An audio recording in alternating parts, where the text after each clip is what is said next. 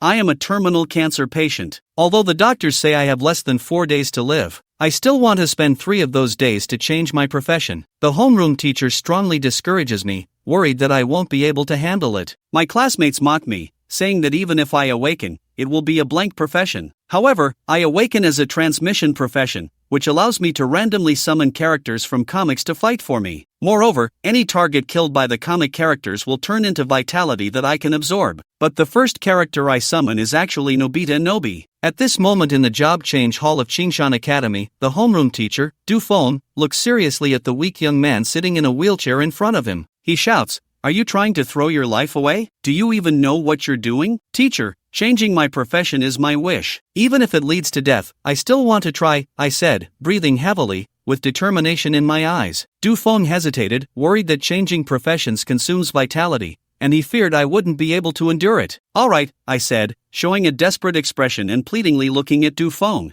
At that moment, a surge of black energy shot up, causing the temperature in the job change hall to plummet instantly. Many students shivered uncontrollably from the cold. Battle profession. The solemn voice of the Frost Witch echoed in the hall, capturing everyone's attention. On another altar in the job change hall stood a girl with delicate features. Frost continuously emanated from her. Oh my, the school beauty, Mu Qingqing, has actually changed to a rare battle profession, a particularly rare elemental mage among output types. It's a pity for class 3, their classmate could have easily overshadowed the school beauty, Mu Qingqing, but unfortunately fell ill suddenly and has little time left. He's just a jinx, he's about to die and still wants to change professions. If he dies on the job change platform, who else would dare to change professions? Several nearby classes turned their gaze toward me, sitting in a wheelchair, filled with mockery. Shut up! Du Feng couldn't stand such gazes and immediately unleashed his aura, sending several nearby students flying. Then he took out a black stone and handed it to me, saying, "Don't leave yourself with regrets." "Thank you, teacher," I said sincerely. This black stone is called a job change stone, into which I can inject my vitality. Combined with the job change altar set up by the school, I can complete the profession change. At this moment, I was staring at the virtual screen in front of me. There was a countdown showing 3 days, 4 hours, 51 minutes, and 58 seconds. This is my remaining vitality. I directly injected 3 days worth of vitality into the job change stone. With the countdown at 4 hours, 51 minutes, and 32 seconds, I clenched my fists, realizing that there was no turning back except for success. In the next silence, upon hearing the summoning from the job change platform,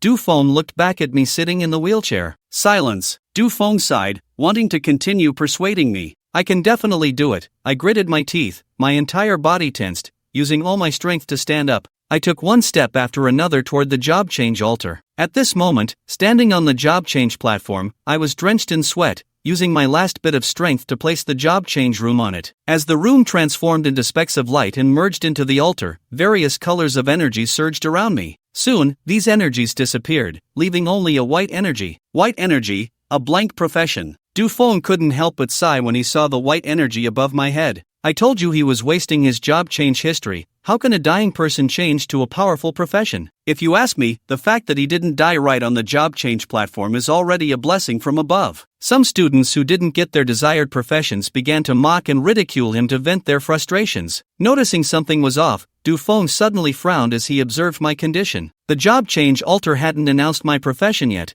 which means I hadn't completed the change. Thinking of this, Du Feng looked at the altar. Just then, he saw 7 different colored energies flying out from the altar, surrounding me like a rainbow. At that moment, the entire job change hall was in disbelief. Everyone could confirm they had never seen 7 energies appear simultaneously before. Is this a blank profession or a legendary profession? At that moment, the job change altar announced my profession. Strangely, there was no profession level. It can't be a divine level profession, right? The students began to whisper among themselves upon hearing my profession. Meanwhile, I looked at my profession. Name, Lin Fei. Profession, God of Comics. Rarity level, 1. Skill, Summoner. Summon value, 0. No comic followers available for summoning. I furrowed my brow slightly, then clicked the plus sign behind the skill bar, which contained detailed skill descriptions. Summon randomly selected characters from comics to fight for me. Targets killed by these characters will turn into vitality. absorbed by the god of comics. Seeing my mundane skill description, my eyes nearly bulged out. This skill is a bit overpowered. Thinking of this, I glanced at my remaining 3 hours of life and felt an urgent desire to unleash a massacre. What level of profession is the god of comics? Du Feng asked, unable to contain his curiosity about my unique job change. I initially wanted to say I didn't know, but feeling that wouldn't satisfy them, I noticed Mu Qingqing looking at me and replied, "It should be a rare profession." A dying person actually changed to a rare profession. So what if it's a rare profession? He'll die soon anyway. Even if he changes to a legendary profession, it won't change anything. The students, who were just watching the spectacle, began to feel jealousy upon hearing I had changed to a rare profession, with some even cursing directly. "Shut up!" Du Feng blared at those gossiping students, scolding, "A bunch of useless ordinary profession changers. How dare you mock the elite who changed to a rare profession?" If only Silence were a bit healthier and injected more vitality, he would have the potential to change to a divine-level profession. You don't even qualify to carry his shoes. As soon as these words were spoken, those students who were jealous of me couldn't help but lower their heads in shame. Don't take their words to heart. Du Feng patted my shoulder and asked, "What type of profession is the god of comics?" Battle profession, output type summoner. Summoner professions have significant restrictions. Let's see if I have any limitations. I paused at the mention of restrictions, then looked back at my attribute panel. Soon, I noticed the summon value section I hadn't paid attention to before and clicked the plus sign next to it. The energy required to summon comic characters increases with level and hunting. Completing tasks grants additional summon value rewards, and the higher the energy, the stronger the summon comic characters will be. Seeing this, I felt a chill down my spine. Luckily, the teacher reminded me, otherwise, with my 3 summon points, I might have summoned Nobita. As soon as that thought crossed my mind, 3 options appeared before me. Detected that the god of comics despises its follower. Please choose. Option 1, permanently abandon follower Nobita, reward 3 summon points upon completion. Option 2, give a half-hearted apology, reward 60 minutes of vitality upon completion. Option 3, summon follower Nobita, boost his confidence, accept the task, reward with a follower-exclusive weapon. I stared at the 3 sudden options, slightly taken aback, and began to analyze them seriously. Ultimately, I chose the third option. Although Nobita is considered the weakest comic character in history, he has a game-breaking blue cat by his side. After making my choice, a notification sounded in my ear. Task completed, follower-exclusive weapon has been issued. Please check. At that moment, Du Feng suddenly spoke. "Silence, I'll take you to find the principal. He'll find a way to help me, no matter what." "No need. I just want to quickly level up and increase my vitality." However, Du Feng is quite impatient. He didn't give me a chance to speak and forcibly took me to the principal's office. "Mu Qingqing, from the day you enrolled, I noticed your exceptional talent. Today's job change just confirms my judgment. You need to keep working hard and aim for a good score in the upcoming high school entrance exam." As I entered the office, I saw the principal smiling and praising Mu Qingqing. After saying that, the principal took out 3 pieces of equipment. Beginner experience badge, blue grade, level 20 requirement, 50% experience in 5 attributes, ineffective if level exceeds 15. Magic ring, blue grade, level 25 requirement, mental food, enhances mental attributes with food accessories. Beginner teleportation scroll, blue grade, level food requirement, no attribute requirement to use. This scroll can teleport to any secret realm or dungeon in Qingshan City, cooldown 24 hours. Mu Qingqing looked at the 3 pieces of equipment, her brows slightly furrowed,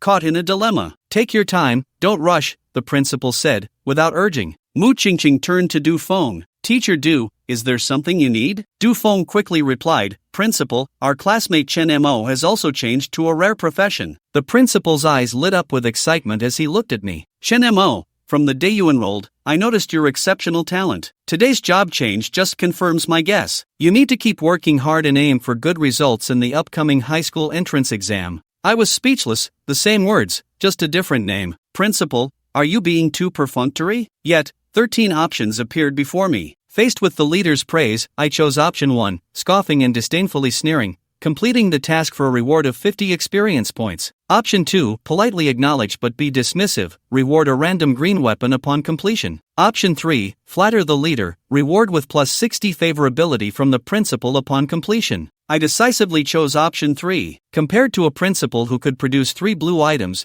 gaining favor with him was the most profitable. "Thank you for your praise, Principal. My job change to a rare profession is thanks to your guidance and support. I will continue to work hard and achieve good results in the upcoming entrance exam, so as not to disappoint your expectations." The principal was taken aback, looking at me. He thought I would respond to his praise like Mu Qingqing, indifferent, but he didn't expect such a positive response. This child really wants to improve, the principal thought to himself. Young people these days, can you give me both the beginner experience badge and the magic ring? Just as the principal was about to praise me further, Mu Qingqing inappropriately interrupted him. Faced with Mu Qingqing interrupting him, the principal could only grudgingly open his mouth. He wasn't angry, just looked a bit displeased. Seeing the principal silent, Mu Qingqing continued, "Principal, I'm one of the 2 students at Qingshan Academy who have changed to a rare profession. If you give me these 2 pieces of equipment, I'm confident I can reach level 10 before the entrance exam and bring good results for the academy." Upon hearing this, the principal's brow furrowed slightly, showing signs of being tempted. This girl is trying to steal my equipment. Seeing the principal hesitating, I immediately spoke up. "Mu Qingqing, the principal has already said you can only choose 1 piece of equipment. Isn't it too greedy to ask for 2? Mu Qingqing looked at me coldly and said, "In our school, only the 2 of us have rare professions. But as everyone knows, you have terminal cancer and could die at any moment. Therefore, I'm the most likely to achieve good results in the entrance exam. Asking for 2 pieces of equipment is also to bring glory to the school." I looked at her and chuckled. "Although I have cancer, I've already received treatment and will recover soon. This means I can also bring glory to the school, so can't I ask for 1 more piece of equipment?" Mu Qingqing furrowed her brows slightly, left speechless. I continued, "Mu, as a student, you only need to focus on leveling up and grinding monsters. But the principal, as a leader, has many considerations. Don't take advantage of your profession to make things difficult for him." Mu Qingqing initially wanted to say that she wasn't making things difficult for the principal, but then she thought about it and realized I wasn't wrong. So she said nothing more, grabbed the magic ring, and left. Just as Mu Qingqing left, a notification appeared before me. Task completed, plus 60 favorability from the principal. Almost as soon as I saw the notification,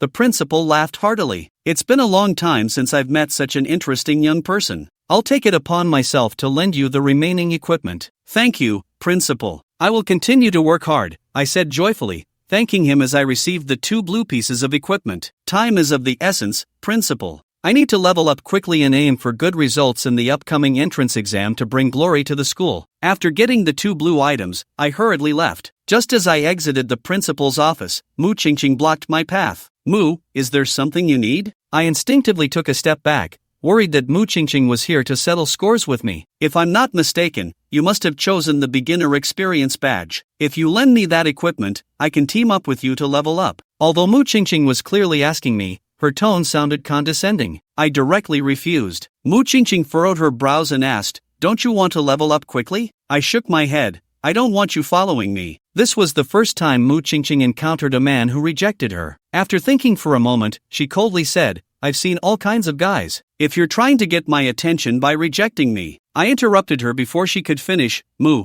are you overconfident? In my eyes, you're like a zoo horse." "No, even worse, at least those horses can be ridden if I pay." "You won't let me ride even if I offer money." Mu Qingqing glared at me. "Even without the beginner experience badge, my leveling speed will still surpass yours." "No one can stop me." Mu Qingqing shot me a harsh remark and left in anger. Watching Mu Qingqing leave, I didn't take it to heart and equipped the beginner teleportation scroll. In an instant, a virtual map appeared before me. I looked at one secret realm after another, and finally, only one secret realm remained on the virtual map. Secret realm, zombie forest, level requirement, below level 10. Description, located above the mining area in a primeval forest, corrupted by dark forces. All animals in the forest have mutated and will attack living beings frantically. Blue grade. Seeing the description of the secret realm, I clicked on the zombie forest on the virtual map without hesitation, and my body turned into a beam of light, disappearing from the spot. When I opened my eyes again, I found myself at the entrance of a massive forest. The area around the secret realm entrance was bustling with activity,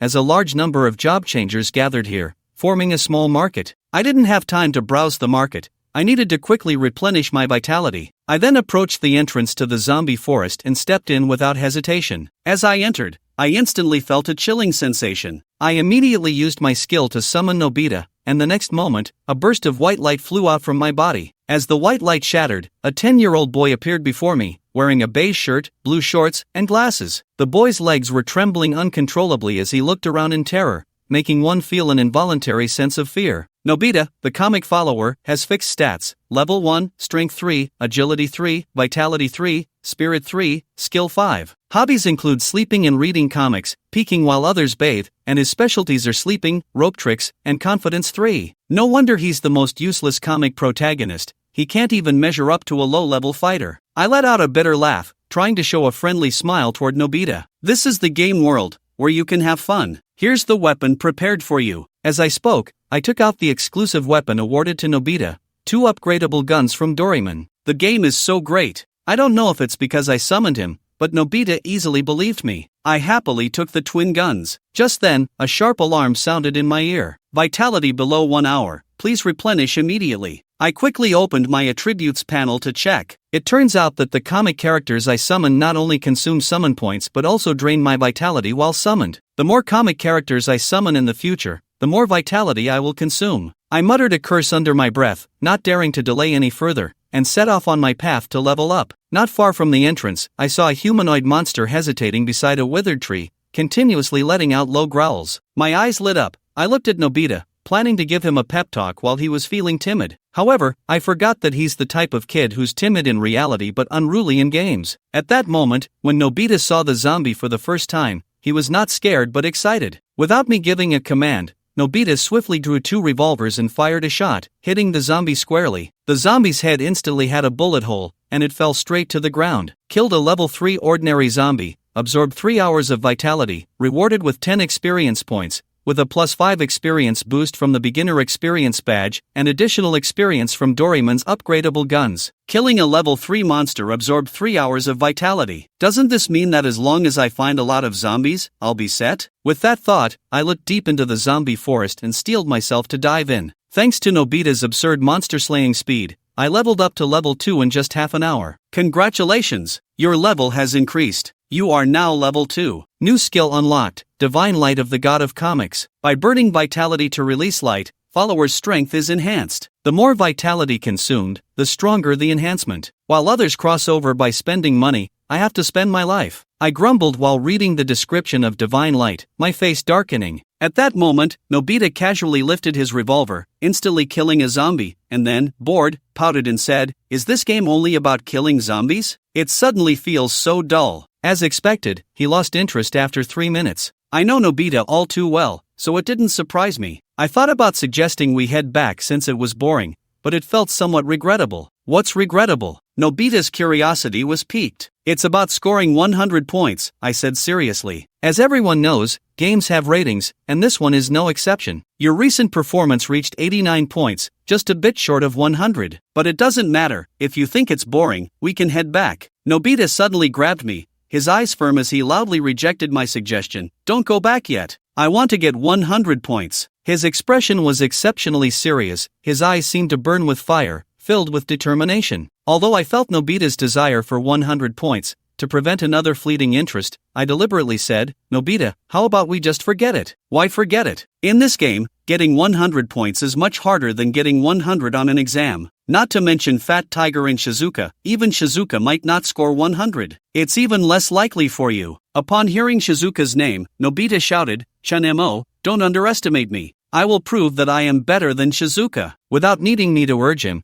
he began searching for zombies to kill. In a cave deep within the zombie forest, a group of people was energetically grinding monsters to level up. After killing this zombie, the aura around the hefty job changer suddenly surged, and he leveled up. Congratulations, Koen Shao, for reaching level 4. If nothing unexpected happens, you will be the fastest level up among this year's graduates from Qingshan City. To level up to 4 so quickly, Koen Shao is truly a genius. A crowd busily complimented him. Su Koen said impatiently, "Get ready, everyone. My goal this time is to kill the Lion King here, and I don't want any accidents." Don't worry, Koen Shao. The Lion King is only level 10. With over a dozen of us at level 8 or 9, we can easily take it down. Once everything was ready, the Lion King, radiating black energy, emerged from the cave. Standing nearly 4 meters tall, its skin shimmered in a dark red hue, with 2 chains dragging behind it, each ending with a hook. This Lion King looks different from the ones I've seen before. The previous ones were only a bit over 2 meters tall, nowhere near this enormous. Whoa, Could this be an elite Lion King? As soon as I said that, everyone fell silent. Looking towards the member of the group who could use the identification skill, he didn't hesitate and threw an identification spell at the Lion King. Boss, Lion King, Lord Lao Wang. Is this an elite Lion King? The stealth warrior couldn't wait any longer and urged him. No, Lao Wang's voice trembled. Just as everyone was about to relax, he continued, this is a Lord-level Lion King. I can see its name, but the rest of its attributes are all question marks. Lord Lion King, we're doomed. The crowd gasped in shock. At that moment, the Lord Lion King roared loudly. As the roar faded, dense growls echoed in the silent cave, followed by an endless horde of zombies rushing out. The moment the Lord Zombie King appeared, the entire zombie forest secret realm trembled with energy fluctuations. Many job changers noticed something was off and started exiting the zombie forest. However, as someone entering the secret realm for the first time, I had no idea what was happening. I felt the changes in the realm and frowned slightly. Is there an earthquake in the secret realm too? Just an earthquake, it's no big deal. Nobita shrugged nonchalantly while shooting zombies. Where I live, we have earthquakes every few days. Don't worry about it. Just don't delay me from getting 100 points. Seeing that even the timid Nobita said this, I felt I shouldn't say anything more. Suddenly, I heard the sound of a beast crashing against a shield nearby. Out of curiosity, I led Nobita towards the sound, carefully hiding behind a tree to observe. Whoa, that's the boss, I thought as I first laid eyes on the towering Lion King. The information indicated that the boss in Zombie Forest, the Lion King's lair, drops a green skill book, which can sell for quite a bit of money. At this point, my breath quickened. However, looking at those fighting job changers, I realized this wasn't just a game, these were real people. As someone who received 9 years of compulsory education, I found it hard to steal from others. In front of you, a job changer is being attacked by monsters. You can choose option 1, ignore the dying and turn to leave. Completion rewards, 30 evil rare comic character fragments. These fragments can summon 1 rare comic character without consuming summon points. Option 2, find an opportunity to leave safely while avoiding danger and help. Completion rewards, plus 1000 summon points. Option 3, intervene and help those in need. Completion rewards, 20 alien eggs. Aliens are special comic characters that do not consume vitality while summoned. The system, in order to make me steal monsters from others,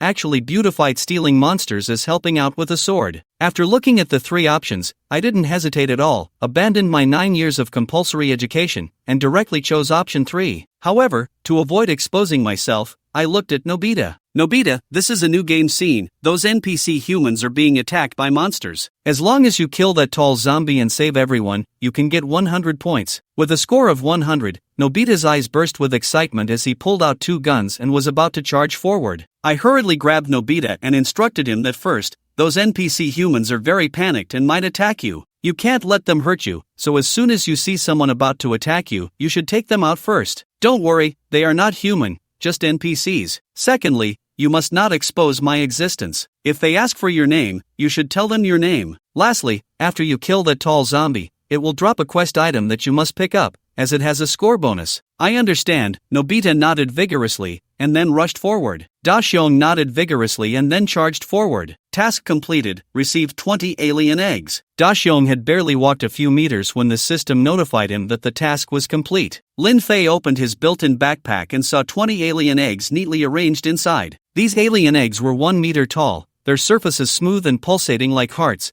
appearing harmless to both humans and animals. However, Lin Fei knew that once these alien eggs sensed a living being nearby, they would hatch quickly, releasing the terrifying face-hugging worms. Meanwhile, outside the secret realm, merchants who were buying skill books and equipment first saw a large number of professionals fleeing from the zombie forest, followed by a squad of armed city defense soldiers sealing off the entrance to the secret realm and starting to disperse everyone. After a while, the city lord, Lu Shoubai, hurried over. The captain of the guard responsible for sealing the entrance, Chen Yang, saluted Lu Shoubai and reported, "Report, city lord. We just detected abnormal energy fluctuations from the zombie forest secret realm. After data analysis, there is a 90% probability that the Lord Zombie King has appeared again. According to protocol, we must seal the entrance immediately, but what? But this time the anomaly appeared too suddenly, and the relevant departments were unable to detect it in advance, so there are still many professionals inside the secret realm. There are professionals inside the secret realm." Lu Shoubai, expressionless, thought for a moment and said in a deep voice, "The last time the Lord Zombie King appeared, we failed to seal the secret realm in time, causing it to expand 30 kilometers outward. As the city lord, I cannot endanger Qingshan City for the sake of a few professionals. Seal the zombie forest secret realm immediately. Yes. Chen Yang stopped talking and turned to execute the order to seal the secret realm. City lord, wait. At that moment, a middle-aged man ran over, panting, City lord, you can't seal the secret realm. My young master is still inside. Lu Shoubai looked over. Your young master? The middle-aged man replied, my young master is Su Kuan, Su family. Hearing this, Lu Shoubai, who had not even frowned at the mention of the Lord Zombie King, now furrowed his brows. The Su family was the top family in Qingshan City, owning countless businesses and providing hundreds of thousands of jobs each year. More importantly, the Su family was responsible for guarding Qingshan City. They had several professional battle teams under their name. Although most were not high-level, they had one S-rank team and 3 A-rank teams. Whenever a beast tide appeared in Qingshan City, the Su family would send these teams to assist the city defense soldiers in fending off monsters. If they sealed the secret realm without regard for Su Kuan's life, it would likely offend the Su family, which would be detrimental to Qingshan City. Thinking of this, Lu Shoubai said solemnly, this city lord can only give you 1 hour at most. Once the time is up, even if the head of the Su family comes in person, I will still seal the secret realm. I understand. Thank you, City Lord. The middle-aged man breathed a slight sigh of relief, anxiously looking towards the entrance of the zombie forest, hoping Su Kuan would come out soon. However, little did he know, the most dangerous place at that moment was where his young master was. Bang bang bang! More and more zombies were pouring out of the mine. Compared to the slow-moving ordinary zombies, these elite zombies moved swiftly and tirelessly, crashing into the tank class's shields like crazed wild boars. Each impact was terrifyingly powerful, requiring the tank class to exert all their strength to withstand it. Support, quickly replenish our stamina and apply buffs. We can barely hold on. Damage dealers, for God's sake, attack quickly and clear these monsters as much as possible, or we're all going to die. The level 9 shield warrior used a skill to raise a massive steel shield in front of him, while fending off the elite zombies' impacts and shouting loudly. These elite zombies, empowered by the Lord Zombie, had significantly enhanced attributes. Once they broke through the defenses, death was certain for these people. Of course, even if they could withstand the elite zombies, the final outcome would still be death, because the Lord Zombie had yet to make a move. Their current struggle was merely to buy Su Kuan some time to escape. Kuan Shao, we can't hold on much longer, you should hurry and escape, said the shield warrior, pausing here, his mouth opening slightly, some words ultimately left unspoken. Are you hoping I'll take care of your family? Su Kuan seemed to know what the shield warrior wanted to say, sneering coldly, I'm not a charity worker, your families can take care of themselves. Besides, instead of worrying about what happens after death, you should think about how to survive. After saying this, Su Kuan did not turn to flee but instead stepped forward with his weapon, joining everyone in fighting the zombies. Kuan Shao, you don't plan to escape? The others were taken aback, feeling a warmth in their hearts. Escape? Su Kuan sneered again, you've been with the Su family for a while now. When have you ever heard of a Su family member abandoning their companions to flee alone? Hearing this, everyone suddenly recalled the rules of the Su family. Companions do not abandon each other, and they do not part ways in life and death. They face difficulties together. However, although the rules were like this, in the eyes of these lower-tier professionals, these rules were merely constraints for them. While Su Kuan was the young master of the Su family, how could he possibly abide by these rules? Yet now, Su Kuan was actually willing to stay and fight alongside them. The shield warrior felt moved. Kuan Shao, you really don't have to die with us. Su Kuan laughed heartily, I've had good luck since I was young. Do you believe I can keep you all alive? The shield warrior was about to nod when the Lord Zombie moved. Suddenly, the iron chain with a hook in its hand extended violently, sweeping towards the frontline tank professionals, the terrifying force instantly shattering all shields. Without their shields, the tank professionals' defenses were greatly reduced, unable to withstand the elite zombies at all. Some of the tank professionals in the front could even see the elite zombies' dark teeth clearly. However, just then, bang, bang, bang, a series of gunshots rang out, bullets seemingly guided, accurately hitting the foreheads of the elite zombies. In an instant, a large number of elite zombies were killed. Everyone was both shocked and delighted, quickly looking in the direction of the sound, only to see a bespectacled child continuously shooting with dual guns. By the looks of him, he shouldn't even be of age to change jobs. Is this really the time to think about that? Can't you see? His speed in killing zombies alone is more terrifying than all of us combined. Wow, he really is. 1 shot, 2 kills, how is he doing that? This is critical damage. The damage is 4 times that of normal damage. Am I seeing things? Every shot is critical damage. As everyone saw a large number of elite zombies being killed, they quickly realized the terrifying nature of Dishyung's marksmanship. Damage is divided into 3 types: normal damage, weak point damage, and critical damage. Normal damage can be inflicted on unimportant areas like arms and legs. Weak point damage is equivalent to a critical hit in games, requiring hits to areas with obvious weaknesses, like eyes and joints, which would weaken the monster's strength. As for critical damage, it can only be inflicted on vital areas like the forehead and heart, capable of a one-hit kill, and the damage dealt is double that of weak point damage. However, knowing the theory is useless. Very few can actually deal critical damage, let alone do so every time. On the other side, hit the vital points, causing massive critical damage. Kill a level 6 elite ordinary zombie, absorb 12 hours of vitality, reward 20 experience points, junior experience badge bonus 10 experience points, additionally gain 10 summoning points. Ding! Doraemon's evolvable gun experience points plus 20. Kill a level 4 elite limb zombie, absorb 8 hours of vitality, reward 10 experience points, junior experience badge bonus 5 experience points, additionally gain 8 summoning points. Kill a level 10 elite acid zombie, absorb 20 hours of vitality, reward 40 experience points, junior experience badge bonus 20 experience points, additionally gain 12 summoning points. As expected of the monsters near the boss, each one is an elite monster. The experience points and vitality gained from killing them are double that of ordinary monsters,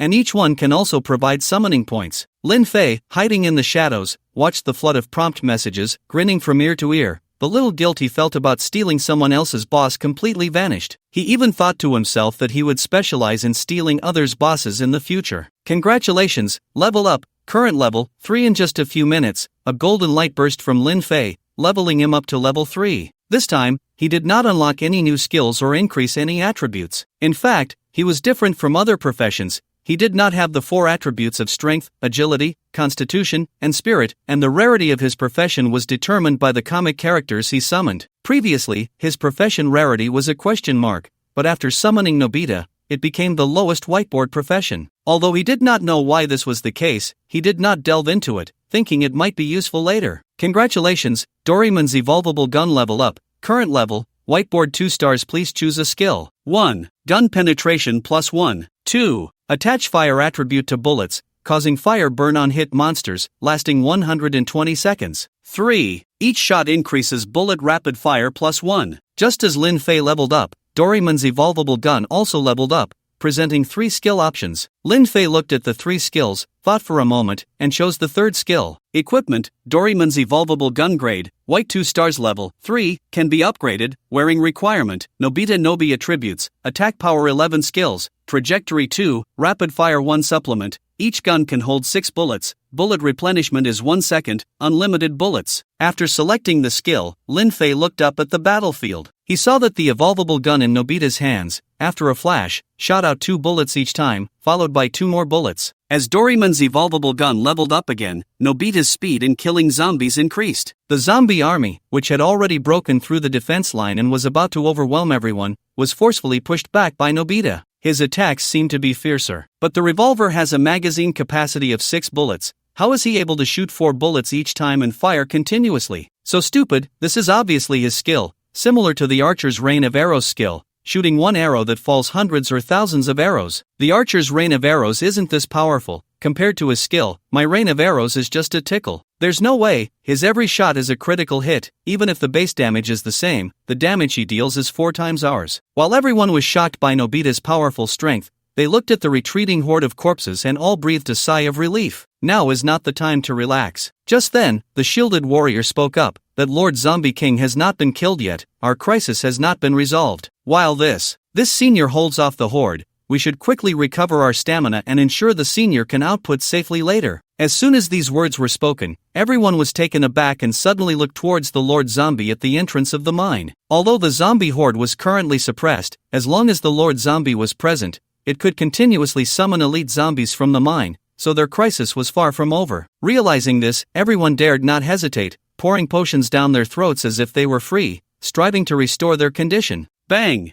Bang! Bang! However, just as they regained some stamina, Dashyong had already opened fire on the Lord Zombie. A barrage of bullets rained down on the Lord Zombie, hitting its weak points, the forehead, eyes, heart. A large number of bullets struck the Lord Zombie. 24, 6, 12, 24-24. A flurry of bright red numbers floated up from the Lord Zombie. Roar! The Lord Zombie, under attack, let out an angry roar and swung the iron chain towards Daxiong. Seeing this, Lin Fei's heart leaped into his throat. Although Daxiong's marksmanship was concept level, his own attributes were barely enough to be considered a weakling, not to mention a single hit from a boss. Even a normal attack from an ordinary zombie could take him out in an instant. Although he knew from understanding his own profession that the summoned comic characters wouldn't truly die, summoning them again required a cooldown period, making immediate summoning impossible. Therefore, if Daxiong died, he would be in great danger unless he summoned other comic characters. The problem was that his summoning value was only 814 points, just enough to summon a high-level comic character, while his intention was to save up more summoning value to bring out a powerful comic character. Clang! Just as Lin Fei was in a dilemma, the sound of metal clashing echoed across the battlefield. Lin Fei quickly looked over and saw a heavily armored warrior, shield in hand, blocking the attack for Daxiong. However, even though the chain did not hit Daxiong, it startled him, revealing his timid and cowardly nature. His legs trembled uncontrollably, and his shooting accuracy plummeted. Lin, boss, I'm scared. I don't want 100 points anymore. Daxiong cried out like he was being bullied by Pingtu and Xiaofu, desperately calling for Lin Fei. The only thing Lin Fei was relieved about was that Daxiong still remembered his instructions and did not call out his name. Don't be a coward at this moment. If you back down now, all the effort before will be in vain. I must help him regain his confidence immediately. But how to do that? Lin Fei looked at the panicking Daxiong, feeling anxious. Suddenly, he thought of the skill he had just acquired, Divine Light. According to the skill description, using this skill could enhance the strength of comic believers, and the boost in strength could help Daxiong regain some confidence. With this in mind, Lin Fei disregarded whether the Divine Light skill would consume vitality and directly used it on Daxiong. Do you want to consume 24 hours of vitality to use Divine Light? Yes. At the moment he used the skill, Lin Fei saw his vitality suddenly decrease by 24 hours. However, before he could feel sorry for himself, the constant prompt sounds in his ears made him feel elated again. Divine Light skill used successfully. Comic believer Daxiong Courage plus 100, gains 3 minutes of Fearless State. Fearless State countdown, 259. Doraemon's evolvable gun gains 3 minutes of Rampage State. Rampage State weapon attack power doubled, bullet cooldown minus 80%, magazine plus 1, penetration plus 1, bullets gain freezing effect. Freezing effect, speed reduced by 80%, lasts 3 seconds. Rampage State countdown, 259. After reading the prompts, Lin Fei quickly looked up at the battlefield. A beam of light shone down on Daxiong, and in an instant, the Daxiong who had been crying out just a second ago fell silent, his gaze becoming resolute, as if it were a highlight moment from a theatrical version. Bang bang bang, bang bang bang. Nobita shot frantically at the Lord Zombie King. This time, the bullets he fired had changed compared to before, turning into freezing bullets that glowed blue. When hit by the freezing bullets, both the elite zombies and the Lord Zombie King experienced a sudden drop in speed. Even the iron chains they swung slowed down against the laws of nature. 48, 48, 25, 34, 52. Countless bullets hit the Lord Zombie King, producing a flurry of red numbers. Under Nobita's frenzied attack, the Lord Zombie King finally couldn't hold on any longer and, after letting out a reluctant roar, collapsed to the ground. Successfully killed Boss Zombie King, Lord, absorbed 144 hours of life force, rewarded with 3,000 experience points, basic experience badge bonus of 1,500 experience points, additionally gained 1,000 summoning points. Ding! Doraemon's evolvable gun experience points plus 3,000. A beam. No, to be precise, 3 beams of upgrade light burst forth from Lin Fei's body, and he directly leveled up 3 times. Congratulations! Congratulations! Congratulations! Level up, current level, 6, unlocked new skill, Divine Grace, Divine Grace. The god of comics uses this skill to temporarily borrow the skills of comic believers. For believers, the god using skills is a blessing. This skill is strong, but why does it feel a bit rogue? Lin Fei thought for a moment after reading the skill description. It feels like I'm lending you my skill as a favor, and you better appreciate it. However, he had no time to study this skill. The most important thing now was the items dropped by the boss. Quest item. After killing the Lord Zombie King, Nobita saw a skill book radiating purple light. Amid the shocked gazes of Sukoan and the others, Nobita shot while rushing forward to pick up the skill book and ran away. I wanted to thank him. Why did he just leave? Sukoan looked at Nobita's departing figure, a puzzled expression on his face. He could have sent someone to chase after him, but he was worried about offending the other party, as some strong individuals had strange tempers. Young Master Koan, this Lord Zombie King is really trash. it only dropped a purple skill book. The shield warrior cursed, I heard that the last Lord Zombie King we hunted dropped a black skill book, 2 purple skill books, and 3 pieces of purple equipment, but this one only dropped the minimum. On the other side, Lin Fei took the purple skill book from Nobita's hands, his hands trembling uncontrollably. It's actually a purple skill book. I told you, our inability to get equipment isn't due to luck, it's because the zombie forest's drop rate is too low. At this moment, many people had gathered outside the secret realm. Leaders from various departments in Qingshan City, high-ranking members of major families, and even many principals and teachers from various high schools were present, all standing outside the warning line waiting. At this time, a man in a suit, exuding a strong aura, appeared in front of the warning line. Upon seeing the man, the middle-aged man who had asked Lu Shoubai for some time hurriedly approached, his eyes red. Sir, the young master hasn't come out yet. If the young master dies in the secret realm, I won't live either. Old phone, this has nothing to do with you. The man patted the middle-aged man's shoulder. The appearance of the Lord Zombie King is a random event.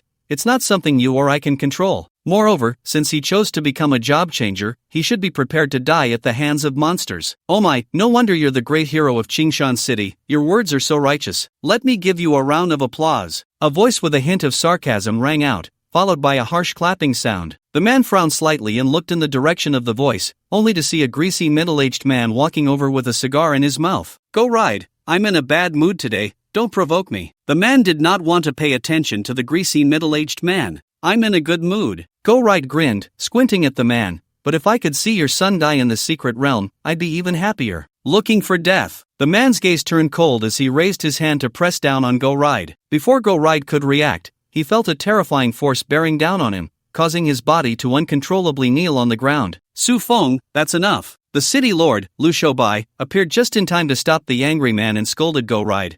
I don't care what grievances you two families have. This concerns the safety of Qingshan City. If you dare to cause trouble again, don't blame me for being rude. Yes, city lord. Go Ride wiped the blood from the corner of his mouth, looking at Su Feng with a gloating smile. Humph. Su Feng snorted coldly, looking at Lu Shoubai. What's the situation now? Is there any chance Su Kuan can survive? Almost none. Lu Shoubai replied affirmatively. You are also a professional, you should know the terror of the Lord Zombie King. With its enhancement, ordinary monsters become elite monsters, and all attributes skyrocket. This is not something an ordinary professional can contend with. The last time the Lord Zombie King appeared, you were involved. We invited 20 genius-level students and paid a great price to kill that Lord Zombie King. Do you think Su Kuan and the people he brought could possibly fight against the Lord Zombie King? At this point, Lu Shoubai looked towards the restless zombie forest secret realm and hesitated to speak. Su Feng, you are the hero of Qingshan City. I hope you can consider the people of Qingshan City and allow me to seal the secret realm. Impossible. Su Feng rejected the city lord without a second thought, his tone resolute.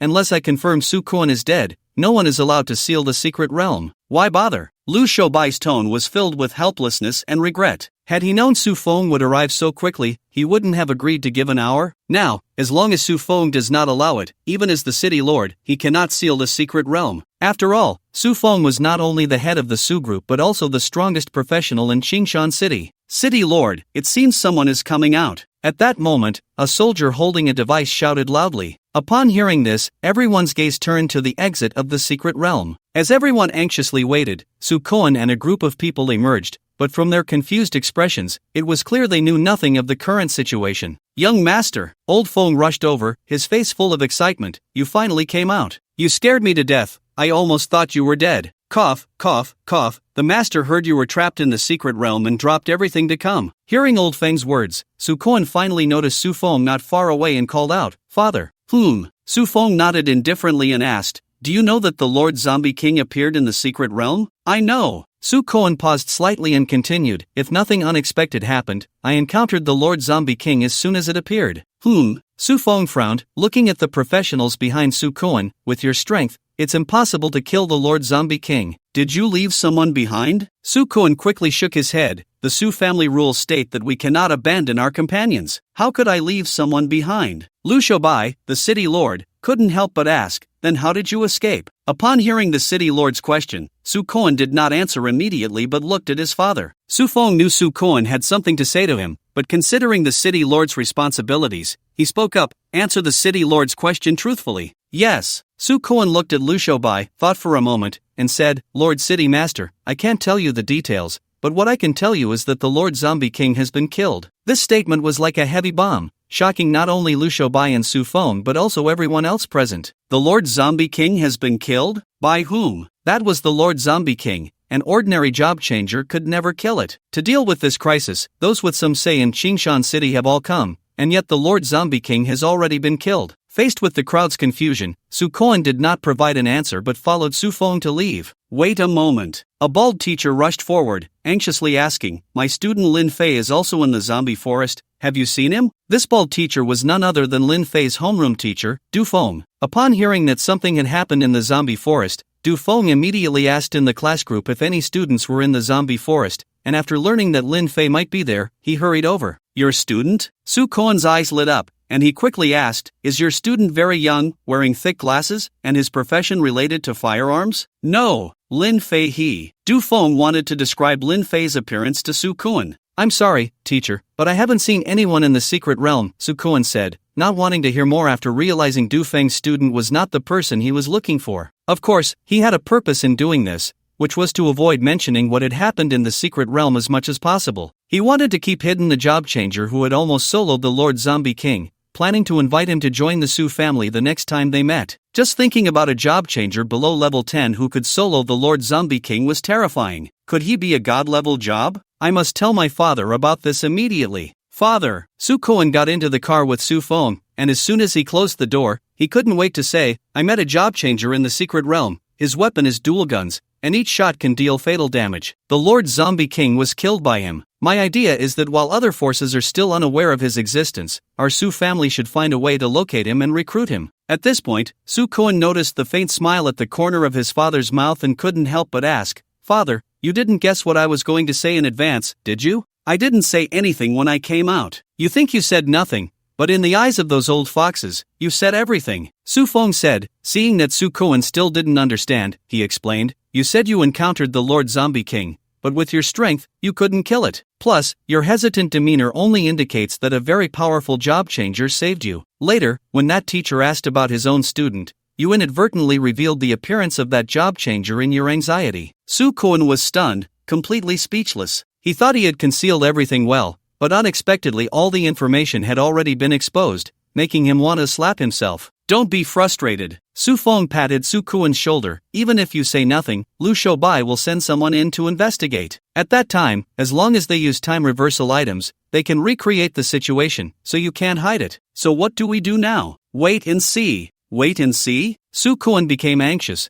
"We can't wait. The job changer is really powerful. If he gets snatched by other forces, we'll be at a huge loss." Su Feng calmly replied, "Our Su family's specialty is solving problems with our fists. Finding people is far less effective than the Gu family. Since that's the case, why not wait and see for the right opportunity?" "Wait for what opportunity?" Su Koan looked at Su Feng in confusion. In his understanding, recruiting was something that should be done as early as possible. Su Feng did not answer the question directly but instead looked meaningfully at his son. "The neighbors store grain while I store guns. The neighbors are my granary." Upon hearing this, Su Koan was initially puzzled, but then he suddenly realized. At that moment, he finally understood why the Go family harbored animosity towards the Su family. Go Right sat in his car, watching the Su father and son drive away, his expression gradually turning sinister. The driver, Xiao Wang, noticed Go Right's anger and quietly asked, "Boss, the Su family has annoyed you time and again. Should we hire a hitman to take care of him?" "Fool!" Go Right scolded sharply. Su Feng was already a level 66 rare profession 3 years ago.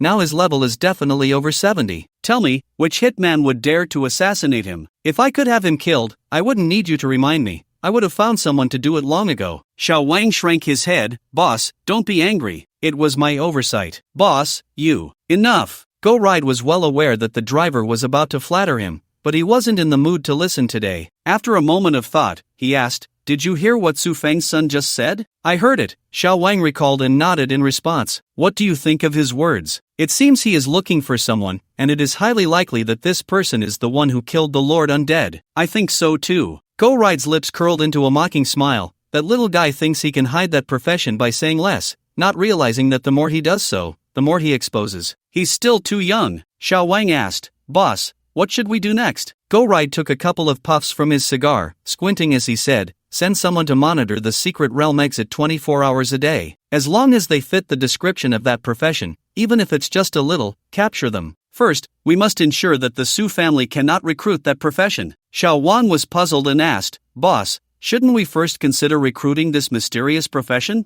"Humph." Upon hearing this, Go Ride snorted coldly. Of course, he wanted to recruit that profession, which could solo the Lord Undead at under level 10. The problem was that Su Feng, relying on his own strength, was targeting the Go family at every turn. Even if the Go family managed to recruit that profession, Su Feng would find a way to take it away. Rather than making the Su family a wedding dress, it was better to prioritize preventing them from recruiting. As long as the Su family couldn't recruit that profession, it would be a victory for the Go family. Victory! Thinking of this word, Go Ride looked at driver Xiao Wang. "Xiao Wang, what has Xingli been up to lately?" "Young master." Xiao Wang's heart tightened, and he spoke in a voice barely above a whisper. "The young master has been doing quite well lately." Go Ride's tone darkened. "I'm not asking if he's well. I want to know what he's been doing recently." "The young master has been pursuing the school beauty." Faced with Go Ride's sharp gaze, Xiao Wang dared not hide the truth and answered honestly. "I named him Go Xingli hoping he could defeat the Su family, but instead, he spends all day chasing girls." Go Ride scolded in a tone of disappointment. "Master, please don't mention that name." "Indeed, you had a meaning when you named him, but your family name is Go." At school, classmates openly call him Young Master Go, but behind his back, they all call him Dog Shang. Of course, Xiao Wang dared not voice these thoughts and awkwardly smiled. "Boss, the young master said he has found true love this time." "True love my ass. What does he know about true love?" Go Ride cursed without regard for his image. Although he had just criticized Su Kuan for being too young, in fact, his own son was even less mature than Su Kuan. Su Kuan knew how to level up seriously by fighting monsters, and he was very skilled in dealing with people. In the eyes of the professionals in the Su family, he held a high prestige. Even though Su Feng suddenly disappeared, many professionals would still be willing to follow Su Kuan. Looking at his own son, who not only caused trouble for him every day but also encountered true love at least 3 times a year, he was a typical young master. "Boss, this time the young master's true love is different from the previous ones," the driver, Xiao Wang, said cautiously. "What's different?" Go Ride sneered, thinking the driver was making excuses for his son. "The young master's true love this time is a rare profession." "Rare profession?" Go Ride's eyes lit up with surprise. "When did my son become so capable that he could pursue someone with a rare profession?" Hearing this, the driver Xiao Wang could only smile awkwardly. He didn't dare to tell Go Ride that the young master hadn't yet won over his true love, and based on his observations, the young master seemed to be developing into a sycophant. Meanwhile, in the Gobi Desert on the north side of Qingshan City, a group of people was leveling up. It was called leveling up, but in reality, it involved a professional luring monsters over, while several tank professionals took the damage in front, and finally, a beautiful girl with a frosty expression used her skills to clear them. The beautiful girl was none other than Mu Qingqing, the campus belle of Qingshan Academy. "Qingqing, this is the latest potion developed by our Go family. It can quickly restore stamina. Drink a couple of sips." After Mu Qingqing cleared a wave of monsters, Go Xingli approached with 2 bottles of potion. "I don't need it." Mu Qingqing coldly rejected Go Xingli's kindness. "I also don't need your people to help me lure monsters. You should think about how to level up yourself. It doesn't matter whether I level up or not. My father's earnings are enough for me to live without worries." Go Xingli grinned. "Besides, if I don't waste a bit, where would my father's sense of achievement come from?" Mu Qingqing didn't know how to refute such twisted logic, so she simply ignored Go Xingli. Noticing Mu Qingqing's unusual behavior, Go Xingli couldn't help but ask, "Qingqing, did someone make you angry? Even when you ignored me before, you would at least roll your eyes at me, but now you can't even be bothered to do that." Facing Go Xingli's incessant questioning, Mu Qingqing turned a blind eye and continued using her skills to farm monsters. At that moment, a lackey approached Go Xingli. "Boss, I know who made Mu Qingqing unhappy." "Who?" Go Xingli quickly inquired. "Lin Fei." The lackey lowered his voice. "I saw it with my own eyes. Mu Qingqing wanted a piece of equipment from Lin Fei, but not only did Lin Fei refuse to give it to her, he also said some very unpleasant things. Then, the lackey embellished the story and recounted the events. Go Xingli was furious. "Lin Fei, how dare you make my woman unhappy?" "Just wait." Lin Fei was an extremely cautious person. He was so cautious that he only mixed in with other professionals after the City Defense Army finished their investigation of the zombie forest, allowing professionals to enter and exit the secret realm freely. Moreover, to prevent Da Xiong from exposing himself, he had also recalled Da Xiong. The recalled comic character would be stored in the illustration book, in a dormant state. In this state, it wouldn't consume vitality, and when needed, it could be released directly without using the summon skill, thus avoiding the random summoning of comic characters. It's been 8 days. That group of professionals should have given up on blocking me by now. Lin Fei took out his phone and checked the time after the network was restored. Although 8 days felt long, he thought it was worth it for a purple skill book. After all, a purple skill book could easily sell for hundreds of thousands. Ding ding! Just then, a flood of messages that had accumulated in the class group for several days came pouring out, causing the phone to ring incessantly. Lin Fei clicked in and took a glance, seeing that his classmates were discussing the topic of leveling up by defeating monsters. Brothers, does anyone know of good leveling spots? The safe leveling spots in this city are always packed. I only managed to snag 2 wild boars today, and I've only leveled up to 2 since changing jobs. Old Wei, you're doing pretty well. I'm still at level 1. There are more people in the safe leveling spots than monsters. I'm not doing well at all. I heard that the school beauty, Mu Qingqing, is already at level 6. She went to the wild to level up at level 1. Why don't we team up and go to the wild too? Don't even think about it. According to the safety leveling manual issued by the school, it's best not to go to the wild before level 5, and not to enter the secret realm before level 8. Lin Dishan didn't follow the manual to level up, and the result? Sigh. Yeah, old Du was still happy that Lin Dishan's cancer could be cured, but didn't expect the bad news to come the same day. I heard old Du guarded the exit of the secret realm for 3 days. If Lin Dishan hadn't had an accident, what's Mu Qingqing? Lin Dishan is a summoning-type combat profession, one of the fastest leveling professions. What a pity! As they chatted, the class group fell silent. Lin Fei, after reading the chat messages, was completely confused, his face full of bewilderment. Clearly, he was fine. So why did it seem like he had died in the mouths of his classmates? What had happened during these days in the secret realm? Hello everyone. With confusion, Lin Fei sent out a message. Holy crap, I can't be seeing this wrong. Is that Lin Dishan? Lin Dishan, you didn't die in the secret realm? I said it. How could Lin Dishan, who couldn't even be killed by cancer, die in the secret realm? Lin Fei's message was like a heavy bomb, instantly making the entire class group lively. As the topic unfolded, Lin Fei gradually pieced together what had happened in the past few days and finally understood why his classmates thought he was dead. It turned out that the boss he encountered was very powerful. Low-level players below level 10 would die upon encountering it,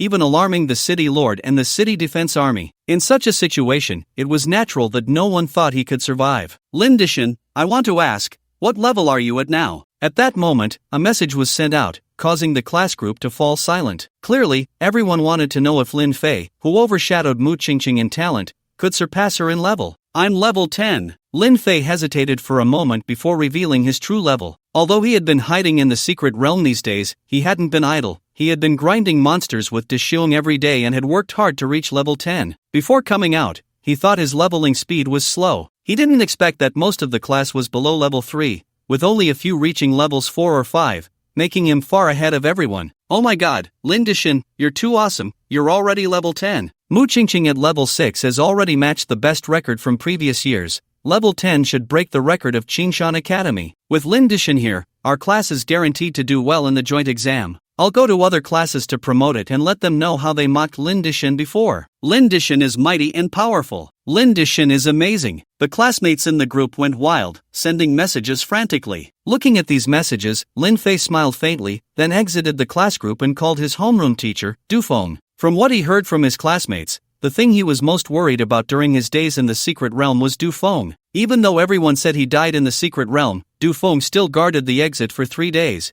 and it was only when the principal intervened that he was forcibly taken away. Among all the homeroom teachers he had met, Du Feng was almost perfect. Why almost? Because Lin Fei thought of the shining top of the homeroom teacher. Hello, who is this? A slightly tired voice came from the other end of the phone. Teacher, it's me, Lin Fei. Lin Fei. The voice on the other end of the phone suddenly rose in pitch, followed by a series of questions. Where have you been these past few days? Why have I been unable to reach you? You just don't listen. I told you to upgrade according to the safety manual, but you wouldn't listen. What if something happened? As he spoke, Du Feng suddenly stopped, letting out a long sigh of relief. You're fine. It's good that you can come back. Lin Fei's eyes became a bit misty, and he grinned. Don't worry, teacher, I'm doing well. You should also take care of yourself. When I have kids in the future, I'll have you teach them. Go play somewhere else. You don't want me to retire, do you? Du Feng laughed and scolded. Don't think I don't know. You little brats call me bald warrior behind my back. By the time you have kids, I really won't have any hair left. He. Lin Fei chuckled awkwardly. If he remembered correctly, he was the one who had given that nickname in the first place. Alright, teacher is fine, you hurry up and upgrade. Dufeng continued, if you really want to thank me, get a good score in the upcoming joint exam. After saying that,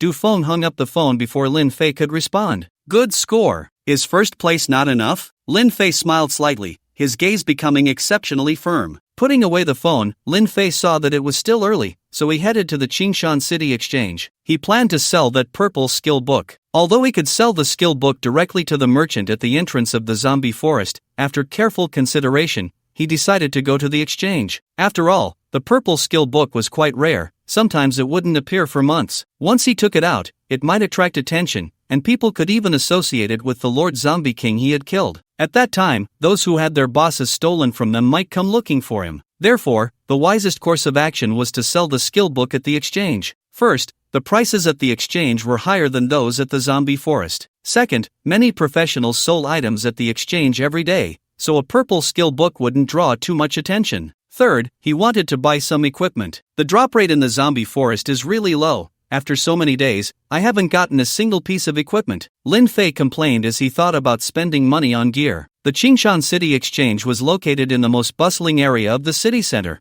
where a large number of professionals traded every day, making it the liveliest place in Qingshan City. Welcome to the Qingshan City Exchange. How can I assist you? As soon as Lin Fei walked into the exchange, a beautiful woman in business attire approached him with a professional smile. I want to sell something. Lin Fei glanced around and replied softly. The exchange offers two types of trading methods. The woman, seeing Lin Fei's cautious demeanor, smiled and said, the first method allows you to consign your goods at the exchange, and we will help sell them, but a 5% commission will be charged. The second method is that there is a free trading area within the exchange, where you can rent a stall for $500 and sell your goods yourself, but it can easily attract the attention of other professionals. After hearing the woman's words, Lin Fei frowned slightly, feeling a bit troubled. He was selling a purple skill book worth over 300,000, a 5% commission would be 15,000, which was equivalent to several months' income for an ordinary person. The problem was that while the second trading method saved money, it didn't guarantee safety, especially for someone like him who had just changed jobs. He could easily become a target. On one hand was money, on the other was life. This put Lin Fei, who valued money as life, in a dilemma. Miss, the 5% commission is too high. Can you lower it a bit? Lin Fei asked while bargaining. Sure. The beautiful woman chuckled lightly, not waiting for Lin Fei to feel happy, and continued, holding a VIP card from the exchange allows you to enjoy a 20% discount on commissions. Holding a diamond card allows for a 40% discount. May I ask what card you have? Lin Fei thought for a moment and said,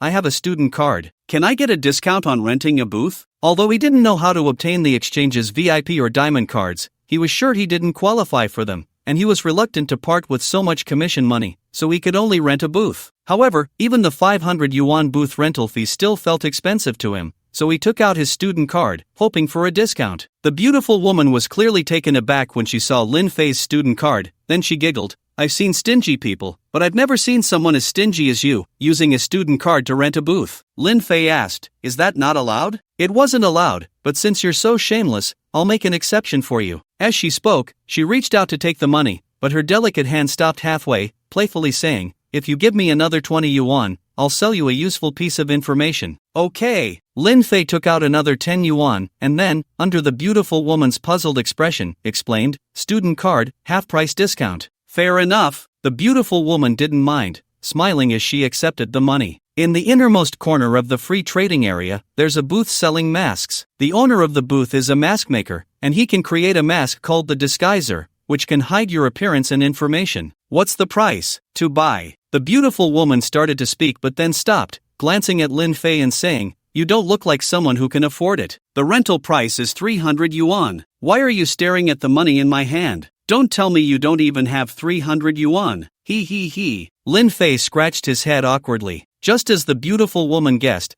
the 200 yuan he had just given away was all he had. If he weren't so shameless, he wouldn't even be able to take out the booth rental money and would have to let the exchange take a 5% commission. Alright, the beautiful woman sighed, and a loan note appeared in her hand. You just need to leave a fingerprint on it. I can lend you the money you lack, but are you brave enough to borrow my money? If you're not afraid that this poor guy won't pay you back, why should I be afraid to borrow? Lin Fei decisively pressed his fingerprint on the loan note, then took the booth permit and the borrowed money and left. The beautiful woman watched Lin Fei leave, the corners of her mouth slightly curling up, revealing a charming smile. At that moment, an old man appeared beside the beautiful woman and asked in confusion, "Miss, are you being a bit too nice to this stranger? Uncle Huang, do you know what level he is?" The beautiful woman countered, "Level 10. The old man's voice showed no surprise. Undeniably, he is quite outstanding in Qingshan City, but forgive me for speaking frankly, that's still not enough to catch the Mrs. Eye. Uncle Huang, the information you assessors see is too one-sided." The beautiful woman chuckled lightly and stopped paying attention to the old man, her eyes shimmering with a faint golden light as she scanned the professionals coming in and out of the exchange. However, after a long time, she still did not approach any of the professionals. Lin Fei searched for a long time in the free trading area and finally found the mask maker the beautiful woman mentioned. The mask maker was a serious-looking middle-aged man, with a large number of masks displayed at his booth. After Lin Fei explained his purpose,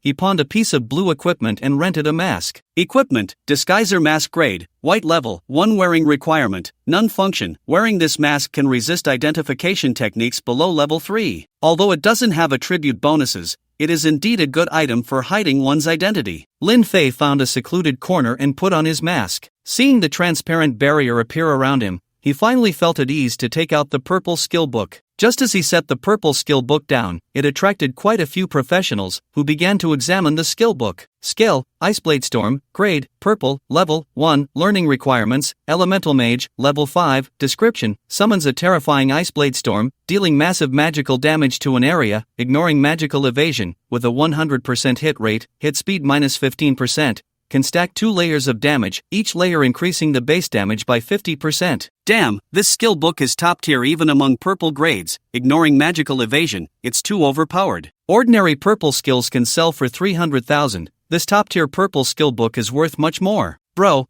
I'll offer 400,000. Can you sell this skill book directly to me? How shameless, this purple skill book starts at 500,000. You really have the nerve to offer 400,000? I'll offer 550,000. The onlookers, after seeing the description of the purple skill book, began to call out bids. After all, such a powerful skill, even if they couldn't use it themselves, could be sold for a good profit. Are you all blind? Can't you see this young master is here? Get the hell out of my way. Just then, a domineering voice rang out. Once the crowd parted, the tone became flattering. Xing, there's an ice attribute skill book here, and it's purple, just perfect for you. Amidst the fearful yet disdainful gazes of the crowd, Go Xingli eagerly brought Mu Qingqing to Lin Fei's stall. Seeing the disgust on the faces of others, Mu Qingqing frowned slightly. She disliked Go Xingli's domineering behavior and didn't want to go along with it, but thinking of the purple skill book that suited her, she silently told herself, just this once. "Excuse me, what is the price of this purple skill book?" After checking the skill book's description, 2 glimmers of excitement flashed in her beautiful eyes.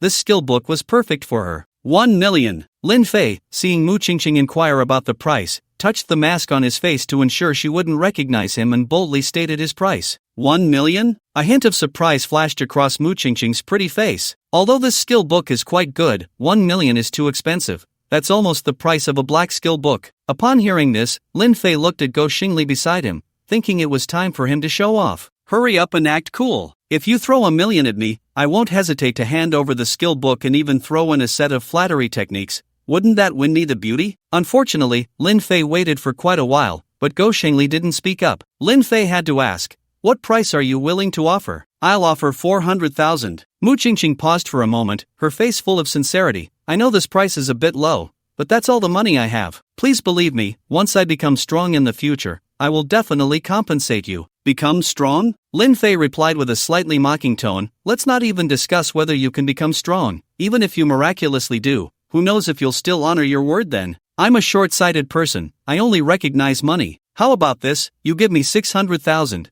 and I'll sell you this skill book." If he weren't in debt right now, he might consider Mu Qingqing's proposal. Unfortunately, he was in dire need of money, so compared to vague promises, he chose the 20,000. "You will regret your choice today." After Mu Qingqing said this to Lin Fei, she turned to Go Xingli and asked, "Can you lend me 200,000? Qingqing, why go through all that trouble? I can just buy it for you directly." Go Xingli said with a face full of flattery. "I don't want your money," Mu Qingqing said coldly. "All right." Go Xingli nodded helplessly. Just as he was about to take out money from Mu Qingqing, he suddenly remembered he hadn't made his move yet, so he asked, "Qingqing, if I can get this skill book for 400,000, can you give me a chance to take you out for a meal? Mu Qingqing was taken aback and curiously asked, you can bargain? Of course. Go Shengli nodded confidently. Good. Mu Qingqing thought for a moment and agreed. Go Shengli immediately became excited and strode over to Lin Fei. Kid, do you know who I am? If you don't want to die, sell me the skill book for 400,000. Or don't blame me for being rude. Is this what you call bargaining? This is outright threatening. Lin Fei's face darkened as he contemplated how to deal with the trouble before him. Clap, clap, clap. At that moment, a round of applause suddenly erupted, followed by a mocking voice, Go Shang, why do you always bully others when you have the upper hand? Don't call me Go Shang. Go Shengli was instantly enraged and turned to look at the newcomer. The newcomer was none other than Su Kuan, whom Lin Fei had encountered in the zombie forest. Of course, Su Kuan's appearance here was not a coincidence. He had heard his father say to keep an eye on the Go family, so naturally, he had to keep an eye on Go Shengli as well. Okay,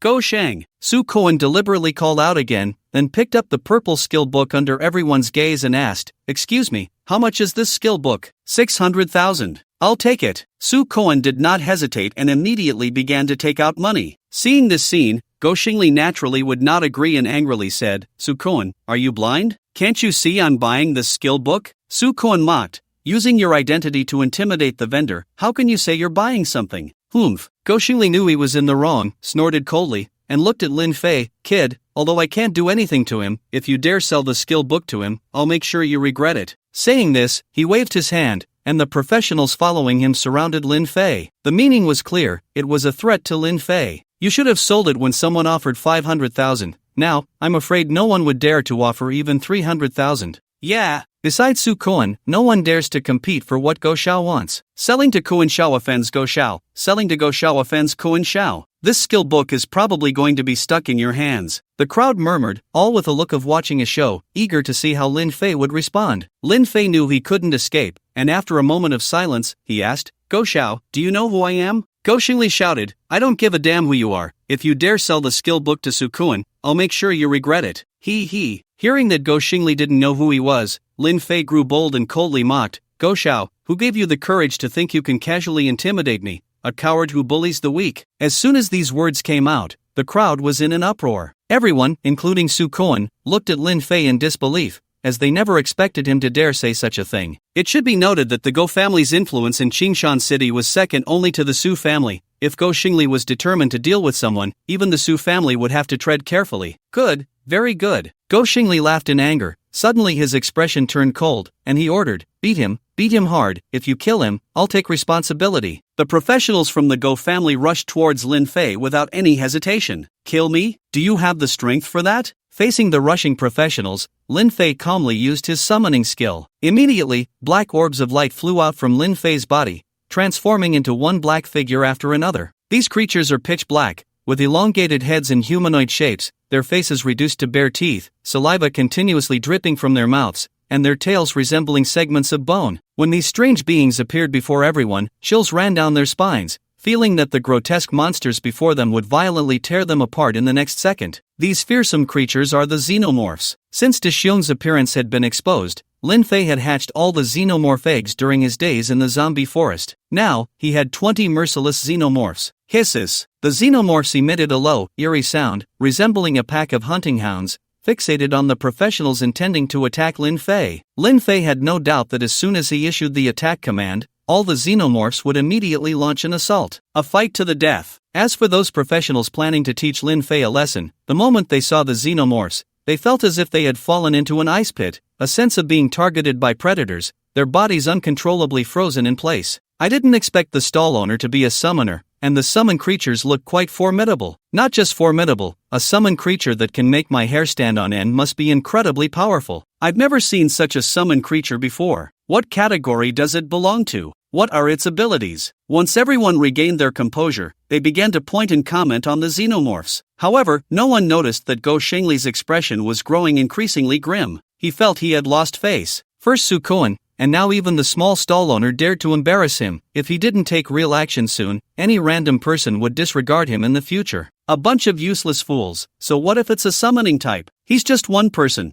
Are you all not even a match for one person? After scolding, Go Shengli continued, whoever can kill him today will be heavily rewarded by this young master. I'll do it. Under the promise of a great reward, a heavily armored warrior charged directly at Lin Fei. As he charged, countless steel spikes suddenly erupted from his armor, making him look like a porcupine. Anyone who collided with him would be left dead or crippled. Hiss! The xenomorphs sensed Lin Fei was in danger and instinctively positioned themselves in front of him without needing a command. Bang! The warrior collided with a xenomorph, the immense force sending the xenomorph flying, while the steel spikes pierced into its body, spraying a large amount of green blood. I was worried these scary summon creatures were powerful, but I didn't expect them to be so weak, the warrior said, gaining more confidence upon seeing the xenomorph injured. Is that so? Lin Fei sneered and said loudly, everyone saw it clearly, he attacked me first, and I didn't fight back. If he dies later, you can't blame me. Ha! You don't think these trash summon creatures can kill me, do you? The warrior scoffed. You are already dead. I'm perfectly fine, how could I possibly? Before the warrior could finish his sentence, he suddenly heard a sizzling sound. He looked down and found that the thorns on his armor were visibly corroding at an alarming rate,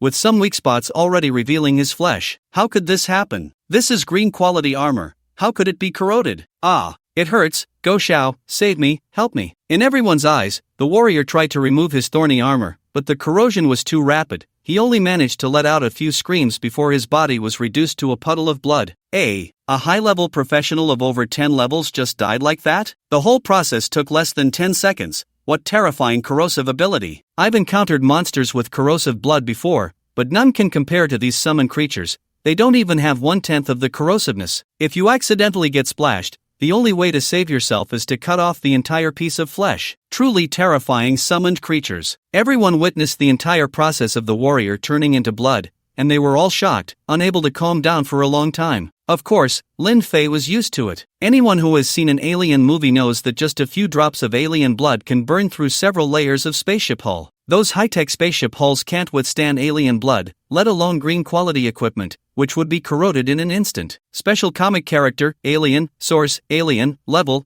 10, strength, 165, agility, 180, constitution, 192, spirit, 62, skills, stealth, super recovery ability, super strong acidic blood, hobby, hunting, specialty, hunting. What terrifying attributes. Even though Lin Fei had seen the alien's attributes multiple times, he couldn't help but be shocked again upon seeing them. The attributes of the alien were too terrifying. Under normal circumstances, even a level 15 high-level professional wouldn't reach the level of an alien. Go Xiao, it seems you didn't kill me because of your strength. Lin Fei looked at Go Xingli. So what? Go Xingli glanced at the professional turned into blood, swallowed hard, and mustered his courage to say, I am the young master of the Go family. If you dare to harm me, my father will definitely kill you. Do you know who I am? This time, Lin Fei didn't wait for Go Xingli to speak and said again, you don't even know who I am. If I kill you, who will your father seek revenge on? Besides, even if your father finds out who I am and can take revenge for you, you'll already be dead. We trade lives, who loses? Hearing this, Go Xingli finally became afraid. He was the young master of the Go family, destined to inherit the Go group. With the money his father earned, his future life would be as comfortable as it could be. How could he trade lives with a madman? Thinking of this, Go Xingli immediately apologized. I'm sorry, I was wrong. Please forgive me and don't hold it against me. This brother, Go Xingli, has already apologized. You see. To everyone's surprise, Su Kuan actually spoke up to defend Go Xingli. Of course, Su Kuan was helping Go Xingli mainly for his own sake. Go Xingli was the apple of Go Ride's eye. If Go Xingli were to die here today, Go Ride would definitely think it was the Su family's doing and would launch a desperate attack against them, especially targeting him. At that time, even if the Su family could withstand the Go family, their strength would be greatly diminished. It was not worth it for the Su family to suffer losses for a useless person. It's easy to make me accept his apology. Lin Fei raised the skill book in his hand. As long as he buys my skill book, I will forgive him. I'll buy it. I'll buy it right away. 60,000, right? I'll get the money for you immediately. Go Xingli nodded repeatedly, fearing Lin Fei would change his mind. It was 60,000 before, but now I think the skill book is worth 300,000. Lin Fei's thought was simple. Since he had already offended him, he might as well offend him thoroughly and take the opportunity to extort a bit. However, he was worried that 300,000 might be too much. What if Go Xingli couldn't come up with it? But Go Xingli didn't hesitate for even a second, nodding frantically. 300,000, no problem. Hearing this, Lin Fei cursed inwardly. Damn it, I was too hasty. I should have asked for more. Soon, 300,000 was delivered to Lin Fei. Looking at the money filling two large suitcases, Lin Fei felt a sense of unreality. Whether in his past life or this life, he had never seen so much money. Suppressing his excitement, Lin Fei packed away the 2 large suitcases and then tossed the purple skill book to Go Shenli. Money and goods are settled, goodbye. Lin Fei knew it was not wise to linger here, so he took the money and left the trading post. After Lin Fei left,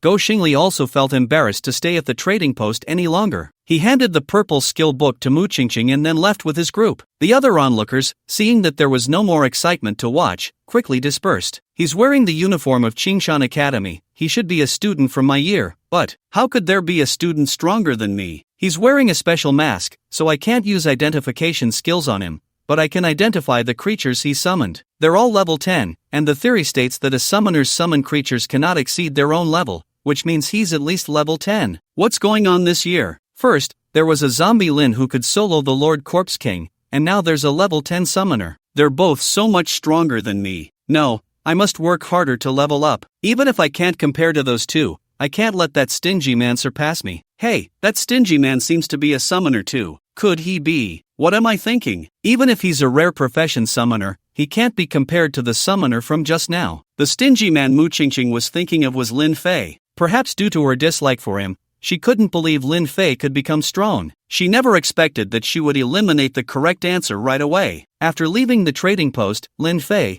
to prevent being tracked, randomly chose a bus, got off at a random stop, and then took a taxi, instructing the driver to drive aimlessly. Thus, when Lin Fei got out of the taxi, he didn't even know where he was. There's no way anyone could be tracking me now. Lin Fei was confident in his anti-tracking abilities. He didn't believe anyone could follow him like this. However, the next second, a pleasant voice rang out from behind. Men really have no conscience. I lent him money, and as soon as he made a profit, he just left without even saying goodbye. The sudden voice startled Lin Fei, and he turned around sharply to see a familiar figure. It was the beautiful lady from the trading post who had lent him money. However, the beautiful lady had changed her clothes. She was no longer in office attire but was now wearing a black, form-fitting cheapao that showcased a figure that made men drool. How did you find me while I'm wearing a disguiser mask? A hint of killing intent flashed through Lin Fei's mind. He couldn't allow his identity to be exposed. If the Go family found him, he would undoubtedly die. The beautiful lady sensed Lin Fei's killing intent and smiled calmly. My profession is merchant, but not an ordinary merchant. I'm a rare level merchant. One of my skills is usury. Anyone who signs a usury contract with me, no matter how far they run, I will find them. Saying this, the beautiful lady took out the IOU Lin Fei had signed, which seemed to have a golden thread wrapping around Lin Fei. I only owe you a few hundred. There's no need for this. Lin Fei felt like dying. After all the effort to hide his identity, he never expected to be exposed over a small amount of money. In the eyes of a merchant, even a piece of toilet paper has its use. The beautiful lady giggled. Of course, you don't need to worry. I have no ill intentions towards you and might even help you. What do you mean? Lin Fei's gaze sharpened. You don't think that just because you're wearing a disguiser mask, the Go family won't find you, do you? The beautiful lady looked at Lin Fei with charm and continued. I can help you erase all traces. Even if the Go family checks the surveillance or uses time-space items, they won't be able to find you. Lin Fei raised an eyebrow. As the saying goes, no merit, no reward. Why do you want to help me? I have my eye on you. The beautiful young lady playfully winked at Lin Fei. Lin Fei looked at the charming beauty and nodded without hesitation. All right, I'll wash up. Although the young lady's request was somewhat hard to believe, considering her looks rivaled Mu Qingqing's, he was still quite willing to oblige. After all, compared to the innocent Mu Qingqing, the beautiful young lady perfectly matched a boy's fantasy of an older sister. As for feelings, with such a beautiful young lady, who needed feelings? As long as she didn't call it off, he was willing to exhaust himself day after day. You've misunderstood my meaning. The beautiful young lady clearly paused, glancing at the space between Lin Fei's legs, and chuckled. Besides, I'm not interested in little brothers. What the hell? A double entendre. Lin Fei thought for a moment, his expression serious. I'm 18. The beautiful young lady looked at Lin Fei with a half-smile. I meant age. Lin Fei replied, I never said centimeters. He. The beautiful young lady laughed so hard she nearly trembled, not continuing the inappropriate topic. What I mean is, I'll help you solve your troubles, and in return, you need to be my labor. Do I get grass? Yes. The beautiful young lady stopped mid-sentence, playfully rolling her eyes at Lin Fei. Be serious, I'm discussing business with you. I am serious, Lin Fei said, looking aggrieved. If you want me to be your labor, you have to feed me, right? I can't be both labor and a gigolo to support myself. The beautiful young lady was instantly speechless. Initially, she thought Lin Fei was shameless, but she didn't expect him to be such a seasoned player. speeding through the conversation. If she hadn't seen it with her own eyes, she wouldn't have believed Lin Fei was just a high school student. You don't need to be a gigolo. During this time, I will provide you with anything you need: equipment, skills, items. As long as it can enhance your strength, I can provide it. Hearing the beautiful young lady's promise, Lin Fei frowned, because what she was offering was simply too much. Although he considered himself quite capable, he definitely couldn't reach the level where the beautiful young lady would offend the Go family and provide unlimited resources. Thus, he said, "Miss, you should just tell me what you need me to do. Otherwise, with you being so nice to me, I won't feel at ease. I thought you were fearless." The beautiful young lady let out a silver bell-like laugh, then her expression turned serious. "I need you to help me clear a dungeon." "You only need me to help you clear a dungeon?" Lin Fei looked at the beautiful young lady with a questioning gaze, frowning as he asked, "From what you've done for me, it's clear you have strength and money. If you wanted, you could hire many powerful professionals to help you. Why choose me?" One must have self-awareness. Although he was handsome, extraordinary, and exceptionally wise, clearly a dragon among men, he still didn't think he was worth such a high price from the beautiful young lady. Even if he was 18, he still wasn't worth it. "I didn't expect you to be so cautious." "Fine, let me explain this dungeon in detail," the beautiful young lady said. "This is an abyss-level dungeon, with a very high difficulty. Normally, it would require a team of rare professionals at level 30 to clear it, but this abyss dungeon has restrictions on both the number of people and their levels." Lin Fei asked, "What are the requirements?" The beautiful young lady replied, "No more than 5 people, and their levels cannot exceed 12. "What?" Lin Fei exclaimed loudly. "You actually plan to send 5 level 12 professionals to clear a dungeon that requires level 30 rare professionals to pass?" At that moment, he finally understood why the beautiful young lady was willing to pay such a high price. With such a high difficulty level in the dungeon, if you didn't pay a hefty price, no one would be willing to go. After all, if you died in the dungeon, it was truly death, there was no resurrection. In fact, there are only 4 people. The beautiful young lady explained when she saw Lin Fei's puzzled expression. "I must enter the dungeon to secure a spot, and my profession is a merchant, with no attack skills. Miss, even if you give me grass, I..." Even Lin Fei, thinking with his heel, knew he couldn't agree to her. However, before Lin Fei could finish his sentence, 3 options suddenly appeared before him. In response to the young lady's plea for help, you choose. Option 1, screw her, this death trap of a dungeon, whoever wants to go can go. Completion reward, level +1. Option 2, agree verbally but actually drag it out, extracting as many benefits as possible. Completion reward, vitality plus 30 days. Option 3, a drop of water shall be returned with a burst of spring. One should be willing to go through fire and water. Completion reward, alien queen. Damn it, the system is forcing me to agree to help clear the dungeon. Lin Fei smiled bitterly. It seemed the system had given him 3 options, and the rewards for the first 2 were quite tempting. But upon closer analysis, he realized that the rewards for the first 2 options combined were not even as good as the reward for the 3rd option. The reason was simple. As the number of comic characters he could summon increased, leveling up or absorbing vitality became an easy task. He had farmed zombies in the zombie forest for 7 days and had reached level 10, absorbing vitality for over half a year. In other words, the rewards for the first 2 options were only equivalent to farming zombies for a few days in the zombie forest. In contrast, the 3rd option offered a reward of an alien queen, which roughly equated to him having an alien army. With this in mind, Lin Fei changed his tone. "Miss, I'll help you." The beautiful young lady furrowed her brows slightly, unable to understand why Lin Fei suddenly changed his mind. Of course, she didn't intend to ponder this question and pulled out a contract, handing it to Lin Fei. "Take a look and see if there are any issues. If there are none, just press your handprint on it." The beautiful young lady paused before continuing. "This contract is created by my skill and has a binding effect. Once you press your handprint, you cannot back out." Listening to the beautiful young lady's reminder, Lin Fei merely smiled slightly and pressed his handprint on the contract without hesitation. Task completed, received 1 alien queen. The alien queen has 2 forms, breeding and combat. In breeding state, it lays 1 egg every 3 hours, with a 70% chance of a normal alien, 25% chance of a warrior alien, 95% chance of a royal guard alien, and 5% chance of a mutated alien. Please choose the form of the alien queen. Lin Fei thought for a moment and chose the breeding state. Just after making his choice, he found that his system backpack had gained a hatching space,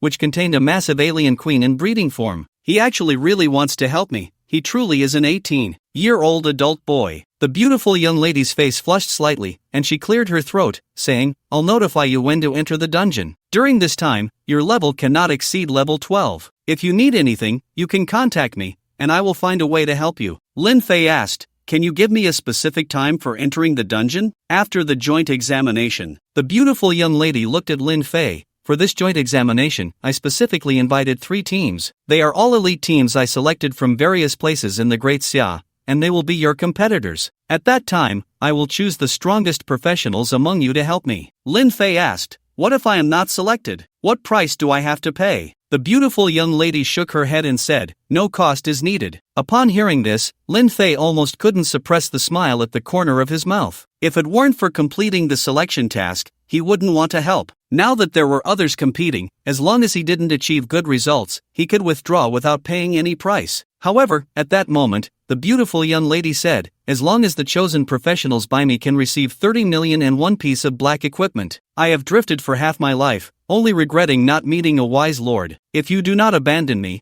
I am willing to be your ox or horse." Lin Fei's knees softened, almost kneeling down. Although a man's knees are worth gold, 30 million plus one piece of black equipment was enough to forge 2 golden legs. If you have time to chat, you might as well go find suitable teammates. The beautiful young lady's face turned red involuntarily. For some reason, every time she heard the words ox and horse, she couldn't help but think of 3 other words. Meanwhile, at the Go family, "Dad, today your son was humiliated, you must avenge me and kill that masked man." Go Xingli looked as if he had suffered a great grievance, crying out for Go Rai to take revenge for him. He had always bullied others, and no one had ever dared to bully him, so the encounter at the trading house left him with a belly full of anger. He wanted to mobilize the powerful professionals of the Go family to find and kill that masked man. Go Rai looked at his crying son, took 2 strong puffs of his cigar, and said, "Xingli, if it were before, I would definitely help you take revenge, but now, that masked man cannot be touched." Upon hearing this, Go Xingli immediately stopped crying and looked at Go Rai with a strange expression. "Dad,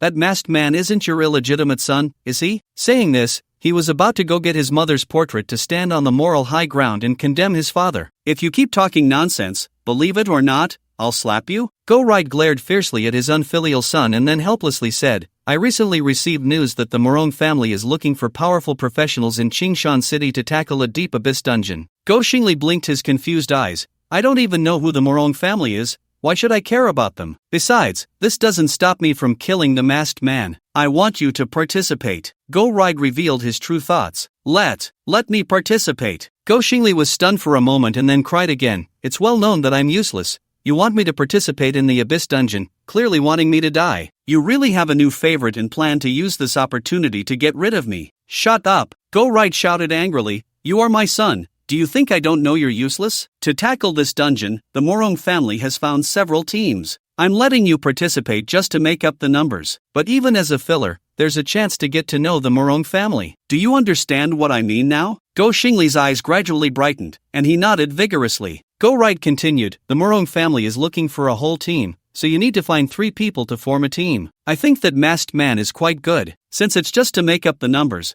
why not just find a few random people?" Go Xingli asked in confusion. "That's the Morong family. If we just find a few random people to appease them, it will only offend the Morong family. We must search with all our might. That shows sincerity." "I see." Go Xingli nodded, somewhat understanding, and suddenly asked, "Dad, is the Morong family very powerful?" Go Rai rolled his eyes at his uneducated son and said sarcastically, "Not powerful. They are just the richest family in the Great Xia, hardly worthy of your attention." The next day, in the morning, because the dungeon level limit was level 12, Lin Fei didn't dare to level up and instead went to school to look for professionals to team up with. The first person that came to his mind was the rare professional Mu Qingqing. Although Mu Qingqing is currently only at level 6, there is still plenty of time before the joint examination, and reaching level 10 or above is completely feasible. Mu Qingqing. Lin Fei found Mu Qingqing in the school's training room, based on information provided by classmates. The training room is set up with a formation arranged by a formation master, which can greatly enhance the recovery speed of practitioners, making it ideal for those who want to quickly improve their skill proficiency. "What do you want?" Mu Qingqing turned her head, seeing Lin Fei approaching her, and asked coldly. "The joint exam is coming up soon, and we are the only 2 rare practitioners in the academy. I wanted to ask if you would like to team up with me, Lin Fei said with a somewhat ingratiating smile. You don't deserve it. Mu Qingqing shot Lin Fei a disdainful glance and replied in a frosty tone. I don't deserve it? Lin Fei thought he had misheard and took a while to process it. If he remembered correctly, he was at level 10 while Mu Qingqing was only at level 6. In the case of both being rare professions, it should be Mu Qingqing who didn't deserve it. In our school, we are the only two rare professions. If I don't deserve it, then who does? Lin Fei couldn't help but ask. The dual-gun sharpshooter and the masked man. Mu Qingqing answered. Lin Fei was confused. Is there someone in our school with that name? That's a nickname. Mu Qingqing looked at Lin Fei with disgust. A few days ago, a Lord Zombie King was born in the Zombie Forest secret realm. Just when the city Lord of Lu was about to seal the secret realm to prevent the spread of the Zombie Forest, the dual-gun sharpshooter single-handedly killed the Lord Zombie King. And the masked man is a summoner who can summon 20 powerful creatures at once, each with the strength of a level 15 advanced profession. Moreover, the masked man wears our school's uniform, so he should be from our school.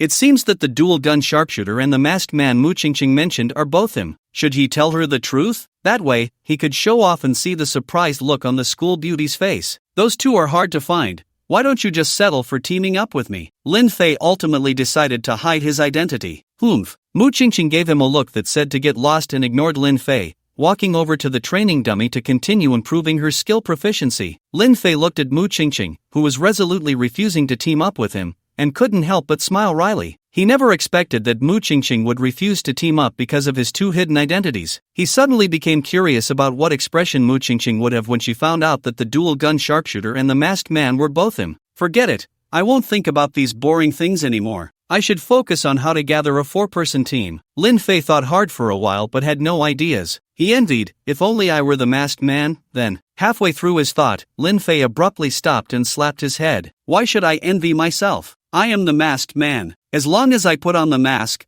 wouldn't Mu Qingqing be willing to team up? With this thought, Lin Fei quickly went to the restroom and put on the mask he hadn't returned yet. Of course, to prevent Mu Qingqing from connecting the masked man with him, Lin Fei messed up his hairstyle, took out spare clothes and shoes from his system backpack, and gave himself a complete makeover. After doing all this, Lin Fei confidently walked out of the restroom. Masked man. Just as Lin Fei was about to find Mu Qingqing again, an excited voice called out to him. Go Shangli. Lin Fei couldn't help but frown, thinking that this guy wouldn't still be harboring revenge against him, would he? If that were the case, he wouldn't mind turning Go Xingli into an alien incubation chamber. After all, from yesterday until now, the alien queen had already laid 4 alien eggs. Thinking of this, Lin Fei's tone turned icy. You want to seek revenge on me? No. Go Xingli shook his head like a rattle drum, explaining, the joint exam is coming up soon, and I wanted to ask you if we should form a team. You? Lin Fei looked Go Xingli up and down. Go Xingli immediately introduced himself. I'm a high-level vocational swordsman, currently at level 3, but don't worry, as long as you agree to team up with me, I'm confident I can level up to 8 before the exam. Hearing that Go Xingli could only reach level 8, Lin Fei shook his head immediately. Your level is too low.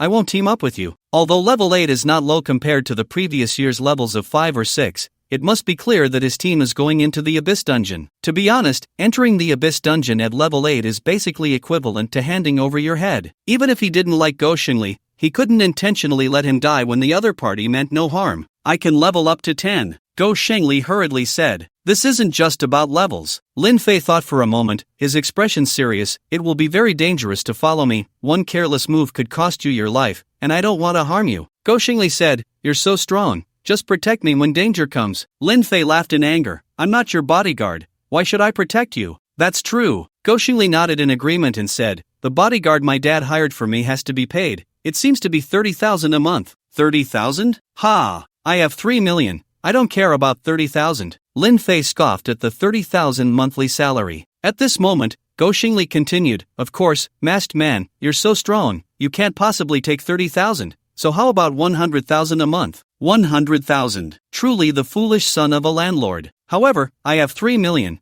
I don't care about 100,000 either. By the way, Go Xingli suddenly thought of something, slapping his head. You seem to have 20 summoned beasts. Each of those beasts is stronger than my bodyguards. Even if it's 50,000 a month, 20 would be 1 million. Oh, 1 million. Foster father. You must be my long-lost foster father. Faced with a monthly salary of 110,000, Lin Fei finally felt tempted. Go Xiao, my team is just lacking someone like you. Me? Talent? Didn't you just say my level is low? Go Xingli looked confused. You are a wise talent. You don't need a high level. Level 3 is enough. But, my dad often calls me an idiot. I don't seem smart. Your dad doesn't know anything. This is called great wisdom appearing foolish. Only those with great wisdom would be like this. Understanding each other. I think so too. Go Xingli nodded vigorously in agreement, putting his arm around Lin Fei's shoulder, whispering, "We're already brothers. I'll let you in on a secret. I suspect my dad is looking for a mistress outside. If it weren't for worrying about him having an illegitimate child to fight me for the inheritance, I wouldn't participate in this damn joint exam. I think that secretary around him is very suspicious. She's very flirtatious, always shaking her butt. Not to mention my dad, even I almost couldn't help it. Wow, how thrilling. But, is this something an outsider can hear?" Masked man. Just as Lin Fei was eavesdropping on the gossip, he heard Mu Qingqing's surprised voice. Immediately after, a graceful figure ran over from a distance, taking a deep breath and asking, "The joint exam is coming up soon,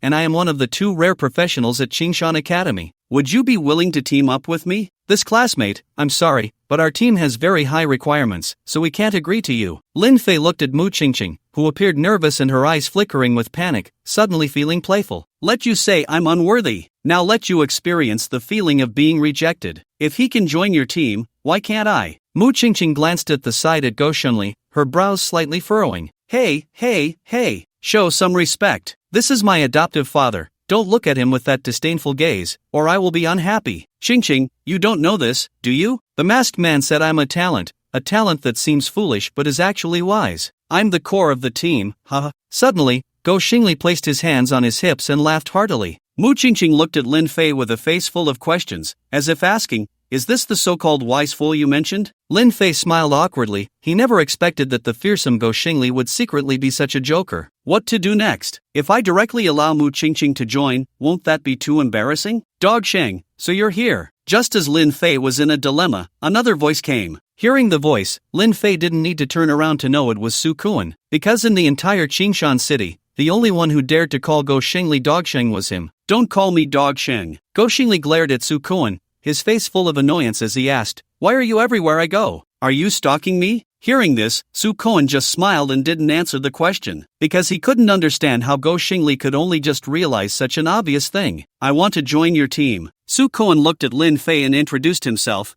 "I'm a high-level vocational monk, currently at level 5, and can serve as a tank, just filling the vacancy in the team." "Bro, I don't get along with him, I can't agree to this." As soon as Go Xingli heard Su Kuan wanted to join, he immediately started to stir things up. "Sorry, you don't meet our team's requirements." Lin Fei smiled apologetically at Su Kuan. In fact, even if Go Xingli didn't stir things up, he had no intention of agreeing to Su Kuan joining the team. After all, their team was going to enter the Abyss Dungeon, and the dangers were obvious. Having Go Xingli as a burden was already giving him a headache, let alone adding another one. Go Xingli thought Lin Fei was refusing Su Kuan because of his words, and immediately raised his head proudly, provocatively looking at Su Kuan. Su Kuan couldn't stand being provoked by a fool, thought for a moment, and asked, "Masked man, how about we play a game?" After saying that, to prevent the masked man from refusing, he added, "If you win once, I'll give you 1,000,000. If you lose, you don't have to pay anything." What game? Faced with the temptation of money, Lin Fei had no resistance. Su Kuan didn't answer immediately, took out a coin, handed it to Mu Qingqing, and then said, "Let's guess heads or tails. If you guess right once, I'll give you 1,000,000. Okay. Lin Fei immediately nodded in agreement. Although his luck had always been poor, the probability of guessing heads or tails was there. He would surely guess right at least once. As long as he guessed right once, he could get 1,000,000. However, Lin Fei's idea was good, but reality was cruel. Lin Fei, heads. Mu Qingqing, tails. Lin Fei, heads. Mu Qingqing, tails. After 10 times, Lin Fei, tails. Mu Qingqing, heads. Lin Fei, tails. Mu Qingqing, heads. Another 10 times, Lin Fei, heads. Mu Qingqing, tails. Lin Fei, tails. Mu Qingqing, heads. After a full 50 times, Lin Fei hadn't guessed right even once. This made him suspect whether he was possessed by a god of misfortune. Otherwise, his luck couldn't be this bad. The coin must have been tampered with. This time I'll use mine. I don't believe I can't guess right even once. Go Xingli, looking unconvinced, took out a coin and flicked it with his thumb. Lin Fei, heads. Go Shengli. Lin Fei, tails. Gua Shengli. Just a second ago, Gua Shengli was full of confidence, but now, looking at Lin Fei's guessed answers,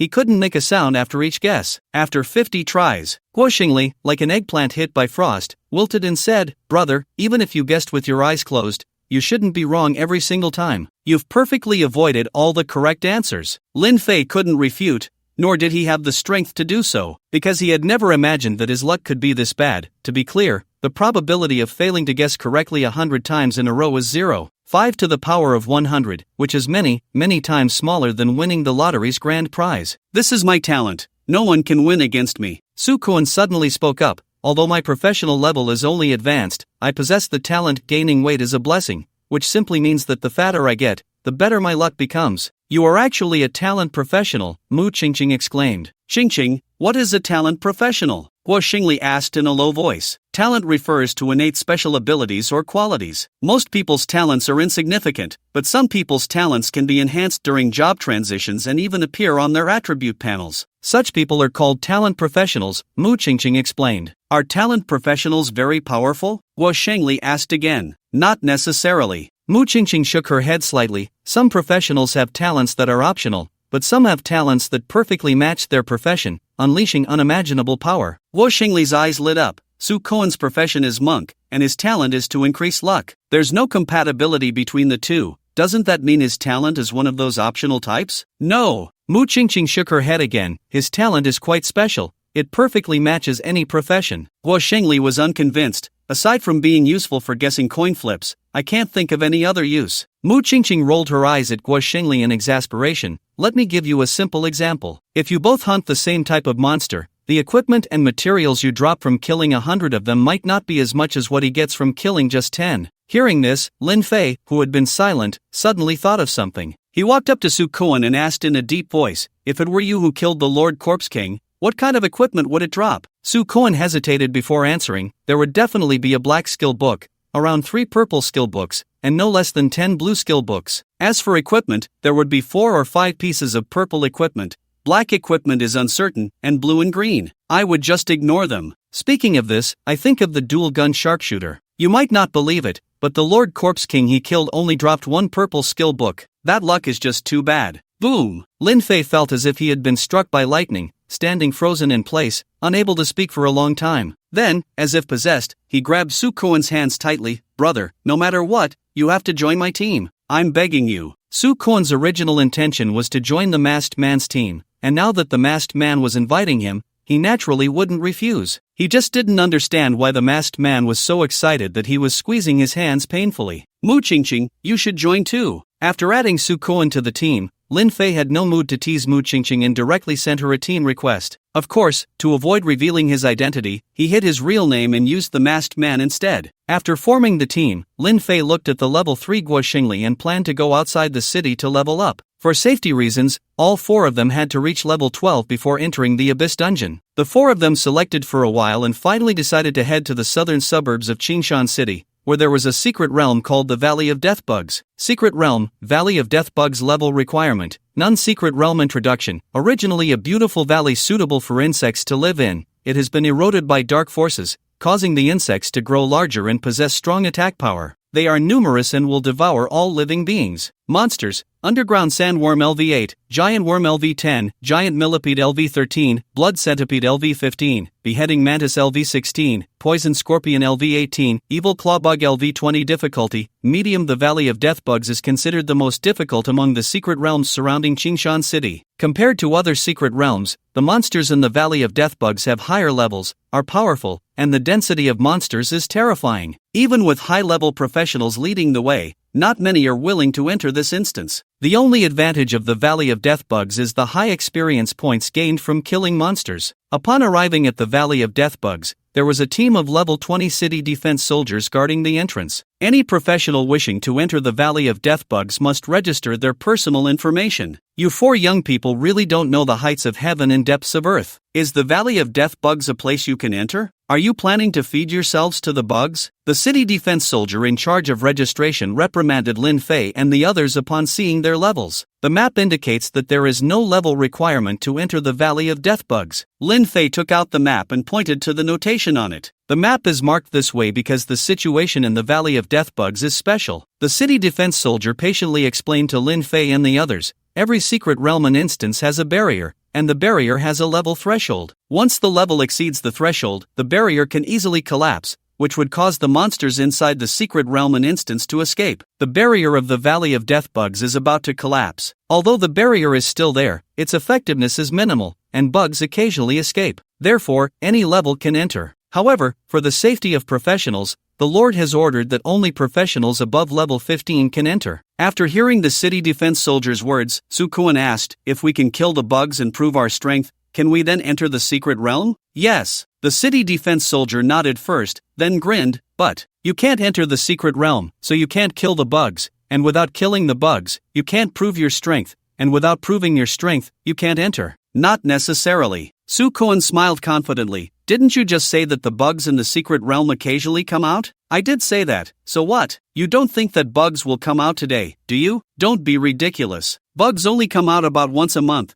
and it just so happens that they came out a few days ago. I don't believe your luck is that good to encounter bugs coming out of the secret realm today." The city defense soldier saw through Sukuan's intentions and couldn't help but laugh. However, before the smile on his face fully blossomed, an alarm suddenly rang out. Immediately after, they saw ripples appearing on the barrier of the secret realm, and more than 10 giant bugs burst through the barrier. The city defense soldiers on guard rushed forward without hesitation, engaging in battle with the bugs. "This place is too dangerous. You should hurry back." The city defense soldier, who had been chatting with them just a second ago, grabbed his weapon and charged towards the bugs. Hiss, hiss, hiss, hiss, hiss, hiss. Just as he turned to charge, 20 black figures shot past him like arrows. These 20 black figures were the aberrations summoned by Lin Fei. Compared to the professionals, the speed of the aberrants was like black lightning, swiftly racing to the bugs, killing those pests that had been a headache for the city defense army one by one, either with their tongues or tails. In the blink of an eye, all the more than 10 bugs that had emerged were killed. Kill level 10 giant worm, absorb 10 hours of life force, reward 12 experience points, basic experience badge bonus 6 experience points, additionally gain 10 summoning points. Kill level 8 underground sandworm, absorb 8 hours of life force, reward 10 experience points,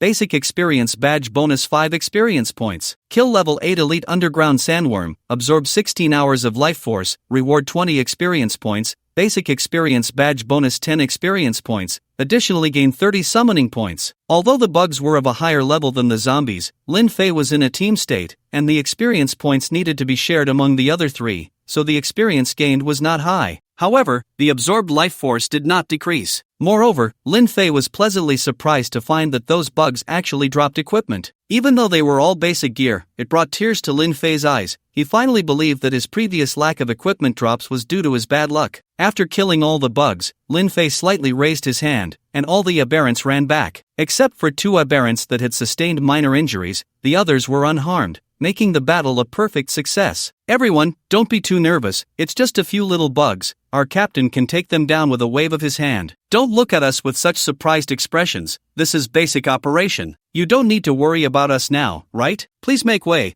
we need to enter the Deathbug Valley." Go Xingli would not miss any opportunity to show off, shouting loudly while leading Lin Fei and the 3 others toward the entrance of the secret realm. As if on purpose, he whispered to Lin Fei in a voice loud enough for everyone to hear as they passed by the city defense army. "Captain, I don't understand why these weak bugs can make a group of big men so panicked." All the city defense soldiers felt as if they were being scolded, holding back for a long time without saying a word, watching Lin Fei and the others enter the Deathbug Valley. "Captain, aren't we going to stop them?" a city defense soldier asked. "Stop what?" The captain's face turned ashen. "With those 20 summoned creatures, not to mention killing the bugs, they could wipe us out too. We don't need to worry about them, let's clean up quickly." "Yes," all the city defense soldiers replied in unison. "Is this the new generation of young people?" The captain looked at the 4 entering the Deathbug Valley, a smile appearing on his face. "As long as there are young people like them in the Great Xia, even if one day all the barriers collapse, Great Xia can still survive the crisis." Lin Fei and the others stepped into the secret realm entrance, appearing in an unknown valley. Perhaps due to the high mountains on both sides blocking the sunlight, the valley was shrouded in darkness and dampness, giving a gloomy and humid feeling. Looking around, the scene in the valley was even more tragic than a locust plague. There was not a hint of green, and not even trees could be seen, clearly all devoured by the bugs. The only living creatures that could be considered alive were the countless bug eggs hanging on the valley cliffs. The surface of these eggs was covered in a viscous liquid, occasionally pulsating like a heartbeat. Not far away, the muddy water in the swamp churned, with unknown worm-like creatures lurking like giant pythons, waiting for prey to fall into their trap. This scene is reminiscent of the bug-filled canyon in the 2005 version of King Kong. It sends chills down your spine. Lin Fei couldn't help but shiver, then ordered the aberrants to scout ahead, ensuring there were no hidden bugs before they began to advance. Hiss! The four of them hadn't walked far when the alien in the lead suddenly stopped, letting out a hissing sound while lowering its body, preparing to attack. The four halted, realizing that at some point, the surroundings were filled with a rustling sound, as if countless insects were crawling around them. Soon after, several cylindrical insects, 4 to 5 meters long, with legs sprouting from their sides and covered in black shells, crawled towards them. "Captain, quickly protect me. Don't let these disgusting bugs get close," Go Xingli cried out, hiding behind Lin Fei at the sight of the insects. "Dogshang, you're a close combat class. One of your duties is to protect the fragile damage dealers. What the hell are you doing hiding behind the fragile one?" Su Kuan scolded loudly. Su Kuan first yelled at Go Xingli, then clasped his hands together, a faint golden light appearing on his skin, rushing forward to stop the insects from approaching Lin Fei and Mu Qingqing. Unfortunately, there were too many insects, and Su Kuan's level was too low. Even blocking one insect was difficult. "Su Kuan, be careful. These are level 13 giant millipedes. They like to wrap people up and slowly kill them, and they can also spray strong acid." Mu Qingqing, being the top student, immediately recognized the insects and loudly warned Su Kuan to be cautious. However, before she could finish her sentence, a giant millipede had already wrapped around Su Kuan, its tightening body rendering him immobile. Ice Blade Storm. Mu Qingqing's beautiful eyes widened, ready to use her skill to cover the entire area. "Are you trying to kill Su Kuan along with them?" Lin Fei stopped Mu Qingqing from using her skill while giving the aliens the command to attack. The aliens, who had been unable to hold back, instantly charged out like hunting raptors, beginning to hunt the giant millipedes. Although the giant millipedes looked larger than the aliens, they were not very agile. As soon as they showed a weakness, they would be hunted down by the aliens. In no time, dozens of giant millipede corpses lay on the ground. "Captain, you're so strong. The three of us couldn't even kill one bug, and your summoned beast easily took down a whole bunch." Once the danger was averted, Go Xingli poked his head out and gave Lin Fei a thumbs up. "Dogshang, can you have some dignity?" Su Kuan sneered coldly, his face stern as he said, "What use are you besides shouting and hiding behind the captain? I'm only level 3, while these bugs are level 13. If I don't hide from them, am I supposed to rush in and die?" Go Xingli, knowing he was in the wrong, lacked confidence in his rebuttal, losing his usual arrogance. "If you know you're useless, then don't join this team. We're not the Go family's slaves. We have no obligation to take care of you. You're just a useless dog." Su Kuan was genuinely angry. He had almost died at the mouth of the insects just moments ago. "Su Kuan, I've tolerated you for a long time." Go Xingli could not stand others making fun of his name, retorting loudly, "I admit I'm weak, but how much better are you? As a meat shield, you couldn't even block one bug. If I'm a useless dog, then you're a useless Su Kuan. We're both equally pathetic, so neither of us can say anything about the other." Useless Su Kuan? Too beautiful? 2.5 years. Lin Fei, who had been watching the drama unfold, raised an eyebrow, his shoulders shaking uncontrollably. If there had been a basketball around, he might have dribbled between his legs and jumped. "Stop arguing already." Mu Qingqing saw the two getting more and more heated and quickly tried to mediate. When that didn't work, she turned to Lin Fei. "Captain, don't just watch, hurry up and talk to them. Men can just fight it out if they don't like each other." Lin Fei was not at all flustered, as he had long anticipated that a conflict would inevitably erupt between Go Xingli and Su Kuan. Although he could stop the two, it wouldn't benefit the team. Only by letting them express their dissatisfaction could they work together seamlessly. "I'm a smart talent. I won't fight with him." Seeing that Lin Fei had no intention of intervening, Go Xingli immediately stopped arguing with Su Kuan. He knew very well that once a fight broke out, Su Kuan, who was at a higher level than him,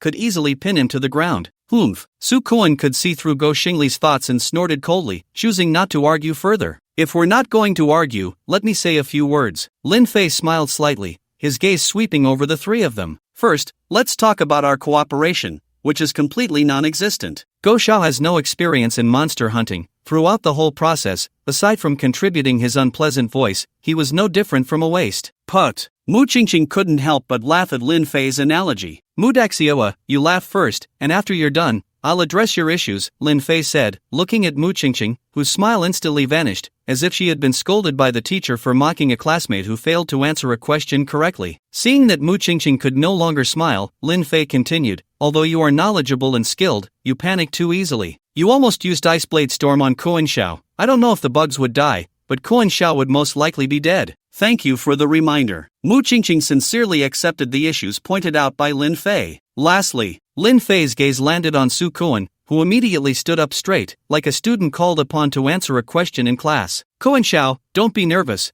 Compared to the other two, you performed very well, with no issues at all. Lin Fei truly couldn't find fault with Su Kuan's performance. Su Kuan knew what his responsibilities were. Even when facing dozens of giant centipedes, he never took a step back, perfectly showcasing the value of a tank position. Once the three had digested his words, Lin Fei asked, "Do you think our team has significant problems?" "Yes." The three nodded in unison. Just as the captain said, there was no cooperation among them at all. If it weren't for the captain's summoned beast, they probably wouldn't have made it out of the Deathbug Valley. "I have a different perspective. I believe our team has no problems at all," Lin Fei said with a smile. "Why?" Gou Shengli asked. "Because we are young." Lin Fei spread his arms, his voice gradually rising. "In the eyes of those top-tier teams, we indeed have many issues, but we are young, with plenty of time to correct and improve. One day, we will stand at the peak like them, pointing out the world. Long live youth. Cheers to youth." Hearing Lin Fei's words, Gou Shengli, Mu Qingqing, and Su Kuan felt their blood boiling, a surge of ambition rising within them. Yes, they were young, with plenty of time to correct their mistakes. Those teams and professionals standing at the pinnacle of humanity weren't born at the top. They too made mistakes and had their foolish moments. It was through these repeated errors and foolishness that they accumulated experience and ultimately reached the peak. "I want to correct my mistakes. I want to improve. I want to stand at the peak." Gou Shengli clenched his fists, his eyes red, as if he had been injected with adrenaline, excitedly saying, "Captain, I've never felt this passionate. I feel like I can kill 10 giant centipedes." "No, you can't." Lin Fei glanced at the level 3 Gou Shengli, somewhat worried that he had overdone the motivational speech. Just then, the four heard the sound of bugs crawling again. They immediately looked in the direction of the sound and saw a centipede much larger than a normal one. The exoskeleton of this giant millipede is dark red, and the countless legs on both sides of its body resemble scythes, leaving behind knife-like and axe-like marks on the rocky ground. This is the giant millipede boss, a level 15 monster. In addition to the normal giant millipede's abilities of entanglement and acid spray, it can also burrow underground, so everyone needs to be careful. Mu Qingqing clenched her small fists, resisting the urge to use her skills to attack, and looked towards Lin Fei along with Gou Shengli and Su Kuan. They were all waiting for Lin Fei's command. "Giant millipede boss." Lin Fei's eyes lit up as he said to the three, "Don't move, I have a use for this giant millipede boss." "A use?" The three looked at Lin Fei in confusion. Lin Fei did not explain, taking a few steps forward to retrieve an alien egg from the incubation chamber. He intended to use the giant millipede boss to hatch the alien. In Lin Fei's eyes, the most terrifying aspect of the alien is not the facehugger, not bursting out of a human body, nor its highly acidic blood, but its ability to merge with the DNA of other organisms. The excellent DNA that other organisms have evolved over millions of years can be copied as long as they are parasitized by the alien, which is a terrifying thought. What he wanted to do now was to let the alien merge with the excellent DNA of the giant millipede boss. Once the alien egg was placed down, it sensed the approaching giant millipede boss, and the top split open in a cross shape, blooming like a flower. Immediately, when the giant millipede boss entered a certain range, the facehugger inside the alien egg leaped up and pounced on the giant millipede boss with lightning speed. At first, the giant millipede boss did not take the facehugger seriously, but when it sensed danger, the facehugger's tail had already hooked onto its body, and all its claws tightly clung to the giant millipede boss's head. As the facehugger released a toxin with a paralyzing effect, the giant millipede boss's wildly thrashing body gradually calmed down, finally lying motionless on the ground. "What the hell is this summoned beast? It's so small yet can kill the giant millipede boss?" Gou Shengli asked in shock. "Don't go over, the boss isn't dead." Lin Fei stopped Gou Shengli, who wanted to approach, and focused intently on waiting for the prompt sound. After a while, ding! Alien egg parasitism successful, burst time is 48 hours. Do you want to consume 96 hours of vitality to accelerate the alien's growth? Lin Fei clicked yes without hesitation. He knew from hatching the alien in the zombie forest that the alien could speed up its growth from burst to mature form by consuming vitality. He didn't want to wait, so he had to use this method. Suddenly, the paralyzed millipede boss seemed to suffer immense pain, its body thrashing wildly, causing Gou Shengli to retreat repeatedly, no longer daring to approach. The entire process lasted a few minutes before the giant millipede boss finally calmed down, lying motionless on the ground, completely lifeless. It was at this moment that the fully grown chestburster tore through the giant millipede boss's body, emerging covered in viscous liquid. "What the heck is this monster?" Gou Shengli exclaimed, instinctively stepping back, but then suddenly remembered something. gritting his teeth and forcing himself to stand in front of Lin Fei and Mu Qingqing. Don't be afraid, this is my summoned beast, Lin Fei reassured the three, then looked at the system's prompt information. Ding! Chestburster growth cycle is 10 hours. Do you want to consume 20 hours of vitality to accelerate the chestburster's growth? Ding! Chestburster is currently level 1. Do you want to consume 100 hours of vitality to upgrade to level 10? Lin Fei clicked yes twice in succession. He wanted to see quickly what the alien that had merged with the giant millipede boss would look like. Crack! Crack crack! The chestburster's body began to expand at a visibly rapid pace, like a balloon being inflated. During this process, the alien's bones continuously shattered and reformed, emitting a sound that made one's teeth ache. In no more than half a minute, the chest-bursting creature transformed into a mature form. What the hell? What's going on? This growth rate is faster than when I see a beautiful woman, Go Xingli exclaimed,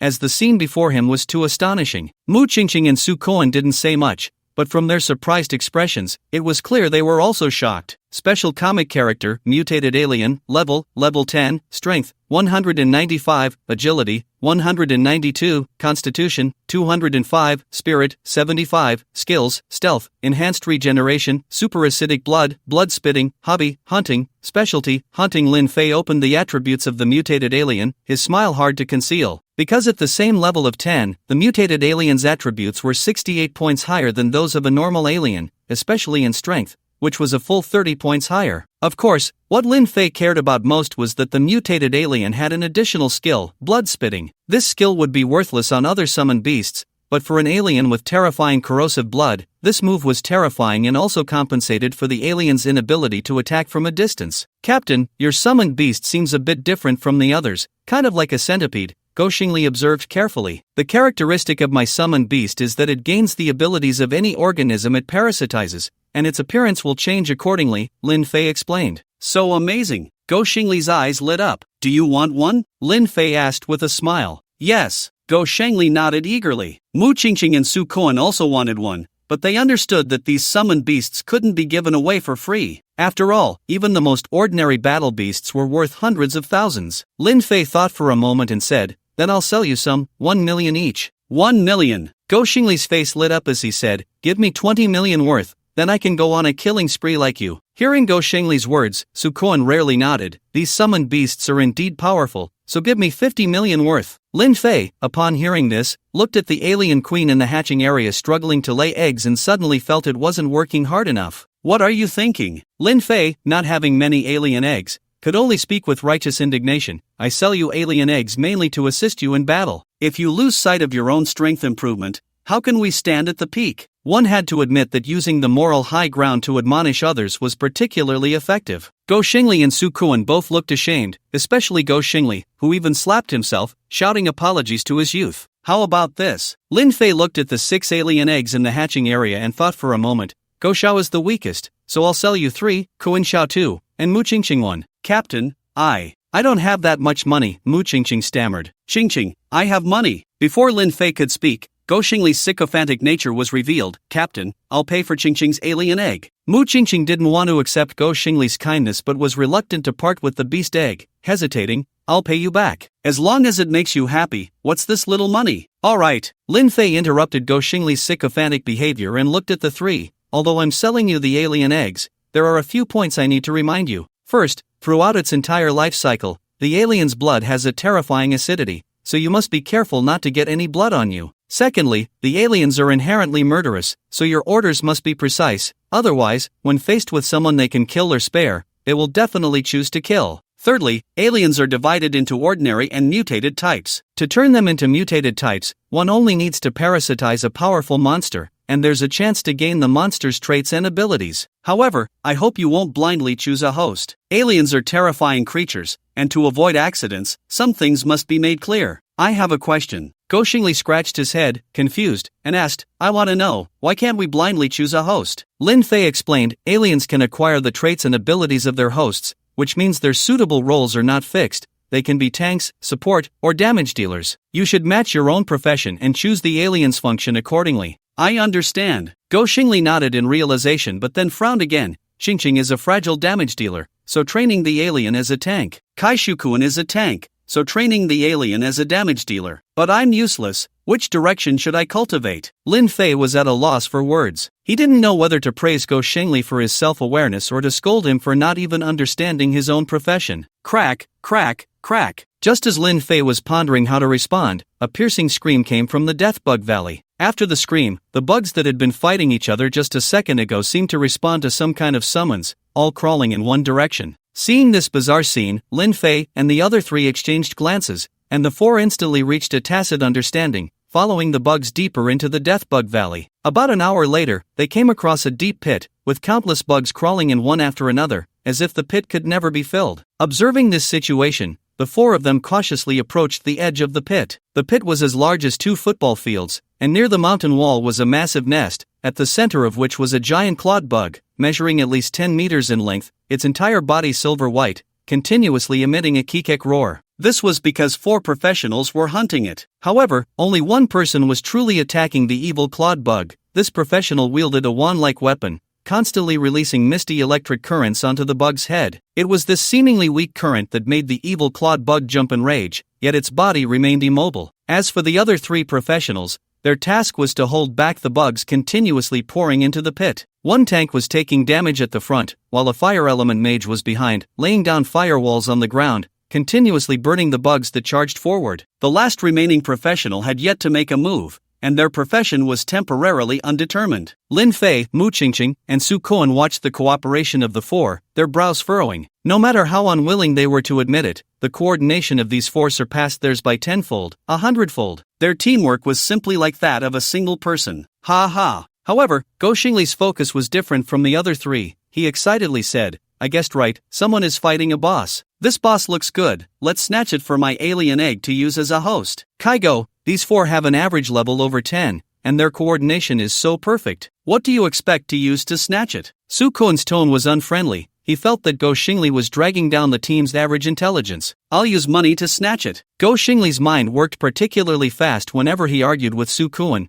I'll offer them 100 million to let me have the boss. Su Koan opened his mouth but ultimately said nothing, because he knew that if Go Xingli offered 100 million, the other party would most likely let them have the boss. After all, a level 20 boss, even with maximum luck, wouldn't drop equipment and materials worth more than 10 million. No way. Mu Qingqing, who had been silent, suddenly spoke up. This isn't an ordinary evil clawbug boss, it should be an elite, or even possibly a lord-level evil clawbug boss. After she said this, Lin Fei, Mu Qingqing, and Go Xingli all turned their gazes towards Su Koan. If they remembered correctly, the last time the Lord Corpse King appeared, Su Koan was right there. But it should be noted that the Lord Boss in the secret realms around Qingshan City refreshes only once every few years, yet Su Koan had entered the secret realm twice and encountered it both times. That luck was just too outrageous. Don't look at me, Su Koan said helplessly, with a bitter smile. My talent is a passive skill, I can't control it myself, so I didn't know a Lord Boss would refresh. In fact, he felt that his talent was somewhat useless in this regard. After all, he was just a weakling. Even if he encountered a Lord Boss, he wouldn't be able to kill it and might even die in the secret realm. Don't be modest, from now on, even if I go to pee, I'll call you along. After Lin Fei said this, he was pulled by Go Xingli down the pit, heading towards the 4 professionals. Hey, this young master wants this boss, you all better step aside quickly, Go Xingli said with an air of superiority. Of course, this young master won't treat you unfairly, just name your price. Hearing Go Xingli's words, the 4 professionals only replied with 4 words, kill them. The 4 professionals were tough characters. When they decided to kill Lin Fei and Go Xingli, they didn't waste any more words and directly attacked. The fire element professional conjured a fireball and threw it at Go Xingli, while the professional who had been silent conjured several talismans in his palm, which transformed into skeletons wielding large swords as they were thrown. Lin Fei saw the fireball coming and quickly had the alien block it, while explaining, don't misunderstand, we're not here to steal the boss. My friend doesn't speak well, what he means is to buy this boss. Boom! The fireball hit the alien, causing a violent explosion that engulfed it in flames. However, Lin Fei wasn't worried at all, because in the movies, even molten iron poured over the alien couldn't kill it, let alone this little fire. Ignoring Lin Fei's explanation, the 4 professionals continued their attack. The tank, who was holding off the bugs, suddenly charged towards Lin Fei and Go Xingli, raising his shield high, looking as if he wanted to smash the 2 of them. Lin Fei was shocked, thinking that even if Go Xingli's words were harsh, they shouldn't be trying to kill them. Bang! Just as the shield was about to come crashing down, a golden light flashed and knocked the tank professional away. Su Koen had made his move. He kept a wary eye on the tank professional while reminding, "Be careful, that was the tank's fearless charge skill, which has a forced control effect. If he hits you, you'll be controlled continuously." Upon hearing this, Go Xingli was displeased and shouted, "Are you force heads kicked by a donkey? This young master has already said he wants to buy your boss, yet you still attack us with lethal force. Do you believe that once we leave the secret realm, I'll take you down?" Even the threats seemed ineffective. The summoned skeletons raised their large swords and swung down. Clang! Su Koen stood at the front, and the large sword struck him, producing a sound of metal clashing. "It's useless." At this moment, Mu Qingqing walked over and said, "If I'm not mistaken, these three professionals are all under control. The real mastermind is the one attacking the evil clawbug boss. He is a charmer." "Charmer?" The three looked at Mu Qingqing in confusion. Mu Qingqing explained, "The charmer has a skill called Temptation Light. If hit by this skill, there is a chance of being controlled." Lin Fei looked at the professional continuously casting skills at the evil clawbug boss and squinted, saying, "So he plans to use Temptation Light to control this lord boss?" "Exactly." Mu Qingqing nodded and said uncertainly, "But I'm not sure if Temptation Light can control a lord boss. There is very little information about this profession in the books. Who cares if he can control it or not?" Lin Fei summoned all the aliens and declared with righteous indignation, "He uses skills to control other professionals, and it's obvious he's not a good person. We, the new generation of youth, swear to fight against evil." Go Xingli's eyes lit up. "Captain, can we openly rob the boss?" Although Lin Fei's words sounded good, everyone was not foolish and understood his intentions. "Rob your grandpa. We are eliminating harm for the people." Lin Fei scolded Go Xingli for voicing his thoughts and then ordered all the aliens to charge at the charmer. Seeing this scene, the charmer was not flustered. He casually waved his hand, and a large number of bugs charged towards them. Clearly, these bugs had already been controlled by Temptation Light. Ice Blade Storm. Mu Qingqing looked at the charging bugs and immediately took action. Countless ice blades suddenly appeared above the bugs, falling from the sky and piercing into them, then forming a storm under Mu Qingqing's control. In the storm, the ice blades accelerated to a terrifying speed, like a high-speed meat grinder, continuously inflicting damage on any bugs within its range. Once or twice of damage might not kill these bugs, but with the ongoing damage, some bugs were finally killed. "I can't hold on for too long, you all hurry up." While maintaining the ice blade storm, Mu Qingqing urged, "The breath of that lord boss is getting weaker.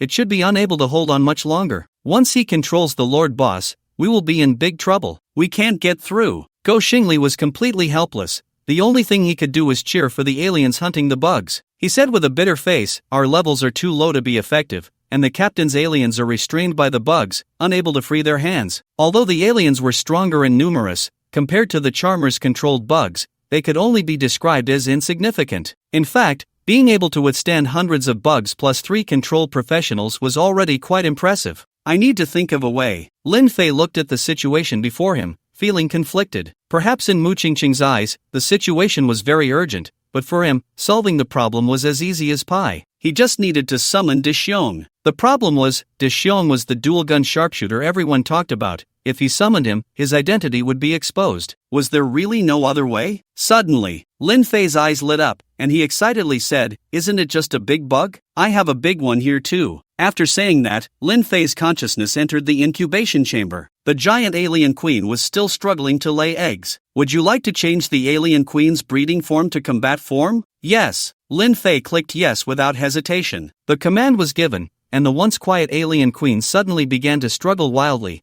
her abdomen separating from the ovipositor. "Come out!" The alien queen was released, radiating a violent aura. "Damn, why is this alien so big?" "Captain, didn't you say there were only 2 types of aliens? Why is there one this large? How about you sell this one to me? Money is not an issue." Amidst Go Xingli's repeated purchase requests, the alien queen charged towards the enchanter. During the sprint, whether it was the bugs or the 3 professionals, they were either crushed under the alien queen's feet or sent flying by her tail. Just as the alien queen was about to reach the enchanter, the evil pincer's boss suddenly moved. Bang! The evil pincer's boss collided violently with the alien queen. The Battle of Kings began. This was a pure clash of physical strength. Although the evil pincer's boss had advantages in size and level, when they collided, the alien queen did not suffer too much, only stepping back a few paces. However, as she retreated, the alien queen twisted her body, her tail striking the evil pincer's boss like an iron chain. -512. A string of terrifying numbers appeared above the evil pincer's boss's head, a clear mark visible on its body. Impossible? Your summoned beast is only level 10, while my Lord Evil Pincers is level 30. You shouldn't be able to break through its defenses. Could it be that your summoned beast's racial growth attributes are even more terrifying than a Lord Boss? The enchanter was clearly shocked by the alien queen's strength, and after a brief moment of surprise, a greedy look appeared in his eyes. Without hesitation, he used the light of temptation on the alien queen, attempting to control this perfect creature. Seeing this, Lin Fei sneered inwardly. The alien queen was not a low-intelligence monster like the evil pincers. In the settings of movies and comics, the alien queen possessed a super high IQ, being a high-ranking existence within her species, somewhat akin to the brain bugs of the arachnid race. Such an intelligent being could only obey the supreme existence of her kind and could never be controlled. And in this world, the supreme existence of the aliens was him. No alien could betray him. Useless? After the enchanter cast several skills at the alien queen and found the light of temptation ineffective, he suddenly looked at Lin Fei. As expected, I need to eliminate you first, otherwise, this summoned beast cannot be tempted. With this thought, the enchanter looked at the evil pincers and issued a command. Crack, crack, crack. The two large pincers of the evil pincers opened and closed in an orderly manner, producing a unique sound. The bugs in the pit heard the call and changed direction, rushing towards Lin Fei like a tide. The ordinary aliens, which could still hold their ground against the bugs, were instantly beaten back, unable to maintain their defense. Damn it,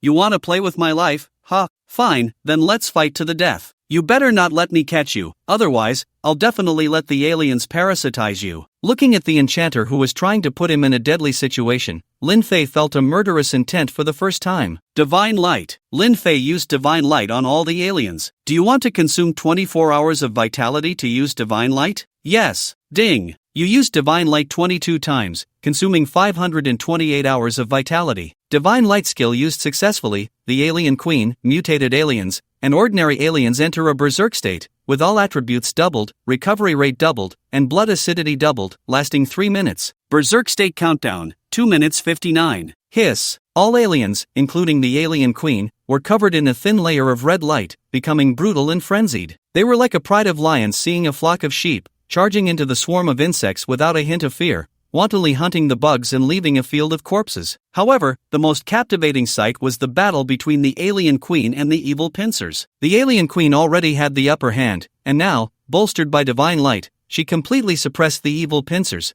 leaving dozens of holes in its body in just half a minute. At that moment, the confidence on the face of the enchanter vanished, replaced by panic. Impossible! I am the chosen one from the big city. How could anyone from the small Qingshan city compare to me? I won't allow anyone in Qingshan city to be better than me. You all shall die. Insect explosion technique. Explode, explode, explode. The enchanter's eyes turned crimson, as if he had lost his sanity, frantically pointing his wand at the insects. Those insects that were targeted swelled up like they were filled with air, expanding at a visible speed before exploding. Boom, boom, boom. Amidst the explosions, the aliens were injured, with 2 of them even losing their legs and tails, their highly corrosive blood dripping down continuously. However, the casualties among the insects were even greater. Almost all the insects within the explosion range were wiped out, and 2 of the 3 controlled professionals were killed, leaving only the tank alive. Ha! Without these summoned beasts, let's see if you can survive. The enchanter laughed joyfully upon seeing the alien protecting Lin Fei injured. Captain, what should we do?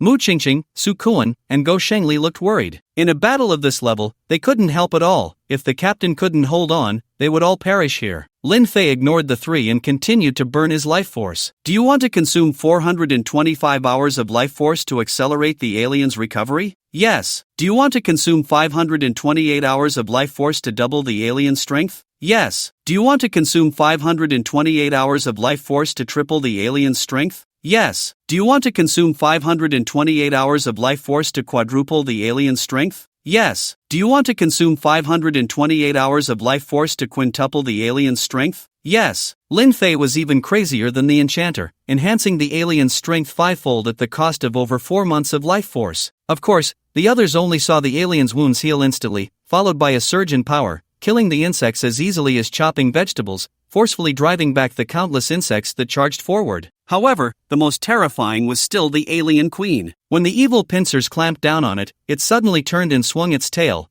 breaking one of the evil pincers with a crack sound. Immediately after, it leaped high, landing on the evil pincers, its tail stabbing into the evil pincer's body like a spear, while its tooth-filled tongue shot out repeatedly, creating one bloody hole after another on the evil pincer's head. By the time the 3 minutes of enhancement ended, the evil pincers had been dismembered by the alien queen, with several legs scattered on the ground, its abdomen split in two, green blood flowing everywhere, as if it had been dismembered. Roar! After killing the evil pincers, the alien queen stood on its head, howling to the sky, as if declaring its territory and sovereignty to the world. With the evil pincers gone, the summoned insects retreated like a tide. We finally won. Lin Fei breathed a sigh of relief, his gaze cold as he looked at the enchanter. This professional who had appeared out of nowhere had forced him to expend most of his life force. For both emotional and logical reasons, he should pay with his life. Thinking of this, Lin Fei put on a smile and said loudly, "Brother, we really didn't come to steal your boss. It's all a misunderstanding, let me explain." The enchanter had a face full of question marks,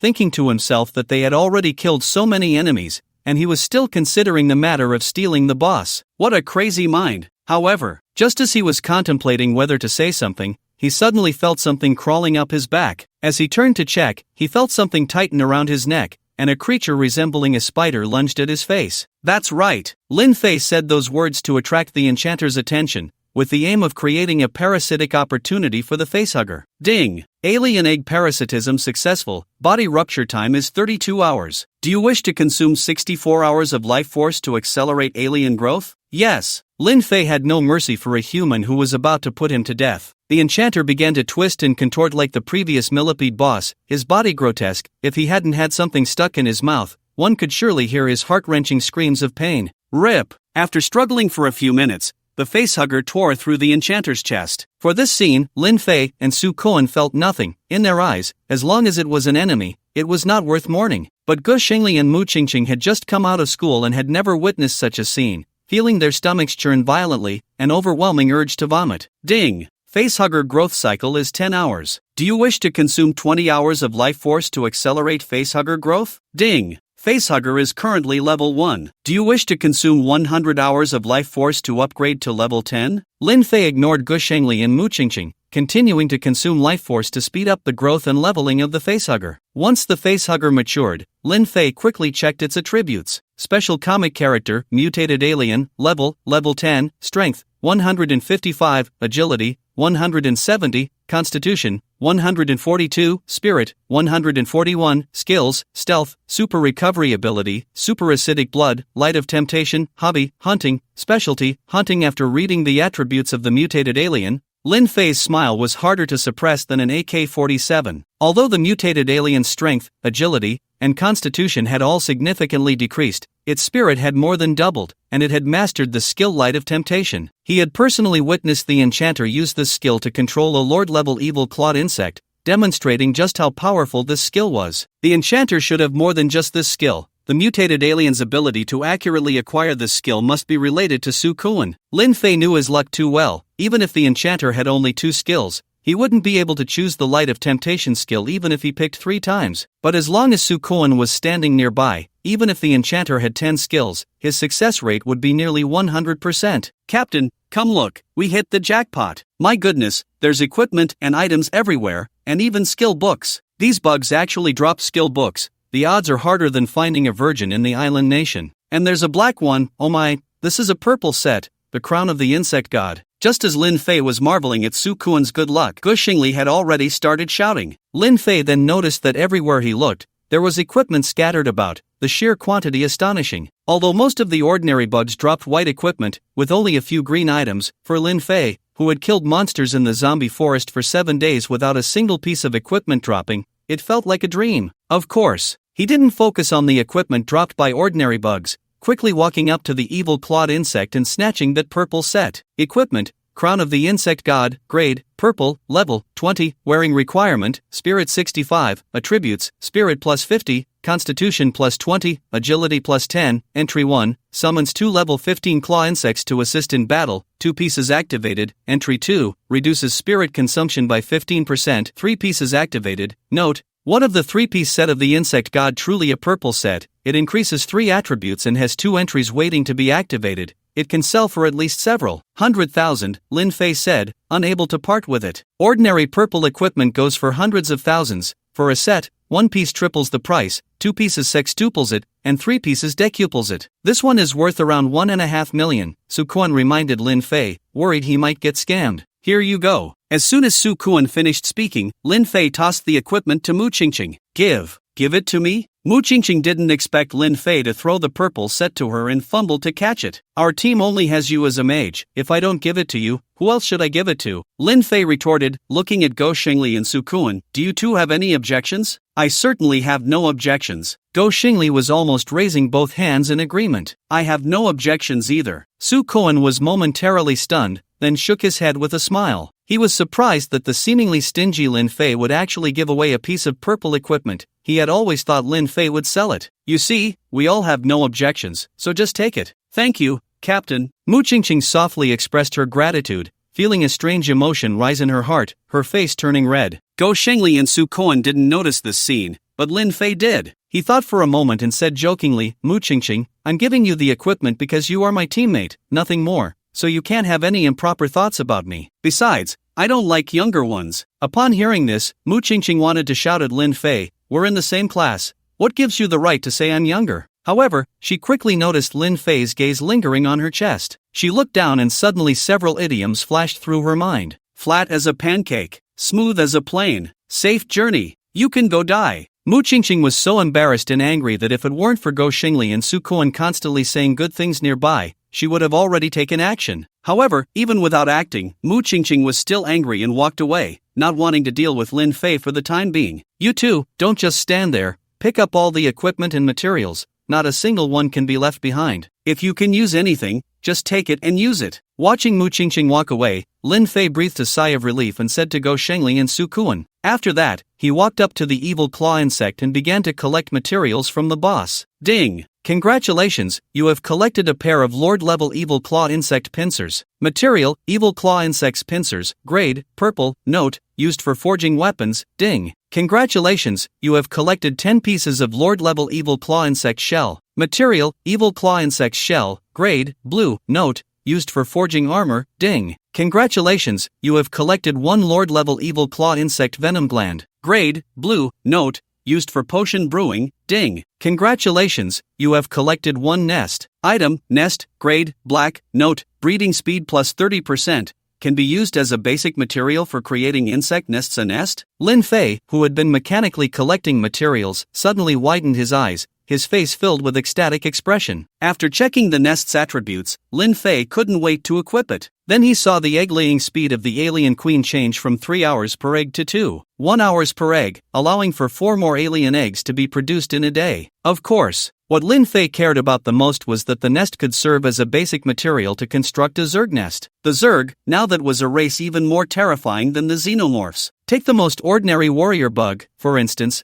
Perhaps it couldn't defeat a xenomorph in a one-on-one situation, but when have the Zerg ever fought other races one-on-one? Their only characteristic is their overwhelming numbers, like a tide. Faced with a sea of warrior bugs, even a xenomorph queen would be powerless. The corpse of that enchanter is gone. Just as Lin Fei was studying the nest, Su Kuan came to his side and whispered, "Gone?" Lin Fei instinctively looked towards the spot where the enchanter had died, only to find that aside from some bloodstains, the body had long since vanished. Could it have been eaten by the bugs? Lin Fei asked. That's not possible. Su Kuan shook his head. After the evil claw bug was killed, all the bugs retreated from the pit, so it couldn't have been the bugs that ate the body. Do you have any guesses?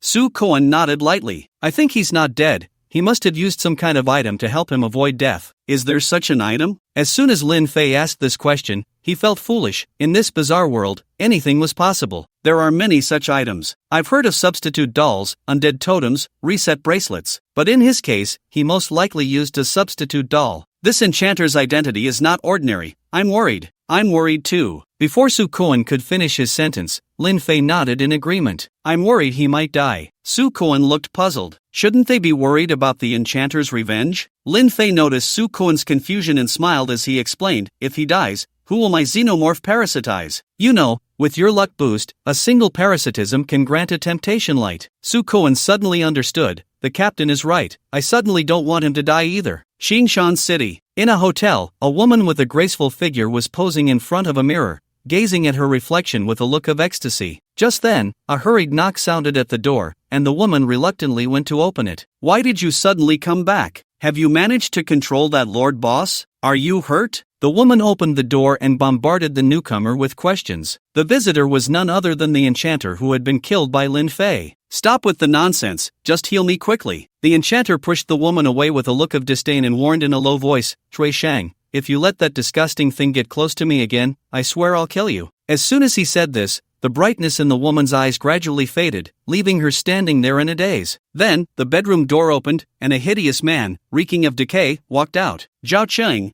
what are you pretending to be so noble for? You enchant people, I control people. What's the difference? You control the dead, and they are already starting to rot. How are we the same? This is called art. You living people just don't understand." Cui Shang said as he walked up to the motionless woman, took out a bright lipstick, and applied it to her lips, then kissed her without a care in the world. After a long while, their lips parted. Cui Shang smiled with satisfaction and controlled the female corpse back to the bedroom. "I'm here to heal you." Cui Shang spat out a large maggot from his mouth, squished it with his fingers, and then looked at Zhao Cheng. Zhao Qing closed her eyes, suppressing her disgust as she lifted her clothes to reveal a large wound on her chest. "A wound from the inside out. How was this caused?" Cui Shang asked curiously while applying the maggot's juice to the wound. "I was parasitized by a creature I had never seen before, one that crawled out from my chest. If I hadn't brought a substitute doll, I wouldn't have made it back this time," Zhao Cheng said, still feeling shaken. "Even if you didn't come back, I would find your corpse and dress you up beautifully," Cui Shang said, a hint of anticipation appearing on his ugly face. "Don't you dare touch my corpse."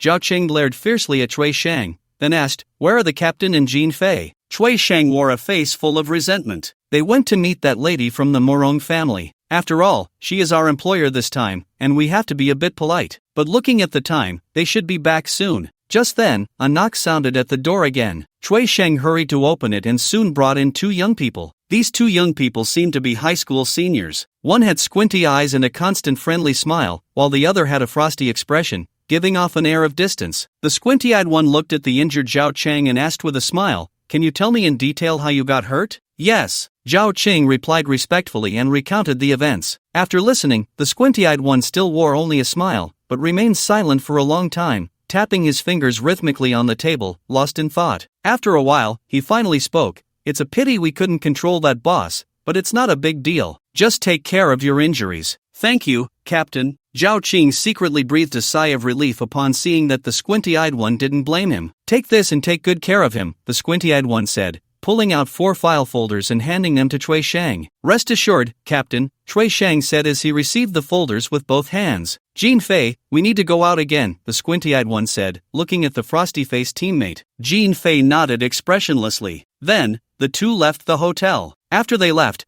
Cui Shang quickly opened the file folders, which contained 4 admission tickets for the Qingshan City Joint Examination, along with their personal information sheets. Number, 85424 Name, Wu Di Age, 18 Occupation, Necromancer Occupation Level, Rare Hidden Profession Remarks, Enthusiastically embraces death and decay in human form, gaining power from human fear. He is the master of the undead, a friend of death. Number, 54714 Name, Jean Fei Age, 20 Occupation, Beast Tamer Occupation Level, Rare Profession Remarks, accompanied by beasts, commanding all creatures. Though he appears cold, he has a wild heart within. Number, 44132 Name, Zhao Cheng Age, 18 Occupation, Enchanter Occupation Level, Rare Profession Remarks, skilled at manipulating other creatures to fight for him. In the eyes of the controlled beings, he is the master. Number, 35421 Name, Cui Shang Age, 19 Occupation, Corpse Manipulator Occupation Level, Rare Profession Remarks, be careful with your corpse. Lin Fei and the others worked for a long time before they finished picking up all the dropped equipment, materials, and items. After that, the 4 of them emerged from the Valley of Death Bugs,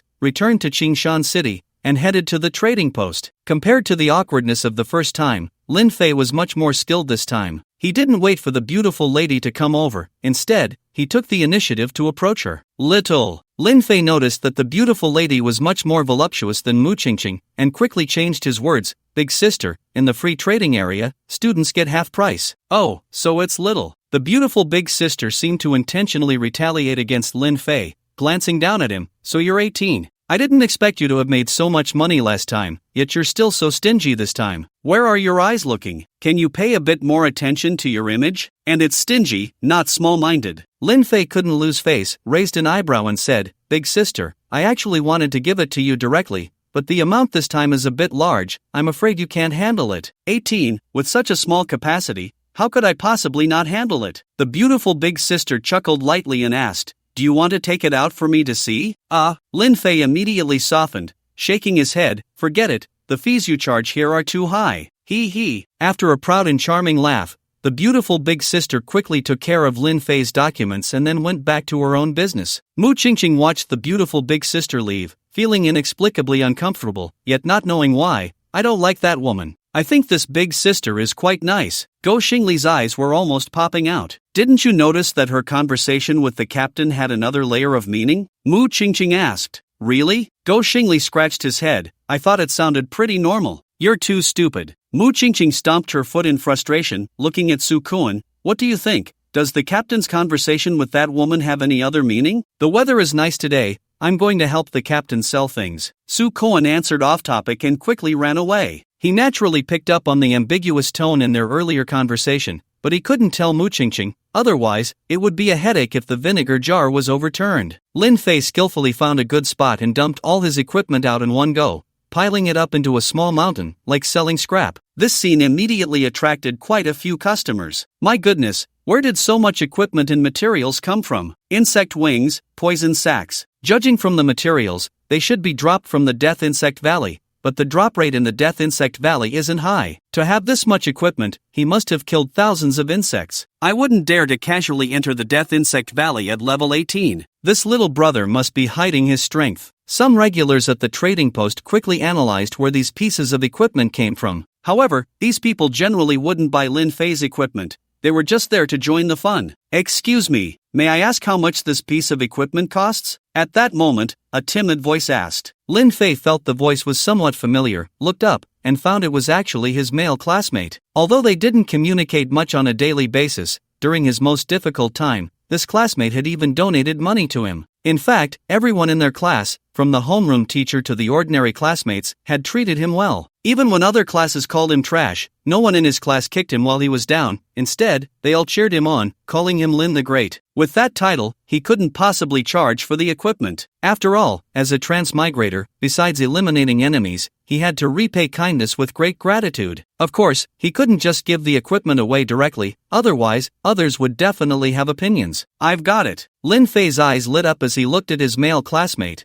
"I'm also a student of Qingshan Academy. Since we're both classmates, let me ask you a question. If you can answer it, I'll give you a piece of equipment."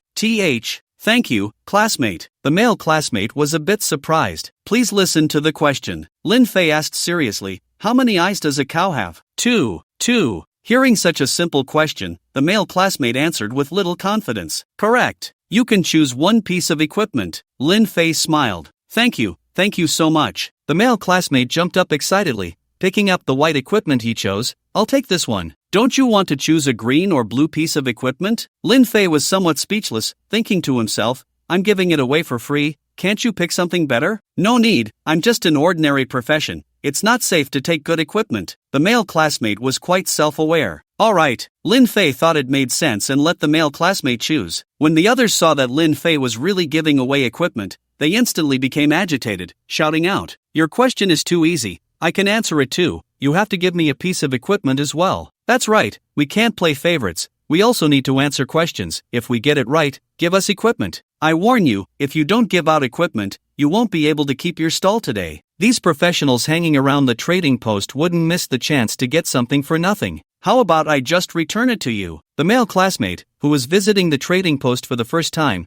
had never seen such a scene and planned to return the equipment to avoid trouble for Lin Fei. "No need." Lin Fei smiled and looked at the crowd, saying, "Alright, as long as you can answer my question correctly, you can choose any equipment material, but what if you answer incorrectly?" A professional shouted. There was no punishment for answering incorrectly just now. Lin Fei looked over. "But you aren't my classmates." Another professional said, "If we answer correctly, you give us equipment. If we answer incorrectly, we buy the equipment." "Fine." Lin Fei smiled slightly and asked, "Who wants to go first?" I will. A tall and burly professional pushed through the others and stepped in front of Lin Fei. However, just as he stood in front of Lin Fei's stall, a voice came from behind. Excuse me, please step aside. I want to answer the question first. Lin Fei looked and found it was a squinty-eyed person who always wore a smile. For some reason, even though the squinty-eyed person was smiling, it gave off a chilly feeling. Who the hell are you? Get lost. The tall and burly professional didn't take the squinty-eyed person seriously and reached out to push him aside.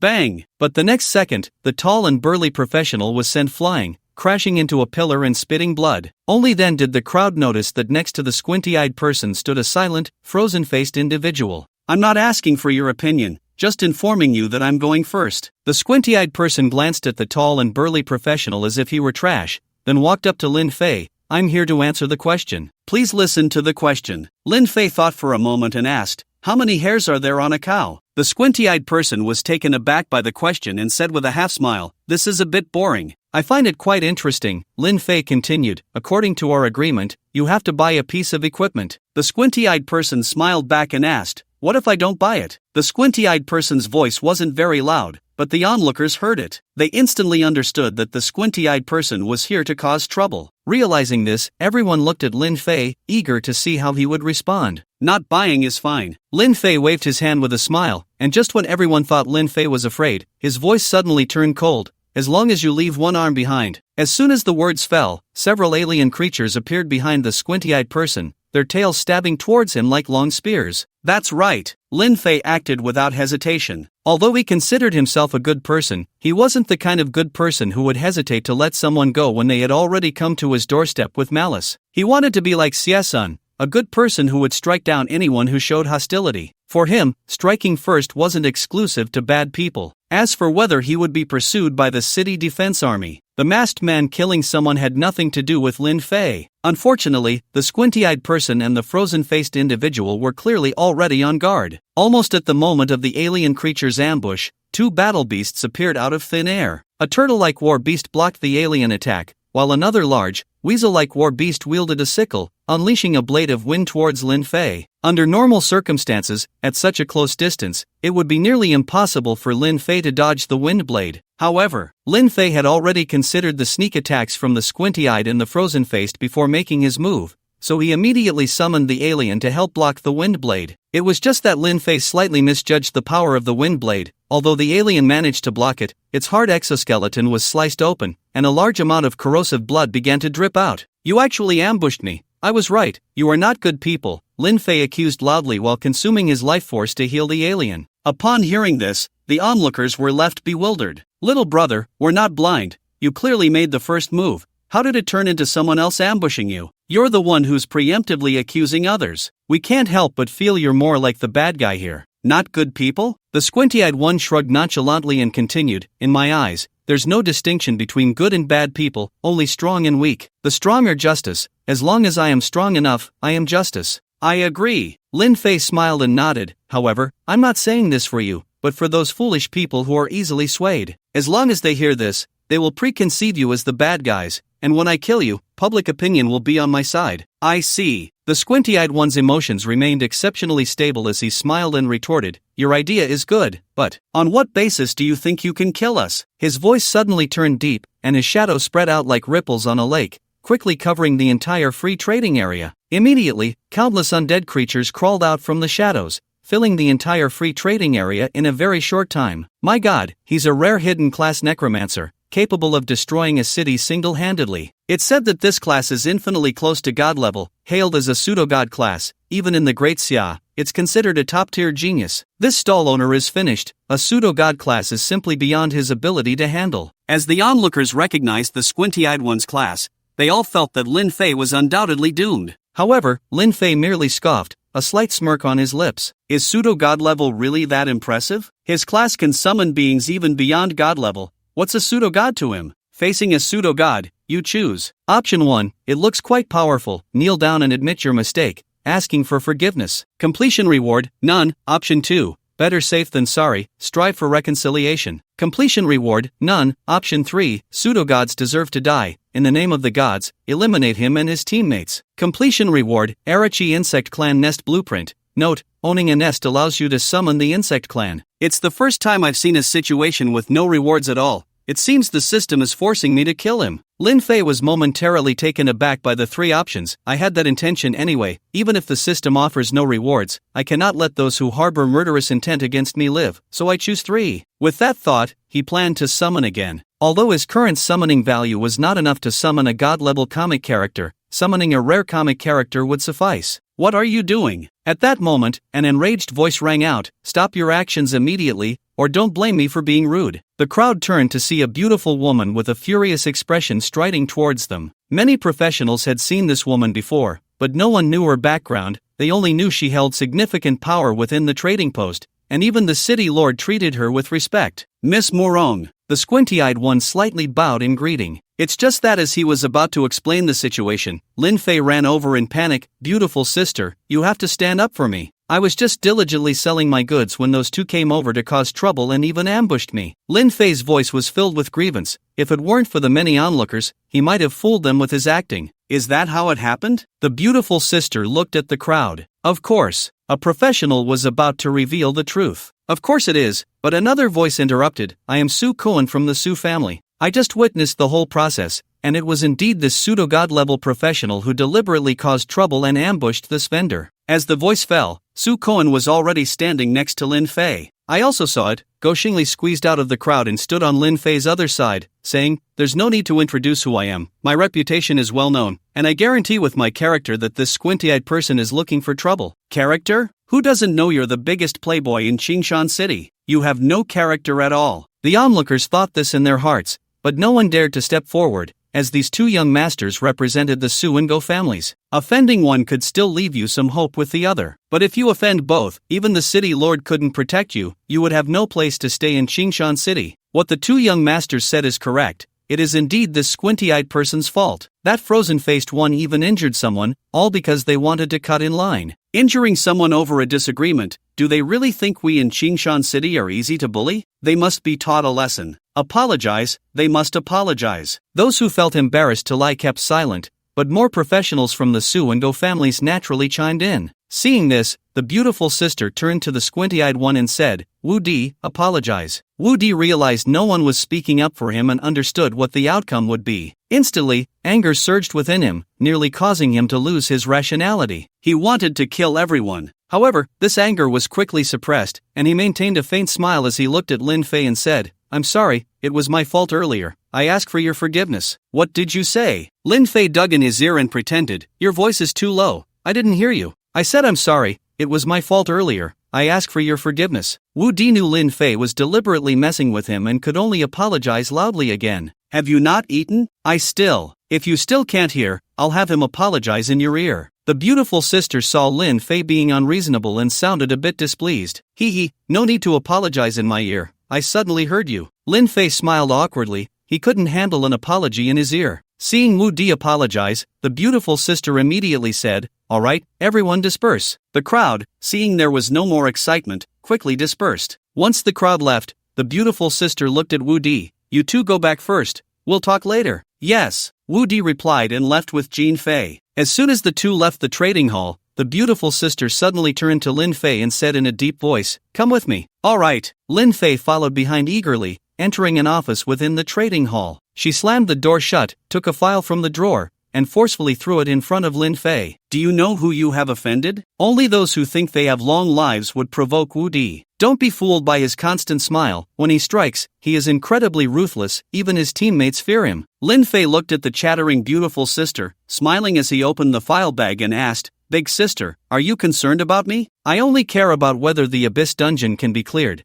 the beautiful sister replied somewhat disingenuously. "Manipulator." Lin Fei frowned, pulling out an information sheet and placing it in front of the beautiful sister. "I know that practitioner named Wu Di, and I understand why he's causing me trouble. He wants revenge for this manipulator." The beautiful sister furrowed her brows and asked, "Do you know Zhao Qing?" "No." Lin Fei shook his head with a smile and continued, "I just almost killed him." "You could kill Zhao Qing?" The beautiful sister looked at him with skepticism. To conquer the Abyss dungeon, she had gathered 3 teams, 12 practitioners, each carefully selected. Although she had chosen Lin Fei as well, to be honest, she didn't have high hopes for him. In terms of professional level and the ability to find teammates, She didn't think Lin Fei could compare to the other 3 teams. If she had to say, Lin Fei barely qualified as a substitute for the 3 teams. So when Lin Fei told her he almost killed a formal member, it sounded unbelievable. Lin Fei didn't answer the question but instead asked, "Beautiful sister, if I accidentally killed them all, would you be angry?" The beautiful sister also didn't answer the question, frowning as she asked, "I can't understand why you have such hostility towards Wu Di." "Because this manipulator named Zhao Cheng wants to kill me," Lin Fei said without hiding anything. After recounting what happened in the Deathbug Valley, he continued, "Clearly, that practitioner named Wu Di is here for revenge for Zhao Cheng. They already hold a grudge against me, and I can't just sit back and wait. I must strike first." "I didn't expect such a thing,"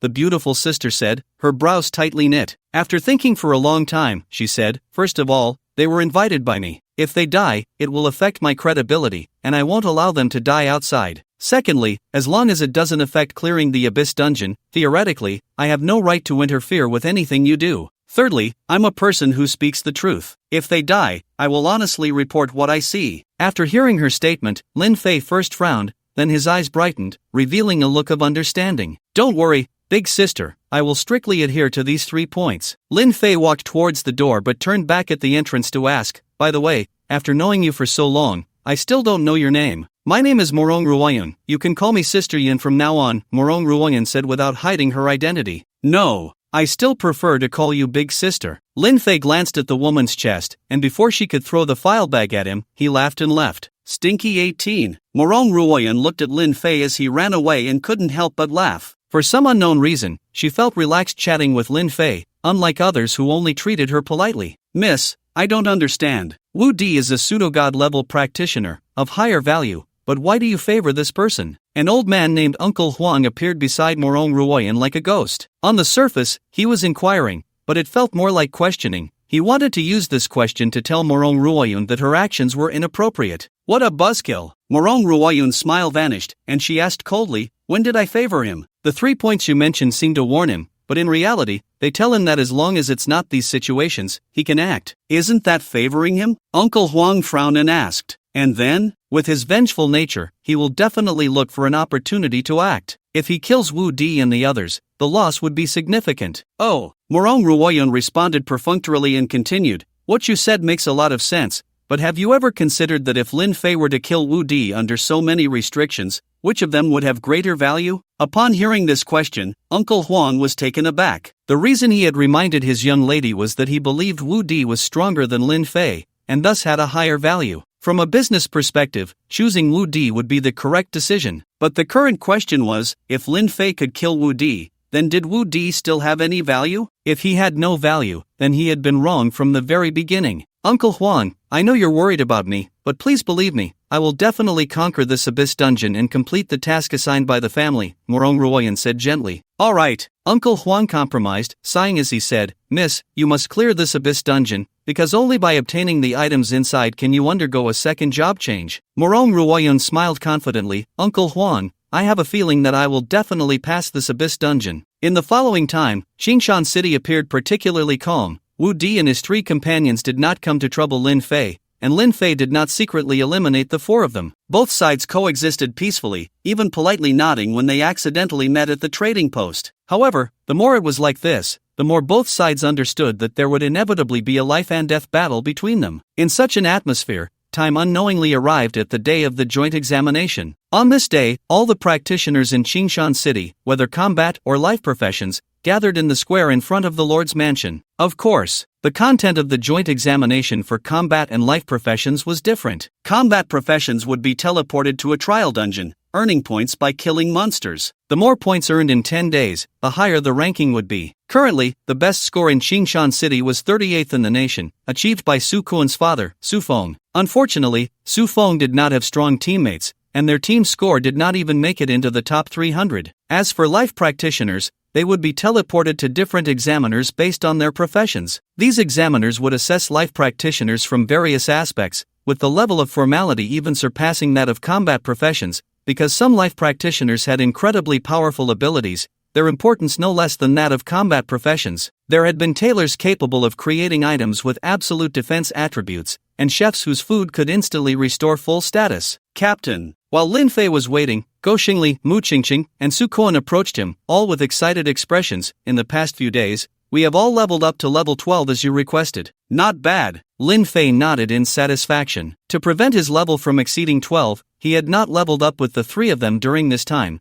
instead lending his alien army to them. This way, he could gain vitality without worrying about gaining experience. Vitality countdown: 2 years, 6 months, 1 day, 4 hours, 9 minutes, 43 seconds. Almost 2.5 years. There's something even better. Go Xingli seemed to show off, pointing to the equipment on his body. This is a purple set my dad prepared for me, with incredibly powerful attributes, worth 20 million. Enough for me to wear until level 30. Truly worthy of a foster father, casually spending tens of millions. Unlike himself, who had agreed to clear the Abyss dungeon for just 30 million plus a piece of black equipment. What about you? Lin Fei looked at Su Kuan. The Su family can't match the Go family in terms of financial power, so my dad only got me a set of ordinary purple equipment, but he also gave me a black skill book as a bonus, Su Kuan explained. Indestructible body. Using this skill increases defense by 200%, and when health drops below 30%, it triggers a 3-second invincibility state, immune to all damage. For some unknown reason, Lin Fei felt a pang in his heart and understood why he had always disliked the rich second generation. Because when the rich second generation made a move, it was a height that ordinary people could not reach. Mu Qingqing. Lin Fei opened his mouth but stopped. Forget it, we're the same, both poor. I'm not the same as you. Mu Qingqing coldly interrupted Lin Fei, showcasing her equipment attributes. During this time, I've been grinding in the Deathbug Valley every day, and with Su Kuan's help, I've already gathered the insect god set. Lin Fei opened his mouth, wanting to say something, but felt a lump in his throat, unable to utter a word. After a while, as candidates from various schools arrived one after another, the teleportation array was activated,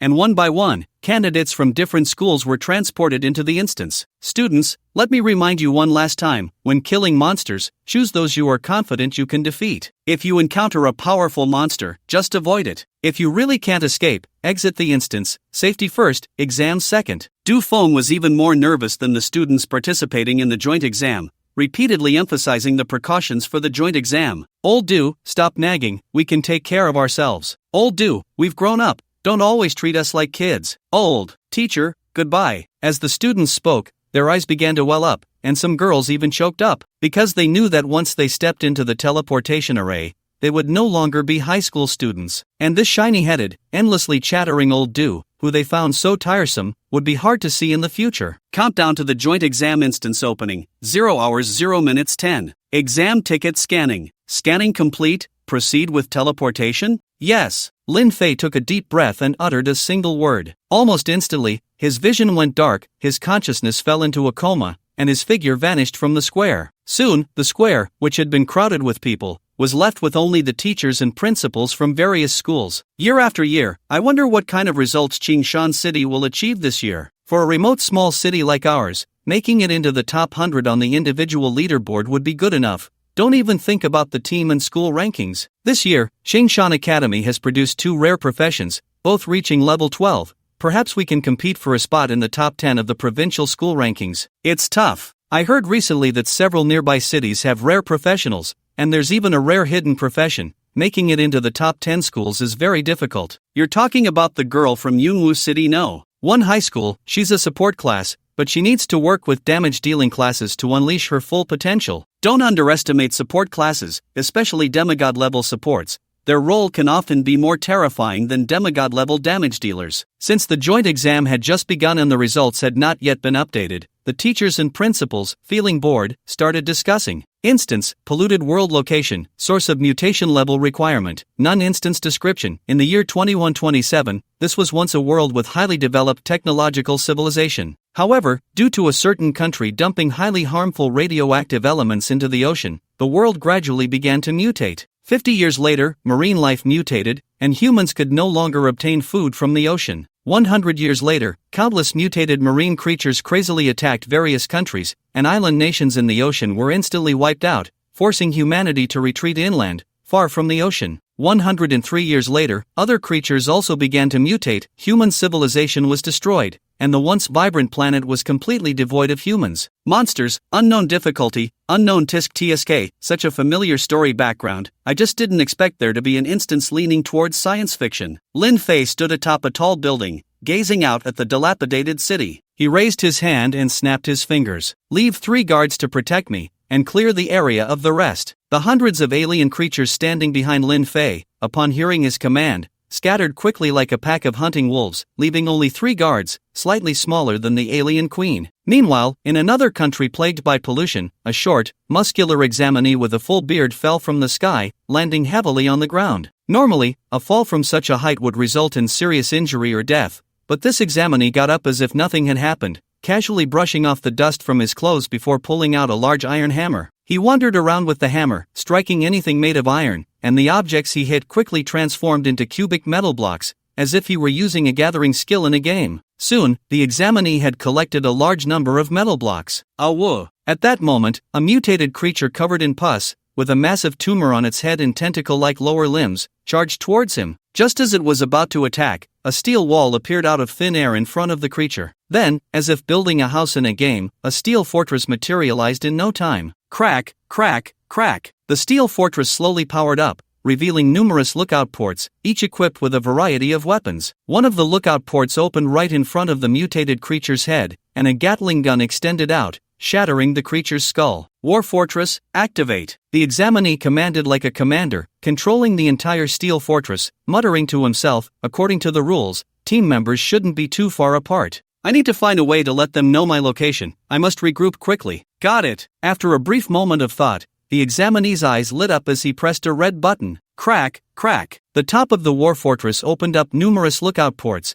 from which different types of cannon barrels emerged. As the examinee pressed the button again, these cannon barrels fired wildly in all directions, the booming artillery like a colossal beast roaring through the heavens, shaking the ground and destroying everything in its path. Now my teammates should know where I am. The examinee looked at the destroyed buildings around him, a satisfied smile spreading across his face. ID 11547 Name, Gongshu Age, 20 Occupation, Heavy Firepower Engineer Occupation Level, Rare Hidden Profession Notes, naturally suffers from a fear of insufficient firepower, capable of quickly gathering various materials and constructing a war fortress in a very short time, possessing endless firepower. In another part of the polluted world, by the sea, the calm surface occasionally surged with giant waves. Upon closer inspection, 2 ugly mutated marine creatures were engaged in battle. As one whale-like mutated creature was killed, the other let out a victorious roar and began to feast on its prize. However, it clearly couldn't consume such a large prey. After eating about half, it swam off into the deep sea. Not long after it left,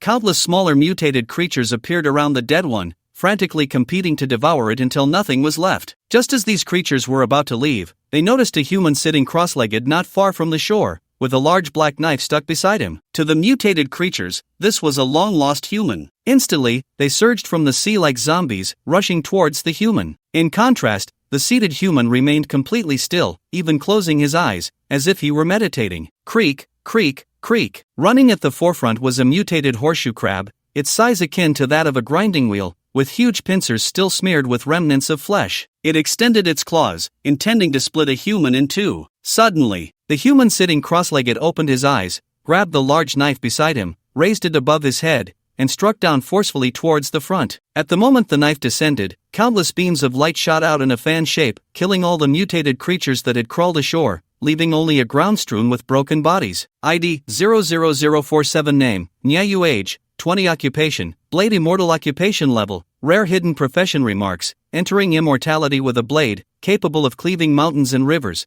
with boundless power and unparalleled dominance. In a polluted world, beside a great river flowing from the northwest to the southeast, countless mutated creatures continuously crawled out of the water, attempting to attack a smiling human on the riverbank. This human was the necromancer Wu Di. Without making any significant movements, undead creatures began to emerge from his shadow. These undead included skeletons, ghouls, and death knights. He could summon almost any type of undead, except for the top-tier ones. The most terrifying aspect was that compared to the endless stream of mutated creatures crawling out of the river, the number of undead seemed even greater, as they charged towards the mutated creatures. The mutated creatures and the undead clashed, and for a moment, it was hard to determine a victor. However, upon closer observation, it became clear that if this war continued, the mutated creatures would eventually be wiped out. Because once the mutated creatures were killed by the undead, they would, under Wu Di's control, turn into undead themselves and turn against their own kind. The result of this ongoing cycle was that the number of mutated creatures would dwindle, while the number of undead would increase. The outside world. On the large screen in the square, a name suddenly appeared, followed by a score. As the first name appeared, the names on the screen began to shift wildly, changing almost every second, with many names that had been on the screen just a second ago disappearing the next. However, as the gap continued to widen, the names on the screen gradually stabilized. First place Wu Di, 567 points. Second place Nyeyu, 469 points. Third place Gong Shuyu, 432 points. Sai, the top 3 are all candidates from outside, none from Qingshan City in the top 10. There's nothing we can do. The 3 teams that Miss Morong brought are top tier in the Great Xia Kingdom, and each team has a rare hidden profession. We can't compete with Qingshan City. I'm curious how they hunted. As far as I know, the difficulty of this joint examination instance is not low. It's not easy for ordinary candidates to kill even one, yet they've already killed hundreds. You should ask Su Feng about that. He ranked 38th nationwide back in the day and is still a legend and hero of Qingshan City. By the way, it seems Su Feng's son also participated in the joint examination. Quickly check what rank he is. Let me see. He's 14th. That's impressive. Yeah, excluding the 12th brought by Miss Morong, his score is enough to place him second. 13th place is Mu Qingqing, one of the only 2 rare professionals from Qingshan Academy. This kid is really outstanding. Look, someone named Lin Fei has surged up. My goodness, he's already in the top 10. Hearing the name Lin Fei, everyone in the square quickly turned to the screen, seeing that one of the top 12 had been forcibly pushed down. And just as everyone was wondering who Lin Fei was, this name rose again, reaching 9th place. At this moment, the principal and teachers of Qingshan City erupted in excitement. Can anyone tell me who Lin Fei is? Which school is he from? Why have I never heard of him before? This name is too common. Almost every school has several, but the most likely candidate should be Lin Fei from Qingshan Academy. He is a rare profession. I know that 2 rare professionals appeared at Qingshan Academy this year, but I've only heard of Mu Qingqing. Why haven't I heard of Lin Fei? Oh, that's true. Usually, I've only heard of Mu Qingqing. It seems I haven't heard of Lin Fei. That's because Lin Fei was diagnosed with cancer before he changed professions. The doctor asserted that he wouldn't live long, and since he is very low-key, there is little information about him. So that's how it is. Although he isn't from our school, I want to cheer for him. Don't let those outsiders look down on us in Qingshan City. This kid Lin Fei, from the first day he enrolled, I could tell he was exceptionally talented and a person of great potential. Now the scores from the joint examination just confirm my guess. He will definitely achieve good results in this joint examination. Ha ha. If Lin Fei were present, he wouldn't need to look to know that the person saying this was the principal of Qingshan Academy. A polluted world, the source of mutations. Lin Fei didn't know whether to say he was lucky or unlucky. The building he arrived in turned out to be a nest of mutated creatures. Good news, there are a large number of mutated creatures inside the nest, and he can easily earn points. Bad news, there are too many mutated creatures inside the nest, and if he isn't careful, he and the aliens will be overwhelmed by them. Faced with this situation, Lin Fei hesitated for only 3 seconds before summoning Da Xiong. Although the individual strength of the aliens is strong and their numbers are sufficient, when it comes to monster farming ability,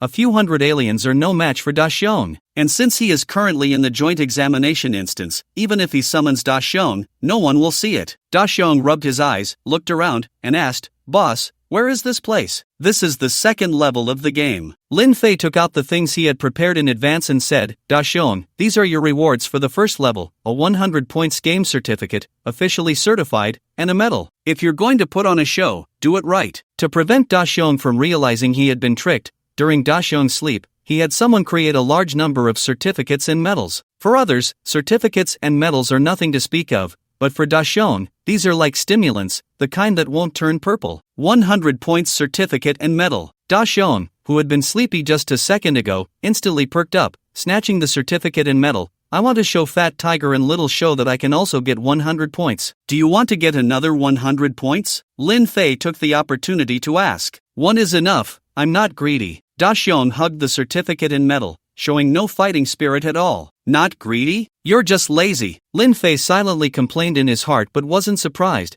because Da Xiong in the comics is just like this, often lacking ambition, spending a whole day just going to his room. However, Lin Fei had already thought of a countermeasure and pulled out 2 more certificates. "Da Xiong, I forgot to tell you, during the time you were gone, Fat Tiger and Little Show also got 100 points. "What?" Daxian's face was full of disbelief as he hurriedly opened the forged certificate. After seeing the names on it, he cried out in complaint, "I worked so hard to get 100 points, why have they caught up so quickly? Why should I even bother? Getting 100 points without effort. Being caught up without effort. No wonder even the god-level assistant Doraemon can't keep up with you, you're always thinking about giving up. Although you all have 100 points, it's still different." Lin Fei pointed to the medal in Daxian's hand. "You are the first to get 100 points, which belongs to the first pass, so you get an extra medal. Fat Tiger and Little Show don't have medals. However, they are trying to clear the second level first. If they score 100 before you, you won't get a medal. I won't allow anyone to take my medal." Nobita's fighting spirit was completely ignited as he pulled out his dual guns and walked into the building. Immediately, Lin Fei heard the continuous sound of gunfire and the system's prompt notifications flooding the screen. Killed a normal mutated creature, absorbed 1 hour of life force, special dungeon does not reward experience points. Killed an elite mutated creature, absorbed 3 hours of life force, special dungeon does not reward experience points. Killed a small boss mutated creature, absorbed 10 hours of life force, special dungeon does not reward experience points. Although the joint examination dungeon doesn't reward experience or drop equipment, fortunately, it doesn't affect my ability to absorb life force, Lin Fei said,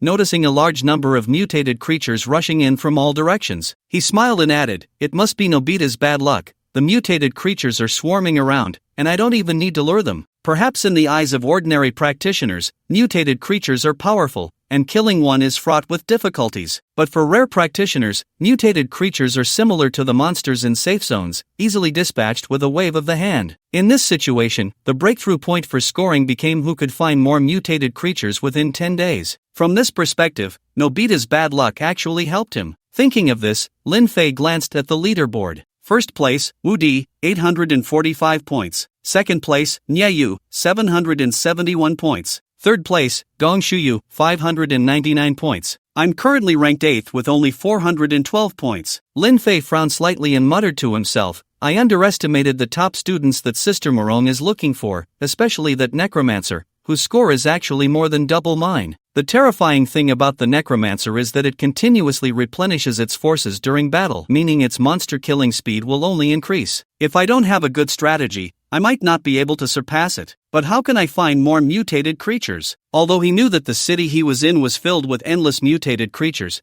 they were scattered all over the city, and gathering them in one place would take a lot of time. Therefore, to surpass Wu Di in points, he had to choose an open area that wouldn't hinder Nobita's performance, surrounded by countless mutated creatures. What place fits that description? Lin Fei furrowed his brows, deep in thought. Suddenly, he quickly opened the system, his eyes lighting up as he exclaimed, "Damn it, how could I forget such important information?" The information Lin Fei had overlooked was in the dungeon introduction. It stated that the first mutations occurred in the ocean, and it was the mutated creatures in the ocean that defeated various countries, destroying human civilization in 3 years. Could it be understood that the mutated creatures in the ocean far exceed those on land? If so, why not go to the seaside? It's no exaggeration to say that with Nobita's inherent bad luck, as long as he stands by the sea, the mutated creatures in the ocean would rush towards him like mold to oil. With this thought, Lin Fei looked into the distance and easily found the direction of the sea. "Nobita, the mutated creatures here are too low level. We need to move to the seaside." "You don't have to worry. The move won't take much time, and Fat Tiger and Little Fu can't possibly surpass you." "What about the mutated creatures here?" "Of course,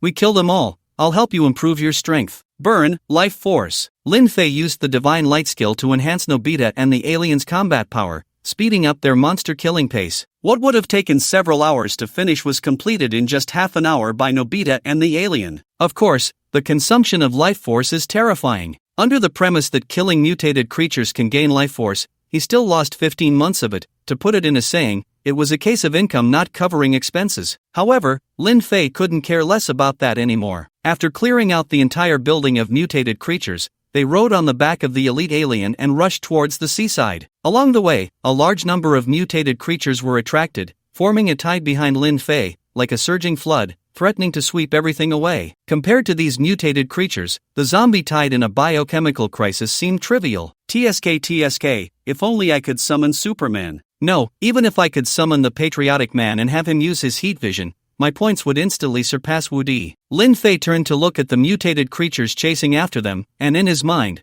the image of the patriotic man using heat vision to sweep through the crowd surfaced. That ability to harvest lives on such a large scale was even more terrifying than Daxiong's monster-slaying speed. However, judging by the patriotic man's strength in the comics, he was most likely a god-level comic character, and summoning him would require a lot of summoning points. Currently, his summoning points were barely enough to summon rare comic characters, and he was still far from summoning a god-level comic character. Detected that the god of comics favors the patriotic man. Please choose. Option 1, Under the Moonlight, atop a tall building, live streaming the Crescent Moon Charge. Completion reward, Patriotic Man Fragments plus 10, Patriotic Man Recognition plus 30. Option 2, Mature Maternal Love, nurturing milk, actively asking women if they can suckle, getting 10 people's consent. Completion reward, Patriotic Man Fragments plus 15, Patriotic Man Recognition plus 50. Option 3, achieve first place in the National Joint Examination personal points. Completion reward, Patriotic Man Summoning Card. Note, without Patriotic Man Recognition, easily subject to counterattack. Lin Fei looked at the 3 options given by the system, completely dumbfounded. This choice system was too bizarre, giving him such options.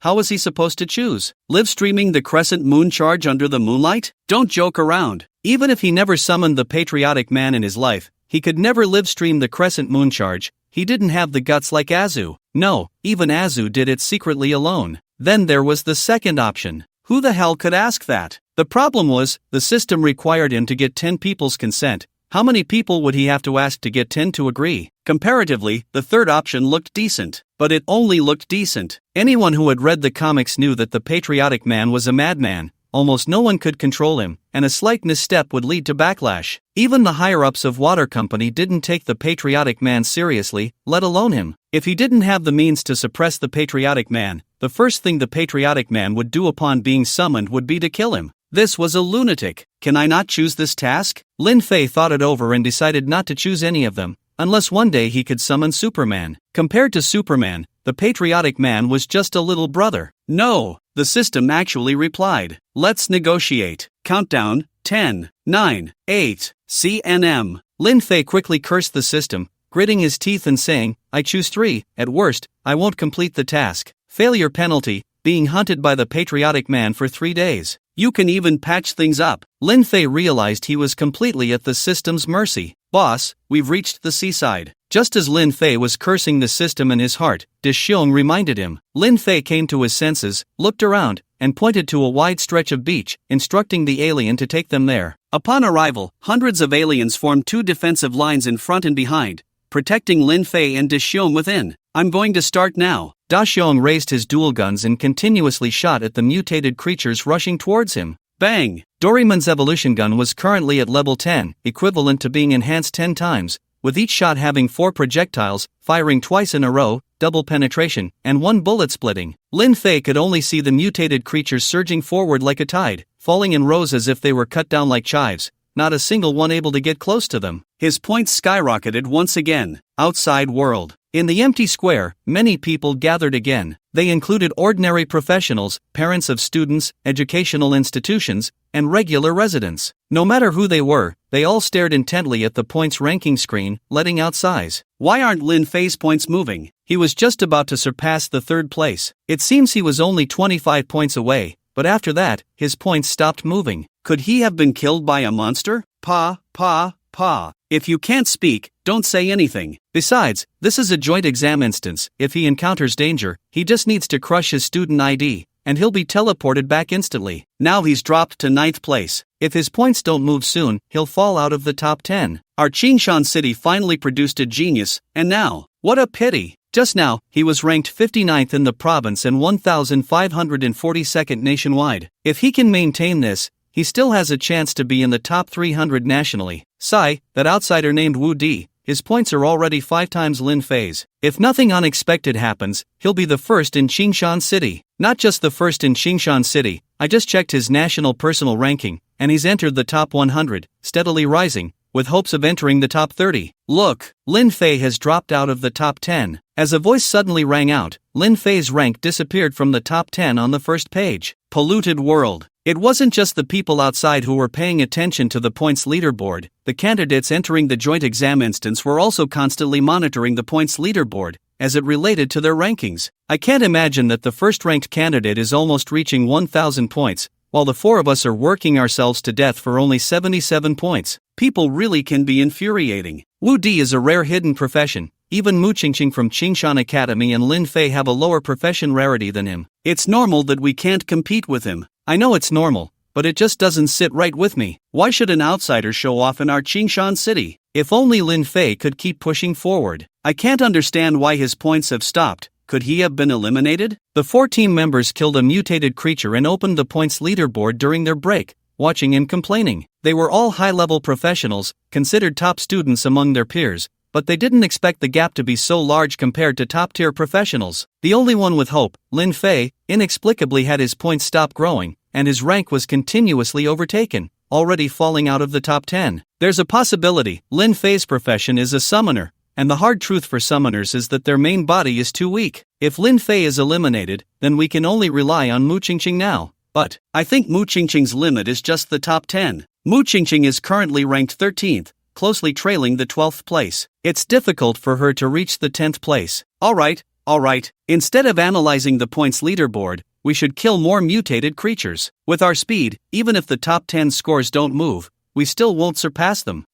That's true. The 4 took a short break and continued searching for isolated mutated creatures to kill. Meanwhile, when Wu Di controlled the undead creatures to sweep through the mutated creatures in the city, he glanced at the points leaderboard, a mocking smile appearing at the corner of his mouth. You just gave a little surprise, but it seems now that you might just have chosen a good spot to teleport to, which is why you got so many points. However, luck will eventually run out. Strength is the hard truth. Relying solely on temporary luck cannot compete with me. You need to work hard. If your points ranking is even lower than my team members, you don't deserve to die at my hands. After Wu Di finished speaking, he closed the leaderboard and devoted himself to hunting mutated creatures. However, just a few minutes later, a buzzing sound reached his ears. Wu Di opened his hand, and a bug the size of a thumb, resembling a firefly, fell down. Captain, it's bad. You need to look at the leaderboard. The voice of Zhao Qing came from the bug, and after speaking, the bug turned into powder. The leaderboard? Wu Di was momentarily stunned, thinking he had just checked the leaderboard.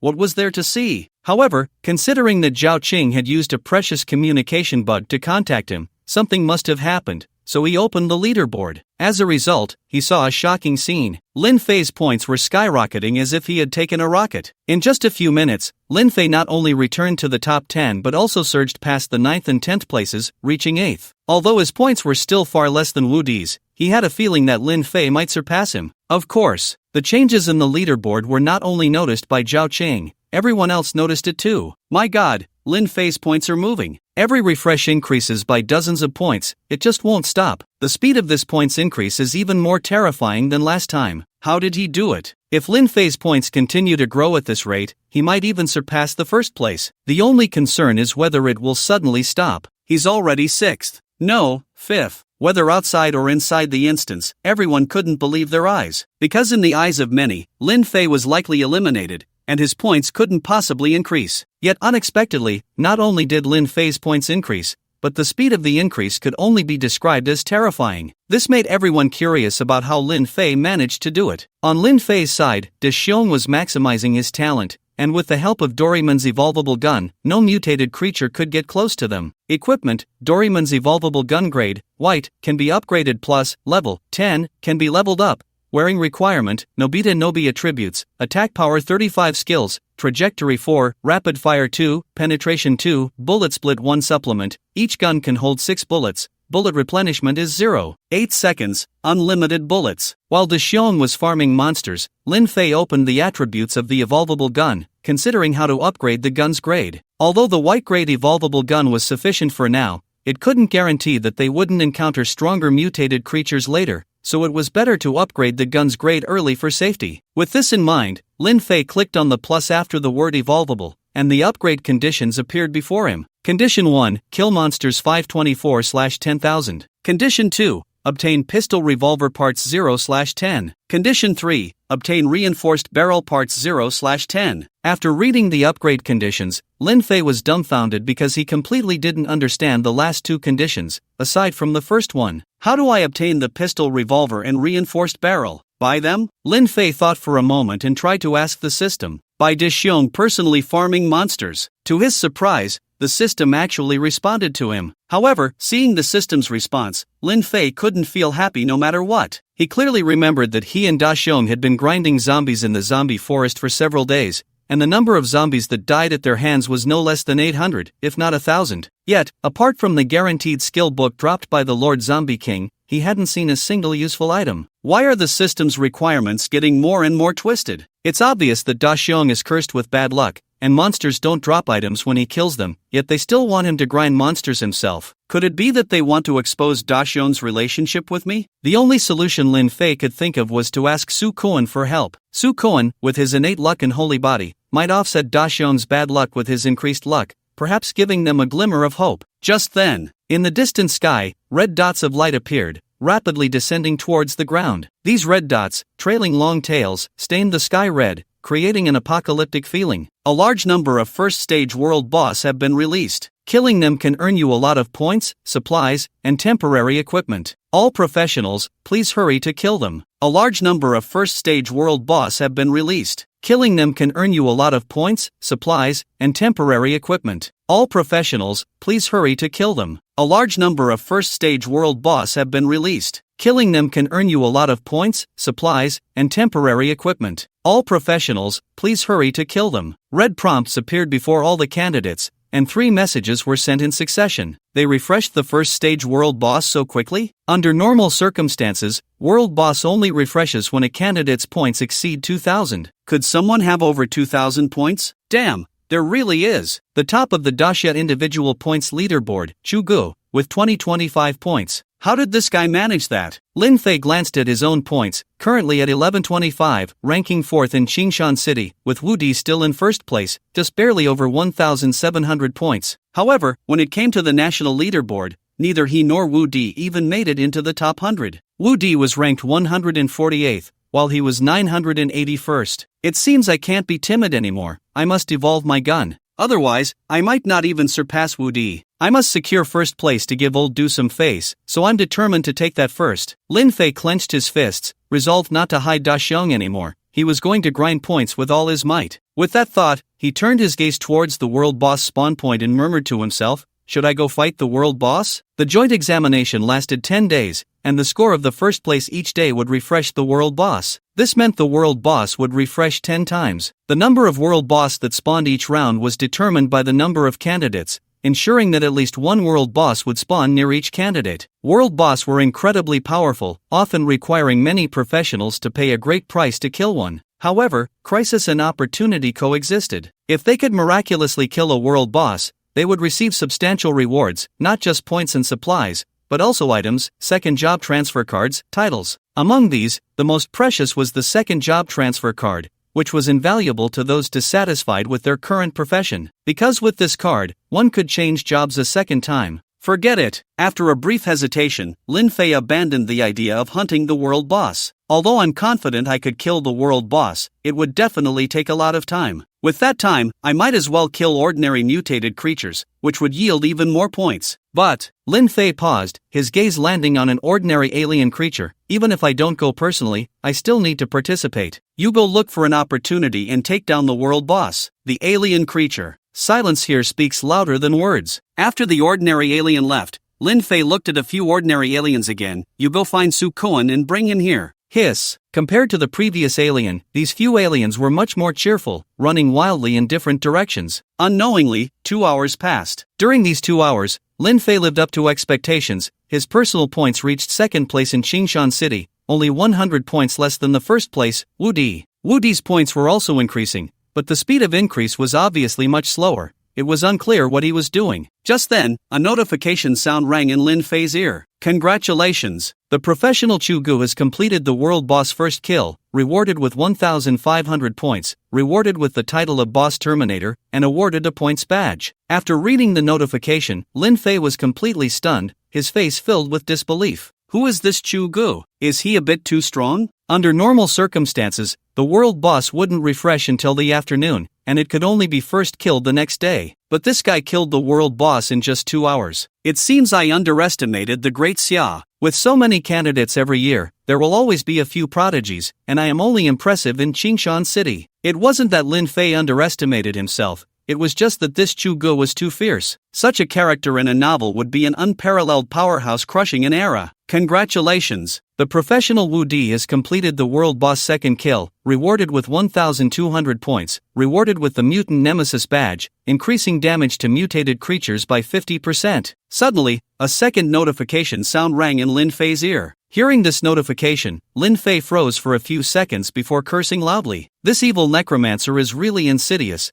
actually sneaking off to kill the world boss. He must have relied on the undead to kill the world boss. If he has the guts, he should challenge the world boss one-on-one. He must be cursing me now, saying I'm useless, underestimating my own abilities, and that he could wipe me out with a wave of his hand. A person with such malicious intent is clearly not a good person. Faced with Chu Go and Wu Di killing the world boss, Lin Fei had completely different views. Then, he opened the leaderboard and glanced at it, then closed it with a cold face. Because Wu Di's points from killing the world boss directly pulled the point gap from 100 to 1,300 points, almost catching up to his current points. This was not even the most terrifying part. The most terrifying part was the mutant nemesis badge, which increased damage to mutated creatures by 50%, greatly enhancing Wu Di's monster-killing speed. Sure enough, as if to validate Lin Fei's words, he could clearly feel that Wu Di's points were increasing at a faster rate. In the office of the trading company, Morong Ruoyun and Uncle Huang were staring at the leaderboard. When they saw Wu Di achieve the world boss second kill and his points far surpassing Lin Fei's, her brows slightly furrowed. At this moment, Uncle Huang smiled and said, "Miss, from the current situation, although Lin Fei is excellent,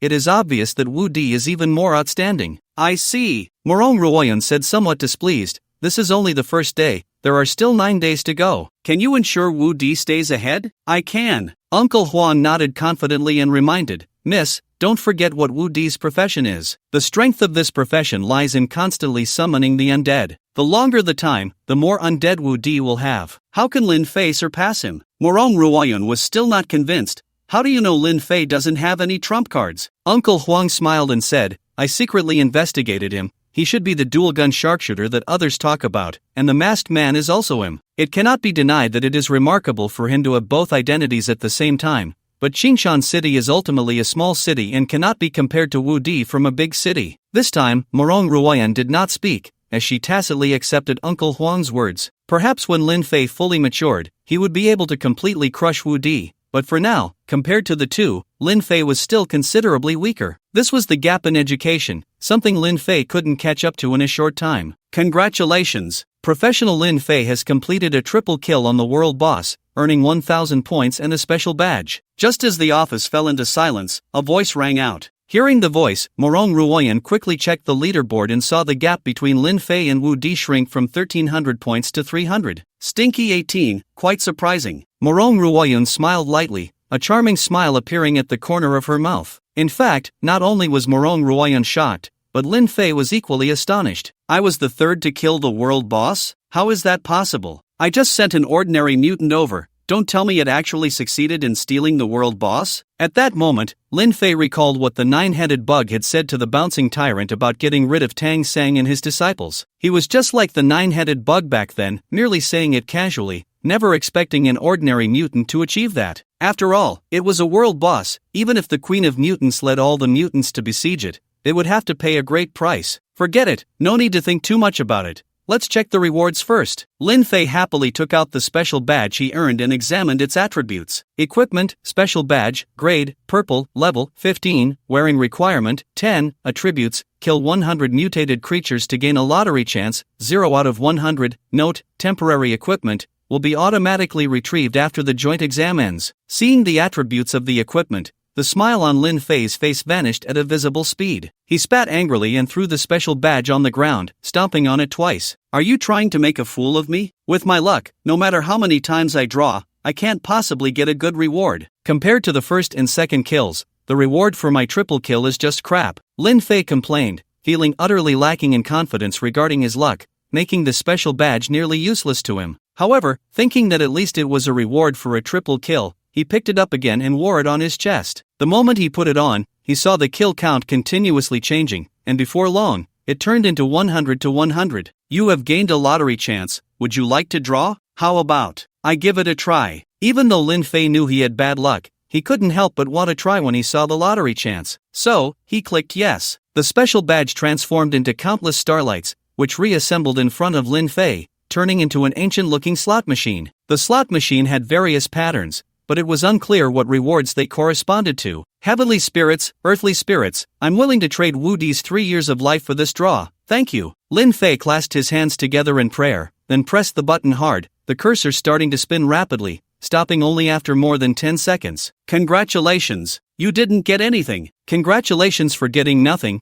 Congratulations to your grandpa. Lin Fei cursed, feeling as if the slot machine was mocking him. You have gained a lottery chance, would you like to draw? Da Xiang was quickly defeating monsters, and before Lin Fei could finish complaining, he gained another lottery chance. Draw! Lin Fei steeled himself and went head-to-head with the slot machine. Just as he was about to press it, he suddenly remembered an episode in the comic where Da Xiang played the slot machine. In that episode, whenever Nobita drew a lottery, it was always a thank you for participating, but when others drew, they won the grand prize. In the end, Nobita even mortgaged his house and still didn't win. Although this story aims to tell readers to stay away from gambling, Lin Fei had no intention of listening. Nobita, come here for a moment, let you draw a lottery. Lin Fei smiled at Nobita, planning to let him take a chance. Coming! Nobita retracted his dual guns, and 3 elite aliens charged forward, preventing the mutated creatures from getting close. Nobita arrived in front of Lin Fei, his eyes sparkling as he pressed the start button. Unlucky guy, homework doubled. As if on purpose,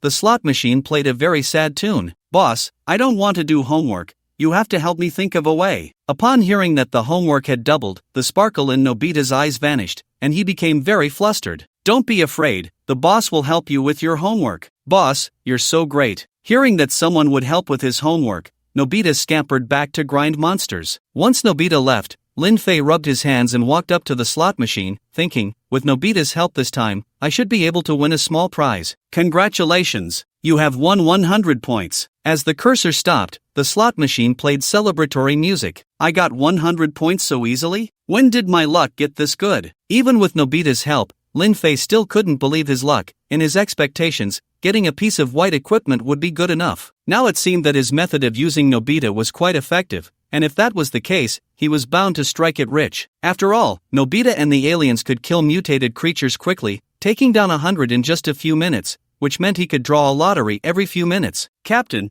it really is you. Just then, Su Kuan's voice came. Lin Fei turned to look, and saw Su Kuan riding an alien, followed by 2 more aliens, running towards him. Seeing Su Kuan approach, Lin Fei immediately understood why he had won 100 points. Did it bring you here? Lin Fei glanced at the alien he had sent out. Yes. Su Kuan nodded with a smile, explaining, the world boss spawn point is very close to me, so I thought I'd go take a look. I didn't expect that many candidates were already attacking the world boss. I sent 2 aliens to help, and unexpectedly got a triple kill on the world boss. Later, when I encountered your alien, I just followed it over. Lin Fei frowned. Are you saying the world boss was killed by your alien? Su Kuan nodded bitterly. It might be because you have the highest control over the aliens. The triple kill reward went to you. So that's how it is. Lin Fei felt his lips curling up more than an AK-47, unable to resist the upward curve. He didn't even know if his luck was good or bad. If he said his luck was good, he never got anything when he fought monsters. The only time he did get something, it was a guaranteed reward. But if he said his luck was bad, he had actually taken the triple kill from the world boss, something he had never dared to imagine before. We're teammates, so you should have earned points for killing the world boss too. No, the points for the world boss go to the one who lands the final blow, so only you got the points. However, the dropped items can be shared. But in that situation, I didn't dare to pick them up. Those candidates had worked hard for hours on the world boss, only to have it snatched away by him, so one could imagine how furious they were. It's no exaggeration to say that once he appeared, those candidates would have skinned him alive. Don't be upset, I'll show you something good. Lin Fei brought Su Kuan to the slot machine. Playing this thing requires luck. If you're lucky, you'll help me draw a prize next. Although Lin Fei didn't know what rewards this slot machine offered, he knew that the combination of the slot machine and Su Kuan was unbeatable. You have obtained a chance to draw a prize. Would you like to draw? Draw! Congratulations! You have won 300 points. You have obtained a chance to draw a prize. Would you like to draw? Draw! Congratulations! You have won air support once, which can deal devastating damage to mutated creatures within a certain range. You have obtained a chance to draw a prize. Would you like to draw? Draw!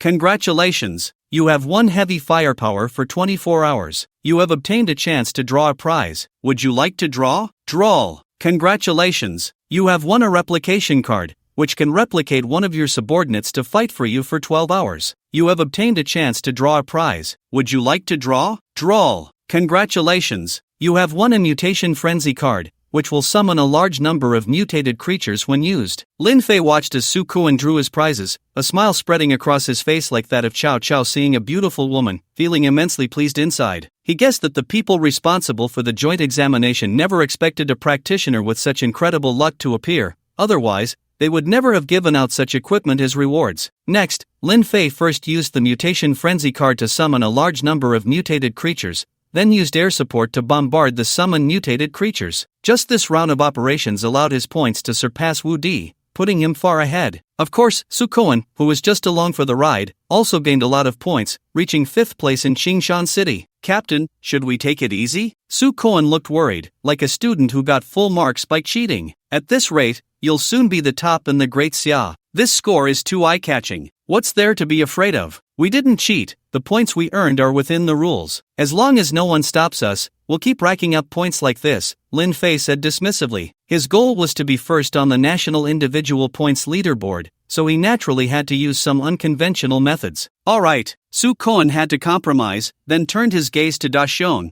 hesitantly asking, Captain, aren't you going to explain the origin of the dual gun marksman? He was summoned by me. Lin Fei had already decided to tell Su Kuan the truth, so he didn't hide it and said it directly. The dual gun marksman was summoned by you? Su Kuan's voice suddenly rose, asking incredulously, can a summoner summon a person? He had many teams under his name, and among them were several summoners, but most could only summon one type of summoned beast, with a few able to summon different forms of a certain race. However, he had never seen a summoner who could summon humans. The only summoned beast resembling a human was the rare hidden class pope from the west, who could summon winged humanoid beings, referred to as angels, which could be male or female, with 2 wings or multiple wings. I'm a bit special. This world didn't have comics, and he didn't know how to explain. So, it was you who saved me in the zombie forest back then. Su Kuan glanced at Lin Fei and said with a wry smile, Captain, I already know who you are. Is there still a need to wear a mask? I'm used to it. Lin Fei smiled awkwardly, took off the mask, revealing his true face. Su Kuan saw Lin Fei's real appearance and sighed again. He hadn't expected that his captain, the one who saved him back then,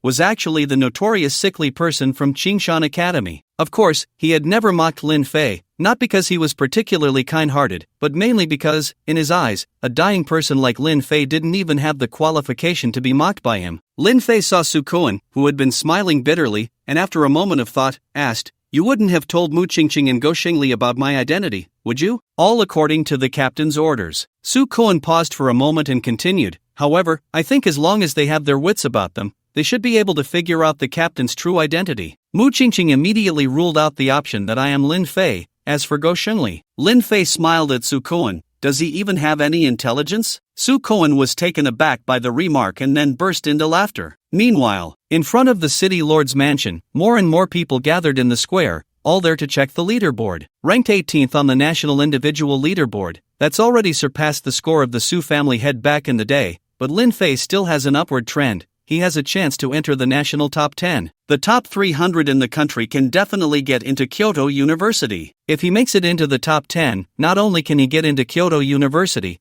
but I've heard they will also arrange for a rare professional above level 80 to teach him specifically. I don't know if there will be a dedicated instructor, but I do know that Lin Fei can achieve the best results in Qingshan City. He is the pride of Qingshan City. Those 12 students from outside are falling further behind Lin Fei. Even if Lin Fei takes a day off, they won't be able to catch up. Shut your crow's mouth. I don't want to see Lin Fei's points stagnate again. Right, my foul mouth needs a slap. Look, Lin Fei's rank has risen again. This wave of points is substantial. He's almost in the top 10. Excited shouts erupted from the crowd. No matter what they were doing, they all put down their work and stared at the big screen. On the big screen, Lin Fei's points increased by several hundred points with each refresh, as if he were riding a rocket. My god, he's already in the top 10. Look, Lin Fei is in the national top 10. The points he gains in a second are more than my son's total score. Your son came out after 10 minutes. How can you compare your son to Lin Fei? Lin Fei is a celestial being descended from the martial star. Qingshan City has only produced one like him in all these years. These geniuses are truly unimaginable. I can't count as fast as his points increase. How does he kill mutated creatures so quickly? Why does my son say mutated creatures are so powerful? The gap between people can sometimes be larger than the gap between a person and a pig. just don't dwell on that. Right. Damn you, are you calling my son a pig? Everyone, stop arguing. Lin Fei's points are skyrocketing again. He's 8th, 5th, 3rd, 2nd, 1st place. Amidst the incredulous gasps, Lin Fei's points soared from 10th place on the national individual leaderboard, surpassing the longtime first place holder, Chu Gu, and claiming the top spot. Ding! Achieved first place on the national individual leaderboard, awarded the national summoning card. In the Great Xia, the imperial capital. Although it was already dark, the towering television tower was flashing with lights, and many media workers were reporting on the joint examination content. In a certain studio, a sweet-looking host was interviewing a somewhat plump, disheveled man with thick hair holding a folding fan. Behind the two, there was a huge screen updating the leaderboard in real time. First place, Chu Gu, 4,856 points. Second place, Qin Feng, 4,421 points. Third place, Zhao Lingxiao, 4,375 points. Fourth place, Li Feiyu, 4,092 points. The data on the big screen kept refreshing and jumping. Some were rising, and some were falling, but the top 4 on the leaderboard remained steady as ever. Teacher Gao, you are an expert in the joint examination. From your professional perspective, who do you think will be the top individual in this year's joint exam? The female host smiled at the man, her eyes glancing at the prompt board displaying the audience's comments. In Daxia, the 10-day joint examination is treated like a major festival. During these days each year, various TV stations invite experts, scholars, and renowned teachers for professional analysis and predictions, easily garnering good viewership ratings. This year was no exception. In fact, the station had even invited the recently popular Teacher Gao, which ensured that the live stream audience never dropped below 3 million. Teacher Gao turned to look at the leaderboard, gently shaking his folding fan. From the current leaderboard, Chu Gu is far ahead of everyone else, a unique presence, but this is only the first day. According to past joint examination results, the early frontrunner often loses momentum later on, while candidates ranked from 5th to 50th are more likely to take the top spot. Therefore, my analysis is that Amon Dip, currently ranked 7th, is the most likely to claim first place. Upon hearing this, the female host and the livestream audience quickly checked the leaderboard and soon found Amon Dip, as mentioned by Teacher Gao. However, when everyone saw Amon Dip's score, they couldn't help but frown. Teacher Gao, Amon Dip currently has only 3,502 points, over 1,000 points less than Chu Gu. How could he possibly take first place? Chu Gu is a pseudo-god-level practitioner, the Shushan sword immortal, capable of severing heads from 1,000 miles away, and within 100 meters, he is in an invincible sword domain, both offensive and defensive. How could any candidate surpass him this year? Not to mention Chu Gu, even the 4th-ranked Li Feiyu is not someone Amon Dip can surpass. Li Feiyu is a demon-slaying array master, able to set up killing formations based on the environment, and within those formations, he is nearly invincible. Isn't this just awkwardly hyping up Amon Dip? The female host noticed the barrage of questions flooding in from the livestream and thought it was a good topic, clearing her throat to ask, Teacher Gao, it seems the audience doesn't quite agree with your viewpoint. Could you explain a bit? Since everyone wants to know the reason, let me briefly explain. Teacher Gao said with a smile while waving his folding fan. From the current points, Chu Gu is indeed far ahead, but the Shushan sword immortal profession is inherently aggressive, so having an early advantage is normal. In contrast, Amon Dip comes from the Roman Empire. Many may not know much about the Roman Empire. It is a very peaceful, beautiful place with a low crime rate. Children growing up in the Roman Empire are very kind, and even when facing monsters, they hesitate to kill directly. In other words, Amon Dip is behind because of his kindness, deliberately suppressing his strength. Once he unleashes his full power, his points will quickly surpass Chu Gu, and he will take first place. Teacher Gao spoke at length. The audience in the live stream fell silent for a moment upon hearing this, then began to flood the chat with messages. I don't mind you praising other countries, but when you say the Roman Empire is peaceful, beautiful, and has a low crime rate, I can't hold back anymore. Have you been to the Roman Empire? Or are you just talking nonsense? You're a worthless teacher. Instead of analyzing based on profession levels, skills, and monster suppression, you come here telling me Amon Dip is from the Roman Empire, so he suppresses his strength. Do you believe I'm not suppressing mine? Otherwise, I would have already sent my regards to your family. Did I hear that wrong? The Roman Empire has a low crime rate? Just recently, there was news about a doctor practitioner in the Roman Empire who had 150 milliliters of male bodily fluid in his body. A normal man only has 2 to 6 milliliters at a time. I'd been to the Roman Empire, just had a bite by the roadside,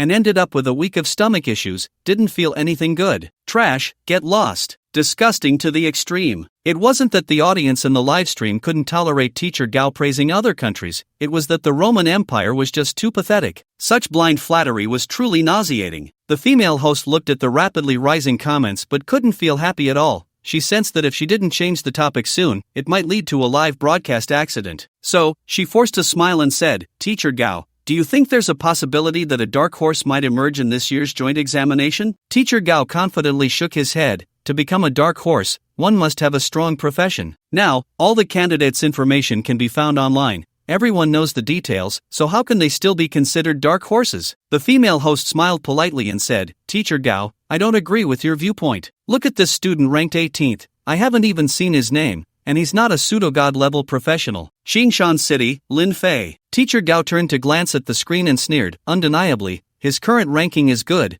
But don't forget this is just the first day of the joint examination. Students from such small places tend to reveal all their cards early on. In the following days, they'll tire out. He won't have a chance to enter the top 10. As if to slap him in the face, just as he finished speaking, Lin Fei's rank suddenly shot up several places, landing him in 10th place on the leaderboard. The audience in the livestream seized the opportunity and began to mock him with comments. "Didn't you say he couldn't make it into the top 10? Look, he's in the top 10 now, smashing your face." A fierce analysis, but clearly a fool. Ha ha. Expert. Ha ha. Joke. Teacher Gao, who had been calm, suddenly turned pale upon realizing he had been proven wrong. As a somewhat well-known figure in Daxia, he had a wide network and many channels of information, allowing him to know things that many others did not. He had previously inquired about who the best students were this year, and it was no exaggeration to say he could guess their rankings with a high degree of accuracy. Xu Ge was first. Qin Feng, Zhao Lingxiao, and Li Feiyu were vying for the second, third, and fourth places. As for the candidate he favored, Amanip, he could barely make it into the top 10, likely around 12th place. The reason he claimed Amanip could take first was merely to create a topic.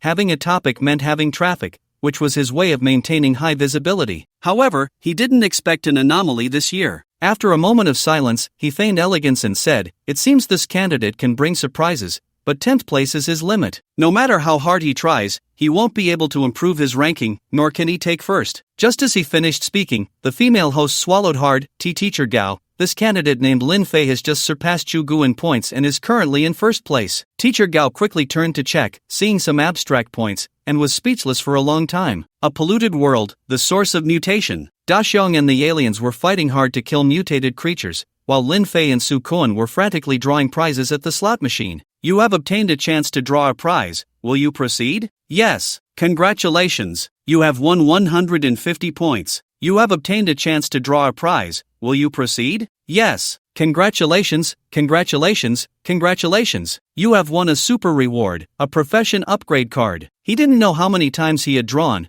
but suddenly all the icons on the slot machine began to flash, playing celebratory music for winning the jackpot. A profession upgrade card? Lin Fei was taken aback, picking up the card spat out by the slot machine to check its attributes. Tool, profession promotion card, quality, black. Note, using this card, a professional can promote their profession to a higher level. This card is even more precious than a second job transfer card. Lin Fei realized the rarity of the profession promotion card after reading its attributes. It should be clear that a second job transfer card only allows a person to transfer jobs again, and whether they can transfer to a good profession depends on personal luck. If the user's original profession level is high, they might even transfer to a lower grade profession. But the profession promotion card is different. At the very least, it guarantees the original profession's quality, and with good luck, the profession level might leap significantly. With this in mind, Lin Fei used the profession promotion card without hesitation. However, a prompt appeared before him. Your profession level is too high to use a black grade promotion card. Please choose a higher grade promotion card for upgrade. It seems that having a high profession level isn't always a good thing. The promotion card that others find incredibly precious is worthless in my eyes. Lin Fei thought to himself, feeling a bit smug, and then, as if throwing away trash, he tossed the promotion card to Su Kuan. Here, take it. This broken card is yours now. Gifted to me? Su Kuan thought he had misheard and quickly reminded him, Captain, this is a profession promotion card, worth tens of millions in the market, and it's not even guaranteed to be available. Lin Fei felt a pang of regret but dismissed it, saying, no matter how precious the promotion card is, it can't compare to the value of a team member's profession level improvement. Stop talking nonsense and use it quickly. "Thank you, Captain." Su Koen sincerely expressed his gratitude. When he joined Lin Fei's team, his main goal was to keep an eye on Go Xinli, but as he interacted with them, he gradually grew fond of this small group, the stingy captain. He didn't actually think the captain was stingy. Every time they defeated monsters, they were allowed to choose good equipment, and he had previously given Mu Qingqing a purple set, the output wanting to become stronger. Despite being a girl, Mu Qingqing was the most hardworking among the four. She seemed obsessed with becoming stronger, never missing any opportunity to improve, as if she was carrying something on her shoulders. The foolish Go Shangli. As the title suggests, he didn't want to comment. As for him, he always felt he hadn't integrated into this team. He observed as a bystander, thinking that once the joint exam was over, their team would disband and go their separate ways. Until this moment, he desperately wanted to fit into this team, to experience camaraderie, friendship, and brotherhood. Would you like to use the profession promotion card? Yes, please choose a promotion path. Path 1, Martial Arts Master, Elite Profession, Success Rate 100%. Path 2, Holy Monk, Rare Profession, Success Rate 50%. Path 3, Angry Vajra, Rare Hidden Profession, Success Rate 10%. Su Koen saw the three options and hesitated for a moment before clicking on the details of the three professions, carefully considering. Seeing Su Koen silent for a long time, Lin Fei asked, "What's wrong? Is there a problem?" "I don't know how to choose," Su Koen said with a bitter smile. "I have three promotion directions: Elite Profession Martial Arts Master, Rare Profession Holy Monk, and Rare Hidden Profession Angry Vajra." Lin Fei replied without hesitation, "Naturally, choose Angry Vajra, it's a demigod-level profession." Su Koen explained, "Angry Vajra cannot be promoted further, meaning it has reached its peak, but Martial Arts Master and Holy Monk can still be promoted." Lin Fei raised an eyebrow. What can they be promoted to? Martial Arts Master can be promoted to the Rare Profession Martial Arts Grandmaster, which can further promote to either the Rare Hidden Profession Martial Saint or the God-level profession Martial God. Holy Monk can be promoted to the God-level profession Bodhisattva or the God-level profession Buddha, Su Koen answered truthfully. The Holy Monk has two God-level promotion paths. Choose Holy Monk. The Holy Monk cannot kill. Su Koen let out and continued, "It's not just about killing, even monsters can't be killed. The only advantage is that I'm immune to all evils, and all ghosts will retreat. Of course, my defensive power will also increase, and I can give my teammates a Buddha-like buff." Upon hearing this, Lin Fei finally understood what Su Koen was struggling with. Although the evolution direction of the Holy Monk has two divine-level professions, the downside is obvious: it cannot commit acts of killing. Of course, one can endure this phase, but the problem is that no one can guarantee whether a Bodhisattva or Buddha can kill. If a Bodhisattva and Buddha cannot kill, then this evolution direction becomes a big issue. One can't just use love to persuade every monster they encounter. On the contrary, the weakest martial arts master at the beginning can be promoted to a martial arts grandmaster, who can then further evolve into a divine-level profession. However, Su Koen has to give up rare professions and rare hidden professions to choose an elite profession. Thinking of this, Lin Fei asked, "Has no one ever changed to a Bodhisattva or Buddha before?" "No." Su Koen shook his head helplessly. "In the Great Xia, very few people change to divine-level professions, and neither Bodhisattva nor Buddha is among them. Similarly, there are no professions that achieve divine level through the use of profession promotion cards." Lin Fei asked in confusion, "With the existence of promotion cards,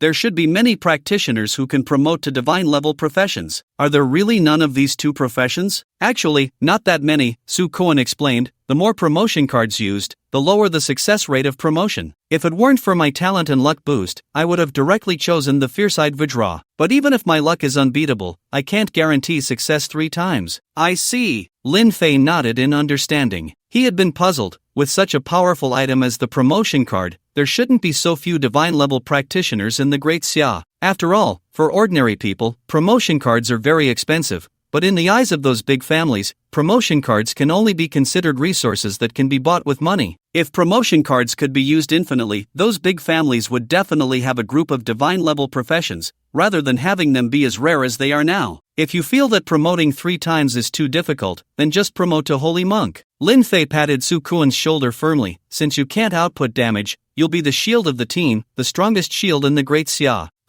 Su Koen nodded vigorously and unhesitatingly chose the second path. Boom! A dazzling golden light erupted from Su Koen's body, and when one looked over, they could feel a sacred, peaceful, and transcendent aura. The golden light on Su Koen lasted for a long time before it began to dissipate. Once the golden light completely faded, the aura Su Koen emitted stabilized, and his tightly closed eyes slowly opened, exclaiming, "Umatba." Slap. Lin Fei unhesitatingly slapped Su Kuan on the forehead, reminding him, "Your profession is holy monk, but you are not a holy monk. Don't think about becoming a monk, otherwise, your dad will kill me." Su Feng only has Su Kuan as a son, and if Su Kuan truly sees through the worldly affairs and becomes a monk, Su Feng would definitely chase him down all over the world. I'm just trying to fit the occasion. Besides, my body doesn't allow me to be a vegetarian. Su Kuan rubbed the spot where he was hit and grinned at Lin Fei. That's more like it. Lin Fei breathed a sigh of relief and then asked, "Quickly tell me, is the holy monk profession powerful or not?" Su Kuan smiled slightly and displayed his attributes to Lin Fei. Name, Su Kuan. Occupation, holy monk. Level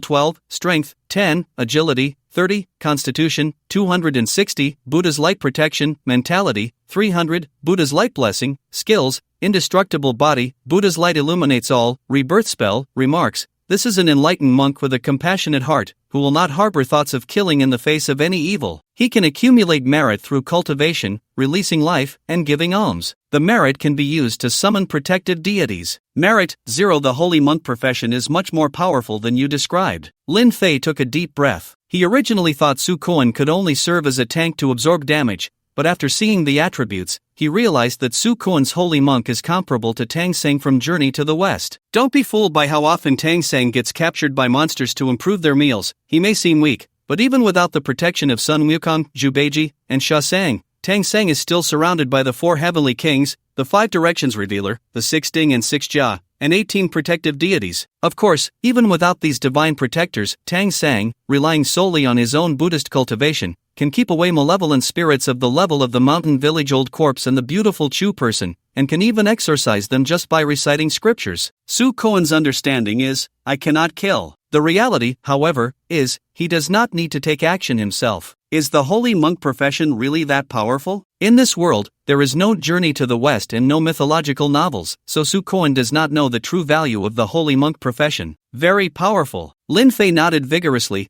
pondering for a moment before his eyes lit up and he asked, "Do you know the great General Guan Yu from the late Eastern Han Dynasty?" Although this world lacks mythological stories, history is quite similar to the previous life, having also experienced the chaos of the 3 kingdoms and the existence of Guan Yu. However, in this world, Guan Yu is merely a general and is far less famous than in the previous life. I know. Su Kuan did not understand why Lin Fei asked this and could only nod truthfully. If all goes well, you can summon him. If Lin Fei remembered correctly, Guan Yu is one of the 18 protective deities, so Su Kuan might be able to summon him. An ancient general can be summoned by me? Su Kuan was both surprised and delighted, but then he became troubled. Summoning protective deities requires merit, but the methods to accumulate merit seem very difficult. I don't know how long it will take to gather enough merit. Lin Fei stroked his chin and thought for a while, then suddenly smiled confidently. It's just about accumulating merit. Is there anything easier than this? Bang bang bang, boom boom boom. Da Xiong, using the item cards drawn from the slot machine, executed a saturation attack. Whether it was the summoned mutated creatures or the mutated creatures from the ocean, they were either killed by Da Xiong's dual guns or blown up by aerial support. At this moment, Su Kuan clasped his hands together. Captain, in this vast world, all things have life and spirit. I wonder if we can leave them a glimmer of hope. Alright, Lin Fei ordered Da Xiong to stop shooting and did not continue summoning aerial support. After waiting a few seconds, a smile appeared on Su Kuan's tense face as he gave Lin Fei an okay gesture. This act of saving lives rewarded a large amount of merit. Seeing Su Kuan's merit credited, Lin Fei ordered Da Xiong to shoot again and summoned aerial support once more. The monster slaying began anew. When this round of mutated creatures was nearly finished, Su Kuan sat cross-legged on the ground, hands clasped together, reciting the rebirth spell. Solemn Buddhist chants emanated from Su Kuan's mouth, and from the bodies of the recently slain mutated creatures, a faint shadow seemed to appear, swaying, and then disappearing. Once the exorcism was complete, a look of surprise and joy appeared on Su Kuan's face. I just saved the mutated creatures and was rewarded with over 700 merit points. After exorcising them, I received over 300 merit points. I now have more than 1,100 merit points. I will try to summon a protective deity. Lin Fei immediately stopped Su Kuan. It's still early. Your guardian deity's strength is extraordinary. Don't say over 1,000 merits. Even if it were hundreds of thousands of merits, it might not be enough to summon it. The guardian deity is not something that can be compared to a divine level profession. A divine level profession still needs to grind monsters to level up,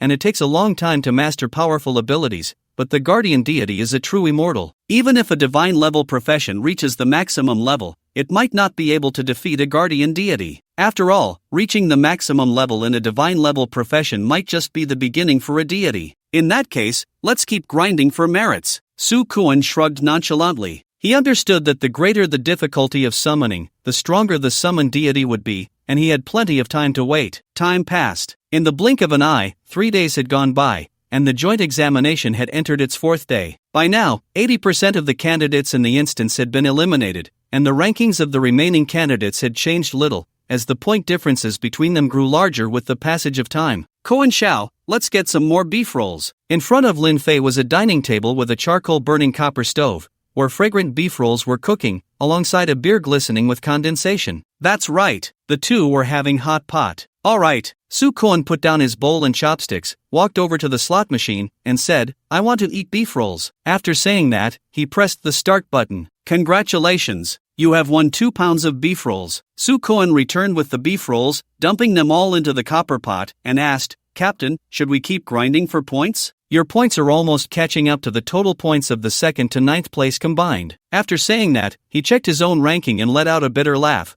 I've been just drinking soup these past few days, and my points have already made it into the top 100. If I keep this up, by the end of the joint examination, my ranking will be higher than my dad's back in the day. Lin Fei picked up a piece of meat, blew on it, and while eating, asked, Don't you want a high ranking? I do. Su Kuan replied affirmatively, continuing, But now the ranking is too high, and we are from a small place. There will definitely be people questioning our results, and they will conduct checks on us. Lin Fei frowned and asked, Why haven't I heard of such checks? Lin Fei didn't intend to compete for the top individual score in the country. The problem was that the selection system forced him to take first place, or else the people from his country would hunt him down. It is well known that in comics and films, the people from his country can always leave you astonished, and this character is deeply loved by the audience. However, while the audience loves this character, no one wants the people from his country to appear in front of them. For this reason, he could only take first place. He thought, since he had already taken first place, why not let his score far exceed that of other candidates, so that he would be more valued when applying to universities. But he never expected that as a candidate from a small city, having too good a score would lead to checks. This is what my dad told me. Su Kuan paused, his tone carrying a hint of anger. My dad had such good results that many people questioned him,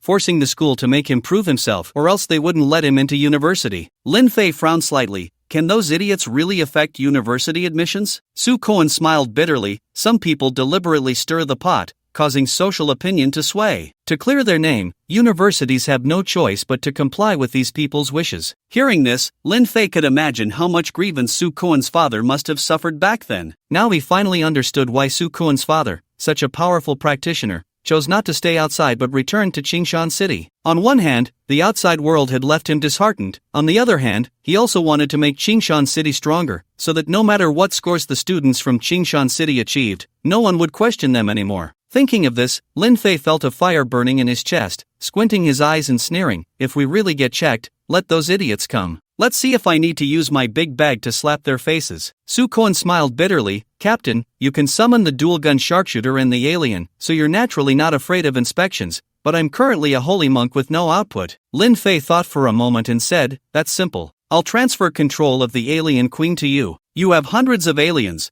Are you afraid of not passing the inspection? If you give me the alien queen, what will you do? Su Kuan paused here, glancing at Nobita before continuing. To be honest, the test is quite difficult. Relying solely on him probably won't work. Can't I have a new summon? Lin Fei said, taking out the summoning card for the patriotic man he obtained 3 days ago. The patriotic man summoning card emitted a black-red glow, a sheen characteristic of rare hidden professions, meaning the patriotic man was not a god-level comic character but rather a pseudo-god level. However, considering that Nobita was a white comic character with such terrifying monster summoning abilities, one could imagine how terrifying the strength of the pseudo-god level patriotic man was. New summon? Su Kuan's eyes lit up as he looked at the patriotic man summoning card, excitedly asking, Captain, is this summon powerful? Can it compare to the alien queen? The alien queen can't compare to him. Even if all the aliens combined, they wouldn't be enough for him to kill in a minute. So powerful, why not summon him? I can't control him. Lin Fei's tone carried a sense of helplessness. If it were just that I couldn't control him, it wouldn't be a big deal. The problem is, he's a madman. Without any way to restrain him, he could kill everyone, including me. Su Koen was speechless. He had thought that Lin Fei being able to summon humans was already bizarre, but he never expected that this time the summon character wouldn't spare even Lin Fei, the master. If they were outside, he could have asked his dad for help in suppressing him, but right now they were in the joint examination instance, and his dad couldn't come in to help at all. After thinking for a long time, Su Koen asked, "Captain, don't you have any skills to control him?" "No." Lin Fei shook his head with a bitter smile, listing his 3 skills. Summon, randomly summon characters from comics to fight for you. Targets killed by comic characters will turn into vitality absorbed by the god of comics. Divine light, the god of comics releases light by burning vitality. Bathed in this divine light, the strength of the believers is enhanced. The more vitality consumed, the stronger the enhancement. Divine grace, the god of comics can temporarily borrow the skills of comic believers using this skill. For the believers, the god using the skill is a blessing. Ever since he obtained the divine grace skill, he hadn't awakened any new skills. He even specifically checked his profession to see if there were any skills suitable for him. Unfortunately, he ultimately found that his profession had never appeared before, not even a similar one. That's not right. Su Koen quickly processed the 3 skills. "Captain, you can use the divine grace skill." "What use is the divine grace skill?" Lin Fei was confused. Using the divine grace skill allows you to borrow the skills of your summons. The word borrow means to temporarily take something from someone else. Doesn't that imply that the other person no longer has that thing? Su Koen earnestly explained to Lin Fei. Upon hearing this, Lin Fei first frowned, then suddenly realized, understanding Su Koen's meaning. "You mean I can borrow his abilities, which would greatly reduce his strength, making him possible to tame?" "That's about the idea." Su Koen looked eagerly at Lin Fei and asked, "Captain, quickly tell me what skills this summoned creature has, so I can devise a plan for you." Lin Fei replied without reservation, "Super strength, able to throw a plane with one hand, splitting it in half, lifting bridges, and piercing titanium alloy with a finger. Super speed, I don't know exactly how fast, but definitely faster than a plane, possibly reaching several Mach. Super defense, his body is nearly indestructible, even alien blood probably can't corrode him. Bullets, explosions, he can withstand almost any damage. Flight, that's right, he can fly, and at a high speed. X-ray vision, he can see the internal structure of objects, possessing X-ray vision, though he most often uses this ability to peep at old women nursing. Super hearing, he can clearly distinguish your voice from a great distance, and once he locks onto you, there's no escaping. Heat ray, he can emit high-temperature rays from his eyes, which you can understand as a highly destructive beam of light. Against a heat ray, a person is as fragile as tofu. Super recovery ability, even if seriously injured, he can heal quickly. Seems like that's about it. After finishing, Lin Fei looked at Su Koen with an urgent expression. Su Koen fell silent for a moment, and after a long time, he spoke, "Captain, I suggest we don't summon him for now." Lin Fei was speechless at Su Koen's suggestion and said, "Kai Su Koen, are you kidding me? Captain, you're being too realistic." Su Koen forced a smile. "When you need my help, you call me Koen Xiao, but now that you see I can't help, you call me Kai Su Koen like a stray dog. You made me happy for nothing, and you still have the face to ask me to call you Koen Xiao?" Lin Fei said unhappily. "You didn't mention that this summoned creature has so many skills." Su Koen explained with a bitter face, "If there were only a few skills,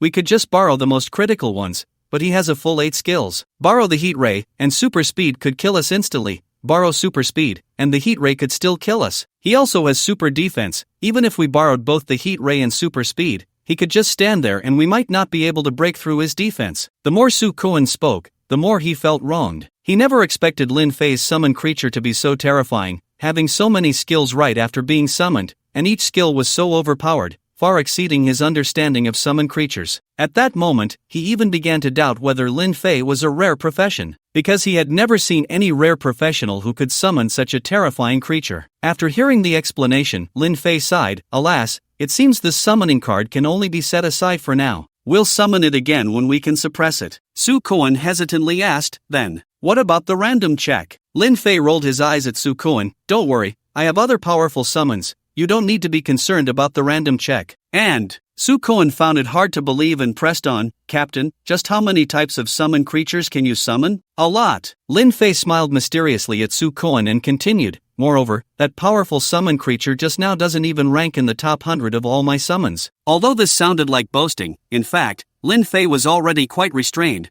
because the patriotic man was not particularly strong among all comic characters. In The Boys, the clone known as Black Noir could easily kill the patriotic man. If placed in the DC and Marvel universes, Superman, Wonder Woman, Thor, Hulk, Captain Marvel, Scarlet Witch, Thanos. Any one of them would be evenly matched with the patriotic man. In 3 minutes, he could be killed 7 times. As for domestic comics, a group of celestial beings expressed that the flying method of this mount was quite interesting. Sukoan saw that Lin Fei was not joking, and the shock in his heart was beyond words. He dared to bet on Dog Shang's sexual prowess that Lin Fei was definitely not a rare professional, nor a rare hidden professional, but a god-level professional that appeared only once every few years. Only a god-level professional could summon so many powerful summons. Just then, the cloudless blue sky was suddenly stained a fiery red. Lin Fei and Sukoan quickly looked up to see a fireball plummeting from the sky, coming closer and closer towards them. With a loud bang, the fireball landed not far from the two, creating a large pit in the ground,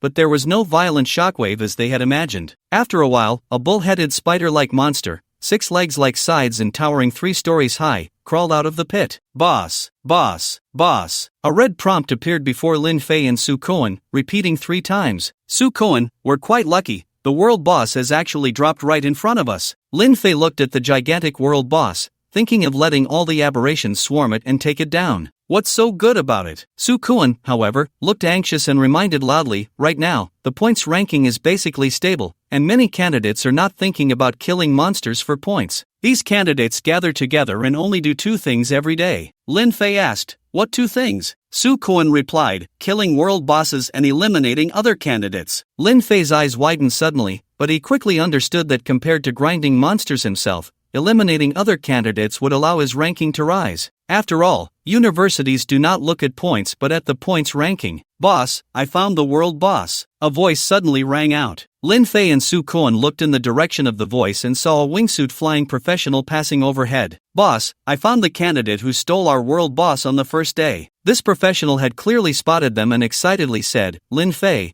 first on the personal points leaderboard. If we eliminate him, we might catch the attention of a good university. Upon hearing this, Lin Fei couldn't help but complain in his heart about the points leaderboard and the dungeon announcement. He had originally wanted to hide his identity, but the points leaderboard and dungeon announcement had directly revealed his name. Those candidates who had their world boss stolen by Sukoan could instantly recognize him as the first on the personal points leaderboard upon seeing the aberration. We ran into Lin Fei, who would have thought we'd be this lucky? He stole my world boss before, and his points are higher than mine. Let's settle old and new scores together. Brothers, don't let him escape. Whoever can kill him, I'll give $1 million after we get out. Nearly 100 candidates no longer cared about hunting the world boss and surrounded Lin Fei and Sukoan from all directions. Immediately after, a candidate dressed in black-grade equipment, with a disdainful smile on his face, stepped forward wielding a large knife. His gaze fell on Sukoan, and with full arrogance, he said, Lin Fei, although you stole my world boss, I'm still willing to give you a chance. As long as you kneel and apologize and offer up your equipment, I might consider letting you go. Otherwise, I'll eliminate you immediately. Mistaken identity? Lin Fei saw everyone's gaze turn to Sukoan and instantly realized, that's right, the one who snagged the world boss back then was the alien, and Sukoan was with the alien. I wasn't even at the scene, so they don't know I'm Lin Fei. Thinking of this, Lin Fei quickly ran away from Sukoan, his face filled with disgust. I absolutely despise scum who steal others' world bosses. If I had known you were this kind of person, I wouldn't have teamed up with you. After spitting out his disdain for Sukoan, Lin Fei turned to the candidate in all black gear, wearing a flattering smile. Hey, big shot, I'm not familiar with Lin Fei. Can I join you? Sukoan. Sukoan felt a sense of despair watching his captain's actions. Although he did steal the world boss, he received no rewards at all and was now mistaken for Lin Fei, becoming the scapegoat. Great! All the benefits go to the captain, and all the blame falls on him. Ha ha! The candidate in all black gear laughed heartily, looking smugly at Sukoan. Lin Fei, your only teammate has betrayed you. If you don't want to be eliminated, kneel down and apologize, then hand over all your gear. Idiot! Sukoan cursed inwardly, then thought for a moment and said, even if I'm eliminated, your points can't possibly exceed mine. How about this? I'll help you farm points, and you let me go. Your suggestion is good, but I don't want to agree. As long as I can eliminate you, I can still get into a good university. I can take first place on the leaderboard. My strength is definitely not weak. Even if you guys manage to eliminate me by luck, it will come at a great cost. Why bother? Sukoan was quite adept at reading people's hearts. Seeing that he couldn't sway the leader, he turned to the other candidates. Everyone, this joint exam only happens once in a lifetime. It concerns whether they can get into a good university. You wouldn't want to be eliminated without understanding the situation, right? This Hearing this, many candidates began to hesitate. Brothers, don't listen to him. The candidate in all black gear immediately spoke up to stabilize the crowd. The point rankings are pretty much fixed now. Even if you farm mutated creatures, you won't be able to improve your rank. I, Li Tian, guarantee you that as long as you kill Lin Fei, I'll give each of you 1 million. The one who kills Lin Fei will get 3 million. As soon as these words were spoken, the hesitant candidates' eyes instantly cleared. For many of them, 1 million was no small sum. They couldn't refuse. I can also give you money. Su Kuan wasn't one to win by bribery. He didn't like to solve problems with money, as it made him seem foolish. However, there was no other way now. He could only use this straightforward yet effective method. Li Tian sneered contemptuously. Let's not even talk about whether you have that much money. Even if you do, why would they believe you? I'm different. I exude nobility from head to toe. Exuding nobility? It's clearly your gear's special effects that are good. Lin Fei looked at the black glow emanating from Li Tian's gear, and if this weren't in the joint exam instance, he would find a way to strip that gear off him. Captain, I have no way out. Su Kuan looked at Lin Fei, who was hiding in the crowd, and continued, if you don't make a move soon, these people will really eliminate me, and when candidates eliminate candidates, there will be elimination prompts, and you won't be able to escape then. Swish, swish, swish. Hearing this, Li Tian and his group of lackeys all turned to Lin Fei. Lin Fei, don't slander me. Everyone, judge for yourselves. Do I look like his captain? Lin Fei loudly refuted while casually moving toward the area with the densest crowd of candidates. I don't think so. This person seems too sleazy. How could he be first on the leaderboard? In contrast, Lin Fei gives off a solemn vibe. This Lin Fei is really despicable, not only stealing our world boss but also randomly biting people. Even if you bite someone, at least find a reliable target. If this timid candidate is ranked first on the leaderboard, then I must be the best in the world. Can't you think a little when you lie? The crowd glanced at the timid Lin Fei and then at the solemn, composed Su Kuan, who exuded an extraordinary aura, and resolutely believed in their judgment. At this moment, Su Kuan was completely speechless. Compared to Lin Fei, his temperament was indeed remarkable, but that was merely a result of the holy monk profession, unrelated to whether he was the first on the leaderboard. A bunch of fools. Su Kuan cursed inwardly and pondered. With so many of you, you should have identification skills, right? Just use identification on him, and you'll know if I'm lying. Li Tian felt Su Kuan's words made sense and looked at a candidate with identification skills. The candidate did not hesitate and immediately used identification on Lin Fei. Name, Lin Fei. Profession, rarity, level, strength, agility, constitution, spirit. Although all attributes were question marks, Lin Fei's name still appeared. Boss, he is Lin Fei. The candidate exclaimed loudly. Kai Su Kuan, can't you delay a bit longer? I'm about to succeed. Seeing his identity exposed, Lin Fei complained to Su Kuan and then snapped his fingers. 2 mutated aliens appeared beside him. Spray them to death. With the command given, the 2 mutated aliens' bellies swelled and suddenly sprayed out corrosive blood. Since Lin Fei was in the densest part of the crowd, dozens of candidates were easily splattered with the corrosive blood. Their equipment was quickly corroded, and some fragile professions were directly eliminated. For the safety of the candidates, regardless of the damage taken in the joint examination instance, all damage would be repaired upon elimination. What the hell is this? Fall back, everyone fall back. Support, where the hell is the support? Quickly use purification skills. Lin Fei, you old schemer, I won't let you off. Li Tian didn't expect Lin Fei to suddenly strike. In anger, he issued several commands and swung his blade at Lin Fei. Almost simultaneously, other professionals in the team also launched attacks at Lin Fei. There were knives, swords, magic, and arrows. It was as if Lin Fei had become the target of everyone's ire. Divine Grace. Lin Fei used the speed of the guardian alien to dodge most of the attacks. Self-destruct. To prevent close-range professionals from approaching, he ordered the 2 mutated aliens to self-destruct. Boom, boom, crash. The 2 mutated aliens executed Lin Fei's command without hesitation. The corrosive blood produced by the self-destruction fell like rain. Sizzle. As long as it touched a bit of blood, whether it was a professional or the ground, it was quickly corroded. Of course, Lin Fei was currently synchronized with the alien's constitution, so the corrosive blood could not harm him. Purification. Unfortunately, there were too many supports in Li Tian's team. They saw Lin Fei trying to use the corrosive blood to stop the output professions from attacking and immediately used skills to purify the blood. Without the threat of corrosive blood, a rare profession that used fists struck Lin Fei, sending him flying more than 10 meters away. Put! Lin Fei got up from the ground, spitting out a mouthful of blood. Li Tian said grimly, Lin Fei, even if you kneel and apologize now, I won't let you off. Not letting me off? You think you deserve it. Lin Fei sneered, wiped the blood from the corner of his mouth, took out the card to summon the patriotic people, and said slowly, "Summon. Patriotic people." Buzz buzz buzz. The patriot's summoning card hovered in midair, spinning rapidly like a top, continuously releasing black and red energy. The energy spread out like a thick black fog, and the sunlight seemed to be absorbed, creating a sense of dimness, leaving everyone with a feeling as if they had fallen into an ice cellar. Seeing this scene, Lin Fei didn't dare to breathe, secretly recalling Da Xiong and the aliens, while quietly pulling Su Kuan back to retreat far away, because no one understood better than him how dangerous it was at this moment. Boom! The summoning card suddenly exploded, transforming into a large mass of black and red energy, within which seemed to be a figure. Just as everyone tried to see the figure clearly, the black and red energy mass quickly contracted, all drilling into that figure. As all the black and red energy was absorbed, a man dressed in a blue bodysuit,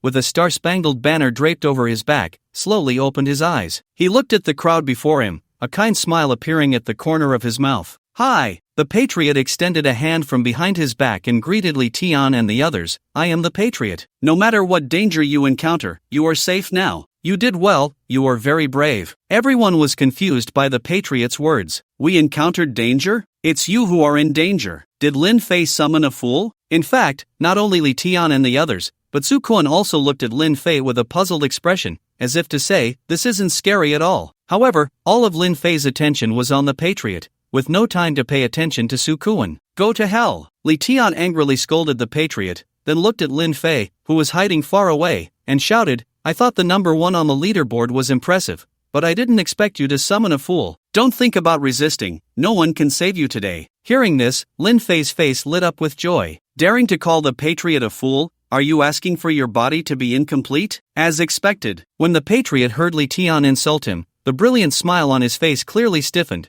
and a vicious glare shot from his eyes. However, the patriot ultimately restrained the impulse to cut down the person before him with heat rays and continued to maintain his smile. He had just been summoned and was still unclear about the situation before him, worried that a massacre would be recorded. "You can endure this?" Lin Fei was somewhat surprised, feeling that the patriot's temper had improved. If this were in a comic, Li Tian would have been dismembered long ago. After a moment of thought, Lin Fei decided to take the opportunity to provoke the patriot, so he shouted, "Patriot, he just called you a softie who still drinks milk and a crybaby, and said you were a product of what company, the kind that can be mass-produced. Your only value is dressing like a clown and flying around in the sky." "Shut up!" Faced with Lin Fei, who spoke whatever came to mind, the patriot could no longer suppress his anger and roared loudly. It was evident that the smile on the patriot's face changed from friendly to awkward, then from awkward to stiff, and finally his entire face became ferocious, with the heat rays in his eyes ready to fire. "Did you say those words?" The patriot took a deep breath, looking expressionless at Li Tian. "What if I said it, and what if I didn't?" Li Tian, relying on the number of people on his side, completely disregarded the patriot. "If you said it,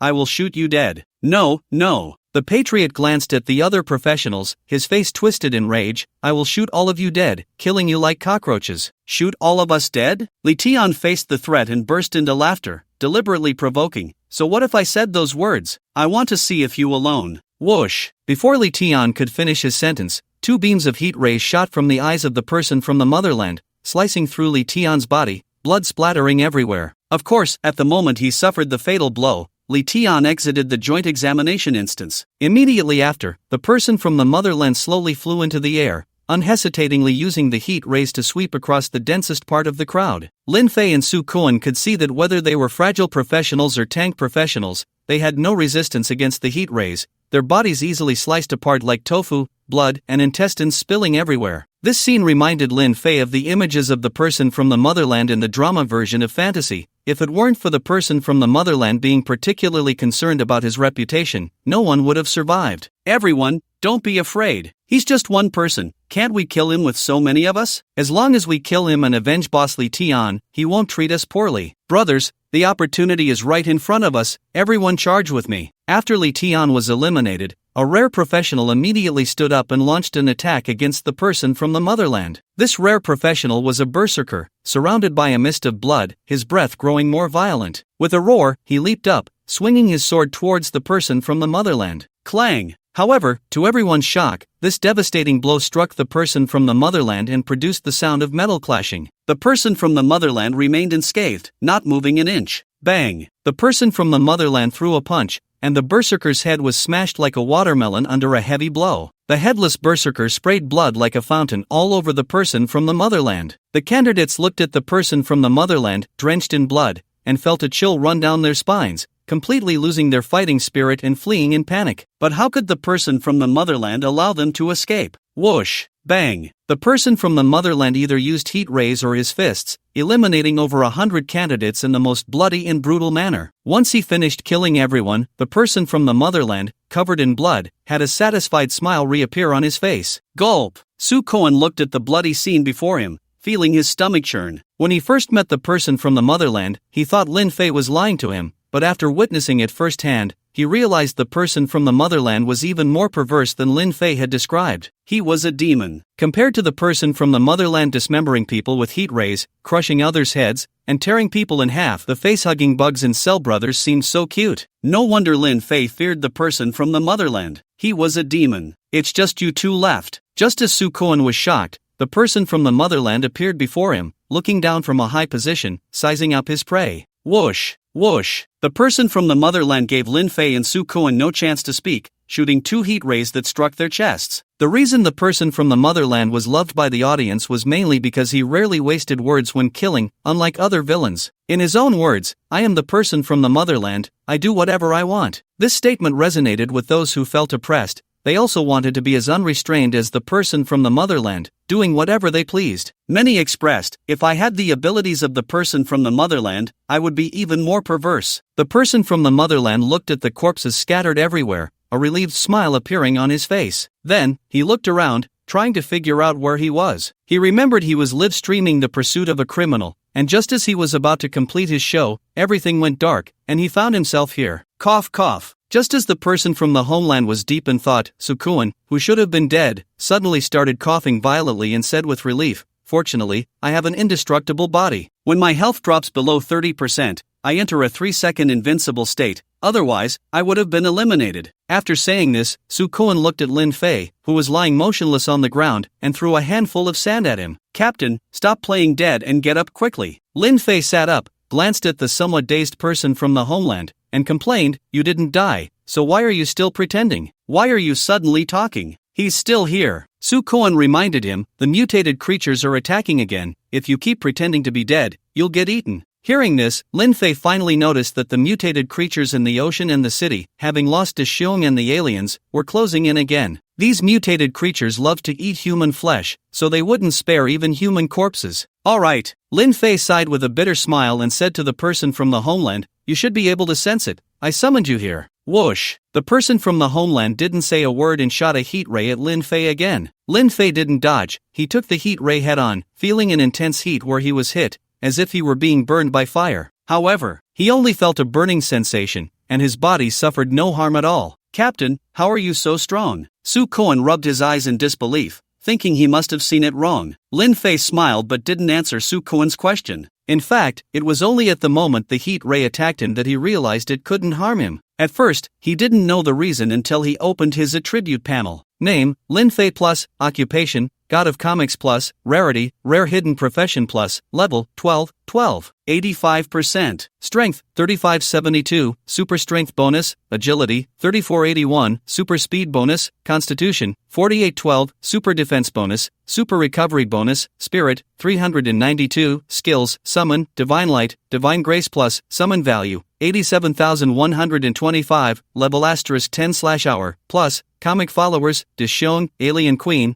mutated alien. Alien Lin Fei was stunned by his abnormal attributes, but he quickly realized that these attributes were synchronized with the person from the homeland. Just like when he summoned Deshung, his attributes would sync with Deshung's. Summoning the person from the homeland would automatically sync with the person's attributes. And the person from the homeland's defense against his own heat ray was an easy task. Comic follower, person from the homeland, source, The Boys, level 1, 0%. Strength, 3572, super strength bonus, agility, 3481, super speed bonus, constitution, 4812, super defense bonus, super recovery bonus, spirit, 392, skills, super strength, super speed, super defense, flight, X-ray vision, super hearing, heat ray, super recovery ability. Hobbies, crescent moon, drinking milk, mature older women. Although super strength, super speed, super defense, super hearing, and super recovery ability are all skills of the person from the homeland. They are also innate abilities of the person, not requiring learning or development like flight, X-ray vision, and heat ray. In other words, aside from the 3 skills of flight, X-ray vision, and heat ray, he was not much different from the person from the homeland in other aspects. Who exactly are you? The person from the homeland's eyes turned fierce. He wouldn't allow anyone to be better than him. You don't need to know who I am. You just need to know to follow my orders. Lin Fei knew the person from the homeland had murderous intent but chose not to back down. Another one trying to control my life? Those people are either wealthy or powerful. Tell me, what gives you the right to control me? Just because you can block my heat ray? The patriot's expression twisted as he struggled to contain his anger. He hated being controlled more than anything. I am stronger, smarter, and better than you. Lin Fei used the patriot's own words from a film. No one is stronger, smarter, or better than me. I am the most powerful. The patriot roared, unleashing his heat ray with all his might, vowing to kill Lin Fei. Smack! Watching the patriot gather energy, Lin Fei lightly snapped his fingers. Immediately, the red glow in the patriot's eyes vanished, and the heat ray was never fired. What's happening? The patriot panicked. It was the first time he had encountered such a situation. Whoosh! Answering the patriot's confusion was the heat ray shot from Lin Fei's eyes. The patriot was knocked back by the heat ray, incredulously asking, "What did you do?" Lin Fei sneered, saying nothing. To tame a villain like the patriot, mere words were useless. The simplest method was to overpower him, making him fear you. Seeing Lin Fei silent, the patriot's figure flickered as he charged at Lin Fei with super speed, unable to believe that Lin Fei possessed a physique as powerful as his. Divine grace. Speed. Lin Fei stood still, directly borrowing the patriot's speed. Without the super speed boost, the patriot's speed dropped to just a few dozen points. Although it was still much faster than a first-level practitioner, to Lin Fei, it was like a snail. Bang! Lin Fei flashed and appeared in front of the patriot, punching him in the face and sending him flying. Divine grace. Heat ray. As the patriot flew back, Lin Fei borrowed the heat ray once more. Whoosh! The heat ray struck the patriot, the immense force propelling him into several collapsing buildings. Although this damage only caused the patriot pain, it struck him deeply. He had never imagined that one day he would be crushed like this by someone else. After a long moment of thought, the patriot suddenly realized, "You can borrow my abilities?" That's right. Lin Fei did not deny it, looking at the patriot with amusement. "Since you refuse to obey my orders, I can only kill you. From today on, there will be no patriot, only ancestors." In various locations of the joint examination instance, the candidates looked at Lin Fei, who was far ahead in points, unsure of what to say. They had thought he was just a lucky candidate who had come to a high-efficiency monster hunting area. As long as they killed all the mutated creatures in the area, the monster hunting efficiency would decrease. But they never expected that Lin Fei's monster hunting efficiency not only did not weaken over time but actually showed an upward trend. Regardless of whether Lin Fei could defeat so many mutated creatures, just being in an area where monsters could spawn infinitely made those strong candidates envious. Most of their time was spent searching for mutated creatures, while Lin Fei seemed not to need to search at all. Personal points leaderboard: first place, Lin Fei, 100,456 points. Second place, Zhu Gu, 25,194 points. Third place, Qin Feng, 23,475 points. Fourth place, Zhao Lingxiao, 23,187 points. Source of mutation. At the subway entrance more than 100 kilometers away from Lin Fei, Mu Qingqing was cooperating with several aliens, continuously killing the mutated creatures pouring out of the subway station. Behind Mu Qingqing, Go Xingli opened a supply box and frowned at the instant food that appeared inside. "With my identity, how can I?" Gurgle. Before Go Xingli could finish his sentence, his stomach began to protest. Since they entered the instance, they had never had a full meal. This supply box had just dropped, containing a few bottles of mineral water and some black bread, barely enough to fill their stomachs. "Qingqing, eat something." Go Xingli picked the best piece of black bread and grabbed a bottle of water, walking over to Mu Qingqing. "I'm not hungry, you eat first." Mu Qingqing's face was pale, her lips cracked, yet she still refused to stop. "I know you feel unconvinced, thinking there's a big gap between you and the first place, but as long as you're happy, why bother competing with yourself?" Go Xingli smiled as he stuffed the water and black bread into Mu Qingqing's hands. Mu Qingqing wanted to say something, but Go Xingli spoke first. "Sharpening the knife doesn't delay the work of cutting wood. Eating something to regain strength will make it more efficient to grind monsters."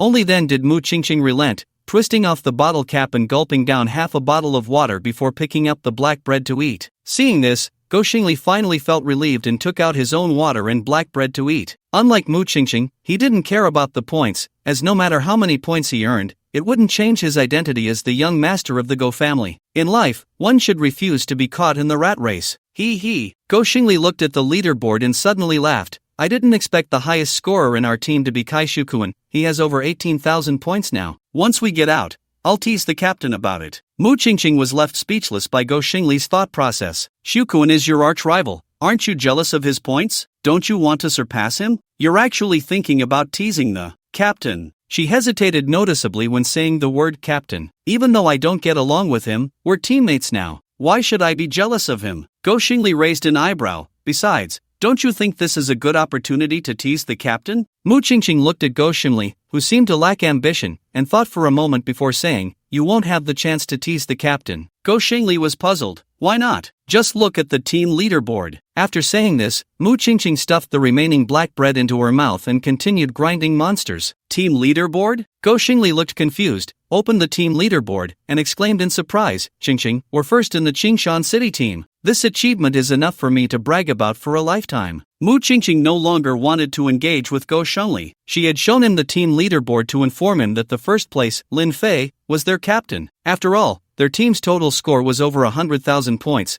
and only Lin Fei, who ranked first, could account for such a high total score. Thinking of this made her blush. When Lin Fei had asked her to team up, she had looked down on him, but then she had turned around and actively requested to join his team. She guessed that during this time, Lin Fei must have been laughing at her. In another part of the polluted world, a giant mutated creature, the size of a small mountain, lay on the ground like a pile of mud, its body dismembered, surrounded by countless smaller mutated creatures. Congratulations! The professional Chuj has hunted a 2-star mutated mother body, earning 3,000 points and receiving a profession-exclusive black weapon. Keep up the good work. The wild wind howled, and the waves rolled. Upon closer inspection, one could see a young man with a stern face and an air of superiority standing atop the giant mutated creature. The young man was none other than Chuj, who ranked second on the individual leaderboard of the Great Xia. His initial teleportation point was actually inland. Although there were many mutated creatures, after seeing his points surpassed, he decided to move deeper into the ocean where there were more mutated creatures. He flew on his sword, killing his way from the inland to the overseas islands, and had just slain a mutated mother body. However, even so, it only slightly narrowed the gap between him and Lin Fei.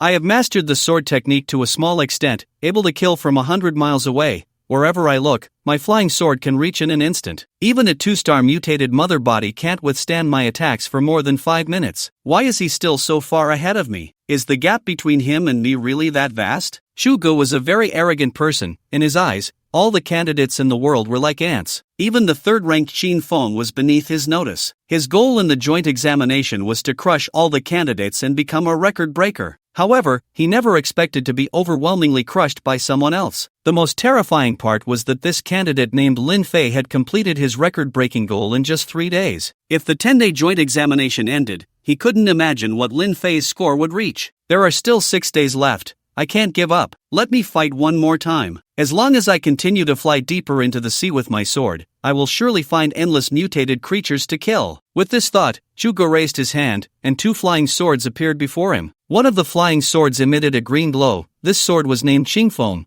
with an incredibly sharp blade and armor-piercing properties. It was crafted at great expense by his family and was of black quality. The other sword, named Leitang, had arcs of electricity dancing across it from time to time. It was a reward obtained from recently killing a 2-star mutated mother body, and he would only know the details after using it. Shugo looked at the 2 flying swords and said softly, "It's time to control both flying swords at the same time." After saying that, he stepped onto Qingfeng and controlled Leitang to fly around him. At first, he was not very skilled, and Qingfeng would suddenly drop while flying, but this situation only lasted for half an hour before he could skillfully control both flying swords. Immediately after, he took on the form of Leitang and charged deeper into the sea to kill. In the Great Xia, the imperial capital, it was still the same live broadcast room. It turned out that compared to those professional analysis live rooms focusing on the leaderboard, this one, where viewers could see Teacher Gao getting slapped in the face, was much more popular. As soon as the live room opened, a large number of viewers flooded in, and the number of online viewers quickly reached 130,000. Qin Wanner, what kind of magic do you have? After just a few hours, I can't wait to see you. The host is so beautiful,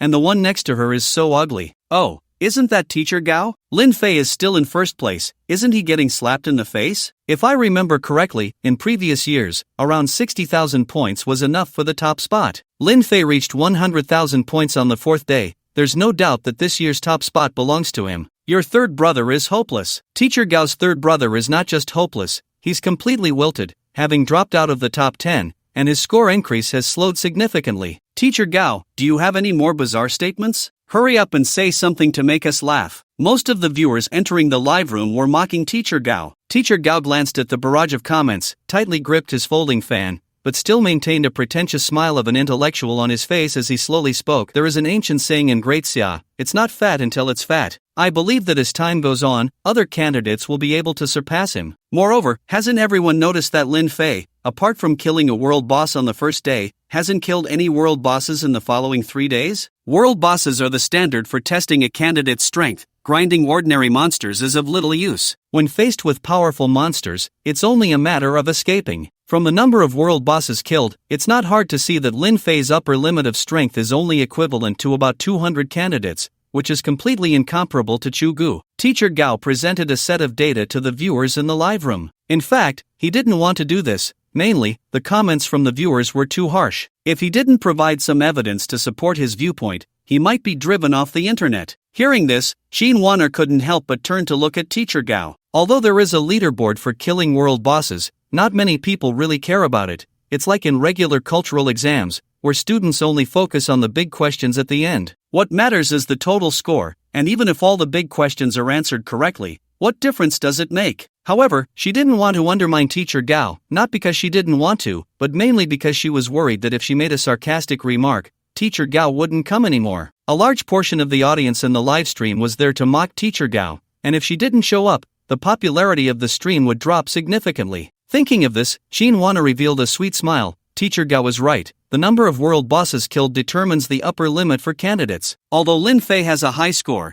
the number of world bosses he has killed is indeed a bit lacking. Ding! Professional hunter Chu Gu is hunting a 2-star mutated mother body. Just then, a mechanical announcement echoed in the live stream. Upon hearing this, Teacher Gao immediately became excited and spoke passionately. All the viewers should be aware of the strength classification of bosses in the joint examination dungeon, right? The strongest is the 3-star mutated mother body, of which there are only 3 in the entire dungeon, and killing one guarantees a god-level equipment drop. Next is the 2-star mutated mother body, with around 100 of them. Killing one can yield a black specialized weapon, but it's quite difficult to kill a 2-star mutated mother body. In the last 30 years, only one person has managed to do it, and that is the great Xiao war god, Lu Zhanming. At this point, Teacher Gao deliberately paused, as if to imply to the viewers that Chu Gu would be the next great Xiao war god. Upon hearing this, the audience members who supported Teacher Gao began to flood the chat with comments. How ridiculous! Some people actually believe that a candidate from a small place can compare to talents like Chu Gu, Qin Feng, and Zhao Lingxiao. It's just laughable. What's the use of having a high score if you don't even dare to kill a world boss? Chu Gu has already killed a 2-star mutated mother body. With just this achievement,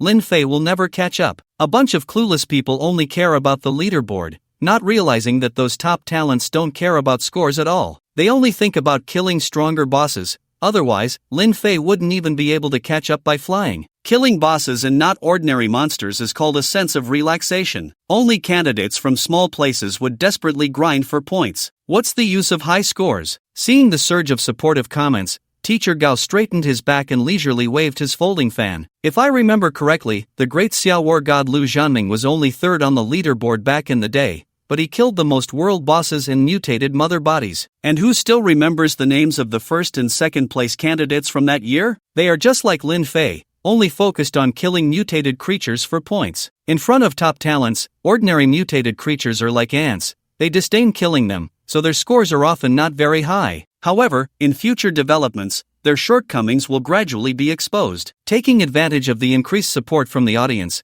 Teacher Gao began to tirelessly reshape his reputation, instilling the idea that the more bosses one kills, the stronger they will become in the later stages. Even if Lin Fei took 1st place, it wouldn't have much impact on him. However, some teachers watching the live stream strongly opposed this view. Not every student is a top talent. You are inciting candidates to hunt bosses, and if students lack self-awareness about their abilities, they might be eliminated quickly, which could harm them. I always teach my students that the first priority is not to be eliminated. What if you send them to hunt bosses and they get eliminated? Nonsense. The vast majority of students are ordinary people. If they struggle against ordinary monsters, how can they hunt bosses? Unfortunately, there are too few of these teachers. As soon as their comments are posted, they are quickly drowned out by the barrage of support for Teacher Gao, and hardly anyone notices. Ding! Professional Lin Fei has killed the 4th stage world boss. Suddenly, a mechanical announcement echoed in the live broadcast room again. Teacher Gao chuckled dismissively. It's already the 4th day, and Lin Fei has only killed the 2nd world boss. I predict that by the end of the joint examination, he won't have killed more than 4 bosses. What if he kills more than 4? Qin Wanner, who had been reluctant to offend Teacher Gao, couldn't help but ask, unable to tolerate the sight of a petty person thriving. If he exceeds that, I will apologize to Lin Fei live on stream, kneeling to apologize. Teacher Gao laughed. Teacher Gao, with so many viewers watching, you wouldn't go back on your word, would you? Qin Wanner asked. Who doesn't know that my word is my bond? How could I go back on it? Teacher Gao suddenly snapped his folding fan shut and swore earnestly to the camera, if I go back on my word, from now on, whenever I appear online, people will scold me. Ding! Just as Teacher Gao finished his oath, the announcement sounded again in the live broadcast room. Professional Lin Fei has killed the 4th stage world boss. Inside the joint examination instance, Lin Fei did not kill the people from his homeland. It wasn't that he didn't want to, it was mainly because it was very difficult to kill the people from his homeland, who had the same attributes. And the people from his homeland, seeing that Lin Fei could easily take away their abilities, completely lost their composure and expressed their willingness to listen to him. Of course, Lin Fei knew that the people from his homeland were only pretending to obey. Once they found an opportunity, they would not hesitate to strike him down. After that, Lin Fei ordered the people from his homeland to hunt the world boss and the mutated mother body. After all, Zhu Ji's hint about hunting the 2-star mutated mother body and the reward of a black exclusive weapon made him envious. Thus, after a while, a hint sound would ring out. Ding! Professional Lin Fei has killed the 4th stage world boss. Ding! Professional Lin Fei has killed a 1-star mutated mother body, earning 1500 points and receiving a piece of purple equipment. Keep it up. Ding! Professional Lin Fei has killed a 2-star mutated mother body, earning 3000 points and receiving a piece of black equipment. Keep it up. Ding! Professional Lin Fei has killed the 5th stage world boss. In just 2 days, the people from his homeland had killed 40 bosses, almost equivalent to the total number of bosses killed by all the other candidates combined, with every 2 hint sounds having one of them attributed to him. Oh my goodness, is Lin Fei treating the boss like small monsters to farm? Since the first day, he has dominated the leaderboard, his personal points equivalent to the sum of the top 10, terrifying indeed. Now he's almost at 200,000 points. By the end of the joint examination, his total points might reach 400,000, 7 times that of last year's top scorer. By the end of the joint examination, his points are likely to be unprecedented. I don't believe anyone can surpass him, he's too strong. Amidst the astonished voices of the candidates, the time reached the last day of the joint examination, with only a few minutes left until the end. Captain, I suggest that after we go out, we shouldn't easily summon the people from our homeland, Sukoan said cautiously. The people from his homeland were simply too terrifying. This terror was not just about killing bosses, it was also about their attitude towards humans, completely like exterminating pests, giving no chance to speak, killing upon sight. Although in the joint examination instance, candidates wouldn't truly die, the people from his homeland were unaware of this. In other words, in the eyes of the people from his homeland, the ones they killed were truly dead. He couldn't even imagine how many people would be killed if he summoned the people from his homeland in Qingshan City and they were displeased. Don't worry about that, once we're outside, I won't summon him casually. Lin Fei was also speechless. He had clearly warned the people from his homeland not to kill indiscriminately, yet it was completely useless. In the eyes of outsiders, he had killed over 100 boss monsters in the past few days, but only he knew that he had also eliminated several thousand candidates. These were all top students who had survived in the joint examination dungeon for 4 or 5 days. They didn't die at the hands of mutated creatures but were instead eliminated by him. Just then, a notification sound rang in the ears of all the candidates. Countdown to the end of the joint examination dungeon, 0 hours 0 minutes 0 seconds, exam ticket scanning. Scanning complete, teleporting. A teleportation portal appeared in front of Lin Fei and Sukoan. The two stepped into it, their consciousness plunging into chaos as their bodies vanished from the joint examination dungeon. After an unknown amount of time, Lin Fei's consciousness returned to his body, and he found himself back in the square. The large screen in the square was still scrolling the leaderboard. First place Lin Fei, 469,120 points. Second place Chu Gu, 97,662 points. Third place Qin Feng, 81,342 points. Fourth place Zhao Lingxiao, 75,188 points. Where is Lin Fei? Who is Lin Fei? We have a national champion from Qingshan City. Lin Fei, don't be shy, come say hello to us. Lin Fei is amazing. Not only is he first in individual points, but he's also first in team points, first in boss kills, and even Qingshan City's ranking has improved by 500 places compared to previous years, almost breaking into the top 300. The sudden voices startled Lin Fei, and he then noticed that the square was packed with people. Although these people didn't know him, every time they mentioned his name, their eyes sparkled with admiration. Knowing how terrifying fans could be, Lin Fei dared not admit who he was. Taking advantage of the fact that his classmates hadn't recognized him yet, he quickly put on a mask. Just then, he saw Go Shengli walking over to find him, who without hesitation said, "Lin Fei is here. Everyone, come quickly, don't let him escape." As soon as he said this, everyone's gaze immediately turned towards him, and regardless of whether it was true or not, they all surged over. Seizing this opportunity, Lin Fei slipped through the crowd and fled the square. However, he hadn't gotten far when a luxury car stopped in front of him. The car door opened, and a beautiful older sister revealed a charming smile. Lin Fei didn't think twice and hurriedly got in, finally allowing himself to breathe a sigh of relief. "Lin Fei, you really shocked me.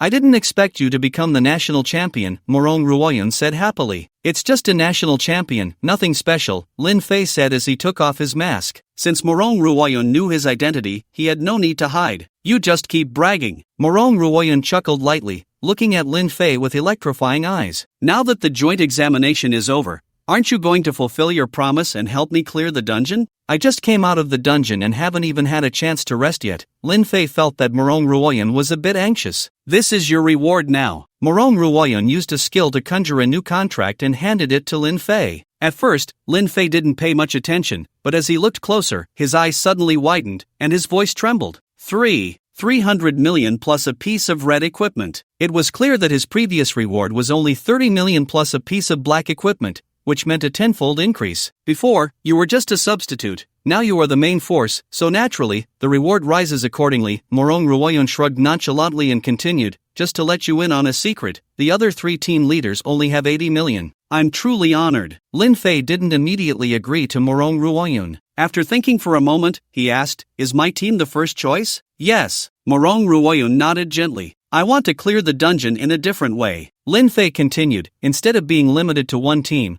we should select the strongest professionals from the 4 teams to form a new team. This will greatly increase our chances of clearing the dungeon." Upon hearing this, Morong Ruoyan looked at Lin Fei, her eyes seeming to see right through him. After a while, she smiled and nodded, saying, "No problem, sister agrees with your proposal, but whether we can succeed still depends on the other 3 teams." Morong Ruoyan was very efficient. From the moment Lin Fei made the suggestion to the arrival of the other 3 teams, it took less than half an hour. 12 members from the 3 teams entered the trading hall's conference room and saw Lin Fei chatting and laughing with Morong Ruoyan, causing them all to frown. If this had been 10 days ago, they wouldn't have thought much of Lin Fei, but now, the points he had earned alone surpassed the total of all of theirs combined. They couldn't understand how he had done it, especially Wu Di. The undead he summoned had swept through a city, earning him 54,000 points, barely placing him in the top 20, while Lin Fei's summons couldn't possibly be more powerful than his. How could his points be so much higher? "Now that everyone is here, please take a seat." Morong Ruoyan invited everyone to sit down, then smiled and said, "According to our previous agreement, I will pay 4 million to the teams that were not selected as a token of your hard work." As she said this, she took out 3 bank cards and had them delivered to the captains of the 3 teams. However, the 3 captains did not take the cards but instead looked at Morong Ruoyan. "Miss Morong, if you are here to inform us of our elimination, you could have just sent someone to tell us. There was no need to invite us here," Nyeyu said coldly, giving off a sharp vibe. "That's right." Morong Ruoyan nodded and continued, "Just now, Lin Fei made a suggestion. He said to ensure the success rate of clearing the dungeon, I should select 3 people from your 9 to form a team with him, and the reward remains the same." Upon hearing this, the 9 exchanged glances, surprised as they looked at Lin Fei. Although they were somewhat unconvinced, they also acknowledged Lin Fei's strength. Clearing the Abyss dungeon should not be too difficult, so it made sense for him to invite them. Could it be that Lin Fei's strength was not as formidable as it appeared? With this thought, Wu Di exchanged glances with Zhao Chang. Zhao Chang was slightly taken aback but quickly understood and spoke up, "Miss Morong, since you have personally made the request, we should agree. But, Zhao Cheng provocatively looked at Lin Fei and continued, you know we have some grievances with Lin Fei, and since this proposal came from him, we are not too keen on agreeing. A good show was about to unfold. Swish! The eyes of the other two teams all turned to Lin Fei. Lin Fei had already guessed that Wu Di and the others would not easily agree. He said calmly, if you don't agree, you can withdraw. It's hard to find someone with over 400,000 points. There are plenty of candidates with 30 to 40,000 points. Lin Fei, don't think I don't know. The other three in your team are useless. You lack confidence in clearing the Abyss Dungeon with them, Zhao Qing said angrily, as he was exactly the kind of person Lin Fei referred to as being easy to find. Oh, you still have two high-level professionals in your team, but they won't be of any help in the Abyss Dungeon. Oh, is that all you can say, just oh? Zhao Qing was infuriated by Lin Fei, and even in front of Morong Ruoyan, he began to curse. Hearing this, Lin Fei grinned and said, it's hard to find someone with over 400,000 points. There are plenty of candidates with 30 to 40,000 points. If you don't agree, you can withdraw. TSK. Back to square one. Zhao Cheng was furious and was about to argue with Lin Fei when Wu Di spoke up. I agree with this proposal. Seeing their captain speak, Zhao Qing could only shut his mouth. Morong Ruoyan nodded lightly and looked at Niayu and Gongsuyu. What about your two teams? We also agree to this proposal. Niayu and Gongsuyu exchanged glances and nodded in unison. Firstly, their purpose of transferring their student status to Qingshan City was to make money. If they only returned with 4 million, it would be somewhat not worth the effort. Secondly, they wanted to see what was so impressive about Lin Fei that he could achieve first place in the joint examination. Good. Morong Ruoyan stood up, her gaze sweeping over everyone. I will give you a day to prepare. We will set off at this time tomorrow. Before then, if you have any needs, you can come to me. Whether it's equipment, props, or materials, I can provide them for you. Lin Fei could see how much Morong Ruoyan valued the Abyss Dungeon and thought for a moment, I don't have any needs right now. But that might change later, so can I make requests later? Zhao Qing's cold laughter came, mocking, Lin Fei, how poor are you to say such shameless words? Cui Shang said disdainfully, Miss Morong agreed to provide us resources to clear the Abyss Dungeon, and you actually think about constantly asking for resources. What a miser. Miser? Lin Fei wasn't angry, he smiled playfully, his hand sweeping across the conference table. Splash, splash. A large pile of precious materials, pieces of purple equipment, and even a few pieces of black equipment poured onto the conference table as if they were free. The 9 people surrounding the table, along with Morong Ruoyan, were instantly stunned. Wow, so many precious materials and purple equipment. They were still questioning whether Lin Fei really killed that many bosses,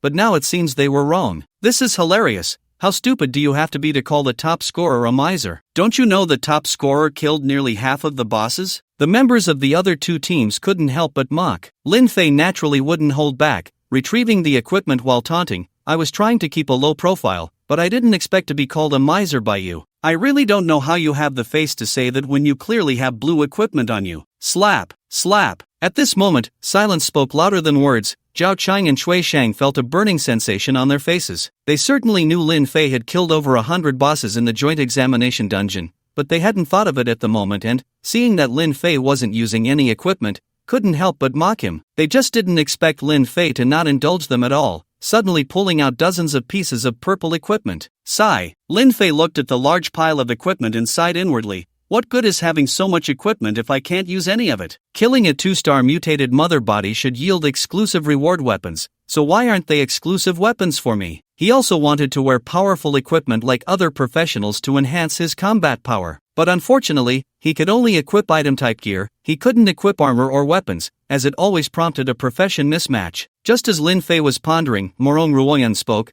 as long as you can help me clear the Abyss Dungeon, I will give you a 50% discount on all items you purchase from the trading post. Alright, Lin Fei readily accepted. He knew his request was somewhat excessive, but he felt he couldn't pass up the opportunity from the beautiful big sister. Time passed quickly, and soon it was time to set off. As expected, the 3 teams had chosen their captains, the necromancer Wu Di, the sword immortal Niayu, and the heavy weapons engineer Gongsuyu. Lin Fei looked over the profiles of the 3, and what intrigued him the most was the heavy weapons engineer profession, as it seemed much more technologically advanced compared to the necromancer and sword immortal, sounding more like a civilian profession. Unfortunately, the information provided by Morong Ruoyan is quite one-sided and lacks a detailed introduction to this profession. At noon, Morong Ruoyan, dressed like a medieval knight, appeared. After adding the 4 members to her team, the 5-person squad boarded a modified armored vehicle and headed to the Abyss Dungeon. As the armored vehicle drove out of Qingshan City, Morong Ruoyeon finally spoke. I have briefly introduced the Abyss Dungeon to you before. Next, I will tell you the detailed situation of the Abyss Dungeon,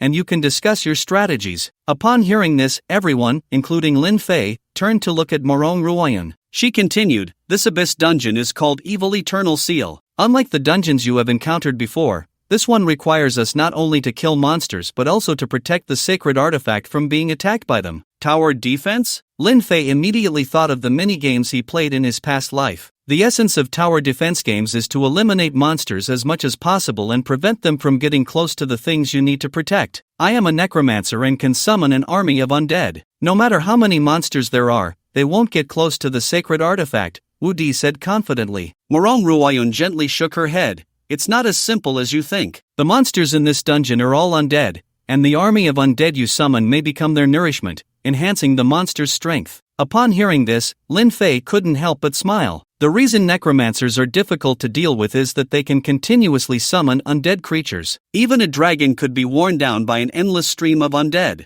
However, not all necromancers are like Wu Di. There are still ways to counter them. The simplest method, of course, is professional suppression. For example, holy professions like missionaries, exorcists, Taoists, and monks have significant suppression effects on the undead. Some powerful holy professionals can kill tens of thousands of undead with just one skill. As for other countermeasures, they are much more difficult than professional suppression. Coincidentally, this Abyss Dungeon counters necromancers. In a situation where both sides are undead, powerful undead can devour the soul fire of weaker undead, meaning that the undead summoned by Wu Di are food for the monsters in the Abyss Dungeon. Since we are dealing with the undead, why not find holy professionals? Nia Yu frowned slightly, because the abilities of holy professionals cannot be used in the dungeon. Morong Ruoyeon paused here, glanced at the four, and continued, the Morong family has cleared this Abyss Dungeon many times and has naturally invited many holy professionals, but without exception, their abilities become ineffective once they enter the dungeon. It's really strange that the dungeon counters holy professionals. Lin Fei and the others frowned, feeling that the Abyss Dungeon was not simple. At this moment, Gong Shuyu asked his confusion, since the Morong family has cleared this dungeon many times, they must have succeeded. Why not follow the original professional configuration and look for the same professionals? Morong Ruoyeon answered truthfully, the resistance of the monsters in the dungeon changes every year. For example, last year it was fire element resistance, reducing all fire element attack power by 90%. The year before that, it was water element resistance, reducing all water element attack power by 90%. Hiss. Upon hearing the 90% resistance, Lin Fei and the others couldn't help but gasp, thinking that this resistance was too terrifying. It's important to understand that 90% resistance does not mean a 90% damage reduction. A 90% damage reduction would still leave 10% damage, while 90% resistance might not even break through the defense, with damage forcibly reduced to just 1 point. I'm just curious about one thing. Why is the Morong family willing to pay such a high price to clear this dungeon? Lin Fei could see the difficulty of the dungeon but couldn't understand what great benefits could make Morong Ruoyeon take such risks. Sorry, I can't answer that question. Unlike before when she answered every question, Morong Ruoyeon gently shook her head this time, refusing to answer. I'm just curious, it doesn't matter if you answer or not. Lin Fei noticed that Morong Ruoyeon was unwilling to speak and did not press further. After all, he was just there to do his job for the money. He wouldn't ask questions that weren't his to ask. As they spoke, the vehicle passed through a wild area and arrived in front of a graveyard. Lin Fei looked at the gravestones and the wandering spirits around, frowning because this was the ghost graveyard that gave him the most headaches. The monsters in the ghost graveyard were all spirits, almost immune to physical attacks, while the comic characters he had summoned primarily relied on physical attacks. However, the vehicle did not stop at the entrance of the ghost graveyard but instead circled around and drove for several dozen kilometers before stopping. After getting out of the car, Lin Fei found they had stopped in front of a cave. Following Morong Ruoyeon into the cave, they walked along a winding tunnel for a long time until a stone door with 3 grooves appeared before them. At this moment, Morong Ruoyeon took out 3 crystals and inserted them into the 3 grooves of the stone door. The 3 crystals seemed to be for providing energy, and dense energy patterns spread out continuously until the stone door was finally activated,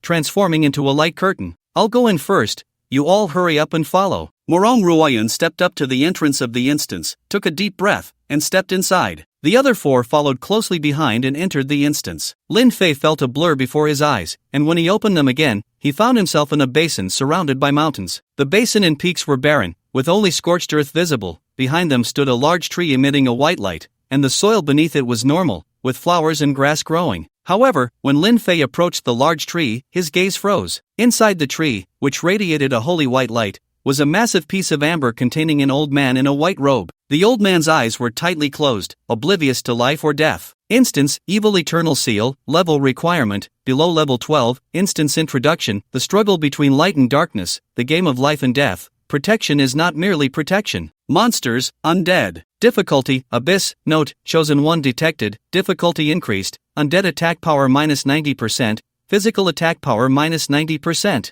The countdown for the first wave of undead reaching the battlefield. 2 minutes and 59 seconds at the moment the countdown began, Lin Fei saw the black soil in the distance writhing continuously, with skeleton undead crawling out one after another. Unlike the skeleton undead summoned by Wu Di, these skeletons had black bones, and neither their size nor the size of their soul flames could compare to Wu Di's skeletons. At first glance, it looked as if Wu Di's skeletons were malnourished. After a dense swarm of skeleton undead crawled out, they seemed to fear the light emitted by the large tree and did not immediately launch an attack, merely moving around the perimeter. However, Lin Fei noticed that as the countdown ended, the light released by the tree seemed to weaken. Undoubtedly, the moment the tree's light completely vanished, the first wave of undead would launch their attack. Miss Morone, didn't you say it would only weaken one attack attribute? Gong Shuyu said while taking materials from his backpack. My attack attribute should be physical attack, weakened by 90%. My attack might not even break through their defense. Morong Ruoyon showed a troubled expression. Clearly this situation exceeded her expectations. Is now the time to complain? Lin Fei thought for a moment and helped to diffuse the situation. I just tried. This instance cannot be forcibly exited. What we need to consider next is how to survive and clear the instance. It's easy to say, but my physical damage is reduced by 90%,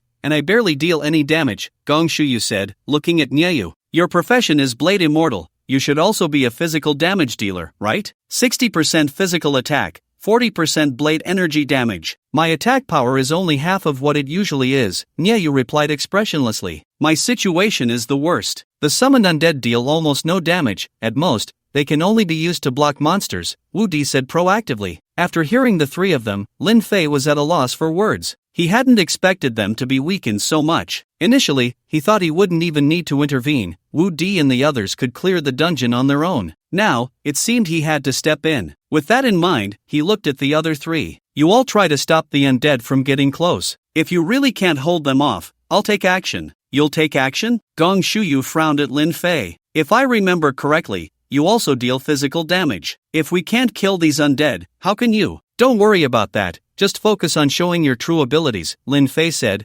unwilling to explain further. He didn't want to reveal his trump card unless absolutely necessary. Alright, I trust you this time. Gong Shuyu didn't ask more questions and took out his hammer, continuously striking the metal materials. Clang, clang, clang. After 3 strikes, an automatic targeting Gatling gun was forged. Following that, Gong Shuyu forged dozens of Gatling guns around the large tree, forming 3 defensive lines. Outside the 3 defensive lines, Gong Shuyu built a steel wall, stopping only when he had exhausted all the metal materials. I have no materials left, and I don't know if these undead will drop anything, Gong Shuyu said, a look of regret on his face. If he had enough metal materials, he could have built an impregnable war fortress. This is already quite good, Lin Fei thought for a moment and took out a dozen red stones. Before he could speak, Gong Shuyu exclaimed excitedly, attribute stones. These can enchant weapons, and the quality is quite high. Each one is worth hundreds of thousands. Only the top tycoons of the Great Xia can afford these. If you smash these attribute stones onto the Gatling guns,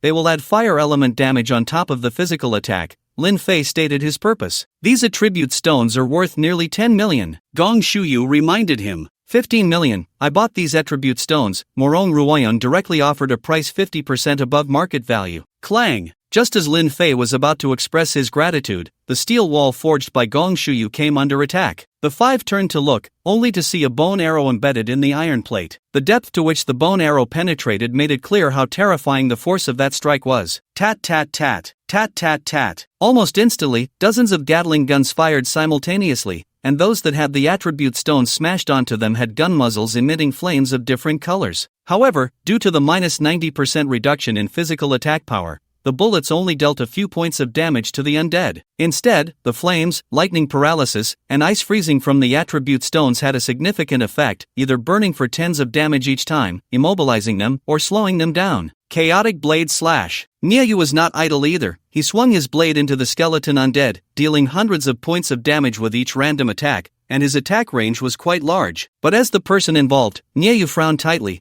as he hadn't expected that he couldn't kill the skeleton undead in one strike. It should be noted that these were low-level monsters. With a clatter. Finally, with the cooperation of Nyeyu and Gongshuyu's Gatling guns, some skeleton undead began to be killed, their bones scattering on the ground without the support of the soul fire. Gongshuyu, do you know how to identify items? Lin Fei asked, looking at the scattered pile of bones, lost in thought. What's wrong? Gongshuyu was currently cooling down the Gatling gun barrel, otherwise, after continuous high-intensity firing, the Gatling would soon be rendered useless. Can you identify the attributes of these skeletal undead? I feel like their health points are abnormal, Lin Fei said. Sure. Gongshuyu immediately used identification on the skeletal undead. Monster, skeleton swordsman, abyss, level, 12 strength, 210 agility, 95 constitution, 380, physical damage minus 90%, undead damage minus 90%, spirit, 60 skills, slash, chop. Monster, skeleton archer, abyss, level, 13 strength, 220 agility, 110 constitution, 300, physical damage minus 90%, undead damage minus 90%, spirit, 90 skills, precision shot,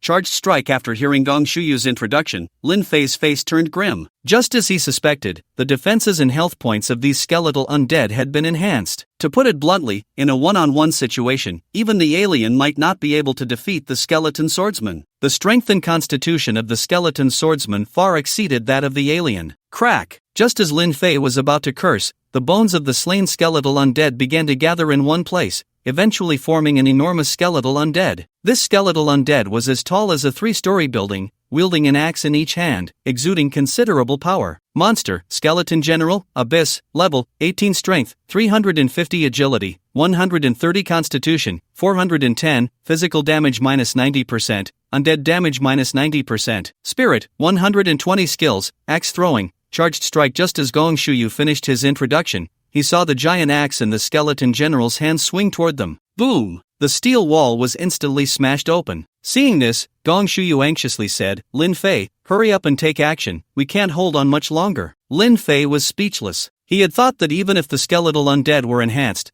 the three of them could still get through the first 3 levels. He never expected that this was just the first level, and they were already asking for help. What a bunch of useless fools. Although Lin Fei was very dissatisfied, he didn't waste any time and summoned the Patriotic Man. Once summoned, the first thing the Patriotic Man thought about was killing everyone except Lin Fei, because in his eyes, obeying Lin Fei's orders was a disgrace. He had to eliminate everyone who knew him. Of course, with Lin Fei there to keep him in check, the Patriotic Man didn't dare to act recklessly. Lin Fei, why did you summon a foreigner? Gongshuyu joked, looking at the oddly dressed Patriotic Man. He isn't a clown from a circus, is he? Lin Fei glanced at Gongshuyu, who was dancing on a grave, and warned in a low voice, watch it, I can't fully control him yet. If you upset him, he might kill you. Just him? Gongshuyu completely dismissed Lin Fei's words and said, he doesn't look that powerful, you should summon the kind of familiar you usually use. Lin Fei knew Gongshuyu was referring to the alien but ignored him and shouted outside, Nyeyu, come back.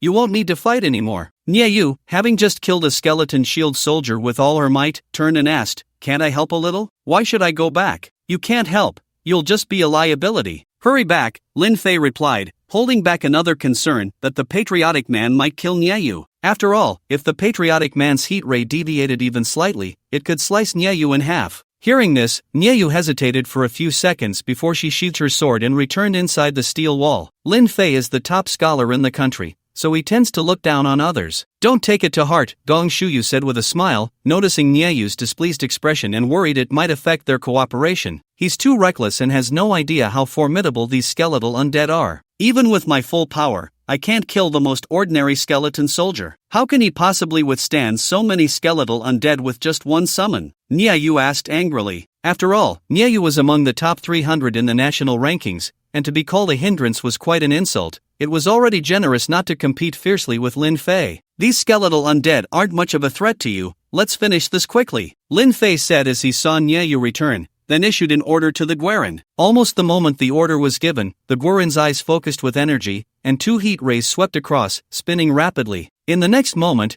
all the approaching skeletal undead, including the massive skeletal general, fell dead. Successfully passed the first level, reward, 10 recovery potions, 1 copper treasure chest, and 1 layer of holy protection. Holy protection increases damage to undead by 10%, reduces damage taken by 10%. Copper treasure chest has a certain probability of yielding a professional skill book. Countdown for the second wave of undead reaching the battlefield, 2 minutes and 59 seconds. Lin Fei listened to a series of prompts and stretched lazily. To others, a -90% damage from undead and -90% physical damage seemed terrifying. But what did that have to do with the Guerin, whose strength reached 3,572? Even with a 90% reduction in physical damage, the Guerin could still annihilate these skeletal undead. Moreover, the Guerin's heat rays were not just physical damage. What just happened? Did those skeletal undead just get wiped out like that? The foreigner Lin Fei summoned is too powerful. One skill cleared the field. No wonder he's at the top of the leaderboard. With such summons, even more mutated creatures wouldn't be enough to fight back. What nonsense is this? I struggle to kill a single skeletal undead, and his summon instantly wipes out all of them. The gap is just too huge. I'm sorry for my earlier attitude. It's only right that you look down on me. I don't deserve your respect. Morong Ruoyun and the others stared wide-eyed in disbelief. Even though they knew Lin Fei could pass the first level, they never expected it to be so easy. The whole process took less than 2 seconds. Of course, the four had different feelings. Morong Ruoyun was pleasantly surprised. She didn't expect the substitute she found to be so formidable. Gong Shuyu and Nieyu felt envy and jealousy, a bit sour. They never thought that Lin Fei, whom they had previously looked down upon, had now reached a level they could only aspire to. As for Wu Di, he was simply terrified. I have a vendetta with Lin Fei, and now that he's so powerful, he definitely won't let me off. I can't just sit and wait, I must strike first. But what should I do? Wu Di wasn't thinking of begging for mercy. Instead, he was contemplating how to kill Lin Fei. Just then, a voice that only he could hear rang in his ears. Chosen one, do you need my help? 3 minutes passed in the blink of an eye, and the second wave of undead creatures emerged from the black soil. This wave still consisted of skeletal undead. The difference was that this time, the ordinary small monsters were skeletal cavalry, along with a considerable number of skeletal generals, and a skeletal tyrant with deep red bones. Monster, skeletal tyrant, abyss, level, 23, strength, 450, agility, 160, constitution, 505, physical damage -90%, undead damage -90%, spirit, 251, skills, tyrant's roar, death harvest. Inspire the skeletal tyrant let out a piercing roar as soon as it was born, shaking the others and causing their health to continuously decrease. Kill it in an instant. Lin Fei covered his ears with both hands and issued the attack command to the Guerin. Crack! This time, the Guerin did not use a heat ray. Instead, it transformed into a shadow and appeared above the skeleton tyrant, delivering a powerful punch. With that single blow, the bones of the skeleton tyrant shattered into a pile of dry bones. Hiss! Another one-hit kill. A punch to take down the skeleton king. Its physical strength is terrifying. Seeing the skeleton king being killed in an instant, everyone else fell silent. This was a level 23 abyss boss. Even a level 40 rare class player would need to exert great effort to defeat it, yet it was unexpectedly taken down in one hit by a level 12 summoner's summon. Now they finally understood why Lin Fei could earn over 400,000 points in the joint examination. They even felt that if it weren't for the circumstances,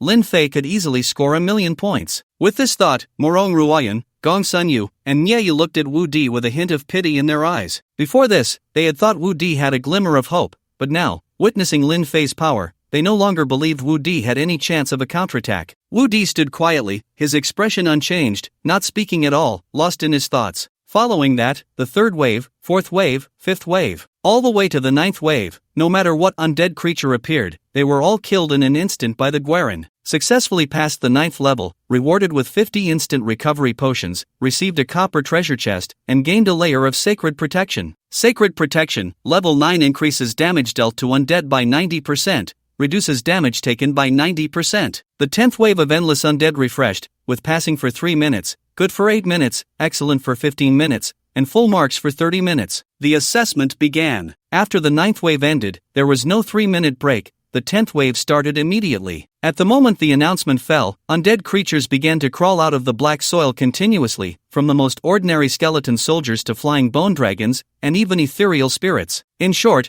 all kinds of undead surged towards them like a tide from all directions. Looking at so many undead, Morong Ruoyan, Gong Sun Yu, and Nye Yu felt a sense of despair, not daring to resist these creatures. Kill them all! Lin Fei took a deep breath and spoke to the Guerin. Soul capture. But at that moment, Wu Di suddenly attacked the Guerin, wrapping it in a ball of black energy. Those who understood the Guerin knew it was modeled after DC's Superman. And those who knew about DC's Superman understood that he was nearly perfect in every aspect, yet he was particularly vulnerable to magic, which is why many joke that Superman's magic resistance was worse than that of an ordinary person. The Guerin, like Superman, clearly had no resistance to magic. After struggling a few times, the Guerin's eyes turned completely black, standing motionless in place. Seeing this scene, Lin Fei was furious. Wu Di, what are you doing? Lin Fei, your question is so childish. Wu Di, while trapping the Guerin, revealed a victorious smile. We won't stop until one of us is dead, so of course, I will take this opportunity to kill you. Are you crazy? Without my summon to eliminate these undead, both you and I will die. Lin Fei thought Wu Di had lost his mind. Even if he wanted to kill him, he should wait until the current crisis was resolved. No, you will die. I will not die,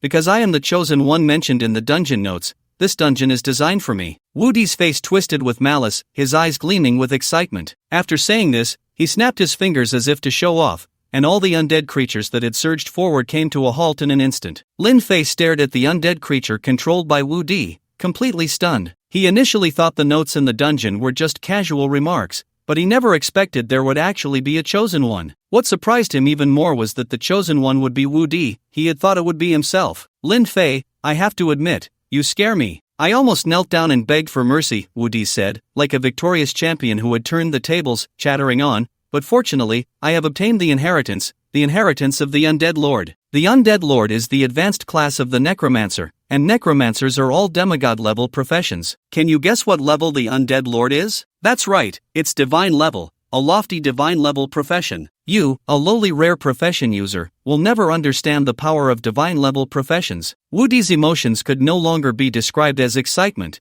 He was like a drug addict in a state of euphoria. Can't we coexist peacefully? Lin Fei looked at Morong Ruoyan, Gong Sun Yu, and Nye Yu, continuing, we have 4 people on our side. Even if you control my summon, we still have the advantage in numbers. You really are foolish to think numbers matter against a necromancer, Wu Di scoffed, casting a disdainful glance at Morong Ruoyan and the others before continuing. Besides, haven't you noticed their abnormal state? This is a skill only the Undead Lord possesses, capable of releasing a wide area of pressure that instills fear. In this state, they are filled with fear and cannot attack me, while I can absorb their fear to nourish myself. At this point, Wu Di looked at Lin Fei with curiosity. Strangely enough, you're just a rare profession user. Why aren't you afraid of my pressure? Gong Sun Yu and Nye Yu were both rare hidden profession users, and in terms of profession level, they were higher than Lin Fei. Both would be suppressed by the pressure, so why was Lin Fei unaffected? Do you want to know the answer? Lin Fei asked expressionlessly. I do. Wu Di nodded. He needed to know various special circumstances to gain an advantage in future battles. Because Lin Fei deliberately dragged out his words,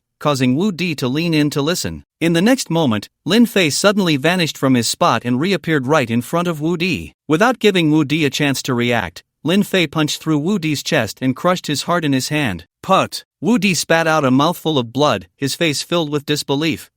You're not a summoner? How can you be this strong? It was a well-known fact in this world that summoner-type professionals, no matter how powerful their summons were, had weak physical strength. That was why Wu Di thought that as long as he controlled the summoner, Lin Fei would have no ability to resist and would be at his mercy. Because I'm not a rare profession user at all. Lin Fei snorted coldly, not wasting any more words, and directly crushed Wu Di's heart. As Wu Di's consciousness began to fade, Lin Fei whispered, let me tell you one more thing. The reason I suggested you enter the Abyss Dungeon was to separate you from your teammates. If nothing unexpected happened, your teammates have already been killed by mine. Upon hearing this, the light in Wu Di's eyes quickly vanished, and after a few convulsions, he showed no signs of life. Zzz. However, even so, Lin Fei still used a heat ray to dismember Wu Di's body into pieces. A stand-in doll? I want to see if a stand-in doll can resurrect from being turned into fragments. For villains, one must eradicate them completely and deliver a finishing blow on the spot, leaving no chance for retaliation or resurrection. After doing all this, Lin Fei looked at Morong Ruoyan, Gong Sun Yu, and Nye Yu, who had slightly recovered. The 3 were like startled birds, becoming exceptionally tense, swallowing hard. They were worried that Lin Fei would kill them to silence them. Don't be afraid,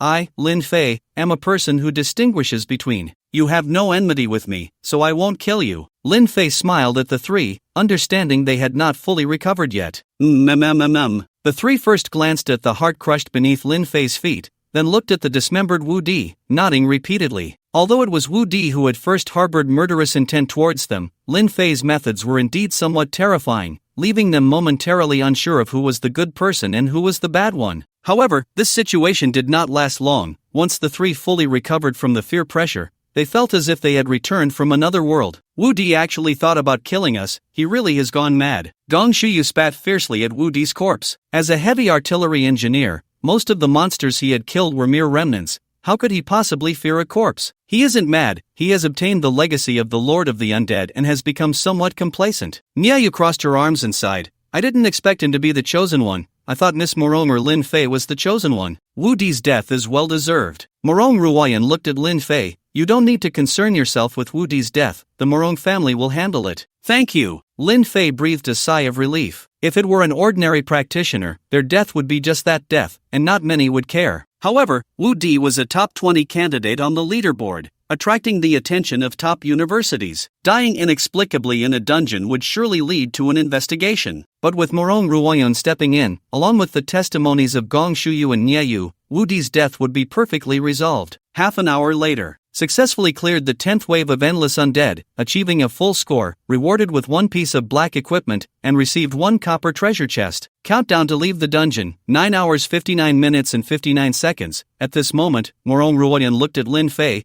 Aren't you curious why I cleared this dungeon? I'll tell you now. Saying this, she took out the 10 copper treasure chests she had obtained and neatly placed them in front of the large tree. The tree emitted 10 beams of light, shining on the 10 copper treasure chests, and then the 10 beams slowly converged, transforming into 3 silver treasure chests. The 3 silver treasure chests merged again, finally becoming 1 treasure chest radiating golden light. Morong Ruoyan stepped forward, opened the golden treasure chest, and obtained a red skill book. By synthesizing the obtained copper treasure chests, you can ultimately get a golden treasure chest, and the golden treasure chest will definitely yield a God-level exclusive profession skill book. God-level exclusive profession skill book. Lin Fei was taken aback upon hearing this, and immediately flashed to the tree, quickly taking out his 10 copper treasure chests. The reason he did this was entirely because whether a practitioner awakens a skill and what skill they awaken is random. Take him for example, he awakened a summoning skill at level 1, a divine light skill at level 2, but after that, he rarely obtained skills. Currently, at level 12, he only had 3 skills. However, even so, his situation was relatively good, as all 3 skills were quite useful, but some unlucky practitioners had awakened skills that were beyond description. For instance, if he awakened a divine grace skill at level 1, a divine light skill at level 2, and then randomly awakened something at level 3, just not awakening the summoning skill, one could imagine how despairing that would be for a summoner. It was for this reason that many practitioners were willing to pay high prices for skill books. Mu Qingqing and Su Koan had purchased skills before. The problem is, good skills are as rare as phoenix feathers and unicorn horns, and skills that are both good and suitable for oneself are even rarer. How could one possibly encounter them by chance? Only those wealthy families, buying at prices far above market value, might find good and suitable skills. But such a method of acquiring skills is something ordinary people wouldn't even dare to think about. Moreover, this method is only suitable for skill books below the divine level. Once a skill book reaches the divine level, each one becomes a priceless treasure, with families vying to acquire them, so there's no worry about selling. However, Lin Fei's situation is somewhat special. His profession had never appeared before, and he couldn't find any skill books for his profession online, so he could only rely on synthesizing a golden chest. As Lin Fei anxiously waited, 10 copper chests were finally synthesized into a golden chest. Lin Fei couldn't wait to open the golden chest, and inside lay a red skill book, which he tremblingly took out. Skill, Divine Might grade, Divine level, 1 learning requirement, God of Comics description, the anger of a common man, blood splattered 5 steps, the wrath of an emperor, a million corpses lie in wait, the fury of a deity, the heavens collapse and the earth shatters, consumes life force to unleash the might of the divine, shaking the heavens and the earth, making all things submit. What an abstract skill description, but it doesn't matter. Lin Fei didn't care whether this skill was powerful or not. As long as it was a skill for his profession, he would learn it without hesitation. The skill book transformed into a red light and entered his forehead, adding another skill to his skill bar. Look at how happy you are. Did you get a good skill? Morong Ruoyun smiled brightly, Can you show it to your sister? Sure. Lin Fei also wanted to know the power of the skill he had just obtained, so he nodded without hesitation. Do you want to consume 365 days of life force to use divine might? What the hell? Why does it consume so much life force? Lin Fei was startled by the prompt before him, hesitated for a moment, and clicked yes. As far as he knew, the more life force consumed, the greater the power of the skill, so one could imagine how powerful this skill was. Divine might resounds, all things submit. 8 words echoed from nowhere, as if they pierced through time and space, reaching directly into one's mind without passing through the ears. With a loud bang, Morong Ruoyan, Gong Shuyu, and Niayu felt as if their heads had been struck hard, and a feeling of submission arose in their hearts. No, it was a thought of worship, as if there were a towering, eternal deity before them. Compared to the deity, they were not even worth as much as ants, merely dust drifting in the wind. Thud! Gong Shuyu was the first to succumb, trembling, and kneeling down uncontrollably. Boom! The deity slightly opened a crack in its eyes, and the terrifying divine might suddenly surge to a new height. The three felt as if countless massive mountains were crashing down upon them, making them once again experience their own insignificance and helplessness. At that moment, Morong Ruoyun and Niayu could no longer bear it and knelt down in reverence towards Lin Fei. What are you doing? But at that moment, Lin Fei asked in confusion, It's not even New Year. Why are you kneeling to me? I don't have money to give you red envelopes. The moment the voice sounded, the three kneeling came to their senses and hurriedly stood up. However, they did not dare to look Lin Fei in the eye, for the moment their gazes met, they would uncontrollably feel a mad desire to kneel. What the hell? What kind of skill is this? It's too terrifying. The fear pressure that Wu Di just unleashed only made us feel fear, but the pressure you unleashed left our minds blank, devoid of any thoughts. This is complete submission, total control. Fortunately, our willpower is not weak. We can still restrain the impulse to kneel. If someone with weak willpower saw you, they would kneel down. As the three spoke, they deliberately avoided Lin Fei's gaze, fearing that eye contact would make them kneel again. Moreover, Gong Shuyu and Niayu were certain in their hearts that they would never be able to battle Lin Fei in their lifetime, because the sense of oppression Lin Fei had just caused them was like planting a seed deep in their hearts, one they could never fully overcome in this life. Lin Fei listened to the words of the three and roughly guessed that the divine might belong to a mental attack method. He couldn't truly experience its real power, but judging from the performance of the three, this move was ridiculously strong. The only flaw was that this move consumed too much life force. If it weren't for the large amount of life force he had obtained in the joint examination instance, he really wouldn't have been willing to use it. Are you two ready? Lin Fei looked at Gong Shuyu and Niayu, continuing, If you're ready, we need to go out. I'm ready. Niayu is still a bit behind. Gong Shuyu said, taking out the professional skill book he had obtained, sighing, My god-level skill is so trash, it's called nuclear evolution, and I don't even know what nuclear energy is. Lin Fei looked at Gong Shuyu's unwilling expression and suddenly didn't know how to respond. Although this world had also invented mobile phones and computers, its research on weapons was at most equivalent to the level of the mid-World War II, with no research on nuclear weapons at all. Therefore, Gong Shuyu didn't know that the skill he had obtained could create nuclear weapons. After pondering for a long time, Lin Fei finally said, Gong Shuyu, your skill is not weak. When you can skillfully use this skill, you will be able to create weapons of terrifying power. Regardless of whether Gong Shuyu would become a rival in the future, at this moment, they were all comrades who had been through life and death together. As long as they were comrades, he would not regret helping each other. Moreover, young people should have the audacity to take on challenges without fear of open competition. The countdown quickly ended, and the four of them were teleported out of the abyss instance, leaving behind a ground full of undead corpses. At that moment, black energy emanated from the undead corpses, continuously gathering towards the glowing tree in the center of the instance. Although the black energy would be dissolved by the light when it approached the glowing tree, there was simply too much black energy. Compared to it, the glowing tree was like a candle about to burn out in an endless night. Under the constant erosion of the black energy, the glow of the tree quickly weakened, eventually extinguishing completely, plunging the entire instance into total darkness. Crack! Crackle! The crisp sound of something shattering like glass echoed throughout the instance. If Lin Fei and the others were still there, they would have noticed that the piece of amber inside the glowing tree was shattering at a visible speed. Boom! When spider web-like cracks spread across the amber, it suddenly exploded, freeing the old man in the white robe trapped inside. The old man floated above the ground, coming to the shattered body of Wu Di, and casually waved his hand. Immediately, a miraculous scene occurred. The fragments seemed to come to life, piecing together one after another, ultimately forming a new body. After 500 years, I finally gathered the last resurrection conditions. With this body, I can fully resurrect. The old man in the white robe said, transforming into a black light and drilling into Wu Di's mind. About 3 minutes later, Wu Di opened his eyes, but the feeling in his body had completely changed. Don't be angry. I did indeed trick you, but if I didn't trick you, how could I resurrect? Don't worry, I will take revenge for you and conveniently destroy Qingshan City to accompany you in death. Stop resisting, just obediently let me devour you. The events happening in the Abyss instance were unknown to Lin Fei and the others as they returned along the path they came. Along the way, a prompt sound suddenly rang in Lin Fei's ear. Mission completed, the pseudo-god and his teammates have all been killed, reward, Arachi Insect Clan Nest Blueprint. Hearing this prompt, Lin Fei knew that Wu Di's 3 teammates had already been dealt with by Su Koan and the others. He wasn't surprised at all, in fact,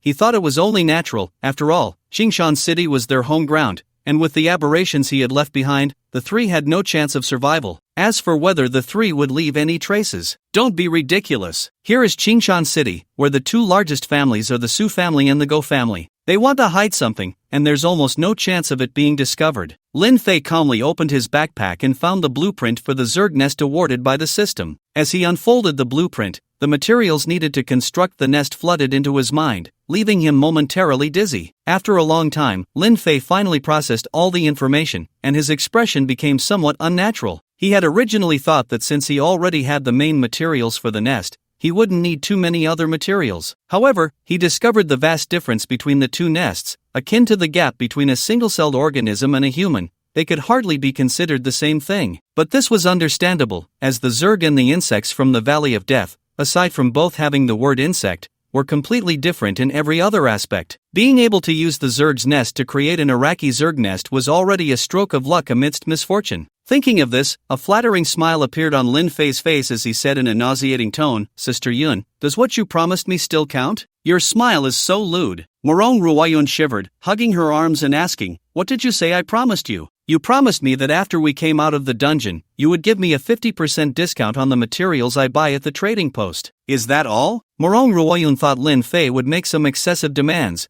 but it turned out to be just this. He was indeed a clueless little brother. I will naturally keep my promise. What do you need? Morong Ruoyun said earnestly. Her strength might not be great, but when it came to financial power, she had never feared anyone. There are quite a few things, and I'm worried Sister Yin might go back on her word. Lin Fei hesitated. Go back on my word? Morong Ruoyun pinched Lin Fei's cheek, and perhaps realizing her behavior was a bit over the line, she quickly withdrew her hand and said seriously, the Morong family holds 40% of the trading post's shares. Do you know how terrifying net wealth is? Lin Fei cooperatively shook his head, showing an expectant look, his emotional value at its peak. Morong Ruoyun smiled with satisfaction. The trading post is spread across all cities in the Great Xia, a place where professionals buy and sell equipment, materials, and accept tasks, with a market value exceeding 10 trillion. The Morong family holding 40% means 4 trillion. Just 4 trillion. That's not even as much as a company selling apples, which has a market value of $3 trillion. Of course, Lin Fei wouldn't dare to say this out loud. Instead, he wore a face full of admiration and said, Sister Yun, your family is so rich. Of course, Morong Ruoyun proudly lifted her chin. If it were anyone else's flattery, she would scoff, but Lin Fei's praise made her heart bloom with joy. So, what do you really need? Morong Ruoyun, like a big sister, confidently declared, whether it's equipment or materials, even very rare skill books, I'm confident I can get them for you. It's not that complicated. I just need some materials, Lin Fei said, sending the materials needed to create the Iraqi Zerg nest to Morong Ruoyun's phone. Morong Ruoyun opened it dismissively, showing it just this expression, but after browsing for a while, she realized it wasn't the end, and her expression turned serious. Half an hour passed, and Morong Ruoyun angrily looked at Lin Fei. Are you here to stock up? She was genuinely angry. The materials Lin Fei needed could elevate a small country's strength to a new level. This made her feel that she was sincerely treating Lin Fei well, but he was treating her like a fool. Sister Yun, you've misunderstood me. Seeing Morong Ruoyun angry, Lin Fei quickly explained, I need these materials to create something. Once it's successfully made, my strength will greatly increase. To create something? Morong Ruoyun looked at Lin Fei with a doubtful gaze. Do you know how big something made with so many materials would be? I don't know, Lin Fei shook his head. He could at most identify 1/10 of the materials needed to build an Iraqi insect nest. The remaining 90% were unknown to him, and he had no concept of the size of the materials, so he had no idea about the nest itself. About the size of a small mountain, Morong Ruoyun said astonishingly. At this statement, even Gongsuyu and Nieyu, who were watching from the side, were shocked and turned to look at Lin Fei. Lin Fei, What exactly are you trying to build? A mountain-sized structure? The materials you need must be measured in tens of thousands of tons. In fact, Lin Fei was also taken aback. He only knew that the Iraqi insect nest would definitely be large, but he had no clear understanding of this large. He thought it would be about the size of a dozen floors, but he never expected it to be nearly the size of a mountain. However, upon further reflection, he found it reasonable. After all, even without considering the Iraqi insect overlord, an ordinary plasma insect was 31 meters tall and 50 meters long, roughly the size of a 15-story building. If the nest were too small, it wouldn't be enough to nurture plasma insects, let alone a sea of insects. Sister Yun, I really need these materials. If it's difficult for you, you don't have to give me a discount, Lin Fei said sincerely. But you have to allow me to buy on credit. I'll pay you back slowly. Although he helped Morong Ruoyun clear the Abyss dungeon and could get 300 million and a piece of red equipment, compared to the materials he needed, 300 million and the red equipment were just a drop in the bucket. His only option was to buy on credit and pay it back slowly once he made money. Morong Ruoyun looked at the earnest Lin Fei and couldn't help but ask, Lin Fei, do you know how much these materials you need are worth? Lin Fei had no idea about the value of the materials he needed and shook his head blankly. 3 billion. Morong Ruoyun's expression was serious, her charming big eyes fixed on Lin Fei as she said earnestly, I don't know what you need so many materials for, but I suggest you think carefully, that's an enormous amount of money. Upon hearing this, Lin Fei breathed a sigh of relief, only 3 billion. Sister Yun, if you give me a discount, a little over 1 billion will be enough, I'm confident I can pay it back. 3 billion is already the discounted price, without a discount, it would be 5 billion, Morong Ruoyun said in a deep voice. Hiss. Upon hearing this, the only sound left in the carriage was the sound of people gasping. Although Lin Fei was prepared for the debt, he was still shocked when he heard that the materials he needed were worth 5 billion. Such a terrifying number would probably not be considered a small matter even if old wine were called over. Thinking of this, Lin Fei cast a look at Morong Ruoyun that suggested he could sell himself. 3 billion is already the lowest price I can offer you, it can't be lower,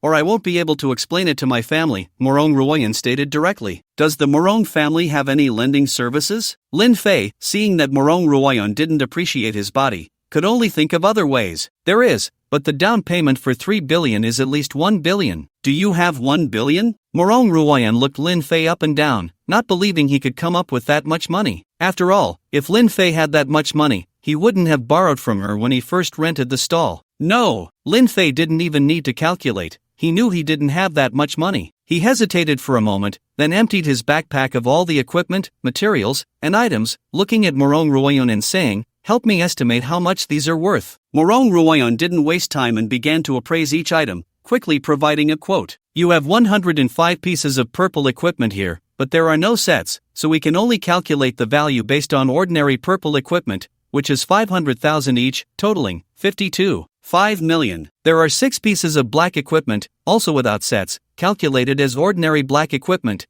which is 5 million each, totaling 30 million. The value of other materials and item cards is quite good, adding up to 40 million. Total, 122.5 million. Hearing the quote, Gong Shuyu and Nieyu looked at Lin Fei with envy. Those weaker students, in order to earn more points in the joint examination instance, many were willing to spend any amount to buy equipment and items to enhance their strength. Unexpectedly, Lin Fei not only spent no money but instead earned over 100 million. However, the one who earned the most was definitely not Lin Fei, but rather Chu Gu, who ranked second on the points leaderboard. It wasn't that Chu Gu obtained more equipment than Lin Fei, but the value of that exclusive black profession weapon alone was worth tens of millions. Including other equipment, Chu Gu probably earned around 150 million. How much is a piece of red equipment? Lin Fei asked. Are you planning to sell the red equipment I gave you? Morong Ruoyun was somewhat shocked, as red equipment is rare and hard to come by. Individuals find it difficult to obtain unless from major factions. Yes, Lin Fei nodded firmly. His profession was special,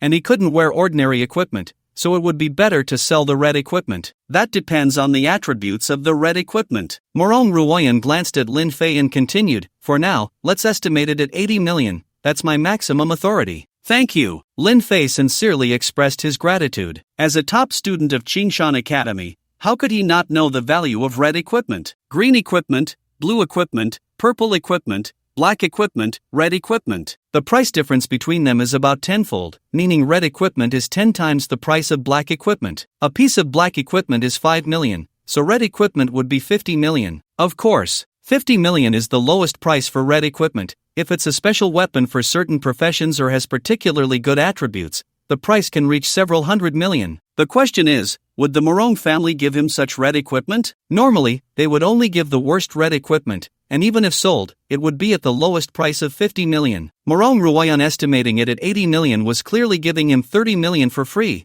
Such kindness made him want to repay it in kind. Sister Yun, how much money do I have now? Lin Fei asked. Including the 300 million reward I promised you, you have just over 500 million, Morong Ruoyun calculated briefly. 300 million reward. Gong Shuyu and Nieyu's eyes widened in shock. They didn't expect Lin Fei's reward to be so terrifying, considering they only had a few tens of millions. However, recalling the entire process of conquering the Abyss instance, they felt the rewards were worth it, because without Lin Fei, they wouldn't even have passed the first level. As the saying goes, one eats as much as one can hold. Lin Fei deserved this much, and they had nothing to be jealous of. Still short by 9 billion. Just as the two told themselves not to be jealous, they suddenly felt Lin Fei's gaze, and both shivered, awkwardly smiling. Lin Fei, you don't think we have 9 billion, do you? We have a life and death friendship. You wouldn't just stand by and watch me die. Lin Fei smiled at the two. You don't have 95 billion. But you must have at least 9 million, right? You think too highly of us. The total reward for our two teams this time doesn't even reach 9 million, the two said with bitter smiles. Morong Ruoyan hadn't spent that much to hire them. So we're all poor people, ha? Lin Fei couldn't help but exclaim. We? Who do you think is we with you? We can't afford to spend 3 billion on materials,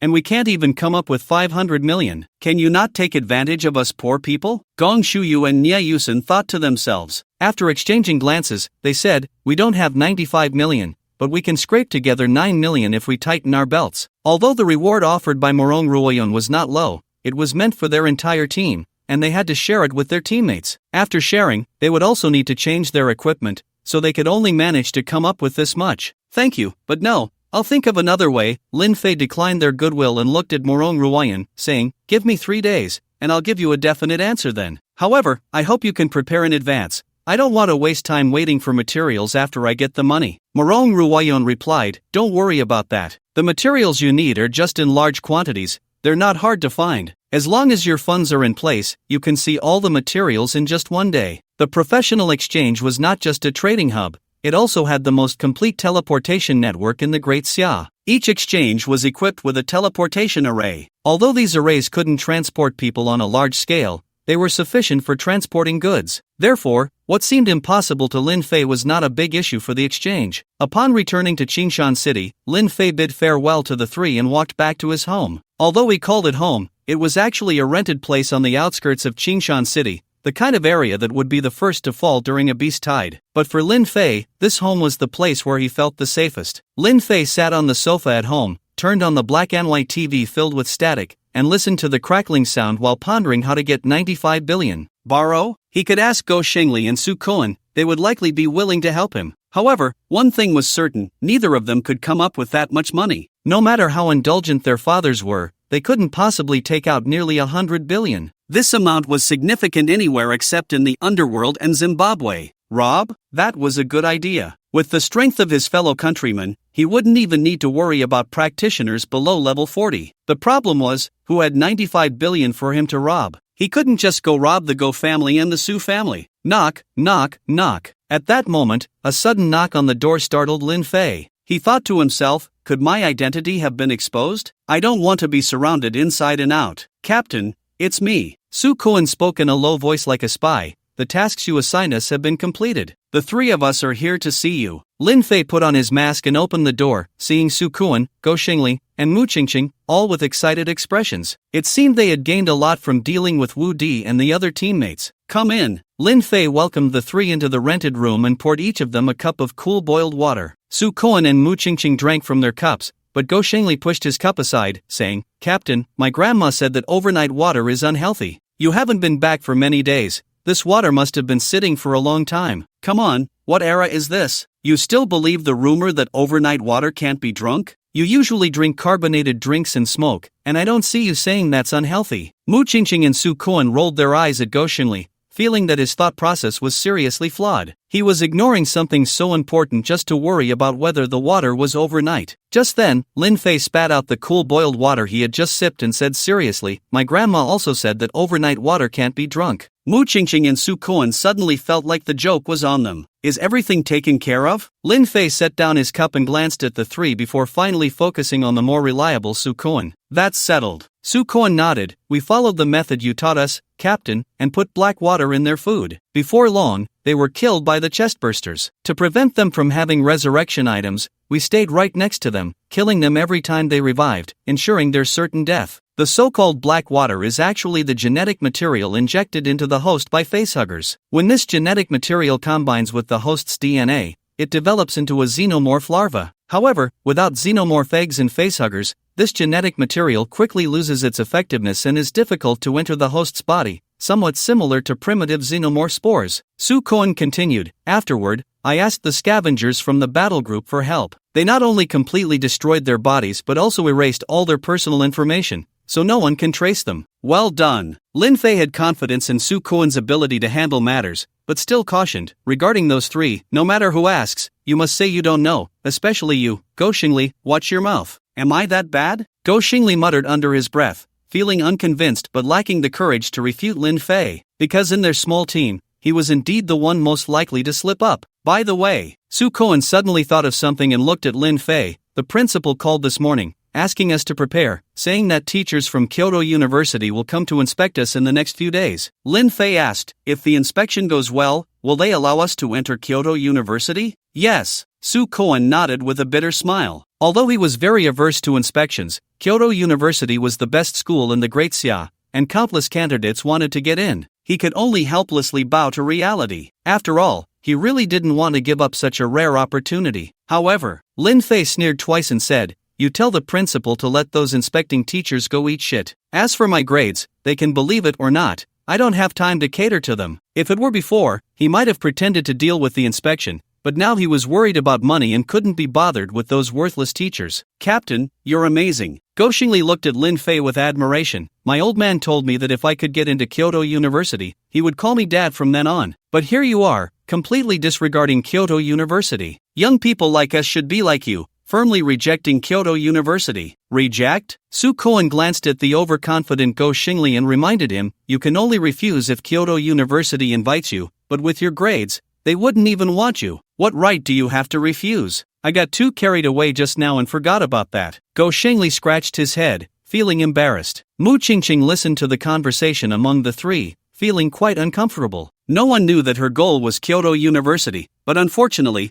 the points she earned in the joint examination meant that she might not even get into a slightly less prestigious top university, let alone Kyoto University. Yet, the university she longed for was completely dismissed by Lin Fei, who was on a much higher level than her. Captain, do you have something going on? Su Kuan, being observant, noticed that Lin Fei was different from usual, his temper a bit explosive. Lin Fei nodded, I need a large sum of money. Short on cash? Come to me. Go Xingli raised his head high. The biggest underground bank in Qingshan City is my family's. If you need money, just tell me, and I'll lend it to you interest-free. I need 9,500,000,000. How much? 9,500,000,000. Go Xingli's proud head drooped, stammering for a long time without saying a word. Although the Go family was the richest in Qingshan City, with all their assets worth hundreds of billions, to be honest, they couldn't come up with that much cash. Go Xingli secretly thought, Dad, why can't you have a bit of ambition? If you worked a little harder and earned more money, I wouldn't have to embarrass myself in front of others. Go ride. At this moment, Su Kuan asked, Captain,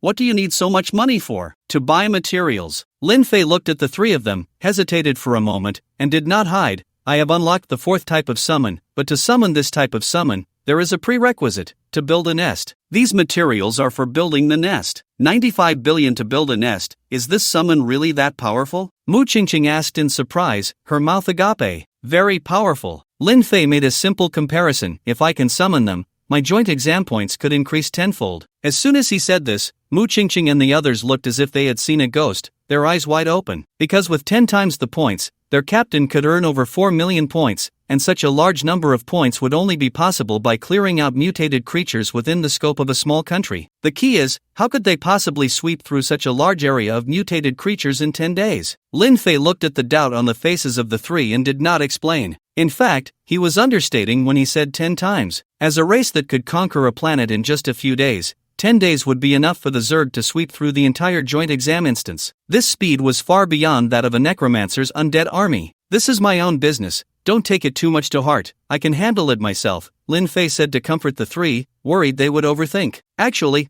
it's not completely impossible, Su Kuan said, frowning as he looked at Lin Fei. As long as the operation is done properly, there is a way to get 95 billion, but it's a bit risky. Lin Fei, who had already given up hope, immediately focused his gaze on Su Kuan upon hearing that there was a way. As for the risk Su Kuan mentioned, he simply pretended not to hear it. Are you kidding? He was already thinking about robbing. Why would he care about the risk? Kuan Shao, what's the way? Lin Fei asked eagerly. Using joining a battle group as a gimmick, we can fleece the various battle groups. Su Kuan looked at the three, seeing their confused faces, and explained, take Qingshan City for example, there are 2 large battle groups and more than 10 medium-sized ones. As long as the captain agrees to join them, would they be willing to pay an exorbitant joining fee? The so-called battle group is actually composed of battle teams. A team made up of 5 professionals is a battle team, and 3 battle teams can form a battle group. The well-known battle groups in Qingshan City are Longyin and Huxiao. Longyin is the Su family's battle group,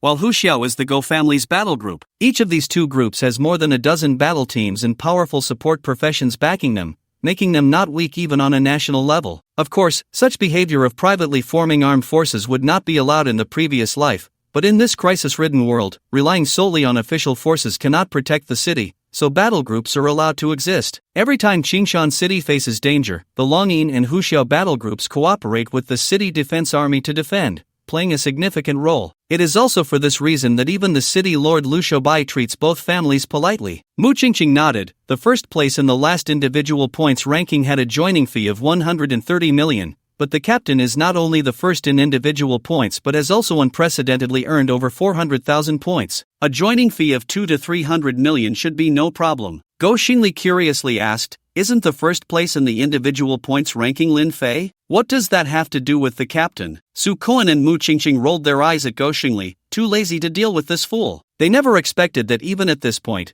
this guy still hadn't realized that their captain was Lin Fei. I can only join a battle group once, how can I get 95 billion? Lin Fei still couldn't figure it out. He couldn't possibly join every battle group, could he? At this thought, he suddenly froze, looking at Su Kuan in surprise. Seeing Lin Fei understand, Su Kuan smiled and nodded. Now that you're so famous, hailed as the light of Qingshan City, many battle groups want you to join. Just tell them that to verify their strength, they need to put a sum of money here with you. Upon hearing this, Lin Fei completely grasped Su Kuan's meaning. To summarize it simply, it was 2 words, fraud. Thinking of these 2 words, Lin Fei couldn't help but recall the anti-fraud app he had downloaded in his previous life. He had always been the one protected by the app, but now he found himself on the defensive side. If I really do this, I might not be the light of Qingshan City anymore, but rather its shame, Lin Fei said with a bitter smile, though inwardly he accepted the plan. Captain, it's not over yet. Su Kuan continued, Qingshan City is just a small city. Even if we fleece all the battle groups, we can only get at most 2 billion, so you still need to borrow money. Borrow money? That's right. Su Kuan nodded emphatically. Using the identities of the battle groups we fleece along with your status as the top of the personal leaderboard,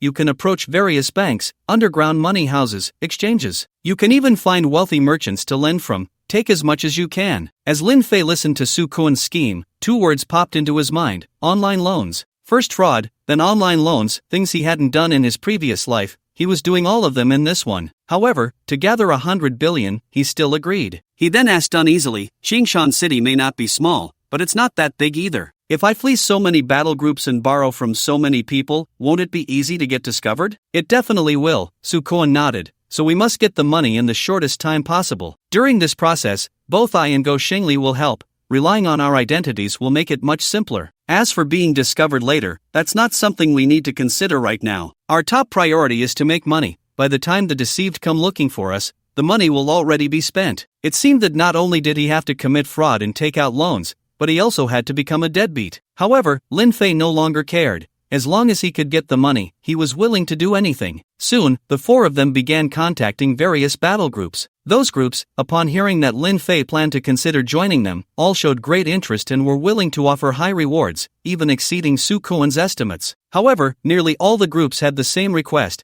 they wanted to see Lin Fei's strength in person. This wasn't really putting Lin Fei in a difficult position. Under normal circumstances, professionals joining battle groups would have to undergo tests. This not only helps the groups assign suitable positions but also ensures appropriate salaries and benefits. After careful consideration, Su Kuan agreed to the requests of these groups. After hanging up the phone, Lin Fei frowned and asked, "I only have 3 days. I won't have time to demonstrate for each group individually." Su Kuan confidently replied, "No need to demonstrate for each one. Just gather them together and one demonstration will be enough." Gathering them together, won't that easily expose our intentions? Lin Fei felt this plan was too risky and could easily be seen through. Under normal circumstances, it would indeed be easy to expose, but don't forget about the inspectors from Kyoto University. Su Kuan smiled and said, "As long as we spread the word about the inspection, many people in Qingshan City will want to watch. By then, there will be a crowd, and even if the battle groups are present, it won't attract too much attention. The various battle groups aren't fools, won't they communicate privately?" Go Xingli, seeing Su Kuan steal the spotlight,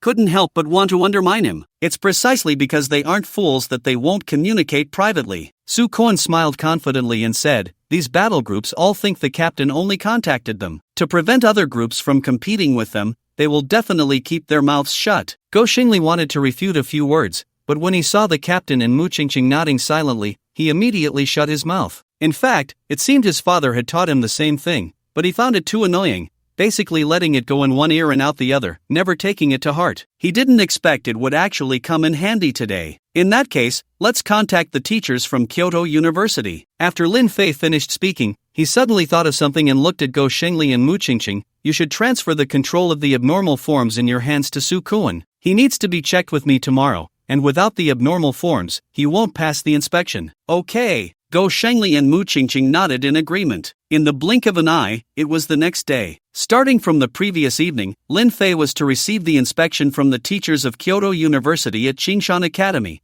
which spread throughout Qingshan City. Therefore, early the next morning, Qingshan Academy was surrounded by a crowd. With no other choice, Qingshan Academy had to agree to live stream the entire testing process to prevent people from trying to sneak in. Inside the testing hall, the principal looked at Lin Fei and Su Kuan, unable to hide the smile on his face. "From the first day you enrolled, I could see that you both have exceptional talent and are worthy of cultivation. Today, you have confirmed my guess. You must continue to work hard and strive for good results in the upcoming inspection." Here we go again. Can't the principal change his lines? Lin Fei complained in his heart but said, "Don't worry, principal, we will continue to work hard and won't let you down." Very good. The principal smiled with satisfaction, then looked up to see the principals of other schools arriving, and said to the two, "You both rest well, I will go greet the others." With that, the principal walked towards the other school principals. When those principals saw the principal of Qingshan Academy approaching, their smiles froze, and then they put on professional fake smiles, exchanging meaningless pleasantries. After some time, the city lord Liu Shoubai, the Ministry of Education, the Chamber of Commerce, and the battle groups, all the prominent figures in Qingshan City came to watch Lin Fei and Su Kuan's inspection test. After all, if the two passed the test, they would become students of Kyoto University. It had been 20 years since any student from Qingshan City had been admitted to Kyoto University. Wasn't the inspection test supposed to start at 9? It's almost 10, why haven't the teachers from Kyoto University arrived yet? They are teachers from Kyoto University, of high status. Just coming to our poor place is already a big favor. What's wrong with making you wait a bit? Old lie, stop being sarcastic. If we offend them, it could affect those two students' chances of entering Kyoto University. Don't mention Old Lie's bad temper. I'm damn angry too. Why should we in Qingshan City have to undergo an inspection test? It's clear they don't trust us. Exactly, it was like this with Su's family before, and now it's the same. These idiots don't even think. How could we in Qingshan City tamper with the joint examination? Perhaps because they had been waiting too long, those who came to watch the inspection test began to complain. Listening to these complaints, Lin Fei frowned. He also felt that the teachers from Kyoto University were being too arrogant. If it weren't for his need for this inspection test, he really wanted to point at those teachers' noses and curse, "Screw you, Teacher Gao, Teacher Hu, Teacher Song, please hurry up." At that moment, a woman's anxious voice rang out, urging, "We agreed to start the inspection test at 9. It's already past 10, and we're an hour late. Since we're already late, Why not just let it go? Why make things difficult for ourselves? A slightly hoarse voice replied. Teacher who speaks with depth, these young people don't understand what it means to enjoy life, and they'll miss out on many beautiful sights along the way. Immediately, flattering voices chimed in. Sheen, you must remember, given our status, even if we make them wait an hour, they wouldn't complain, even if it were a day. Another voice joined in. These 4 voices were not quiet. Everyone waiting in the testing hall heard them clearly, and many showed expressions of anger. However, the angriest were not them, but the citizens of Qingshan City in the live stream. Indeed, because Qingshan Academy had promised the public to broadcast the entire testing process, the conversation of the 4 was inadvertently streamed live. What the hell are these 3? Is this the kind of stuff that teachers from Kyoto University are made of? I feel like my dog is more polite than them. This is truly mind-blowing. I used to think Kyoto University teachers were courteous, imparting knowledge and resolving doubts, but I never expected them to be like this. If all the teachers at Kyoto University are like this, then who needs Kyoto University? Such people can't teach good students. Who knows where these 3 animals live? I want to confront them in person. Don't be impulsive, although their quality is low. Being teachers at Kyoto University means their abilities can't be too bad. At this moment, it is no exaggeration to say that Kyoto University's status in the hearts of the citizens of Qingshan City had plummeted to rock bottom. If this were in a past life, it would be like a person who idolizes a certain country suddenly discovering a sea of homeless people and used syringes everywhere, shattering their illusions. Just then, the door of the testing hall was pushed open, and a woman accompanied by 3 men walked in. Sorry, truly sorry. We didn't arrange our time properly and made everyone wait. The woman among the 4 was Chin Warner, the sweet host of the Kyoto Livestream joint exam. As soon as she entered the testing hall, she clasped her hands together and apologized to everyone. In response to her sincere apology, the expressions of the citizens of Qingshan City improved slightly. But at that moment, the 3 teachers asked in an arrogant tone, "Where are Lin Fei and Su Koen? Why haven't they come out to greet us? Is this how you show respect? How dare this brat say others are impolite? Are Kyoto University teachers this shameless? I really hope Lin Fei can slap his face,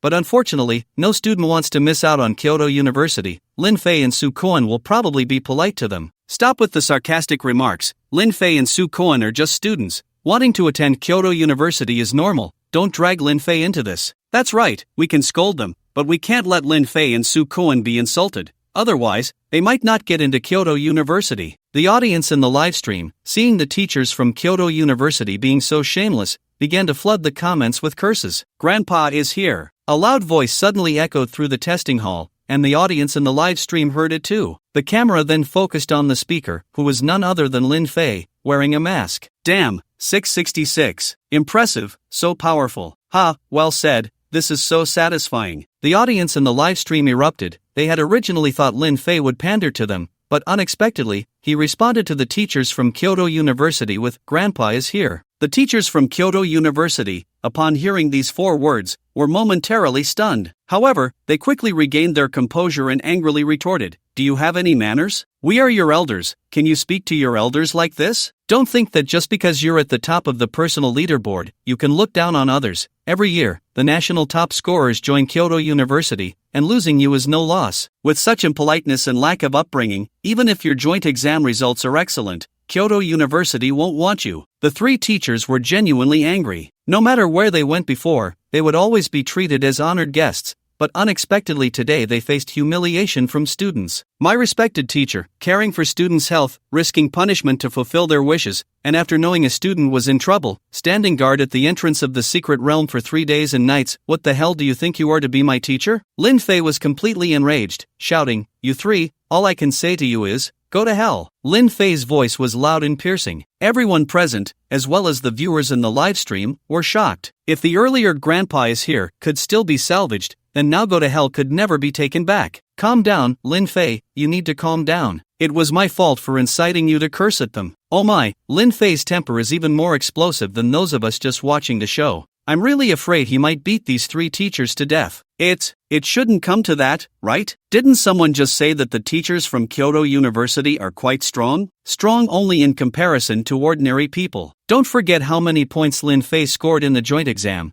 He might be stronger than these 3 teachers. The viewers in the livestream, who were eager to strangle the 3 teachers, suddenly calmed down upon seeing Lin Fei's furious outburst, continuously sending messages urging him to stay calm. Although they despised the 3 teachers, They didn't want Lin Fei to act impulsively and miss the chance to attend Kyoto University. After all, it was Kyoto University, the best university in the Great Xia. On the other side, a middle-aged couple was watching the live stream on their phone. The husband, seeing Lin Fei curse at the teachers from Kyoto University, slammed his hand on the table in anger. This brat can't hold back for a moment? If he offends these 3 teachers, he won't be able to attend Kyoto University. I think this kid is great. He speaks his mind, has guts, unlike us who wear masks every day and don't dare to voice our displeasure. That's a woman's perspective. Do you know he sacrificed a bright future for a moment of satisfaction? Is it worth it? Why isn't it worth it? Should he be like everyone else on site, angry but unable to speak? Wherever there are people, there are social dynamics, and this is called human relationships. If you really understood human relationships,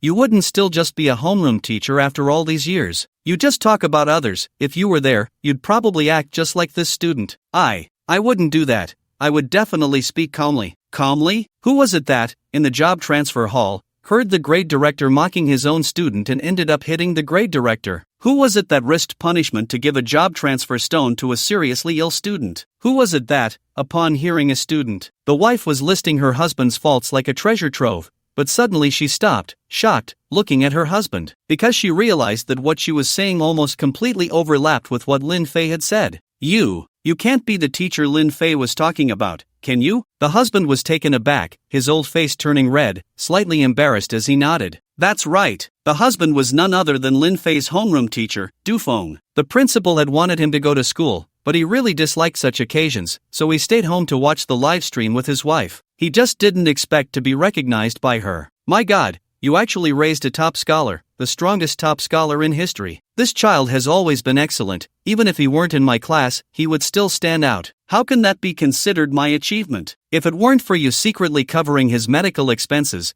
it's hard to say if he could even survive until the job transfer. Even if he barely makes it to that day, the other teachers wouldn't risk letting him transfer. Isn't that your credit? I just did what a teacher should do. Du Feng didn't want to continue this topic and looked at the live broadcast with a worried expression. Lin Fei has offended 3 teachers. What should we do now? So stupid. His wife snatched the phone, found Lin Fei's number, and dialed it. Just tell him directly what you want to say. He will definitely listen to you. Don't make a fuss. How could he possibly answer my call at this time? As Du Feng spoke, he reached to grab the phone back, but just as he did, he saw the call had been answered. Immediately, a familiar yet strange voice came through. Old Du, calling me at this hour, are you missing me? This brat. Hearing the familiar address, Du Feng's eyes inexplicably became a bit moist, and he asked, what are you doing? Lin Fei glanced at the 3 teachers he had just insulted, and naturally couldn't reveal the situation, so he awkwardly laughed. I ran into 3 rude dogs when I went out, and now I'm scolding them. However, there was silence on the other end for a few seconds before Lin Fei spoke again. I'm watching your live stream. Old Du, you're making me very embarrassed. Lin Fei, realizing his lie had been exposed, awkwardly touched his nose. Ha, you're killing me with laughter. I thought Lin Fei was fearless, but who knew a single sentence from the other side would leave him speechless? If I'm not mistaken, the one called Old Du on the other side is Lin Fei's homeroom teacher. I'm a classmate of Lin the Great. Old Du is indeed our homeroom teacher. The audience in the live stream found it amusing to see the previously unruly Lin Fei suddenly turn into a little sheep. They finally believed that Lin Fei didn't disrespect his teachers, it was just that these 3 didn't deserve it. At this moment, Du Feng's voice rang out again. Lin Fei, technically you've already graduated, and teachers have no right to manage you anymore, but I hope you can calm down and think about your future. Lin Fei instantly understood Du Feng's meaning and nodded. Don't worry, teacher, I'll apologize to them right away. Give me the phone. How can you teach students like this? As soon as Lin Fei finished speaking, a woman's voice came from the other end, followed by a scuffle for the phone. Once the scuffling quieted down, the woman's voice sounded, Lin Fei, I'm your teacher's wife. Hello, teacher's wife. Lin Fei immediately shouted. Such a sweet mouth. The teacher's wife let out a hearty laugh typical of middle-aged women and continued, you can listen to what Teacher Du says, but not everything. He wants you to apologize for your own good, but he also doesn't want to see you suffer. Do you understand what I mean? I understand. It's just to give them a way out. If they take it, everyone will be happy. If they don't, then I'll continue to greet them. Lin Fei didn't know what others thought, but he felt his understanding was completely correct. Exactly. The teacher's wife laughed again in her middle-aged manner. You, child, are just too excellent. Don't grab the phone. Lin Fei, come over to my house sometime. I'll make you something delicious. Stop grabbing. I'll give you back the phone. Who cares about it? Ha, you're killing me with laughter. Lin Fei's teacher's wife is too fierce. What bad intentions could the teacher's wife have? She's just letting the student greet 3 scumbags. My goodness, Lin Fei's teacher's wife is just like my mom, too scary. Right. No wonder I always felt familiar. It turns out it's the feeling of my mom. When my mom gets angry, even my father, who has a higher profession, trembles. Speaking of which, I suddenly miss home a bit. The audience in the live stream was completely captivated by the middle-aged woman who was fiercely protective. The comments were filled with praise, as they all hoped that if they were in Lin Fei's position, someone would support them unconditionally. You handle it. Just as the audience was amused by Lin Fei's teacher's wife, Du Feng quickly said something before hanging up the phone. Although he outwardly wanted Lin Fei to admit his mistake, deep down, just as his wife said, he didn't want to see his student suffer. Torn between his feelings, he let Lin Fei make his own decision. Lin Fei looked at the disconnected call, a crooked smile on his face. According to his understanding, his teacher had said nothing, which meant he was tacitly agreeing with his wife. And what his wife meant was to greet. No, wait, first give him a way out. It was all his wife's fault for giving him such courage that he felt a bit carried away. 3 teachers, it was the student who was rude just now. I hope you can be magnanimous and not hold it against me. Lin Fei bowed to the 3 teachers, his attitude as sincere as it could be, though his face wore a teasing smile. It was as if he was saying, I've already given you a way out, so behave and step down, or I might have to take action against you. With a whoosh, the 3 professors from Kyoto University, who were already on the verge of exploding, could no longer hold back and prepared to criticize Lin Fei. However, before they could speak, the colleague Qin Wanner jumped in first. Babies, guess where I am? That's right, I'm in Qingshan City, conducting a surprise test on Lin Fei, and the 3 teachers responsible for this test are here with me. Let me introduce them. Saying this, Qin Wanner pointed the live stream camera at Teacher Gao. One had to admit, Teacher Gao's ability to change expressions was more impressive than the face-changing art of Sichuan opera. In the blink of an eye, his anger transformed into a friendly smile as he greeted the audience in the live stream. That's right. The first one is our familiar Teacher Gao. Teacher Gao is a very serious person. He believes seeing is believing and insists on witnessing Lin Fei's strength with his own eyes. Let's applaud Teacher Gao for this spirit. Although Qin Wanna was trying her best to beautify Teacher Gao, the audience in the live stream was not affected at all. No wonder we haven't seen him online these days. Turns out this old man went to Qingshan City, and he hasn't even knelt down to apologize yet. This old man is just not convinced that Lin Fei took first place. He went to pick a fight on purpose. I bet a pack of spicy strips that even if Lin Fei passes the test, this old man will find all sorts of excuses. He won't kneel down to apologize to Lin Fei. Gao, you are just erased trash. Gao. They thought it was the poor mountains and bad waters that produced bad people, but unexpectedly, the city knows how to play. When it comes to the level of foul language, the audience in Qingshan City's livestream couldn't keep up with the audience in Qin Wanner's livestream. To put it this way, Lin Fei just took out his phone to glance at Qin Wanner's livestream and felt like his eyes had been dirted. However, he took the opportunity to witness Teacher Gao's capabilities. Even when faced with a screen full of insults, Teacher Gao remained unfazed, interacting with the comments that may or may not exist in the livestream. These two are Teacher Hu Shiqiang and Teacher Song Jilin. They are both rare professionals with levels over 50. Every year, they train 300 top professionals for the Great Xia, and among them, Teacher Song's nephew is Song Xiaofeng, who ranks 162 on the leaderboard. Seeing that there were too many comments insulting Teacher Gao, Qin Wanner quickly turned the camera to the other 2 teachers, worried about a potential incident with the host. However, the face-changing skills of these 2 teachers were nowhere near as good as Teacher Gao's. The camera had been on them for several seconds, and they still wore stiff expressions. They already look oddly shaped, and with their stiff faces, it's even harder to look at. Qin Wanner, I'll send you a rocket. Let those 2 smile for the master. Don't mess around upstairs. That person is a teacher from Kyoto University. Their status is there. 1 rocket from you isn't enough. I'll send 2. Upstairs, I almost couldn't hold back my 40-meter big knife. Next time, make your forward swing shorter. In the eyes of Qin Wanner's fans, anyone with Teacher Gao was likely not a good person, so they all cursed together. For people online, it's better to wrongly curse 1,000 than to let one slip by. Qin Wanner looked at the barrage, a helpless bitter smile appearing on her face. Her original intention was to ease the conflict between Lin Fei and the 3 teachers through the live broadcast, but unexpectedly, the 3 teachers were so unpopular that the live chat was filled with curses against them. In desperation, she could only suggest, 3 teachers, how about we start a surprise test? Upon hearing this, the 3 teachers exchanged glances and nodded in agreement. After all, the live broadcast had already started, and in front of so many viewers, they couldn't make things difficult for Lin Fei. However, once the surprise test began, whether Lin Fei could pass would be up to them to decide. Subsequently, Lin Fei was the first to be taken to a closed testing room, the walls of which were made of very sturdy materials capable of withstanding fierce attacks. At the top of one wall was an observation room, with specially made transparent glass of particularly high strength. In the middle of the testing room stood a wooden figure for testing, similar to the wooden figures in the training room but looking more advanced. Meanwhile, in the observation room, the three teachers unceremoniously occupied the control console, watching Lin Fei waiting in the testing room, openly adjusting the values of the testing wooden figure, setting its defense and health to the maximum. Seeing this scene, the president of Qingshan Academy frowned. "Three teachers? Aren't you being excessive? The maximum defense and health of this testing wooden figure is equivalent to a level 50 tank, while Lin Fei is only level 12. Whether he can break through the defense is another matter." Hu Shiqiang adjusted his glasses and said with righteous indignation, "If it were other students,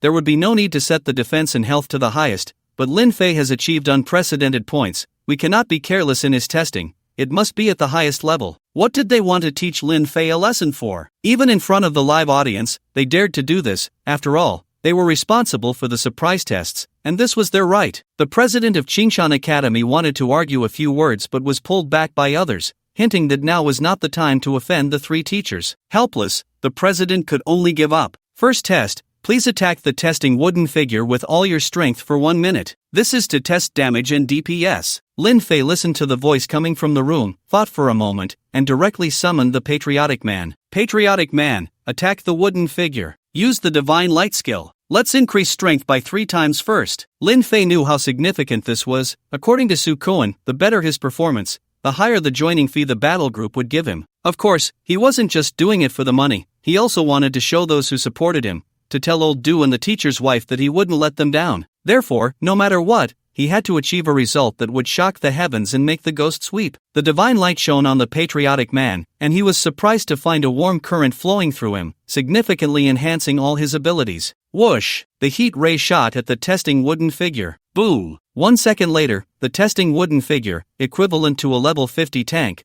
was directly blown apart by the heat ray. At the moment the testing wooden figure was destroyed, everyone in the observation room and the viewers in both live streams widened their eyes in disbelief. He blew up the testing wooden figure. This style of test wooden man has a defense maxed out at 1500 and health exceeding 50,000. Even a level 60 damage dealer couldn't possibly burst it in 1 second. With a damage per second of 50,000, that's 300,000 damage in a minute. Even Chu Ji's swordsmanship can't compare. Could it be that the test wooden man malfunctioned? I just can't believe a level 12 summoner could deal such damage. It's not that you don't believe, you just can't bear to believe it, because it makes you feel insignificant. The audience in Qin Wanner's livestream was shocked. They would rather believe the test wooden man malfunctioned than accept that Lin Fei's damage was so terrifying. Lin God is amazing. Lin God 666. Lin God is so violent, but I like it. In contrast, the audience in Qingshan City's livestream was praising Lin Fei, completely unconcerned about how terrifying that hit was. However, some were happy while others were worried. The 3 teachers from Kyoto University had ashen faces,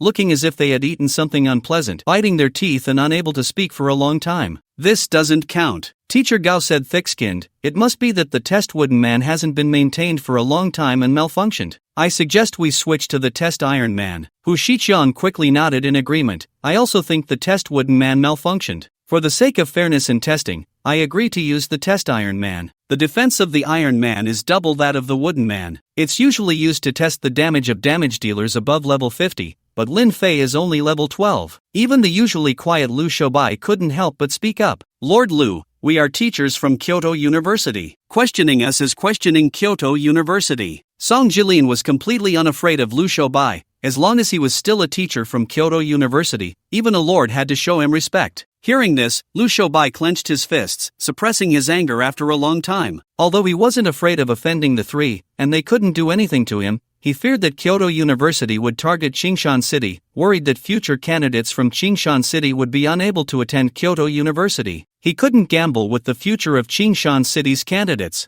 Seeing Lu Shoubai fall silent, Song Jilin sneered again, ordering someone to replace it with an intact Test Iron Man. Compared to the Test Wooden Man, the Test Iron Man was clad in shiny black armor, giving a strong sense of defense just from its appearance. First test, please attack the Test Iron Man with all your strength for 1 minute. Another test? Lin Fei, unaware of what was happening in the observation room, pouted and said, maybe the speed was too fast just now, and the damage wasn't recorded. Since that's the case, let's do it again. Whoosh! The heat ray hit the test Iron Man. Boom! In just 1 second, the test Iron Man was destroyed, resulting in a violent explosion. Oh my goodness, Lin Fei's summon creature damage is terrifying. This is the test Iron Man, with defense and health both double that of the test Wooden Man, and he still managed to burst it in 1 second. Are you sure he's just a high school student and not some hidden big shot? No wonder he can earn over 400,000 points. The test Iron Man is like paper in front of him, and the mutated creatures in the joint exam are even less significant. It's him.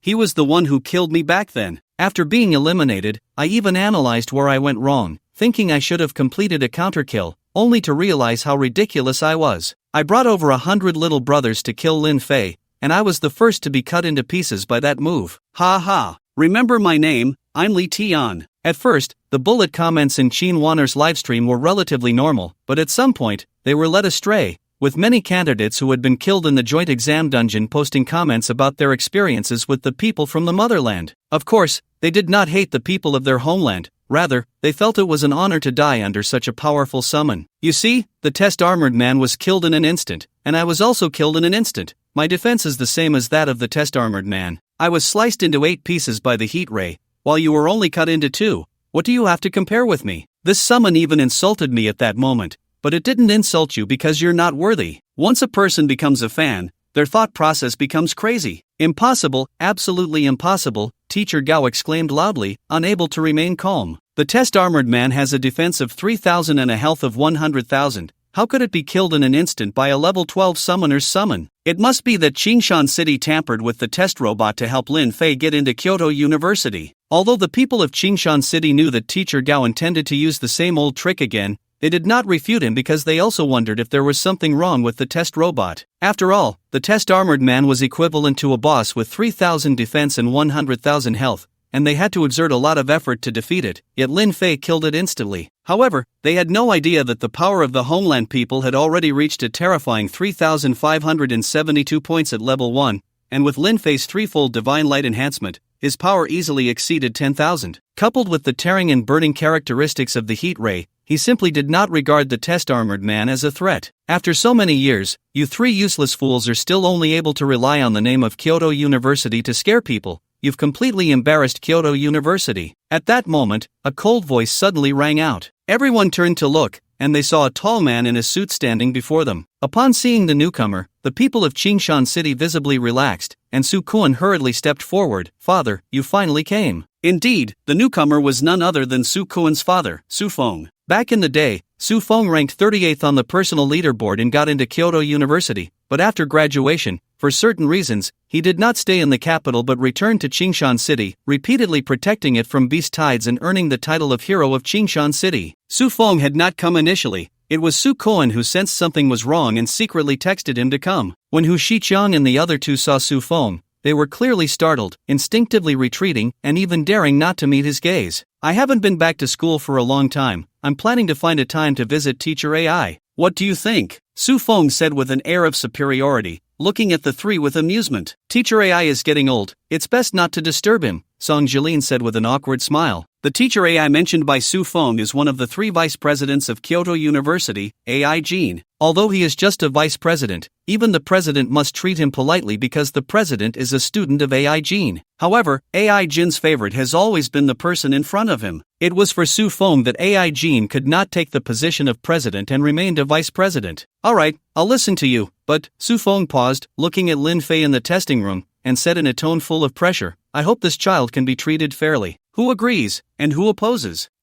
We agree. The 3 who had just been flaunting their power now looked like little chicks, nodding incessantly. Although they looked down on Su Feng from a small place, there was one thing they had to admit. This man truly dared to publicly reprimand them. I've long been displeased with those 3 scumbags. It's finally great to have someone who can deal with them. This uncle is so handsome. Does anyone know his identity? Why are the teachers of Kyoto University so afraid of him? Damn, you don't even know him? He is one of the 2 greats of Kyoto University back in the day, the one who said, I am the peak among the world's strong, Su Feng. I am the peak among the world's strong? That's quite a domineering statement, but does he really deserve it? The current president of Kyoto University is another exceptional talent among the dual geniuses. Do you think he deserves it? Back then, he entered Kyoto University ranked 38th on the score list, and during his university years, he was first every year. In his freshman year, he could challenge seniors, and no one in his grade could match him. However, after graduation, he became untraceable. Not just after graduation, even his professional information is nowhere to be found, as if he has evaporated from the world. Shin Wanner's livestream had millions of viewers, making it easy to find information about Su Feng. The audience was shocked to discover that this handsome uncle was indeed so impressive. They finally understood why Hu Shiqiang and the others were so afraid of Su Feng, because in their era, he was a dazzling presence akin to Lin Fei or Chu Gu, someone the contemporaneous professionals could only look up to. Even after so many years, they still felt fear towards Su Feng, an indelible memory. Let's begin. Su Feng didn't waste words or interfere with Hu Shiqiang and the others. He quietly stood by and watched. The three of them glanced at Su Feng out of the corner of their eyes, no longer daring to confront Lin Fei openly, and honestly proceeded to the next test. Second test. Please try to withstand and dodge all attacks. Duration of attacks, 3 minutes. Please prepare, candidates. Click, click, click. As the announcement ended, small windows slowly opened up on the walls of the testing room, each revealing a different type of attack. This tests defense and dodging. Lin Fei, who had been wondering why the second test hadn't started yet, heard the content of the test and made no preparations, signaling that they could start immediately. Whoosh, whoosh, whoosh. In an instant, 3 arrows shot towards Lin Fei from behind, the left side, and directly in front. The speed of the arrows was not considered fast in the eyes of melee professionals, but for a summoner, it was deadly enough. However, an unbelievable scene unfolded. Just as the 3 arrows were about to hit Lin Fei, they passed through his body and embedded themselves in the floor. What's going on? Why did the arrows pass through Lin Fei's body? There are no bloodstains on the arrows. It seems they didn't hit. This doesn't make sense. Lin Fei didn't move. How did he dodge the attack? The viewers in both live streams were completely baffled by this bizarre scene. Hu Shiqiang and the others also didn't understand but dared not act recklessly in front of Su Feng. They could only look at him anxiously, asking what to do next. Let me handle it. Su Feng's eyes flashed with surprise as he approached the control panel to adjust the difficulty of the test. Profession, Summoner Assassin, Speed, 2-6, Frequency, 2-5, Strength, 1-2, Difficulty, 2-6. Hu Shiqiang and the others were immediately terrified upon seeing Su Feng's adjustments,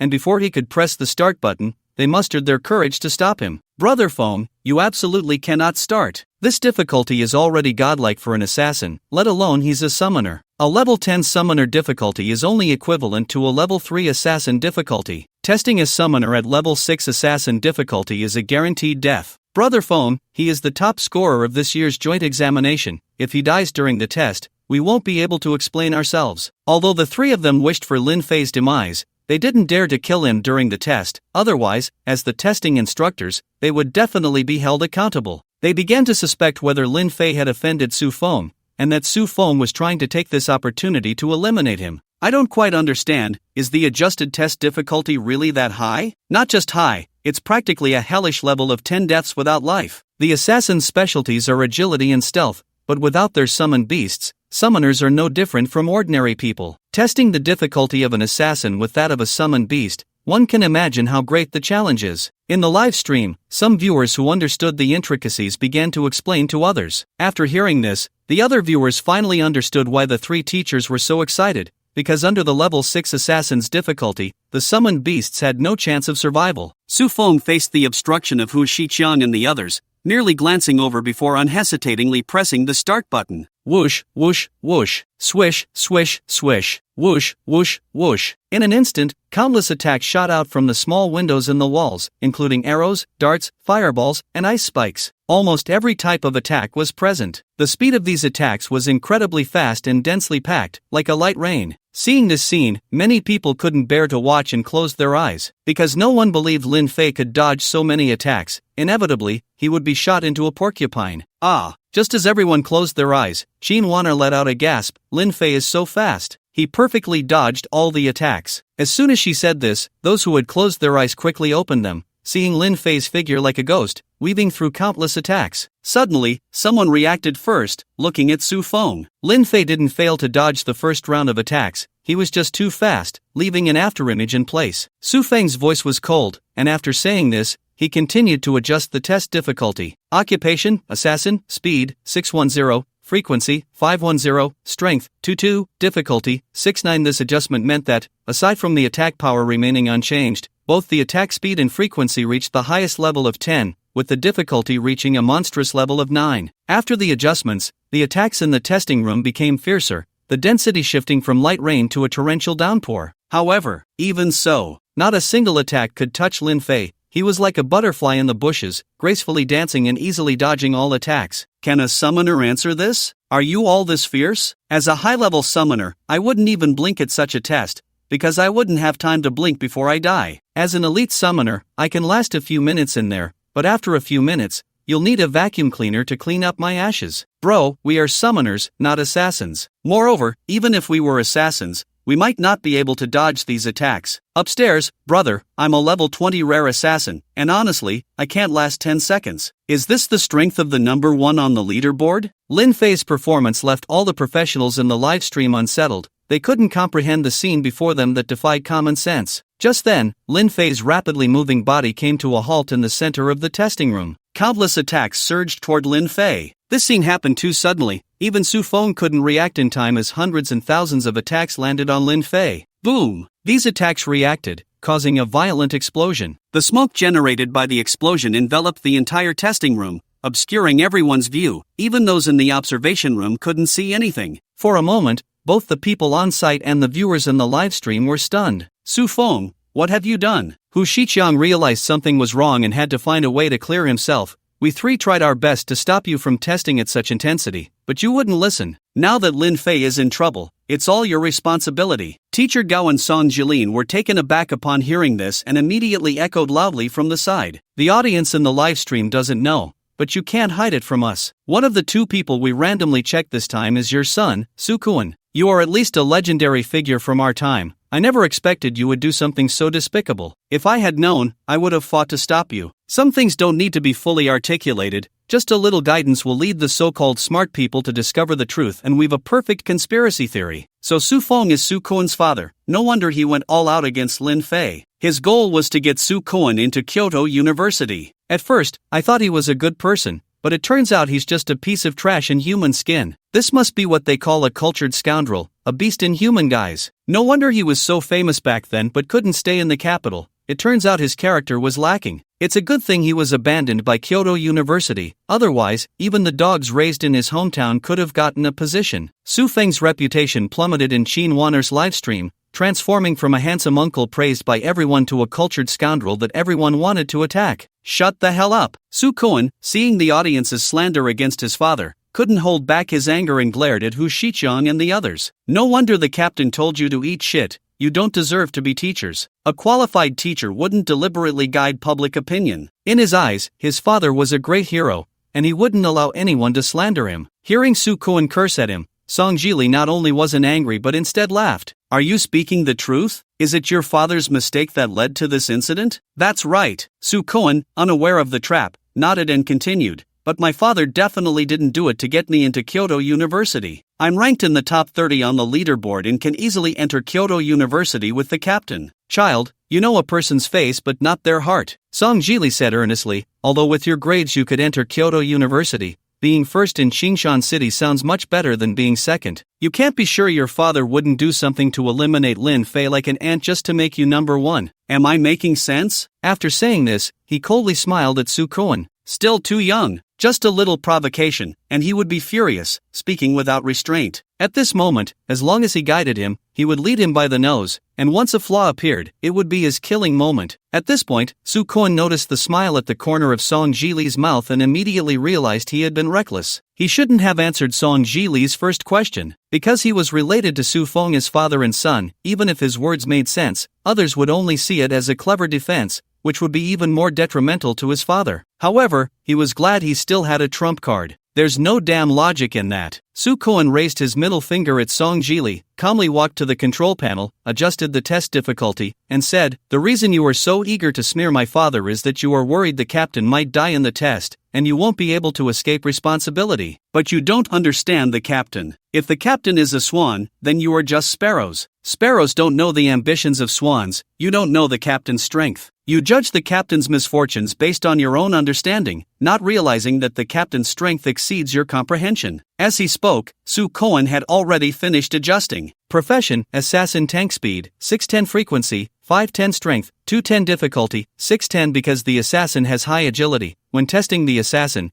the attack speed and frequency will far exceed other professions, but the attack power will be relatively weaker. On the other hand, the tank profession has high defense, so when testing the tank, the attack power will far exceed other professions, while the attack speed and frequency will be relatively weaker. Therefore, in Su-Koan's adjusted test, the attack power is the highest. Immediately, amidst the incredulous gazes of the crowd, Su-Koan picked up the microphone. Captain, start your performance. Is he out of his mind? Lin Fei has suffered such a strong attack, he can't possibly be alive. I'm recording the whole thing, even if he tries to destroy the evidence, I have proof. Those two can't escape. The viewers in the live stream, hearing Su-Koan's words, all dismissed it, not taking it seriously. Boom! At that moment, the smoke in the testing room was suddenly dispersed, and Lin Fei stood unharmed in the center. Whoosh, whoosh, whoosh, swish, swish, swish, whoosh, whoosh, whoosh. Before anyone could react, all the small windows shot out different types of attacks again. It was clear that the speed and density of these attacks were not as intense as before, but the attack power had increased by dozens of times. The ordinary arrows had now turned into crossbow bolts. The attack power of the crossbow bolts, let alone a summoner, even an elephant couldn't withstand. However, Lin Fei did not dodge in the face of the massive arrows, allowing all the attacks to hit him, producing sounds of metal clashing and various explosions, yet he was not harmed in the slightest. What the hell? A level 10 attack from a testing tank can't even hurt Lin Fei. Am I dreaming? I must be dreaming. How could a summoner withstand such intense attacks? Invincible attack power, invincible agility, invincible defense. Are we sure this is a rare level summoner? Even a god-level profession wouldn't reach this level, right? The high school combat class teacher taught me that when facing summoner-type professions, you should attack the summoner first, but this tactic is completely useless against Lin Fei. Lin Fei is standing still. I doubt anyone can break his defense. He has broken the professional barrier. Now I understand why Su-Koan said those three scumbags were leading the rhythm. He knew that this level of attack couldn't harm Lin Fei. Su Feng is Su-Koan's father, so he naturally knows this too, which means those three are really trying to shirk responsibility and deliberately shift the blame to Su Feng. Damn, how could there be such a teacher at Kyoto University? No wonder the rankings of world-renowned universities are dropping. The viewers in the livestream were shocked by Lin Fei's strength, while also realizing they had almost become pawns in someone else's game. Thus, the viewers who reacted began to vent their anger towards Song Jili and the other two. Song Jili and the others looked at the barrage and understood that the boomerang they threw would come back to hit them. The random test consisted of 3 parts. They were the attack power test, defense and evasion test, and practical combat test. The practical combat test was also conducted in the testing room, where the control panel would release various combat wooden figures to mimic monsters and launch attacks. Type: Individual Team Core. Quantity: 100 500 1000. Grade: Ordinary Elite Lord Abyss. Difficulty: Abyss. For the third test, Su-Koan chose the most difficult level to allow Lin Fei to unleash his strongest combat power. Under normal circumstances, to pass this level of difficulty, at least 15 people were required, and all must be of rare level. But now, Lin Fei was to challenge this difficulty alone. The practical combat test is different from the previous 2 tests. This test can directly show the ability of the professional to hunt monsters. I wonder if Lin Fei can complete it as easily as the previous 2 tests. If you ask me, there's no need for a test at all. The points Lin Fei earned in the joint examination instance are enough to prove how terrifying his combat ability is. Although I think so too, all 3 tests are necessary, that's the rule. What kind of rule is that? Why wasn't Chu Gu subjected to a random test? To put it bluntly, it's because they look down on small places and don't believe that powerful professionals can emerge from them. Last year's random test also came from a small place, and for some reason, I'm starting to dislike Kyoto University more and more. The viewers in the livestream, seeing the imminent practical test, vented their dissatisfaction with Song Jili and the other 2 onto Kyoto University. Lin Fei was unaware that many viewers were standing up for him. He looked at the endless stream of battle wooden figures, curled his lip, and didn't take it to heart. If it weren't to demonstrate my value, I wouldn't participate in such a meaningless random test. Just take them out in one hit. Lin Fei muttered to himself, giving orders to the summoned beings. The summoned beings concentrated energy in their eyes, and a heat ray suddenly shot out, cutting all the battle wooden figures in half after spinning around once. Congratulations, you have successfully completed the random test. Preparing your report card. First test, SSS, second test, SSS, third test, SSS. The evaluation, SSS is just the limit of the random test, not your limit. Keep up the good work. Lin Fei glanced at his results and smiled indifferently. The difficulty of this instance couldn't compare to Morong Ruoyun's Abyss instance. It was at most equivalent to the difficulty of the second level, with no challenge at all. Although I already knew the third test wouldn't be a challenge for him, this is just too easy. With just one hit, 1,000 Abyss-level monsters were all taken out. This summon being is too strong. No wonder I couldn't beat him with over 100 subordinates. It turns out this summon being is so powerful. That's right. It's me, Li Tian. Lin Fei, I suspect you cheated. I happen to have an elite instance here. Let's form a team, and I want to check it personally. You upstairs, I can hear the sound of your abacus from Black River. Can you have some face? Besides, I'm willing to pay to have Lindishan take me to level up. You two upstairs are a joke. A professional like Lindishan doesn't need to form a team. There are plenty of battle groups willing to invite him at a high price. Lindishan, I'm the leader of the B-level battle group Shadow of the Empire. As long as you're willing to join, money is not a problem. Don't embarrass yourself with a B-level battle group. I'm the boss of the A-level battle group Heavenly Kill. As long as you can come to my battle group, I'll give you the position of leader. I'm an A-level battle group. I'm a B-level battle group. I'm an S-level battle group. Those watching the live stream, after witnessing Lin Fei's prowess, all threw out olive branches, offering generous treatment, even from S-level battle groups. It should be noted that the Su and Go family battle groups are only A-level. The criteria for judging an S-level battle group require 3 S-level teams and 5 A-level teams. Currently, the Su family battle group only has 1 S-level team and 3 A-level teams, so they are still a bit lacking. This shows how valuable the invitation from an S-level battle group is. Soon, Lin Fei came out of the testing room and entered the observation room. Lin Fei, congratulations! You have perfectly passed the random test. The 3 of us have unanimously decided to admit you to Kyoto University. Once we return, we will send you the admission letter. You will be a student of Kyoto University from now on. Of course, in light of your outstanding performance, Kyoto University has also prepared a scholarship of 5 million for you, which you can use to purchase equipment. Not long ago, Song Jili and the other 2 were full of hostility towards Lin Fei, but at this moment, they seem like completely different people. Their attitude is good as it could be, giving off a servile feeling. The people in the observation room sneered at the change in the 3, as they understood why they were acting this way. Lin Fei's results were simply too good. If the 3 didn't bring him back, they would definitely face punishment. However, their previous attitude towards Lin Fei was too poor, so they could only lower their stance, even going so far as to offer a 5 million scholarship. In the eyes of Song Jilin and the other 2, the reputation of Kyoto University combined with a 5 million scholarship was a temptation no student in the Great Xia could resist. However, Lin Fei merely glanced at the 3 of them, too lazy to speak. I'm a man who owes 300 billion.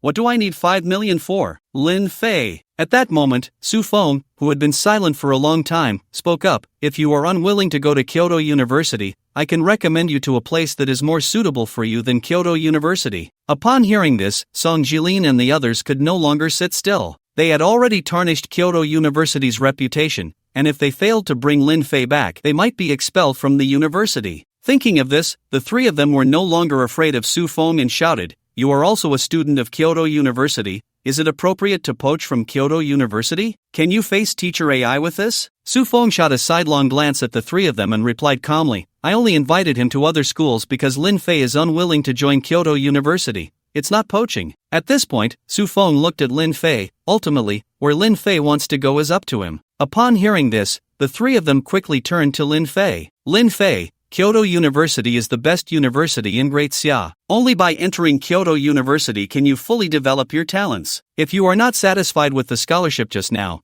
Kyoto University can increase it. Just say the word, and any amount is fine. Kyoto University has teaching resources that other universities do not have. The best teachers in all of Great Xia are at Kyoto University, and you will receive the most comprehensive guidance. The best teachers? Lin Fei glanced at the 3 of them, almost laughing out loud. After thinking for a moment, he said, "How about this? To verify whether Kyoto University has the best teachers, you need to prove it." "How to prove it?" "Fight me. As long as you can last 3 minutes, I will join Kyoto University." "All right." The 3 exchanged glances, and then the strongest, Song Jilin, stepped forward. "I'll do it." "No, no, no." Lin Fei smiled and shook his head, addressing the 3, "You 3 together." "What?" Song Jilin and the others were taken aback, and then a flash of anger crossed their eyes. They felt offended again. However, they dared not lose their temper and forced a smile. "Lin Fei, We are all over level 50 and are rare professionals. Challenging us all at once is not a wise move. If you don't want to, that's fine. Lin Fei shrugged indifferently and turned to Su Feng. Uncle Su, let's talk about school matters. Lin Fei, don't be in such a hurry. Hu Shiqiang quickly grabbed Lin Fei, showing a flattering smile. We were just making a suggestion. We didn't say it was impossible. Since you want us three together, we will fulfill your wish. But if you lose, you can't go back on your word. Don't worry, as long as I lose, I will join Kyoto University, Lin Fei said with a sincere expression. Then, everyone left the testing hall and arrived at the dedicated combat venue. The combat venue was even more advanced than the testing hall, designed to simulate a real environment as much as possible. When necessary, monsters would be released inside to train students' emergency response and survival skills in the wild. Of course, Xingshan Academy did not have the financial resources to create such a venue. It was all funded by the Su family. Although the Su family's financial power was far less than that of the Go family, they were particularly willing to spend money on education, investing a large amount of money each year to build various venues for schools. For this reason, even though the salaries offered by the Su family were not as high as those of the Go family, many professionals were still willing to join the Su family's battle group. Venue, grassland, environment, suitable, monsters, none. The principal adjusted the environment of the combat venue to showcase the strengths of both sides to the maximum extent, without setting any special conditions. What the hell, this is getting serious. From today on, Lin Fei is my idol. He did what I wanted to do but didn't dare to. Although these three teachers are not great people, they are at least professors from Kyoto University, and their strength is quite formidable. Can Lin Fei defeat them? It's difficult. The standard for Kyoto University professors is over level 50 rare professionals, while Lin Fei is only in his teens and levels. The gap is too large. Not just the level gap, but also the equipment gap. Lin Fei doesn't even have decent gear, while these three teachers are fully equipped in purple. The difficulty of this battle is much higher than the previous third test because any one of these three teachers could solo the third test. I wonder how long Lin Fei can last, 2 minutes, or just 1? What are you thinking? If Lin Fei can last 20 seconds, that would be impressive. You know nothing about the strength of Kyoto University professors. The viewers in the live stream saw Lin Fei and the three teachers really enter the battle arena and began analyzing which side had a better chance of winning. They concluded that Lin Fei had no chance of winning at all. The three teachers could easily suppress him. Lin Fei, since this is your request, you can't blame us for bullying the weak, Hu Shiqiang said with a relaxed smile. My profession is painter, and my ability is to give life to what I draw. My profession is singer, and the sounds I produce come with various effects. Teacher Gao opened his folding fan, fanning himself with a self-satisfied air. My profession is orator. I can hypnotize people with words and pull them into dreams, Song Jilin said. Isn't this just a painter, a singer, and a braggart? Should I introduce myself too? Or maybe not. That would be too embarrassing. Lin Fei thought that if he introduced himself in front of so many people, he would be embarrassed enough to dig a 3-bedroom apartment with his toes. Besides, he was just looking for a chance to teach these three a lesson. Did they deserve an introduction? With that in mind, Lin Fei smiled and asked, "Are you done?"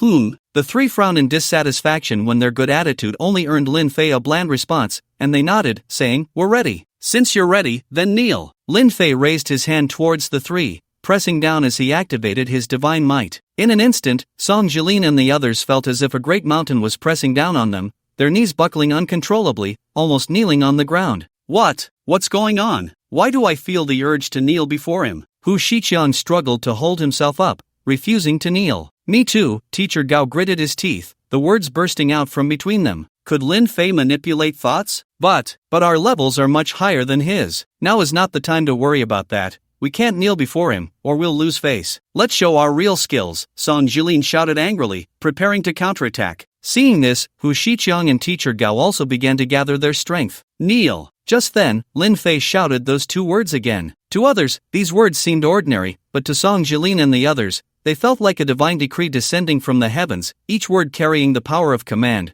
pressing down on them with supreme might. Thud. Teacher Gao was the first to succumb. Thud. Thud. Hu Shiqiang and Song Jilin followed closely behind. Just like that, the three of them knelt before Lin Fei in front of millions of viewers in the livestream. What the hell? Why did they suddenly kneel before Lin Fei? This is clearly Lin Fei's skill. But, does a summoner have such a skill? Can any summoner explain? My roommate is a summoner, but he's currently bowing to Lin Fei. He said he would worship Lin Fei every day from now on. Don't even talk about being a summoner. I want to bow to Lin Fei too. He's just too amazing, winning in just 10 seconds. I originally thought Lin Fei couldn't last 20 seconds, but it turns out these three couldn't even last 10 seconds. They really embarrassed Kyoto University. The scene of Song Jili and the others kneeling shocked everyone. No one knew how Lin Fei did it. Of course, Morong Ruoyan, Gong Shuyu, and Nieyu were exceptions, as they were the first to experience this move. It seems the teachers of Kyoto University are nothing special. Lin Fei walked up to the three and mocked, waving his hand to lift the pressure on them. Those who insult others will always be insulted in return. You look down on Qingshan City first, so don't blame me for not giving you face. After saying that, he didn't even glance at the three and turned to leave. He approached Su Koan and asked, "Are we leaving? Let's go. Not going to Kyoto University anymore?" Dog Sheng said it well. We young people should stand proudly in the world. Kyoto University? Not even worth a dog's attention. Ha ha. The two young men laughed heartily and turned to leave without a hint of hesitation. Su Feng watched their departing figures, a faint smile appearing on his otherwise expressionless face. Once, there was a young man who stood at the highest point of Kyoto University, shouting the bold words, "I am the peak among the world's strong." The young man once aspired to soar and claimed to be the best in the world. In the outskirts of the imperial capital, Shugo was like a teenager addicted to the internet, strolling through a monster-filled forest while looking down at his phone. Good. No wonder he defeated me. He's even more arrogant than I am. This is the spirit that young people should have. Compared to them, I feel inferior. As he walked, Shugo suddenly stopped and shouted in approval. That's right. He was also watching Qin Wanner's livestream. However, he wasn't watching Qin Wanner but Lin Fei, who had defeated him in the joint examination dungeon. He intended to see Lin Fei's strength but ended up being drawn in by Lin Fei's temperament. No one had ever suited his taste so well. Kyoto University? Not even worth a dog's attention. If I go there, wouldn't I be a dog? The corners of Chu Ji's mouth curled up as he exited the livestream and dialed a number. After a while, the call connected, and an unhappy voice came through. "You brat, it's been 2 days. Haven't you completed the task of clearing the monsters in the outskirts of the imperial capital? We young people won't stoop to your level." Chugo pouted and said, "Old Chu, I want to discuss something with you." "What is it?" "I'm not going to Kyoto University anymore." "What?" A shocked voice came from the other end, exclaiming,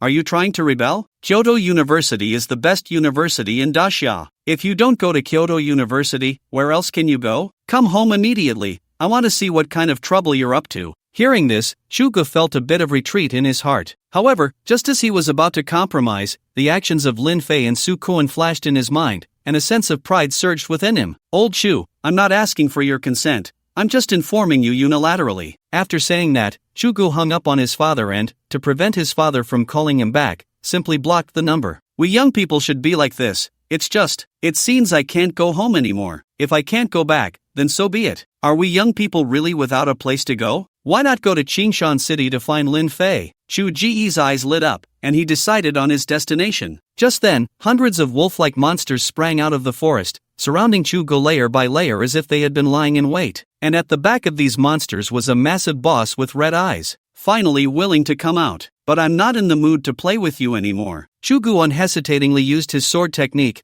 with the gentle breeze and thunderbolt flying out from behind him, one like a soft wind brushing by, the other like a dazzling flash of lightning, swiftly weaving through the monsters. Wherever he went, these monsters were killed in a single strike. Successfully killed a violent wolf, experience plus 40. Successfully killed a violent wolf, experience plus 40. Successfully killed a violent wolf king, experience plus 180. Not far from Jinling, in the level 25 secret realm of the Wakue village. The characteristic of this secret realm is that it is shrouded in darkness, filled with a nauseating aura, and scattered bones can be seen throughout the village. At that moment, two agile figures rushed into the village, continuously throwing Molotov cocktails at the surrounding houses, igniting wooden huts one after another. Woo! As the wooden huts caught fire, a large number of Wakue emerged. These Wakue were short in stature, with a grotesque and ugly appearance, like mindless beasts, their faces twisted as they chased after the two professionals. However, it was clear that the two professionals were faster. No matter how the Wakue surrounded and blocked them, they could never catch up. Instead, the Wakue were led out of the village like dogs on a leash. Taiyin transforms, essence of the fire position, circulating through the 6 realms, intimidating evil spirits. Formation rise, exterminate the demons. Just as all the Wakue left the village, Li Feiyu, ranked 5th on the personal leaderboard, quickly recited the incantation,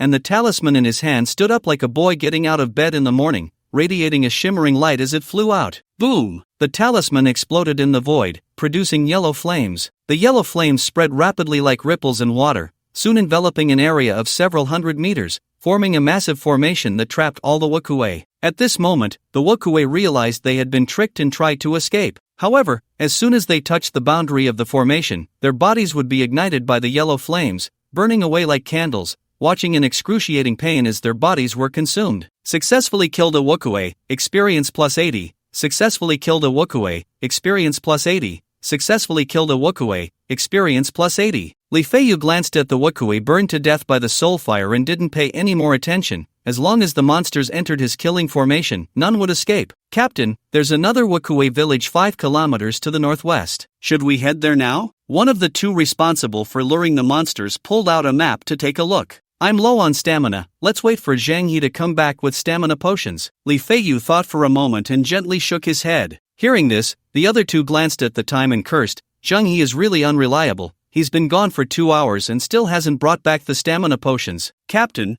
I'm back. Coincidentally, just as the words were spoken, a figure ran over with an excited face. Where have you been? Why did it take you so long to come back? The two responsible for luring the monsters were quite dissatisfied. Zhang Yi's actions had severely delayed their leveling up. Zhang Yi scratched his head awkwardly and chuckled. I went to watch Qin Wanner's livestream. She was testing Lin Fei today. You guys don't know, the whole process was full of twists and turns. It was really exciting. Li Feiyu, who initially didn't want to ask more, couldn't help but inquire when he heard Lin Fei's name. Did Lin Fei pass the test? Not only did he pass, he practically made history. Zhang He became more and more excited, speaking without restraint. Let's put it this way, the captain, along with Chu Ge, Qin Feng, and Zhao Lingxiao, combined are no match for Lin Fei. Zhang He, can you stop bragging? Even if Lin Fei's joint exam results weren't cheated, he could at most be slightly better than Chu Gu. How could he possibly take on 4 people alone? The two professionals responsible for luring the monsters simply did not believe Zhang He's words. I knew you wouldn't believe it. Zhang He looked at Li Feiyu and asked, Captain, let me ask you, can you defeat a teacher from Kyoto University? No. Li Feiyu shook his head without a second thought. Although he ranked 5th on the personal leaderboard, making him one of the top candidates this year, the gap compared to the teachers from Kyoto University was still quite obvious. Of course, he was confident that at level 30, he could defeat the most ordinary teacher from Kyoto University. Zhang He excitedly said, Lin Fei defeated a teacher from Kyoto University in front of millions of people. Li Feiyu's eyes widened. Zhang He continued, he didn't just defeat 1, but 3 at the same time. Li Feiyu's eyes were about to pop out. However, that wasn't all. Zhang He trembled with excitement, and he only took 10 seconds. The 3 teachers from Kyoto University knelt before him. Li Feiyu suddenly stood up and walked towards the exit of the secret realm. Seeing this, Zhang He asked, Captain, where are you going? To Qingshan, to find Lin Fei. Whether it was the youthful blood of the young men being stirred or the words of Lin Fei and Su Koan being too infectious, 3 hours after the live broadcast ended, over 50% of the top 100 candidates on the personal leaderboard headed to Qingshan City. At the same time, among these candidates, 40% rejected the invitation from Kyoto University. Among the top 5 candidates on the personal leaderboard, Lin Fei, Chu Ge, Qin Feng, Zhao Lingxiao, and Li Feiyu all declined. Just as Lin Fei and Su Koan left Qingshan Academy, a middle-aged man got out of a luxury car parked by the roadside and walked towards them. Su Koan was clearly surprised to see the middle-aged man. Uncle Feng, what are you doing here? I didn't ask you to pick me up. Young master, I'm not here to pick you up. After saying this, old Feng smiled and looked at Lin Fei. Young master Lin Fei, the master asked me to wait for you here. He wants to discuss some matters regarding the school with you. Okay. Lin Fei nodded, a hint of surprise flashing in his eyes. He thought Su Feng was just trying to help him out by recommending a place, but it turned out there really was such a place. Please get in the car. Old Feng personally opened the car door and welcomed Lin Fei and Su Koan inside. As the car started moving, to Lin Fei's surprise, it did not head towards the wealthy district in the center of Qingshan City but drove outside the city. The Su family is not in the safe zone within the city. Seeing the astonishment on Lin Fei's face, Su Koan smiled and explained, my father said that a comfortable life can dull a person's will, so he placed the Su family in the dangerous area outside the city, and it also helps to clear out the monsters near Qingshan City. Uncle Su's actions are truly admirable. Lin Fei was not flattering Su Feng. He genuinely thought Su Feng was remarkable. It is well known that in this world plagued by monsters, the inside and outside of the city are like 2 different worlds. Even those students who have changed jobs first kill non-threatening monsters in the safe zone to level up before daring to venture into the wild. As for the wealthy, they mostly reside in the affluent district in the center of Qingshan City, which is far enough from the city walls that even if Qingshan City were to be overrun by monsters, they would survive longer than those in the poor areas. Given Su Feng's power and wealth, he could have chosen any spot in the affluent district, yet he chose to place the Su family in the dangerous area outside the city. Such courage is truly commendable. Su Koen couldn't help but laugh when he heard Lin Fei praise his father. After thinking for a moment, he said, I've always admired my father, but right now, the person I admire the most is the captain. Me? Yes. Su Koen nodded vigorously, excitedly explaining, Captain, my father couldn't defeat 3 teachers from Kyoto University in seconds at your age. Hearing this, Lin Fei smiled wryly. There was no denying that the moment he made Song Jili and the others kneel was quite showy, but no one knew the price he had paid for it. He used the divine power a total of 2 times, with each use consuming 365 days of life force, which meant he had exhausted 730 days of life force, or 2 years. If it weren't for the large amount of life force he had recently gained, he wouldn't dare to play like this. Life countdown, 71 days, 21 hours, 55 seconds. Lin Fei glanced at his remaining life force and couldn't help but smile wryly. He now had insufficient life force to support even one use of divine power. The car had not driven far out of Qingshan City when Lin Fei saw a manor surrounded by sturdy high walls. Every 20 meters or so, there was a watchtower, each manned by 2 alert professionals. If Su Koen hadn't told Lin Fei that this was the Su family, he would have thought he had entered a military camp.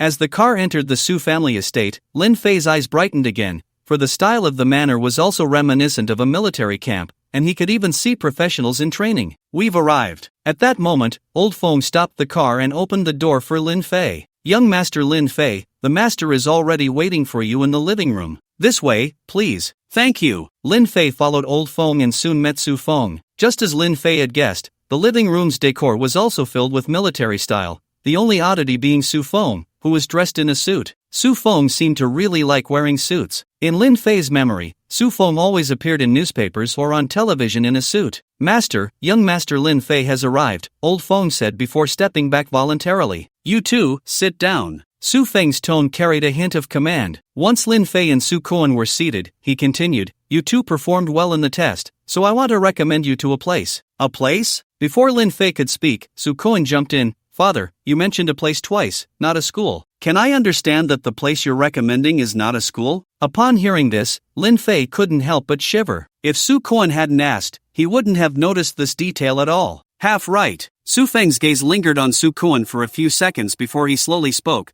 The place I recommend is a school, but it is also a military unit. What you learn there in a month will surpass what you would learn in 5 years at Kyoto University. A school that is also a military unit? Isn't that a military academy? Lin Fei thought for a moment and looked at Su Feng, asking, Uncle Su, what is the name of this place? Su Feng gently shook his head. Sorry, I can't tell you the name of this place. A military academy where even the name is a secret? Lin Fei frowned slightly and asked, if I join this place, can I return to a normal life? Of course. Su Feng nodded and said to the two, as long as you serve in this place for a year, you can withdraw at any time, and this place will also give you an unimaginable severance pay. Hearing the words severance pay, Lin Fei's eyes lit up, and he quickly asked, is the severance pay 3 billion? I can only tell you that if you perform well, 3 billion is not a problem. Su Feng said this and suddenly took out a card, placing it in front of Lin Fei. I know you need money recently, there are 95 billion in here, as a loan from the Su family. You too should refrain from scamming others. Uncle Su, you already knew? Do you think anything in Qingshan City can be hidden from me? This matter has nothing to do with Su Koen. I forced him to help me. Lin Fei took all the responsibility upon himself. He didn't want Su Koen to be punished by Su Feng for helping him. I don't mean to blame you, on the contrary, I'm pleased that you could think of such a solution. Su Feng rarely smiled. Actually, I should thank you. If it weren't for you, Su Koen wouldn't even qualify to join this place. This place has high requirements? The minimum requirement is a rare profession, and there must be a test of practical ability. If the profession isn't suitable for combat, they won't be accepted either. So in the entire Qingshan City, only you and Mu Qingqing are suitable. Su Koen immediately became unhappy. Father, I am also a rare profession now. Su Feng glanced over lightly, a rare profession that only knows Amitba? Su Koen wanted to say that he could summon divine generals to fight for him, but ultimately chose to keep his mouth shut, as even he didn't know how long it would take to accumulate enough merit to summon a divine general. Seeing Su Koen silent, Su Feng turned his gaze back to Lin Fei and said seriously, there's one more thing to tell you, and that is this army has a very high mortality rate, so if you have any second thoughts, now is still the time to back out. After mentioning the high mortality rate, Su Feng fixed his gaze on Lin Fei and Su Koan, observing them closely. Lin Fei understood that this was to test their resolve. If they showed any signs of fear or hesitation, Su Feng might reconsider their qualifications to join this army. However, little did Su Feng know that Lin Fei had already died once and had come close to death many times, having long since become indifferent to life and death. On the other hand, Su Koan did show a hint of hesitation, but when he saw Lin Fei's calm demeanor, that hesitation faded away. Uncle Su, I've fought it through. Even if it's a life and death situation, I won't back down, Lin Fei declared. Me too, Su Koan nodded firmly. Su Feng smiled with satisfaction. I knew I didn't misjudge you. Uncle Su, when are we going to this place? Lin Fei continued, if there's time, I want to visit the trading post to buy the materials I need. There's no rush. I need to go back there first to report your situation. At that time, someone will take you there. How long will it take? I don't know. After Su Feng finished speaking, he noticed Lin Fei and Su Koan's confusion and explained, the location of that place changes frequently. I need to use special means to find them, so I can't give an accurate time. Got it. Lin Fei picked up the card on the table. Uncle Su, I'll go take care of my business now. Let Su Koan notify me when there's news. After saying that, Lin Fei left the Su family and headed to the trading post. Watching Lin Fei's departing figure, Su Feng turned to his son. If I send you to such a place, will you resent me? Resent you? Su Koan was taken aback for a moment, then grinned. Compared to resenting you, I'm more worried you'll hit me, especially since I rejected Kyoto University. While he was in school, he was inspired by Lin Fei's words, feeling bold and fearless. But after leaving the academy, his fervor gradually cooled, and he began to worry about whether Su Feng would hit him. After all, Kyoto University was something everyone aspired to. Go Sheng even said that if he could get into Kyoto University, his father would be willing to call him father. In the end, he directly rejected the coveted Kyoto University and offended its teachers, and such disrespectful behavior would lead to no university wanting to accept him. When Lin Fei went to the trading post, he was still worried about being recognized. However, as soon as he walked into the trading post, he found that everywhere were professionals wearing masks. He could easily guess that it had become a trend because he often wore a mask. After searching for a while in the trading post, Lin Fei spotted the adorably dressed Morong Ruoyun and hurried over. Big sister, it's only been a short while since we last met, and you've already changed your style? Lin Fei's eyes roamed over the woman, grinning. I have to say, I quite like this cute style. Are you looking for death by messing around with me? As soon as Lin Fei's words fell, he heard Morong Ruoyu's voice filled with disgust as she scolded him sharply. It's me, 18. Lin Fei saw that the woman really didn't seem to recognize him, so he quickly took off his mask and complained. It's only been a short while, and you're pretending not to know me? You are the masked man? Morong Ruoyu frowned, her face full of disdain. I am not Morong Ruoyun, I am her sister, Morong Ruoyu. My sister has already gone back after finishing her business. But don't worry, my sister told me about your material purchase, and I will be in charge of you from now on. Lin Fei chuckled awkwardly. Big sister, that joke of yours isn't funny at all. I'm not joking with you. After Morong Ruoyu finished speaking, she quickly revealed her profession. My sister is a merchant, and I am a shopkeeper. We are twins. Profession: shopkeeper. Upon seeing the woman's profession, Lin Fei completely believed that the woman in front of him was not Morong Ruoyun. Identification can be forged, names can be faked, but professions cannot be. Why didn't she tell me when she went back? Lin Fei felt an indescribable sensation in his heart. Oh, are you jealous? Morong Ruoyu looked at Lin Fei with a teasing expression and mocked. You are just an ordinary person from Qingshan City, while my sister is a proud daughter of heaven. You, a toad, shouldn't even think about eating swan meat. It's impossible for you to. You might as well give up on that. Hearing this, Lin Fei frowned and looked at Morong Ruoyu with displeasure. He didn't expect that although the sisters looked alike, their personalities were so different. If Morong Ruoyun gave off a mature big sister vibe, always considering others' feelings, then the Morong Ruoyu in front of him was like a little delinquent, and a particularly sharp-tongued one at that, easily offending others. Did your sister tell you not to provoke me? Lin Fei's voice turned cold. She did. Morong Ruoyu crossed her arms, glancing at Lin Fei dismissively, and said proudly, but I never listened to my sister. I see. Lin Fei nodded knowingly and raised his hand towards Morong Ruoyu. What are you going to do? Morong Ruoyu, worried that Lin Fei might get angry and take action against her, immediately became tense. I want to see if I can make you kneel before me, Lin Fei sneered. You must have heard about a certain Lin Fei, the one who made 3 professors from Kyoto University kneel, right? You are that Lin Fei who was first on the leaderboard? Morong Ruoyu's face was filled with shock, and her confidence vanished without a trace. Anyone who had watched the live broadcast knew how Lin Fei publicly insulted the professors from Kyoto University and even made them kneel before him. Although the three professors were nothing in her eyes, she was afraid of Lin Fei's fearless personality. If she really angered him, he might make her kneel in public too. Ugly, beautiful sister, why didn't you tell me such an important thing? I thought he was just another person imitating Lin Fei. Morong Ruoyu looked at the masked professional in the trading hall with a face full of resentment, then glanced at the cold-faced Lin Fei, her momentum suddenly softening as she flattered, "Brother-in-law, I was just joking with you, please don't be angry." Brother-in-law? Upon hearing Morong Ruoyu's address, Lin Fei's expression instantly froze. "No, I just wanted you to be a bit more polite to me. Why do you call me brother-in-law right away? My relationship with your sister is very pure." Ahem. Lin Fei cleared his throat twice, looking at Morong Ruoyu, who was constantly trying to act cute towards him, and said, "Alright, for your sister's sake, I won't argue with you." "Thank you, brother-in-law. You are so nice, brother-in-law. Brother-in-law, let's go into the office." Morong Ruoyu hugged Lin Fei's arm and pulled him into the office. In fact, Morong Ruoyu's attitude change was not only due to her fear of Lin Fei, but also because she admired him greatly. In her eyes, the teachers who forced her to study all day were devils, while Lin Fei, who dared to insult a teacher in front of millions of viewers and made the teacher kneel, was a great hero leading the students in rebellion. Especially when she thought that this great hero might one day become her brother-in-law, her mood improved significantly. "Brother-in-law, how far have you and my sister gone? Do I have hope of becoming an aunt next year?" Morong Ruoyu asked with a gossiping expression, her bright eyes eagerly looking at Lin Fei. Lin Fei was taken aback by the question. It was clear from Morong Ruoyu's expression that she probably had even thought of names for the children. "Thus," he explained, "Sister Yun and I are not in the kind of relationship you think." "Oh my, you used to call me big sister, and now you call her Sister Yun. Brother-in-law, you're quite careful." Morong Ruoyu raised an eyebrow. "But I'm not one of those naive bookworms, I understand a lot more." "Is this big?" "Ahem." Lin Fei coughed violently, interrupting Morong Ruoyu from continuing, and said seriously with a flushed face, "I'm here to purchase materials.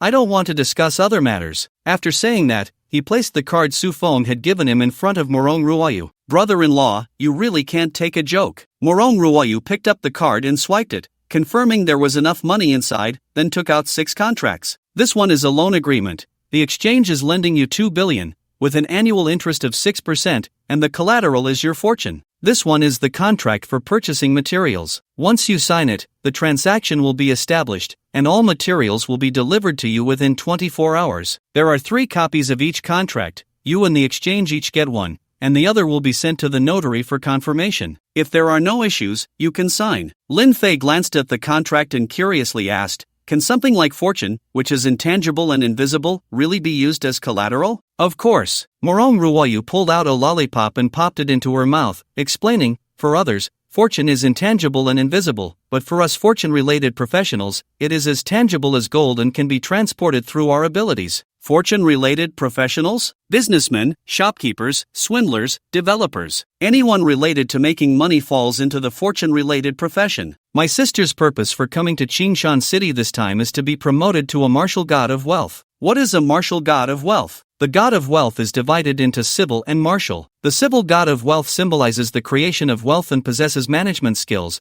while the martial god of wealth represents courage and strength, capable of protecting wealth. After becoming a martial god of wealth, professionals can turn their financial power into weapons, transforming from a life profession into a combat profession. A life profession can become a combat profession? Lin Fei had only learned about professional promotions before. This was the first time he heard that a life profession could turn into a combat profession. However, considering this also fell under the category of professional promotion, he didn't ask further. At this moment, Morong Ruoyu said sweetly, "Brother-in-law, this is all confidential information of the Morong family. I only told you because you are my brother-in-law, so you must not let it leak out, or the Morong family will hunt you down." Lin Fei blinked innocently a few times, completely speechless. "If you had said earlier that this was a secret of your Morong family, I wouldn't have inquired. Now, I've suddenly taken on the risk of being hunted down for no reason. Who did I offend?" Thinking of this, Lin Fei quickly signed all 6 contracts, and when Morong Ruoyu stamped them, he took his 2 copies. "I'll come to collect the materials in 24 hours. After Lin Fei finished speaking, he did not linger and quickly left the exchange. After leaving the exchange, Lin Fei initially thought about going out of the city to harvest some vitality, but unfortunately, it was getting late, and since he hadn't rested all day, he just found a restaurant to eat something before heading home to sleep. He slept until noon the next day,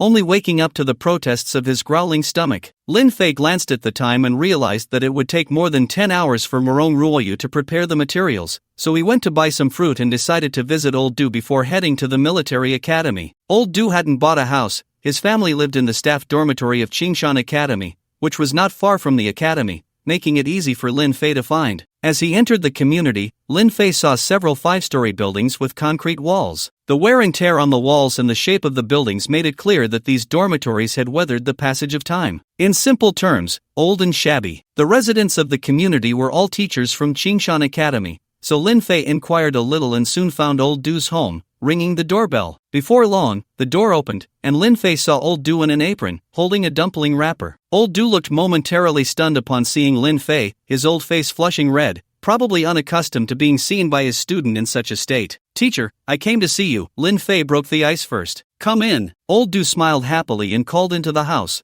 "Wife, Lin Fei is here." Lin Fei. Ha! Before the teacher's wife arrived, her hearty laughter, typical of a middle-aged woman, reached Lin Fei's ears. "I was just talking about you with your teacher, and I didn't expect you to come so soon. Why bring gifts when you're not in a good situation?" Teacher's wife. "Teacher Du has always taken good care of me. I can't come empty-handed. He's your teacher. It's only right that he takes care of you," the teacher's wife said, nudging Old Du, who was grinning foolishly beside her. "Stop grinning like an idiot," called Qian. "We're going out to eat." Teacher's wife. "We don't need to eat out. We can have dumplings at home," Lin Fei said, not wanting Old Du to spend money. "No way, we must eat out," the teacher's wife said in a tone that brooked no argument. "All right," Lin Fei smiled and compromised. Perhaps because he had no family in this world, the warmth of this family made him feel very close, reminiscent of the first day home during the new year. Why the first day? Because on the second day, his mother would start urging him to get married. Lin Fei? That Lin Fei, who topped the national individual points leaderboard, unprecedentedly earning over 400,000 points, acing all 3 random tests with SSS, and who made 3 professors from Kyoto University kneel. "Oh my, he's my idol." Tap tap. After a series of footsteps, a cute girl in pink pajamas with messy hair appeared in Lin Fei's view. "Idol, let me hug you quickly." The girl opened her arms, ready to embrace Lin Fei. "Don't be ridiculous." Old Du's expression darkened as he scolded. "You're a girl, always acting so recklessly. What kind of behavior is that? Hurry and change your clothes, we're going out to eat." "Oh." Du Qian was scared of Old Du and reluctantly replied, calling out to Lin Fei, "Idol, wait for me, I'll get ready." With that, she dashed back into her room. When she reappeared, Du Qian had changed into a pink dress, her hair in 2 ponytails, bouncing over to Lin Fei. "Hello, Idol, I'm Du Qian, an elite-level unscientific nurturer, and my goal is to cultivate the strongest battle beast." "Alright, stop bragging, your ranking is still at the bottom." The teacher's wife, having taken off her apron and dusted off the flour, washed her hands and stepped forward to say, "Can you blame me?" Du Qian immediately pouted, looking aggrieved. "Everyone else has suitable battle beasts, but I don't have any. How can I cultivate?" Sigh. Old Du sighed beside her, saying nothing. Seeing this, Du Qian immediately smiled and said, "Old Du, you don't need to worry about me. I still have a month and a half, and I'm sure I'll find a suitable battle beast and score well in the joint exam." Joint exam? Lin Fei was taken aback for a moment, then guessed that the joint exam Du Qian mentioned was for vocational careers. Because vocational careers are incredibly diverse, the content of the joint exam varies. Some vocational exams, like that for bartenders, yield results in just over 10 minutes. However, for other careers, such as brewers or cultivators, the exam process can be much slower, taking as little as a month or as long as several years. Clearly, the scientific cultivator falls into the category of slower vocational exams. Nevertheless, it was indeed a bit slow for Du Qian to not have found a suitable battle beast in half a month. It must be a lack of money. Lin Fei quickly figured out the reason. The value of any battle beast is quite high, otherwise, Guxingli, Mu Qingqing, and Su Kuan wouldn't be buying his aberrations for $1 million each. The problem was that during his cancer treatment, Old Du had helped cover a lot of expenses, and even if there was some money left at home, it probably wouldn't be enough to buy the most ordinary battle beast. Alright, let's not talk about such unpleasant things anymore. Let's go eat. Seeing the atmosphere was off, the teacher's wife quickly led the 3 to a nice restaurant, which was quite busy, and the 4 were seated in a corner by the waiter. "Lin Fei, order whatever you want, no need to be polite with me," the teacher's wife said, handing the menu to Lin Fei. Teacher's wife, "I rarely eat out and I'm not good at ordering. Why don't you do it?" Lin Fei was worried he might accidentally order too much or too little and upset Old Du and the teacher's wife. However, he immediately regretted it, as the teacher's wife, perhaps concerned he wouldn't eat well, ordered a full table of dishes. One thing must be admitted, though, the food at this restaurant was quite good. Just as the four were enjoying their meal, a woman with curly hair, wearing a tight dress and high heels, approached them uninvited. "Isn't this our class's Miss Chanxian, who is supposed to cultivate the strongest battle beast? Why are you out eating instead of looking for a suitable battle beast?" Du Chanxian's expression darkened as she was eating. "Chang Yuyu, I don't have time to deal with you today. Just get lost." If it weren't for her family being present today, she would have already fought with Chang Yuyu. Now, she just wanted to quietly finish her meal. However, Chang Yuyu was not one to let her have her way. Seeing Du Chanxian's disinterest only fueled her arrogance as she glanced disdainfully at the others. "Look at you all, so poor and pathetic. Don't think I don't know. It's not that you haven't found a suitable battle beast, but that your family doesn't have the money to buy one." Chang Yuyu seemed to be deliberately provoking Du Chanxian, stating the reason outright. As soon as those words were spoken, Du Chanxian's momentum immediately weakened. After all, money is the backbone, and without it, one can't stand tall. Slap. However, the protective middle-aged woman would not indulge Chang Yuyu. Not caring whether it was big bullying small, she slapped Chang Yuyu across the face. "Our family may not have money to buy a battle beast, but if you dare to bully my daughter, I'll beat you to death," the teacher's wife said, hands on her hips, pointing at Chang Yuyu. Chang Yuyu was stunned by the slap, covering her face where a handprint was starting to show, tears welling up in her eyes. She left with a parting threat of "You all wait," and ran off. "You, how can you hit someone so casually?" Old Du asked. "I learned it from Lin Fei. When I see something unpleasant, I take action," the teacher's wife said, giving Lin Fei a heavy pat on the shoulder. "Learned from me? No, teacher's wife, I won't take the blame for this. I'm not as violent as you, at least I didn't slap Song Jili and the others." Old Du heard his wife's words and glanced at Lin Fei, shaking his head helplessly. One was his student, and the other was his wife. What could he say? "Baby, it's them." After a while, Chang Yuyu, who had just left, returned, accompanied by a man. The man was dressed in a full set of purple gear, seemingly flaunting it, with all the equipment effects activated. Wherever he went, people would keep their distance. The man swaggered to the dining table, his gaze sweeping fiercely over the four of them before finally landing on old Du's wife. "Was it you who just hit my baby? Apologize to me right now, or I won't hold back." As he spoke, the man deliberately displayed his profession and level. Name, Cheng Fei. Profession, two-handed swordsman. Rarity, elite level, 18. Seeing this level, old Du and Du Chanxian showed serious expressions, while only Lin Fei remained unconcerned. Although to others, level 18 was indeed considered high, Lin Fei didn't think much of it because his strength didn't rely on level display.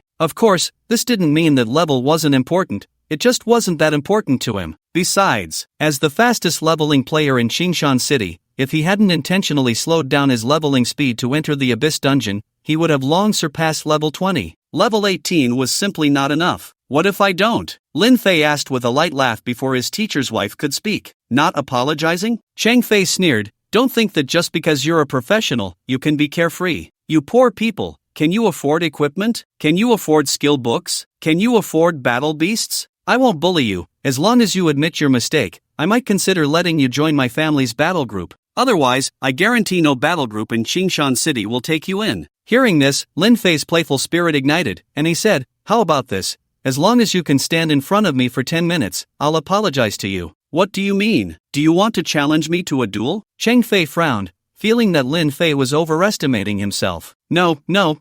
Lin Fei shook his head repeatedly and said to Cheng Fei, "You're not worthy of me making a move. However, I just prepared some gifts for my junior sister, and if all goes well, they should be arriving soon. If you can see the gifts I sent and still don't run away, I'll consider it a win for you." As if to validate Lin Fei's words, a row of luxury cars stopped in front of the restaurant just as he finished speaking. When the row of luxury cars came to a halt, two bodyguards dressed in black suits and sunglasses got out of each car. These bodyguards stood in two neat rows, hands behind their backs, standing tall and still. Seeing this scene, the restaurant, which had been filled with chatter, immediately fell silent, and all eyes turned toward them. Tap, tap. At that moment, the crisp sound of high heels clicking on the tiles echoed, and everyone saw a woman in a tight-fitting red qipao, her fair legs subtly revealed by the high slit, igniting the imagination. It would not be an exaggeration to say that at the moment her figure appeared, she overshadowed all the women in the restaurant. Sister Yun? Lin Fei was momentarily dazed upon seeing the woman, but noticing the proud little expression on her face, he couldn't help but smile wryly. Sister Yun wouldn't show such an expression, she is Morong Ruoyu. Although the two looked completely alike and their styles of dress were quite similar,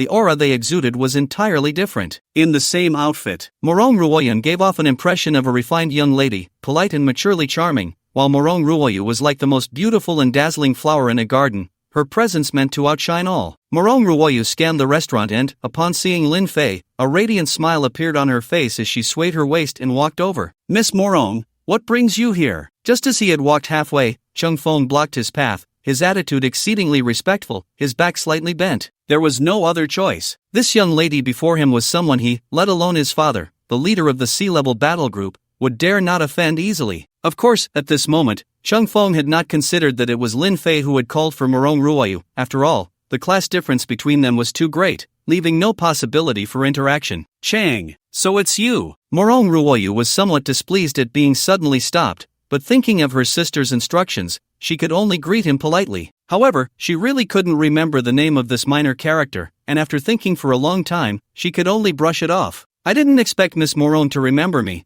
It truly is an honor." Chung Feng felt a bit flattered, extending his hand. Morong Ruoyu merely glanced at him coldly and asked, "Do you have something to say?" Seeing that Morong Ruoyu was unwilling to shake hands, Chung Feng awkwardly withdrew his hand. "Nothing, just came to say hello. I have things to do." "Understood, understood." Cheng Feng immediately grasped Morong Ruoyu's meaning, moving aside to clear the way. Morong Ruoyu continued walking towards Lin Fei. Du Chanxian, seeing the woman who even Cheng Feng feared approaching, immediately became nervous and whispered, "Senior brother, what should we do now that she's coming over?" "What to do?" Shan Yuyu crossed her arms and sneered, "Du Chanxian, can you have a bit of self-awareness? With Miss Morong's status, she wouldn't even glance at you. How could she possibly be here to find you?" Upon hearing this, Du Chanxian not only didn't get angry but instead felt relieved, thinking she had overreacted. However, at that moment, Lin Fei spoke up, his voice tinged with displeasure. "You could have just come without making such a fuss. Brother-in-law, as long as it's something you arranged, it's a big deal in my heart. How could I dare to be negligent?" The previously aloof Morong Ruoyu instantly changed her demeanor, her voice shifting from cold to sweet, her face full of flattery. That one brother-in-law shocked everyone present, all of them looking at Lin Fei in disbelief. No wonder this young man was so calm. It turned out he had such a powerful backing. Only Lin Fei, the person involved, felt speechless. He had originally thought Morong Ruoyu was just joking privately, but he didn't expect her to call him that in front of others. His little sister-in-law really liked to act recklessly. "Did you bring the items?" Lin Fei asked. "I did," Morong Ruoyu replied, gently clapping her hands, and the bodyguards who had come with her immediately took out sets of equipment to show Lin Fei. The first set is the lucky set of the God of Cultivation, purple quality. Each piece of equipment comes with the attributes of luck, rapid growth, and probability mutation. Wearing this set to cultivate battle beasts greatly increases the success rate of their evolution, with 4 components, priced at 12 million. The second set is the Fury set of the Beast's Rage, purple quality. Each piece comes with the attributes of Fury, Enragement, and Enhancement. This set is suitable for use in beast fights, increasing combat power by 20% to 40%, with 3 components, priced at 7 million. The third set is the Affinity set of the Beast God, purple quality. Each piece comes with the attributes of Luck, Affinity, and Quality Enhancement. Wearing this set to capture battle beasts not only makes the process more efficient but also has a chance to elevate the beast's quality by 1 level at the moment of capture, with 4 components, priced at 15 million. After the introduction, Morong Ruoyu smiled at Du Chanxian. "This is a gift from your brother-in-law. You can choose one set." Choose a set." Du Chanxian was so startled she almost bit her tongue. These precious pieces of equipment, let alone choosing a set, even choosing one would make her so excited she couldn't sleep. Just thinking about these pieces of equipment, the cheapest costs 7 million, and the most expensive set is a staggering 15 million. With such a terrifying price, she really couldn't dare to choose. Lin Fei, these pieces of equipment are too expensive. Chanxian can't accept them. Du Feng could see that Du Chanxian really wanted them, but considering the value of the equipment, he could only refuse with a heavy heart. "Lin Fei, if you were to give some fruits or desserts, we would accept them, but these pieces of equipment are too precious. We absolutely cannot accept them." The master's wife was also unwilling to let Du Chanxian accept the equipment. "Master's wife, if it weren't for the teacher paying for my treatment and going against the majority to give me the transfer stone, I might have already died. This is my small token of appreciation." Lin Fei said sincerely, then grinned and added, "Besides, this is a gift for my junior sister. I advise you to mind your own business, right, junior sister?" After saying that, Lin Fei patted Du Chanxian's shoulder with force. Du Chanxian felt the strength from Lin Fei's hand and inexplicably felt at ease, as if she had gained an older brother. making her less tense and less afraid. Yes, thank you, senior brother. Du Chanxian's smile reappeared on her face as she looked at the 3 purple sets of equipment. I choose. The 3 sets of equipment represented the 3 stages of capturing, nurturing, and battling, which were all too good for a nurturer. She really didn't know which one to choose. Since it's so hard to choose, then let's not choose at all, Lin Fei said, having someone bring all 3 sets of equipment to Du Chanxian, smiling as he said,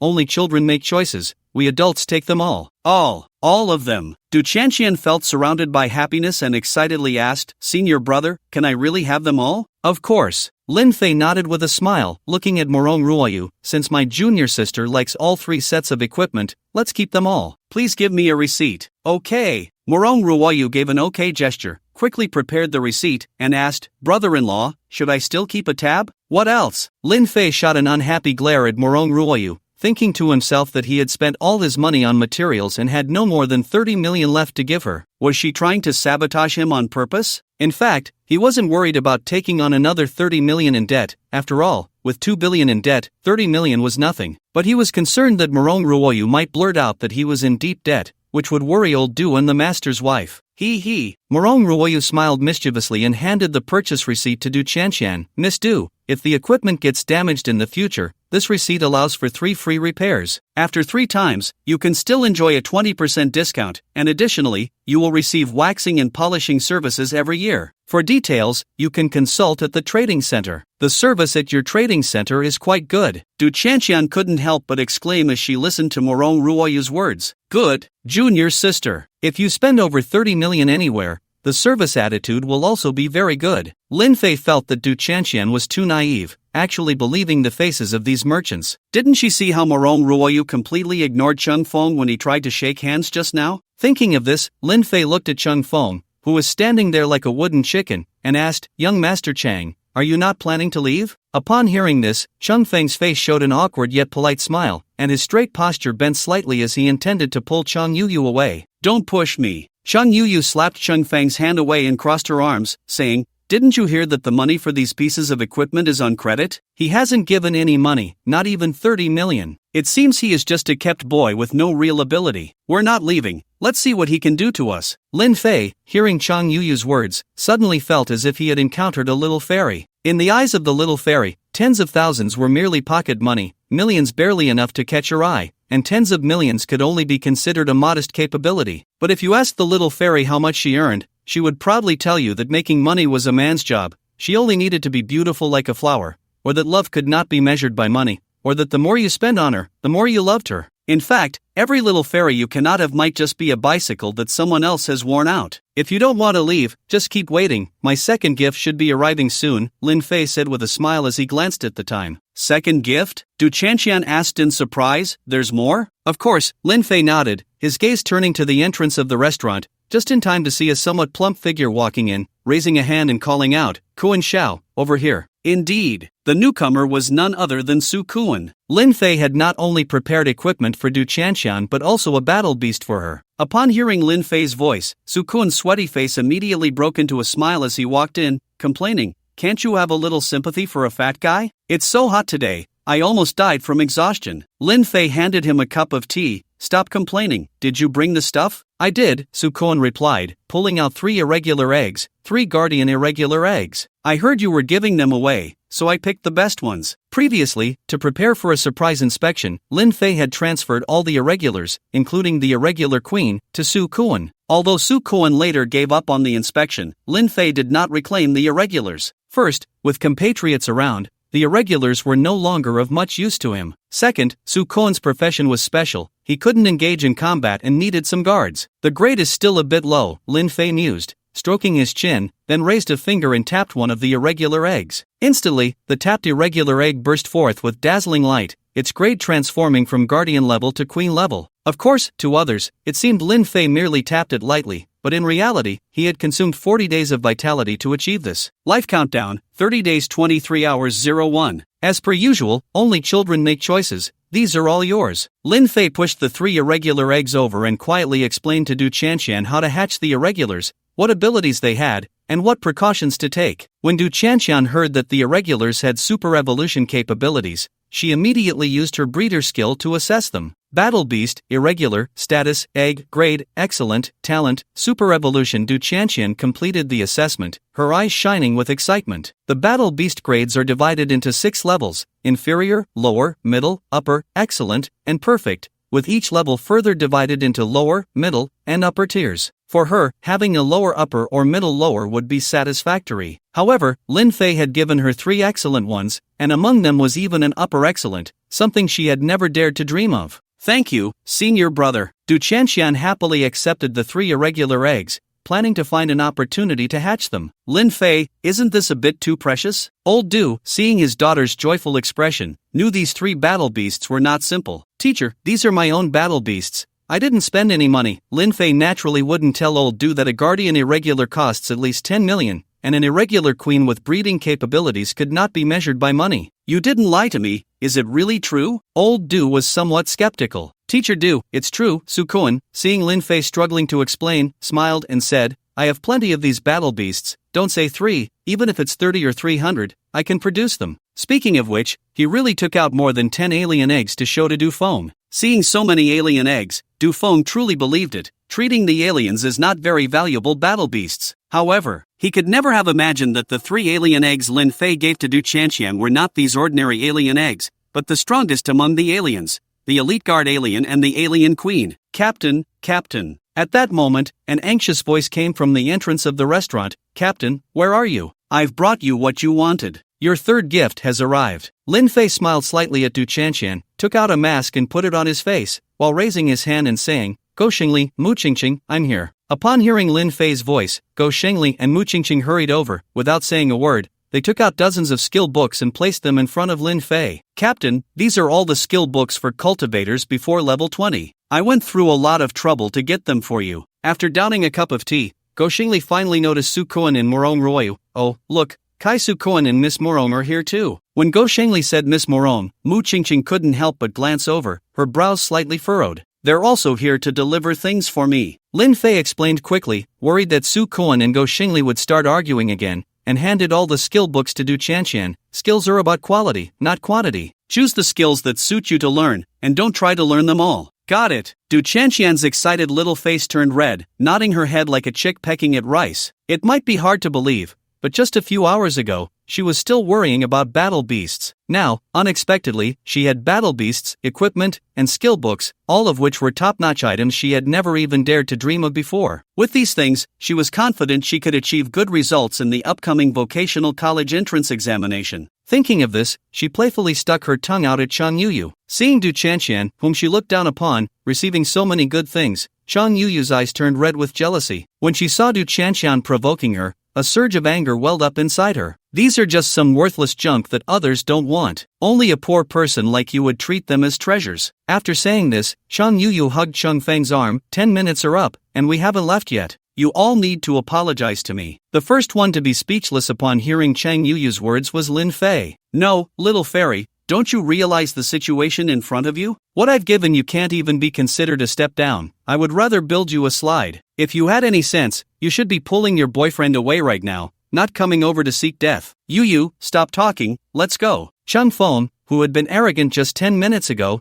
now looked like a frightened quail, lowering his head and planning to pull Chang Yuyu away. If Morong Ruoyu only made him wary, then Su Kuan and Go Xingli made him truly fearful. He had worried that he wouldn't be able to show off in high school, which was why he didn't choose Qingshan Academy. But he never expected that after the entrance examination, he would encounter these two formidable figures he couldn't afford to provoke. If he could, he would have loved to find a mouse hole to burrow into. Where do you think you're going? I want him to apologize to me. Chang Yuyu raised her hand and pointed at Lin Fei, looking as if she had every right to do so. Cheng Feng whispered a reminder, we can't afford to provoke this person, let's leave quickly. A pretty boy, a fat guy, and a blonde, what's there to be afraid of? Chang Yuyu's finger pointed at Lin Fei, Su Kuan, and Go Xingli in turn, then angrily said, I'm your girlfriend, and now I'm being bullied. You actually want to pull me away? Are you even a man?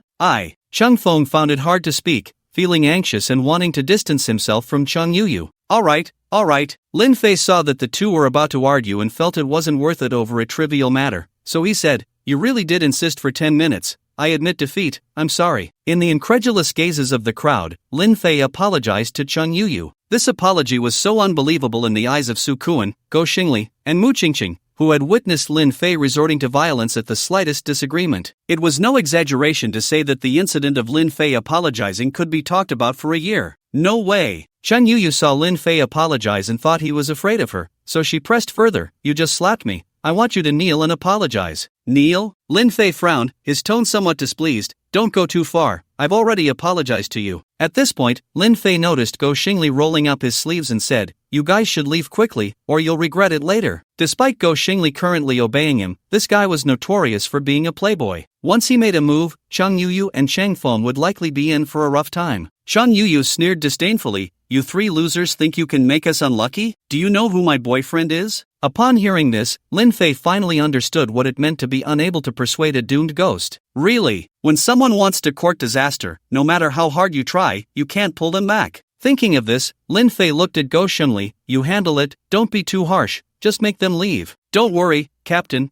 I'll take care of it right away. Go Xingli grinned, eager to turn around. Since joining the team, he hadn't bullied anyone for a long time, and this time he finally had the chance. Seeing Go Xingli about to make a move, Chung Feng steeled himself and stepped forward. Go Xiao, I'm Xiao Feng, we were classmates in middle school, and I even helped you with your homework back then. Oh, it's you! Go Xingli thought for a moment, a look of realization spreading across his face, but then his expression turned cold. Even if we were classmates, what does that have to do with me teaching you a lesson? This. Cheng Feng's smile froze. He didn't expect Go Xingli to be so ungrateful. How about this? Go Xingli put his arm around Cheng Feng's shoulder and said playfully, I've calmed down a lot now, so this time, considering we were classmates, I won't do it myself. You handle it. How do I handle it myself? Chung Feng didn't quite understand Go Xingli's meaning. Didn't the teacher say that students should focus on studying and not date? After saying this, Go Xingli patted Chung Feng's shoulder hard and turned to walk back. At this moment, Chung Feng finally understood what Go Xingli meant. His expression darkened, and he hesitated for a long time in place. Suddenly, as if he had made a certain decision, he strode toward Chung Yu. Chang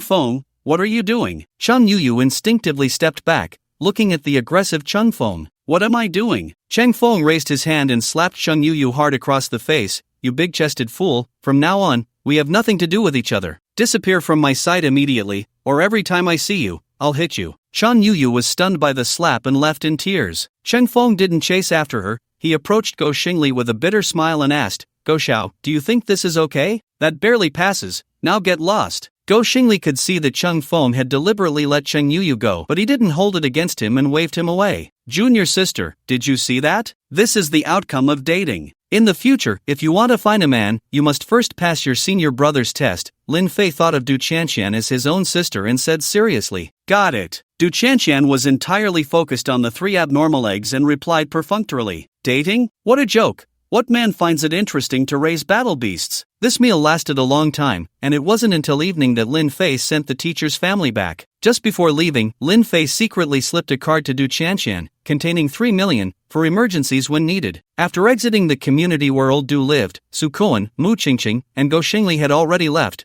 leaving only Morong Ruoyu standing in front of the luxury car waiting for him. Where are the 3 of them? Lin Fei asked. They had something to do and left, Morong Ruoyu replied, smiling as she leaned closer to Lin Fei, teasingly asking, what's wrong, brother-in-law? Afraid I'll eat you up? Gulp. Looking at the beautiful face that resembled Morong Ruoyun's and smelling the girl's body fragrance, Lin Fei couldn't help but swallow hard, then gently pushed Morong Ruoyu's head away. As long as you don't call me brother-in-law while getting this close, you're actually quite nice. I think I'm pretty nice too. Otherwise, why would I let the good stuff flow to outsiders? I could be with my sister. Stop.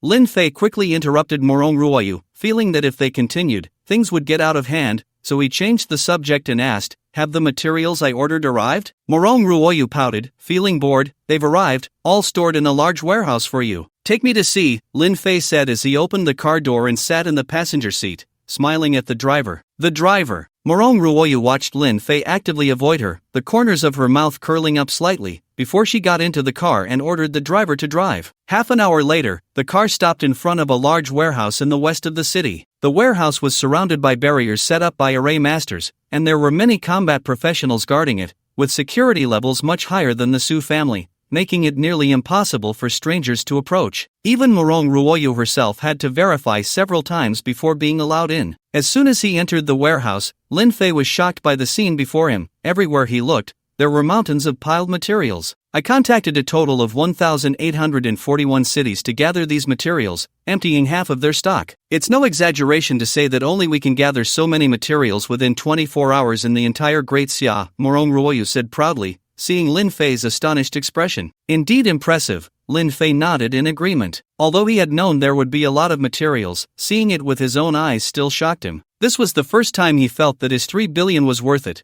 If he had to collect these materials himself, he would never be able to do it in a lifetime. Brother-in-law, I really want to know what you need so many materials for. Morong Ruoyu kept blinking at Lin Fei, asking in a soft, cute voice. Sister said you are refining something, but I really can't think of what requires so many materials. Didn't your sister tell you? Lin Fei asked. No, she said this is your secret and can't be easily told to outsiders. Morong Ruoyu pouted, dissatisfied. Am I an outsider? I'm her sister. I wore her clothes when I was little, and now she won't even tell me a secret. Do you know what a secret is? Lin Fei smiled and asked the complaining sister-in-law. Of course, a secret is something you can't tell others. Since you know that secrets can't be told to others, why are you asking? I cannot tell others. I'm thinking the same as you. Ah, so annoying. Morong Ruoyu stomped her foot in anger, wanting to throw Lin Fei off and leave, but she felt unconvinced inside. I'm just pretending to be angry. As long as he apologizes to me, I'll forgive him. I'm only giving him this chance because of my sister, otherwise, I would definitely turn around and leave. Yes, give him a chance. If he can't seize it, he can't blame me for being angry. After persuading herself, Morong Ruoyu crossed her arms and turned her head to the side,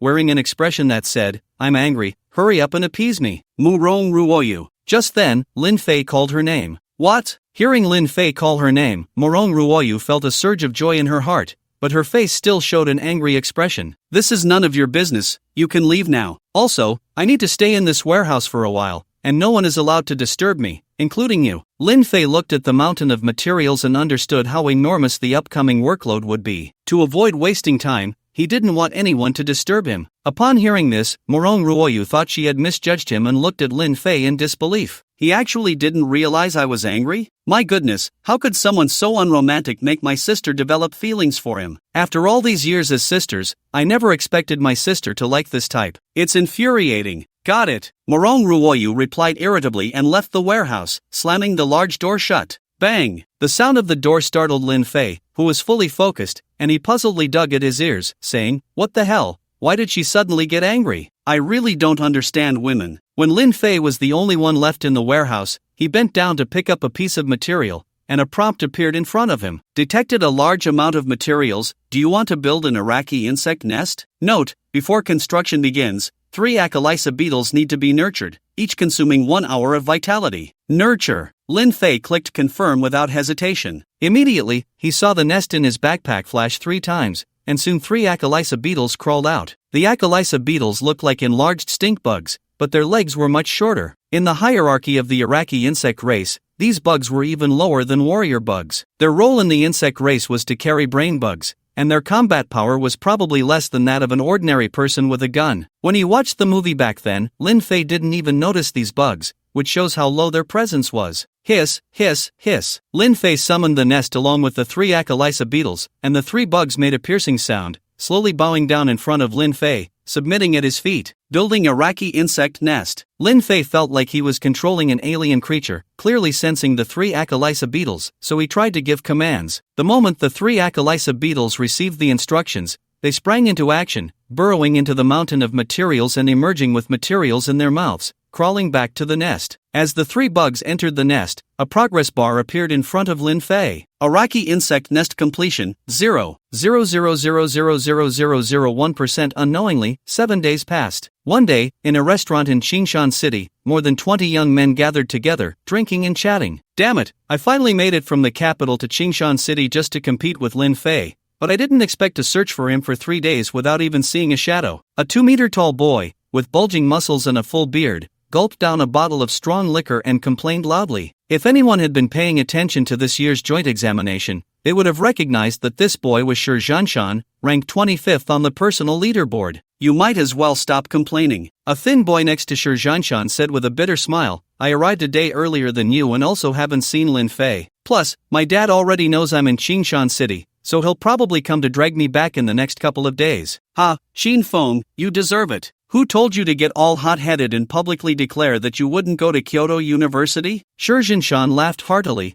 feeling a bit better. Old Shi, I actually think old Qin's approach isn't wrong, said a young man with twin swords on his back, drinking as he spoke. When Lin Fei conducted the surprise inspection that day, he said one thing, we young people should stand proud in the world. Kyoto University is not worth a dog's attention. Upon hearing this, a spirited girl at the same table frowned slightly and coldly replied, first of all, it wasn't Lin Fei who said that, but his teammate Su Kuan. However, it seems it wasn't even Su Kuan who said it, but someone named Go Shang. Secondly, I don't know if Qin Feng will be fine, but you definitely won't be. Uncle Chu has already made it clear that if he catches you, he'll break your dog legs. Thirdly, the money you've spent these past few days is borrowed from me, and I don't have much left either. When are you going to pay me back? The young man with the twin swords awkwardly smiled and looked at the girl, trying to please her. Xiao Xiao, we've grown up together since childhood. I didn't forget you when I came to Qingshan City this time. Talking about money hurts our feelings. He. Zhao Lingxiao sneered twice and shot the young man a glare. Shu Ge, don't think I don't know. The reason you called me is that Uncle Chu froze your card, and you brought me along because you have no money to escape. He. Shu Ge, caught in the act, smiled sheepishly. Ha ha ha. The other young men burst into laughter upon seeing this. Other diners in the restaurant cast envious glances, for this table of young men were all top talents from the Great Xia. Shu Ge ranked second on the personal leaderboard, Xin Feng third, Zhao Lingxiao fourth, Li Feiyu fifth, eighth, 12th. Let's just say, this table accounted for at least 20% of the top 100 talents on the personal leaderboard. However, while they were envious, they also felt proud, because all these talents from various parts of Great Xia had come for Lin Fei, who ranked first on the personal leaderboard, and Lin Fei was from their Qingshan City. Great, everyone is here. Just as they were chatting and laughing, another young man walked in, unable to contain his excitement. I just found out some news about Lin Fei. I have a rough idea of where he is. Where? The young talents immediately quieted down, their eyes filled with anticipation. He's in a warehouse. The newcomer continued without waiting for questions. I heard it from a senior employee at the trading company. Lin Fei spent 300 billion to buy a large amount of materials. He's using these materials to craft something. As soon as he said this, it shocked all the talents, their eyes widening in disbelief. 300 billion worth of materials. With so many materials, whatever he's crafting will definitely enhance his strength significantly. It seems our gap with him is going to widen again. I now seriously doubt if he's really just a rare profession. We all have rare hidden professions, and our job levels are higher than his, but our speed of gaining strength can't compare to his at all. His attack power rivals Chu Ge, his defense rivals Shi Zhanshan, and his evasion rivals Sun Qian. Is he really a summoner? I'm a summoner too, but I've never seen a summoner like him. He can even summon people. This overturns my understanding. Oh my, so he's this rich? Then I can comfortably let him treat me to drinks. Just as the young talents were discussing Lin Fei's strength, a discordant voice rang out. Swish, swish, swish. All the young talents immediately looked over in dissatisfaction, but the person didn't mind at all and smiled, saying, as young people, we should have a spirit of not admitting defeat, but we must not let this spirit become a heart demon. When it's time to cultivate, we should cultivate with all our might. When it's time to drink, we should drink well. Why think so much? Li Feiyu, ranked 5th, frowned slightly. Shu Ge, don't you hold any grudges against Lin Fei? If it weren't for him, the first place would be yours. Just because he has more points than me, I should hold a grudge against him? Shu Ge stood up with a wineglass in hand, his white robe billowing without wind, slightly tipsy, and said, if others are better than me, should I hold a grudge? Those richer than me, smarter than me, stronger than me, more handsome than me. No one is more handsome than me. Haha, with so many people better than me, should I hold a grudge against all of them? As young people, we should have a heart as vast as the heavens and the earth. We should be proud of our talents, and regard money as dirt. Don't you all agree with what I said? Upon hearing this, the young talents nodded in agreement. That's right, we can admire and strive, but we must not envy others, otherwise, we're not worthy of being called talents. This is the most correct thing old Chu has ever said, but I still want to see you compete with Lin Fei, to see who is stronger. You brat want to see them fight, don't you? You clearly want to see one side get humiliated, so wicked. Just admit if you want to see it or not. Nonsense, I dream of seeing them fight. Ha ha. Compared to the deceit and scheming of adults, the young talents had their own pride and spirit. They might be unruly, they might speak boldly, but they would never envy the capable. Chuga saw everyone agreeing with him and turned to Zhao Lingxiao beside him, grinning. Xiao, we young people should regard money as dirt, so how about I don't pay you back the money I owe? You dare? Zhao Lingxiao glared at Chuga. First of all, you used the idiom proud of one's talents incorrectly. It's a derogatory term, meaning to be arrogant and look down on others. Secondly, your view of money as dirt has nothing to do with me. If you dare to owe me a single cent, I will immediately inform Uncle Chu to catch you. Upon hearing the girl's threat, Chuga quickly said, just treat it as if I let out a fart, and don't tell my dad my position, otherwise, he really will break my dog legs. Old Chu, are you trying to make me laugh to death? I used to hear that Old Chu was very aloof, but now I find the rumors are too false. You're just a clown. The second in the world, yet you're trying to deceive a little girl for a few $1,000.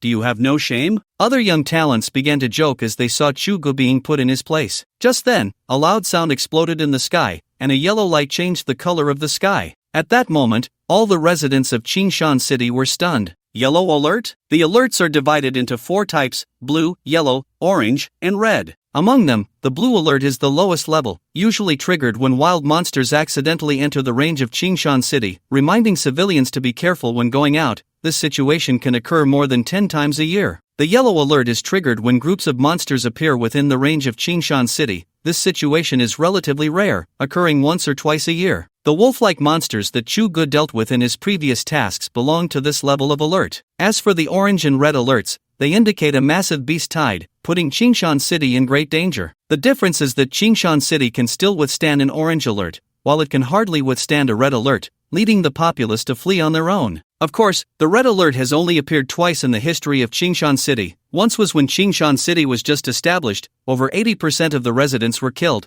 and it took nearly 100 years for Qingshan City to recover. 20 years ago, more than 30% of the residents were killed. Su Kuan's father, Su Feng, showcased his skills during this red alert, resolving the crisis and saving countless lives, earning him the title of Hero of Qingshan City. A yellow alert, so that means there are hordes of monsters. Ha. Since we have nothing to do, should we go take a look? Chuga smiled at the yellow orb floating in the air, glancing at the other prodigies. It's just a yellow alert. You could handle it in minutes by yourself. Are we just going to watch you perform? You know, Old Chu might actually mean that. This guy is quite showy and has been looking for a chance to show off. If you ask me, he wants to make some extra cash. After all, Zhao Lingxiao isn't planning to lend him money, and he'll be broke soon. For ordinary people, a yellow alert might be very dangerous, but in the eyes of these prodigies, a yellow alert was not enough to pique their interest. Each of them had the strength to easily deal with a yellow alert. Just then, another orb of light was released. However, this time it was not a yellow orb, but a blinding orange one. The prodigies looked at the sky turning orange, and the relaxed expressions on their faces vanished, each becoming serious. They did not speak, but exchanged glances before heading towards the city walls of Qingshan City. In fact, at the moment the orange orb ascended, it wasn't just these prodigies, the city defense army, professionals from various battle groups, and teachers from various academies. In short, all the professionals in Qingshan City, regardless of their strength, rushed towards the city walls. Because everyone understood that once an orange alert appeared, Qingshan City was in danger. Lu Shoubai rushed into the City Defense Army headquarters monitoring room 3 minutes after the orange alert was issued. Chen Yang, what's going on? As soon as Lu Shoubai entered, he asked the City Defense Army captain in a deep voice. Report to the City Lord. 10 minutes ago we detected multiple abnormal energy fluctuations from secret realms, suspecting the simultaneous appearance of Lord-level bosses. But just as my subordinates were about to send someone to check, the barriers of the secret realms collapsed, and all the monsters escaped. Chen Yang quickly reported the situation to Lu Shoubai. What? Lu Shoubai exclaimed, quickly moving to the monitor, his gaze sharpening as he took a sharp breath. Just as Chen Yang reported, the barriers of the zombie forest, skeleton cave, ghost graveyard, all the barriers of the undead secret realms had collapsed, and endless undead surged out like an unstoppable tide, stretching as far as the eye could see. However, that was not the most terrifying part. The most terrifying part was that he saw dozens of Lord-level corpse kings, dozens of Lord-level skeleton spirits, and dozens of Lord-level lich kings. It should be noted that the appearance of just one Lord-level corpse king had previously alarmed all the high-ranking officials of Qingshan City. What is going on? Why are so many Lord-level bosses appearing at the same time? Didn't the barriers of the secret realms just undergo maintenance? Why did they collapse? Usually calm, Lu Shoubai was now flustered, firing off several questions in succession. Unfortunately, no one in the monitoring room could answer him. They all lowered their heads in silence. Finally, it was Chun Yang who spoke up. City Lord, now is not the time to investigate this. The most important thing right now is how to withstand this crisis. Upon hearing this, Liu Shoubai calmed down and asked, have you notified the Su family and the Go family? Notified them. Chen Yang hesitated for a moment before continuing, but Su Feng seems to be absent from the Su family. I only contacted Su Koan, and he said he would fully cooperate with the city defense army. All professionals from the Su family will follow your orders. Liu Shoubai frowned. Only the Su family? Chun Yang smiled wryly. Go right always demands benefits. Without benefits, he won't be moved at all. Liu Shoubai gritted his teeth and asked, what does this unscrupulous merchant want? Shen Yang replied, he wants Su Feng to write a recommendation letter for Kyoto University. Upon hearing this request, Liu Shoubai suddenly felt like laughing. Despite Go Ride being notorious as a cunning merchant in Qingshan City, there was one thing he was not shady about. He doted on his son, wanting nothing but the best for him. For instance, when Go Xingli's exam scores were insufficient to enter Qingshan Academy, Go Ride donated money and sponsored impoverished students, forcefully using money to get Go Xingli into Qingshan Academy. Now, in order to get Go Xingli into Kyoto University, he was even willing to give up such a good opportunity for extortion, only asking for a recommendation letter from Su Feng. Su Feng was one of the dual geniuses of Kyoto University 20 years ago, and the current president of Kyoto University was Su Feng's senior, while the vice president was Su Feng's mentor. It must be said that Su Feng's recommendation letter could indeed be useful. Alright, Liu Shoubai nodded. Tell Go Ride that as long as he lets the Go family battle group help protect Qingshan City, I would even kneel before Su Feng to ask for a recommendation letter for Kyoto University. Chun Yang reminded, Lord City Master, Su Feng and Go Ride are not on good terms, and with Go Xingli's poor grades, being just a higher vocational student, Su Feng is unlikely to write a recommendation letter. You don't understand. Liu Shoubai shook his head. Su Feng promised someone that he would protect Qingshan City with his life. As long as he can defend Qingshan City, it shouldn't be a problem for him to write a recommendation letter. Understood, Chen Yang said, immediately going to contact Go Ride. Once Chen Yang left, Liu Shoubai's gaze returned to the monitor, constantly watching the movements of the beast tide. Suddenly, Liu Shoubai noticed something and quickly ordered the formation master to adjust the angle. After locking onto a specific area, he kept zooming in. As the view zoomed in, the area gradually became clearer. Liu Shoubai clearly saw a human figure enveloped in black mist, with a large number of lord-level bosses crawling in front of him, as if they were kneeling in worship. At that moment, the human figure suddenly waved his hand at those lord-level bosses, and a large amount of black energy surged into their bodies, causing them to burst forth with light, their levels rapidly increasing. The undead lord. Quick, release the red alert. Suddenly, the sunlight was obscured by dark clouds, and a light rain began to fall, creating a sense of impending doom. Red alert? The formation master responsible for operating the monitor looked incredulous, his mouth twitching into an unnatural smile. Lord City Master, you can't be joking, right? Although they also felt that this beast tide was unusual, they did not believe it could reach the level of a red alert. It should be noted that since the establishment of Qingshan City, there had only been 2 instances of a red alert, the last one occurring 20 years ago. How could it happen again so soon? Do you think I'm joking with you? Liu Shoubai's face darkened, his gaze icy as he looked at the formation master. The formation master trembled in fear, not daring to hesitate any longer, and immediately followed the order to release the red alert. The moment the red alert soared into the sky, the entire Qingshan City seemed to fall silent in an instant, everyone incredulously looking up at the sky, the red light reflecting on their faces, revealing expressions of panic. At the same time, on the city walls of Qingshan City, a group of professionals wore serious expressions. Even without the red alert, they sensed something was wrong, for in their line of sight appeared a dense mass of monsters, black and overwhelming, stretching as far as the eye could see, numbering in the tens of thousands. This level of beast tide would be a headache even for a provincial-level city, let alone Qingshan City. Roar! However, the shock brought by the beast tide was not over yet, as a deafening roar suddenly erupted, the sound waves creating a shockwave that rustled the trees. The professionals stationed on the city wall saw, through the vast curtain of rain, a colossal figure slowly rising and flying towards Qingshan City. Although this figure had not yet arrived, everyone already felt a suffocating sense of oppression. The dim red glow in the enormous skull's head was like the gaze of a predator watching over a flock of sheep. Bone Dragon, a level 70 Lord Bone Dragon. A leader of a sea-level battle group said, his voice trembling. What? The other professionals gasped in shock. A regular Bone Dragon was already one of the strongest undead beings, and a level 70 Lord Bone Dragon could only be faced by Su Feng, the hero of Qingshan City, no other professional stood a chance against it. It was no exaggeration to say that this single bone dragon possessed the power to conquer Qingshan City. Realizing this, many professionals felt a desire to retreat. They did not want to fight a war they could not win. Fear, panic, and despair spread through the crowd. Not good. At that moment, a voice suddenly shouted, "Everyone, hold on to your resolve. This is a terrifying pressure. Once you succumb to it, you will lose your ability to resist." Upon hearing this voice, some strong-willed professionals clenched their fists tightly and managed to break free from the terrifying pressure. However, those at levels only in their 20s or 30s, with lower professional ranks, remained trapped in despair, trembling uncontrollably. How do you know this is terrifying pressure? Liu Shoubai had rushed to the city wall as soon as the red alert was issued and saw many professionals completely devoid of fighting spirit, shaking all over. "I encountered it in the Abyss dungeon before. I was in the same situation as them then." The speaker was none other than Gong Shuyu, who had entered the Abyss dungeon with Lin Fei. Originally, he had planned to leave with Niayu after receiving his reward, but upon hearing that Lin Fei was going to conduct a random inspection, and since he could also buy the materials he needed at the Qingshan City trading post, he decided to stay a few more days. Little did he expect that Qingshan City would face a beast tide. "So how did you resist it back then?" "I couldn't resist it." Dong Shuyu smiled bitterly and shook his head. Seeing that Liu Shoubai didn't understand, he explained, "It was Lin Fei who cleared the Abyss dungeon alone and killed the one who released the terrifying pressure.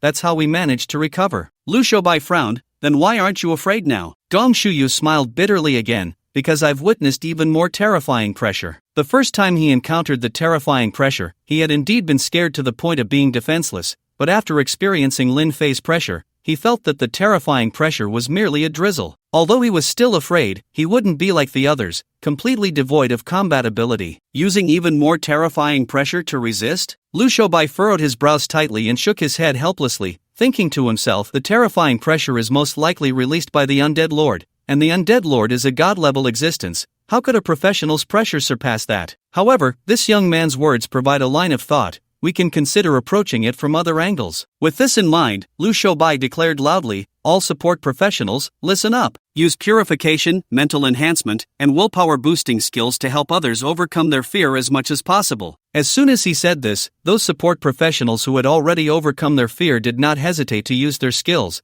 trying to dispel the terror in others' hearts. However, Liu Shoubai quickly realized that the effectiveness of this method was minimal. Amat Ba. Just when Liu Shoubai felt helpless, a series of Buddhist chants suddenly echoed from the city wall. "A pure heart arises from non-attachment, like a diamond that cannot be broken, shattering the illusions of myriad laws." Wherever the chants passed, the twisted expressions on the faces of those trapped in the terrifying pressure gradually calmed, and the fear in their eyes slowly receded, ultimately transforming their gazes into something incredibly resolute. Everyone turned to look, only to see a young man with a face full of auspiciousness sitting cross-legged on the ground, radiating a warm light that dispelled all negative emotions. What profession is this? He actually drove away everyone's fear. Isn't the young master of the Su family a tank class? Why does he have support skills? The crowd was shocked to see the sound of the mantra emanating from Su Kuan. In their minds, Su Kuan was similar to Go Xingli, both being spoiled rich kids. Roar! The level 70 Lord Bone Dragon suddenly stopped, roaring again. At the moment the roar sounded, the vast army of the undead halted as if they were a well-trained army. Immediately after, the level 70 Lord Bone Dragon opened its mouth, and black energy gathered in it like a tide, forming an energy ball with a diameter of over 10 meters. Faced with such a massive black energy ball, everyone felt incredibly small and experienced for the first time just how terrifying a red alert could be. Everyone, don't be afraid. Qingshan City has a city defense formation. Even the attack of a level 70 Lord Bone Dragon can be resisted. The city lord has already ordered someone to contact the provincial city, and if all goes well, reinforcements will arrive soon. In the face of this terrifying strike, Liu Shoubai stepped forward, giving everyone a sense of reassurance. However, just as Liu Shoubai finished speaking, Chen Yang rushed over and whispered in his ear, "My lord, I just tried various ways to contact the provincial city, but all communication methods have been blocked, which means we have no reinforcements." At the moment Liu Shoubai heard there were no reinforcements, he felt all his strength drained away, and his legs went weak, nearly causing him to fall. The beliefs that supported him were twofold. One was to protect the people of Qingshan City, and the other was to hold on until reinforcements arrived from the provincial city. But he never expected that the undead lord who initiated the beast tide had preemptively blocked all communication methods, effectively turning Qingshan City into an isolated fortress, with no one able to enter or leave. "My lord!" Chen Yang quickly supported Liu Shoubai. "Ha! Ha ha! Lu Shoubai suddenly burst into laughter, patting Chen Yang's shoulder vigorously and deliberately speaking loudly, "Captain Chen, you did well. Once we get through this beast tide, I will promote you." Chen Yang was initially confused, but then understood, clasping his fists and saying, "Thank you, my lord." Lu Shoubai breathed a sigh of relief and looked at the others. "You all heard that, right? Reinforcements from the provincial city will arrive soon. We just need to hold on. Does everyone have confidence?" "Yes." The city defense army and all the professionals shouted loudly, filled with fighting spirit. They did not doubt Lu Shoubai mainly because, since 10 years ago, the Great Xia had spared no expense in building large-scale teleportation arrays between various cities. Large-scale teleportation arrays are strategic facilities that can transport thousands of people at a time. When a city is in danger, a large-scale teleportation array can dispatch reinforcements in as little as an hour and a half. Of course, transporting thousands of people simultaneously requires hundreds of array masters to activate and consumes an extremely terrifying amount of resources, so it is only activated in the most critical situations. Clearly, Qingshan City was currently in the most critical situation. Whoosh! At this moment, the level 70 Lord Bone Dragon had accumulated enough energy, and the black energy ball in its mouth reached a diameter of 15 meters, shooting towards Qingshan City like a black ray. Just as the black ray was about to hit Qingshan City, a transparent protective shield suddenly activated, blocking the black ray. Boom! The explosive sound echoed through the sky, and the protective shield in the entire Qingshan City shook violently, as if an earthquake had occurred. Crack! Crack! Crack! With just one strike, spiderweb-like cracks appeared on the protective shield, and the cracks showed signs of spreading.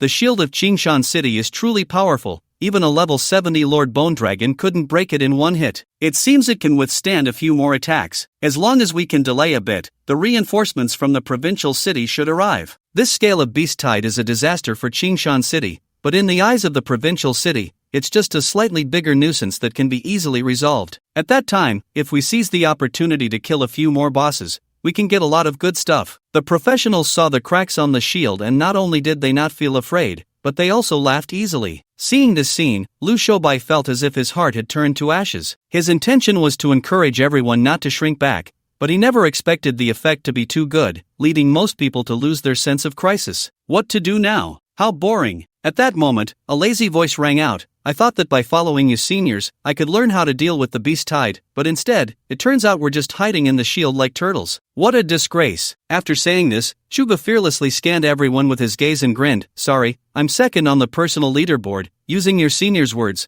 I'm just a young man who doesn't know the heights of heaven and earth. But I think if young people don't have some guts, if they don't know the heights of heaven and earth, what kind of young people are they?" Xingfeng, Lei Tang. Two flying swords responded to the call, soaring from behind Chu Gu, dancing in the air, floating on either side of his body. "All you talented ones, who dares to join me in slaying this bone dragon? Old Chu, you've shown off enough. If we don't take action now, won't we just be here to watch?" Xingfeng stepped forward, holding a spear. "If my old man sees me going crazy with you, he'll definitely break my legs just like he did to you, but I really can't stand your show-off. Count me in." Shi Zhinshan's tall figure followed behind Chu Gu. "Count me in. Me too. After today, who dares to say we are a generation that can't be supported?" One after another, the talented ones stepped forward, their eyes filled with fearlessness, perfectly embodying what it means to be a passionate youth. Of course, in the eyes of other professionals, Chu Gu and their actions were just the fearless bravado of a newborn calf. "Xiao Xiao, lend a hand." Chu Gu turned to look at the talented ones behind him and smiled at Zhao Lingxiao. "Got it."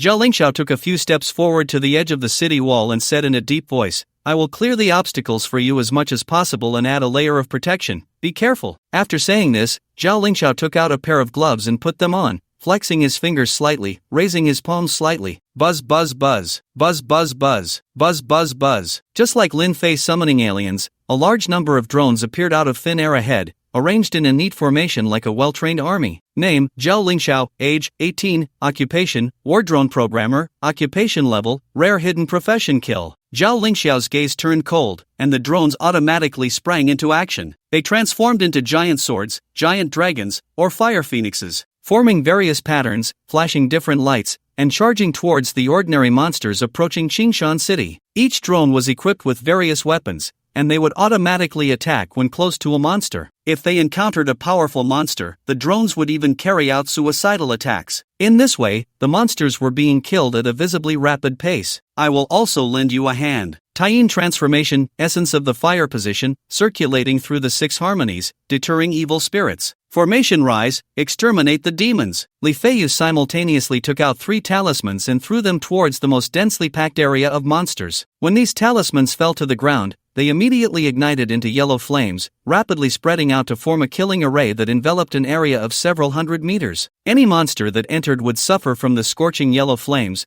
their bodies melting away like candles, bit by bit. So powerful. No wonder they are the chosen ones. There are only 2 of them, yet they significantly slow down the monsters. It's no surprise they achieved the 4th and 5th ranks. Although the professionals from Qingshan City were quite displeased with these prodigies, they had to admit that their strength was terrifying. It was hard to say who was stronger in a one-on-one fight, but when it came to killing ordinary monsters, the speed of these prodigies was far beyond what they could compare to. Watch the sword. Seeing Zhao Lingxiao and Li Feiyu showcasing their skills, Zhuge laughed and jumped down from the city wall. As he fell, the Qingfeng sword appeared beneath his feet, while the thunder sword transformed into a white lightning bolt, striking towards the enormous level 70 boss bone dragon. At the moment Zhuge drew his sword, everyone finally understood why he was ranked 2nd on the personal leaderboard. Zhu Ji's sword was fast, so fast that those professionals in their 50s couldn't even see it clearly before the sounds of clang, clang, clang echoed. Minus 32,190, minus 28,942, minus 30,562, minus 31,009 from above the level 70 boss bone dragon. Terrifying damage numbers floated up, shocking everyone. The bone dragon, suffering such damage, could only be forced to stop gathering its energy ball, roaring as it repeatedly attacked Zhu Gu. However, Zhu Ji's swordsmanship was already at an extraordinary level, and with the wind attribute of the Qingfeng sword, he could easily dodge all attacks while maintaining his offensive. What terrifying attack power! What agile movement! In our generation, the only one who can compare to old Chu is Lin Fei. If we only consider attack, Lin Fei might not even match old Chu. After all, that level 50 test wooden man's defense is nowhere near that of this level 70 boss bone dragon. But Lin Fei's defense is high. I feel like only old Shu's defense can compare with Lin Fei. Tisk TSK. I'm getting more and more eager to see them fight. Everyone, should we place a bet? I, Huang, have a deep-seated grudge against gambling, so don't count me in. I just want to quietly watch them take a beating. I'll be happy no matter who gets hit. Whether it was youthful arrogance or simply not taking the level 70 boss bone dragon seriously, the prodigies chatted and laughed, showing no signs of pressure. Seeing this scene, Lu Shoubai couldn't help but sigh. The future world belonged to the young. Compared to those adult professionals, these young people were more proactive, more ambitious, and more confident. Let's not just sit around, otherwise, we won't have a chance to shine. A gun shoots like a dragon, breaking through the heavens with a single shot. Xin Feng looked at the fighting Chu Gu, his eyes filled with fighting spirit. He crouched down, gathering strength, and suddenly shot out. Roar! At the moment he launched, it was as if a dragon's roar echoed in everyone's ears, and they could vaguely see a phantom of an azure dragon appearing around Xin Feng. The azure dragon phantom roared as it flew towards the level 70 boss bone dragon, accurately hitting its head and dealing terrifying damage. Minus 104,251 withstanding this blow, the level 70 boss bone dragon was actually pushed back several meters, stabilizing itself only by continuously flapping its wings. Old Qin, you're really going all out for the spotlight, starting with your ultimate move. Then I won't hold back either. Shi Zhanshan slightly bent his legs and, relying solely on his physical strength, easily leaped onto the head of the level 70 boss bone dragon, shouting, unmoving as a mountain, 1,000 tons drop. Shi Zhanshan clasped his hands together, and a faint phantom of a mountain appeared around his body. Without any technique, relying only on gravity, he slammed down heavily on the head of the level 70 boss bone dragon. Boom! With a muffled sound, the bone dragon took over 80,000 points of damage, crashing heavily to the ground. Seeing this, the other prodigies jumped down from the city wall one after another, some drawing their weapons, others using skills, continuously attacking the bone dragon. However, it was clear that their output was far inferior to Chu Ji's, with normal damage around 3,000, only exceeding 10,000 when they landed critical hits. However, Xin Feng quickly noticed a problem. Despite the long duration of the attacks, they still hadn't seen the bone dragon's health bar. Old Chu, something seems off. Xin Feng thrust his spear, barely dealing 20,000 damage, panting slightly. Even a level 70 boss shouldn't have this much health. Old Xin, I didn't expect you to be so weak at such a young age, Shugu said, one hand behind his back, the other manipulating the thunder sword. Weak your grandma's leg. Xin Feng shouted angrily. Do you think it's like you, where just moving a finger makes the weapon kill enemies automatically? Old Qin, are you envious of me? Shu Gu grinned. Qin Feng felt like he and Chu Gu were on different wavelengths. Suppressing the urge to kill Chu Gu, he continued, "We've dealt at least 1 million damage, yet we still can't see the bone dragon's health bar, which means its health exceeds 5 million. Even if we manage to kill the bone dragon in the end, many of us will be exhausted." Hearing this, the smile on Chu Ji's face vanished, and he looked seriously at the other prodigies. Just as Qin Feng had said, apart from him, the other prodigies began to pant heavily, clearly needing to exert great strength to deal damage to the bone dragon, which was a huge drain on their stamina. If this were a test, exhausting their stamina wouldn't matter, but the key was that they were currently under a red alert. Once they ran out of stamina, it would be difficult to cope with the upcoming beast tide, potentially leading to casualties. Thinking of this, Chu Gu burst into laughter. "All you prodigies, step back, I'll unleash a big move to liven things up." "Unleash a big move? Damn, your 30,000 damage is just a basic attack? Damn it, old Chu, you bastard Lin Fei, how strong are you two? Someone, dig a pit and bury these two." Although the prodigies cursed, they didn't hesitate and all charged towards the ordinary undead creatures surrounding them, clearing enough space for Chu Gu. "Old Chu, I'm pulling back too, be careful," said Shi Jinshan, who had been pressing down on the bone dragon. Without Shi Jinshan's suppression, the bone dragon stood up from the ground, flapping its wings again, slowly flying into the sky. Once the prodigies retreated, Chu Ji's expression turned stern, and he chanted, "Golden sword sharp enough to break through 10,000 troops, wooden sword flexible enough to wrap around fingers, water sword agile as a swimming dragon, fire sword blazing to burn all things, earth sword steady to guard all directions. The 5 elements generate and restrain each other, the sword formation is tightly woven, both offense and defense are formidable, following the 5 elements to wield the sword's might, defeating the enemy in an instant." Each time Chu Gu recited a line of the incantation, a flying sword was released, a total of 5 flying swords in gold, green, blue, red, and yellow. These 5 flying swords were all of purple quality, corresponding to the 5 elements of metal, wood, water, fire, and earth, occupying their respective positions. And at the moment the flying swords returned to their places, the level 70 bone dragon seemed to be trapped. No matter how it flapped its wings, it could not ascend further. It's a pity that the Qingfeng sword and thunder sword can't form a sword formation, otherwise, the power of my 5-element sword formation would be even greater. Chu Gu looked at the trapped bone dragon, stepped forward, and suddenly vanished from his spot, appearing in front of the metal flying sword. Slash! Chu Gu, holding the golden sword, transformed into a golden phantom, sliding past the bone dragon, landing precisely in front of the wooden flying sword. Slash again.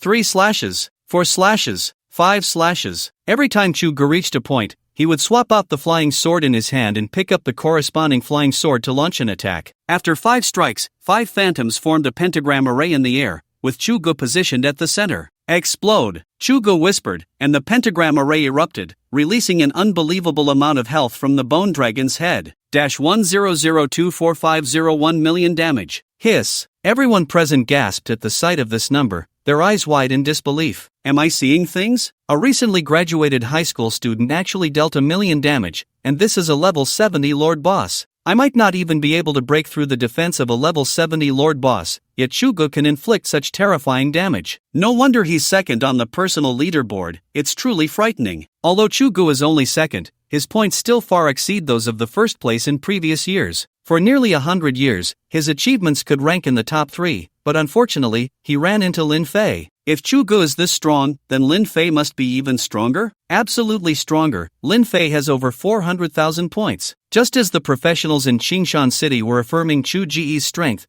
no one noticed the bitter smile at the corner of Su Kuan's mouth. Is the captain really stronger than Chu Gu? Not necessarily, because only he knew that most of Lin Fei's points were earned through special equipment. Without that special gear, it was uncertain whose points would be higher. Moreover, whether it was Da Xiong or the alien, they had no way to withstand Chu Ji's terrifying attack power. Only the Zugerin could rely on their strong defense to hold up. The problem was, whatever the Zugerin could do, Chu Gu had an equivalent. The Zugerin could fly, and Chu Gu could fly with his sword. The Zugerin had heat rays, and Chu Gu could attack with his sword. The only advantage the Zugerin had left was probably their defense. But he didn't believe that the Zugerin's defense could withstand Chu Ji's attacks. After all, even the level 70 Lord Bone Dragon was hit for 1 million damage in one strike. Wow, 1 million damage, Old Chu is amazing. Old Chu 666. Old Chu is amazing plus. Although Lin Fei is first in points, he definitely can't deal such high damage. Old Chu's output is invincible. The young talents cheered loudly, feeling that Chu Ji's strike truly brought honor to their youth. Are you okay? Unlike the others, Zhao Lingxiao rushed to Chu Ji's side first,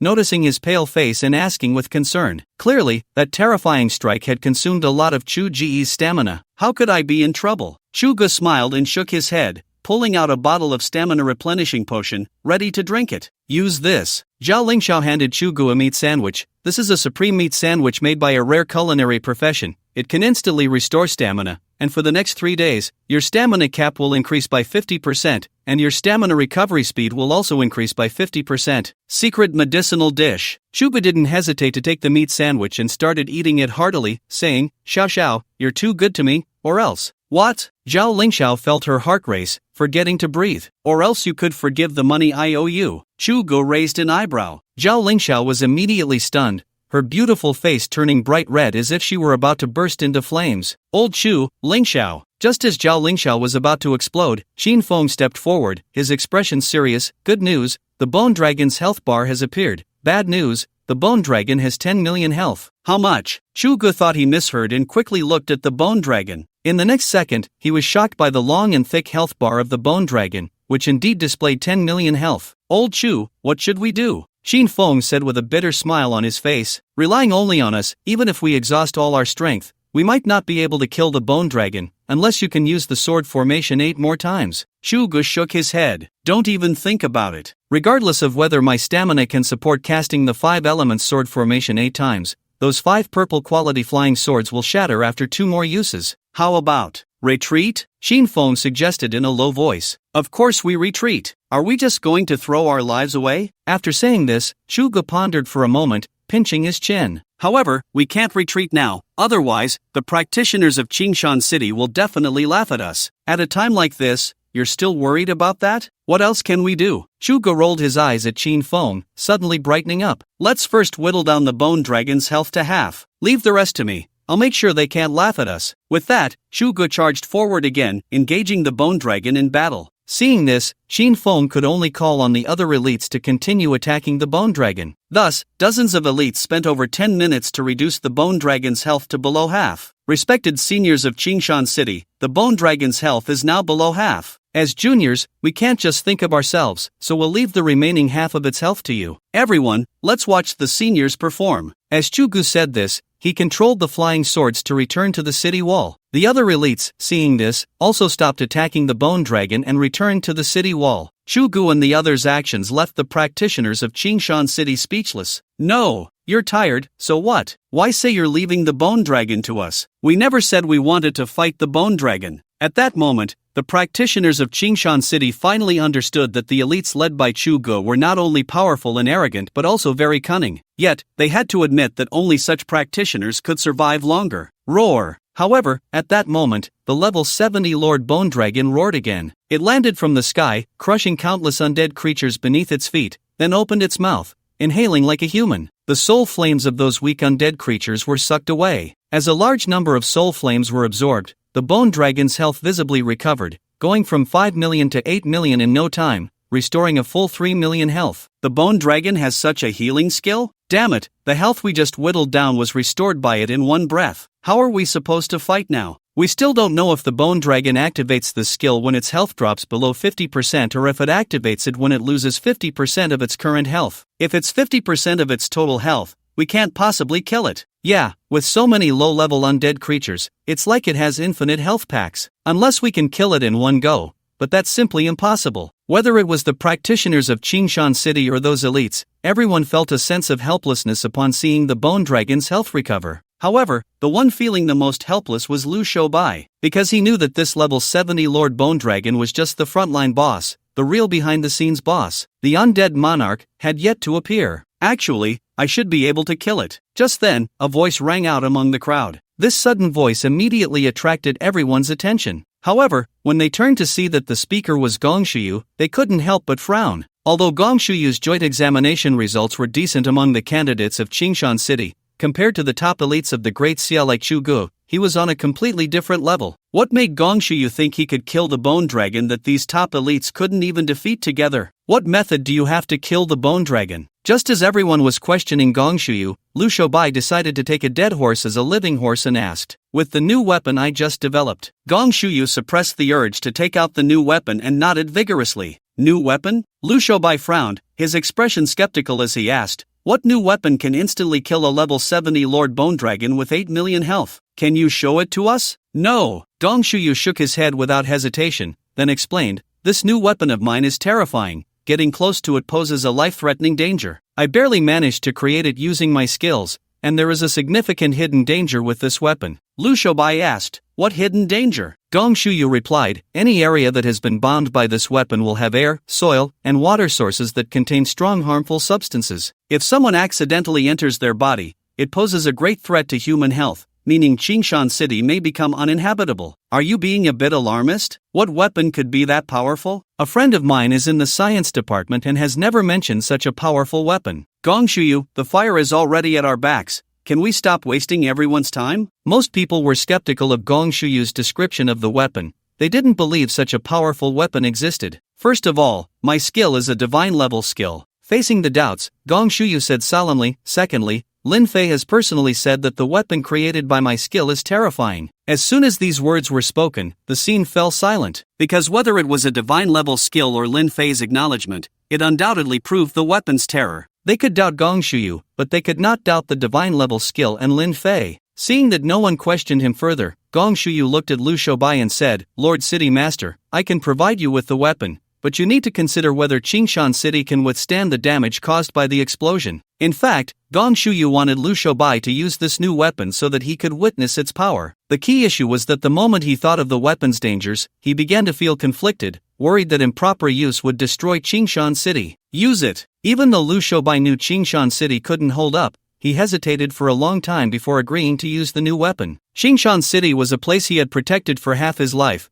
If it weren't for unavoidable circumstances, he wouldn't want to harm a single blade of grass or tree in Qingshan City, let alone joke about its future. Alright. A glimmer of excitement shone in Gong Shuyu's eyes, and then he looked at Zhao Lingxiao. I need your drones to deliver the new weapon to the Bone Dragon. When Shu Ge saw Gong Shuyu asking Zhao Lingxiao for help, he immediately approached. Brother, my sword control technique is much faster than Xiaoxiao's drones. Why don't you give me the new weapon, and I'll deliver it for you? Gong Shuyu glanced at the excited Chu Gu and thought for a moment. Even as a professional, getting close to the new weapon will cause unimaginable harm. Are you sure you want to try this? Chu Gu wanted to refuse but couldn't bring himself to do it. Shameless fool, get out of the way. Zhao Lingxiao glared at the inappropriate Chu Gu, lightly waved his arm, and summoned a dozen drones a few dozen meters away from the city wall. Is this distance okay? Yes. Gong Shuyu took a deep breath, aimed at the position of the drones, and summoned the new weapon. Clang! The new weapon accurately landed on the drone, but the sudden increase in weight caused the drone to shake uncontrollably until it stabilized after a while. At that moment, everyone finally saw this so-called new weapon. A bomb. A very large bomb. More than 3 meters long, about 1 meter wide, weight unknown, but from the swaying of the drone, it was clear that it was not light. Immediately, under the tense gaze of the crowd, the drone carrying the new weapon flew towards the Bone Dragon. At this moment, the Bone Dragon had completed its healing and was flapping its enormous wings, trying to return to the sky,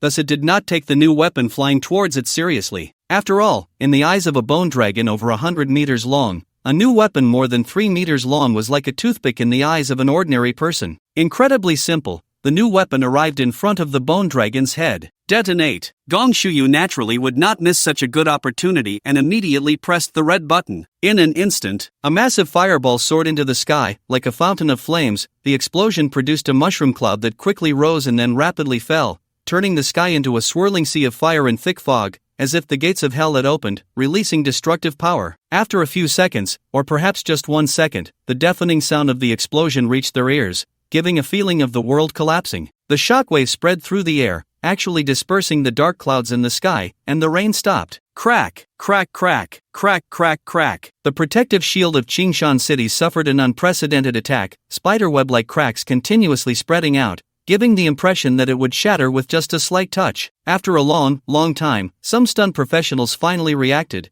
using their skills to blow away the dust that filled the air. At a glance, not only was the bone dragon nowhere to be seen, but even the countless undead creatures, as well as the flowers, trees, and grass, had all disappeared, leaving only a pitch-black scorched earth. The bone dragon is gone. This new weapon is so terrifying. Too damn terrifying. It killed the bone dragon with 8 million health in an instant, and also wiped out tens of thousands of ordinary undead. I thought Chu Ji's attack power was invincible, but I didn't expect someone to be even more ferocious than him. Everyone looked at the scorched earth before them, and one by one, they were all shocked. No wonder Gong Shuyu was so cautious before using the new weapon. It was truly terrifying. If it weren't for the protective shield, half of Qingshan City might have been gone. The level 70 Lord Boss has been killed. Doesn't that mean we have successfully resolved this beast tide? A professional cheered loudly. This time, not a single person in Qingshan City died. We will be recorded in history. Recorded in history? At that moment, a mocking voice rang in everyone's ears. You are so happy just for killing one of my little pets? Since that's the case, I will summon a few more little pets for you to be even happier. As the voice fell, 9 more bone dragons appeared in the distant sky. Any one of these 9 bone dragons was larger than the one just killed, and on the head of the largest bone dragon sat a pitch-black skeletal throne, upon which sat a ruler, the undead lord. In the trading hall, Morong Ruoyu, dressed in a JK uniform, listened to the news from her subordinates, her excitement turning into worry. After hesitating for a few seconds, she quickly walked into a secret room. Inside the room was a teleportation array, with 3 array masters sitting cross-legged nearby. You 3, the Morong family spends so much money every year to train you. Don't tell me you still haven't activated the teleportation array? Morong Ruoyu said coldly, seeing the sweat on the foreheads of the 3 array masters. Miss Morong, please don't blame us. The power sealing the teleportation array is too strong. But give us another half an hour, and we will definitely activate the teleportation array. The oldest of the 3 array masters immediately explained. Do you know how dangerous it is outside the city right now? Half an hour, Morong Ruoyu was extremely angry, but her words stopped halfway, and she frowned slightly. Fine, I'll give you half an hour. If you still can't activate the teleportation array after that, I will immediately tear up the contract. After saying this, Morong Ruoyu slammed the door and walked out, heading outside the trading post. She had intended to take a vehicle, but at this moment, the traffic in Qingshan City had already collapsed, and the cars couldn't move at all. So, she could only take out a wing-shaped item and equip it. The moment she equipped the item, a pair of white wings sprouted from her back. After flapping them a few times, she flew into the air. If it weren't for my sister, I wouldn't save you, you big oaf. This time I saved you, you have to remember my kindness for a lifetime. Let's see if you still have the face to be angry with me in the future. Aside from personality, I look exactly like my sister. There's no reason for him not to like me. As she spoke, the corners of Morong Ruoyu's mouth couldn't help but curl up, revealing a happy smile. Soon, Morong Ruoyu arrived in front of the warehouse where Lin Fei was in seclusion. However, she didn't barge in directly but shouted from outside, "Brother-in-law, something big has happened. Qingshan City is facing an unprecedented beast tide, and it won't be long before it falls. While the beast tide hasn't invaded the city yet, let me take you away." After waiting a few seconds with no response from the warehouse, she called out again, "Brother-in-law, if you can still breathe, please respond." After waiting a few more seconds with still no reply, she said, "Brother-in-law, if you don't respond, I'm coming in." Saying this, she approached the warehouse door, entered the password, and was about to pull the door open. Clang, clang. However, just as Morong Ruoyu was about to open the warehouse door, it was pulled open from the inside. Lin Fei appeared in front of Morong Ruoyu, smiling. "Girls shouldn't just barge into men's places, it's not safe. Be more careful next time." Seeing Lin Fei, Morong Ruoyu felt inexplicably nervous, her delicate face turning crimson. It took her a while to react. "Brother-in-law, this warehouse belongs to the trading post. How can it be considered barging into your place? What I say goes, no rebuttals." Lin Fei didn't know how to explain, so he simply didn't. Instead, he asked, "Tell me about the situation outside." "Oh." Morong Ruoyu looked at the somewhat domineering Lin Fei and felt not only no dislike but also a bit excited, a feeling she had never experienced before. However, she didn't think too much about it and quickly detailed the entire process of the beast tide attacking Qingshan City, including the appearance of 9 bone dragons. After listening, Lin Fei's brows furrowed tightly. "I didn't expect Gong Shuyu to get the atomic bomb ready so quickly. This is troublesome. Detonating an atomic bomb at such close range will probably make Qingshan City uninhabitable in the future." As soon as he finished speaking, 3 options appeared in front of Lin Fei. "In the face of nuclear contamination in your hometown, please choose. Option 1, since I'm about to go to military school anyway, Qingshan City is no longer my concern. Completion reward, consume 200,000 summoning points to summon King Ghidorah. Option 2, lead the residents of Qingshan City to find a new home. Completion reward, consume 150,000 summoning points to summon the King of the Skies, Raiden. Option 3, eliminate the culprit responsible for the nuclear contamination of my hometown. Completion reward, consume 200,000 summoning points to summon King Kong, Godzilla." Seeing this selection task, a smile appeared at the corner of Lin Fei's mouth as he directly chose the third option. Although the third option had a high chance of failure compared to the first 2, as a Chinese person, he could never abandon the place where his ancestors had lived for generations, and he was no exception. Although the Great Xia was vast, there was not a single inch of land to spare. As for the nuclear radiation affecting Aoyama City, as long as we can successfully summon Godzilla, the nuclear radiation in Aoyama City can only be considered a dessert after a meal. Brother-in-law, what are you thinking? Morong Ruoyu, seeing Lin Fei silent, urged anxiously, we need to hurry back to the exchange. The teleportation array is almost ready, and we can leave immediately. We don't need to leave, Lin Fei replied confidently with a smile. Brother-in-law, do you know how terrifying this beast tide is? Morong Ruoyu was a bit anxious, her eyes reddening as if she were about to cry. Do you know how terrifying your brother-in-law is? Lin Fei's gaze turned cold as he said in a deep voice, any creature that goes to another's territory to burn, kill, and plunder is a beast. Since they are beasts, their best outcome is to be torn to pieces. At this point, Lin Fei looked at Morong Ruoyu and smiled again. Haven't you always been curious about what I'm creating? I'll show you now. With that, Lin Fei issued a command to the brainworm. After receiving the command, the brainworm relayed it to the already waiting insect race. Those insects could no longer contain themselves, surging out of their nests like a tide. Special comic character, warrior insect level, 12 strength, 200 agility, 200 constitution, 200 spirit, 10 skill, bite. Special comic character, jumper level, 12 strength, 150 agility, 300 constitution, 100 spirit, 10 skill, flight. Special comic character, tank insect level, 12 strength, 500 agility, 50 constitution, 300 spirit, 20 skill, fire breath. Special comic character, brainworm level, 12 strength, 3 agility, 0 constitution, 50 spirit, 2000 skill, mind control, mental infection. Special comic character, plasma insect level, 12 strength, 2000 agility, 5 constitution, 200 spirit, 100. In addition to those classic insects, there were also dominators, pulse war scorpions, bomb insects. These insects poured out from the insect nests in the warehouse like an endless tide. In fact, Lin Fei initially thought it would take a long time to build the insect race's nest. But unexpectedly, as long as he made some progress on the progress bar, the system would reward him with insects,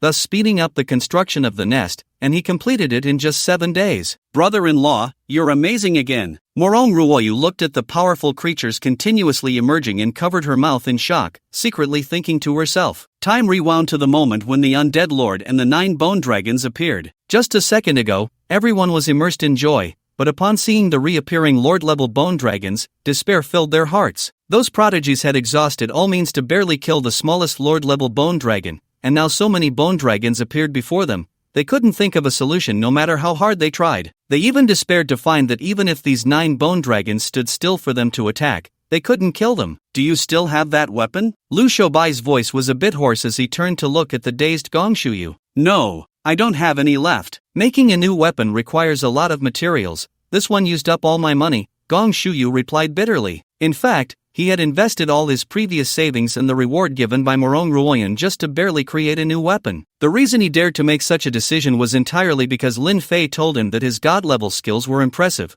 Otherwise, he wouldn't have been willing to invest so much energy and money. At that moment, the Undead Lord mockingly asked, why aren't you laughing anymore? Is it because you don't like to smile by nature? What do you want? Lu Shoubai stepped forward, neither servile nor overbearing, and said, this is the territory of the Great Xia. If you commit acts of slaughter here, the strong of the Great Xia will not let you go. Are you threatening me? The Undead Lord suddenly extended a finger and pointed at Lu Shoubai, releasing a column of black energy. The black energy column easily pierced through the protective shield, creating a hole the size of a bowl in Lu Shoubai's chest. He spat out a mist of blood and was sent flying backward, crashing heavily to the ground. Lord City Master. The people of Qingshan City rushed forward to check on him. I'm fine. Lu Shoubai got up from the ground, wiped the blood from the corner of his mouth, and took out a broken porcelain doll, casually throwing it on the ground. A substitute doll, a nice little gadget, the Undead Lord said with a playful smile as he looked at the shattered porcelain doll. I don't like being threatened. If you say another word that displeases me,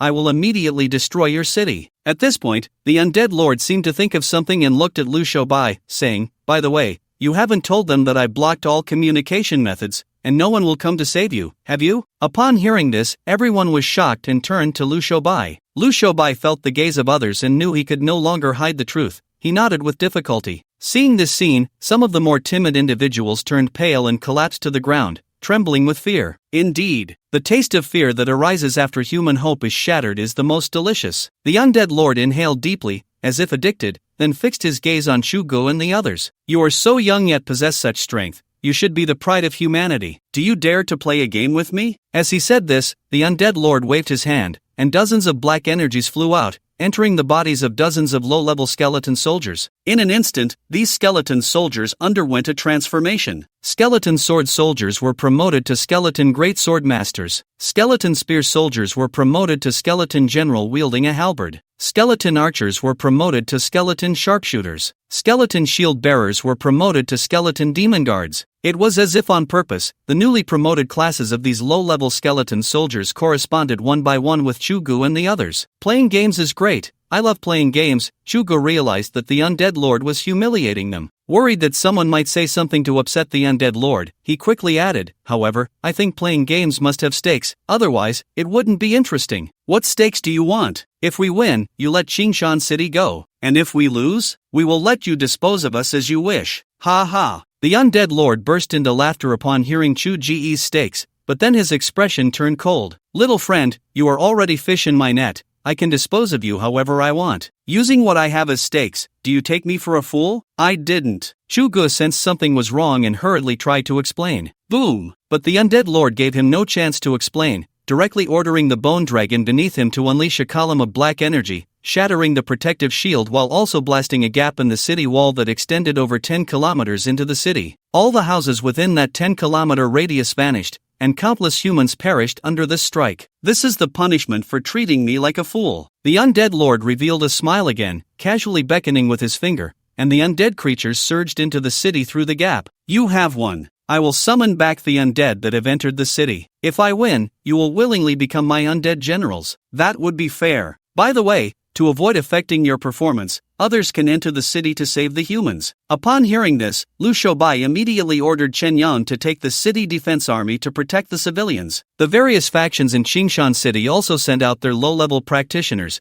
as these low-level practitioners were of no use against the undead lord and the skeletal dragon. Once all the low-level practitioners had left, the undead lord then asked, "Can we start now?" "We can," Chugo replied, turning to the other prodigies with a serious expression, "Win as quickly as possible. The longer we delay, the more people will die." Without waiting for the other prodigies to respond, he took the lead and flew out on his sword, targeting the skeletal greatsword master. Clang, clang, clang. The Qingfeng sword and the thunder sword alternated in attacking the skeletal greatsword master, both in attack frequency and power, representing Chu Ji's current strongest effort. -892, -989, -951. However, when Chugo saw the damage, he was utterly stunned. His normal attacks could deal tens of thousands of damage to a level 70 Lord Skeletal Dragon, yet against the Skeletal Greatsword Master, the damage was less than 1,000. In fact, Chugo was not the only one facing this problem. The other prodigies encountered difficulties to varying degrees as well. Qin Feng faced a skeletal spear general whose marksmanship was only average, but its speed was incredibly fast, making it hard for Qin Feng to hit it. Shi Zhanshan encountered a skeletal demon guard with defense comparable to his own. Under normal circumstances, neither could harm the other. The problem was that the skeletal demon guard had a built-in poison attribute, and getting too close would poison Shi Zhanshan, causing him to lose health slowly. Unsurprisingly, all the prodigies were restrained by these upgraded skeletal soldiers. Despair, fear. The undead lord looked down on the battlefield, a slight smirk on his lips. These human prodigies are proud and arrogant. It's difficult to instill fear in them, but once successful, the fear they generate can help me restore 10% of my strength. He had originally intended to directly destroy Qingshan City, but unexpectedly found so many formidable human prodigies within this small city, so he decisively changed his plan to focus on instilling fear in these human prodigies. As one of the 7 great lords of the undead realm, he had been trapped for too long, with only a fraction of his strength remaining, and he urgently needed high-quality fear emotions to restore his power. From the current situation, everything was proceeding according to his plan. These human prodigies, seeing that they couldn't even kill the lowest-level skeletal soldiers, would begin to doubt their own strength. Once they no longer considered themselves prodigies, it would not be far from generating fear. Not good. Chu Gu and the others have fallen for it. Su Koan, who was watching the battle from the city wall, suddenly said to Go Shengli and Mu Qingqing beside him, "If I'm not mistaken, the skeletal greatsword master fighting Chu Gu has a damage reduction trait." Go Shengli asked in confusion, "What is a damage reduction trait?" Mu Qingqing explained, "Monsters, like humans, have various professions, and different professions have unique attributes, similar to our profession notes. Although not everyone has a profession note, those who do possess certain abilities, and this skeletal greatsword master has a damage reduction trait. So, he's cheating. Go Xingli didn't fully understand the explanation, but he grasped one thing: the undead lord was cheating. And then? Su Koan looked at Go Xingli in disbelief. Even if he is cheating, what can we do about it? Talk reason with him? Go Xingli wanted to refute but found himself at a loss for words, because he saw with his own eyes that Lu Shoubai was almost killed by the undead lord just for saying a harsh word. It must be clear that Lu Shoubai is a level 50 elite professional, one of the strongest in Qingshan City. If even Lu Shoubai couldn't withstand a single blow from the opponent, what chance did they have? It is no exaggeration to say that the undead lord killing them would be as easy as crushing ants. What should we do? Go Xingli felt an unprecedented sense of helplessness and continued, "We can't just sit back and do nothing. They are fighting for Qingshan City. Their battle is not something we can interfere with." Mu Qingqing also wanted to fight, but she couldn't even catch the undead lord's eye. The feeling of being looked down upon was more painful than being killed. No. Su Koan shared the same view as Mu Qingqing, but just as he was about to speak, a notification sound rang in his ears, brightening his eyes. Then, amidst the surprised expressions of Go Shangli and Mu Qingqing, he loudly said, "Your Excellency, it seems you have forgotten something." "What have I forgotten?" The undead lord looked at Su Koan and said with a smile, "If your answer does not satisfy me, I will kill you." "Your Excellency, you have forgotten me." Su Koan explained, "You just said you wanted to play a game with the human prodigies, but you haven't found me an opponent. I am also a human prodigy." "You?" The undead lord casually glanced at Su Koan and sneered, "You are just a rare professional. How can you call yourself a human prodigy?" "Your Excellency, how can you be so discriminatory against professions?" Su Koan said, pointing to the fighting Dixia prodigies, and continued, "Although I am just a rare profession, my strength is strong, and my scores in the joint examination exceed most of them. If you don't believe me, you can ask them." That's right, he ranked in the top 50 in the joint examination, surpassing most of us. If he isn't considered a prodigy, then we who have lower scores than him certainly can't be considered prodigies. He is not only a prodigy but also the most outstanding among them. When the undead lord looked at the battlefield, those fighting Dixia prodigies all spoke up for Su Koan. Of course, they did this to save Su Koan, otherwise, with the undead lord's temperament, he would definitely kill Su Koan. "Since that's the case, I will count you in." The undead lord conjured another ball of black energy in his palm, intending to evolve a skeleton soldier to fight Su Koan. "Wait!" Su Koan quickly called out to the undead lord, "Your Excellency, I think you don't need to waste energy evolving a skeleton soldier. Why not listen to my proposal?" "What proposal do you have?" The undead lord did not throw out the black energy. As Su Koan said, every time he evolved an undead creature, it consumed his original power. "I think these prodigies are too weak. Why not let me take on all their opponents? I will challenge them alone," Su Koan said. "What? Are you crazy? Do you know what you're saying?" As soon as he said this, everyone, including the undead lord, was shocked. After a long while, the undead lord squinted and asked, "Are you sure?" "Sure." Su Koan smiled and nodded, continuing, "The stakes remain the same. If I win, Your Excellency will summon back the undead creatures that have entered the city. If you win, we will willingly become your undead generals." The undead lord said with interest, "You probably can't represent the other prodigies, can you?" "I indeed cannot represent the other prodigies, but does Your Excellency need to care about that?" Su Koan smiled and said, "You already control everything, you just need an excuse. And does it matter if that excuse is reasonable?" "Ha ha." The undead lord laughed heartily, "You are just to my liking. Since that's the case, I agree to your request." "No way, we don't agree. How could he possibly defeat the skeleton soldiers that so many of us can't?" "Su Koan, are you a traitor to humanity? Do you know how powerful these skeleton soldiers are?" The proud warriors of the Great Xia were furious. They never expected Su Koan to make such a suggestion. Wasn't this just sending them to their deaths? But the Lord of the Undead didn't care whether they agreed or not. What he needed was the fear of the human elites, and at that moment, these elites began to panic. "We can start now." The Lord of the Undead ordered the Great Xiao warriors to step back, his gaze fixed on Su Koan atop the city wall. "All right," Su Koan said, preparing to leap down from the wall like the Great Xiao warriors. But when he reached the edge and looked down at the wall towering over 10 meters high, he grinned awkwardly at the Lord of the Undead. "Your Excellency, please wait a moment, I'll take the stairs." Tap tap tap, tap tap tap. Amidst the incredulous expressions of everyone, Su Koan first descended the wall, then opened the city gate, and finally scampered toward the battlefield. Perhaps due to his weight, when he reached the Great Xiao warriors, he was panting heavily. Everyone fell silent, including the Lord of the Undead. They muttered to themselves, "Is this really an elite?" "Your Excellency,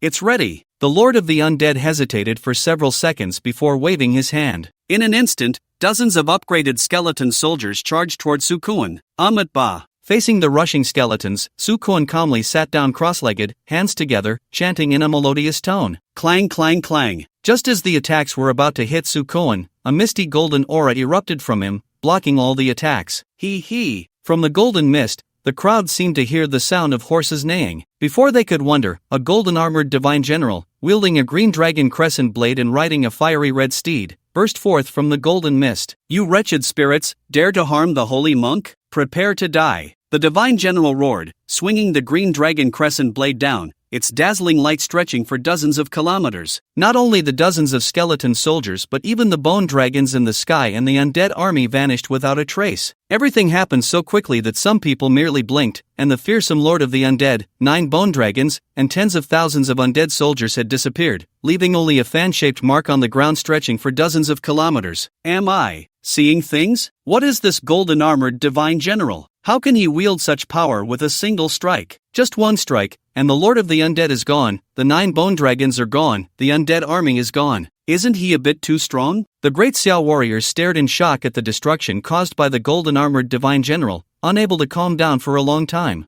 They were too shaken, especially Chu Gu. Chu Gu had originally thought that in the entire great Xia, only Lin Fei was stronger than him, but before he even met Lin Fei, he encountered 2 peers whose attack power surpassed his own. One was Gong Shuyu, and the other was Su Kuan. Gong Shuyu was somewhat acceptable, after all. That new weapon had significant limitations in both manufacturing and use, akin to a weapon that could harm 1,000 enemies while inflicting 800 damage on itself. But the strength Su Kuan displayed left him with no excuses. This golden-armored divine general was indeed summoned by Su Kuan, a manifestation of Su Kuan's own power. Easily defeated. Guan Yu scoffed disdainfully, dismounting from his red hair and clasping his fists. The wretched spirits have been exterminated by me. Is the holy monk well? Well.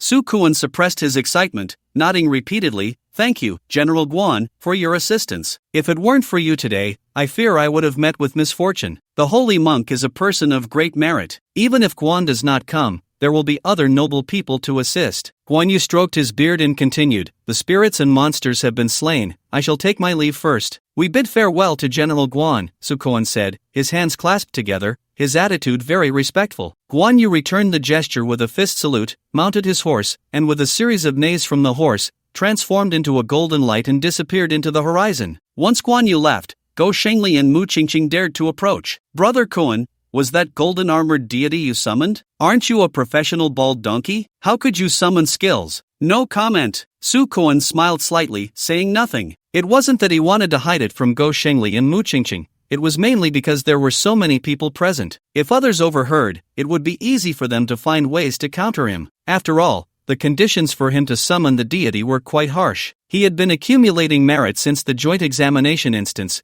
and only just now, after ordering the Su family battle group to rescue civilians, had he barely gathered enough merit. However, even so, he approached it with a dead horse as a living horse doctor attitude, as he was unsure of the deity's strength. If the deity was weak and unable to deal with those skeleton soldiers, it would be a small matter of losing face. He could very well lose his life. Fortunately, Lin Fei did not deceive him. The deity was indeed powerful. But I'm your brother. Not telling me really hurts my feelings. Go Xingli said, somewhat displeased, with a face full of grievance. We agreed to be playboys together, yet you've secretly become so powerful. The world has changed. Mu Qingqing crossed her arms and said coldly, although Su Kuan's grades aren't top-notch, they are still excellent, while you are notoriously at the bottom. Why do you think he is a playboy? Go Xingli thought for a moment and said, every time after an exam, he tells me he did poorly, probably worse than I did. Mu Qingqing rolled her eyes at Go Xingli with a look of disbelief. I also feel like I did poorly after every exam, like I just scribbled. But which of my subjects scored below 145? And the teachers love to grade the papers from your exam room because as long as it's a slightly larger question, it's either blank or has just the word solution. You do a few questions and feel like you did well. Go Xingli felt enlightened but was not sad. He grinned and said, so, it seems I'm the only playboy in Qingshan City. I am a unique existence. Mu Qingqing instantly lost the desire to engage with Go Shengli. At that moment, a voice rang out from the city wall, all you talented individuals, communication has been restored. Please quickly call home to report your safety. Additionally, I hope everyone can help Qingshan City clear the undead creatures entering the city after making the call. Call home to report safety? The talented individuals looked at each other, and no one took out their phones. How could they possibly call home? They had all sneaked out. If they told their families they were in danger, their families would immediately drop everything and come to drag them back. However, some people couldn't wait to report what had happened in Qingshan City, such as Qin Wanner, who had stayed in Qingshan City. She was originally just a small host at the Imperial Capital TV station, gaining a lot of popularity through live broadcasts of the joint examination, so the station director had her stay in Qingshan City. To be precise, around Lin Fei, constantly reporting on his every move. She never expected to encounter a beast tide of red alert scale and had to report it immediately to boost her popularity. Dear viewers in the livestream, you might not believe this, but the host just encountered an unprecedented beast tide, with tens of thousands of undead soldiers and 10 Lord-level bone dragons, the weakest of which is level 70. If it weren't for the host's profession as a battlefield reporter, possessing neutral attributes, she would have almost died. Let me show you, Qin Wanner said, pointing the camera at the collapsed city wall and the charred land outside it. Wanner, this background looks too fake. There are too many inconsistencies. Why is the ground black? Why is there a fan-shaped mark extending out? If there are tens of thousands of undead soldiers and 10 Lord-level bone dragons, why are there no bones on the ground? In a small city like Qingshan City, the city lord is at most level 50. How can they defend against 10 level 70 Lord Bone Dragons? Are today's streamers resorting to such rumors for views? People have changed. The world is going downhill. It was clear from the barrage in the livestream that not many believed Qin Wanner's words. This was actually normal. According to the beast tide she described, not even the provincial capital could withstand it, let alone Qingshan City. Whoosh, whoosh whoosh, whoosh whoosh whoosh. Just then, the viewers in the livestream saw dozens of black energy balls appear out of nowhere, attacking Qingshan City. These black energy balls struck the city wall, erupting with deafening sounds, and those Qingshan City professionals who hadn't retreated from the wall were instantly engulfed by the explosions. The previously collapsed section of the wall now lay completely in ruins. Immediately after, an extremely angry voice rang out, "You damned ants, you almost killed me. If it weren't for the humans inside continuously releasing fear that my divine essence absorbed, I would no longer exist. This is unforgivable." Along with the angry voice came the figure of the undead lord. However, perhaps due to being heavily injured, the undead lord's body flickered like a phantom. "Come out! Flatten Qingshan City for me! I want to kill everyone!" The undead lord roared loudly, and one undead creature after another emerged from the ground, flooding into Qingshan City. Although the number of undead creatures had decreased significantly after 2 rounds of cleansing, they could still be described as numerous. Without the protective shield and city wall, Qingshan City appeared to the undead as fish on a chopping board, easily accessible. Seeing this scene, Qin Wanner could no longer care about the livestream and immediately used a skill to turn herself into a neutral unit. Of course, becoming a neutral unit does not guarantee one won't be attacked. The effect of this skill greatly reduces a person's presence, making it so that humans and undead creatures wouldn't notice her. If she were accidentally attacked, she would still suffer damage like everyone else. Wow, what a big production! How many illusionists did Wanner hire to create such a scene? It depends on the situation. To create a big scene, at least 20 illusionists are needed, but if it's just for the background, 1 illusionist is enough. Many streamers do this now. Are the 2 idiots upstairs blind? This isn't a background created by illusion. Which illusionist can make Wanner perfectly blend with the environment? Illusionists can only simulate images, they can't create sounds out of thin air, and Wanner's livestream has sound perfectly matching the visuals. How could this be an illusion? When the city wall was blown up, a stone fell next to Wanner, and you can still see that stone now. Illusionists wouldn't waste energy maintaining such small details. If the livestream is real, doesn't that mean Qingshan City is under a red alert? Someone call the police. What good would calling the police do? We should call the Ministry of Defense and send the military over. The teleportation array can transport at most a few thousand people at a time.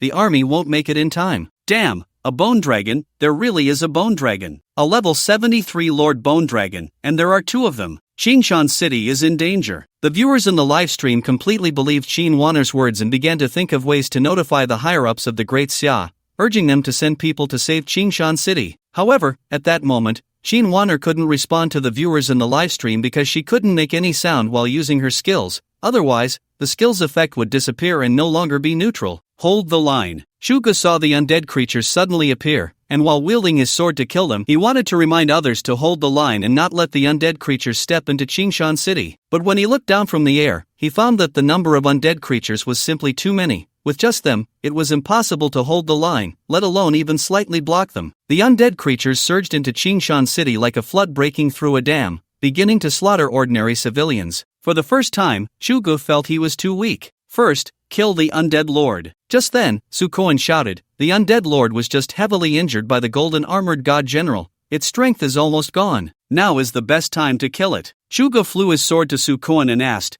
can't you summon that golden armored god general again? Sukoan, no longer able to hide his weakness, smiled bitterly and said, the conditions to summon the golden armored god general are very harsh. I can't summon it for now. Got it. Upon hearing that Sukoan couldn't summon the golden armored god general for the time being, Shugo directly flew his sword toward the undead lord, and the thunder sword pierced through the undead lord's body. It was clear to see that after being struck by the thunder sword, the undead lord's body flickered wildly, evidently suffering immense damage. Die for me! The undead lord raised a hand and waved at Shugo, a black scythe appearing out of thin air, attempting to reap Chu Ji's life. Old Chu, I'll help you. Stand firm like a mountain, diamond wall. The black scythe moved too quickly, making it hard for Shugo to dodge without injury. Just as he was about to exchange injury for injury, the towering figure of Shi Jinshan blocked in front of him. Boom! With a loud crash, Shi Jinshan was sent flying, tumbling several times on the ground before dissipating all the force, sustaining only minor injuries. However, this minor injury was quickly healed with assistance. My strength has decreased too much, I can't even kill an ant. The undead lord thought to himself, angrily looking at Sukoan. He hadn't expected that the person he looked down upon could summon a deity. And not just any deity, but one that he couldn't defeat even at his peak. Although my strength has weakened significantly,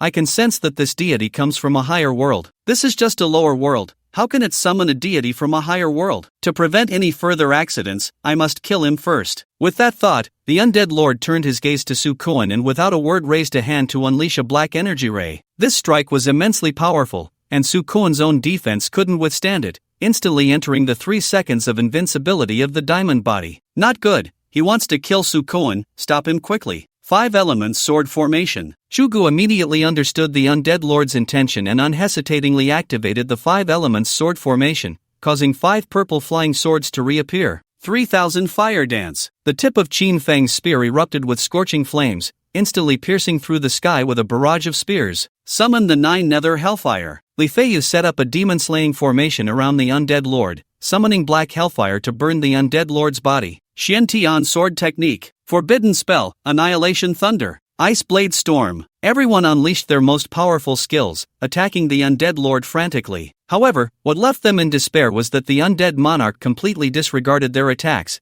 as most of their strikes did not inflict any damage on him. Boom! Another black energy ray struck Sukoan, still blocked by the 3 seconds of invincibility. Oomph! I want to see how long you can hold on. The undead monarch snorted coldly and commanded the 2 bone dragons that were still assembling their bodies to launch an attack. The 2 bone dragons opened their massive jaws, gathering energy into their mouths, and the unassembled parts lost their energy support, falling from the sky. Whoosh! Whoosh! Just as the bodies of the 2 bone dragons were about to completely collapse, 2 thick energy rays hit Sukoan, raising a dust cloud that obscured the sky. Once he dies, he should no longer be able to summon that deity. The undead monarch sighed in relief, looking at the persistent attackers from the Great Xia with the disdainful gaze of a fly, and coldly remarked, "Human prodigies? In my eyes, you are nothing more than a group of slightly larger ants. Even if my strength is reduced to 1/10,000th, I am still a lofty deity, not something you so-called prodigies can face." Boom! As the words fell, the undead monarch suddenly erupted with a terrifying aura,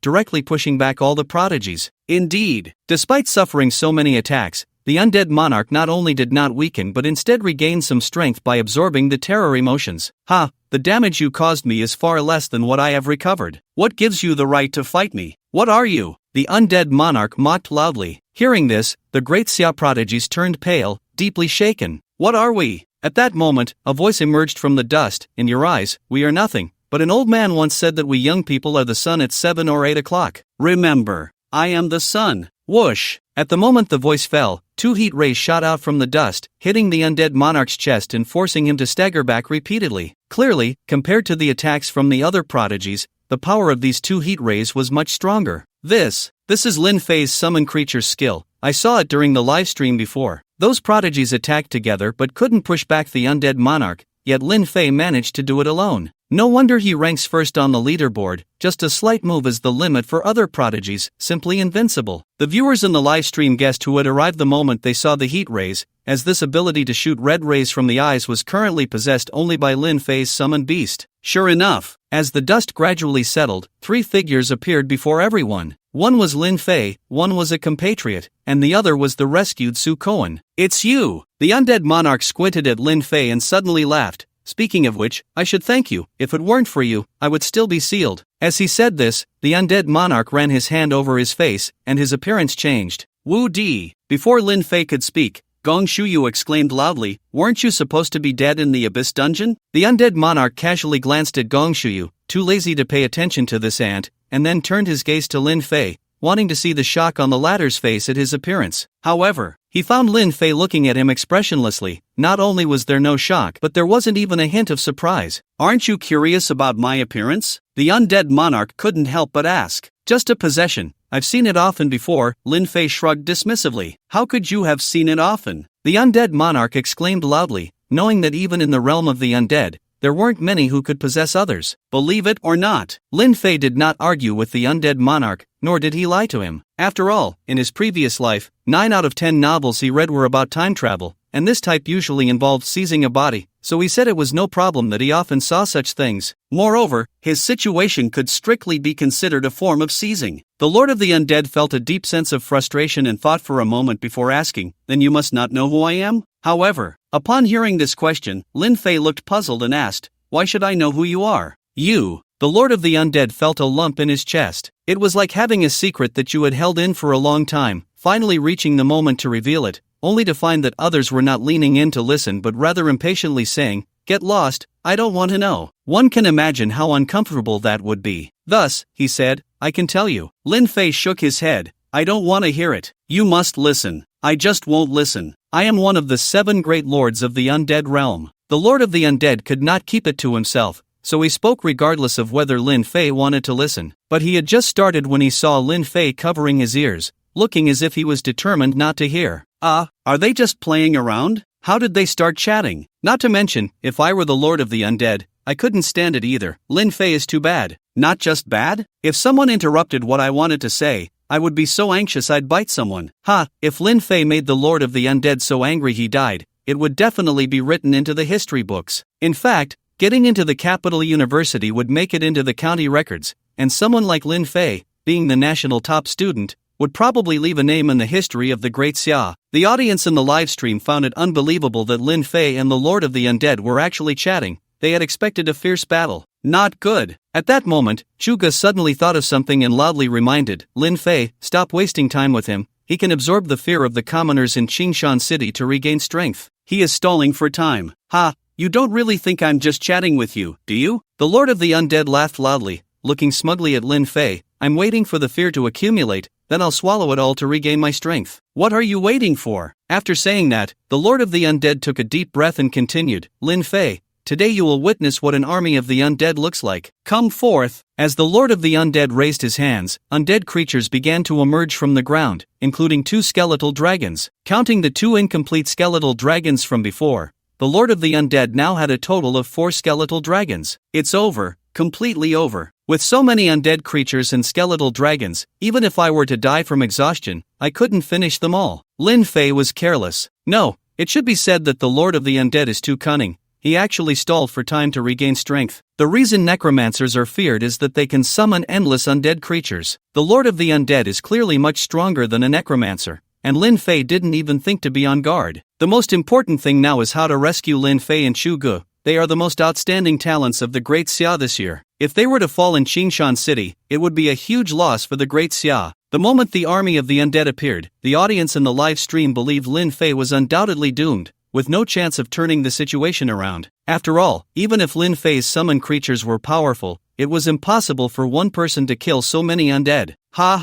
Suddenly, Lin Fei also burst into laughter. "What are you laughing at?" The Lord of the Undead frowned again upon seeing Lin Fei laughing, as Lin Fei's face did not show the despair he had expected. "I'm laughing at your foolishness. You don't really think you can deal with me with these rotten fish and shrimp, do you?" Lin Fei sneered. "I admit your summoned creature is impressive, but relying solely on it, I fear it won't be able to eliminate all my undead." The undead lord squinted and said, "It won't be able to." Lin Fei nodded affirmatively, then shifted his tone, "But I never intended to let it take action. After all, Wu Di has ways to limit its mobility, and since you are stronger than Wu Di, you should have similar abilities." The undead lord asked in confusion, "Since you know that, how do you plan to deal with my undead army?" "Actually, I'm also waiting," Lin Fei answered evasively, smiling confidently. "You're waiting for fear to accumulate, while I'm waiting for my summoned creature to eliminate all the undead that have entered the city. As long as we clear out the undead in the city, you won't be able to absorb fear." At this point, Lin Fei sensed the position of the insect race and continued, "Undead Lord, let's have a contest to see whether your undead army is more terrifying or my insect swarm tactics are more formidable. Come out." As his voice fell, the ground began to rumble, as if thousands of troops were charging forward. Immediately, to everyone's astonished gaze, a large group of bizarre, gigantic insects surged out from within Qingshan City. When the vast insect race appeared, everyone was stunned by the scene. Even the live stream's comments momentarily paused before refreshing at a frenzied pace. "Oh my god, it turns out Lindishan has a backup plan. I thought Lindishan was falling for it, but it turns out the one who fell for it was the undead lord. Without the fear generated by civilians, the undead lord can't recover. I originally thought the gap with the prodigies was just in profession,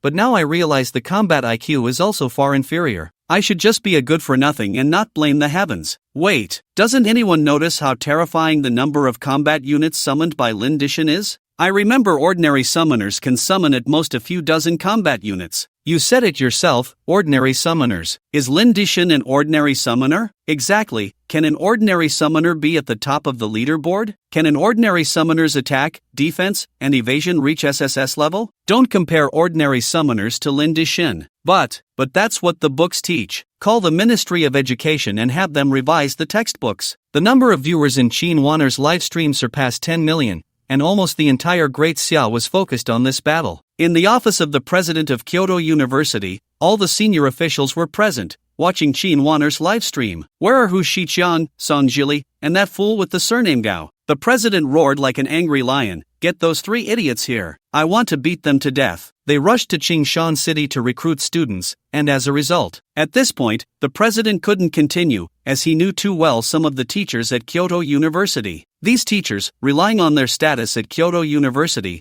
acted as if they were above everyone else. If it weren't for the Kyoto University name, many students wouldn't choose them. Although he had realized this early on, he never had the resolve to make changes, which led to the loss of a student like Lin Fei. Thinking of this, the president sat down and said solemnly, "I will announce a few rules. First, from now on, the teachers in the admissions office must wear recording devices throughout the recruitment process. If any issues arise, the recording device will be the standard. If the recording device is not turned on, the responsibility falls entirely on the admissions teacher. Second, all teachers must attend moral education classes and strictly regulate their words and actions. Anyone who brings shame to the school will be immediately dismissed. Third, starting today, surprise tests will be cancelled." As he spoke the third rule, a figure appeared in the president's mind, filling him with guilt. He had once promised him that when he had a say at Kyoto University, he would abolish the random inspection tests. Little did he expect that after so many years of twists and turns, he would finally fulfill that promise. "No way." A school leader immediately opposed, saying, "The random inspection tests are to ensure that there is no cheating. If this policy is cancelled, we cannot guarantee that students are not relying on cheating to achieve good grades. That's all nonsense." The principal showed no respect to the speaking school leader and asked, "Since it's to prevent cheating, why don't you inspect Shugu? Why not inspect Qinfeng, Li Feiyu, and Shijinshan? Ultimately, it's just that you don't believe that geniuses can emerge from small places. Preventing cheating is just an excuse we use to deceive candidates from small places. Don't fool yourself." The school leader was still unconvinced. "Principal, this policy is a statement issued by multiple schools. If you want to cancel it,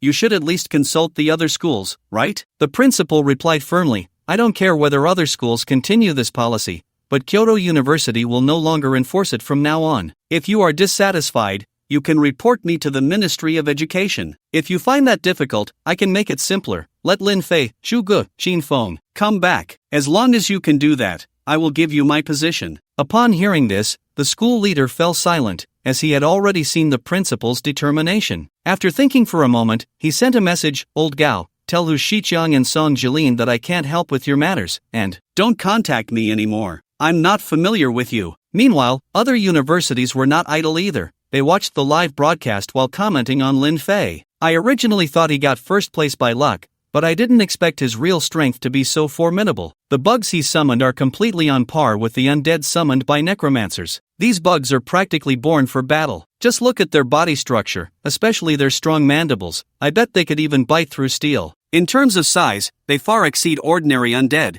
and the numbers are not much different. The only drawback is that the types of bugs are too singular, but even so, his value is much higher than that of a necromancer. I propose that as long as Lin Fei is willing to come to our school, we can offer him 300 million in resource subsidies. 300 million is definitely not enough. It should be at least 1 billion. Don't forget, besides these bugs, Lin Fei can also summon a very powerful foreigner. Lin Fei is too strong, so strong that I even doubt he is a summoner, because even if he doesn't summon anything, his own strength can still place him in the top 10 of the leaderboard. We must do whatever it takes to recruit Lin Fei. Without Kyoto University as a competitor, we have a great chance of success. The top universities across the entire Great Xia made the decision to spare no effort and find ways to recruit Lin Fei. However, just as these top universities were about to take action, the principals received a phone call. Subsequently, the action was cancelled. Although all the top universities were somewhat displeased, no one dared to voice any complaints because they understood that Lin Fei had been chosen by the higher-ups. The Lord of the Undead looked at the insect army behind Lin Fei,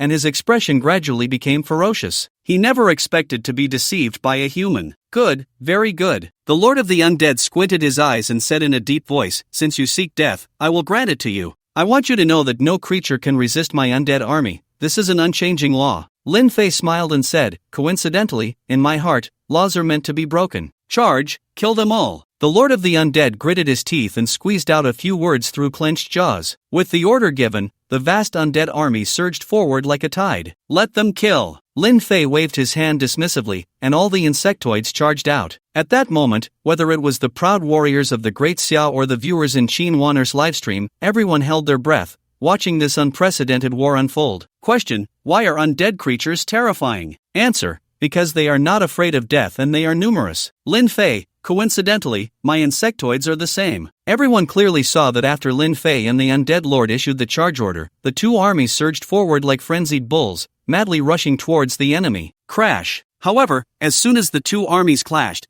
the advantage of the insectoids' larger size became apparent. They didn't even need to attack deliberately, relying solely on their own momentum. They could take down large numbers of zombies, skeletons, and ghouls. These low-level undead stood no chance against the warrior insects, being torn apart by their sharp limbs before they could even get close. Only high-level undead like trolls, death knights, and liches could barely withstand or even kill the warrior insects. But the number of high-level undead was ultimately limited, and with the majority being low-level undead, the undead army collapsed at the first touch, being slaughtered by the insectoid forces without any ability to resist. My god, they are too strong. Although I already knew that Lin Dishin's summons could win, I didn't expect it to be this easy. It's simply a one-sided crush. Unless something unexpected happens, after this battle, the title of the strongest summoning profession will change. Lin Dishin's profession is the strongest summoning profession. Who agrees? Who disagrees? I agree. I agree +1. I agree plus 10,086. The gifs and bullet comments in Qin Wanner's livestream exploded,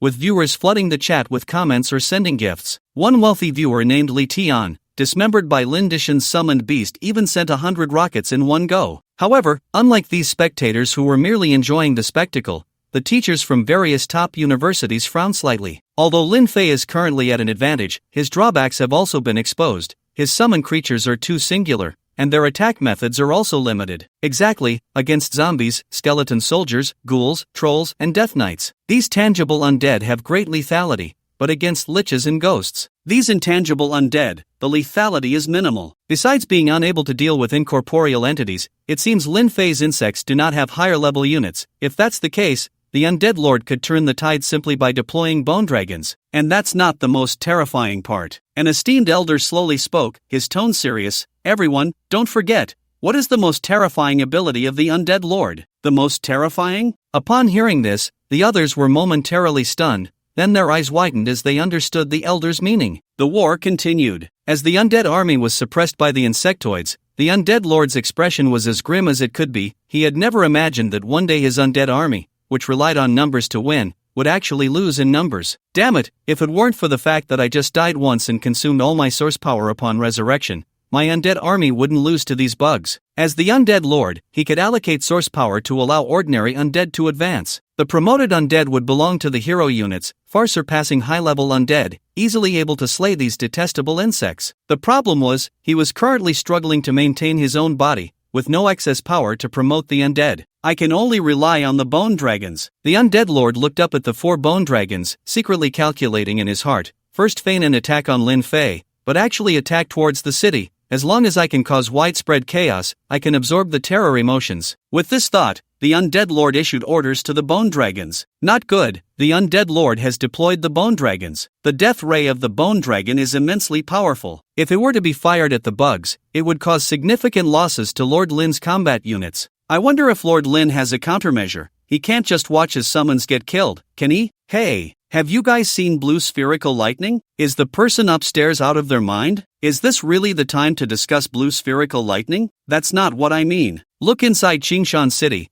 It seems like a few blue spherical lightning bolts are flying over. Holy crap, it really is. Although the live broadcast wasn't very clear, it was indeed possible to see several spherical lightning bolts flying out at an extremely high speed. Immediately after, these spherical lightning bolts accurately struck the bone dragon, and the dragon's bones, harder than steel, crumbled like paper in front of the lightning, easily reduced to dust. Before everyone could recover from their shock, the ground on the battlefield suddenly heaved, and dozens of giant bugs, resembling dung beetles, burrowed out. Whoosh! These enormous bugs spewed fierce flames from their heads, incinerating any low-level or high-level undead they touched into black ash. One could only imagine how many undead were instantly killed by dozens of such bugs. However, the surprises were not over yet. After these giant bugs emerged from the ground, a group of scorpion-like giant bugs followed behind them. These bugs could shoot energy pulses from their tails, specifically targeting high-level undead, killing one with just 3 or 4 attacks. The insect army already had the upper hand, and with this sudden assault,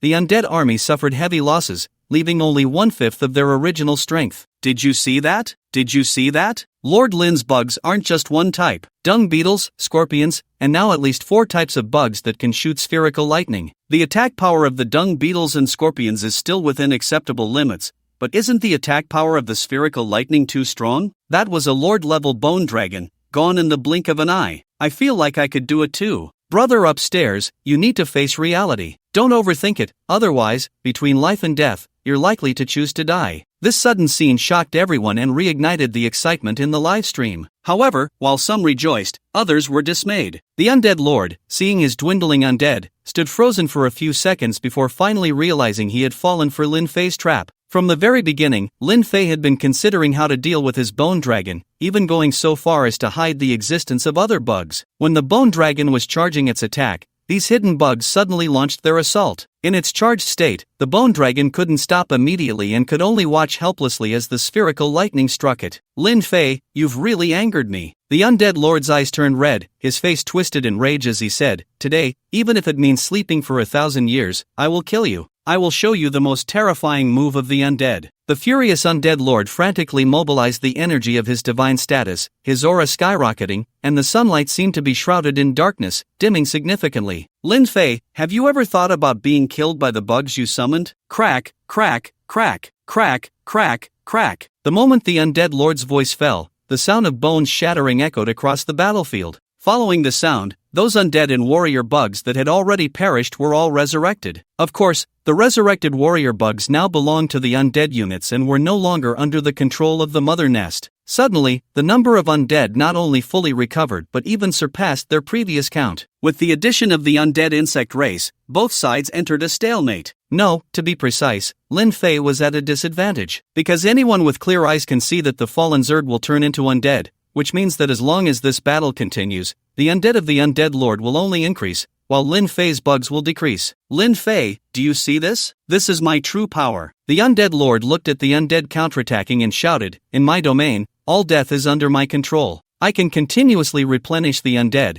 while your bugs will only keep diminishing." At this point, the undead lord looked at Lin Fei, trying to see panic on the latter's face. However, Lin Fei's expression remained unchanged, like an emotionless machine, always maintaining a faint smile. Why? Why are you not afraid? Are you not afraid of death at all? The undead lord roared loudly, feeling that the methods that worked on others had completely failed against Lin Fei. Lin Fei curled his lips and retorted, "Why should I be afraid?" The undead lord said, "You're going to die. I'm going to die? Lin Fei scoffed coldly. You don't think that with this pathetic method that even a dog would disdain, you can kill me, do you? Put. Whether it was due to his injuries or being angered by Lin Fei, the undead lord spat out a mouthful of blood. However, he didn't take it seriously and casually wiped it away. I admit you're strong. Even relying on these undead bugs, I don't have complete confidence in killing you, but I can kill all the ordinary people in Qingshan City and absorb their fear to restore my strength. As long as I recover 1%. No, I only need to recover 1,000th of my strength,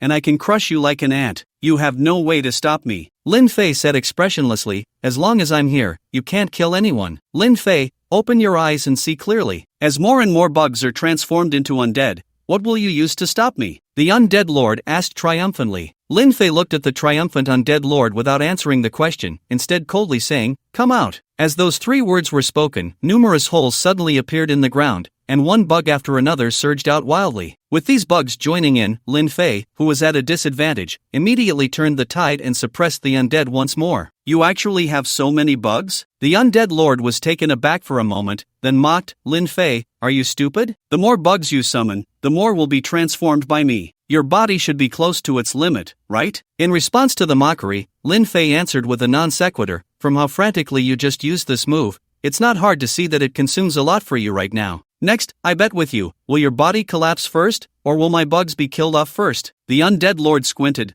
Are you sure you want to bet against a god? Lin Fei reminded him, you're just a dying god. What's there to be afraid of? The undead lord angrily said, gods are immortal and indestructible. I will never die. Lin Fei shrugged. Arguing about this is meaningless. You can either continue to increase your strength and kill me in a very short time, or you can bet on whether you can kill all my bugs before you collapse. Crack! The undead lord was about to grind his back teeth to dust. Just as Lin Fei said, his body had reached its limit after so many battles, and his domain, which could infinitely resurrect the undead, could not be maintained for long. The wisest course of action for him now was to give up on killing Lin Fei and quickly find a safe place to hide before he fell into slumber. However, the thought of being toyed with by a mere human as a dignified deity made the anger in his heart uncontrollable. I started as an ordinary necromancer and gradually rose to become a lord of the undead. I don't know how many crises I've faced, and this crisis is nothing. I can still fight once more. Otherwise, with Lin Fei's performance this time, he will definitely attract attention, and it will be difficult to kill him in the future. Moreover, Lin Fei's talent is so terrifying. If I can't kill him this time, who knows who will kill whom next time we meet? In an instant, the Lord of the Undead contemplated many things and ultimately made up his mind. Lin Fei must be killed today. With that thought, the Lord of the Undead once again urged the divine power within him, unleashing an even more terrifying aura. Despair, fear. The ethereal voice of the Lord of the Undead echoed,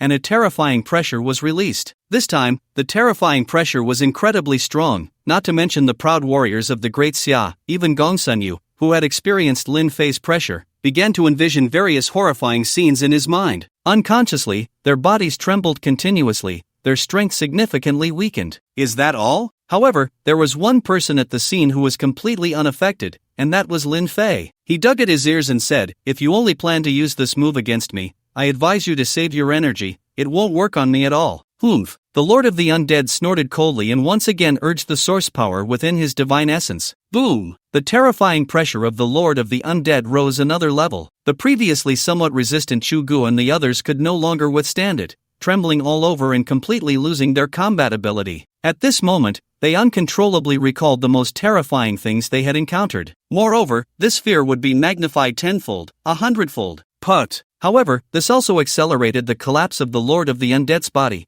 and he spat out another mouthful of blood. If one looked closely, they would find that the skin all over his body had cracked, and blood was seeping out uncontrollably. Why are you still unaffected? The Lord of the Undead was shocked to find that Lin Fei was still standing calmly. A garbage god on the verge of death actually thinks of using pressure against me. Do you know what level of practitioner I am? Lin Fei sneered and continued, since you've reached your limit, it's time for me to implement my own plan. Your plan? The Lord of the Undead was startled and asked, what plan? Nothing much. Lin Fei waved his hand casually, grinning as he said, I just want to try and see if I can control a god. As his words fell, 20 brainworms crawled out of the ground with the help of the Akalisa beetle. Upon hearing Lin Fei's plan and seeing the 20 oddly shaped bugs, the Lord of the Undead not only felt no fear but instead burst into laughter. No way, Lin Fei, are you trying to make me laugh to death? The Lord of the Undead scoffed disdainfully, speaking in a mocking tone, even if I only have 1/10,000th of my peak strength now, I am still a genuine god. What makes you think you can control me with these filthy bugs? Because you are too weak now. Lin Fei walked towards the Lord of the Undead, and along the way, all the insectoids automatically made way for him. When he reached the boundary where the undead and the insectoids were battling, those bugs that had been transformed into undead actually rebelled,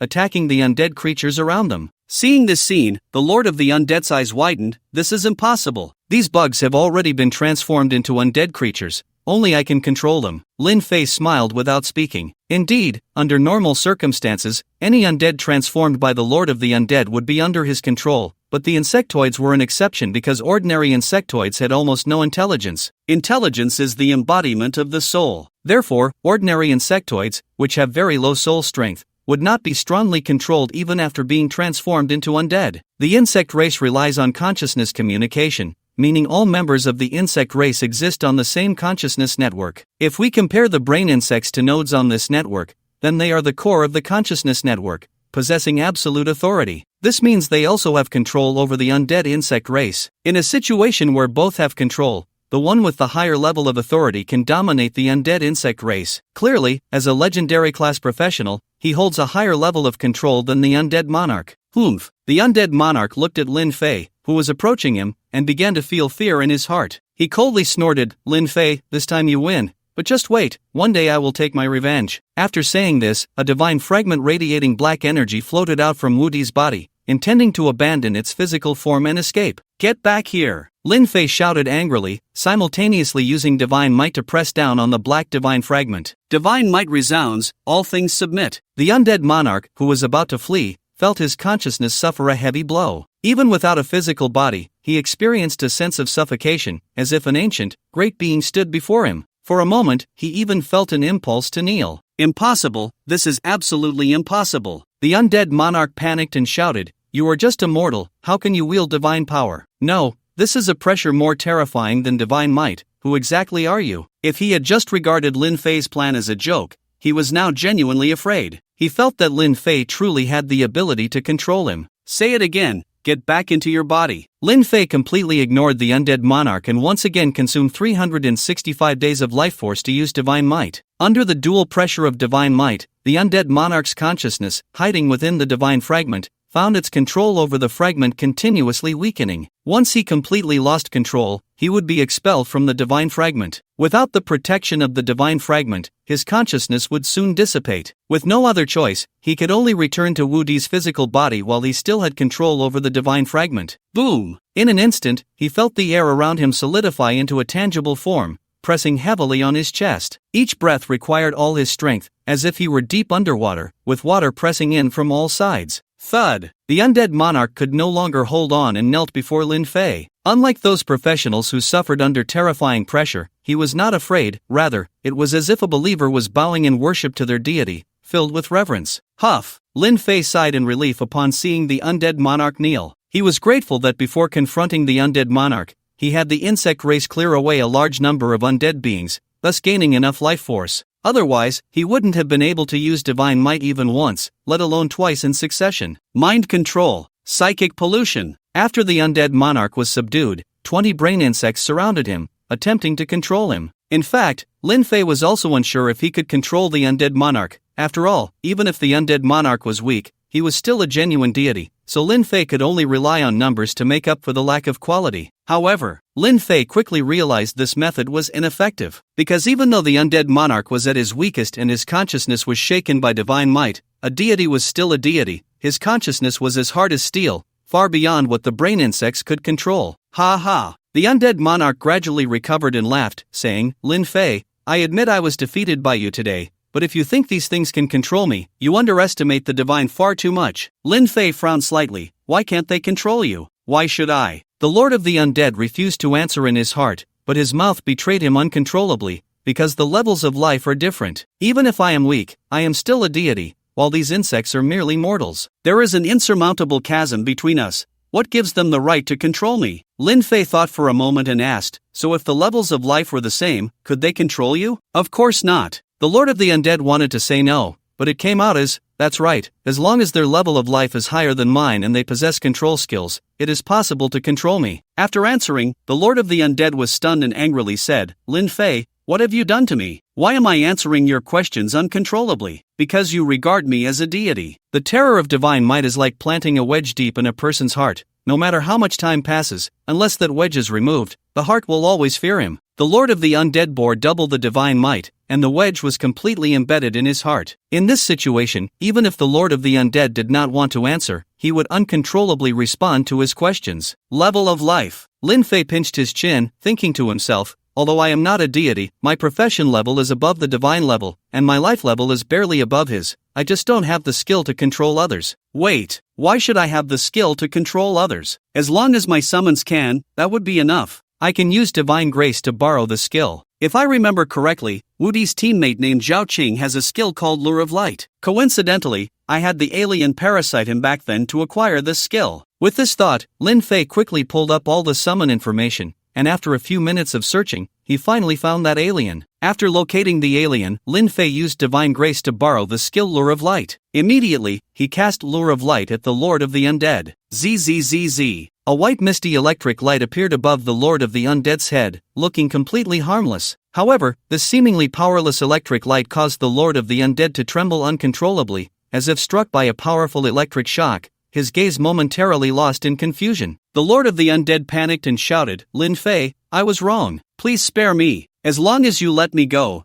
I will agree to any conditions." Seeing the fearful expression of the Lord of the Undead, Lin Fei understood that the Lure of Light he used was effective. So, he didn't waste any more words and cast another Lure of Light at the Lord of the Undead. I will give you 3 Necromancer class transfer stones. Using them will allow you to become a necromancer. This profession is considered a rare hidden class in your world and is extremely valuable. Otherwise, I can give you divine level equipment. Over the years, I have killed many professionals, and I have taken all the divine level equipment from them. If you spare me, I will give you all the divine level equipment. No, please don't use that skill anymore. I can't take it anymore. I can give you a divine rank. A professional with a divine rank can become a deity. Hearing this, Lin Fei paused and looked at the Lord of the Undead with curiosity. You can't become a deity without a divine rank? That's right. The Lord of the Undead, seeing Lin Fei stop, hurriedly said, divine ranks are naturally birthed at the dawn of the world. A lower world can give birth to at most 7 divine ranks, a middle world can give birth to 21 divine ranks, and a higher world can give birth to 108 divine ranks. And your world is a lower world, so it can have at most 7 divine ranks. If nothing unexpected happens, they already have masters, which means you cannot become a deity unless you seize the divine rank from another deity. But the power of the gods is incredibly strong. Even the weakest deity is not something you can handle. Therefore, the only way for you to obtain divine status is through the one I possess. This divine status in my hands comes from a powerful god. If it weren't for my ability to counter him, I would never have been able to kill him. However, I was severely injured in the process, which is why I was sealed in this instance by you humans. Fearing that Lin Fei would continue to use the light of temptation, the Undead Lord spoke rapidly, eager to cover even the smallest details, afraid that Lin Fei would question his words. After finishing, the Undead Lord suppressed his awe and looked at Lin Fei, trying to discern his thoughts from his expression. Unfortunately, Lin Fei remained expressionless. Thus, he gritted his teeth and continued, as long as you don't control me, I can still sign a master-servant contract with you, willing to serve you for 1,000 years. You really are willing to invest heavily. Compared to being controlled by you, what do these sacrifices count for? The Undead Lord said with a bitter face, I know very well what it feels like to be controlled. It's like being a puppet, with awareness but no control over my body. I would rather die than become a puppet. But, Lin Fei's smile vanished, his face turning icy cold as he continued, but as long as I control you, whether it's divine equipment or divine status, you will still offer them to me and serve me for generations. With that, he continued to use the light of temptation. After killing so many people in Qingshan City, he expected to let himself off the hook? What a joke! No, let me go. I can agree to anything. Lin Fei, controlling me, the undead realm, will not spare you, other lords, will take revenge for me. Lin Fei, you will not have a good death. I curse you.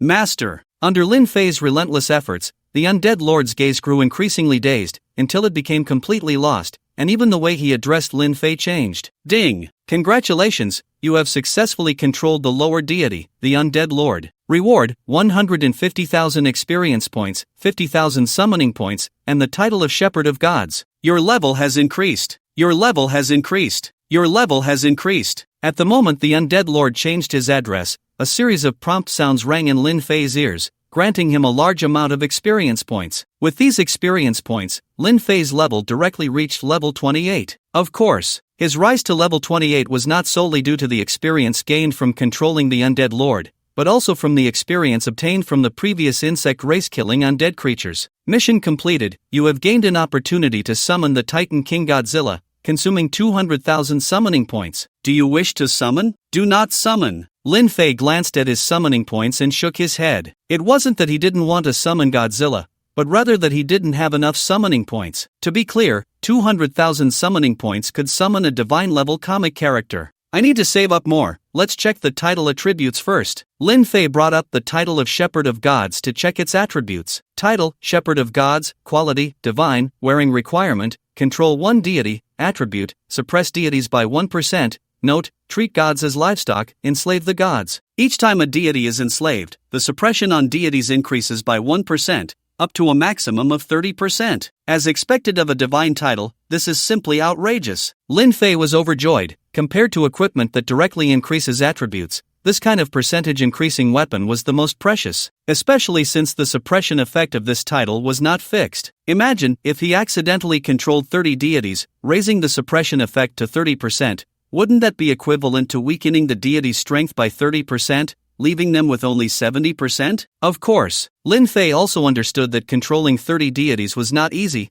After all, according to the undead lord, there were at most 7 deities in the lower worlds. Give me the divine grade equipment, divine essence, and necromancer class change stone you mentioned. Lin Fei looked at the undead lord with an excited expression. Although he couldn't use the necromancer class change stone and divine grade equipment, he could sell them at a high price, as he was currently deep in debt and urgently needed money to relieve his financial pressure. Master, I can't. The undead lord hesitated, looking somewhat awkward. What do you mean you can't? Lin Fei became anxious. Didn't you just say you had them? How could they suddenly be gone? The undead lord explained, I was heavily injured at the time and worried about being targeted by other deities, so I hid everything. I have to go personally to retrieve them. Where did you hide them? Lin Fei relaxed a bit, thinking that retrieving something shouldn't be too difficult. The sacred battlefield. The undead lord paused for a moment before continuing. A place where even at my peak, entering would be a life or death situation. Just as Lin Fei was about to inquire about the undead lord's family,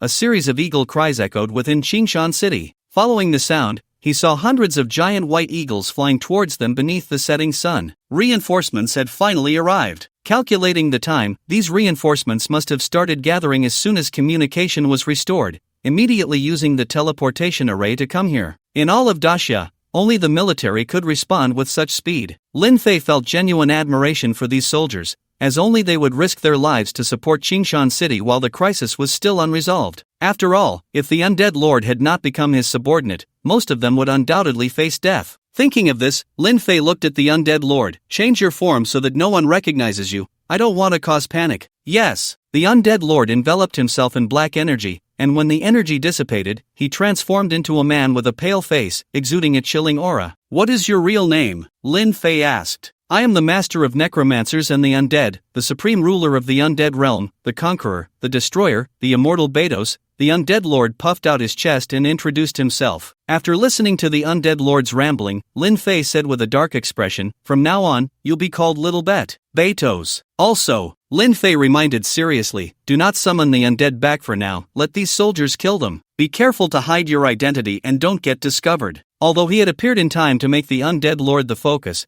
the casualties in Qingshan City were still immeasurable. The survivors were filled with hatred towards the undead lord, wishing to drink his blood and eat his flesh. To avoid unnecessary trouble, he could only let the undead lord hide his identity. In fact, Lin Fei also wanted to kill the undead lord, but he understood that a living deity was far more valuable than a dead one. The giant eagles carrying the soldiers swiftly flew over Qingshan City and landed directly on the battlefield. Some of them protected the professionals in Qingshan City, while others began hunting the undead army. These soldiers were very strong, and it didn't take long for them to clean up the remaining undead. However, they did not leave afterward. Instead, they conducted a thorough search around Qingshan City, either killing or sealing the bosses that had escaped from the secret realms and dungeons. The entire process lasted a full week, as if they had cleaned the sewers several times to ensure not a single monster was missed. Although the soldiers' repeated hunts finally restored safety to Qingshan City, the city was already unrecognizable. The sturdy walls were destroyed, the protective shield was shattered,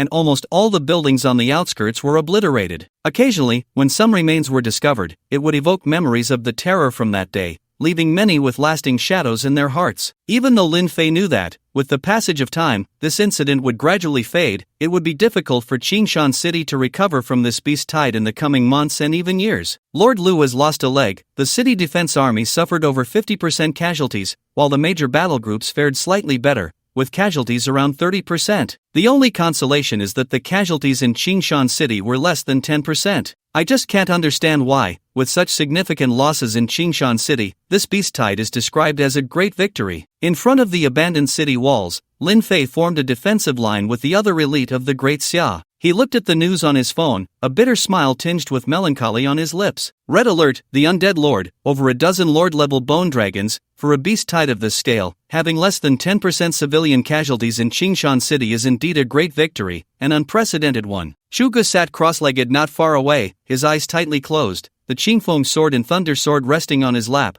relying on his own will to dispel the fear within him. Once he could dispel the fear through his own will, the pressure of fear would be hard to suppress in the future, and his strength would increase significantly. Indeed, Lin Fei nodded with a bitter smile. If he hadn't arrived in time, the civilian casualties in Qingshan City would not have been just 10%, it would have likely been a massacre, with only a handful of survivors. Compared to a massacre, 10% casualties really weren't much. Lin Fei, don't blame yourself. Who would have thought that the small Qingshan City would encounter a beast tide of this level? Xin Feng said. To be honest, with a beast tide of this level, even the imperial capital and demon city would suffer significant casualties, Zhao Lingxiao added. The two of them, no, to be precise, all the elites of the Great Xia sat cross-legged like Shu Gu, relying on their own will to dispel the fear in their hearts. From them, Lin Fei felt the pride of the Great Xia elites. Even after suffering a great defeat, their pride could not be extinguished, but rather made them more resilient. With these young people around, how could the Great Xia not grow strong? Lin Fei, Shu Ge wants to challenge you to a duel. Suddenly, the tall and sturdy Shi Zhinshan spoke up. That's right, Shu Ge is looking for you for a one-on-one. Lin Fei, we've always been curious about who is stronger between you two. When will you have a match? As long as you're willing to fight, I'll cover the medical expenses, lost work fees, and mental distress fees. I'm not just here for the spectacle.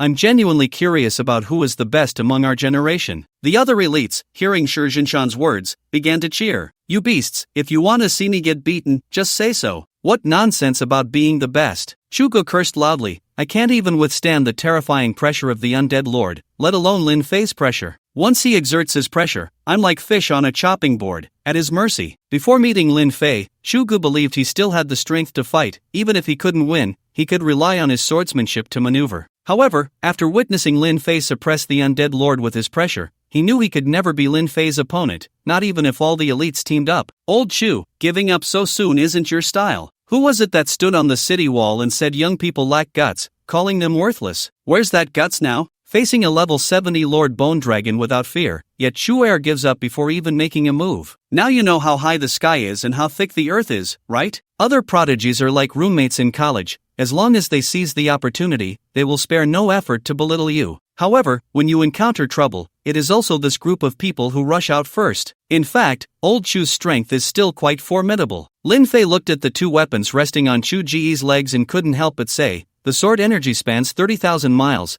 A single sword's light chills 19 states. Clang! Upon hearing this, a sharp sword energy suddenly erupted from Chu Gu, as if an extraordinary divine sword had been drawn from its sheath. Chu Gu opened his eyes, his gaze as sharp as that of a hawk, and he couldn't hide the joy on his face. He had broken through. He had naturally broken through just by hearing Lin Fei say those two sentences. The sword energy spans 30,000 miles. A single sword's light chills 19 states. Chu Gu repeated the two sentences and burst into laughter. Lin Fei, I thought I was impressive enough, but I didn't expect you to be even more so. In the same situation, I would just say wow, but you come out with such amazing words. I'm impressive? You're the impressive one. I just spoke a couple of lines out of inspiration, and you directly broke through. If it weren't for me, this time traveler, no one in this generation could suppress you. Lin Fei silently complained a few times in his heart and smiled. If you like it, I'll give you these 2 lines of poetry as a gift, as thanks for helping to save Qingshan City. This is too precious. Chu Gu said it was precious, but his expression was honest, already grinning. Old Lin, you can't be biased. We helped too, so you should give us 2 lines as well. It's fine if you can't think of anything now,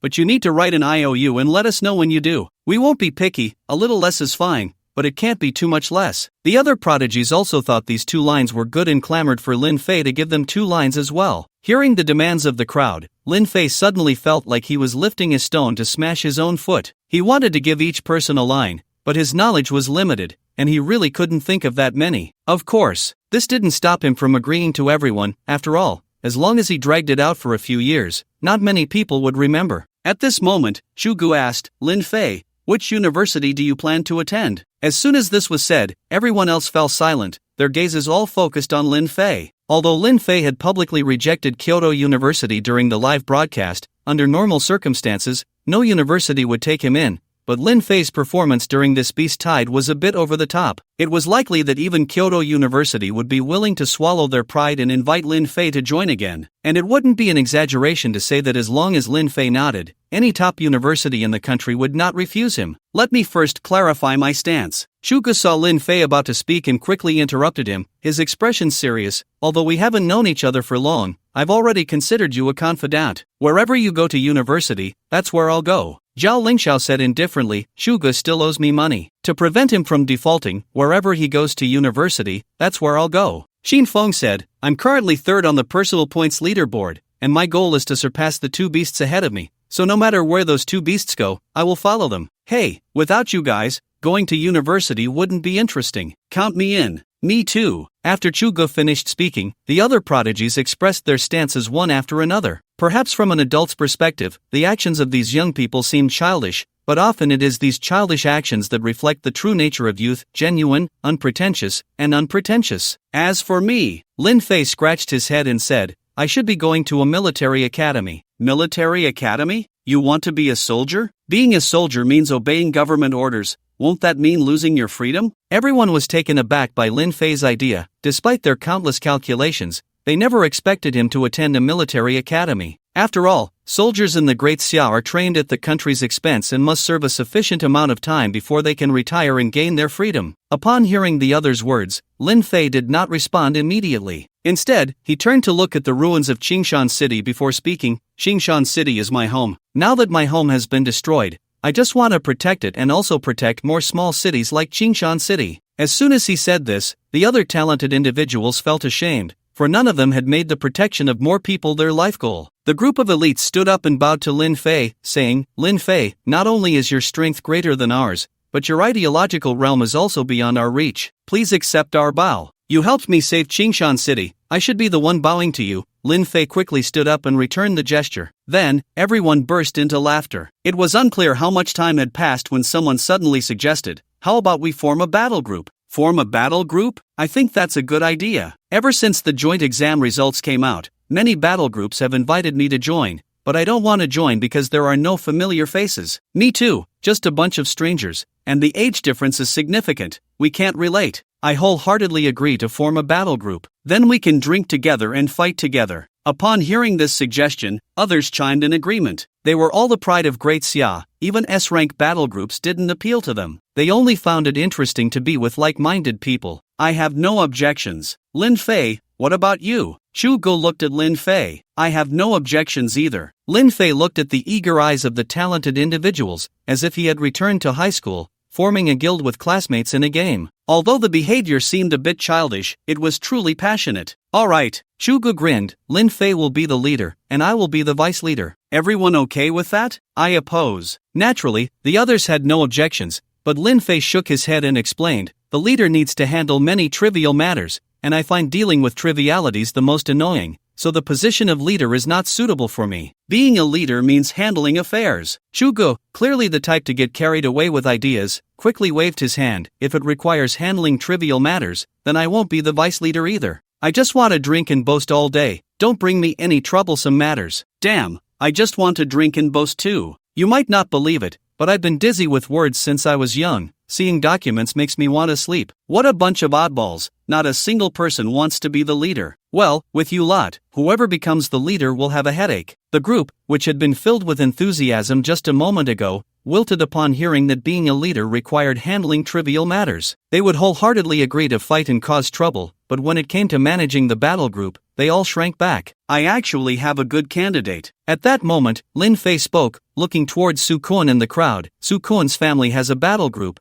he should be very familiar with battle group operations. I think he is the most suitable. For the vice leaders, I suggest 3, Zhao Lingxiao, Mu Qingqing, and the last one is Go Xingli. Su Kuan as the leader, Zhao Lingxiao and Mu Qingqing as vice leaders, I have no objections, but what special skills does Go Xingli have? Shu Ge looked at Lin Fei in confusion. His family is very wealthy. In the future, all our food, drink, and fun will be covered by vice leader Go. Lin Fei grinned. As soon as he said this, the eyes of the talented individuals gradually brightened, and they all shouted Go Xingli's name. Meanwhile, Go Xingli, who had originally been a nobody, couldn't help but smile upon hearing the pride of great Xia cheer for his name. Since I am the team leader, there is something very important that requires everyone to think. Su Kuan quickly immersed himself in the role of the leader, his gaze sweeping over the crowd as he asked, "What do you all think our battle group should be called?" "We haven't named the battle group yet?"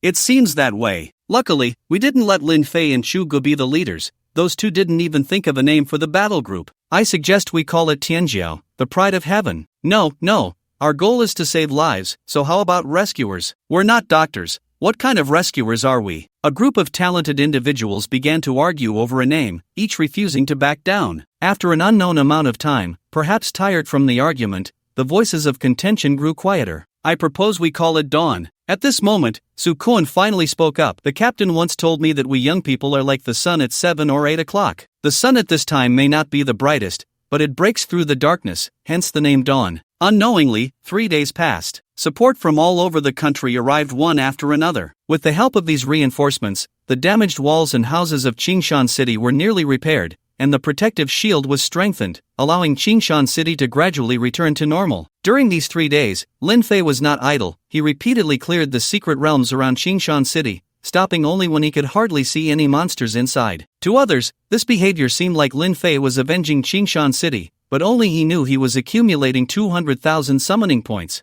Hard work pays off. After 3 days of effort, combined with the previously accumulated summoning points, he finally gathered enough for 200,000 summoning points. That night, he found a secluded spot and summoned Godzilla. The massive figure, over 100 meters tall, was covered in black skin resembling solidified lava, with a jagged spine on its back. Just standing there, it exuded a violent aura. Lin Fei summoned the Patriotic Man to fight Godzilla, but all of the Patriotic Man's attacks against Godzilla felt like mere tickles, causing no damage whatsoever. In contrast, a single swipe of Godzilla's tail nearly shattered the Patriotic Man's bones, rendering him completely unable to fight. However, Godzilla also had its drawbacks, namely the terrifying consumption of vitality. Summoning Da Xiong or the Patriotic Man for an hour only required an additional hour of vitality, but summoning Godzilla required 10 hours of vitality. Lin Fei didn't know if this was due to Godzilla's massive size or if summoning a god-level character inherently consumed 10 times more vitality. Of course, he didn't dwell on it. After all, his purpose in summoning Godzilla was merely to absorb the nuclear radiation caused by nuclear weapons. For combat, the Patriotic Man and the insect race were more than sufficient. Taking advantage of the quiet night while everyone was asleep, Lin Fei personally went outside Qingshan City to absorb all the nuclear radiation. Burp! After absorbing the radiation, he let out a satisfied belch. The reason Lin Fei didn't let Godzilla absorb the nuclear radiation was mainly due to its enormous size. If it appeared around Qingshan City, it would be discovered. And since Qingshan City had finally settled down, to avoid causing panic again, he could only use Divine Grace to borrow Godzilla's ability to absorb nuclear radiation and clean it up himself. After finishing all this, Lin Fei finally felt at ease to go home and sleep. The next day, before Lin Fei had fully woken up, he was dragged by Chu Ge to go drink. "Old Lin, your physical condition is not good." Chu Ge looked at the groggy Lin Fei, raised an eyebrow, and asked with a mischievous smile, "Did you sneak off last night?" "Shu Lao, my brother-in-law is not the kind of person you think. He wouldn't sneak off to find those shady characters." Morong Ruoyu felt inexplicably angry. "Miss Ruoyu, what I mean is that old Lin is secretly cultivating. Where are you thinking of going?" Chu Ge asked with a playful smile. "Are you pretending with me? Do you believe I can have someone investigate all your embarrassing moments and expose them?" If it were any other girl, she would surely be at a loss for words at Chu Ji's remarks, but Morong Ruoyu was the kind of person who grew stronger in the face of challenges and was not intimidated by Chu Ge in the slightest. A good man doesn't fight with a woman, I concede. Chu Ge strategically surrendered, having no doubt about Morong Ruoyu's capabilities. "Brother-in-law, it's clear that Chu Er is not a good person. You should have less contact with him in the future," Morong Ruoyu said to Lin Fei. Lin Fei fell silent. Among these proud young talents in the summer, one could count on one hand how many were truly good people in the traditional sense. In a world where profession was paramount, they could be hailed as prodigies, but in Blue Star, they would likely be labeled as small-time delinquents or street thugs. Captain. Just then, Sukoan rushed into the restaurant. The first thing he did was gulp down a few mouthfuls of cold tea, gasping for breath. Commander, maybe you should consider losing some weight. You're panting like a dog after just a few steps. Don't insult dogs. Whose dog is that fat? And dogs don't pant after running a few steps. It was such a tense moment, and I was all worked up, only to be brought back down to earth by the commander's panting. The others teased the breathless Sukoan. As for respecting the commander, don't be ridiculous. The commander was there to handle trivial matters for the battle group and serve the team members. What respect was needed? Go play somewhere else. I have important matters to attend to. Sukoan didn't mind others calling him fat. After joking with everyone, he turned to Lin Fei and said, "My father is back. He asked me to inform you to come over." "Just your father?" "No, he's accompanied by a woman, probably a teacher from the military academy." "All right." Lin Fei was about to get up when he felt someone tugging at his clothes. He turned around to see everyone looking at him with eager expressions, as if they were about to say, "Take us with you." Lin Fei found it hard to make a decision and asked Sukoan, "Can I bring them along? My father only asked me to bring you." Sukoan paused for a moment, then continued, "But I should be able to bring along a few classmates I get along with." "Commander, you're too cunning, even exploiting your own father's loophole. Do you know how to speak? This is called wisdom and brilliance. With a commander like this in our Dawn battle group, we won't have to fear playing mind games with other battle groups in the future." The same people who had just mocked Sukoan for being fat immediately changed their tune and began to flatter him. Soon, dozens of people set off towards Sukoan's home. Upon arriving at Sukoan's house, Lin Fei saw Su Feng waiting for them, standing next to a mature woman with bright red hair, who was even older than Morong Ruoyu. The mature woman was dressed in a red athletic outfit, her wavy red hair resembling flames. "Father, the people have been brought here," Sukoan said, glancing back at the crowd with a hint of guilt. "These are all my classmates. I brought him to our home to play, nothing else." "Nothing else?" Before Su Feng could speak, the mature woman smiled charmingly. "Chuge, second on the personal leaderboard, Xin Feng, third, Zhao Lingxiao, fourth, and the fifth. The top 100 in the Great Xia joint examination, with 2 of them here. The others are also in the top 200. You really know how to play your cards right." He. Sukoan scratched his head awkwardly. "Auntie, since you've already figured it out, let's be honest." Chuga stepped forward and said, "We've discussed it with Lin Fei. Wherever he goes, we'll follow." "Ah, Auntie." The smile on the mature older sister's face froze as she looked at Chugu and said, "Joining our school is not out of the question, but I need to test you to see if you qualify." Su Feng, hearing the mature older sister's words, immediately pulled his son back a few steps. He thought to himself, this young man is really asking for trouble, daring to call this fiery woman auntie. Shugo clearly had not realized that his actions were reckless, and he nodded seriously. "Testing our strength is reasonable, but I think one person is enough. There's no need for all of us to go at once." At this point, Shugo boasted, "I'm not bragging, give me enough time, and I can kill even a level 70 Lord Bone Dragon." "So, you think you're quite impressive?" "That's right." Shugo was not the type to be modest. He patted Lin Fei's shoulder hard and continued, "In our generation, apart from my brother Lin Fei, no one else is my match. Since you asked for it, I'll oblige you and test you first." The mature older sister said, then beckoned to Chugu, "You go first." No. Chugu shook his head like a rattle drum. "Even though you're the teacher, you might not be my match. If I go first, you might not even have a chance to fight back. You should go first." All right. The mature older sister laughed in anger, saying all right 3 times. "I'll go first, so you better be careful." Wait. Just as Chugu was about to speak, he saw a red figure appear beside him, kicking towards his head with a whip-like leg. He didn't have time to draw his sword for defense, and his body was struck hard, sending him flying over 10 meters. Boom! It was only when he was kicked away that Chugo heard a sound like an explosion. Clear! Chugo didn't have time to think about the source of the explosion. While still in midair, he planned to summon the Qingfeng sword and the Thunder sword to protect himself. However, when he looked back to where he had been, he found that the red figure had already vanished. Not good. Behind you. Just as this thought crossed Chu Ji's mind, he was struck hard in the back, and a mouthful of blood uncontrollably spewed out. This time, he couldn't bother to call for the Qingfeng sword and the Thunder sword. He directly used his mind to control them to fly out, surrounding his body and forming an impenetrable defense. Bang! However, the defense of the Qingfeng sword and the Thunder sword was as good as nothing to that red figure. Chugo was struck hard in the stomach again, and he curled up on the ground in pain, completely out of fighting strength. Second on the personal leaderboard, the mature older sister sneered with a mocking tone, not even glancing at Chugu, her gaze sweeping over the other talented individuals. Who else wants to give it a try? Faced with the question, everyone remained silent, their eyes wide in disbelief as they looked at the mature older sister. In their imagination, even if Chugu couldn't defeat the woman in front of him, he should have been able to evade for a long time with his agility. But they never expected that this terrifying woman would incapacitate Chugu in just 3 moves, and throughout the process, he didn't even have a chance to fight back. It was absurdly strong. Truly, each generation is worse than the last. I thought I could pick out a few good seeds, but it turns out they're just a bunch of kids talking big. What a disappointment. Seeing no one step forward, the mature older sister immediately took on the posture of a victor, mocking these talented individuals. And facing those who were not afraid of a level 70 Lord Bone Dragon or a necromancer, they seemed to have received a huge blow, all falling silent. Teacher, you've already won, there's no need to mock us. Although Lin Fei understood that these proud young talents were too arrogant and needed to be appropriately struck down, the mature older sister had gone a bit too far, easily destroying the confidence of Chugu and others, leading them to self-doubt. The mature older sister glanced at Chugu on the ground and looked at Lin Fei, saying, first, he did not take this test seriously, treating it as an ordinary sparring session, without a mindset of life and death. If I wanted to harm him, he would already be a corpse by now. Second, he is overly confident in his own strength. I admit he is excellent among his peers, but there are always greater heights and stronger people.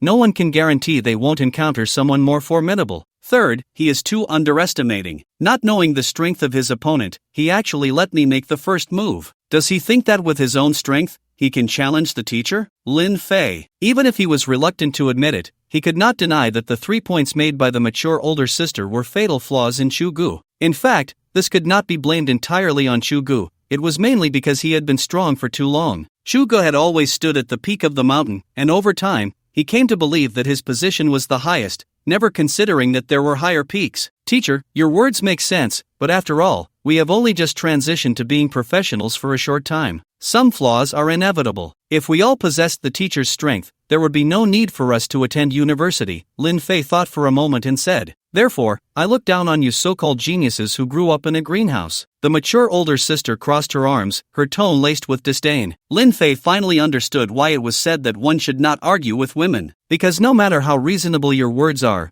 women can always find various reasons to refute you, making it impossible to win the argument. Do you want to have a match with me? The mature older sister saw Lin Fei silent and said disdainfully again, don't tell me that you, the top scorer in the joint examination, are a coward. If that's the case, you're not even as good as the second place lying on the ground. The provocation tactic doesn't work on me. Lin Fei saw through the woman's intentions at a glance and shook his head slightly. Hearing this, the mature older sister not only was not angry but instead laughed. You have surprised me, you actually understand restraint. However, my purpose is to test you. If you don't fight me, how can I test you? Lin Fei thought for a moment and said, exchange it for something I'm interested in. The mature older sister asked, what are you interested in? Very simple. Lin Fei glanced back at the others and said, if I win, not only do you have to accept me, but you also have to accept all of them and apologize to us for what you just said. What do you think? You win against me. The mature older sister burst into laughter. Lin Fei, I thought Chugu was arrogant enough, but I didn't expect you to be even more arrogant. On what basis do you think you can defeat me? Let's give it a try. Lin Fei shrugged nonchalantly. If I win, you accept all of us and apologize. If I lose, we will let you humiliate us, absolutely not refuting you. All right. The mature older sister clenched her fists, looking at Lin Fei with interest. This time, will you make the first move, or shall I? You go first. Lin Fei smiled at the mature older sister. If I make the first move, you really won't even have a chance to retaliate. Looks like another arrogant little brat. The mature older sister's expression froze. She did not expect Lin Fei to dare say such a thing after witnessing her strength. A hint of displeasure appeared on her pretty face. Since you want to seek death, then I will fulfill your wish. After saying that, the red on her body seemed to come alive, transforming into a swirling red mist, emitting scorching waves of heat. It was clear that this time, the mature older sister was serious. Wait! At that moment, Lin Fei suddenly called out to the mature older sister. Are you having regrets? Not at all. Lin Fei pinched his chin, slightly furrowing his brows as he said, I have many ways to defeat you, so I need to think about which method to use. He. The mature older sister looked at Lin Fei, who was speaking so seriously, that she almost bit her own back teeth. Since becoming a teacher, it was the first time someone had ignored her like this, as if he had her completely figured out. How about this? Lin Fei looked at the mature older sister and smiled. to give you a satisfying experience, I allow you to choose how I defeat you. The first method, we engage in a fierce physical clash, determining the victor through an exhilarating collision. The second method, the classic summoner's tactic, I won't move, you move. You don't need to worry about hurting me, I'm very tough and won't let you down. The third method, I'll let my subordinate fight you. To be honest, your strength is a bit weak, so I'm not very interested. The fourth method, forget it, the fourth method is pointless. After all, if I use that move, you'll just kneel down. At this statement, the crowd erupted in an uproar. No, Lin Fei, are you really not afraid of death? Just now, Shugu was only a bit arrogant and got beaten down, and you not only act more arrogant than Shugu but also deliberately tease this crazy woman. This isn't just courting death, it's practically seeking it. Thinking of this, many people quietly called out Lin Fei's name, urging him to be cautious. However, Lin Fei turned a deaf ear, smiling as he looked at the mature older sister. All right. The red mist around the mature older sister seemed to boil over, continuously rising, her eyes turning redder. No matter which fighting method you choose, I just want to kill you right now. In that case, I'll choose the second method. Lin Fei grinned at the mature older sister. I'm a lazy person and don't like to move myself. You should move. He. The mature older sister spat out a few words through her teeth, asking, can we start now? Can we not? Lin Fei was about to nod when he suddenly thought of something and looked at Su Feng, asking, Uncle Su, if I accidentally destroy your house, you wouldn't make me pay for it, right? With a normal mindset, shouldn't you be worried about whether the owner will be angry if you destroy their house? Su Feng asked. I can't help it, I'm too poor. Lin Fei shrugged bitterly, bearing debts that someone his age shouldn't have. Su Feng rarely smiled. Alright then, do whatever you want. Even if you destroy the Su family, I won't make you pay. Great! Lin Fei felt relieved. Teacher, I'm ready, you can move now. Almost as soon as he finished speaking, a red figure appeared in front of Lin Fei, a high whip kick aimed at his head. This strike was too fast, so fast that everyone only saw a flash of red light, and before their faces could show surprise, the high whip kick had already struck Lin Fei's head. Boom! Where the leg met the head, a violent explosion occurred, flames engulfing Lin Fei's head. But that wasn't the end. The mature older sister's long, slender legs attacked continuously, striking Lin Fei's head, face, and groin. To put it simply, even the most defensively capable among the talented, Shi Zhinshan, couldn't withstand such a fierce assault. However, Lin Fei didn't move at all, enduring all the attacks. Suddenly, the mature older sister seemed to sense something, quickly retreating, increasing the distance between her and Lin Fei. The problem was, even after retreating 10 meters, she felt a sense of crisis. After 100 meters, the feeling persisted. It wasn't until she had retreated 500 meters that the sense of danger slightly diminished. Teacher, how can you whip kick me from so far away? Your reach is too short. Lin Fei smiled on the surface, but he was shocked by the other party's vigilance. He had only intended to summon Godzilla, yet she was able to quickly create a safe distance. My goodness, old Lin's defense is insane. He can withstand so many attacks without a scratch. Not only that, but that teacher was also scared back 500 meters. It's no longer just a simple threat from old Lin. I thought that after these days of effort, the gap between Lin Fei and me was narrowing, but now it seems to be widening. Old Lin seems to have no bottleneck. After just a few days, his strength has risen a level. I used to think about surpassing him, but now I'm just satisfied to see his back. Everyone listen carefully, old Tian wants to see Lin Fei's back. What the hell? Are you a journalist? How can you take things out of context like that? The crowd was shocked to see the madwoman who had easily defeated Chu Ge, not only failing to harm Lin Fei but also being pushed back several hundred meters. Su Feng frowned slightly as he looked at the teacher retreating 500 meters. No one understood this teacher's strength better than he did. To be forced back 500 meters by just a hint of aura was terrifying. If it were him, he would probably have to unleash all his power to achieve that. Could it be that Lin Fei already possessed his strength? But, how could that be possible? He had been about as strong as Chu Ge at Lin Fei's age, and compared to him now, there was a world of difference in strength. Enough with the nonsense, show us what you've got, the mature older sister said coldly, her voice firm. If I show you and it scares you, then forget it.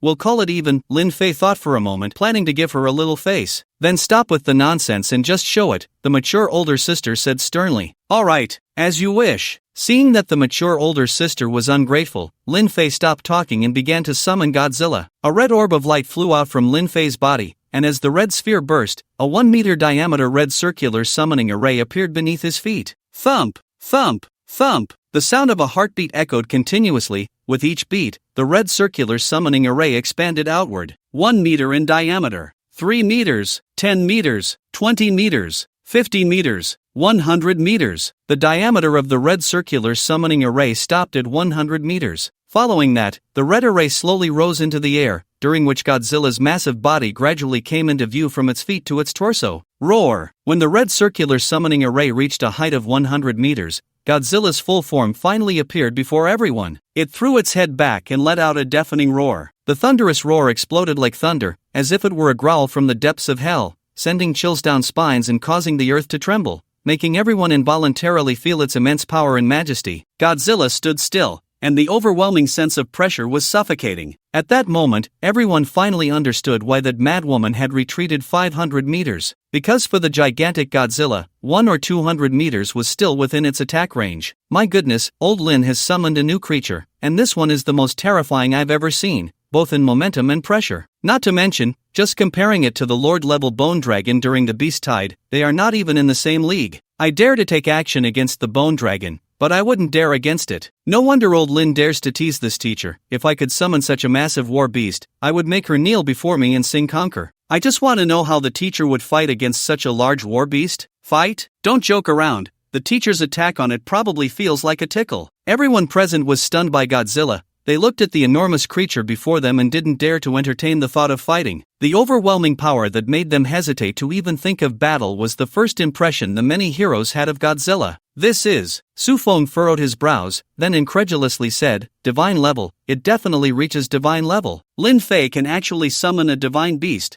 How did he do it? Compared to other practitioners in Qingshan City, his experience was much richer. Others might not notice, but he could tell at a glance that the summoned beast before him had reached divine level. A divine summoned beast corresponds to a deity for humans. It is no exaggeration to say that if this summoned beast went berserk, only a coalition of nations from their world might have a chance to defeat it. At such a young age, he can summon a divine beast. I can't even imagine what heights he will reach in the future. Su Feng was secretly astonished and, after a long contemplation, looked at Su Kuan. I have only one piece of advice for you. No matter what happens in the future, you must follow Lin Fei, even if he goes against the world. Su Kuan grinned. He is my captain. Of course, I will follow him. Su Feng frowned slightly. Don't let emotions cloud your judgment. Analyze rationally. Su Kuan's smile faded, and after a moment of thought, he nodded vigorously. My father once said that some people are born kings. Their talent, aptitude, and fortune are unmatched. Once such a king appears, all you need to do is follow in his footsteps. Exactly. Su Feng nodded with a smile and said nothing more. Looking at his somewhat perplexed father, Su Kuan furrowed his brows. He always felt that his father had some secret he hadn't told him. Teacher, are we still fighting? At this moment, Lin Fei, standing atop Godzilla's head, called out from above. Fight! The mature older sister replied firmly, her tone resolute. Next, I will use my strongest skill. We will settle this with one move. Alright, Lin Fei nodded in response. However, he did not command Godzilla to attack but stood still, quietly waiting for the opponent to gather strength. Phoenix Fire 9 Heavens. The red mist surrounding the mature older sister boiled like water, expanding with each boil until it formed a phantom of a phoenix, circling above her head. Caw! A phoenix cry echoed as the phantom danced in the void, moving with the grace of a startled swan, transforming into a red light that charged toward Godzilla. What? Such terrifying flames, even from hundreds of meters away, we feel like we're being scorched. She is so much stronger than the teachers at Kyoto University, they are simply not on the same level. No wonder Chu Go lost to her. I wonder if old Lin can withstand this blow. If it were me, I would probably concede right away. The spectators were hundreds of meters away from the battlefield, but even at that distance, the heat waves from the mature older sister forced them to retreat uncontrollably, showing just how terrifying her temperature was. Faced with this move, no one could think of any countermeasures, as they couldn't even enter her 100-meter range. If they couldn't get close to the teacher, how could they possibly defeat her? However, Lin Fei seemed completely unafraid of this move. He didn't even command the summoned beast to evade, allowing the Phoenix Phantom to fly toward him. Then, to everyone's astonishment,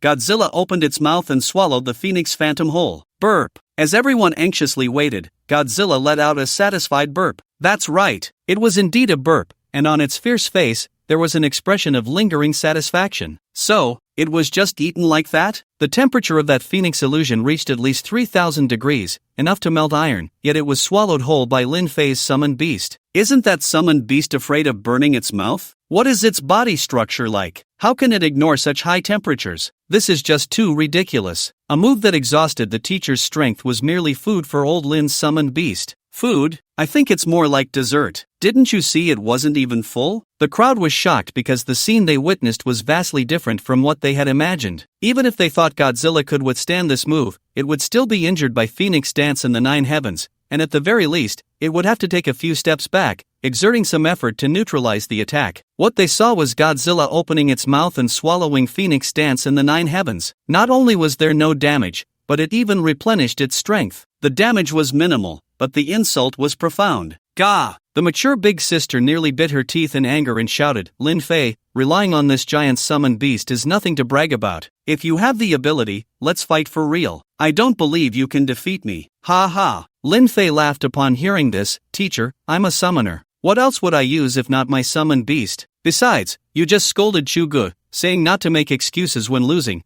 and now you're making excuses yourself. The mature big sister completely ignored this and asked, cut the crap, just say if you dare. I dare, but if there's no benefit, I don't want to fight, Lin Fei replied, pouting. Benefit? The mature big sister thought for a moment and said, as long as you can defeat me without relying on this summoned beast, I'll give you 3 chances in the premium training room. Lin Fei looked disgusted. Sorry, that's not attractive to me. At this moment, Su Feng shouted, Lin Fei, don't confuse the military academy's training room with Qingshan Academy's training room. Even if you don't need the premium training room, selling it would be worth at least 300 million. 300 million, Lin Fei exclaimed, quickly putting away Godzilla and looking at the mature big sister. Deal. I've put away my summoned beast. You can attack anytime. Go to hell. The mature big sister charged forward directly. Kneel. Lin Fei slowly uttered those 2 words. Boom. As Lin Fei said kneel, Xiahou Yan suddenly felt a tremendous force pressing down on her, as if a giant hand was forcefully pushing her to the ground, making her exert all her strength to resist and prevent herself from kneeling. Xiahou Yan was shocked. She couldn't believe that a recently graduated high school student could release such terrifying pressure. Even more unbelievable was that she, a dignified academy teacher, would lose to a summoner who wasn't using any summoned objects. Wasn't the gold content of this joint examination first place too high? Teacher, shall we continue? Lin Fei smiled as he stepped forward, not increasing the pressure any further. Otherwise, Xiahou Yan would definitely kneel. Xiahou Yan did not respond. Naturally, she didn't want to continue, but she couldn't lose face, especially since she had just scolded the talented students. If she admitted defeat now, how could she face them? Lin Fei. Su Feng appeared behind Lin Fei at some point, gently patting his shoulder and smiling. Teacher Xiahou means no harm. She just wants to test your strength. I think you should consider it a draw. Uncle Su, I don't have the ability to draw with Teacher Xiahou. It's always been the teacher letting me. Lin Fei understood that Su Feng was trying to help the mature big sister save face. Considering he would have to see her in the future, he took the initiative to give her a way out,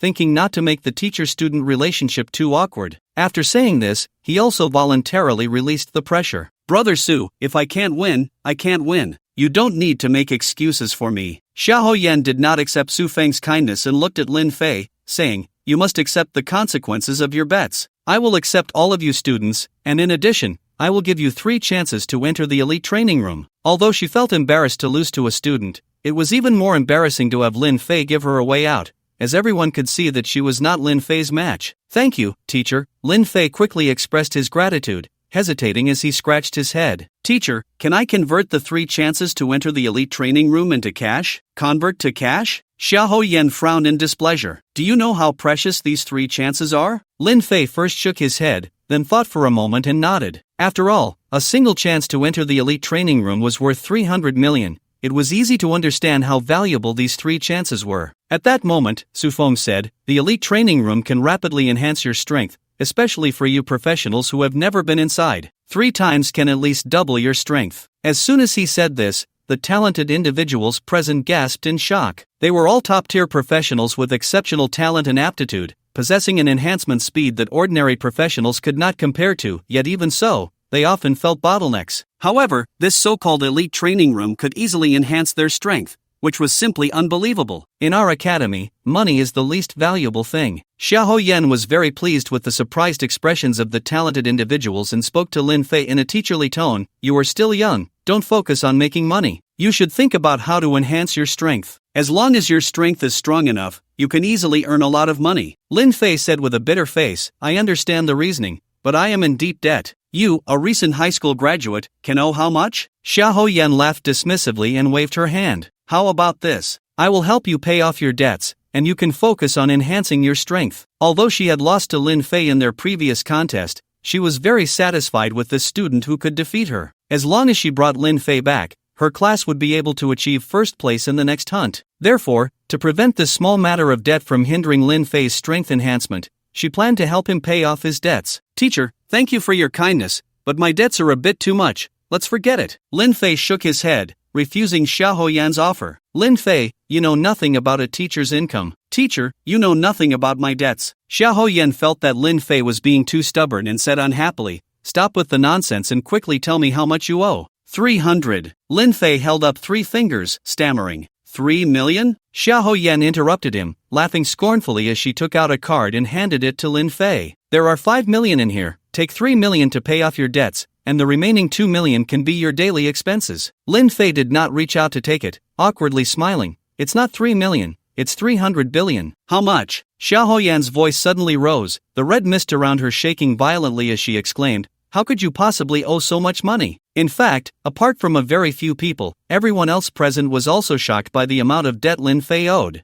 300 billion. Even though many of them came from well-off families, it was impossible for them to casually take out that much money. He really does owe that much. Su Feng, worried that Xiahou Yan would ask Lin Fei for his opinion, thought for a moment and said, how about this? I am willing to spend 1 billion to buy these 3 chances to enter the elite training room. Thank you, Uncle Su. Lin Fei quickly expressed his gratitude upon seeing that Su Feng had set a small target for him. Xiahou Yan looked at the happy Lin Fei, wanting to say something several times but ultimately kept her mouth shut. She originally thought that spending 5 million would be considered extraordinary, but compared to Lin Fei's debt, her 5 million was barely enough to cover the interest. For a moment, she didn't know whether to take back the card in her hand or continue to offer it. After all, someone who could owe 3 billion likely wouldn't care for her 5 million. Report, Lord Lu and Go Right are here to see you. Just as Xiahou Yan hesitated, a practitioner from the Su family rushed over, standing at attention and saluting before speaking loudly. What do they want? Su Feng frowned slightly. Tell them I'm. Never mind, let them in. Yes. The practitioner turned and left, returning shortly with Lu Shoubai and Go Right behind him. At this moment, Lu Shoubai had long lost his former authority. He had lost a leg and an arm in the previous beast tide and could only sit in a wheelchair, pushed by Go Ride. Seeing this scene, a hint of guilt flashed in Su Feng's eyes. If he hadn't left Qingshan City, the beast tide would have been nothing to fear. Old Su, since you have guests, I'll be brief. Lu Shoubai glanced at the others and got straight to the point. We came this time to ask you for a favor, hoping you can help us. What kind of favor? You know the president of Kyoto University, right? I would like to ask you to help write a recommendation letter. A recommendation letter. Su Feng looked at the silent Go Ride. If he guessed correctly, Lu Shoubai was asking for a recommendation letter for Go Ride. Of course, Lu Shoubai wouldn't help for no reason. It must have been a condition for Go Ride to mobilize the practitioners of the Go family during the previous beast tide. Thinking of this, Su Feng readily agreed, sure, I'm willing to help write a recommendation letter. Really? Go Ride's face lit up with joy, excitedly saying, Su Feng, as long as you can get my son into Kyoto University, the Go family will never oppose the Su family again. I will do whatever you say. Don't say that. If you do, how will I have the face to take advantage of the Go family in the future? Su Feng thought this in his heart, but his face showed no expression. You don't need to be like this. This time, the Go family has made great sacrifices to protect Qingshan City. Out of reason and sentiment, I should help you write a recommendation letter. Thank you. Go Ride felt a sudden pang of guilt upon hearing Su Feng's words. I won't go to Kyoto University. But at that moment, Go Xingli ran out from the crowd. Victory! Kyoto University is the best university in the Great Xia. As long as you can graduate smoothly, your abilities will far exceed those of ordinary practitioners. Go Ride, who usually looked down on others,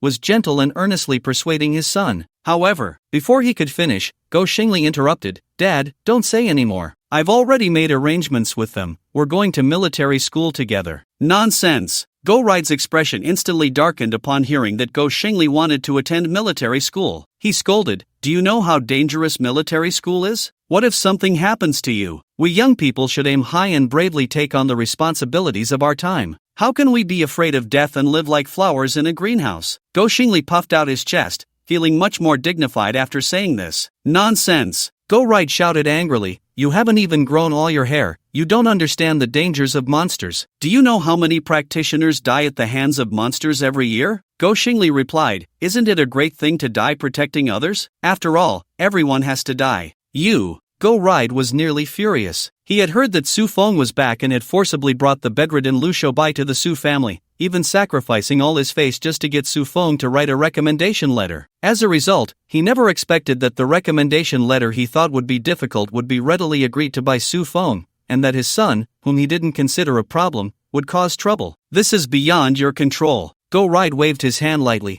and 4 iron chains appeared at Go Xingli's feet. They slithered up his calves like venomous snakes, binding him tightly. Seeing this, Go Xingli struggled desperately to break free from the chains, only to find them tightening more and more. At that moment, Go Ride said, "My profession is a notary. Any promise you make to me becomes a contract, and if you violate it, I can judge you." Although he didn't possess the powerful strength of Su Feng, this skill allowed the Go family's battle group to become the second most powerful in Qingshan City, just after the Su family. Any practitioner from the Go family who made a promise to him had to obey his orders, otherwise, regardless of their level, they could not escape his chains. "Dad, I'm your son. How can you use your skills against me? Let me go," Go Shengli shouted. "Shut up." As Go Ride's voice fell, Go Xingli found himself unable to control his mouth, only able to emit muffled sounds. "You're still young and don't understand many things. Come home with me, and I'll guide you properly." MMM.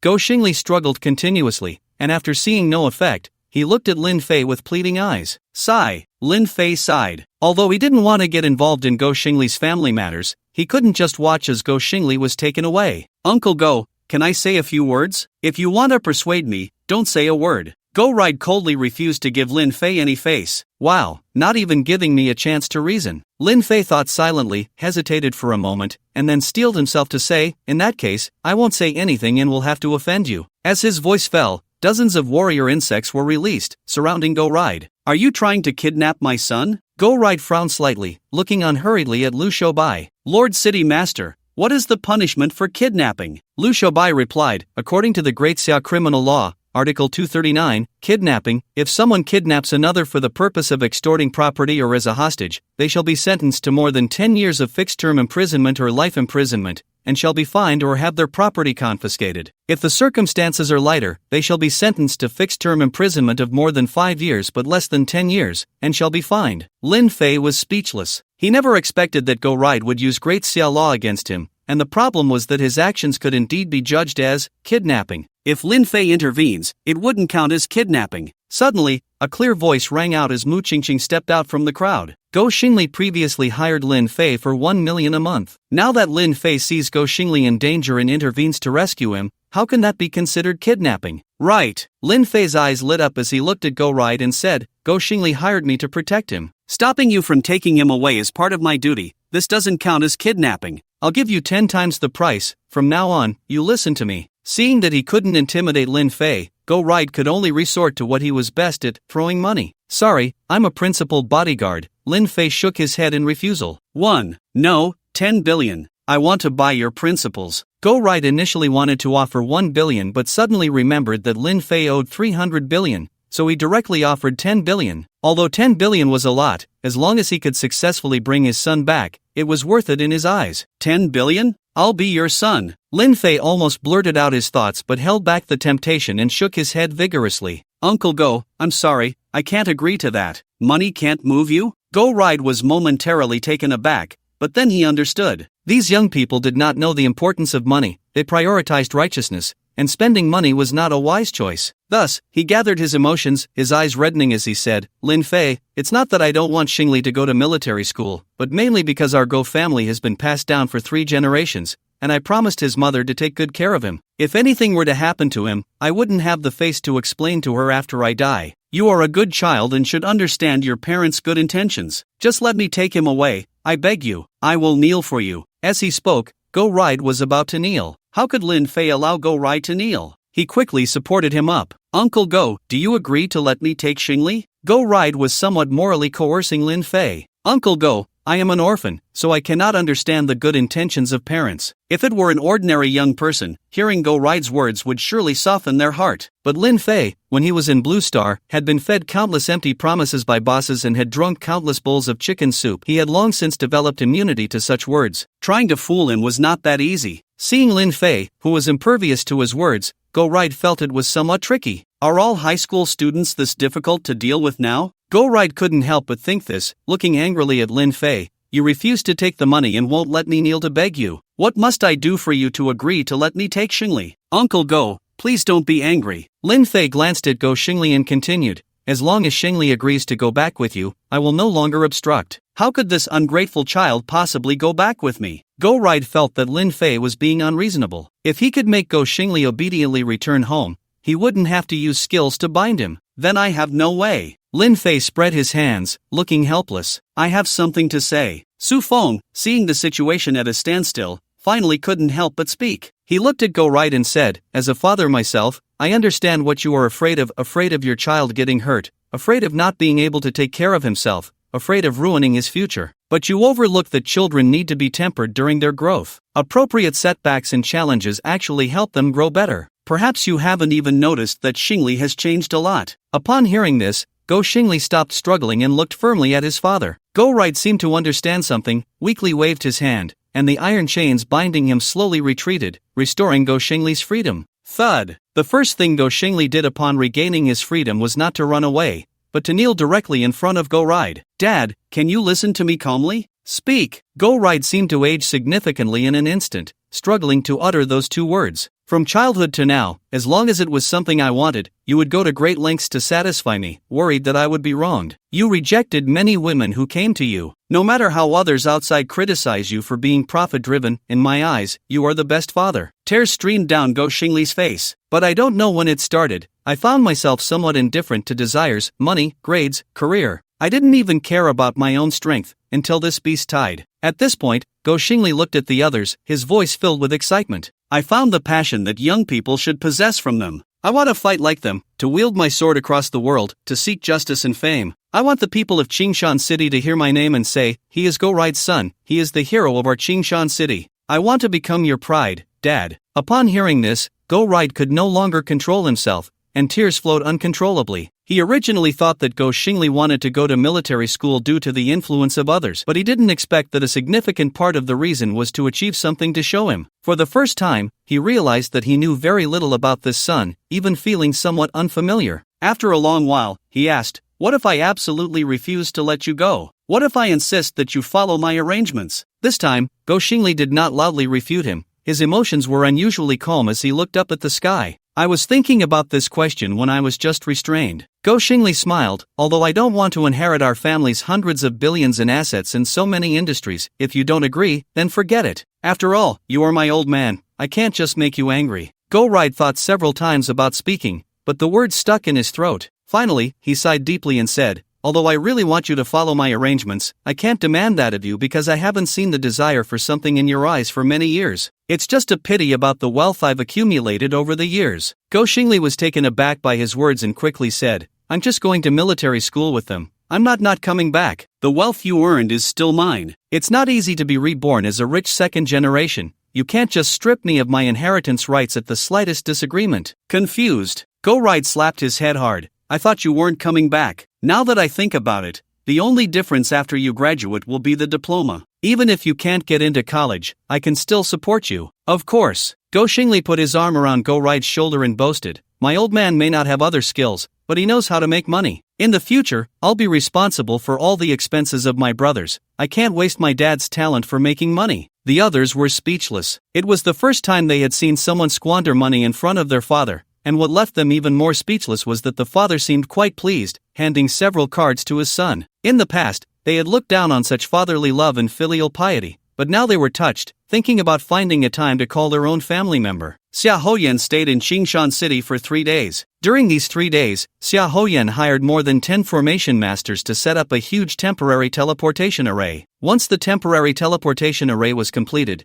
Xia Hoyan led the group of talented individuals onto it, and then, under the watchful eyes of Su Feng and Go Ride, everyone disappeared into the teleportation array. The two fathers looked at the empty teleportation array, momentarily dazed, and no one spoke for a long time. Su Feng. In the end, it was Go Ride who spoke first. We've been at odds since high school, and in the blink of an eye, it's been decades. I thought our two families would develop into sworn enemies, but I didn't expect our sons to have a good relationship. Su Feng was puzzled. What are you trying to say? Go Ride said, these two juniors are working so hard. Shouldn't we also make some changes? You want to reconcile with me? Su Feng looked at Go Ride in disbelief. He knew better than anyone how difficult Go Ride could be. I want to take it a step further. Go Ride shook his head slightly. This time, both our families suffered varying degrees of losses in the beast tide, and our strength has been significantly weakened. If this news gets out, some unreliable clients might be poached, so I think our two families should cooperate to form an S-level battle group. S-level battle group. Su Feng carefully observed Go Ride's micro-expressions,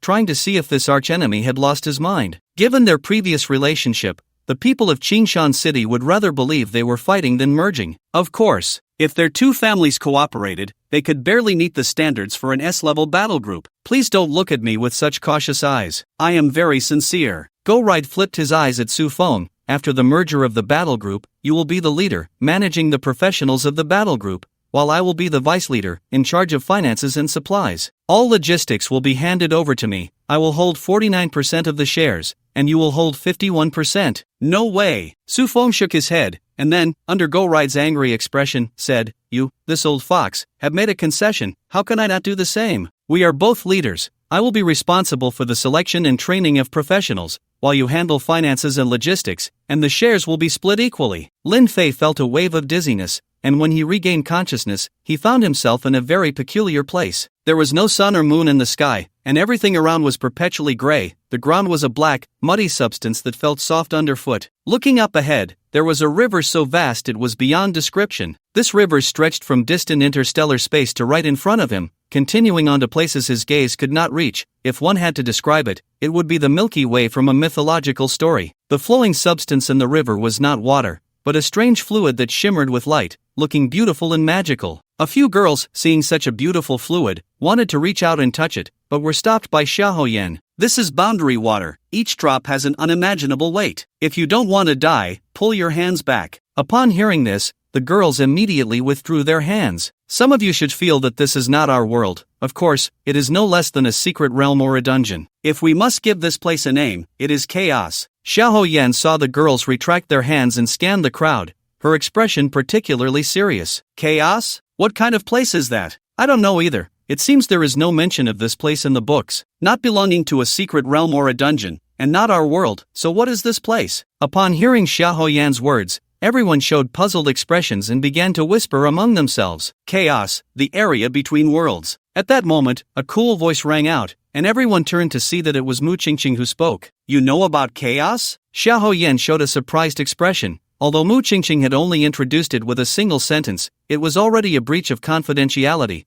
as everything about chaos was not recorded in their world. Only the high-ranking officials of various countries, top professionals, and the rulers of prominent families were qualified to know what chaos was. Faced with the inquiry, Mu Qingqing remained silent. Seeing this, Xiaoyan thought for a moment and did not press further, turning to the others and saying, This classmate answered well. Chaos is the area between worlds. You can understand it as the high seas of our world, where the resources do not belong to any world, and anyone can obtain them. If it doesn't belong to any world, does that mean we can also gather resources here? Great! I was just worried about not having the gear I wanted. If I can gather suitable resources, I want to forge equipment for myself. Smiles appeared on everyone's faces as they happily discussed how to gather resources. Not belonging to any world? Lin Fei suddenly sneered and said, Teacher Xiahou, can I also interpret this statement as meaning that the things here belong to all worlds? To obtain resources in chaos, one must risk their life to fight? Exactly. Xiaoyan cast an appreciative glance at Lin Fei and looked at the others, saying,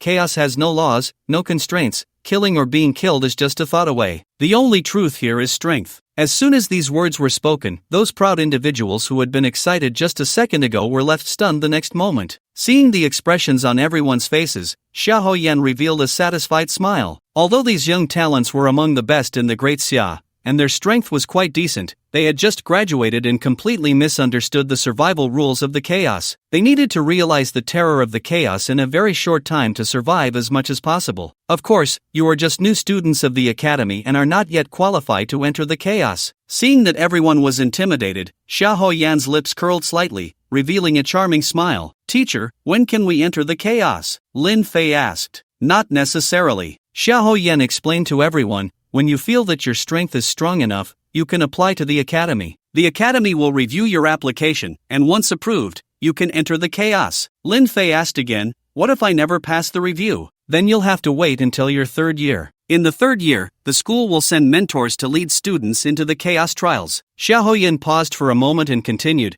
You don't need to worry about this. With your current strength, you already have what it takes to enter the chaos. What about me? What about me? Chugu looked at Xiahou Yan with eager anticipation. You should be about the same, but you need to pass the review to be approved to enter the chaos. Although Chugu was defeated by her in 3 moves, that was when she had taken advantage of his underestimation. Later, they had another match, and although she still won, she had used nearly 70% of her strength. Hee. Chugu grinned and put his arm around Lin Fei's neck. Old Lin, wait for me to pass the review, and then we can rampage through the chaos together. Looking down on everyone. Rampage through the chaos, looking down on everyone? Before Lin Fei could speak, Xiahou Yan struck back. You barely have the strength to survive in the chaos. To give you an example, you are like a large insect in our world. You can bully ants and mosquitoes without a problem, but if you encounter something powerful, you will undoubtedly die. Large insect? Chugu thought for a moment and suddenly said, then I want to be a fart bug. Even if I can't beat the opponent, I want to discuss them a bit. Xiahou Yan was speechless. She always felt that Chu Ji's thought process was quite peculiar. Let's go. Xiahou Yan stopped wasting words and led everyone forward. While it's still light boundary water, we should hurry back to the academy. Otherwise, if dark boundary water appears, we will be in danger. Lin Fei asked, is boundary water different in various situations? Xiahou Yan nodded. Currently, it is known to be divided into light boundary water, dark boundary water, and black boundary water. Light boundary water is what we see now, equivalent to daytime in our world. Dark boundary water is like dusk, and black boundary water is like night. The strength that boundary beasts can exert varies with the different periods of boundary water. I see. Lin Fei nodded in understanding and then asked a question that everyone was curious about. Teacher, I want to know where our academy is located. Upon hearing this question, Xiahou Yan hesitated for a rare moment, struggling for a while before saying, our academy is in the wasteland. Wasteland? A primary world without deities. We are currently trying to merge this world, and once successful, our world will become stronger. As Xiahou Yan spoke, a smile involuntarily appeared on her face, and she became excited. However, one student frowned upon hearing this and asked in a puzzled tone, Teacher, can I understand this as us invading the wasteland? This sudden remark froze the smile on Xiahou Yan's face. She looked at the student who asked the question, wanting to explain, but didn't know where to start, because, as the student said, their actions were indeed an invasion. I'll answer your question. At that moment, Lin Fei spoke up. I once read a book that had a dark forest rule, which is quite suitable to answer your question. He paused for a moment and said in a low voice, the universe is like a dark forest, where every civilization is a gun-wielding hunter, stealthily moving through the woods, gently pushing aside the branches in their way, striving to make not a single sound with their footsteps. Even their breathing must be cautious. They must be careful because there are hunters lurking everywhere in the forest, just like them. If they discover other life, there is only one thing they can do, shoot to eliminate it. In this forest, others are hell, an eternal threat. Any life that exposes its existence will soon be eradicated. As soon as these words were spoken, the recently graduated high school students fell silent. Lin Fei was not surprised by this. They had learned to be kind to others in school, to help when they saw other professionals in danger, but now Lin Fei was telling them to be malicious, not to trust anyone, and to eliminate anyone they saw. This was no longer a matter of differing views in the world, it was a complete subversion of their worldview, something they could not accept at once. That's right. Xiahou Yan looked at Lin Fei in surprise, not expecting that Lin Fei, also a high school student, could see through the chaos so clearly. As Lin Fei said, in chaos, it's either you eliminate me, or I eliminate you, either you kill, or you get killed. But, one student clearly could not accept this fact and retorted, but other worlds are not invading ours. In fact, other worlds have always been invading ours. Xiahou Yan glanced at everyone and asked a question. What do you think the dungeons and secret realms are? Shi Zhinshan scratched his head and said, dungeons and secret realms are just dungeons and secret realms. What else could they be? That is the invasion of other worlds. Xiahou Yan made a shocking statement, and then, amidst the surprised expressions of the crowd, she began to explain, you can think of the worlds as 2 soap bubbles. Most of the time, the 2 soap bubbles are far apart, but sometimes they come very close together, and the part that is close forms a secret realm. I remember now. Su Koan suddenly exclaimed, when the zombie forest had a Lord Zombie King appear, the city lord planned to seal the entrance for the safety of Qingshan City. He was not afraid of the Lord Zombie King, but worried that the adjacent part would collapse, allowing the world of the Lord Zombie King to invade ours. Exactly. Xiahou Yan cast an appreciative glance and continued, the zombie forest belongs to the realm of the undead. In this world, apart from the highest ruler, all other beings are filthy existences. Once the seal collapses, it will bring endless disaster to our world. This time, no one refuted Xiahou Yan, for they had just experienced the beast tide from the realm of the undead. Moreover, that was merely a weak undead lord. If it were a fully powered undead lord, not even Qingshan City, let alone the provincial capital, could withstand it. And there are several such powerful undead lords in the realm of the undead.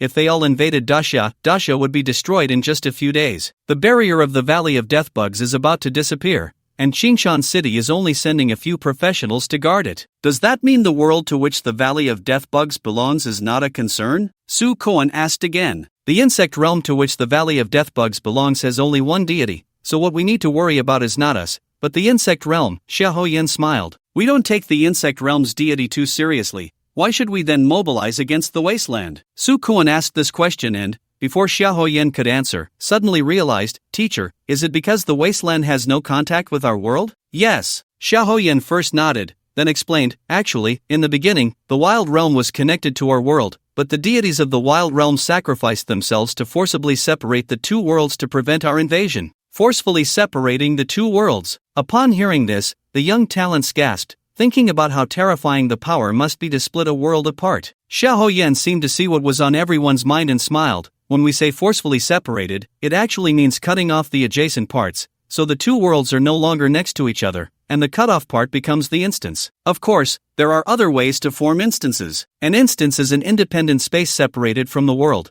This space does not belong to any one world and can only be accessed through a teleportation array. After listening to Xiaoyan's introduction, Lin Fei thought to himself, isn't this just the intersection and separation between circles? The secret realm is where the two worlds intersect, and the common part is the secret realm. An instance is what happens when two worlds collide without intersecting, instead throwing out the colliding part to form an independent space, which is the separation of circles. Indeed, mastering mathematics and physics makes crossing over less daunting. A world without deities, Master, your world is truly fortunate. Just as Lin Fei was pondering, the voice of the undead monarch rang in his ears. He had originally planned to leave the undead monarch in Qingshan City, but then thought it would be a waste. After all, as long as he placed a large number of insectoids around Qingshan City, he could protect it without wasting a deity's combat power. Of course, he also didn't dare let the undead monarch swagger along with him, so he tried to summon it into the summoning space, and to his surprise, it actually worked. Is this what good luck feels like? There were numerous secret realms around Qingshan City, and these secret realms came from at least 4 worlds, suggesting that there were quite a few worlds in the chaos. A world without deities should be easy to find. When deities are in their original world, their power is enhanced, while invading deities are suppressed and weakened. Therefore, deities in their original world can withstand 3 or 4 invading deities, the undead monarch said. Since you will be suppressed, why invade my world? Lin Fei asked, puzzled. When I first became a deity, I got a bit too carried away,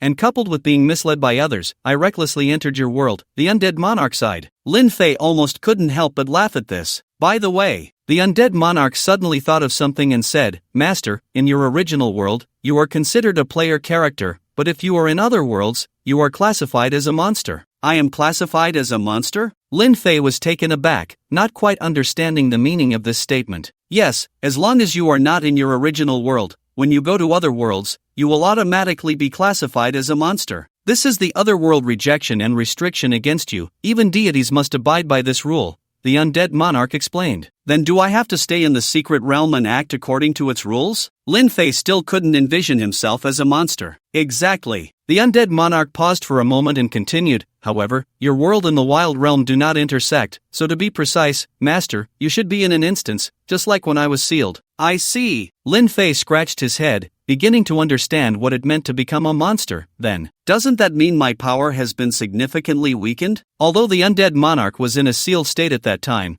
it definitely had the power to kill them, and the fact that they survived was enough to prove that the undead monarch had been weakened. Not necessarily. The Lord of the Undead thought for a moment and explained, once you become a monster in the instance, every time the creatures of the wasteland conquer the instance, the wasteland will impose restrictions on you. For example, if the wasteland restricts the use of technological weapons, then Gongsu use nuclear weapons and Zhao Lingxiao's drones cannot be used. Of course, your original world will not sit idly by, it will grant you different abilities based on the nature of the instance to counter the wasteland's attacks. Lin Fei nodded in understanding. So, the world being invaded weakens your strength, while the original world enhances your strength. Exactly. Then, if we can't leave the instance, how do we invade the wasteland? Slaughter. The Lord of the Undead paused here and continued, the instance is an independent space formed by cutting out the intersecting parts of two worlds.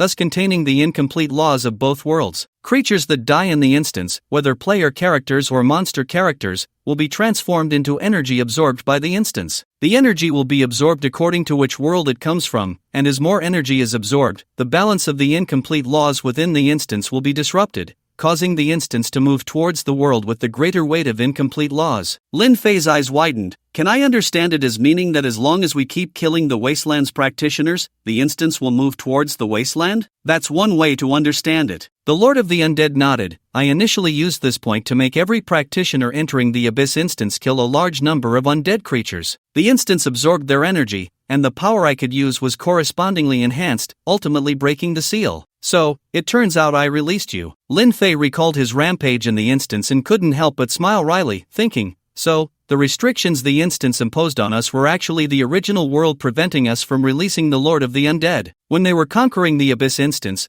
the restrictions imposed were quite bizarre, nearly turning Wu Di and Gongsuyu into useless beings. If it weren't for him summoning the incredibly powerful people from his homeland, sweeping through the entire Abyss instance, the Lord of the Undead would still be sealed now. If it weren't for the Master, I would have been sealed for at least another 100 years. The Lord of the Undead laughed. Don't mention that. Let's continue with the previous topic. Lin Fei felt a bit awkward. Yes, the Lord of the Undead said, as long as you kill enough practitioners from the Wasteland, the instance will merge with the Wasteland, and at the moment of merging, you will be able to directly invade the Wasteland and obtain original power through killing. Lin Fei looked puzzled and asked, what do you mean by obtaining original power through killing? When you are monsters, when the people of the Wasteland kill you, they become stronger, similar to gaining experience points. But when you can enter the Wasteland, you are both players and monsters, and mutual slaughter will make you stronger. At this point, the Lord of the Undead paused before continuing. This kind of strengthening is different from leveling up. It is a transformation at the professional level, for example. The difference between ordinary monsters, elite monsters, and lord monsters. Lin Fei raised an eyebrow. When you triggered the Beast Tide, turning ordinary skeleton soldiers into very powerful skeleton soldiers, was that what you used? Exactly. The Lord of the Undead admitted directly, I am the Lord of the Undead realm, with the authority to allocate. As long as I distribute the original power I obtain, I can cause them to undergo transformation. Of course, in most cases, I absorb it myself to enhance my own strength. Hearing this, Lin Fei glanced at the leading Xiahou Yan and asked, since teacher Xiahou is so strong,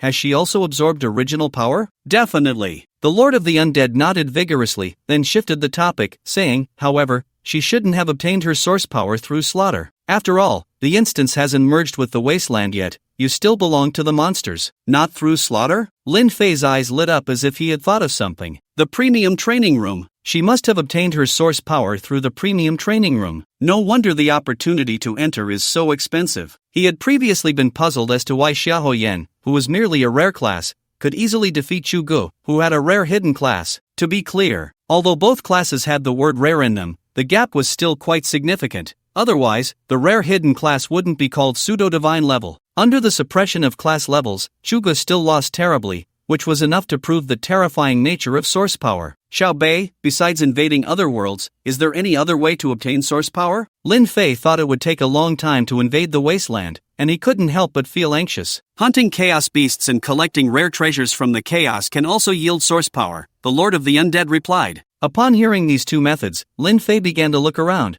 hoping to find any chaos beasts or rare treasures. However, visibility was obstructed in the chaos. Even if he copied the attributes of his compatriots and used supervision, he could only see a few hundred meters ahead. Within that range, let alone a chaos beast, he couldn't even see a blade of grass, as if he were walking in a desert. Xiao Bei, you're really unreliable. There's not a single hair around. Where am I supposed to find chaos beasts and rare treasures? Lin Fei complained. Master, in the chaos, anything can be a treasure. It just depends on whether you have the ability to obtain it, the Lord of the Undead said. Anything. Lin Fei looked at the enormous river and pointed at the fluid flowing within, asking, does what flows in this great river count as a treasure? The river? The Lord of the Undead was taken aback, then quickly understood. Master, the great river you mentioned is called the Boundary River, and the water inside is boundary water. Here, boundary doesn't mean a limit, it means a world. What do you mean? Lin Fei didn't understand. The Lord of the Undead explained, in the realm of the undead, the Boundary River means a river that carries worlds. The most precious thing in the entire chaos is this. How is that possible? If the Boundary River is so precious, Why hasn't anyone extracted boundary water? Lin Fei felt that the Lord of the Undead was deceiving him. After all, in his subconscious, only rare things could be called treasures, and the boundary river was infinitely vast, with an infinite amount of boundary water, which didn't seem like a treasure at all. Extracting boundary water? The Lord of the Undead laughed upon hearing this and said, Master, do you remember the teacher who stopped others from touching the boundary water? I remember. Why did the teacher stop them from touching the boundary water? The teacher only said it was dangerous, without specifying the reason. The reason is that the boundary water within the boundary river is a hole. The Lord of the Undead made a startling statement, pausing slightly before continuing. The boundary water can bear the weight of worlds, so you can imagine how terrifying it is. Moreover, the boundary water is a hole. Its power is unimaginable. Even deities do not dare to easily touch the boundary water, let alone collect it. Is there really no way at all? That's not the case. There are indeed a few methods to collect boundary water, the Lord of the Undead said. Method 1. A deity with extraordinary power can forcibly extract boundary water from the boundary river. I can't do it. At least a mid-tier world deity would be needed to accomplish this,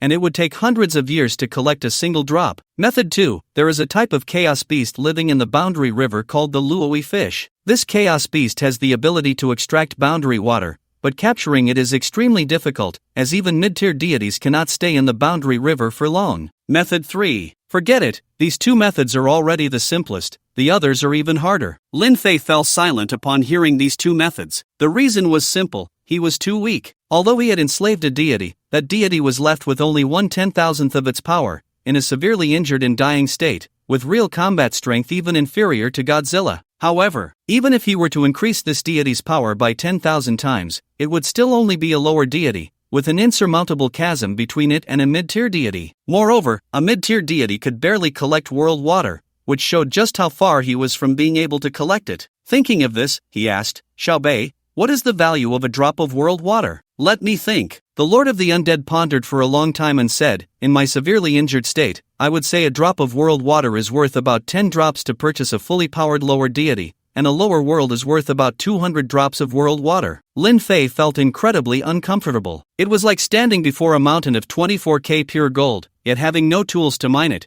forced to watch helplessly. Everyone stop. Just as Lin Fei was feeling distressed about not being able to mine the world water, the foremost figure, Xiaohoyan, suddenly crouched down. Seeing this, everyone immediately followed suit and crouched down as well. Teacher, what's going on? Lin Fei, having learned from the Lord of the Undead how dangerous the chaos was, hurriedly approached and asked in a low voice. There's fog ahead, Xiaohoyan said seriously, pointing forward. Fog? Lin Fei looked in the direction Xiaohoyan was pointing and saw a large area of white mist surrounding a place not too far from them. For some unknown reason, this seemingly ordinary mist gave him a sense of danger. Is there danger? I'll go check it out. Chugu also came over and, upon seeing the mist ahead, planned to fly over on his sword. However, as soon as the two flying swords were summoned, they fell straight to the ground. No matter how hard he tried, the swords remained completely still. Don't waste your effort. Xiaohoyan rolled her eyes at Chugu and explained, the spatial confinement in chaos far exceeds that of our world, you can't fly on your sword here. Hearing this, Chugu clearly panicked. He was a sword immortal, and his most powerful skill was flying on his sword. If he couldn't use this skill, his strength would be greatly diminished. Of course, he didn't mind too much about his strength being weakened.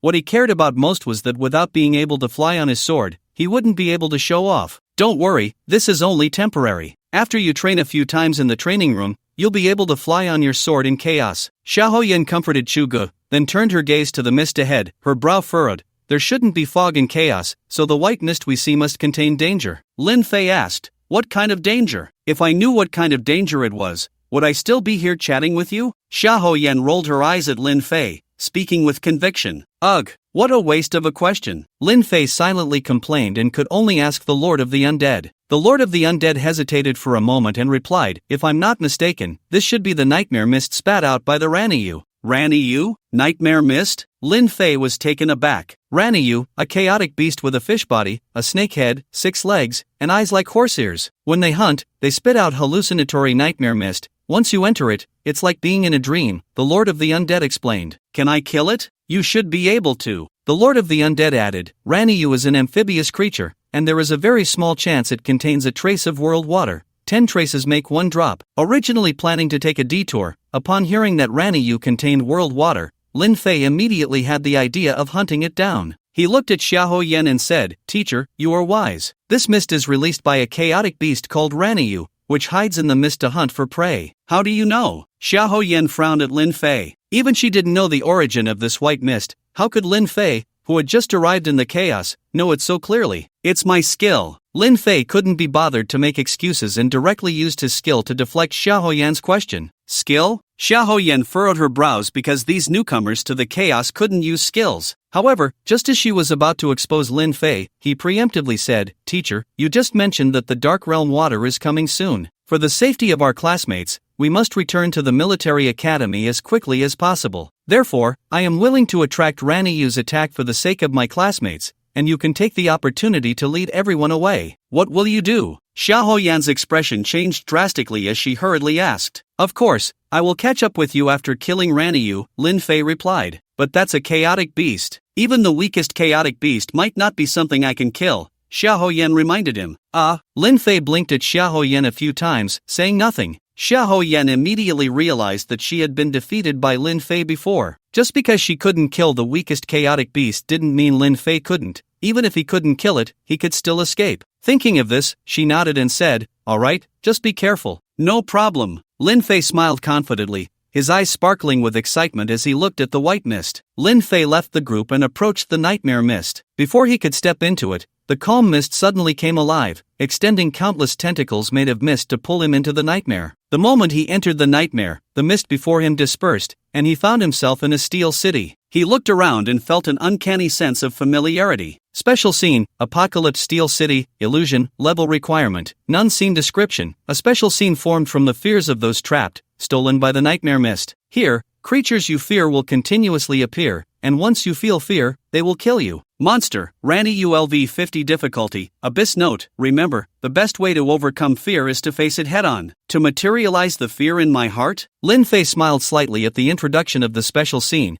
as he himself was unsure what his fear was. Howl, howl, howl. Just as Lin Fei pondered what his inner fear might be, the Steel City, which had been devoid of any human presence, suddenly erupted with numerous zombies, all stumbling towards him in an uncoordinated manner. Wait, is this version of the nightmare mist too low level? If I were still an ordinary person on Blue Star, I might fear zombies, but I'm not an ordinary person now. Lin Fei felt a bit speechless as countless zombies rushed out. Back in school, he had indeed been scared by Resident Evil, but as he grew older, he had long since stopped fearing zombies, which were scientifically implausible creatures. Materializing zombies was nothing compared to materializing his senior year homeroom teacher. Just a question about his exam scores could still send a chill down his spine. Let's kill them all. Lin Fei snapped his fingers, releasing a large number of warrior bugs to start clearing out the rushing zombies. It was obvious that zombies, transformed from ordinary humans infected by a virus, could never be a match for the insect race that even the Earth Federation soldiers struggled to defeat with weapons. In front of these massive warrior bugs, the zombies were like paper, easily torn apart in an instant. Unfortunately, these zombies are all manifestations of dreams, and after being killed, they do not provide experience points or vitality rewards, nor do they drop equipment.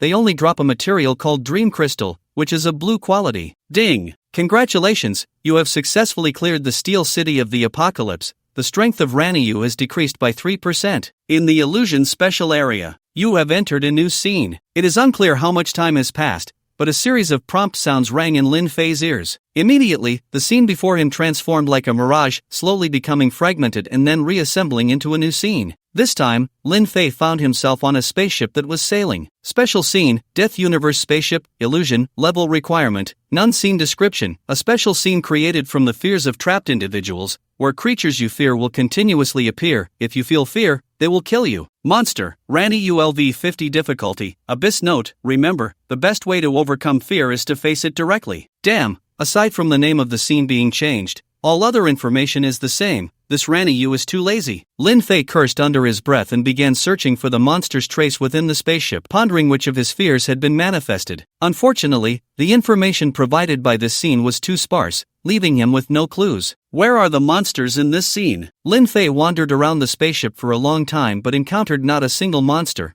The entire scene was eerily quiet. Pat! Just as Lin Fei was contemplating how to clear this scene, he heard the sound of water droplets hitting the ground. He quickly turned around to look, but saw nothing, only a puddle on the floor. Ha ha. After carefully inspecting the puddle, Lin Fei suddenly burst into laughter. Is this trying to scare me to death or make me laugh to death? It actually manifested an alien. He was all too familiar with the puddle on the ground. It was the liquid that flowed from the mouth of an alien. Undeniably, the alien had once terrified him, especially the image of the facehugger bursting out, combined with the narrow space of the spaceship, which made him afraid to be alone for a long time. The problem was, he could now summon aliens, and the aliens he summoned were much stronger than those in the movies. How could he still fear them? With that thought, Lin Fei waved his hand and summoned 3 mutated alien queens, along with more than 10 mutated elite aliens. The reproductive capacity of the alien queens was too strong, which caused Su Kuan's beast space to be unable to accommodate so many aliens, so Lin Fei distributed some to Go Xingli and Mu Qingqing, keeping the remaining aliens for himself. He was a summoner, and his beast space was far beyond what Su Kuan and the others could compare to. Even if the number of aliens increased tenfold, it could still fit. Of course, he was also worried about having too many aliens, so he ordered all the alien queens to stop reproducing. If I remember correctly, there is a cloned alien queen on this spaceship. Find her for me. Upon hearing this, the 3 mutated alien queens and more than 10 mutated elite aliens immediately scattered in all directions to search for the clone alien queen. Perhaps due to the hyper-realistic nature of the illusion created by Raniyu, since Lin Fei summoned the mutated alien queens,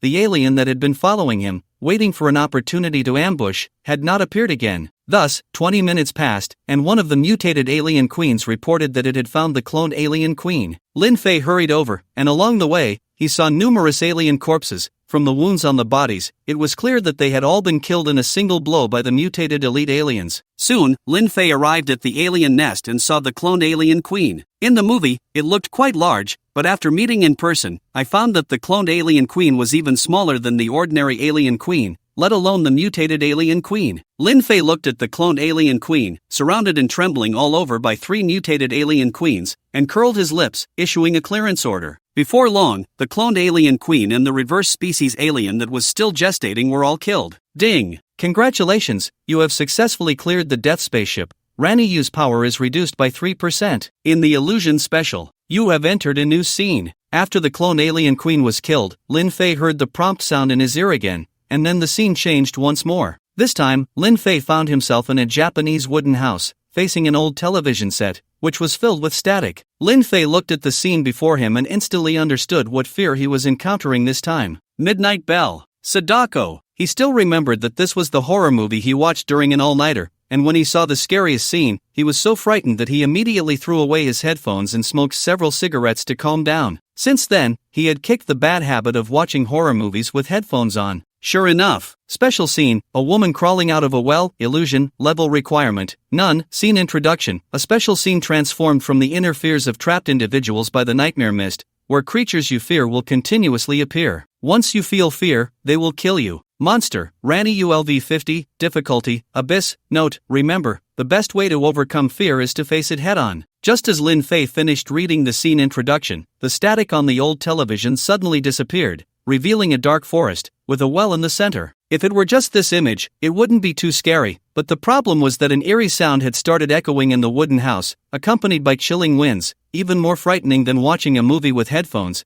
as if he were there in person. Lin Fei tried to cover his ears to block the sound, but it felt as if it was directly in his head, completely ineffective. This sound made Lin Fei restless. ZZ. At that moment, the image on the old television flickered, and then he saw a hand reaching out from the well, grasping the edge and slowly crawling out. With an eerie posture, disheveled hair, and a white robe, it was the classic image of Sadako. ZZ. The image on the old television flickered again, and Sadako seemed to teleport several meters forward. As Sadako drew closer, the sounds in the room became even more terrifying. Lin Fei felt his breathing grow heavy, his eyes uncontrollably glued to the screen, unable to look away. Thus, with each flicker of the television screen, Sadako got closer and closer, until she was pressed tightly against the screen. Then came the most classic scene from Midnight Bell. Sadako approached the screen, and her body defied logic as she crawled out from the screen, exuding a chilling aura, inching closer to Lin Fei. However, just as Sadako was about to scare Lin Fei, he lunged at her like a fierce tiger, trying to embrace her. Unfortunately, it seemed that Sadako was not a physical entity,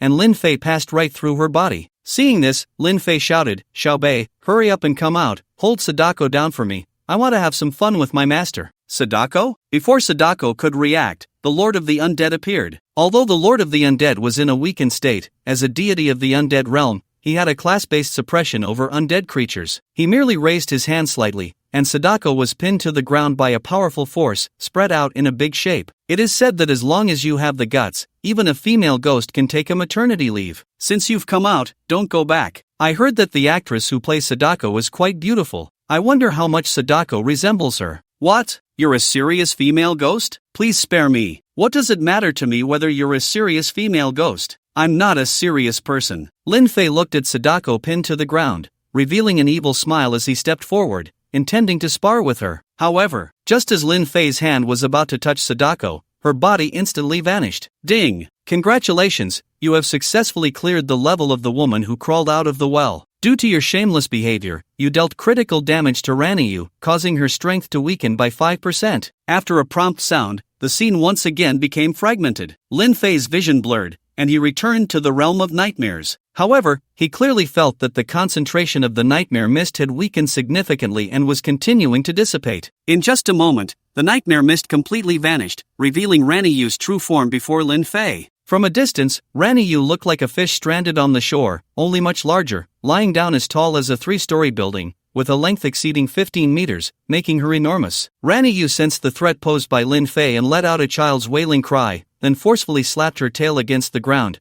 using the recoil to leap up, intending to escape into the Boundary River. Don't let it escape. Lin Fei would never allow Raniyu to flee. He summoned the people of his homeland to stop her. The people of his homeland wanted to fly over but found they couldn't, so they had to use super speed. Just as Raniyu was about to escape into the Boundary River, they grabbed her tail and pulled her back. Wow! Raniyu was furious and let out a piercing wail towards the people of his homeland. Buzz buzz buzz. The head of the people of his homeland felt as if it had been struck hard, their gaze becoming vacant, frozen in place. Bang! Seizing the opportunity, Raniyu swung her tail at the people of his homeland, the immense force sending them flying like a cannonball, crashing heavily to the ground, unable to get up for a long time. Master, Raniyu is a chaotic beast with terrifying physical strength. Besides Godzilla, it's hard for your other summons to harm her, the Lord of the Undead immediately reminded upon seeing the people of his homeland severely injured by a single blow. Many ants can kill an elephant. If one can't do it, then bring more. Lin Fei thought for a moment and did not summon the gigantic Godzilla, but instead summoned a large number of insectoids and aliens. As soon as these insectoids and aliens were summoned, they charged at Raniyu fearlessly, using all their means to attack. And as the Lord of the Undead had said, Raniyu's physical body was quite terrifying. Whether it was the insects or the aliens, they found it difficult to inflict effective damage, akin to encountering a boss in a game that was many levels higher than themselves, with each attack only deducting a drop of health. -1 -1 -1 -1 -1. Countless numbers continuously emerged from above Raniyu's head. However, fortunately, the sheer number of insects and aliens was overwhelming. They swarmed over Raniyu like ants hunting a large insect, dealing multiple hits each time. Thus, relying on their numerical advantage, they compensated for their low damage. Wow! Raniyu struggled fiercely, occasionally letting out piercing cries that stunned the surrounding insects and aliens, then using her powerful body to kill them. Unfortunately, Lin Fei's insects and aliens were too numerous. No matter how many Raniyu killed, they could quickly be replenished. In this way, Raniyu's resistance grew weaker and weaker, ultimately succumbing with a reluctant cry as a warrior insect dealt the final blow. Ding! Congratulations on killing a chaos beast, absorbing 120 hours of life force, earning 1050 experience points, and obtaining a portion of primal power. Do you want to consume a portion of primal power to advance a warrior bug? Lin Fei listened to the system prompt but did not make an immediate decision. Instead, he turned his gaze to the undead lord. Xiao Bei, it seems I also have the authority to allocate primal power. Should I consume a portion to advance a warrior bug? Master, it's best not to. The undead lord looked at the warrior bug that had dealt the final blow and shook his head. Primal power is incredibly precious, and this warrior bug is merely the lowest tier of bugs. It would be a waste to use it for advancement. If it's a waste, then why did you consume primal power to advance dozens of skeleton soldiers? Lin Fei was somewhat puzzled. That's different. The undead lord dared not hide anything and answered truthfully. I can absorb emotions of fear and despair to enhance my strength, especially the fear and despair of the talented, which are even rarer. I advanced those dozens of skeleton soldiers to induce negative emotions in the talented of the great Xia. I see. Lin Fei nodded in understanding and sought the undead lord's opinion. So how do you think I should use this portion of primal power? The undead lord looked eagerly at the green energy in Lin Fei's hand, stammering for a while without speaking. Primal power is a high-level energy crystal that only deities can fully utilize, so only he and Godzilla can completely harness its energy. The problem was, he didn't want to give the primal power to Godzilla, yet he felt embarrassed to ask for it. Wanting it but being too shy to ask is pointless. Lin Fei saw the undead lord hesitating and understood what he was thinking, so he tossed the primal power over. Here, you gave it to me. The undead lord's voice was excited. This portion of primal power could at least restore his strength by 3/10,000ths. I want to know how far you can explore after using this primal power. Currently, the range is 1,000 meters, and after use, it can expand to 3,000 meters. As soon as the undead lord finished speaking, he suddenly realized Lin Fei's intention and exclaimed in shock, "Master, are you planning to hunt chaos beasts in the chaos? Aren't we going to the academy?" "We will definitely go to the academy, just no need to rush." Lin Fei paused here, looking around the chaos, and continued, "Although my strength is currently weak and I cannot obtain river water from the boundary river, I can still hunt chaos beasts." The undead lord reminded, "Master, the chaos is very dangerous. Fortune favors the bold." Lin Fei laughed dismissively. "Unless you have a good reincarnation, there is no wealth without effort in this world. Those who lie flat and still expect to gain wealth are just dreaming." "Master, I will follow your arrangements." The undead lord recalled his days of struggle and nodded vigorously. "You should absorb the primal power first." "Yes," the undead lord said, preparing to swallow the primal power, but then suddenly thought of something. "Master, chaos beasts are treasures all over. They can either feed the war beasts or be taken back to sell." "Don't worry." Even if the undead lord didn't say it, Lin Fei had no intention of wasting the Rani fish. After cutting off the best parts, the remaining portions would be shared among the insect race and the aliens. A day later, the undead lord fully digested that portion of primal power. "Thank you, Master. My strength has recovered to 6/10,000ths, and the search range of my divine sense can reach 3,500 meters. The undead lord's voice was excited. He hadn't expected to have a chance to restore his strength so quickly. Lin Fei nodded absent-mindedly, handing over the grilled Rani fish meat and asking, "Want to eat? I am a deity. I don't need to." The Lord of the Dead was about to refuse when he suddenly caught a whiff of the aroma of grilled fish, and couldn't help but swallow. He quickly changed his tone, saying, "Thank you, Master." As he spoke, he took the grilled Rani fish. The skin of the Rani fish was roasted to a crisp, and when he took a bite, it made a crunch sound. The rich meat released an unparalleled deliciousness on his tongue, combined with the flavor of the spices, filling his entire mouth. "Master, I didn't know food could be this delicious," the Lord of the Dead exclaimed, enjoying the meal and praising it repeatedly. "Isn't the food in the realm of the dead not tasty?" Lin Fei also took a bite of the grilled fish and found the meat to be somewhat akin to tuna, quite delicious. "Not just not tasty, it's simply worse than shit." The Lord of the Dead detailed the food in the realm of the dead to Lin Fei. After hearing this, Lin Fei was left dumbfounded. He had thought the phrase worse than shit was an exaggeration, but it turned out to be a true description. The food in the realm of the dead was indeed worse than shit. First of all, the vast majority of beings in the realm of the dead are dead souls, and they do not need to eat. As long as their soul fire does not extinguish, they can live forever. Only a very small number of necromancers need to eat. Secondly, the realm of the dead is dark and devoid of sunlight, making it impossible for any crops to survive. This results in the absence of herbivores and carnivores, leaving only corpse worms, rotten meat, and foul-smelling blood as potential food, the taste of which is easy to imagine. Compared to these things, Lin Fei's grilled fish was indeed better than shit. "Master, can I have another piece?" The Lord of the Dead quickly finished the grilled fish and looked eagerly at Lin Fei. "Go ahead." Lin Fei selected another piece of grilled fish and handed it over. He had gathered a large amount of Rani fish meat to stay in the chaos for a few more days, enough for them to eat for a month. "Thank you, Master." Just as the Lord of the Dead was expressing his gratitude, his expression suddenly changed as he looked in a certain direction. Without waiting for Lin Fei to ask, he spoke, "Master, about 3,000 meters away, someone is hunting a chaos beast. Should we hide?" "Why hide?" Lin Fei looked at the Lord of the Dead in confusion. According to the plot of the novel, wasn't this the perfect opportunity to assist, take advantage of, someone in distress, for a bit of fun and plunder? He immediately ignored the Lord of the Dead's warning and quickly made his way over. The pressure of chaos on the body was quite strong. It took him over 10 minutes to run the 3,000 meters before he finally saw the hunting scene. It was a bug with a body entirely in a ghostly green color, resembling a grasshopper from Blue Star, but many times larger. Its jaws were like sharp blades, and its whip-like, transparent antennae were sensitively probing the surrounding air. The most striking feature was its long and powerful hind legs, which possessed incredible jumping ability. Fighting this bug were two young men and women dressed in animal skins. The man was tall and muscular, with bulging arms that exuded a wild sense of strength, while the woman was slightly smaller, with healthy wheat-colored skin, a wild beauty. The battle between the two and the bug could be described as frenzied. There were no skills, no techniques, just raw power and a brutal melee. Goodness, they can fight a chaos beast with just their bodies. They are too abnormal. Lin Fei was shocked to see the bug, which was even stronger than the Rani fish,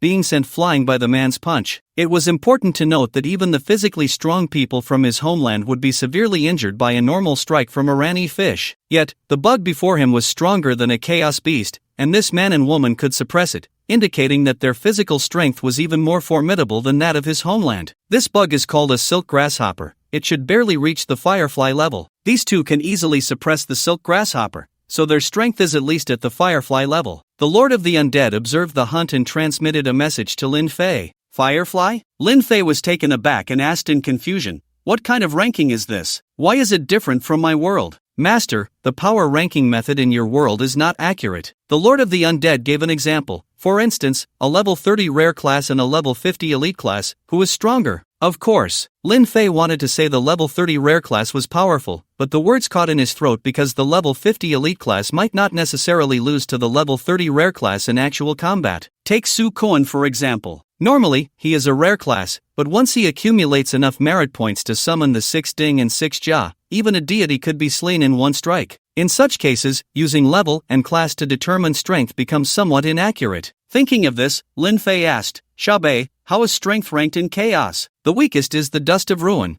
followed by Firefly, then Candle Flame, Ghost Moon, Sun, and Celestial Radiance. Your classmates are all Dust of Ruin, and I barely reached Sun during my peak." "You only reached Sun at your peak?" Lin Fei's face showed shock. He had thought the Lord of the Undead would at least be Celestial Radiance at his peak, but it turned out he barely reached Sun. "Master, saying that hurts the pride of lower deities. You should know that most lower deities are only at the Ghost Moon level," the Lord of the Undead said. "If other lower deities are Ghost Moon level, why did you barely reach Sun level?" Lin Fei asked in surprise. "Of course, it's because the Undead realm has fought for so many years, annexing a large number of lower worlds, and is about to be promoted to a middle world. After the Undead realm is promoted, will your strength also increase?" "That's right." The Lord of the Undead nodded and continued, "In fact, not just me, all beings in the Undead realm will increase in strength. This is a transformation of the world's level. All beings within the world will be affected." Hearing this, Lin Fei frowned. "If the Undead realm is promoted, will it affect my world?"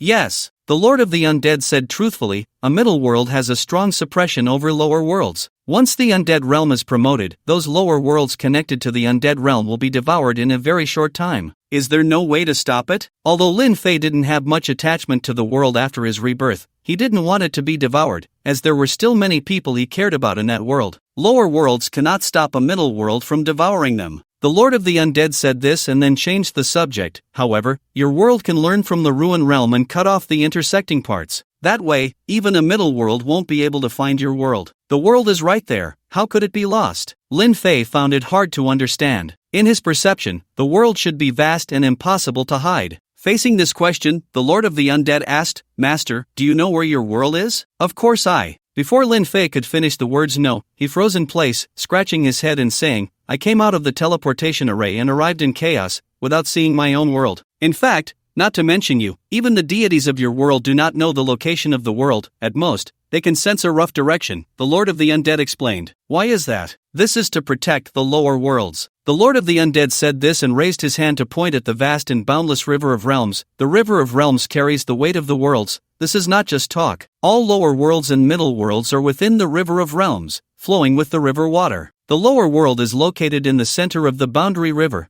while the middle world is closer to the riverbank. Only the upper world can detach from the boundary river. Lin Fei suddenly understood, even gods cannot enter the boundary river, which prevents the lower and middle worlds from being devoured. Moreover, since the positions of the worlds are constantly shifting, even if one sees a world, they cannot directly invade it. The Lord of the Undead nodded. In the chaos, the weak serve as nourishment. Whether it is chaotic beasts, professionals, or worlds, they all abide by this rule. "I understand." Lin Fei felt a heavy heart and thought for a moment, saying, "Even if we cut off the intersecting part of the worlds, we still cannot truly escape the realm of the undead, just like the current desolate realm." The Lord of the Undead remains silent, merely nodding. Although chaos tries to protect all worlds as much as possible, its essence is still survival of the fittest. Powerful worlds will always find ways to devour weaker ones, and chaos permits this. Therefore, even if the intersecting part is cut off, it cannot avoid being discovered. I will never allow my world to be devoured. Lin Fei clenched his fists, his eyes radiating two firm glances. He was a legendary professional above the god level,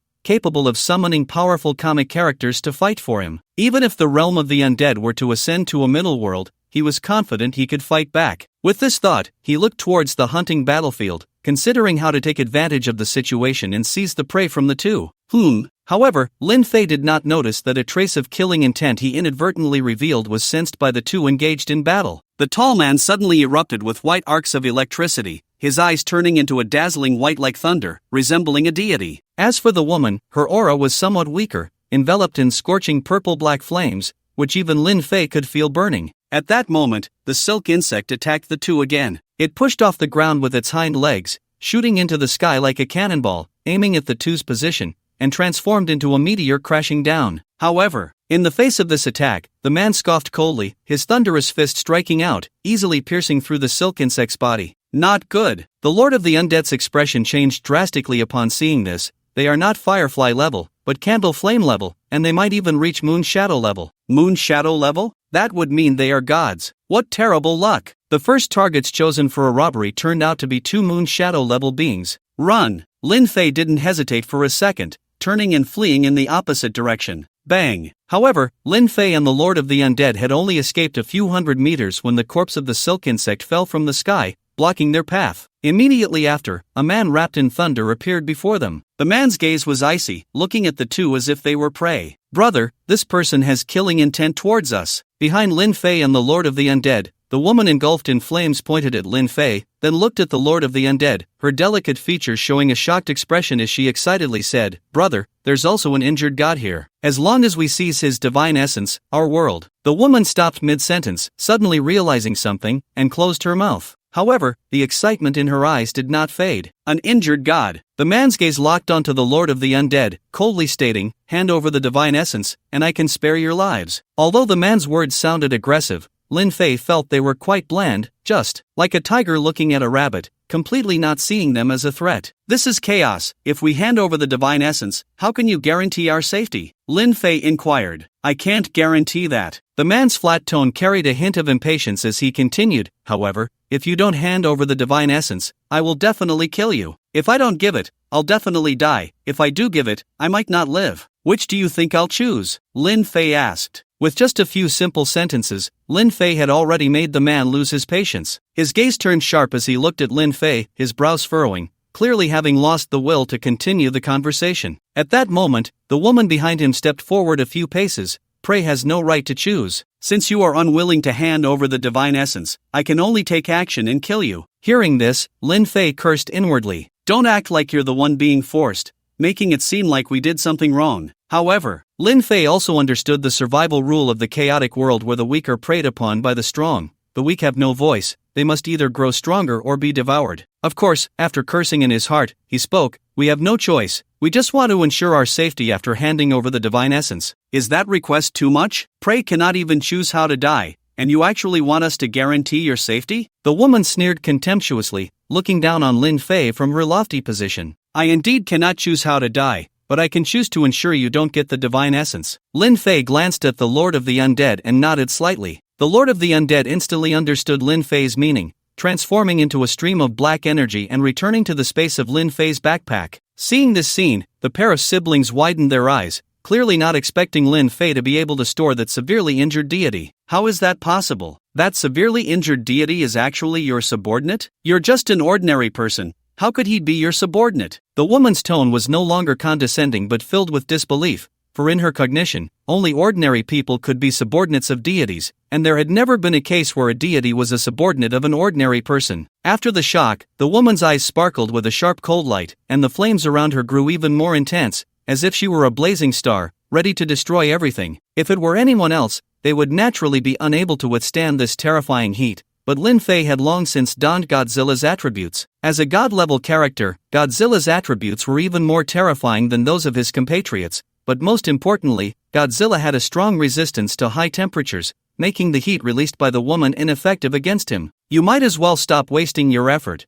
High temperatures don't affect me. Can we have a proper conversation now? Lin Fei asked the woman. Prey has no right to talk. The woman maintained a similar tone to before, but her demeanor shifted from disdain to anger. I admit, it's quite surprising that severely injured deity is your subordinate, but unfortunately, you are simply too weak and still have no right to talk to me. I just need to capture you, torture you, and I don't believe you won't release him. As her words fell, the woman's eyes filled with battle intent. Just taking a step forward gave Lin Fei a tremendous sense of pressure. Damn, what a show-off. If it weren't for my insufficient vitality, I would definitely make you kneel and call me daddy. Right now, Lin Fei's vitality was only enough to use the Divine Might skill twice, and the strength of the pair of siblings far exceeded his. He would need at least 5 layers of Divine Might to suppress them, and he didn't have that much vitality. Given the situation, a wise man doesn't suffer immediate losses. Lin Fei raised both hands. I surrender. Surrender? The woman was taken aback, angrily saying, Aren't you a man? We haven't even fought yet, and you're surrendering. Lin Fei replied, Didn't you say I was weak? Since I'm weak, shouldn't I surrender? The woman didn't expect Lin Fei to counter her with such words, momentarily stunned, then angrily retorted, I also said that Prey has no right to choose. Even if you surrender, I won't let you go. The sound fell, and the woman shot towards Lin Fei like a burning meteor, mixed with world-destroying energy. Boom! The woman's speed was too fast. Lin Fei hadn't even reacted before his body was smashed away, rolling on the ground dozens of times to dissipate the force. Damn, that hurts. This woman's physical quality is definitely the most terrifying I've ever seen. Fortunately, I'm using Godzilla's attributes. If it were the attributes of a native, I wouldn't just be injured, I'd be dead. Even with Godzilla's physical attributes, Lin Fei felt excruciating pain where he was hit, as if his bones were shattered. You actually withstood my ordinary punch? Come again. The woman looked at Lin Fei, who had been sent flying, a hint of surprise flashing in her eyes,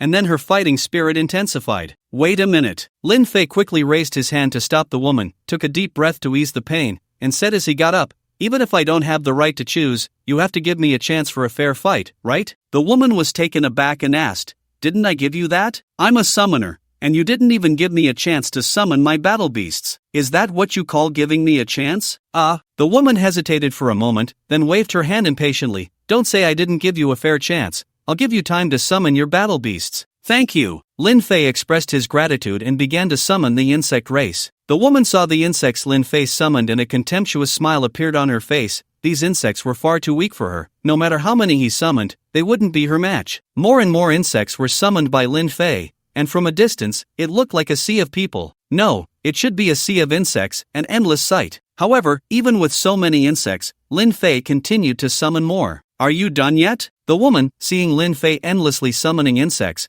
grew impatient and urged loudly. Almost, just a moment. Lin Fei, buried in insects, quickly replied. Hearing that she had to wait, the woman, no matter how unwilling, had to wait. And so, she waited another 10 minutes. How many insects do you plan to summon? The woman finally couldn't hold back, speaking in a disdainful tone. I'll tell you the truth. These insects you summoned are insignificant in my eyes. No matter how many you summon, you can't defeat me. After saying that, the woman waited for Lin Fei to respond. However, she waited a full half-minute without hearing Lin Fei's voice and immediately realized something. Not good, brother. Is that man using these insects to block our view and trying to escape? Crack! Almost at the moment the woman's voice fell, the man's body transformed into a bolt of lightning, appearing where Lin Fei was summoning the insect race. But there was no trace of Lin Fei. Chase! The man's face turned ashen as he spoke in a deep voice. He had never imagined that he and his sister would be outsmarted by their prey using such a clumsy method to escape. Just as the two were about to move, the insects began to stir,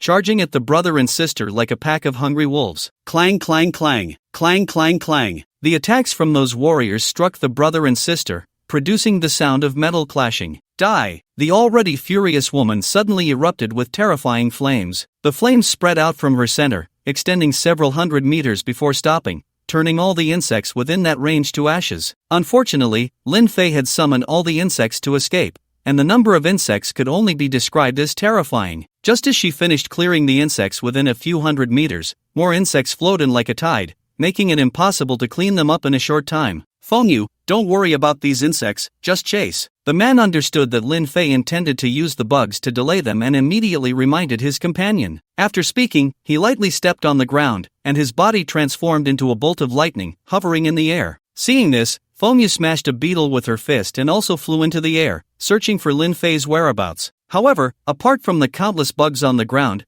they could not find Lin Fei's figure at all. Let's split up and chase. The man did not give up and looked at Fengyu, saying, Sister, you should know the importance of the divine fragment to our world. We must find him at all costs. Don't worry, brother. As long as I find him, I will immediately sever his legs, making it impossible for him to escape forever, Fengyu said fiercely. The man nodded and pursued in one direction, while Fengyu chased in the opposite direction. Compared to Lin Fei's speed, the siblings moved with incredible swiftness, disappearing into the horizon in just a few breaths. Once the siblings had completely left, in an inconspicuous corner of the swarm, the ground suddenly bulged up. Following that, a beetle emerged from the soil, and right behind it was Lin Fei. That's right, he hadn't run away. Instead, he had let the beetle dig a hole for him to hide in. What a pair of foolish siblings, Lin Fei said, brushing off the dirt from his body with a smug smile. I'm not as fast as you, and no matter how I escape, you would catch up to me. The smartest thing to do is, of course, to hide in place. He had used reverse thinking. Normally, he wouldn't be a match for the siblings and would surely try to escape, so they instinctively believed he must have fled while the bugs obscured their vision. But he chose to do the opposite and hid right under their noses. When the siblings saw him disappear, they naturally assumed he had escaped. In their haste to catch him,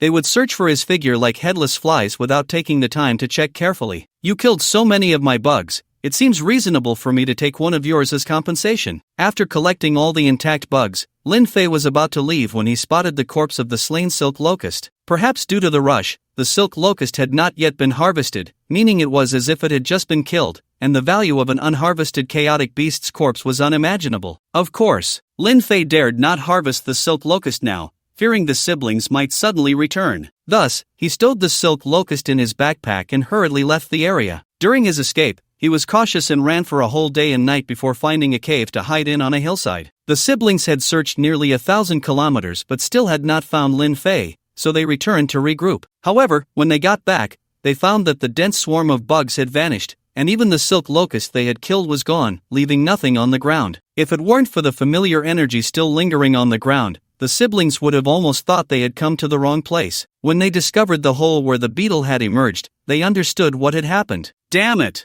Fengyu clenched her fists, her eyes seemingly ready to shoot flames. That despicable little man, he actually took our prey while we were away. If I find him, I will definitely kill him. It's just a loss, there's no need to dwell on it, the man said calmly compared to the furious Fengyu. Brother, that was a divine fragment. Fengyu couldn't accept it, feeling frustrated. With the divine fragment, you could become a deity, and then we wouldn't have to fear those invaders anymore. The ancestral shaman said I would definitely become a deity. It's just a matter of time. The man patted Fengyu's head and continued, moreover, that divine power does not belong to our world. If I use that divine power to become a god, my strength will be limited. Alright, Fengyu knew that her brother was comforting her. After nodding in guilt, she suddenly cursed, that despicable little man, he not only ran away but also stole our prey. A doting smile appeared on the man's face as he asked, Are you hungry? Fengyu blushed, realizing her thoughts had been seen through, and nodded. Rest for a bit. I'll go hunt a chaos beast and cook it for you later, the man said before heading off to find a chaos beast. Not long after the man left, Fengyu suddenly noticed something wriggling on the ground. As she got closer, she found it was a strange worm. The worm's body looked as if it had been trampled, with all its limbs incomplete and a hole in its body, green blood oozing out continuously. This is that despicable little man's worm. Can I use it to find him? Fengyu said as she reached for the worm. But seeing it might die at any moment, she frowned and said, There's no time to wait for my brother. I must find that despicable little man before the worm dies. With that, she picked up the worm and chased after the direction it sensed. A soft, moist feeling appeared on her face. Lin Fei, who was sound asleep, suddenly opened his eyes and instinctively reached to grab whatever was on his face, discovering it was a fist-sized slug glowing with white light. He grimaced and threw the worm away, and once his eyes adjusted to the surrounding light, he began to take in his surroundings. It was still the cave where he had been hiding, but he noticed that the ground was now crawling with slugs. These slugs were about the size of a basketball, while the smaller ones were only thumb-sized. They crawled aimlessly, with many of them climbing onto him. However, these slugs did not seem to intend to harm him. In fact, when they crawled on him, there was a strangely comfortable feeling. What are these worms? Lin Fei overcame his disgust and picked up a slug, finding that its body was sticky like a viscous liquid, enveloping his entire palm. His hand, wrapped in the slug, immediately felt soft and moist, and as the slug's body wriggled, he noticed his fatigue rapidly dissipating, as if it were being absorbed. Glug glug.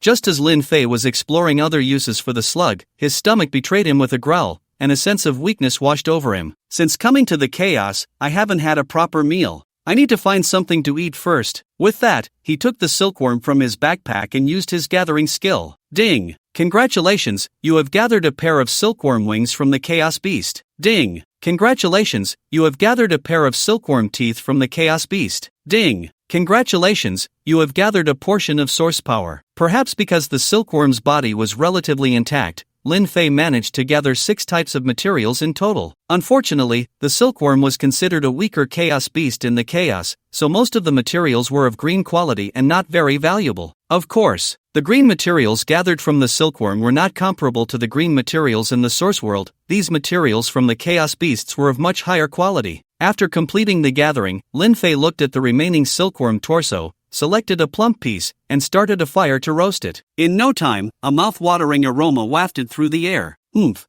I've finally found you. Just as Lin Fei was looking forward to his meal, a voice filled with anger rang out. Hearing the voice, Lin Fei was startled and immediately stood up, thinking to himself, how could he still be tracked down after being so careful? In a daze, a dark shadow was thrown into the cave, rolling a few times on the ground before coming to a steady stop in front of Lin Fei. Achilles' beetle? Lin Fei recognized what had been thrown in and immediately understood how the siblings had found him. All the insect race were connected to him through a web, so as long as the insects were alive, they would instinctively come to him. The siblings had found him through this connection. The problem was that his decision to spare the severely injured insect was quite reasonable among the insect race. After all, warrior insects and Achilles beetles were consumables. It was more efficient to breed new insects than to expend energy and resources to heal the injured ones. Despicable little man, no one can save you today. Suddenly, a ball of burning flames appeared at the cave entrance, and upon closer inspection, it was Fengyu, her entire body engulfed in fire, her delicate face twisted with uncontrollable anger,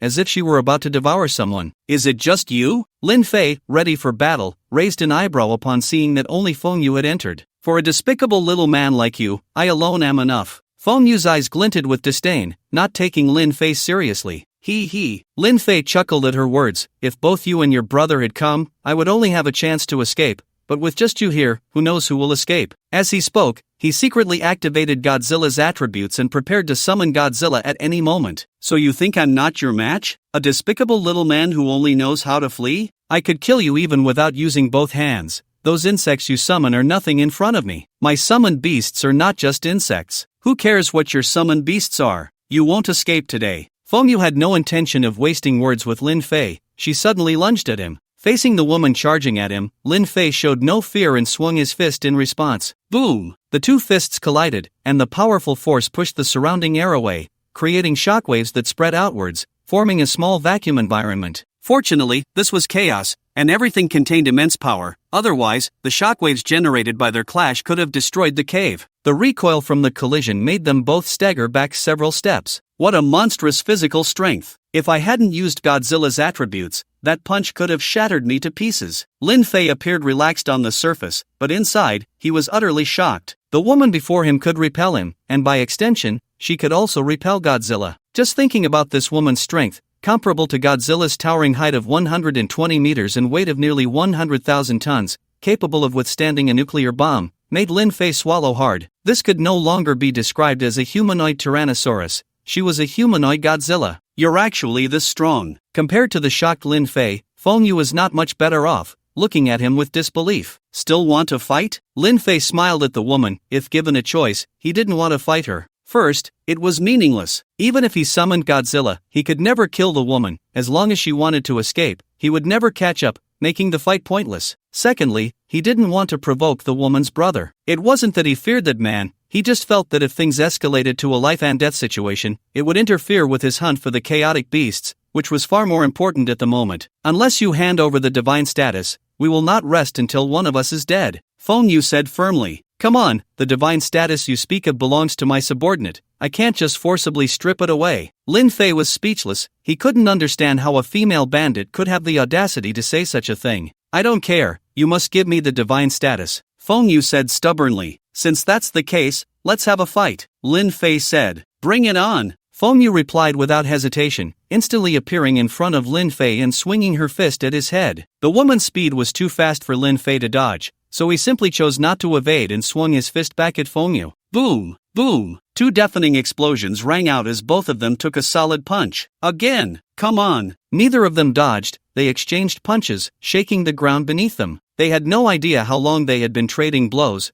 but the more they fought, the more shocked they became. Why was her physical strength so terrifying? Was she, even human? One relied on the attributes of Godzilla's body, while the other relied on their own strength, both thinking they could outlast the opponent, only to find their own vitality rolling over while the other showed no signs of giving up. In fact, both of them had thoughts of retreating, but at this point, neither was willing to be the first to speak up. Facing a humanoid Godzilla, you choose. Option 1, a good man doesn't fight a woman, let her have this one. Completion reward, 100 units of primal power. Option 2, neither of us has defeated the other, propose a draw. Completion reward, 10,000 summoning points. Option 3, a woman should be beneath a man, let her plead with me. Completion reward, unlock the chaotic map, range 20,000. Mark chaotic beasts, and positions of professionals. As expected, the greater the difficulty, the better the reward. Lin Fei heard the sudden system prompt in his ear, hesitated for a moment, and then chose the third option. Because compared to primal power and summoning points,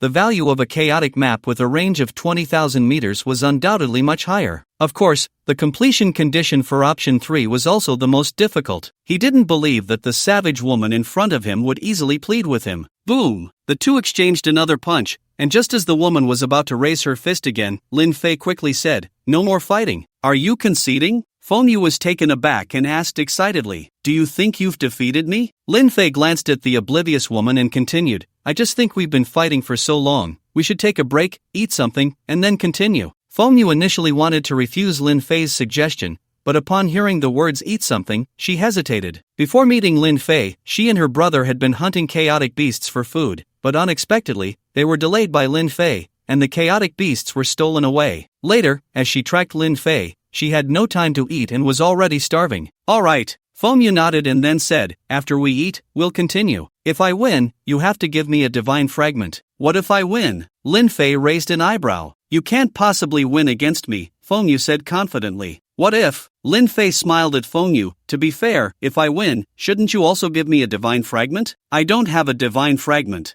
"I don't want a divine fragment, I just need you to plead with me." Feng Yu looked at Lin Fei with a face full of question marks, confused. "Pleading with you is worth a divine fragment? That's none of your concern." Lin Fei didn't waste any more words with the woman, walked over to the roasted chaotic beast meat, sprinkled some seasoning on it, and tossed a piece to Feng Yu. "Here's a piece for you, don't be polite. This is the chaotic beast my brother hunted. If anyone is to reward, it should be me rewarding you," Feng Yu immediately retorted, unwilling to take any loss. Lin Fei smiled, picked up a piece of roasted insect meat, walked aside, and while eating, grabbed a few glowing slugs and placed them on himself. In an instant, he felt a chill as the internal injuries and fatigue caused by their exchange quickly dissipated from his body. "With these slugs, I can quickly recover to my best state. What do you have to keep up with me?" Lin Fei thought to himself, unable to suppress a smile as if he could see victory waving at him. "That's disgusting." Feng Yu watched Lin Fei place the slimy worms on himself, grimacing in disgust, then picked up a piece of roasted worm meat and took a big bite. The cultivation method in their world was quite simple. First, hunt a satisfactory primal beast,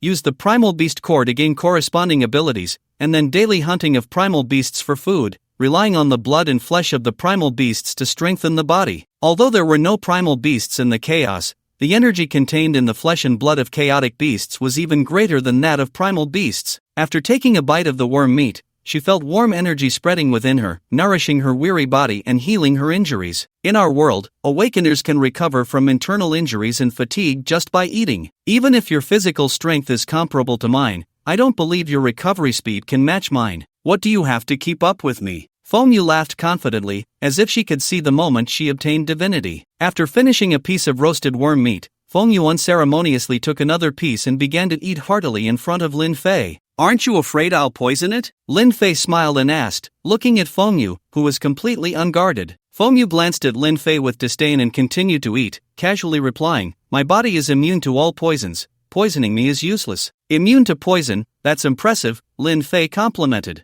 "Don't think that flattery will make me spare you. Once I'm full, it's your death day." Feng Yu thought Lin Fei was begging for mercy and snorted dismissively. "When will you be full?" Lin Fei was somewhat speechless. He felt the woman was too self-assured. "Not anytime soon." Feng Yu suddenly thought of something and looked at Lin Fei. "This roasted worm meat isn't enough for me. You need to roast some more for me. Once I'm full, we can start." "Wait, you haven't eaten enough with all that worm meat?" Lin Fei recalled that he had roasted over 10 pounds of worm meat. "Not to mention a girl, even 4 or 5 big men might not finish it. If I were full, I would stop, right? Stop talking nonsense and hurry up and roast it for me," Feng Yu said arrogantly. "I'm not your slave. Why should I roast meat for you?" Lin Fei said, somewhat displeased. "If you want to eat, roast it yourself. I have no obligation to serve you." Seeing Lin Fei angry, Feng Yu realized her attitude was a problem, but it was impossible for her to apologize. So, she walked over to the corpse of the silk mantis, tore off a large piece of meat, and released a terrifying high temperature from her body to roast the worm meat. "Stingy man, who can't roast meat?" Feng Yu glanced at Lin Fei with disdain, her face full of pride as she took a bite. However, as soon as the worm meat entered her mouth, she immediately spat it out, confused, and asked, "Why is it so bad?" "Ha ha!" Lin Fei burst into laughter. "Are you trying to kill me with laughter? Who told you that roasting meat is just about using fire? Don't laugh. If you keep laughing, I'll beat you to death." Feng Yu glared at Lin Fei fiercely,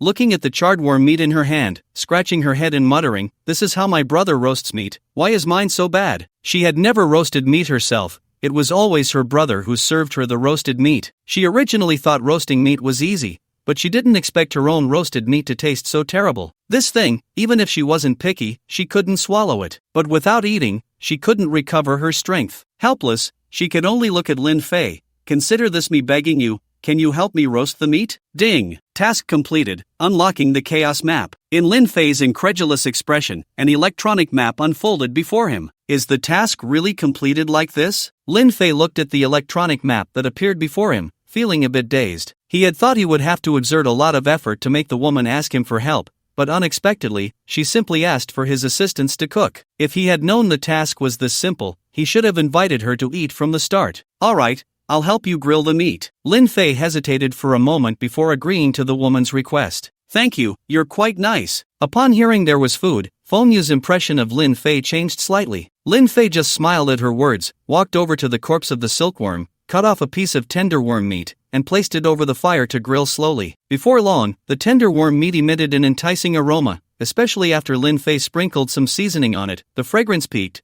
making Feng Yu beside him swallow repeatedly. "Done." Lin Fei handed the grilled worm meat to the woman, then returned to his previous spot and picked up a white slug from the ground. However, this time he wasn't using it for healing but was trying to store the slug in the beast space of his backpack. Unfortunately, perhaps because these slugs belong to the chaotic beasts, he tried many times but couldn't store them in the beast space. "Are you trying to raise these slimy bugs?" At that moment, Feng Yu, who was eating the grilled worm meat, suddenly asked. "Yes." Lin Fei nodded. These slugs had strong healing and recovery abilities, and without a supporting profession, they could be very useful, so he naturally wanted to take some with him. "Here, take this." Feng Yu rummaged through her belongings and threw a strange bone to Lin Fei. "This is a mother bug's bone, used for nurturing larvae. It has a large internal space. You can put these slimy things inside." Lin Fei looked at the woman in confusion, pondering why she wanted to help him. I just find these bugs disgusting and they delay my eating, so I want you to clean them up, not because I'm thanking you for grilling meat for me." Feng Yu realized Lin Fei's thoughts and felt a bit flustered. Women really are creatures of mixed signals. Lin Fei chuckled at the woman's clumsy excuse and said, "Thank you, my name is Lin Fei. May I know how to address you?" "I'm Feng Yu. Don't think that by pleasing me, I'll let you off. You're doomed," Feng Yu said arrogantly. Hearing her words, Lin Fei thought of a saying. He had never won a fight, nor had he lost in words. Clearly, it was a good intention, yet her words always gave a sense of a life and death struggle. In the following time, Feng Yu taught Lin Fei how to use the mother bug's bone, and after he learned, he collected all the slugs in the cave into the bone. At the moment the slugs entered the mother bug's bone, the internal space flickered a few times and transformed into an environment similar to a cave, very suitable for the slugs to live in. After a while, Lin Fei suddenly took a few steps deeper into the cave, pretending to take off his pants. "What are you doing?" Feng Yu, who was eating, quickly questioned. I have a bit of diarrhea, just need to relieve myself. Lin Fei replied. This cave space isn't big, if you relieve yourself inside, how can I eat? Feng Yu frowned and asked. What do you mean? You can't expect me to go outside, can you? Lin Fei shook his head vigorously, his tone firm. It's so dangerous outside, it's not safe to relieve myself out there. I have beast-repelling powder here, if you sprinkle some around, chaotic beasts won't come near you. Feng Yu said with a look of disdain, tossing Lin Fei a bag of green powder.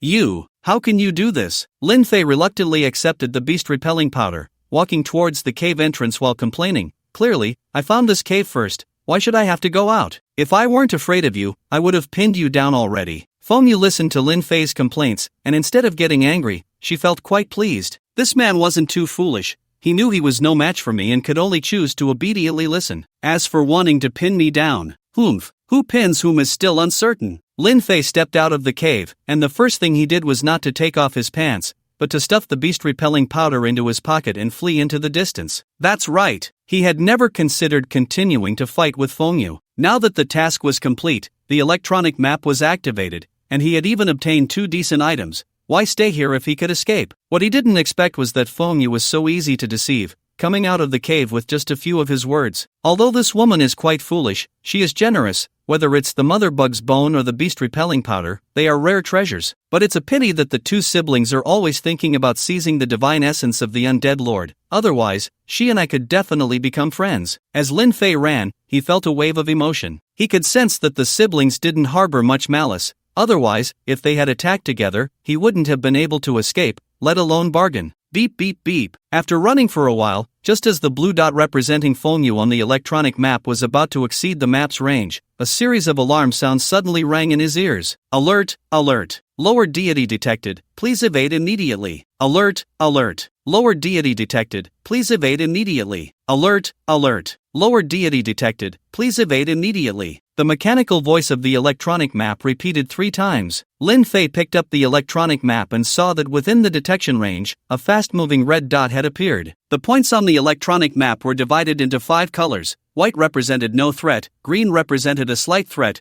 blue represented an equal match, yellow represented a slight advantage, and red indicated an unbeatable foe. Realizing this, Lin Fei didn't dare hesitate and immediately summoned a beetle, digging a hole in the ground to hide in. While hiding, he switched his attributes to those of an ordinary person, instantly becoming just that. And an ordinary person in chaos, to put it bluntly, was even less than an ant. Sure enough, that deity completely overlooked him, maintaining its speed as it flew past above where he was hiding. Whoa! Lin Fei saw the red dot of the deity on the electronic map getting farther away and let out a long sigh of relief, grateful. Thank goodness I activated the electronic map, otherwise, I would have run into that deity head-on. However, just as Lin Fei finished feeling relieved, his brows furrowed tightly, because he saw on the electronic map that although the red dot representing the deity was getting farther away, it was still moving steadily towards Feng Yu. Lin Fei stared blankly at the electronic map, watching the red dot getting closer to the blue dot. Master, please don't do anything foolish. The undead lord in the subordinate space noticed Lin Fei's intentions and immediately warned, that lower deity just now is a genuine Yoyua-level powerhouse. Even at my peak, I could only barely suppress it. You are no match for him. Lin Fei frowned and asked, my Godzilla has also reached the deity level, isn't it still a match for him? The undead lord explained, although your Godzilla has reached the deity level, it has just entered the Yuiwa level, while that lower deity is at least in the late Yuiwa stage, 2 small realms apart. If I had a way to double Godzilla's strength, would it be possible for it to be his opponent? Lin Fei hesitated to ask. Not at all, even if the realms were the same, a battle beast is still no match for a deity, the undead lord replied. Why? Lin Fei was puzzled. Gods have divine ranks. The lord of the undead began to educate Lin Fei. Divine ranks can only be born in the world, even chaos cannot give birth to divine ranks. Those who possess divine ranks can be called gods or deities, while those without divine ranks can only be considered god-level. Although it's just a difference of one word, the disparity in strength is like heaven and earth. Gods are strengthened in the source world, and in chaos, they can receive protection from the source world, absorbing the emotional power generated by living beings. For example, my divine rank is fear, so I can absorb the fear emotions produced by living beings, and the effect is no less than that of source power. God-level beings do not have this ability, they can only rely on improving their own cultivation to become stronger. They will not receive protection from the source world, nor will they enjoy the strength enhancement from the source world. The gap between the two is such that even if you increase Godzilla's strength fivefold, it cannot be crossed. After listening to the explanation, Lin Fei understood how great the gap was between Godzilla and the gods. No wonder summoning Godzilla only required 200,000 summoning points. It turned out that Godzilla belonged to the weaker side among god-level characters. After all, the strongest god-level character required 999,999 summoning points. Seeing Lin Fei silent, the Lord of the Undead, worried about making an irreparable choice, spoke again. Master, that woman and her brother want to steal my divine rank. They are our enemies. We have no need to save our enemies. Besides, this is chaos. Many people die every day. Since those siblings chose to enter chaos, they are already prepared to be killed, isn't that right? Lin Fei was silent for a moment and nodded in agreement. You're right, I have no ties to her, and she has been threatening to kill me. Why should I save her? Master, that's exactly the point. The Lord of the Undead breathed a sigh of relief,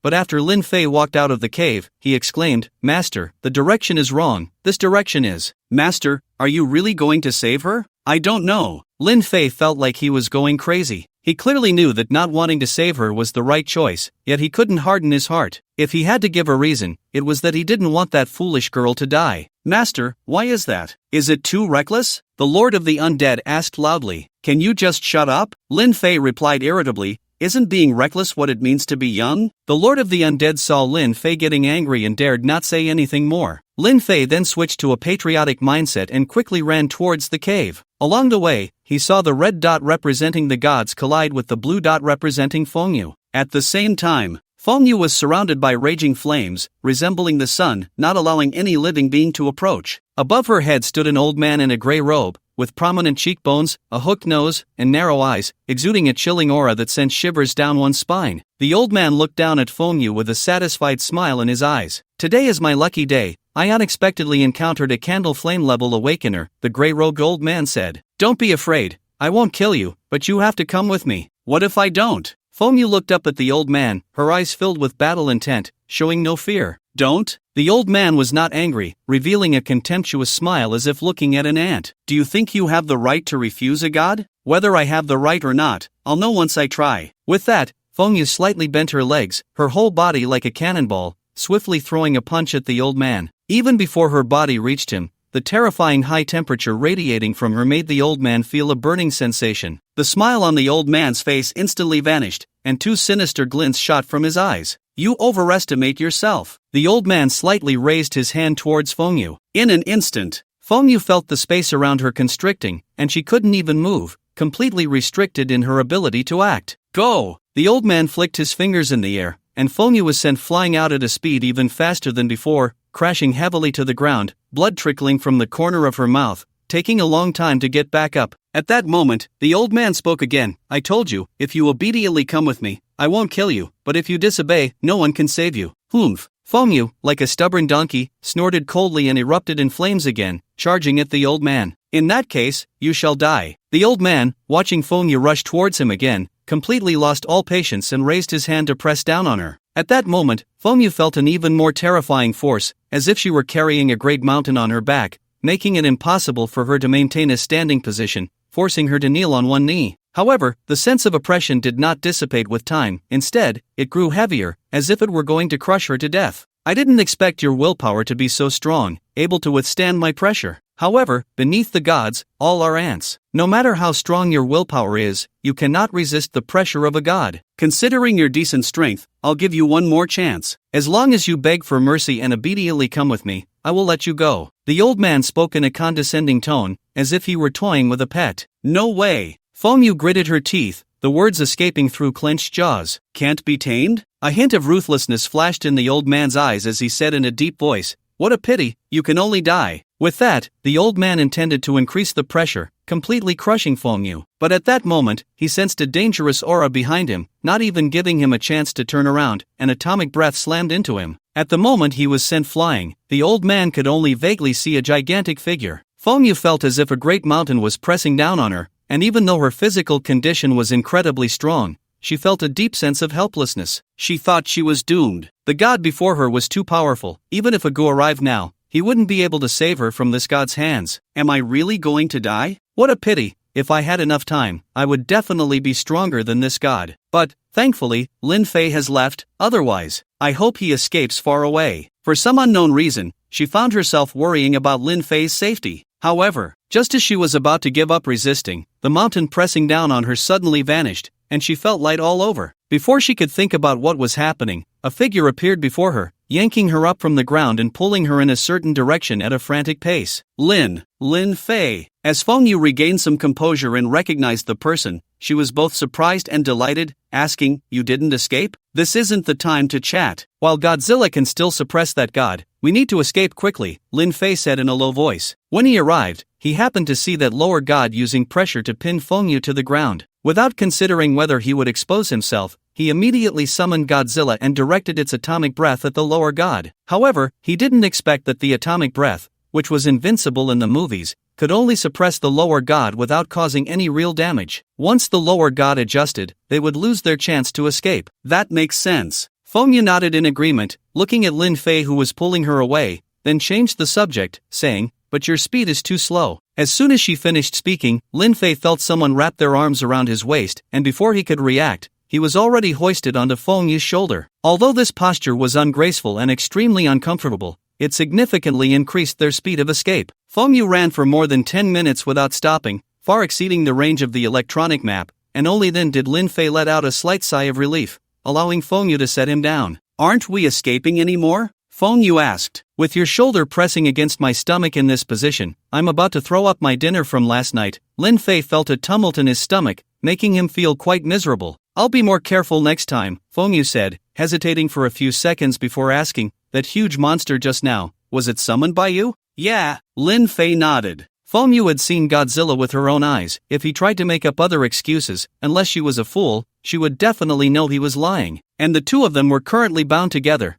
To avoid affecting their escape plan, he chose to tell the truth. Of course, there was another reason. Godzilla was not his trump card. From start to finish, his trump card was his legendary level profession. That was a divine battle beast. "If you had summoned it earlier, I definitely wouldn't have been your match." Feng Yu looked at Lin Fei and asked, "You haven't summoned a battle beast as a woman, so as a man, I naturally can't summon one either. Otherwise, it wouldn't be a fair fight," Lin Fei replied. In fact, he had two reasons for not summoning Godzilla. First, he had already used Godzilla's physical attributes. Even if he summoned Godzilla to help fight, it wouldn't have much effect, possibly resulting in a situation where 1 + 1 was less than 2. Second, Godzilla's size was too enormous. Once summoned, it would be easily discovered, which would be detrimental to his concealment. "You're a warrior." Feng Yu felt a sweet sensation in her heart, suddenly having the impulse to knock Lin Fei out with a stick. In their world, whether man or woman, if they saw someone of the opposite sex they liked, they could knock them out and take them back to their cave. "Not bad." Lin Fei looked at the silly girl and grinned. "Ding! Your follower Godzilla has died in battle. Would you like to summon Godzilla's heroic spirit into the compendium?" Note, a deceased follower entering the summoning compendium will slowly revive. The current revival location is 1. Just then, 2 consecutive prompt sounds rang in Lin Fei's ears. He looked at the 2 prompt messages, his brows furrowing tightly. Bad news, that lower deity was indeed very strong. Even the divine battle beast Godzilla could only hold on for more than 10 minutes. Good news, Godzilla could be revived. Can it be revived directly? Lin Fei worried that the lower deity would catch up, so he thought about directly reviving Godzilla to defend. Yes. 2 words appeared on Lin Fei's system page. "What are the conditions?" Lin Fei asked again. "Summoning Godzilla will consume half of the summoning value. I used 200,000 summoning value to summon Godzilla, which means directly reviving Godzilla would require 100,000 summoning value." Lin Fei smiled wryly. "I might as well just put him into the summoning compendium." Although he really wanted to revive Godzilla directly, he unfortunately didn't have enough summoning value and could only let Godzilla enter the compendium for revival first. As soon as he finished speaking, a dark golden book appeared in front of Lin Fei, quickly flipping pages until it reached the page for Godzilla. This page had a shadowy outline of Godzilla, along with other detailed descriptions, somewhat similar to the cards played in Blue Star. Immediately after, a red light merged into it, and the originally shadowy outline gradually became clear, revealing a vivid image of Godzilla. Godzilla is reviving. Revival time, 99 days, 23 hours, 59 seconds. It actually takes 100 days to revive, but fortunately, it can be accelerated. Lin Fei had thought that a divine character would take at most 50 days to revive, but he didn't expect the time required to double. The only thing to be thankful for was that the revival time was not fixed and could be accelerated through various methods. The simplest method, of course, is to consume life force to accelerate resurrection. Consuming 10 days of life force can speed up resurrection by 1 day, and with 1,000 days of life force, Godzilla can be revived immediately. Unfortunately, Lin Fei didn't have that much life force. Besides that, consuming summoning points or completing tasks can also hasten Godzilla's revival. "We need to keep running," Lin Fei said without delay, placing Godzilla's spirit into the summoning album, and turned to Fengyu. "My battle beast has died, and that lower deity will catch up soon." "Your god-level battle beast is dead?" Fengyu exclaimed. "Now is not the time to think about that. We need to escape first," Lin Fei replied. Fengyu nodded and once again hoisted Lin Fei onto her shoulder. However, realizing that this position was uncomfortable for him, she set him down, then placed one hand on his back and the other under his knee joint, lifting him up with strength. "Princess Carrie, it's comfortable, but I can't show my face to anyone." The old man, covered in dirt and dust, looked at the enormous corpse before him, his face filled with confusion. Why did a god-level chaos beast suddenly appear? Although god-level chaos beasts and lower deities both belong to the god level, there is an essential difference in strength. A highly intelligent god-level chaos beast would not actively provoke a lower deity. In fact, not only would it not provoke one, but upon seeing a lower deity, a god-level chaos beast would also avoid it. After all, the god-level chaos beast knows that it is merely a resource in the eyes of a lower deity. Just then, the old man saw the corpse of the god-level chaos beast disintegrating into light points at a visible speed,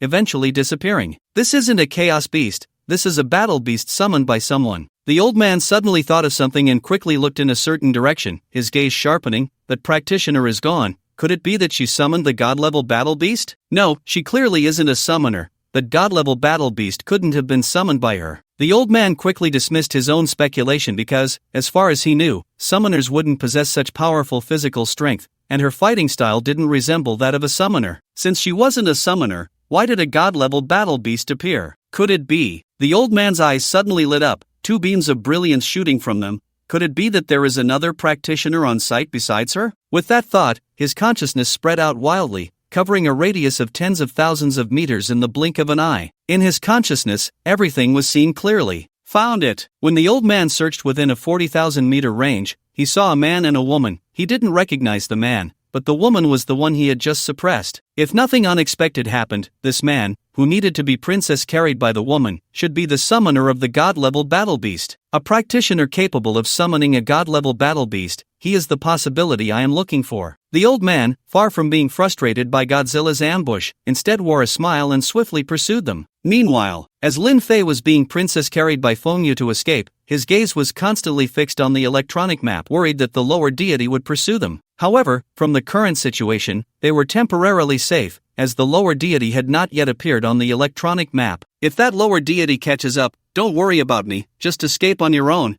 Fengyu said inexplicably. "What?" Lin Fei was momentarily taken aback and instinctively replied, "Don't be foolish, if that lower deity catches up, neither of us will escape, we'll probably die together." "He actually wants to die with me." Fengyu felt a pang in her heart, realizing that Lin Fei, aside from a go, was the best to her. No, even if it's the elder brother, he doesn't treat her as well as Lin Fei does. Elder brother. Good. Fengyu nodded vigorously, her tone firm. "If we die together." Lin Fei was puzzled. Ever since he saved this silly girl, he felt like he could barely understand what she was saying. Beep beep beep. Just as Lin Fei was pondering the meaning of Fengyu's words, a series of alarm sounds suddenly rang in his ears. Alarm, alarm. Lower deity detected, please evade immediately. Alarm, alarm. Lower deity detected, please evade immediately. Alarm, alarm. Lower deity detected, please evade immediately. Listening to the incessant alarm, Lin Fei quickly glanced at the electronic map and found a red dot rapidly approaching them at an incredible speed. It was obvious without guessing that the deity chasing them was the same lower deity from before. So fast, it caught up already? Too damn fast. Should I dig a hole to hide in? As soon as Lin Fei had this thought, he dismissed it. If he were alone, he could indeed use that method. After all, once he switched back to his original attributes, he would be an ordinary person, insignificant in the chaos, and no one would notice him. The problem was, with Fengyu, this silly girl, beside him, she couldn't completely hide her presence.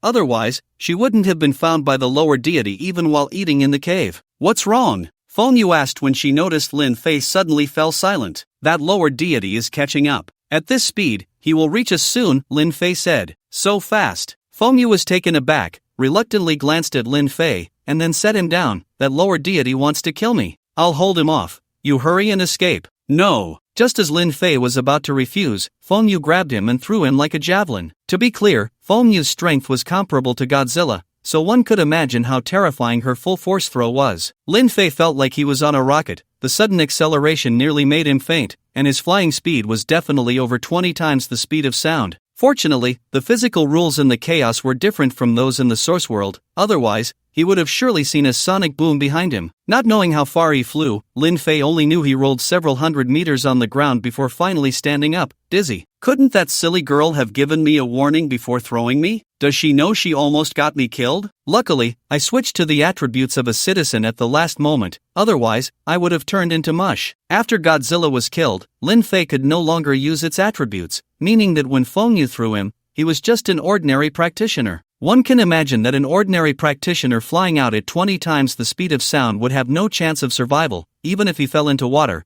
let alone crashing into a rock. Boom! Just as Lin Fei was considering whether to go back, a massive fireball, resembling the sun, shot up into the sky, adding a touch of brightness to the dim chaos. The target of this enormous fireball was an old man flying swiftly. The old man casually glanced at the giant fireball heading towards him, waved his sleeve, and a world-destroying force erupted, shattering the fireball and sending Feng Yu flying. Then, without even looking at Feng Yu, the old man chased after Lin Fei. Seeing this, Feng Yu panicked and shouted, "Great deity, you wanted me to go with you, right?" I agreed, please don't hurt him. However, the old man seemed to have not heard her words at all, his speed unchanged as he flew past her, pursuing Lin Fei. Seeing this, Feng Yu could only chase after him as well. However, when she caught up, she saw the old man politely addressing Lin Fei, "Sir, the lower deity Guyu has a request." Lin Fei. Feng Yu. "Sir, a request?" Just as Lin Fei was preparing to fight to the death, he froze in place upon hearing the words of the lower deity Guyu, unable to react for a long time. The lower deity in front of him had a request of him? How could that be? He didn't even know him before. However, Lin Fei sensed a hint of cold indifference in Guyu's eyes and understood that the other party was using courtesy before aggression. If he did not recognize the situation, the consequences would be dire. Thus, he clasped his hands in salute and respectfully said, "It is an honor for a lowly person like me to serve the deity. Please, just give your orders." To use the word request is truly an overstatement. "Aren't you going to ask what the matter is?" Guyu was slightly taken aback. He had thought that the summoner in front of him would refuse him. He had even prepared methods to coerce the other party,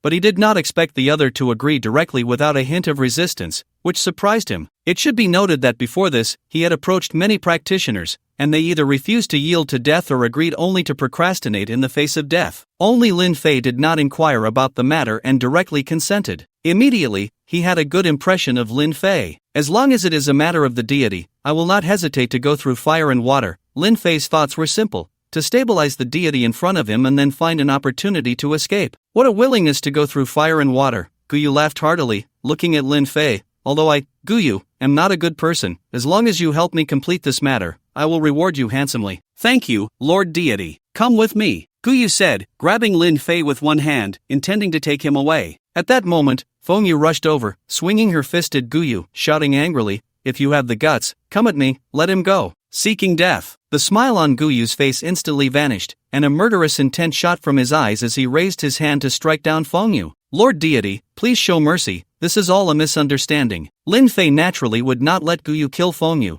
stepping in front of Guyu as he spoke. Feng Yu was surrounded by raging flames, her fist containing earth-shattering energy, clearly using all her strength. But upon seeing Lin Fei standing in front of Guyu, the blazing fire around her instantly dissipated, and her body stumbled forward, crashing solidly into Lin Fei's embrace. "Lin Fei, damn it, she knocked the breath out of me." "Feng Yu, he caught me. Stop making a scene, the deity has no ill intentions." Lin Fei kept signaling Feng Yu with his eyes. "Really?" Feng Yu still had some doubts. "Really?" Lin Fei nodded frantically, showering her with compliments. "How powerful the Lord Deity is, we are like floating dust in his eyes. If he wanted to kill us, a mere glance would suffice. Why would he let us escape time and again?" As the saying goes, flattery never fails. Upon hearing Lin Fei's words, Guyu finally abandoned the idea of killing Feng Yu. Feng Yu also found this reasoning acceptable, but unlike Lin Fei, she did not know how to be flexible and still did not give Guyu a good face. Let's go! Guyu, seeing Lin Fei's face, did not argue with Feng Yu and was about to leave with Lin Fei. Wait a minute. Feng Yu suddenly called out to Guyu, thinking for a moment, I want to go with you. You? Guyu looked Feng Yu up and down, shaking his head with a smile.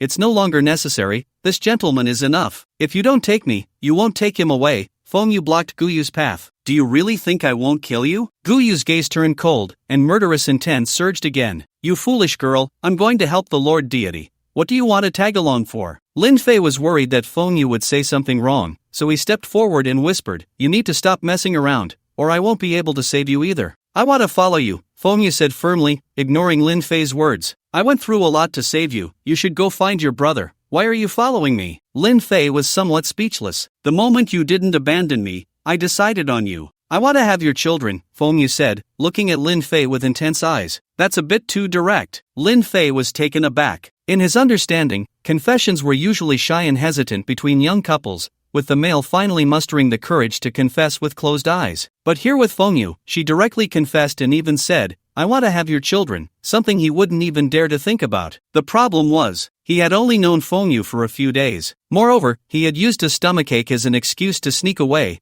only to return. It wasn't as if he had abandoned her as she claimed. Shouldn't feelings be expressed directly? Feng Yu looked at Lin Fei in confusion and continued, In my world, when I see someone I like, I just knock them out with a big stick and drag them back to my cave. I won't knock you out since you're not from my world. So I should thank you for that, Lin Fei said with a hint of sarcasm. No need to thank me, just get me pregnant. Feng Yu thought her child's father was being too polite. Lin Fei was speechless, realizing it was hard to communicate with women. He could only look at Guyu, Lord Spirit, she's quite strong, why not take her along? No problem. Guyu smiled knowingly at Lin Fei. Even with both Lin Fei and Feng Yu in tow, Guyu's speed did not decrease as he rushed in one direction. Along the way, Lin Fei gained a clearer understanding of the chaos. He had originally thought chaos was uniform, but from above, he discovered that chaos had many types of terrain. There were mountains, plains, and hills. The flat area he had been in before could only be considered a basin. However, even a basin was so vast that it would take him years to cross. Lord Spirit, we've been flying for so long. Why can we still clearly see the boundary river, as if it has been following us? Lin Fei noticed that no matter how the terrain changed, the boundary river would always be there. It's not that the boundary river is following us, it's that we have never left its range. Guyu thought for a moment and continued, It's like in the source world, no matter where you go, you can always see the sun when you look up. So that's how it is. Lin Fei understood immediately upon hearing this explanation. This made sense as to why the boundary water was so precious. It was because the boundary river was not the river he understood, but rather, in chaos, it was equivalent to the sun that could influence the ecological system of chaos. We've arrived. Just then, Guyu descended into a beautiful valley. The valley was filled with vibrant colors, with countless flowers, grasses, and trees growing, their colorful appearances forming a dazzling pattern. The air was filled with a sweet floral fragrance, bringing a special sense of comfort. Grandpa! As soon as Guyu landed with them, a girl dressed in purple, with pale skin that gave an unhealthy impression yet was also charming, evoked a protective instinct in others. Yue, why are you out here? Guyu hurriedly approached the girl and said, This time, Grandpa has brought two very strong professionals. With their help we will definitely be able to open the divine tomb. Divine tomb? Lin Fei's eyes widened in shock at the mention of these two words, as it reminded him of someone. You don't know what the divine tomb is? Feng Yu saw Lin Fei's surprise and paused for a moment. Do you know what a divine tomb is? Lin Fei asked. Feng Yu nodded and explained softly, a divine tomb is a small world formed after a deity's accidental death, similar to a dungeon. It is an independent space. As long as one can successfully conquer the divine tomb dungeon, they can obtain rewards from the deceased deity. Are the rewards substantial? Lin Fei raised an eyebrow. Not just substantial, if you're lucky enough to gain the deity's recognition, the divine essence will actively acknowledge its master, Feng Yu said. The divine essence acknowledges its master. Lin Fei exclaimed. He had learned from the Lord of the Undead that the number of divine essences born in each world is limited. Without a divine essence, no matter how high one's talent or strength, one cannot become a deity. The divine essence is an essential condition for becoming a deity. For this reason, each divine essence is incredibly precious, its value beyond mere money. Yue has been weak and sickly since childhood. I have consumed countless medicinal materials just to keep her alive. I thought her condition would improve after she changed jobs, but unexpectedly, her body cannot even change jobs. The only way to save her now is to obtain a divine essence from the divine tomb. Guyu said as he turned to Lin Fei after hearing his exclamation. Lord Deity, can't you open the divine tomb directly? Lin Fei asked. If the divine tomb dungeon is forcibly destroyed by external forces, the divine essence will return to its source world, Feng Yu explained from the side. Moreover, the divine tomb dungeon is very unstable. If a deity enters, it can also lead to the dungeon's destruction. So, we can only find practitioners below the deity level to help? Lin Fei understood. That's right. Guyu nodded, a hint of helplessness in his voice. It would be best to find a practitioner at the peak of the candle flame or the moon shadow level. Unfortunately, the chaos is too vast. I haven't found anyone suitable over the years until I met you. As he said the last sentence, Guyu looked at Lin Fei. Then, seeing Lin Fei's puzzled expression, he explained, the beast you summoned belongs to the divine level, barely reaching the moon shadow level. You are the most likely person I have encountered to clear the divine tomb dungeon. Hearing this, Lin Fei finally understood why Guyu had been so polite to him. Because he was the most likely practitioner Guyu had encountered in many years to obtain a divine essence, he had no choice but to seek his help to save Guyu Wei. However, Lin Fei looked at Guyu with a bitter smile. Lord Deity, it's not that I don't want to help you. My divine level beast was killed by you and will take 300 days to revive. In fact, it would take 100 days. But to gain an advantage from Guyu, he deliberately exaggerated it to 300 days. After all, he wasn't a beast of burden, how could he work for free? 300 days. Guyu was taken aback and asked, is there any way to revive the divine level beast earlier? There is a way, but it requires a large amount of resources, which I currently cannot obtain. What do you need? Just tell me. Yes. Lin Fei quickly thought and said, I need 1,000 units of source power and also need to personally hunt chaotic beasts. Is that all? Guyu had already prepared for a hefty price but didn't expect Lin Fei's request to be so low. I'll give you 3,000 units of source power. Once you obtain the divine essence, I'll give you another 7,000 units of source power. 1,000 units? That's so much? Lin Fei was so excited he almost bit his tongue. He had been in the chaos for several days, and aside from the first day's catch of the Rani fish, he hadn't hunted any chaotic beasts since, thus only obtaining 1 unit of source power. At his current hunting speed, it would take him over 3,000 days to gather 1,000 units of source power, which is about 10 years. He thought he was being quite ruthless, but unexpectedly, Guyu's advance payment was 3,000 units,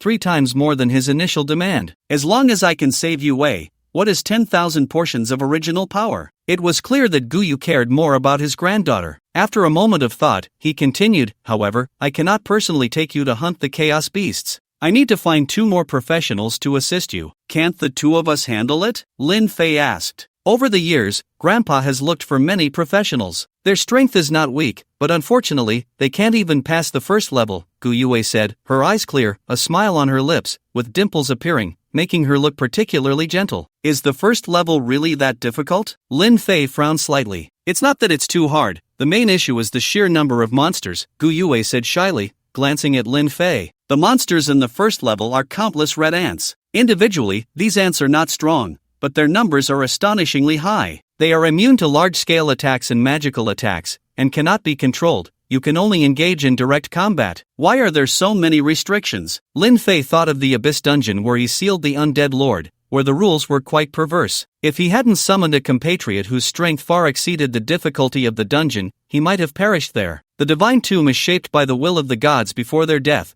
and the internal rules lean towards the cultivation system of their own world. This is to make it easier for professionals from their world to obtain divine status, Guyu explained. Then, can this divine tomb dungeon be exited freely? Lin Fei pondered and asked. It can be exited freely, Guyu replied, then continued, however, don't think you can just hunt a portion of the ants and leave. Once a professional exits the divine tomb dungeon, it will reset to its optimal state, and the ants that were killed will revive. No.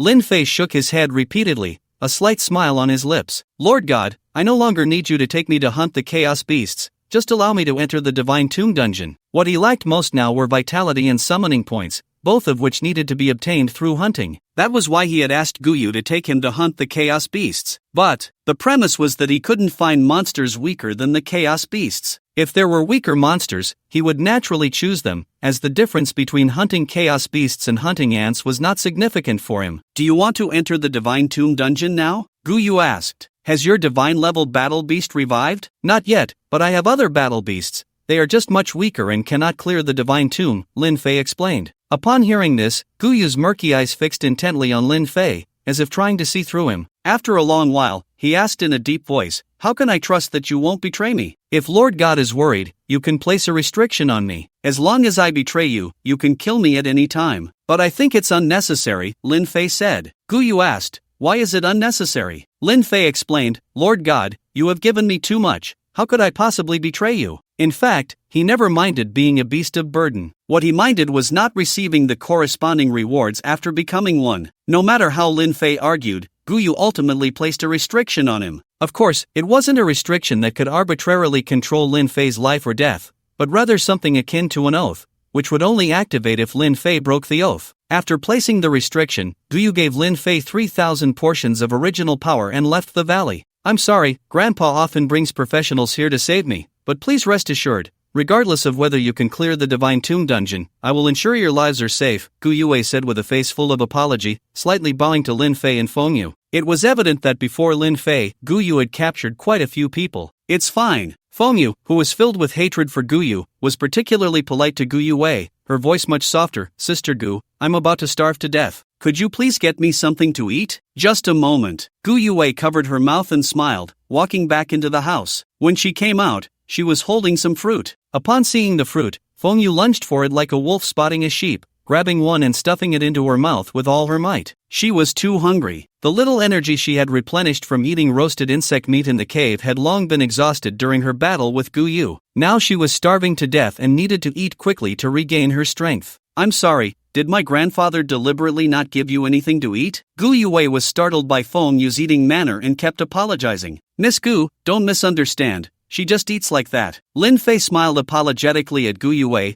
tugging at Feng Yu's clothes and whispering, can you pay a bit more attention to your image? I'm hungry. Weren't you just eating roasted insect meat in the cave? Lin Fei remembered that Feng Yu had eaten a lot of roasted insect meat there. That wasn't enough. Feng Yu looked aggrieved, saying, that one insect is normally enough food for me and my brother for a day, but you stole it. When I found you, I hadn't eaten for 3 days, and just as I started eating again, I was captured. No, are you two siblings pigs? That huge chaotic beast was only enough for you to eat for a day? And, what do you mean, just started eating? Most of the roasted insect meat I prepared was eaten by you. That was enough for me to eat for 3 or 4 days. How did it turn into just started eating when it got to your mouth? He. Gu Yue suddenly laughed out loud, then realized her behavior was impolite and quickly apologized. I'm sorry, I wasn't mocking you, I just find you both very interesting. It's nothing, no need to apologize. Feng Yu waved her hand dismissively, picking up a piece of fruit and handing it over. Your grandfather said you are weak and sickly. In my world, if you're weak, you need to eat more. Only when you're full can you have strength. Thank you. Gu Yue reached out to take the fruit, hesitating for a few seconds before opening her mouth to take a bite. Sister Gu, you need to take big bites.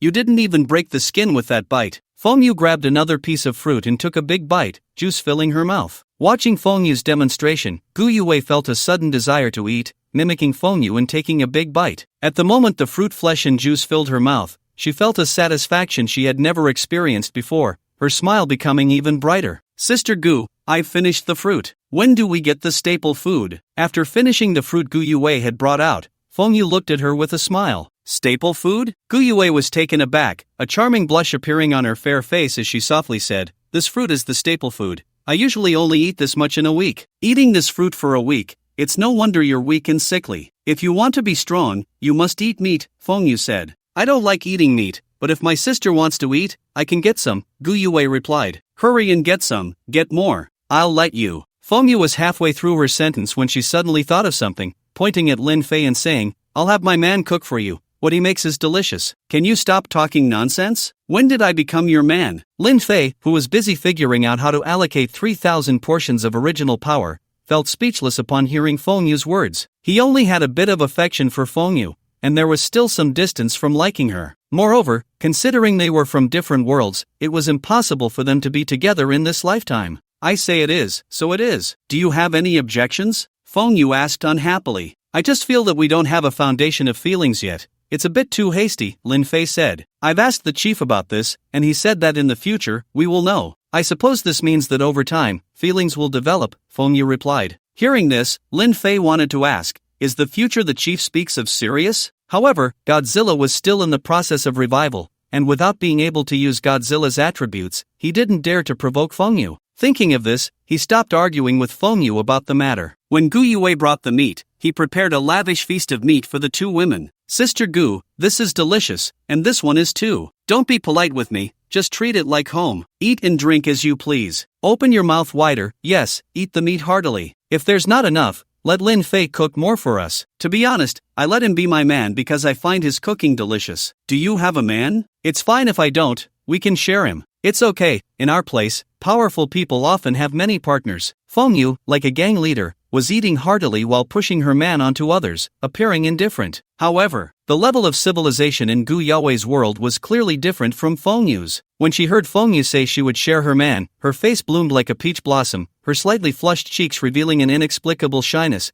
and she didn't dare to look directly at Lin Fei. However, Lin Fei didn't pay much attention to this. He was already used to Feng Yu's nonsense. In his eyes, Feng Yu was an eating streamer, and Gu Yue was the top supporter. Feng Yu ate while Gu Yue kept feeding her, occasionally eating something herself. If this scene were seen by Gu Yu, he would surely be moved to tears, for he hadn't seen Gu Yue eat properly in many years. Miss Gu, may I ask where the entrance to the God Tomb instance is? Lin Fei asked after the two finished eating. Mr. Lin, are you planning to enter now? Gu Yue asked. I want to familiarize myself with the God Tomb instance first, Lin Fei nodded. In fact, his pretense of familiarizing himself with the instance was false. His real goal was to farm vitality and summoning points. If he had enough vitality, relying on the skills of divine light and divine might, he would have the confidence to fight even against multiple lower gods. Alright, I'll take you into the God Tomb instance, Gu Yue said without further thought, leading Lin Fei and Feng Yu deeper into the valley. The space inside the valley was much larger than Lin Fei had imagined. Aside from the area near the valley entrance that had been developed,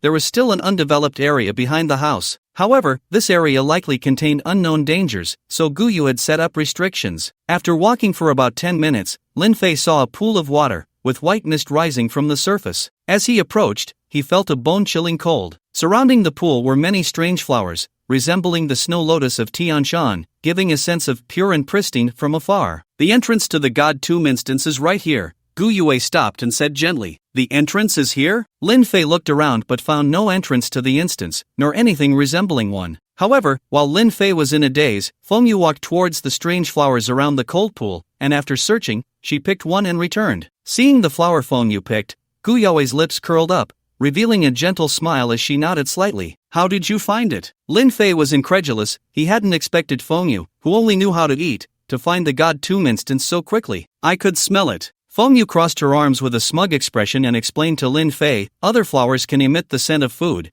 but this one gives off a dangerous aura." Lin Fei. He had considered countless possibilities, even thinking that Feng Yu had used some powerful identification technique, but he never expected that she had figured it out just by smelling it. No, does she really see things as just edible or inedible? At that moment, Gu Yue explained, "Grandpa disguised the divine tomb replica as a flower to prevent others from coveting it. If you're not careful, you won't notice it at all." After finishing her explanation, Gu Yue shook the flower in her hand, transforming it into a transparent orb about the size of a billiard ball. Lin Fei looked at the transparent orb held by Gu Yue and frowned slightly. He hadn't expected the divine tomb replica to be so small. How could they get inside? "Master, the replica is large in the small world, but it's only this big in the chaos," the Lord of the Undead suddenly transmitted. "You finally decided to come out?" Lin Fei's voice was laced with sarcasm. He had tried multiple times to get a response from the Lord of the Undead during his battle with Gu Yu but had received nothing. "Master, I didn't dare to respond," the Lord of the Undead quickly explained, realizing Lin Fei was still angry. "While ordinary practitioners can't detect me, gods can find me when I transmit. To avoid being discovered, I had to play dead." "Humph." Lin Fei snorted coldly on the surface,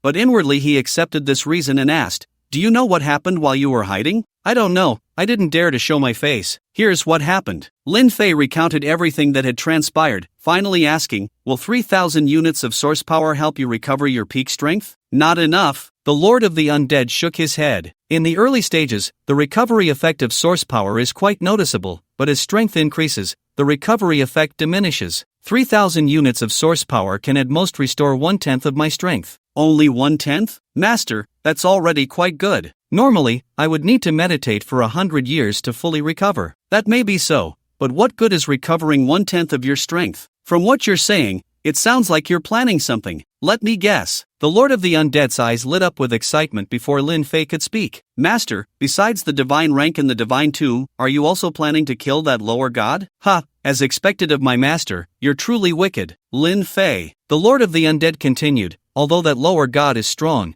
it's not completely impossible. Once I recover to 1/10 of my strength, I can create a corpse poison that can poison gods. As long as that lower god is poisoned, we can slaughter them at will. Lin Fei. The Lord of the Undead was thrilled. With the lower god and the treasures within the divine tomb replica, I can easily return to my peak. At that time, I'll take care of the slaughtering, and you can just enjoy the chaos. What are you dreaming about? Lin Fei looked at the increasingly excited Lord of the Undead and said solemnly, a gentleman loves wealth but acquires it through proper means. I won't engage in burning, killing, or looting, especially when the other party hasn't provoked me. Although Lin Fei didn't consider himself a good person, he would never admit to being a bad one, nor could he bring himself to oppress others. Moreover, Guyu had always been polite to him and had not provoked him. He had no reason to take action against Guyu. I knew it. With your strong sense of morality, how could you possibly? The Lord of the Undead stopped halfway and asked, Master, since you don't plan to kill that lower god, what do you mean by causing trouble? Lin Fei felt a sense of disdain, furrowing his brows as he said, First of all, I never said I wanted to stir things up.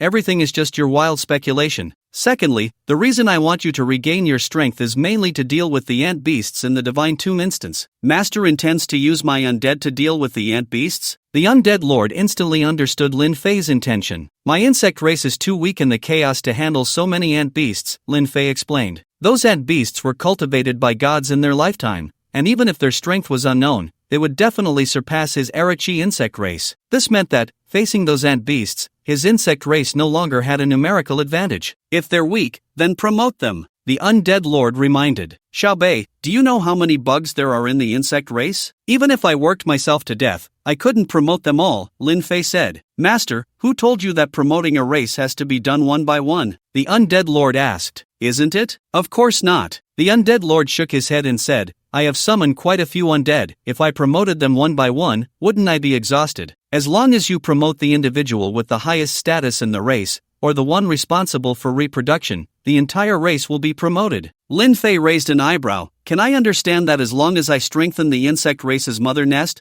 the entire race can be promoted? Yes. The undead lord nodded. Then, do I need materials? Lin Fei thought of the 300 billion he owed for crafting the insect race's mother nest and felt a bit scared. No materials are needed. You can strengthen it directly, the undead lord said. Quickly tell me how, Lin Fei said excitedly. In a deep canyon on the chaotic land, Xiahou Yan was carefully leading the great Xiatianjiao forward. In the surrounding dim environment, bugs would occasionally dart out, but they were all easily eliminated by Xiahou Yan. However, if the perspective were switched to a god's eye view, one would be horrified to discover that they were not in a canyon at all, but merely a trench on the ground. Above the trench were chaotic beasts the size of mountains, and in front of these chaotic beasts, the previously encountered Raniyu looked like a small fry, while Xiahou Yan and the others could only be considered ants. The commotion caused by the battles of these chaotic beasts felt like the end of the world to those in the trench, as the entire world trembled. Whether it was a sorrowful or fortunate moment, these chaotic beasts looked down on them. Even if they saw them, it was just an emotionless glance, much like how humans view ants on the ground. At that moment, everyone finally understood why their strength was classified at the dust level. Dust. The dust in chaos. Teacher, my profession level is higher than yours.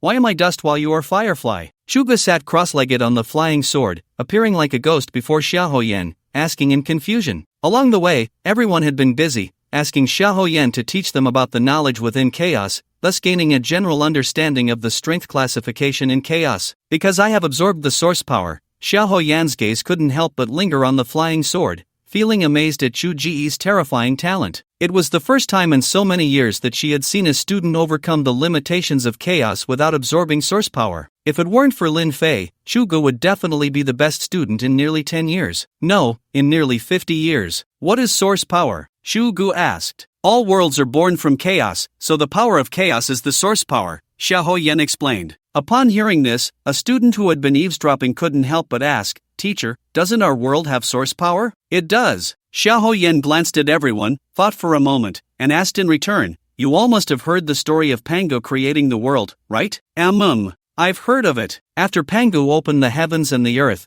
his body transformed into all things in the world. The crowd exchanged words, recounting the story of Pangu's creation. Once everyone had finished speaking, Xiaoyan said, "I'm not sure if Pangu really existed, but there is a hypothesis from scholars who study this, which is that Pangu is the primal force at the beginning of the world's formation. After creating the world, it merged into all things, and the power we use is equivalent to a weakened version of that primal force. So, are we becoming stronger because the purity of the primal force within our power is increasing?" A bespectacled student, clearly an academic, asked. "That's one way to understand it," Xiaoyan nodded. "Teacher, how can we obtain primal force?" After realizing the importance of primal force, everyone looked at Xiaoyan with eager eyes. They were all geniuses in the Great Xia, looking down on their peers, yet here in the chaos, they found themselves at the bottom. This was hard for their proud hearts to bear. They needed to raise their strength in a short time. The simplest way is to hunt chaotic beasts, which have a chance of yielding a portion of primal force. However, with your current strength, you are unable to hunt chaotic beasts, so you only have one way to obtain primal force, which is through the academy. Ordinary students can receive one portion of primal force for free each month. Excellent students can receive 3 portions, and as for the student council, let's not talk about that. You currently do not have the qualifications to compete for student council positions. In addition, completing academy bounty tasks, achieving good results in competitions, and performing excellently can also earn you primal force. But the most direct and forceful method is to enter the training rooms for cultivation. Regardless of the level of the training room, they all contain stray primal force, with increasing concentration, and the most precious is the top-tier training room. There have been instances where someone entered once and absorbed over 100 portions of primal force, increasing their strength several times. Xiaoyan was very attentive to her group of talented students. Their questions were thorough and insightful. Upon hearing that there were so many ways to obtain primal force, excitement spread across everyone's faces as they thought about starting to acquire primal force as soon as they got to the academy. Only Sukuan quietly opened his backpack, looking at the hundreds of golden access cards inside, momentarily at a loss for words. These golden access cards were passes to the top-tier training rooms,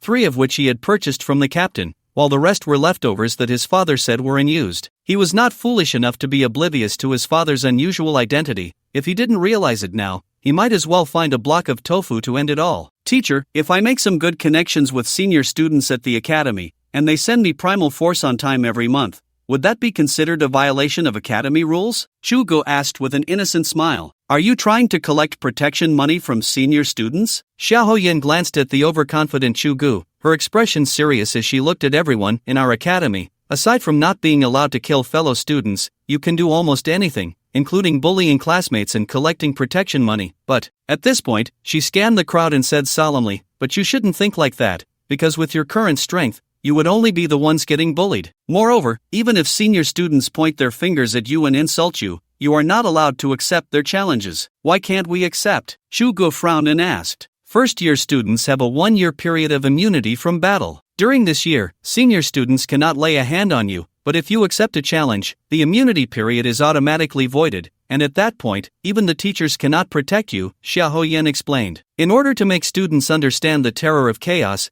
the academy basically imposes no requirements on them, even allowing boys to use force against girls, and permitting girls to exchange their bodies for what they desire. Although she strongly opposed this, she had to admit that it indeed greatly increased the students' survival rate in chaos. "Don't worry, teacher, we are all obedient good kids." Chuga grinned and shouted to the others, "Brothers, while Lin Fei is not here, let's absorb more source power, and then we can each take him down." "Old Chu, you're such a bastard, but I really like it. This idea is good. I don't believe that after we absorb the source power, we won't be able to take him on. I can already imagine Lin Fei looking confused, asking us why we are so strong. Ha ha." Although Lin Fei was very powerful, these people had never thought of giving up. They were silently chasing after him. Defeating Lin Fei? Xiaoyan looked at the oblivious crowd and ultimately refrained from saying anything to dampen their spirits, because she knew that even if everyone absorbed source power for a year, apart from Chugu, the others would still not be Lin Fei's match. This was still under the condition that Lin Fei did not absorb any source power. She believed that with Lin Fei's abilities, even if he didn't return to school, the source power he obtained would not be less than that of the others. Ding! Congratulations, you have consumed 11 units of source power, successfully strengthening the Iraqi insect race's mother nest. Upgrade progress plus 1%. Ding! Congratulations, you have consumed 12 units of source power, successfully strengthening the Iraqi insect race's mother nest.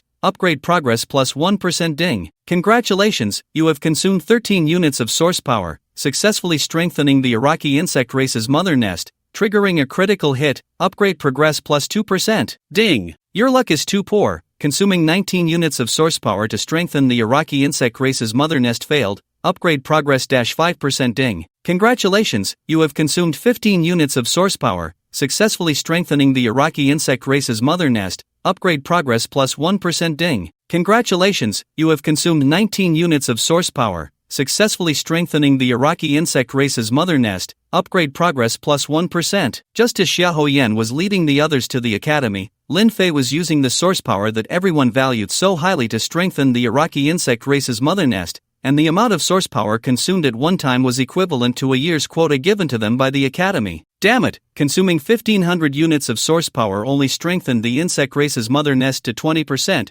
This luck is just too bad. Lin Fei felt terrible seeing that he had lost half of his source power. Master, I have to say, your luck is indeed a bit poor. Under normal circumstances, a few hundred units of source power would be completely sufficient, said the Lord of the Undead. Yeah, Lin Fei had long given up hope on his luck, pouting, if I had known it was about luck, I should have brought Su Kuan. With him around, the first 80% wouldn't fail even once. The Lord of the Undead said, in that case, Master can wait until returning to the academy to continue upgrading the nest. There's no need to rush. Are you worried that I'll use up all the source power? Lin Fei said coldly, continuing, but what you said makes sense. Even if I consume the remaining source power, I still won't be able to succeed in the upgrade. Master, actually, it's enough for now, the Lord of the Undead said. Not succeeding in the upgrade is still enough? Lin Fei was taken aback. Upgrading is a gradual process. Upgrading by 1% is better than not upgrading at all. It's like the undead realm, although it hasn't reached the mid-tier world, the strength of the creatures in the undead realm has increased significantly, the Lord of the Undead explained. Now that the mother nest's upgrade progress has reached 20%, how much can the strength of the insects increase? Lin Fei asked. Achieving 100% upgrade can reach the firefly level. 20% is equivalent to the early stage of the wasteland. The Lord of the Undead said, the early stage of the wasteland is indeed sufficient. Lin Fei learned from Gu Yue that the red ants in the first level of the Divine Tomb instance only possess the strength of the early wasteland stage. The difficulty of the first level has never been about the strength of the red ants, but rather their terrifying numbers. As the saying goes, many ants can kill an elephant, and combined with the harsh restrictions of the instance, even 5-peak candle flame professionals could be worn down. Lin Fei, what are you standing there for? When are we entering the Divine Tomb instance? Fengyu asked impatiently after waiting for a while, seeing Lin Fei standing still. The Divine Tomb instance is too dangerous. I can go in alone, Lin Fei said, finding an excuse as he worried that Fengyu would delay him from farming vitality and summoning points. Are you expressing your affection so directly? Fengyu didn't wait for Lin Fei to respond and proudly looked at Gu Yue. See, this is my man, always caring about me. Isn't that nice? Gu Yue's eyes sparkled as she nodded vigorously. Due to her physical condition, she had rarely interacted with others since childhood, let alone the opposite sex. She learned about love between men and women from books. The book said that although couples often bicker, they care for each other in times of danger, which is exactly what was happening between Lin Fei and Fengyu. So sweet. Gu Yue couldn't help but glance at Lin Fei, a blush appearing on her delicate face,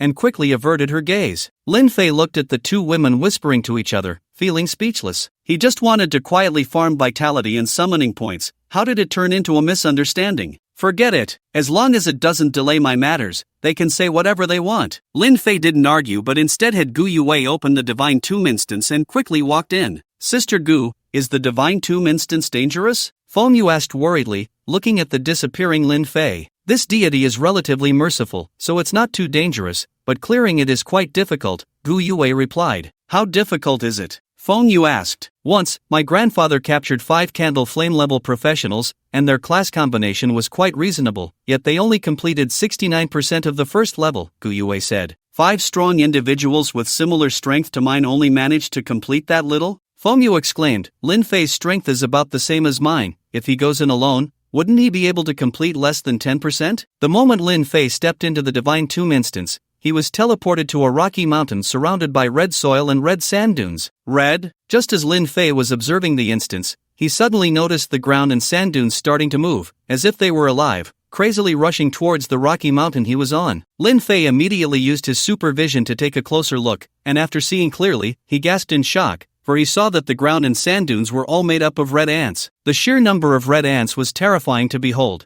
and he had no doubt that falling into them would result in being devoured alive. Come out! Lin Fei didn't dare to be careless and began to summon the arachnid swarm. The summoned insects didn't even stay for a second before Lin Fei sent them out to fight the red ants. Kill one early wasteland level red fire ant, gain 48 hours of vitality, reward 80 experience points, gain 25 summoning points. Your battle beast warrior insect has died. Your battle beast warrior insect has died. Kill one early wasteland level red fire ant, gain 50 hours of vitality, reward 83 experience points, gain 18 summoning points. Your battle beast warrior insect has died. Your battle beast warrior insect has died. Lin Fei looked at the constant notification sounds ringing in his ears, slightly furrowing his brow, as he realized that his Arachi insect tribe was no match for the red fire ants. The casualty ratio was 1 to 2. For every red fire ant killed, 2 of his insects would die. What made Lin Fei most desperate was that the pulse war scorpions, tank insects, plasma insects, and bomb insects, those with area attacks, were all prohibited in this instance. You said 20% would be enough, didn't you? Why are my insects so weak? Lin Fei asked, unable to hold back as he watched his insects being suppressed. Master, don't be anxious. The insects you summoned are all remnants from before, only the newly born insects have been strengthened, the undead lord explained. Is that really the case? Lin Fei questioned. Master can check the nest information, the undead lord reminded him. Got it, Lin Fei replied impatiently, quickly opening the information on the Arachi insect tribe's mother nest. Item, Arachi insect tribe mother nest, grade, red, reproduction speed, warrior insect, 300 units/minute, jumper, 30/hour, plasma insect, 1/day, tank insect, 3/day, pulse war scorpion, 3/day, bomb insect, 100/day, Achilles beetle, breeds as per master's demand, brain insect, breeds as per master's demand. Note, promotion progress 20%. Newly bred insect strength is enhanced. It really is, only the strength of the new insects is enhanced. Lin Fei pondered for a moment, then suddenly issued an order. Fully breed warrior insects, stop breeding other insects, and give me a massive increase in numbers. The insect tribe mother nest received the command and immediately made the changes. After the change, warrior insect, 3000/minute, compared to the aberrants that can grow rapidly without food, the Arachi insect tribe is even more perverse. They not only grow without needing food but also possess an incredible reproduction speed. This means that as long as the insect tribe mother nest can operate, a large number of Arachi insects will be born every moment, defying any logic. For this reason, Lin Fei never cared about the casualties of the Arachi insect tribe, as the low-level insects were merely tools of war. Crackle! The giant sand dunes formed by the red fire ants continuously launched attacks towards Lin Fei, while the warrior insects bravely blocked the advance of the red fire ants, with large numbers of warrior insects and red fire ants dying every minute. However, facing red fire ants that were not inferior in number or strength to the warrior insects, the defense line formed by the warrior insects was easily breached, and the line kept shrinking. As expected of the battle beasts cultivated by the gods, even without divine control, they can easily crush my Arachi insect tribe. Lin Fei stood high above, watching the advancing red fire ants, unable to help but comment. Master, these ants aren't as formidable as you say. As long as I recover 70% of my strength, my undead army can kill them all. The undead lord felt a bit uncomfortable hearing Lin Fei praise other gods. Then tell me, when will you be able to recover to 70% strength? Lin Fei asked. Soon, soon, the undead lord replied weakly. His current situation was too poor,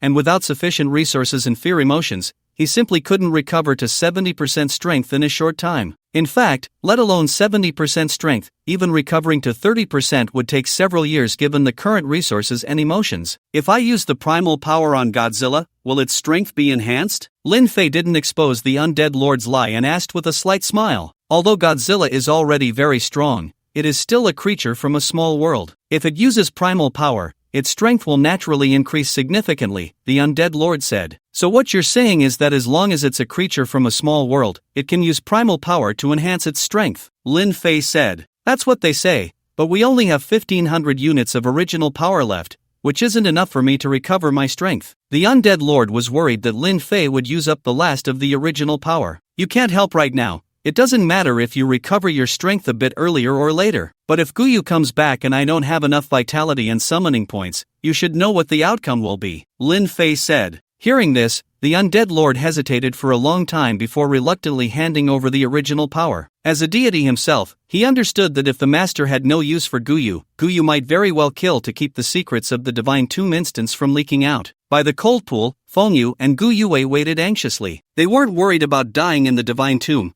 They were concerned that Lin Fei wouldn't achieve good results in the instance. Grandpa values Lin Fei so much, he must achieve good results. Otherwise, if Grandpa gets angry, I won't be able to protect him. Gu Yue's big eyes were fixed on the Divine Tomb instance. Sister Gu, what percentage completion is considered good? Feng Yu asked. For one person, reaching 15% is considered good, but it's almost impossible. Gu Yue said. Why is it impossible? Feng Yu asked, confused. A whole team can cooperate and perform exceptionally well, but Lin Fei is alone. If anything unexpected happens, it could lead to failure. Gu Yue explained. What if Lin Fei is different? Although Feng Yu understood the importance of cooperation, she inexplicably believed in Lin Fei's strength. Do you believe Lin Fei can surprise us? Gu Yue looked at Feng Yu, whose gaze was firm, hesitated for a moment, and gently shook her head. She wanted to believe in Lin Fei, but her experiences over the years told her that it was almost impossible. Her grandfather had found 5 powerful professionals,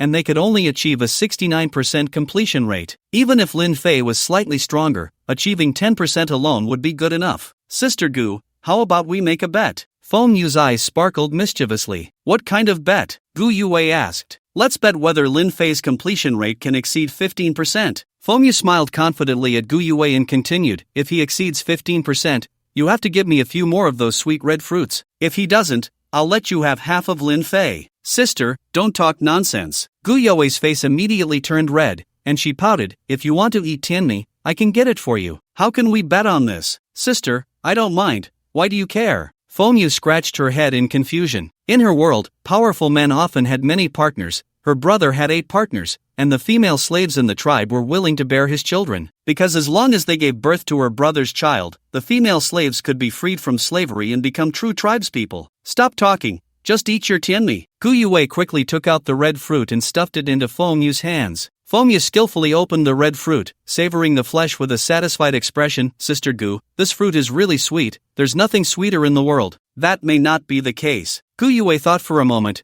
recalling a novel she had read, and shyly said, I once read a book that described, your embrace is my warm harbor, your kiss is sweeter than tianmi, holding each other and kissing makes me intoxicated. Feng Yu, while eating tianmi, looked at the blushing Gu Yue in confusion. What does that mean? I don't quite understand. Gu Yue was taken aback. You've never read a novel? Feng Yu asked. What is a novel? Gu Yue explained, it's a story written with words. Ancient sister, don't joke with me. Writing is something only witches can do. How could I possibly understand it? You're so amazing, you can have your witch teach you. That thing can't be eaten, and it's really hard to learn. Why should I learn it? Gu Yue suddenly didn't know how to refute that statement. At that moment, Feng Yu asked, Ancient sister, do people in your world all know how to read? Gu Yue gently nodded. My world is called the literary realm. Even infants a few months old start to recognize characters, and some even become divine poets by the age of 7. Writing holds immense power in my world. Divine poets by 7? Feng Yu, rarely pausing to eat, asked, what is poetry? Can you give me a few? I'll make my brother divine. Gu Yue felt like she was playing the lute to a cow.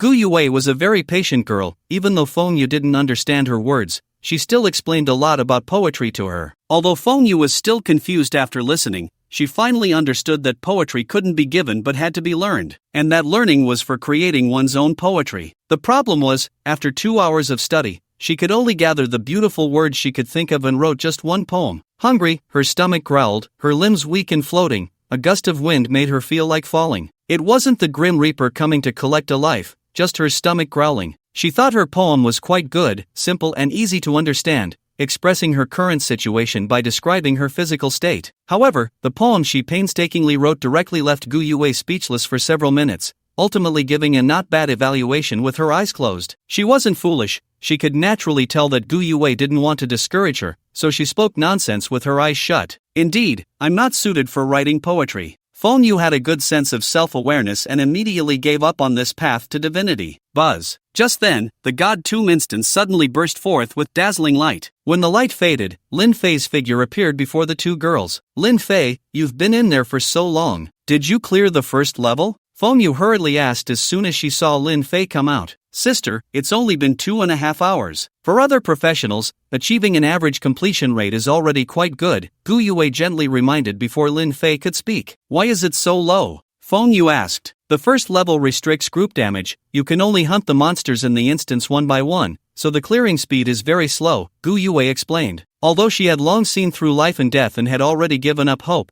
she still felt a bit disappointed inside. My completion rate reached 59%, just a little shy of passing. I'm really sorry, Lin Fei said, scratching his head in embarrassment. In this instance, aside from not using skills and not summoning the fallen Godzilla, he had used almost all means, determined to reach a 60% completion rate to pass. But unfortunately, the difficulty of the first level increased over time, and even using divine light skills later couldn't withstand the reckless red fire ants, causing his completion rate to fall short of the passing line. Passing line? 59%. Gu Yue and Feng Yu were both shocked, frozen in place like actresses from a certain country caught in a time freeze. After a long while, Gu Yue finally asked, "How could you achieve 59% alone?" "It was just a mistake," Lin Fei recalled and explained. "To speed up the hunting, I sent my protective beast out, giving a red fire ant a chance, and got stung." "And then you came out?" Gu Yue's beautiful eyes widened, thinking she had misheard. "Getting stung hurts a lot." Lin Fei finished speaking, worried that the employer would find him pretentious, and quickly assured, "But Miss Gu, please rest assured, after I take a break,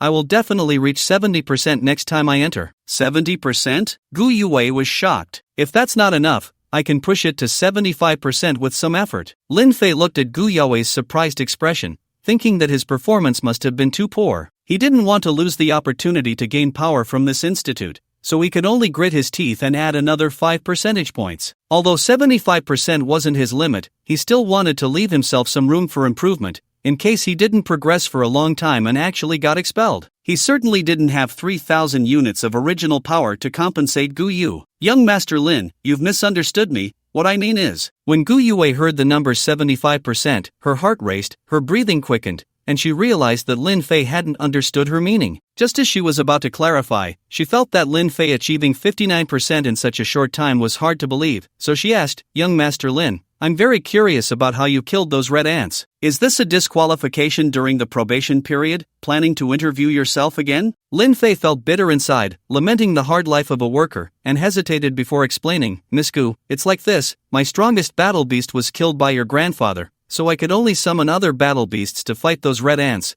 which is why my performance is so poor. But don't worry, Miss Gu, as long as my strongest battle beast is revived, combined with my other battle beasts, the completion rate will reach at least 90%. Will you give me another chance? It's not easy for young people to find jobs." 90%! Gu Yue felt a bit breathless, her legs went weak, and she almost fainted. "This is making me dizzy." Lin Fei felt like this job was waving goodbye to him, so he steeled himself, clenched his fists, and loudly promised, "Miss Gu, give me 7 days, and I guarantee I will pass the first round." Although Godzilla would take a long time to revive, he had gained a lot of vitality and summoning points this time, and he could consume vitality or summoning points to immediately revive Godzilla. Relying on Godzilla, along with the enhanced Dashiong, the people of the motherland, and the Alachi insect race, and even using divine light skills at the cost of vitality, he had a high probability of passing the first round. Of course, the reason he set the time for 7 days was just to farm a few more days of vitality and summoning points. Life countdown, 234 years, 9 days, 21 hours, 41 minutes. Summoning points, 82,457. That's right. He had just gone through a Divine Tomb instance and gained over 200 years of vitality and more than 80,000 summoning points. Compared to that 10,000 units of original power, the vitality and summoning points he gained were even more important. Gu Yue, who already felt a bit breathless, felt an even stronger dizziness when she heard Lin Fei could pass the first round,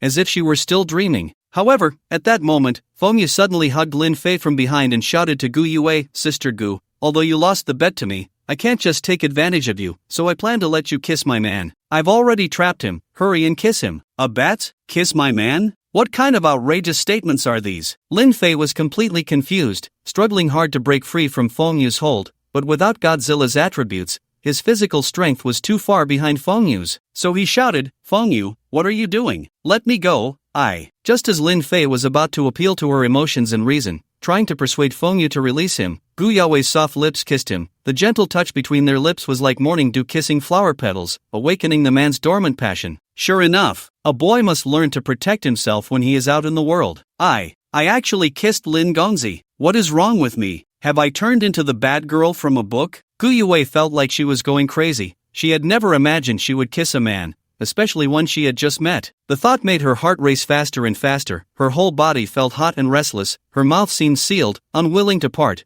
and she even had an impulse to stick out her tongue. Ah! Suddenly, Gu Yue felt a slippery tongue touch her lips, and in that instant, it was as if she had been electrocuted. With the last bit of strength, she pushed Lin Fei away and, with a scream, vanished from the spot. How did she leave? Lin Fei, savoring the taste of the girl on his lips, asked in confusion. She was teleported away. Senior Gu Yu set up various formations in the valley to protect Sister Gu, including a teleportation formation, Feng Yu said, releasing Lin Fei only after seeing Gu Yue disappear. What I meant was, why did she leave? Lin Fei asked. He was the one who had been bullied. If anyone should leave, it should be him. Now, it seemed that Gu Yue had left without a word, making it look like he had taken advantage of her, which made him very unhappy. First of all, he didn't like people who gave up halfway. Either finish the kiss or don't kiss at all. How could one kiss halfway and then leave? Secondly, although he was employed by Gu Yu, his job was to conquer dungeons, not to sell his body. Since Gu Yue wanted his body, she should pay him the fee for being a gigolo. What a heartless boss. Thirdly, it was irresponsible. Lin Gongzi, I was abrupt just now, and I sincerely apologize. This is a token of my apology. I hope you can forgive me. Just as Lin Fei was mentally listing Gu Yue's offenses, a voice filled with regret rang in his ears, and then 2,000 units of source power appeared before him. The moment he saw the source power, all his dissatisfaction vanished, and while he said he couldn't accept it, his hands were busy collecting the 2,000 units of source power. Damn! So selling one's body could be so profitable. Lin Fei thought for a moment and said loudly, Miss Gu, if you have any further needs, feel free to come find me. As long as you can pay the fee, you can ask me to do anything. Okay, thank you. Gu Yue politely thanked him and continued, Lin Gongzi, your performance in the God Tomb dungeon is excellent, so there's no need for you to guarantee anything to me. Just pass the first level at your own pace. My performance is really good? Lin Fei frowned slightly and looked at Feng Yu beside him. Yes, very good. Feng Yu nodded vigorously, grinning. Currently, the best score is 69% for a full team, and the best individual score is no more than 15%. But you, my man, achieved 59% on your first try. A full team only got 69%? Lin Fei looked at Feng Yu with skepticism. Believe it or not,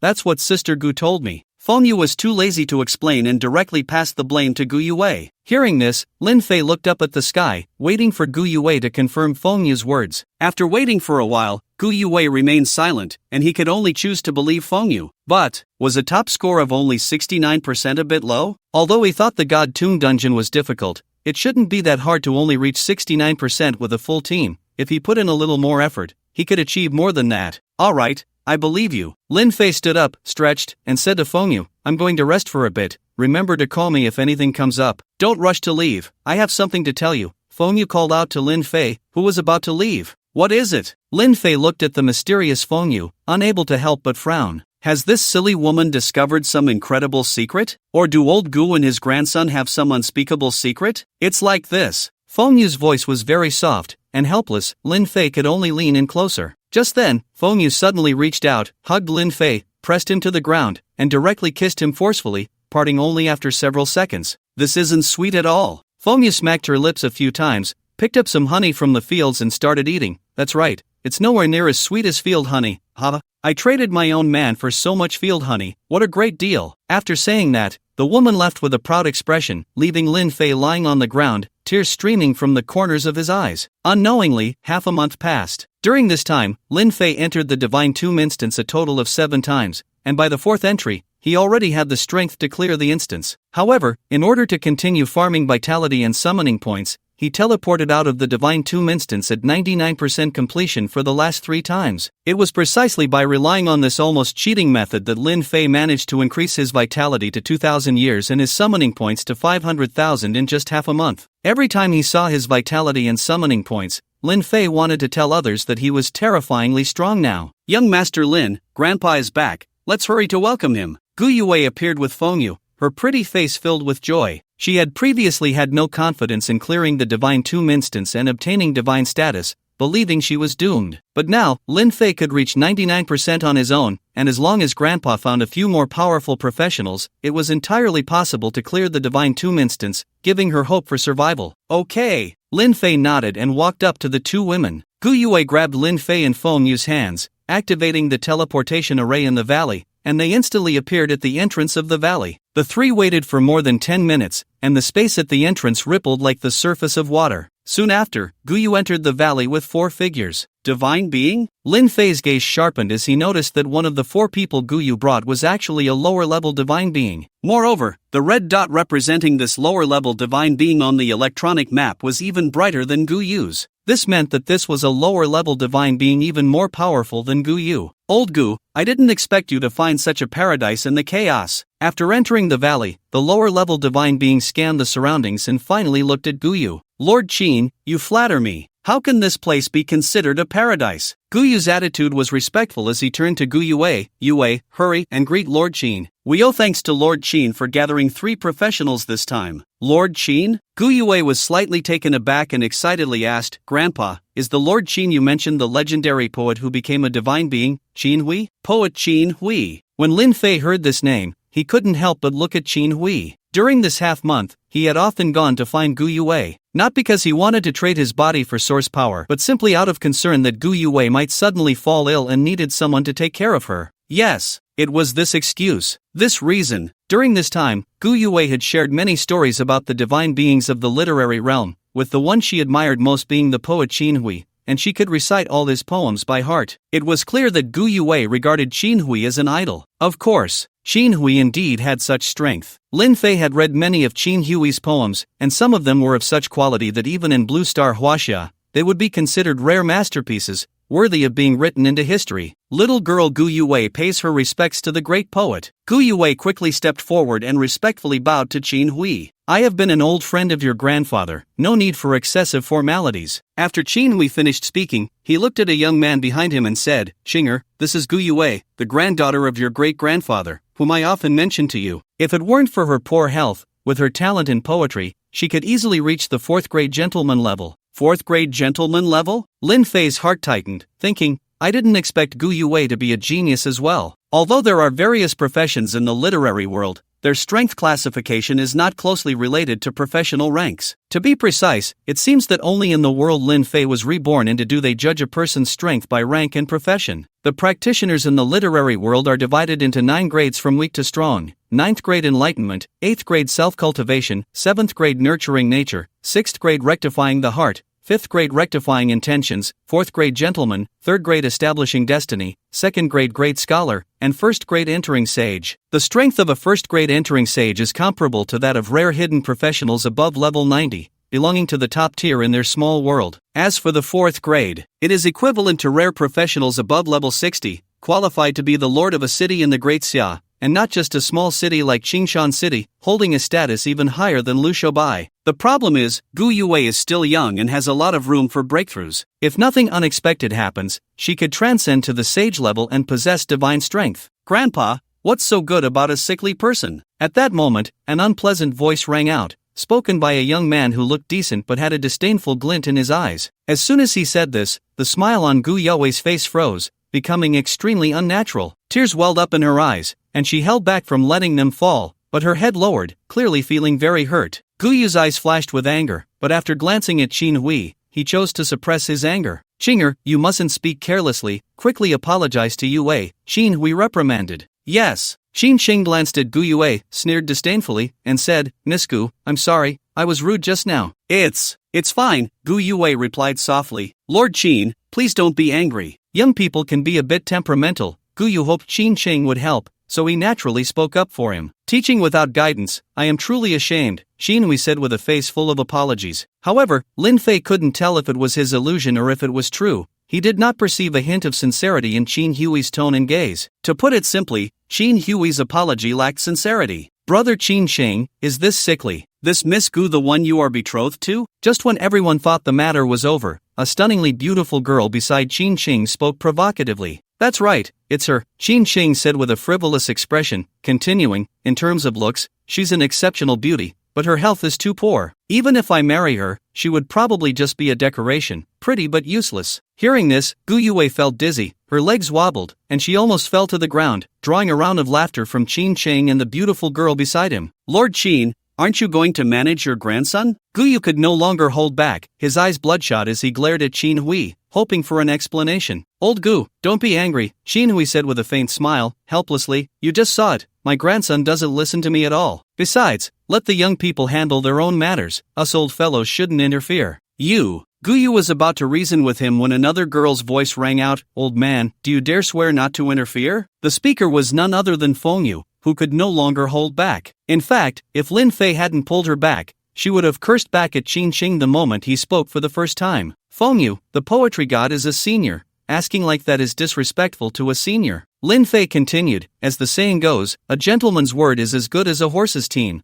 The poetry god is not some creature without a life or upbringing. If he says he won't interfere, then he won't. That's not necessarily true. In my world, there's a kind of monster called beasts, and the characteristic of this monster is that when you hit the young ones, the old ones come to retaliate," Feng Yu replied, cooperating with Lin Fei. "The poetry god is not a beast, of course. He wouldn't hit the young ones and then come for the old ones, would he, sir?" Lin Fei said the last part while looking at Qin Hui, his attitude extremely respectful. Giggling, Qin Hui nearly bit his own teeth in frustration but could only nod and say, "That's right. I and old Gu won't interfere in the matters between you juniors." As soon as he finished speaking, Lin Fei turned to Feng Yu and said, "I told you, the poetry god is not some creature without a life or upbringing, nor is he a beast. His word is as solid as gold. He will never interfere in disputes among juniors." He, that makes things easier." A sinister smile appeared on Feng Yu's face as she took a few steps forward, pointing at Qin Sheng and the stunning young woman beside him. "Dogs hiding behind the old man, come out and face your death. Let me show you how I'll beat the filth out of you." Before the two could respond, Lin Fei said,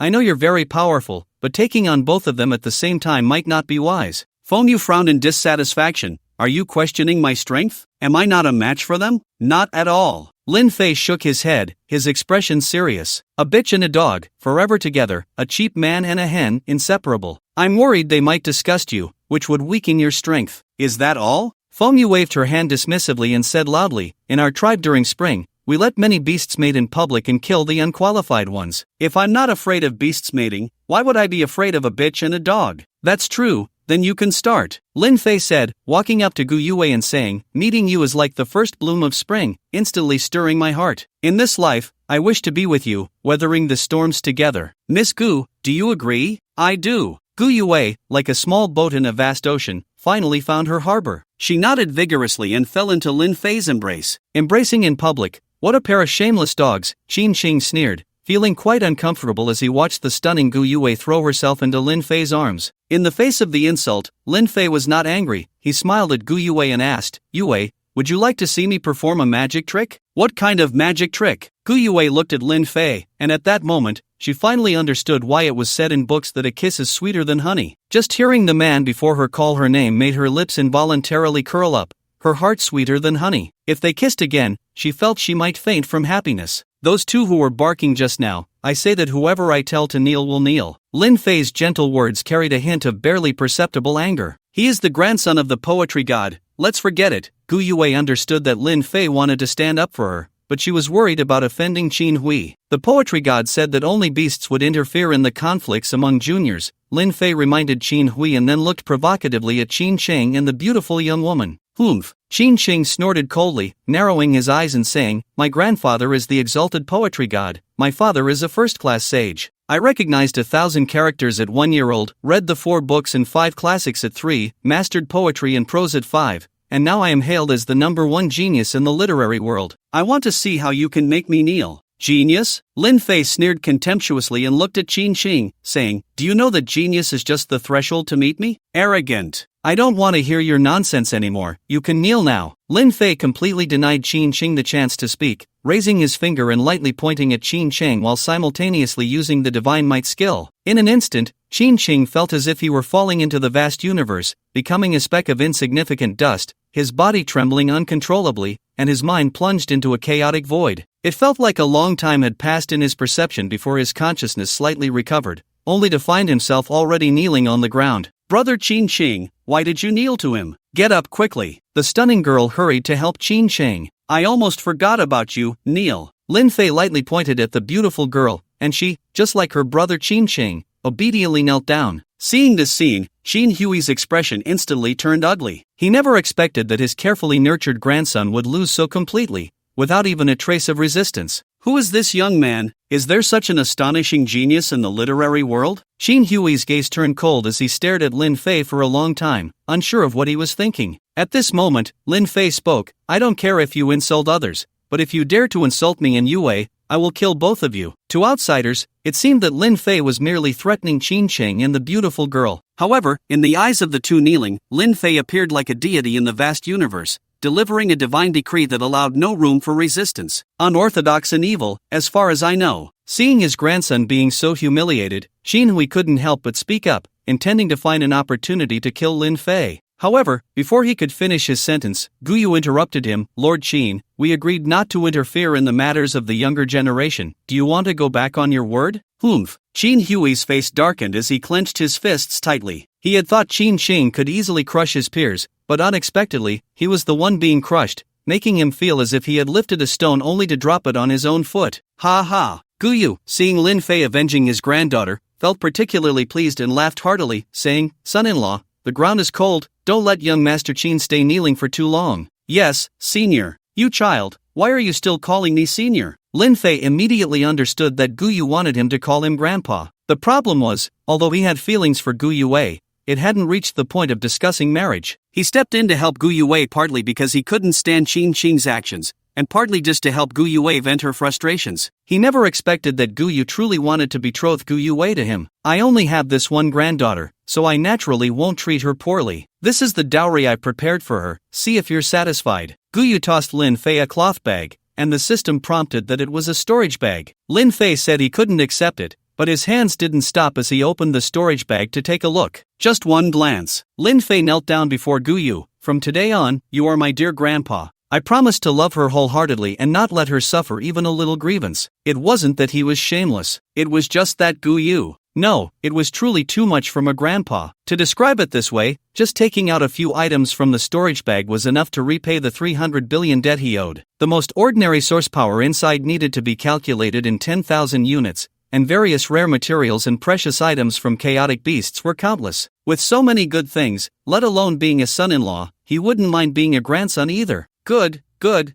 good. Guyu nodded excitedly, becoming more and more satisfied with Lin Fei. Stop dawdling. Are we going to fight or not? Feng Yu asked loudly, a bit impatient. As Qin Sheng, who had just stood up, and the stunning girl listened, the first thing they did was not to respond to Feng Yu, but to look at Lin Fei, as if seeking his consent. Seeing this scene, Qin Hui furrowed his brows tightly, realizing that as long as Lin Fei was alive, his grandson would never be able to stand up. Lin Fei had already become his grandson's inner demon. Thinking of this, he smiled and waved his hand. Xinger is not in the right state today. Even if you fight, you won't be her match. I'll take the liberty to help her concede. Xinger, quickly apologize to Yu Wei for your unreasonable behavior just now. Miss Gu, I'm sorry. Qin Sheng, still recovering from the shock, surprisingly had a very sincere attitude in her apology. Old Gu, time is limited, let's get down to business. Qin Hui looked at Guyu. You invited us here to have the three young people help you clear the Divine Tomb instance. Since the price has already been agreed upon, let's get started. Alright. Guyu thought Qin Hui was changing the subject, smiled, and did not mention the fight anymore, leading the group to the cold pool,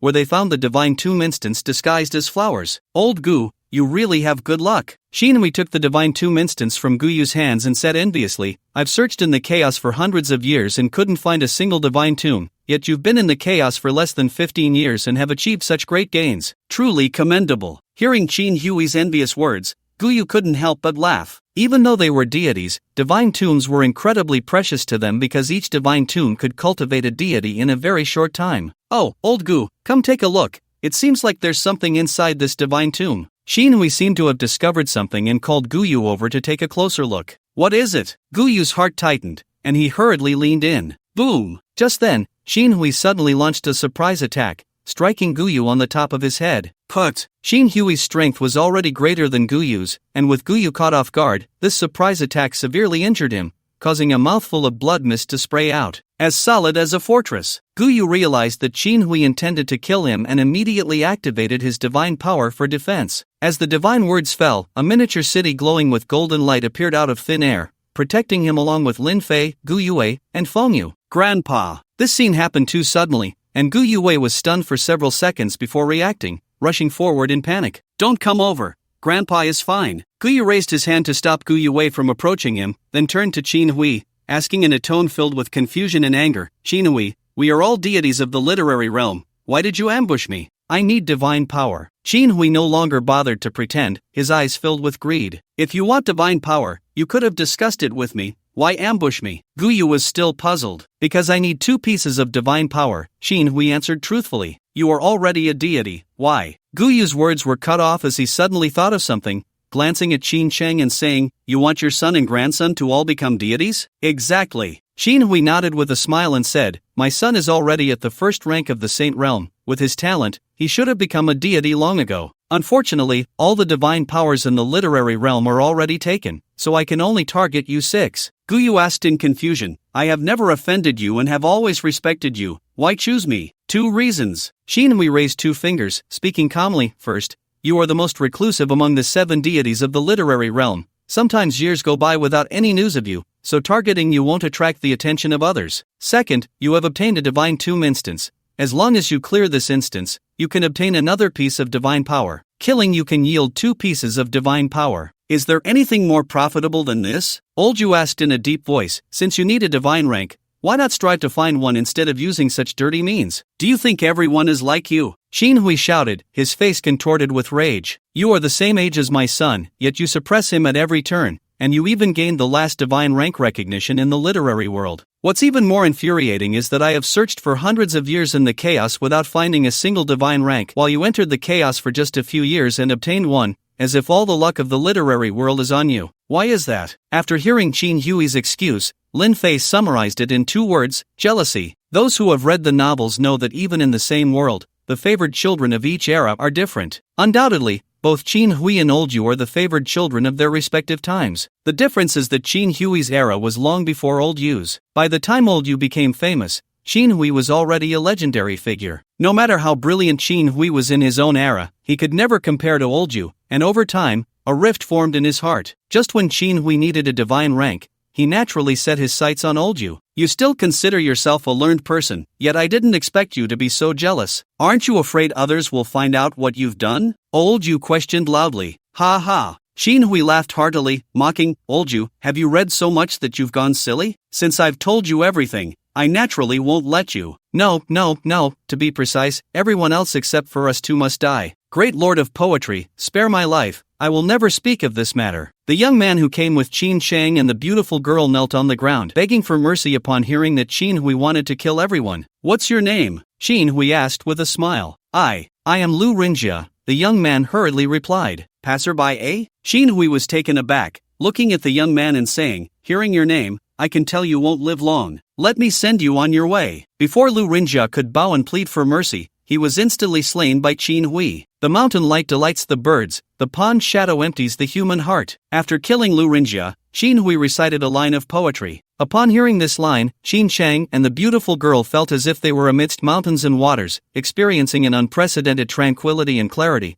Their fear of Lin Fei swept away, leaving no trace. Kill her. After Qin Qing regained her composure, Qin Hui raised his hand, pointing at the beautiful girl, instructing Qin Qing to kill her. Kill Wan Wan. Qin Qing exclaimed in shock, pleading, Grandpa, Wan Wan is the daughter-in-law of the Qin family, she can't possibly reveal what happened today. Please let her go. Faced with her pleas, Qin Hui's voice was cold. I only believe that the dead can keep secrets. Upon hearing this, Qin Qing understood that her grandfather was determined to kill Wan Wan. But, how could she bring herself to do it? Do it! Qin Hui suddenly shouted, his voice heavy, those who achieve great things cannot have feelings for their children. If you do not kill her with your own hands today, you will not qualify to obtain this second divine rank. You actually want your own grandson to kill the one he loves, you old pervert. Feng Yu couldn't help but shout angrily. However, Qin Hui completely ignored Feng Yu's insults, his eyes fixed intently on Qin Cheng. Xinger, you are the most outstanding of the 3rd generation of the Qin family. As long as you obediently listen to your grandfather, your achievements will surpass your father's. If you disobey, the Qin family will take everything from you, leaving you to fend for yourself, and I will find someone among your siblings to replace you. Do you think those siblings you often bully will let you off? Xinger, you can only grow up healthily and safely under your grandfather's wing. In the future, you will be the head of the 3rd generation of the Qin family and the 8th deity of the literary world. What a beast, to actually PUA his own grandson. Lin Fei immediately saw what Qin Hui was doing and nearly felt sick. In his eyes, elders should be like Guyu, Old Du, and Su Feng, willing to give everything for their descendants while respecting their choices, rather than imposing their own will upon them. If the descendants lack independent will, then the entire Qin family would be nothing but Qin Hui's appendage, and all the members of the Qin family would be mere puppets of Qin Hui. Qin Shang, on one hand, dared not defy Qin Hui, and on the other hand, was reluctant to kill Wan Wan, finding himself in a dilemma. After a long while, Qin Shang mustered his courage and knelt before Qin Hui. "Grandfather, I have thought it through. As long as you spare Wan Wan, I can give up everything." Damn, I didn't expect this little villain to be such a romantic. Lin Fei had thought Qin Shang would choose to kill Wan Wan, but he didn't expect him to give up his divine status and his identity as a member of the Qin family for a woman. This determination truly impressed him. Humph, useless. Qin Hui exuded a chilling aura, his eyes revealing a murderous intent. "In that case, you all can die." Lin Fei was shocked to see Qin Hui about to kill his own grandson. He had thought that Qin Hui, who would go to any lengths to obtain divine status for his descendants, was someone who valued blood relations. Yet, this old man was ready to kill his own grandson simply because he was disobedient. This was not valuing blood relations, it was clearly treating them as tools, and disobedient tools were to be destroyed. In Qin Hui's eyes, blood relations were worthless. This guy was truly despicable. "Grandfather, you want to kill me?" Qin Shang looked at Qin Hui in disbelief, his voice trembling. "I only need an obedient grandson," Qin Hui said coldly. "I can give you another chance. Kill her, and you will still be my good grandson." Upon hearing this, Qin Shang looked at the beautiful girl and asked, "Wan Wan, are you afraid of death?" "Not afraid." The girl named Wan Wan, though trembling with fear, shook her head firmly. "I will accompany you." Qin Shang knelt with Wan Wan before Qin Hui and declared loudly, "Unworthy grandson Qin Shang, thank you for the nurturing grace of the Qin family. Please, great lord of poetry, take my life." Wan Wan said nothing, only knelt beside Qin Shang, their hands tightly clasped together. In that moment, there was no fear in their eyes. "Damn, I actually saw love in a villain?" Lin Fei couldn't help but comment as he watched the scene unfold, thinking he would see a dog-eat-dog scenario instead. "Husband, can you save them?" At that moment, Lin Fei felt his hand being held and turned to see it was Gu Yue. "I can save them, but I don't want to," Lin Fei replied. "Is it because they bullied me?" Gu Yue, being sharp-witted, immediately understood the reason. "Exactly." Lin Fei did not deny it and nodded. "Although I admire their choice, they did bully you after all. It's already good that I haven't killed them myself. How could I possibly save them?" Lin Fei was the type of person who repaid grudges and kindness alike. For those who had done him a favor, he was willing to repay a drop of kindness with a fountain of gratitude. But for those who had wronged him, if circumstances allowed, he wouldn't wait even a second longer and would strike back immediately. Qin Shang and Wan Wan had treated Gu Yue that way before, and in his eyes, they were enemies. Even if he were to save two dogs, he wouldn't save this pair of dog-like people. Only a saint. Saint. Lin Fei thought of this and looked seriously at Gu Yue. "Yue, I don't oppose your compassion, but you can't let it overflow, especially when facing enemies, otherwise, you will be bullied." "Husband, I am not a saint." Gu Yue seemed to see through Lin Fei's inner thoughts and explained, "Although they did say some harsh words before, it was just a moment of tongue lashing and doesn't mean they are inherently bad. Just because they speak unpleasantly doesn't make them bad people." That actually makes some sense. Lin Fei was taken aback by her words, realizing that his previous method of judging a person's character based on grudges had significant flaws. Take Go Xingli for example. He had caused trouble for Lin Fei the first time they met, and Lin Fei had almost killed him. However, after getting to know him better, he found that Go was not even worthy of carrying a bad person's shoes, at most just a spoiled brat who spoke harshly. Besides, Gu Yue looked at Lin Fei with affectionate eyes and said softly, "If it weren't for those two, you wouldn't have stood up to help me. If you hadn't helped me, we might not have come together." Although Lin Fei was reluctant to admit it, it seemed that Qin Shang and Wan Wan really were matchmakers. Faced with Gu Yue's request, you choose. Option 1, no matter what reason, this is a saintly act. Resolutely ignore the lives of Qin Shang and Lin Wan Wan. Completion reward, level +1. Option 2, although unwilling to save them, go through the motions for Gu Yue's sake. Completion reward, 3 hero fragments. Option 3, what you said makes a lot of sense. Save Qin Shang and Lin Wan Wan. Completion reward, 1 random skill enhancement card. The least useful reward is the third option, but I can only choose it. Lin Fei's gaze lingered on the first two options for a long time before reluctantly selecting the third option. Compared to the random skill enhancement card, what he wanted most was level +1. Since his level exceeded 30, each subsequent level required a massive amount of experience. He had run the Divine Tomb dungeon so many times, gaining so much vitality and summoning value, yet his level only reached 35. This shows how difficult it is to level up in the later stages. To find one person's heart, never part until old age. After making his choice, Lin Fei said loudly, although I don't like you too, since you haven't betrayed love, I will save your lives. Just you, hiding in your shell, dare to claim you can save them? Qin Hui, who had intended to kill Qin Cheng and Lin Wanwan with a single strike, sneered contemptuously upon hearing Lin Fei's words. Is that not possible? Lin Fei retorted. Why don't you first have the courage to come out of your turtle shell? Qin Hui said. Do you think I'm afraid of you? Lin Fei asked. A mere mortal should be afraid of me, Qin Hui countered. You beast, why should I be afraid of you? Hoof. Qin Hui snorted coldly,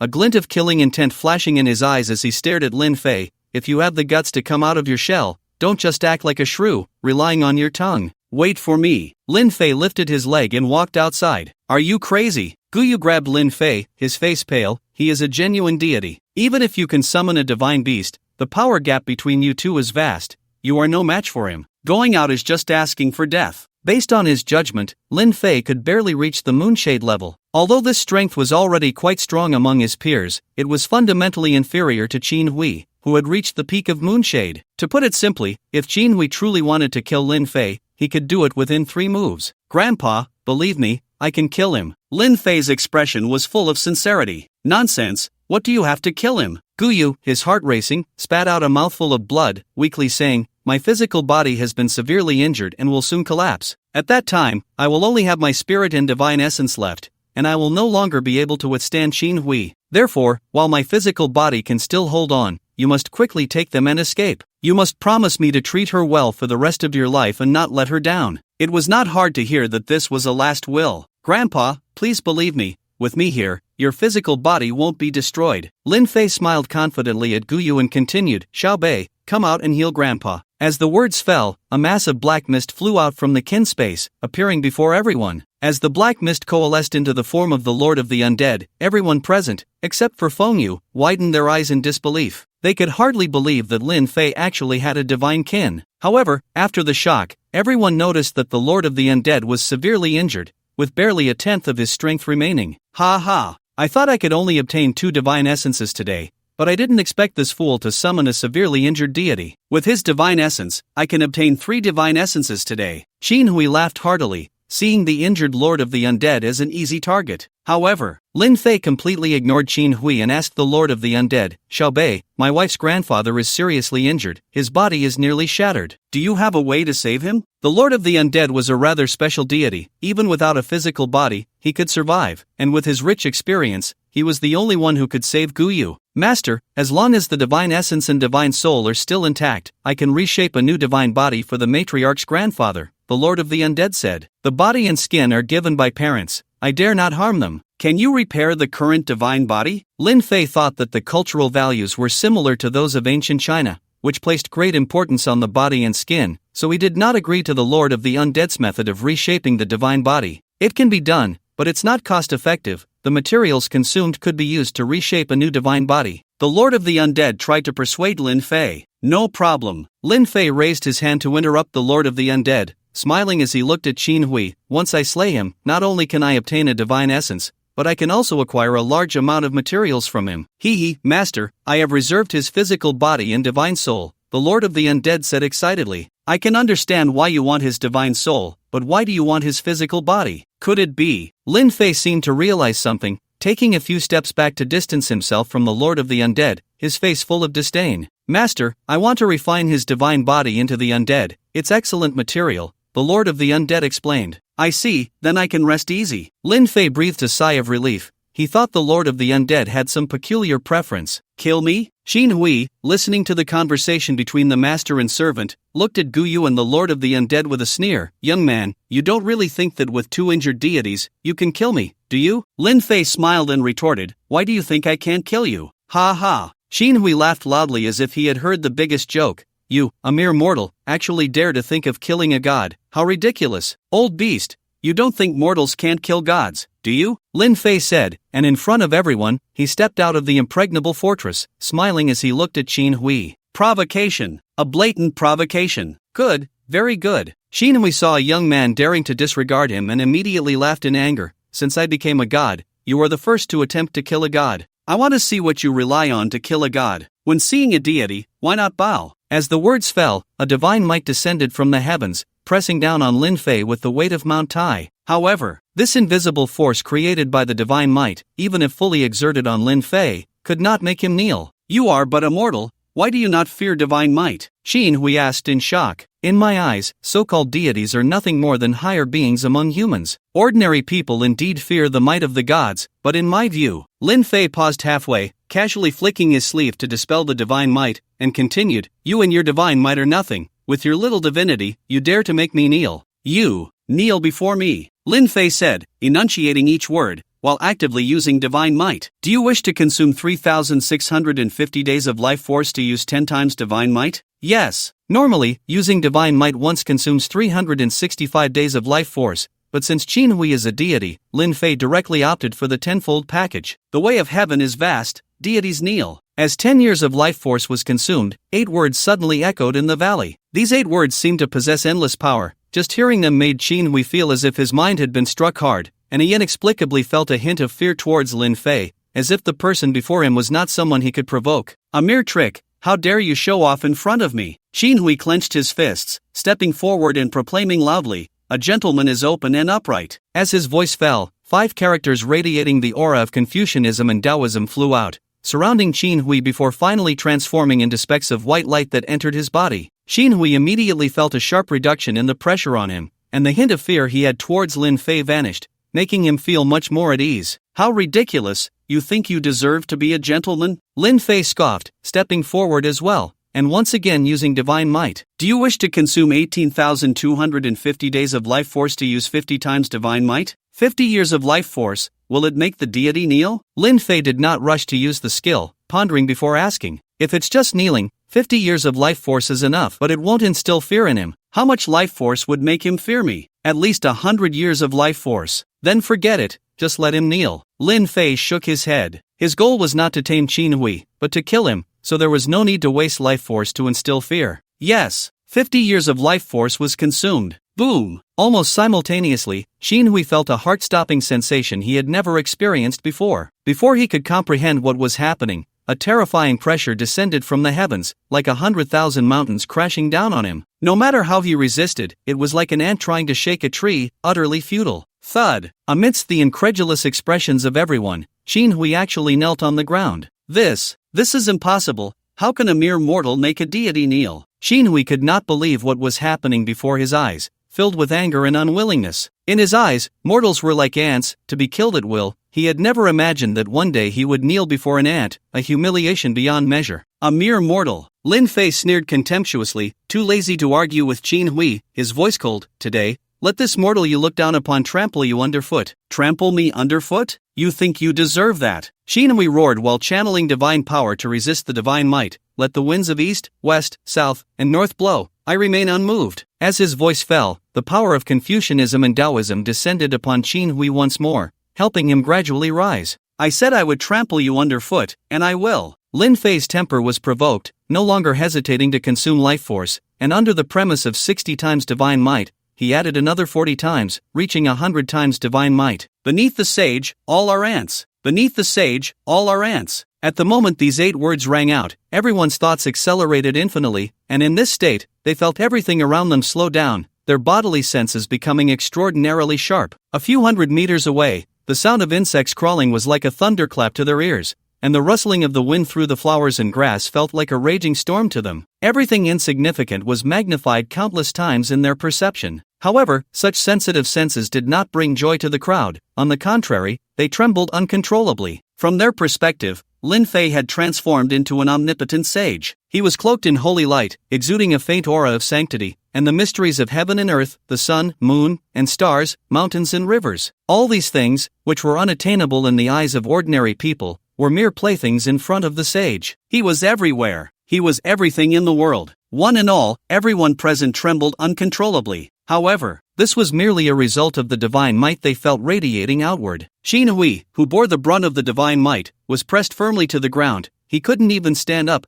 let alone move a finger. Hiss! Guyu gasped at this scene. I didn't expect my granddaughter's husband to be so formidable, even able to suppress Qin Hui. Just a lower-tier deity, not worth mentioning in front of the master, the Lord of the Undead said proudly while healing Guyu. How can he suppress a deity with a mortal body? Guyu asked. Deity? The Lord of the Undead paused at these words, a bitter smile on his lips. In the eyes of other mortals, we are exalted, but in the Master's eyes, we are the true mortals. As a follower, he understood Lin Fei's terror better than anyone. Lin Fei seemed to have no bottleneck. His strength was rapidly increasing at all times. In less than a month since arriving from the source world to the chaos, Lin Fei's power had undergone earth-shattering improvements, even faster than his own recovery. Every time he thought of this, he was grateful to be Lin Fei's follower, and also relieved that he wasn't born in the same era as Lin Fei, because no matter how terrifying a genius was, they were ordinary people in front of Lin Fei. Guyu didn't quite understand the Lord of the Undead's words, but he felt that the Lord was overly flattering Lin Fei,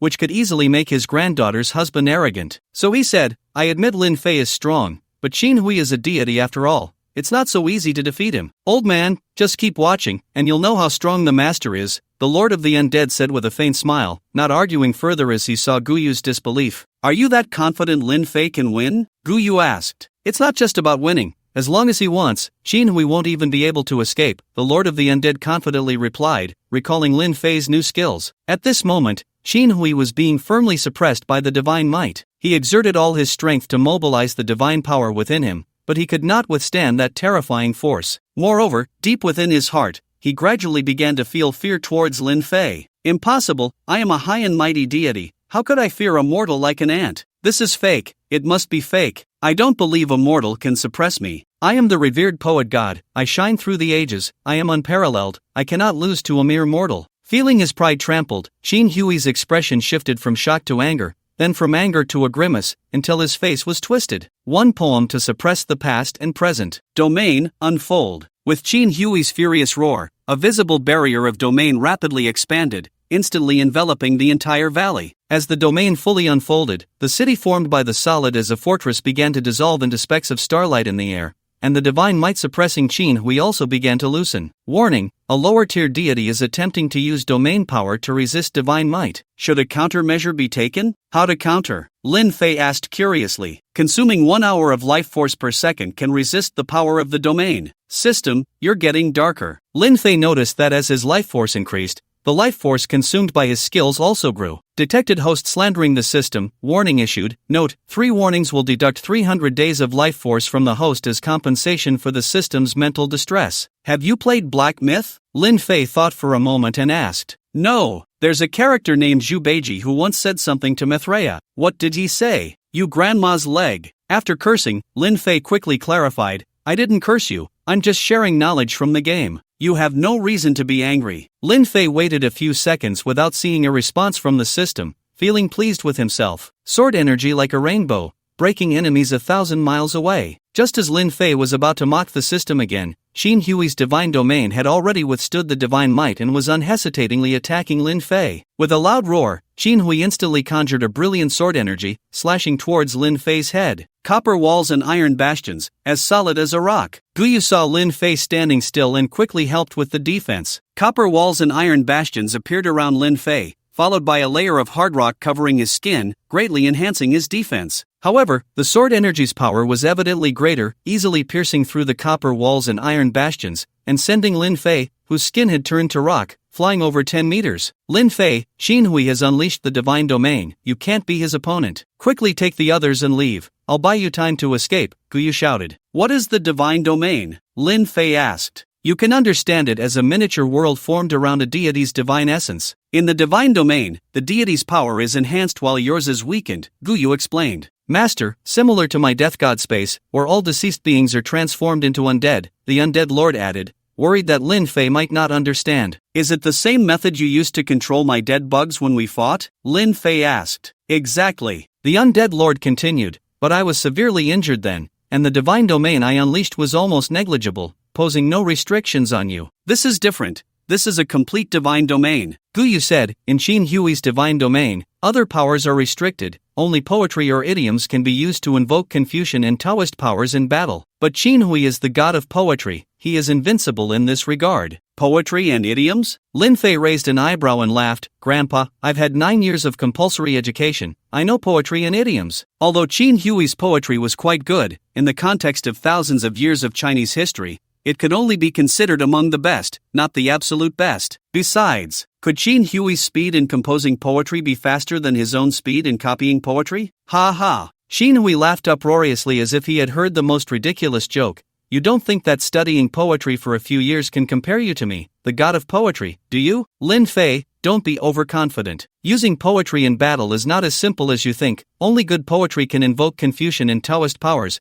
Guyu said anxiously upon hearing that Lin Fei had only studied poetry for 9 years. What is good poetry? Lin Fei asked. High recognition, wide dissemination, and many admirers, Guyu replied. Then there's no problem, Lin Fei said confidently. The information he obtained from Gu Yue indicated that the total population of the literary realm was only a few 100 million. While this number was not small in ancient China, it was insignificant in the context of the explosive population growth in the 21st century. As for the 3 conditions for good poetry mentioned by Guyu, the literary world cannot compare to Huaxia. Although the literacy rate in the literary world is much higher than that of ancient Huaxia, reaching nearly 60%, it pales in comparison to Huaxia's impressive 95%. Therefore, if good poetry is defined solely by these 3 aspects, he could easily crush Qin Hui. No problem? Qin Hui looked at the confident Lin Fei and laughed again. You don't really think that learning famous works from a private school can invoke the power of Confucianism and Taoism, do you? What do you mean? Lin Fei asked in a deep voice. I want you to experience despair. Qin Hui, eager to wash away the humiliation he had just suffered, took his time to explain. While those 3 conditions are standards for defining the quality of poetry, to invoke more power of Confucianism and Taoism, it depends on your weight in the poem. If it's a poem that has never appeared before, the first person can hold 80% of the weight, and the remaining 20% depends on the Confucian scholar's understanding of the poem, but it cannot exceed 5%. And I was the poetry god hundreds of years ago. Over these centuries, I have created countless masterpieces. You don't think that relying solely on the trash poetry taught in private schools can compete with me, do you? Hearing this, Lin Fei felt more at ease. Because the weight of a poem is not determined by whether one is the original author, but by who first recites the poem. In this world, there is no Li Bai, no Du Fu, no Lu Zongyuan, no Li He. Therefore, their poetry has never appeared. If he is the first to recite it, he can hold 80% of the weight. This means that even if Li Bai were to travel to the literary world in the future, unless he creates new poetry, the poems that Lin Fei has already recited will have a higher weight than his. With this in mind, Lin Fei looked at Qin Hui with amusement and asked, I know a poet who writes quite well. His name is Li Bai. Do you know him? There are many who write well. Why should I know him? He asked me to pass a message to you. What message? He said, in the realm of poetry, you are just trash. So arrogant. If I, the great poetry god, am trash, then what does that make this Li Bai? For Qin Hui, you could insult his character, but not his works. Once I slay you, I will go find Li Bai to settle the score. The sky darkens and the black dragon stirs, thunder roars and lightning strikes, male and female follow. As his voice fell, 100-foot golden light erupted from Qin Hui, drawing the power of Confucianism and Taoism from the realm of the gods. In an instant, the world darkened, clouds gathered, thunder rumbled, and 2 jet-black dragons swam through the clouds, presenting a scene of apocalypse. The dragons have descended. This is indeed a masterpiece that can invoke 100-foot power of Confucianism and Taoism. Even at my peak, I might not be able to withstand it. We're doomed now. Guyu's face turned grim upon seeing the 2 dragons soaring through the clouds. Ha, now you know how powerful I am, right? Qin Hui, hearing Guyu's praise, laughed and looked at Lin Fei. I don't know if you're powerful, but it's quite interesting. Lin Fei looked at the dragons summoned by Qin Hui with an excited expression. Since you summoned the dragons, I will slay the dragons you summoned. To slay my dragons? You really are arrogant. Let me see where your confidence comes from. Qin Hui's eyes glinted with malice as he commanded the 2 dragons to charge at Lin Fei. The 2 dragons descended from the clouds, each over 100 feet long, their scales shimmering with a metallic black sheen, their eyes cold and arrogant. Just their descent from the sky sent chills down everyone's spine. The might of the dragons could destroy heaven and earth. Then watch closely. Lin Fei stared at the dragons rushing towards him, calm and composed, and shouted loudly, the Northern King has a wild child, holding a long tether to bind the azure dragon. In the previous life of Huaxia, there was no such poem. This was pieced together by Lin Fei from 2 poems. Although the poem does not explicitly state who it is about, anyone familiar with Huaxia's mythological stories can recognize who it refers to at a glance. There was no dazzling power of Confucianism or Taoism, nor any celestial phenomena, only a round-faced child with a flame mark on his forehead appearing beside Lin Fei. The child had the features of a lucky doll and immediately began to look around. completely oblivious to the two descending dragon spirits. Lin Fei, you're not planning to rely on this little kid to slay my dragon spirits, are you? Qin Hui, seeing that Lin Fei had only summoned a child, breathed a sigh of relief and laughed as he asked. In fact, he was puzzled because the poem sounded quite good to him. Even if it couldn't summon 100 zhang of Confucian or Taoist power, it should still be able to summon dozens of zhang. It made no sense to summon a child, unless this poem was not composed by Lin Fei, and Lin Fei only had a minimal weight, which resulted in a significant reduction in power. Fool! Lin Fei cursed at Qin Hui and respectfully bowed to the child. Third prince, please help me slay the dragons. Not helping. Neza glanced at the two dragon spirits and unhesitatingly refused Lin Fei. Neza, the third prince, caused a ruckus in the East Sea Dragon Palace at the age of 7, slaying the weakest dragon, which is the Dragon King's third prince. Now you want me to slay two loaches? Do you look down on this deity? Alright. Although the two dragon spirits seemed immensely powerful to others, to Neza, they were indeed comparable to loaches. Generally, slaying such monsters was enough for the heavenly soldiers under him. There was no need for him to take action. To put it simply, your request is too small. I'm not interested. Don't be like that. Lin Fei frantically turned his mind and suddenly said, Third prince, how about this? You help me deal with these two loaches, and I'll help you steal something in the future. Neza glanced at Lin Fei. With your weak strength, what can you help me steal? When I play King of Glory, I'm the best at stealing towers. Lin Fei raised an eyebrow and said with a mysterious smile, Stealing towers. Neza's eyes lit up, and he nodded vigorously. Deal. I'll help you deal with these two loaches, and you'll help me steal towers in the future. The one with towers is called King Li. The one without towers is called King Li's demise. Kill them all. Seeing that Lin Fei completely ignored him, Qin Hui, in a fit of rage, ordered the two dragon spirits to kill everyone. Roar! The two dragon spirits howled to the sky, emitting deafening roars. The damage from the sound waves nearly stunned everyone, and even the recovering Guyu was shaken to the point of spitting out a mouthful of blood. Boom! After the two dragon spirits roared, they opened their mouths wide and suddenly spewed out two streams of black dragon flames. Wherever the black dragon flames passed, the ground was burned into magma by the high temperature. All plants instantly turned to dust, and even the bone-chilling icy water in the cold pool evaporated without a trace in an instant. These two dragon spirits possess the strength of the Dark Moon level. Even if Lin Fei summoned a divine-level battle beast, they would not be their match, Guyu said, looking at the approaching black dragon flames, his face ashen. Grandpa, it's all my fault. If it weren't for me, you wouldn't have been ambushed by Qin Hui, Guyu said, filled with guilt. I'm your grandpa. If I don't take care of you, who will? Such foolish words in the future. Sigh, there won't be a future. Guyu sighed and didn't continue. I haven't tasted all the delicacies in the world yet. I don't want to die. Fengyu shouted while frantically stuffing food into her mouth. Even the undead lord, who had unwavering faith in Lin Fei, was now nervously clenching his fists, his heart racing, because he also felt that it wouldn't be easy for Lin Fei to block these two streams of black dragon flames. However, just when everyone was in despair, the child in their eyes took out a 7-foot-long red silk. The red silk was casually thrown by the child, expanding in the air as it caught the wind, and in the blink of an eye, it enveloped everyone. The terrifying black dragon flames sprayed onto the red silk, not only failing to burn through the thin layer of red silk but instead seeming to replenish its energy,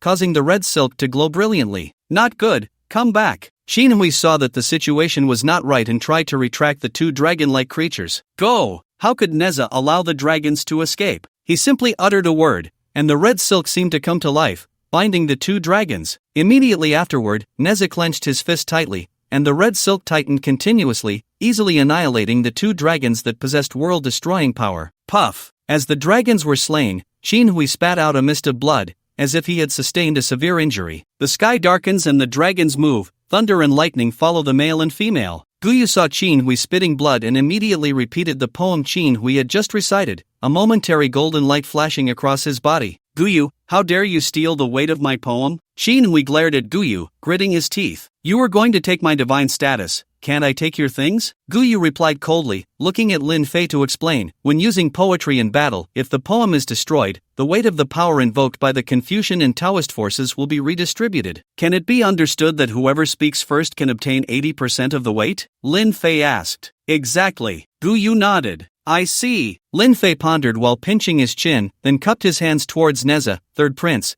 thank you for your help. You may go back now. Are you not going to let me help you kill him? Neza pointed at Qin Hui, scaring the latter into retreating repeatedly. Qin Hui had no confidence in dealing with this child who could kill two dragons in an instant. If Lin Fei let the child kill him, he would have no way out. Not planning to. Lin Fei smiled slightly and whispered something in Nez's ear. You're really bad. I believe you can help me steal the tower. Nez's eyes lit up, patting Lin Fei's shoulder. Since I have nothing to do here, I shall take my leave. With that, Nez's body transformed into specks of starlight, dissipating into the air. Let's continue. Lin Fei looked at Qin Hui. Lin Fei, don't get cocky. Just now you were lucky, but I will definitely kill you next. Qin Hui took out a handkerchief to wipe the blood from the corner of his mouth, straightened his disheveled clothes, and declared loudly, Divine sword, soar to the sky, who will bring peace. Once again, 100-foot golden light erupted from Qin Hui, but this time the golden light did not change the color of the heavens and earth. Instead, it condensed into a divine sword radiating dazzling brilliance, which Qin Hui held in his hand. Lin Fei looked at the sword exuding a sharp aura, turned to Guyu, and asked, Grandpa, is this poem powerful? Do you want it? I want it. Guyu was slightly taken aback but quickly understood Lin Fei's meaning. This divine sword is equivalent to a UUA level artifact,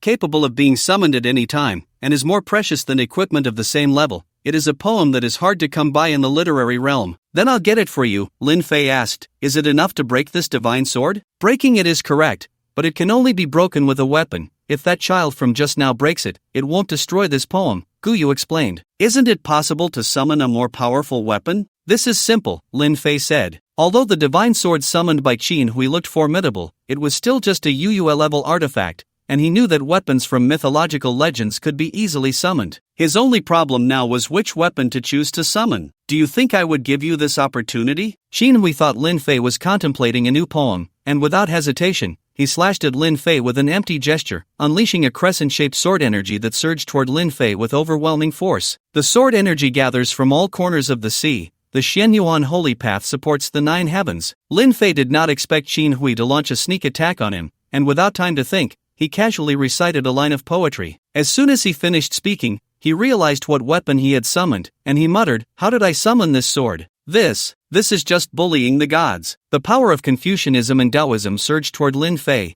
and in the blink of an eye, a plain ancient sword coalesced. The sword was made of bronze, adorned with ancient spiral patterns. Just as Lin Fei picked up the ancient sword, the sword energy that was about to strike him vanished as if it had encountered the King of Swords. Impossible! How can you summon such a powerful divine weapon? Qin Hui asked in disbelief, staring at the disappearing sword energy. You talk too much. Lin Fei was too lazy to explain to Qin Hui. He pointed the ancient sword at Qin Hui and uttered 2 words, Sword, come. Immediately, a shocking scene unfolded. The divine sword that Qin Hui held in his hand broke free like a wild horse, flying toward the ancient sword and slowly merging into it. What is happening? The divine sword summoned by Qin Hui actually betrayed him? Gu Yue asked in confusion. Divine weapons have spirits. Could it be that the ancient sword Lin Fei summoned possesses a weapon spirit? Gu Yu said, but then he felt he was overthinking, as he had never seen a divine weapon with a spirit. Grandpa, if you can't figure it out, just stop thinking about it. Gu Yue suddenly shook the pondering Gu Yu and excitedly said,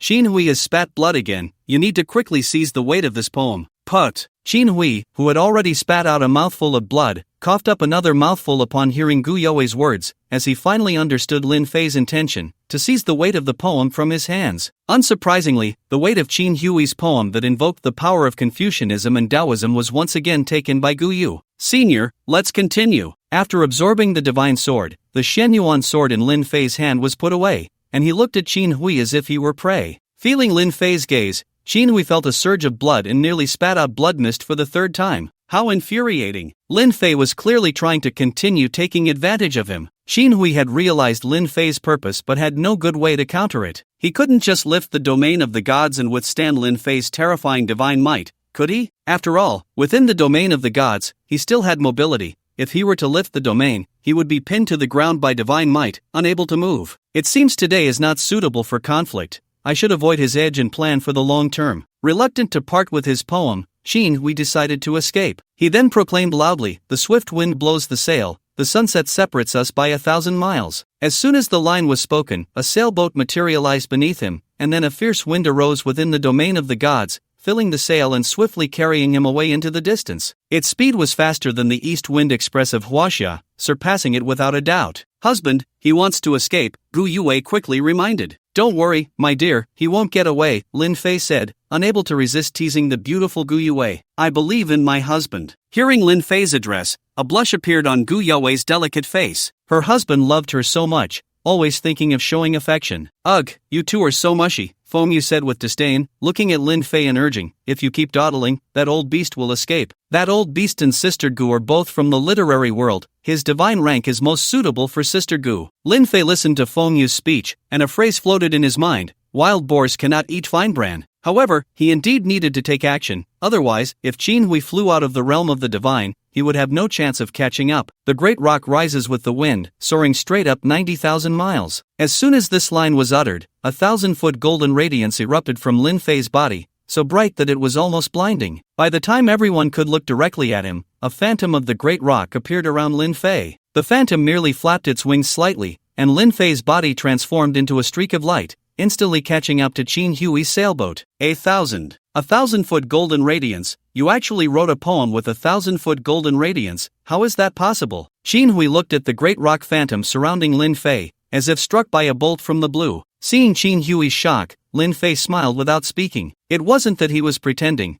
he simply had no idea what 100-foot golden radiance and 1,000-foot golden radiance represented. Rather than risk saying something wrong, it was better to say nothing at all. Sister Gu, is 1,000-foot golden radiance really that impressive? Fengyu secretly tugged at Gu Yue's sleeve, asking in a low voice. Very impressive. Gu Yue looked at Lin Fei with admiration in her eyes, her excited little face flushed, and explained, ordinary scholars can hardly evoke golden radiance at all, a child scholar can barely evoke a small amount of golden radiance. Scholars of this era have almost no combat power. Next are the Shiozai, they are blessed by the imperial fortune, and their poetry can evoke golden radiance of a fraction or an inch. But they still cannot fight personally and can only empower martial artists through their poetry. As for the golden radiance at the Zhang level, only the top scholars of the first rank, second rank, and third rank can achieve this under the blessing of imperial fortune. The second and third rank scholars can only evoke golden radiance at the foot level. 10 feet is for excellent works, 100 feet for timeless masterpieces,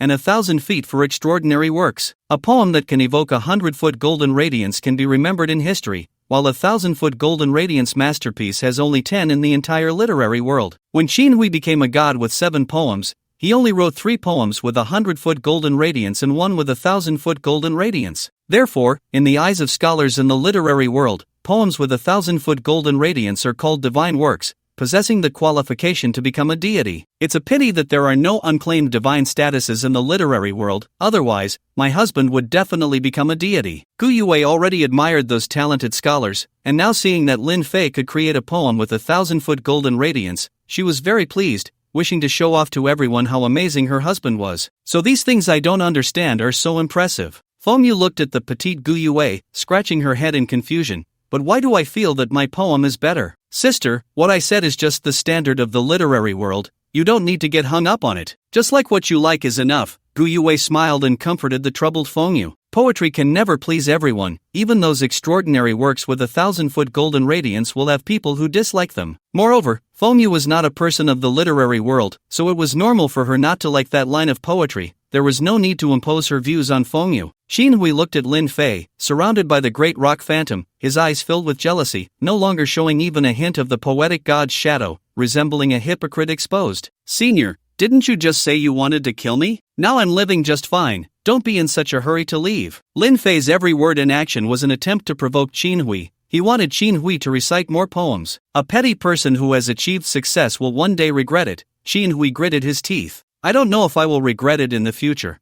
but I am sure I will regret letting you go, so, may I politely ask you to die? Lin Fei asked politely. Want me dead? Let's see if you have the strength for that, sword. Qin Hui, filled with anger and humiliation, instinctively wanted to chant a poem and slay Lin Fei before him. However, as soon as he opened his mouth, he recalled Lin Fei's intentions and forcefully swallowed the subsequent lines, glaring at Lin Fei and saying, "You think you can trick me into using poetry again? If you don't continue chanting, I'll kill you," Lin Fei said coldly, threatening him. Kill me? Qin Hui scoffed disdainfully, saying, I admit you're impressive, even making me feel inferior. But to say you want to kill me is a bit too arrogant. Do you know that I have also written a poem of 1,000 zhang of golden radiance, and that poem can ensure my immortality and eternal spirit? Immortal and eternal spirit? Lin Fei was taken aback, looking at the injured Gu Yu. Gu Yu nodded with a serious expression. Son-in-law, he isn't lying. Relying on his poem of 1,000 zhang of golden radiance, it's very difficult to kill him. Did you hear that, Lin Fei? I cannot be killed. Even if you are exceptionally gifted and can create unparalleled works, so what? Fate and destiny, the literary realm no longer has divine powers for you to use,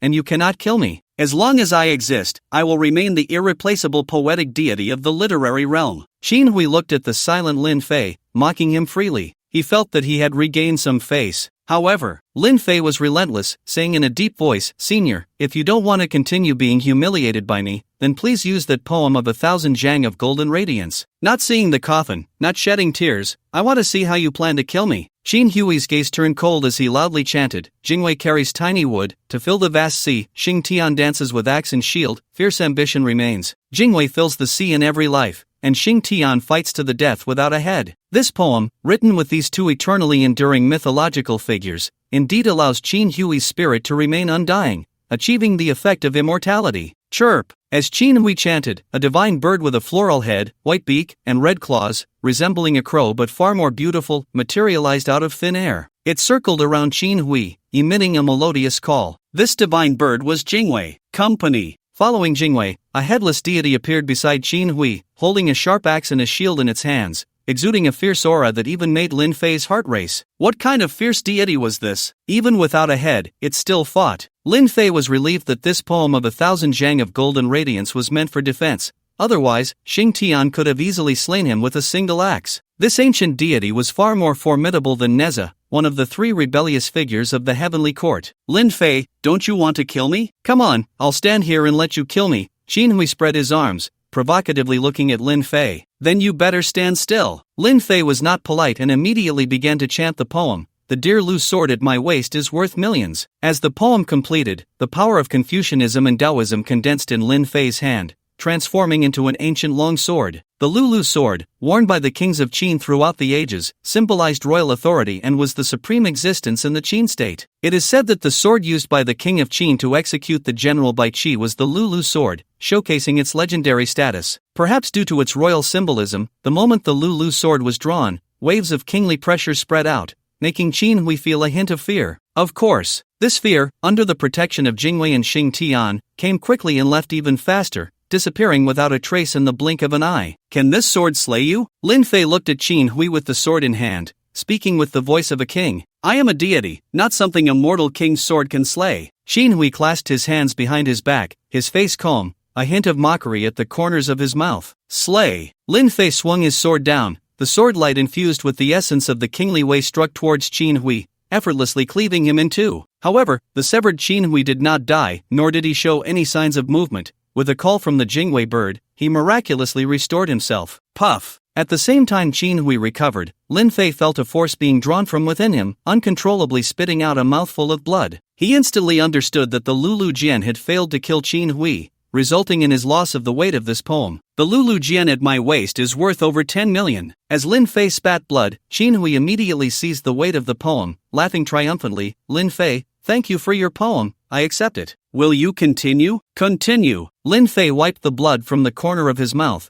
showing no intention of retreating. For the sake of Guyu and Guyu Wei, who were in danger in the literary world, he had to kill Qin Hui today, no matter what. "Since you are so determined to send me your poem, I will graciously accept it." Qin Hui clasped his hands behind his back, not intending to defend himself. "Wait!" At that moment, Guyu spoke up to stop Lin Fei. "Son-in-law, you don't need to sacrifice your masterpiece just to kill this petty character. It's not worth it." "Grandpa, is there really no way to break his poem?" Lin Fei asked. "There is a way, but you can't do it alone," Guyu replied. "What way?" "His poem is renowned in the literary world for its strongest defense. To break it, you need a main offensive poem of 1,000 Zhang of golden light, supplemented by 4 other poems of 1,000 Zhang of golden light. Only then can it be shattered." Guyu paused for a moment to let Lin Fei consider, then continued, "Unfortunately, there are only so many poems of 1,000 Zhang of golden light in the literary world, and if we count the weight, only the other 5 deities in the literary world meet the criteria. Lin Fei, you need 5 deities to kill this old beast.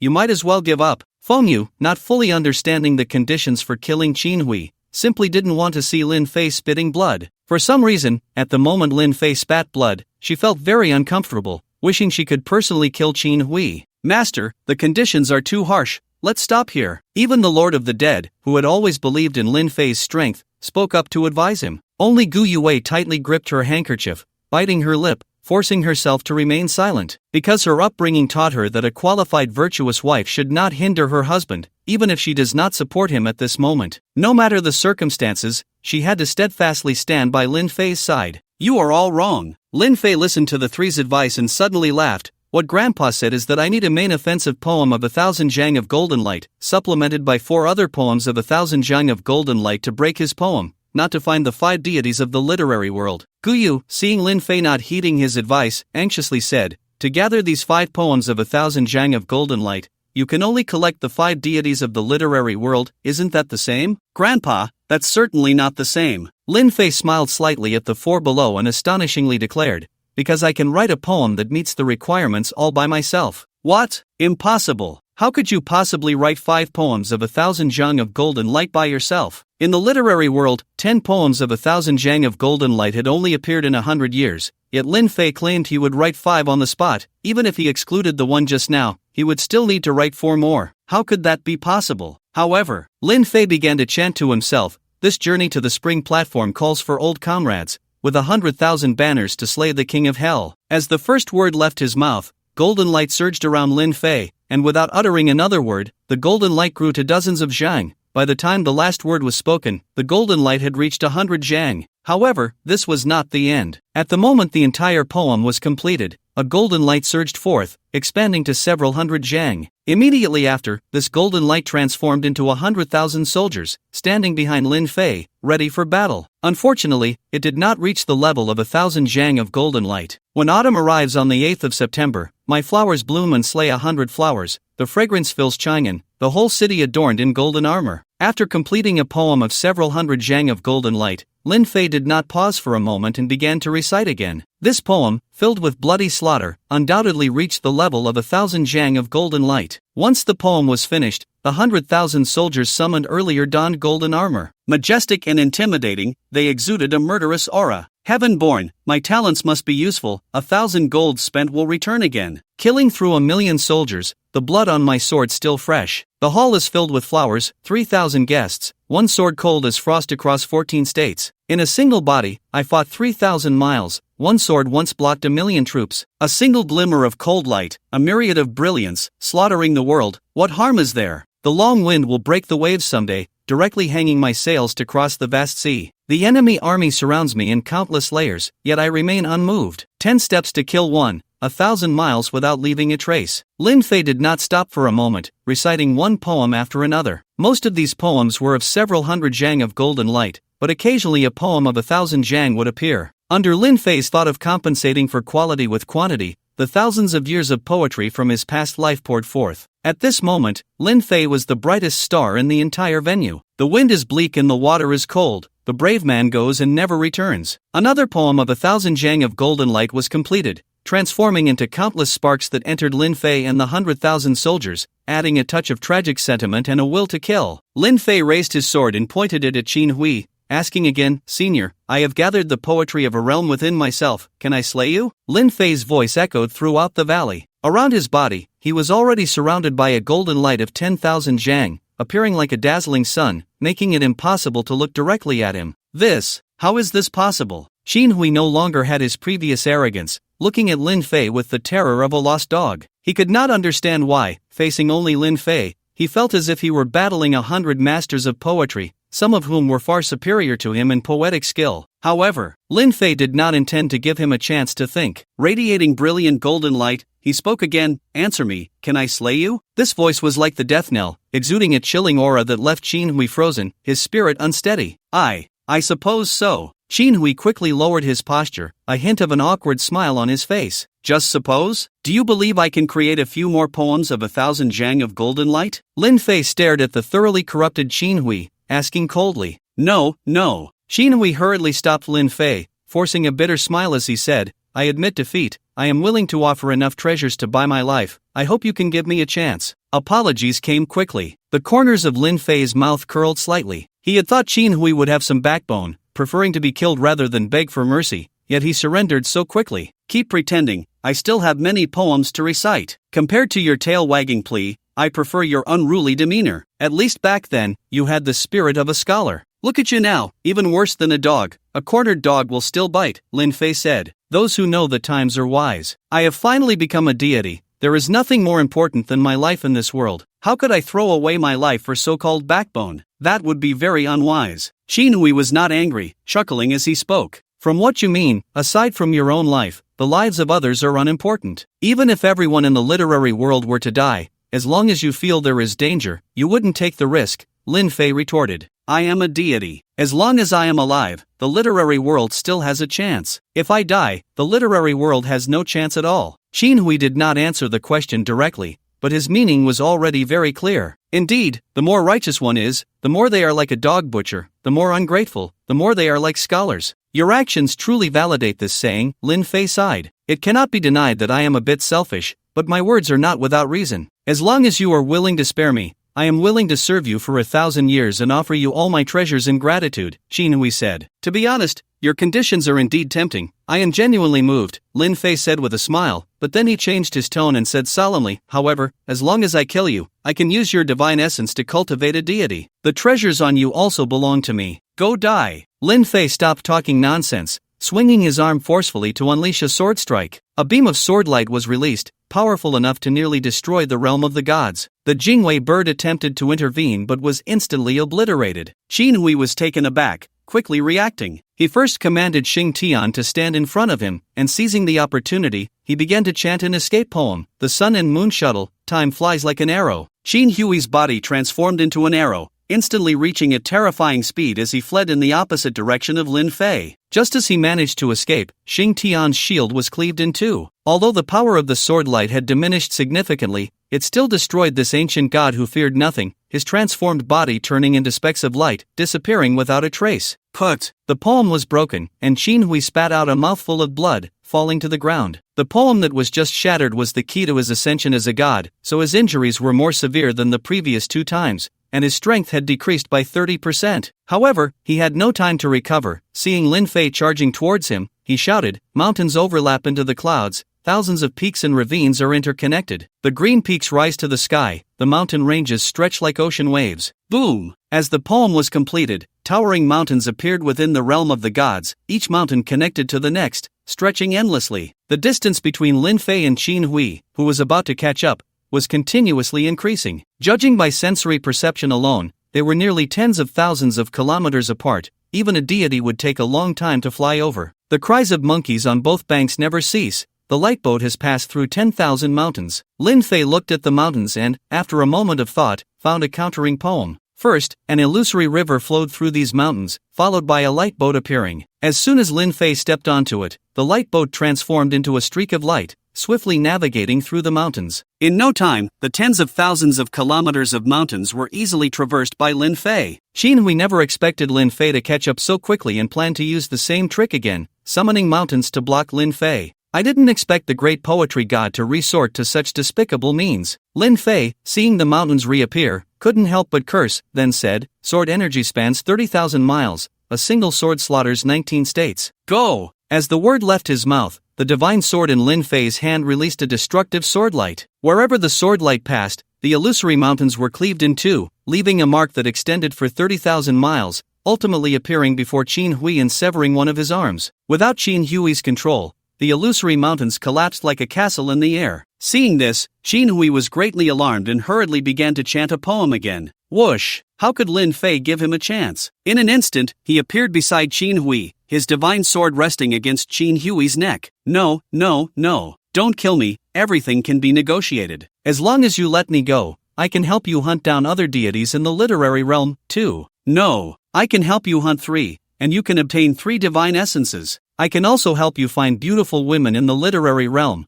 We are famous for having many beauties. Just don't kill me, and I can help you become the master of the literary realm. Qin Hui felt the threat of death and, in order to survive, discarded even his last bit of dignity, frantically assuring Lin Fei of various conditions, just hoping Lin Fei would spare him. Senior, I just want you to go to your death. Lin Fei looked at Qin Hui, who was kneeling on the ground and repeatedly bowing his head, his eyes filled only with disgust. To put it bluntly, even the Lord of the Undead had more backbone than this scholar Qin Hui. After all, the Lord of the Undead, even in the face of defeat, still thought of taking him down with him. Swish! Lin Fei did not give Qin Hui a chance to speak. He suddenly exerted force with the divine sword, severing Qin Hui's body. Until the moment his head was chopped off, Qin Hui still wore an expression of disbelief on his face. He would never have thought that he, the hunter, would ultimately become the prey, nor could he have imagined that his glorious life would end like this. As Qin Hui's soul dissipated, the domain of the gods naturally lifted, and the brilliant light from the poems that had enveloped Lin Fei suddenly vanished, causing him to fall from the air. Lin Fei quickly switched to the attributes of the people of his homeland, landing steadily on the ground. During the time spent conquering the Divine Tomb instance, he had used a considerable amount of source power on the people of his homeland, thus regaining his ability to fly. Xiaobei, go find Qin Hui's divine essence and storage bag, Lin Fei said, looking at Qin Hui's body not far away, addressing the Lord of the Undead. Yes, Master. The Lord of the Undead was more than willing to do such things because, for him, the corpse of a deity was the most precious. He could use Qin Hui's body to refine a powerful undead, with strength at least at the peak of the candle flame level. If luck was on his side, he might even refine an undead of the moonshade level. The greatest reliance that had allowed him to survive in that dangerous place was the undead refined from the corpses of 3 deities. Mission to save Qin Cheng and Lin Wanwan completed. Received a random skill enhancement card, please check. Hearing the prompt, Lin Fei opened his backpack and saw a card radiating a crimson glow. This card was quite ordinary, about the size of a child's playing card, with the words Random Skill Upgrade Card written on the front. To put it bluntly, if it weren't a reward from the system, no one would pick it up if thrown on the street. Would you like to use the Random Skill Enhancement Card? Use. Lin Fei hesitated for a moment before using the enhancement card. The enhancement card transformed into countless specks of light,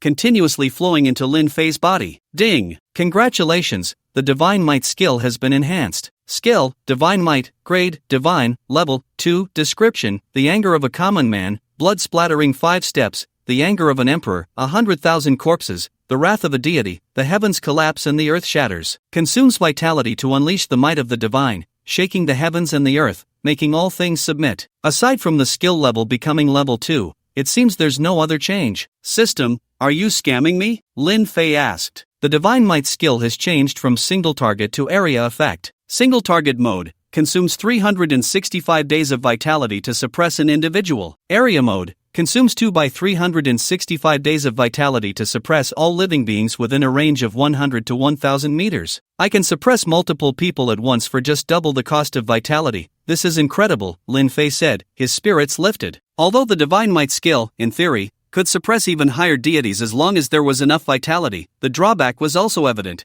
It could only suppress one person at a time. Once the number of enemies that needed to be suppressed increased, his skill would become quite useless, as he didn't have enough vitality to suppress them all. However, now that the Divine Might skill had transformed into a group skill, he no longer had to worry about being outnumbered by enemies. Where do you 2 dog men think you're running? Just as Lin Fei was immersed in the joy of his skill upgrade, Feng Yu's voice rang out, sternly shouting, if you don't want to die, come back here, or I'll slap you to death. Lin Fei turned to look in the direction of the voice and happened to see Qin Cheng and Lin Wanwan, who were about to flee. Perhaps frightened by Feng Yu, their fleeing steps halted, and they walked up to her. Spare us, my lord, spare us. As long as you let us go, we are willing to be your slaves, Qin Cheng pleaded, pulling Lin Wanwan down to kneel and repeatedly bowing his head in supplication. Be your slaves? Feng Yu scratched her head, puzzled, and asked, aren't you human? Why would you want to be my slaves? Don't want us to be your slaves? Are you going to kill us? Qin Cheng and Lin Wanwan exchanged glances, their eyes filled with unwillingness and anger, their hands tightly clasped together. Sister, you can understand being a slave as being a servant, Gu Yue said with a smile as she stepped forward to explain to Feng Yu. A slave is a slave, why say be a servant? Feng Yu pouted. Then, she had Qin Cheng and Lin Wanwan stand up, looked them over from head to toe, and began to inspect them, first prying open their mouths to check their teeth, then feeling around their bodies for a long time, finally revealing a look of disgust on her face. Sister, are you not satisfied? Gu Yue asked. Not very satisfied, Feng Yu shook her head and said, their bodies are too weak, not even as strong as a 5-year-old child from our tribe. That female has too large a chest, she can't gather or hunt, only bear children, but our tribe doesn't lack people. The male is slightly better, his muscles are fairly solid. With some training, he could serve as cannon fodder, but the problem is that cannon fodder isn't worth much. It would be easier to just capture slaves. Their only advantage is that their teeth are decent. Many slaves in our tribe have bad teeth and can't eat, wasting food, so they can only be killed. Feng Yu evaluated Qin Cheng and Lin Wanwan as if she were at a market buying livestock. Hearing Feng Yu's assessment, Qin Cheng and Lin Wanwan were furious. They were the top geniuses in the literary realm. How could they not even qualify to be slaves? Even if they were to be humiliated, it shouldn't be like this. Foolish woman, you can't use your world's standards to judge them. They are geniuses in the literary realm. Lin Fei's gaze swept over Qin Cheng and Lin Wanwan before finally landing on Feng Yu and Gu Yue. What do you mean? Feng Yu asked. The cultivation methods in your world mainly enhance physical strength, so even children's physical strength is quite high. But in the literary realm, the cultivation is based on Confucianism. As long as one can produce good poetry, there are no requirements for physical strength. After explaining, Lin Fei looked at Qin Cheng and Lin Wanwan and continued, I give you two choices. The first choice is to become Gu You's subordinate. The second choice is that I send you to meet Qin Hui. Upon hearing this, Gu Yue secretly grabbed Lin Fei's hand and gently shook her head. Lin Fei understood her meaning. She didn't want the two to become subordinates. After thinking for a moment, he asked, do you want to let them go? No. Gu Yue realized Lin Fei misunderstood her and shook her head to explain, the literary realm does not emphasize equality. There are distinctions of rank and status. Those who have fallen into the lower class have a status even lower than that of subordinates. It's just that there are differences between men and women. Having a male subordinate by my side would lead to gossip. I don't mind, Lin Fei said, momentarily taken aback and somewhat speechless. He did not expect that the girl he forcefully kissed, Gu Yue, would have such futile thoughts. I mind. Gu You's rosy little face became serious. A woman's reputation is more important than her life. If people gossip, it not only brings shame to me but also to my husband. I won't allow such a thing to happen. In that case, kill the man and keep the woman. Lin Fei knew Gu Yue was kind-hearted, so he deliberately suggested this to make her accept the two. That's fine. To his surprise, Gu Yue nodded in agreement and said, this woman is quite good-looking. She can serve as a concubine for my husband in the future. Lin Fei suddenly felt that feudalism wasn't all bad. When Lin Wanyuan heard that Qin Cheng was to be killed and she was to become a concubine, she immediately knelt on the ground and pleaded, my lady, I can be a concubine, but can you not kill brother Qin Cheng? As long as you don't kill him, I will wholeheartedly serve my lord. As she spoke, Lin Wanyuan shed tears, repeatedly bowing to Lin Fei and Gu Yue.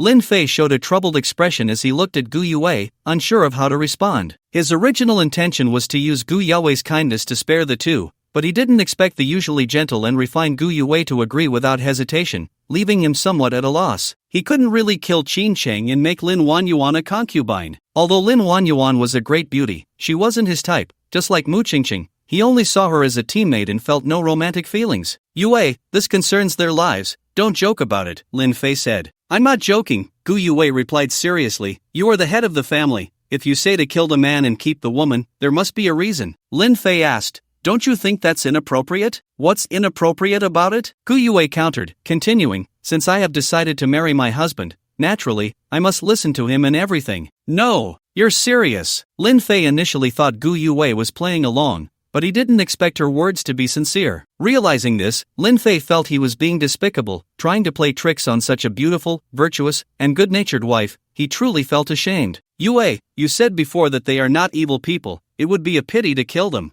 I don't want to kill them. I want to hear your thoughts. Lin Fei expressed his true feelings. Since my husband doesn't want to kill them, then let them stay. In the future, Qin Cheng can serve you, and Lin Wanyuan can serve me, Gu Yue said. Yue, you're really smart. Lin Fei was taken aback, excitedly grasping Gu Yue's delicate hand. Perhaps due to his education, he had never thought of making the two his servants until Gu Yue suggested it, and he suddenly realized, husband, there are people nearby. We can talk in private, Gu Yue whispered, her ears and neck flushed with embarrassment. Back to the room? My lady, are you trying to challenge my weakness? Lin Fei looked at the blushing Gu Yue, suppressing the urge to pull her into his arms, and said, Yue, I want to recite a poem for you. Recite a poem? Gu Yue's eyes lit up, excitedly looking at Lin Fei. As long as it's a poem written by my husband, I will like it. Lin Fei pondered for a moment and slowly began, clouds think of clothing, flowers think of beauty, the spring breeze brushes the railing, the dew is rich. If not seen atop the mountain of jade, would meet under the moon at the Yao Terrace. As the poem concluded, Qin Cheng and Lin Wanyuan gasped in shock. Although they had known from the previous battle that Lin Fei was skilled in poetry,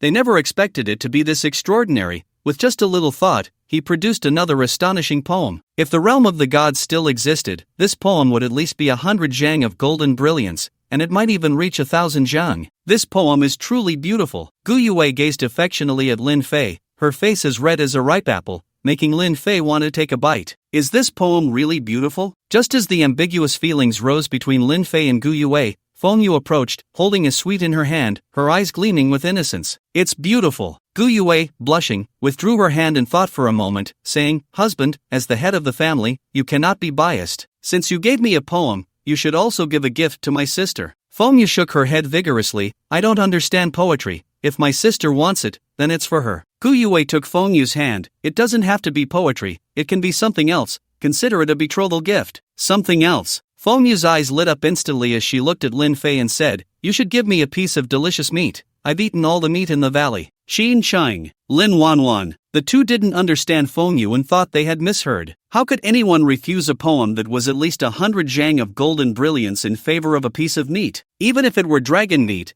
it couldn't compare to Lin Fei's poem. "Sister, if you want to eat meat, just hunt a chaos beast. It can't be used as a betrothal gift," Gu Yue said, then added, "A betrothal gift is very important, it cannot be taken lightly." "Then what should I ask for?" Feng Yu asked, confused. "Ask for what you want the most," Gu Yue reminded her. "I want a divine rank." Feng Yu glanced at the Lord of the Undead, feeling a bit disappointed. It's a pity that he is Lin Fei's dependent. I can't let Lin Fei kill his own dependent for a divine rank. Gu Yue smiled silently upon hearing this. She knew Feng Yu wanted a divine rank, so she tried to help, but she couldn't do it openly and could only guide her as much as possible. If Feng Yu still couldn't figure it out, then there was nothing more to be done. After all, as Lin Fei's women, they couldn't conspire against him. Fortunately, Feng Yu seemed not very clever but wasn't completely brainless. She quickly understood Gu Yue's meaning and said, "Lin Fei, why don't you give me the divine rank of the god you just killed as a betrothal gift?" "Master, no." Before Lin Fei could speak, Xin Qing interjected, "Sir, Xin Hui became a god through poetry. His divine rank can only be wielded by someone who can write poetry, and she." Xin Qing glanced at Feng Yu, leaving the rest unsaid, and continued, "Master, I hope you think twice." Lin Fei asked,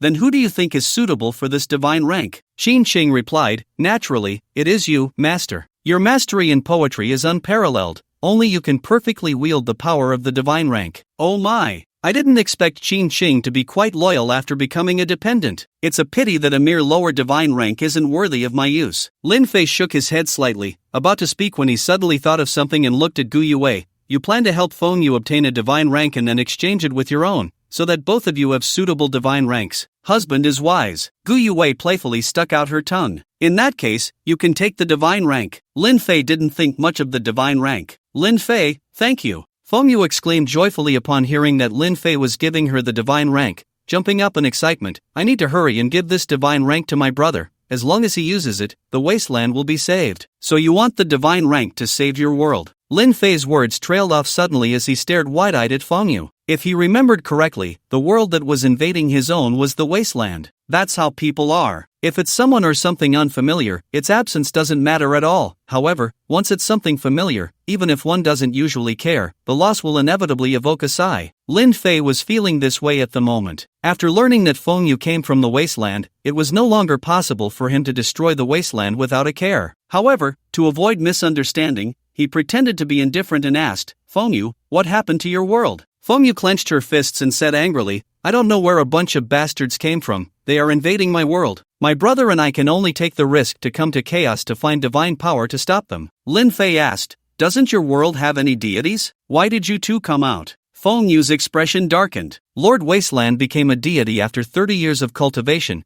his talent far surpassing that of my brother and me. Unfortunately, to save the wasteland, Lord Wasteland fought against 5 lower deities alone and ultimately died from exhaustion, and his divine power was lost in chaos." "So, your world has no deities now?" "Yes." Feng Yu nodded, revealing no concealment, and said honestly, "The wasteland was born too recently, only Lord Wasteland had time to become a deity. My brother's talent is second only to Lord Wasteland, and he should become a deity within 10 years if nothing goes wrong. But those robbers won't give us that much time." Hearing this, Lin Fei recalled the man who was surrounded by lightning. If it weren't for his cunning, he wouldn't have been able to escape from that man. According to the judgment of the Lord of the Undead, his brother-in-law was already infinitely close to the level of a moonshade, and could become a deity at any moment. "Lin Fei, do you know about my world?" Feng Yu asked, frowning when she saw Lin Fei suddenly fall silent.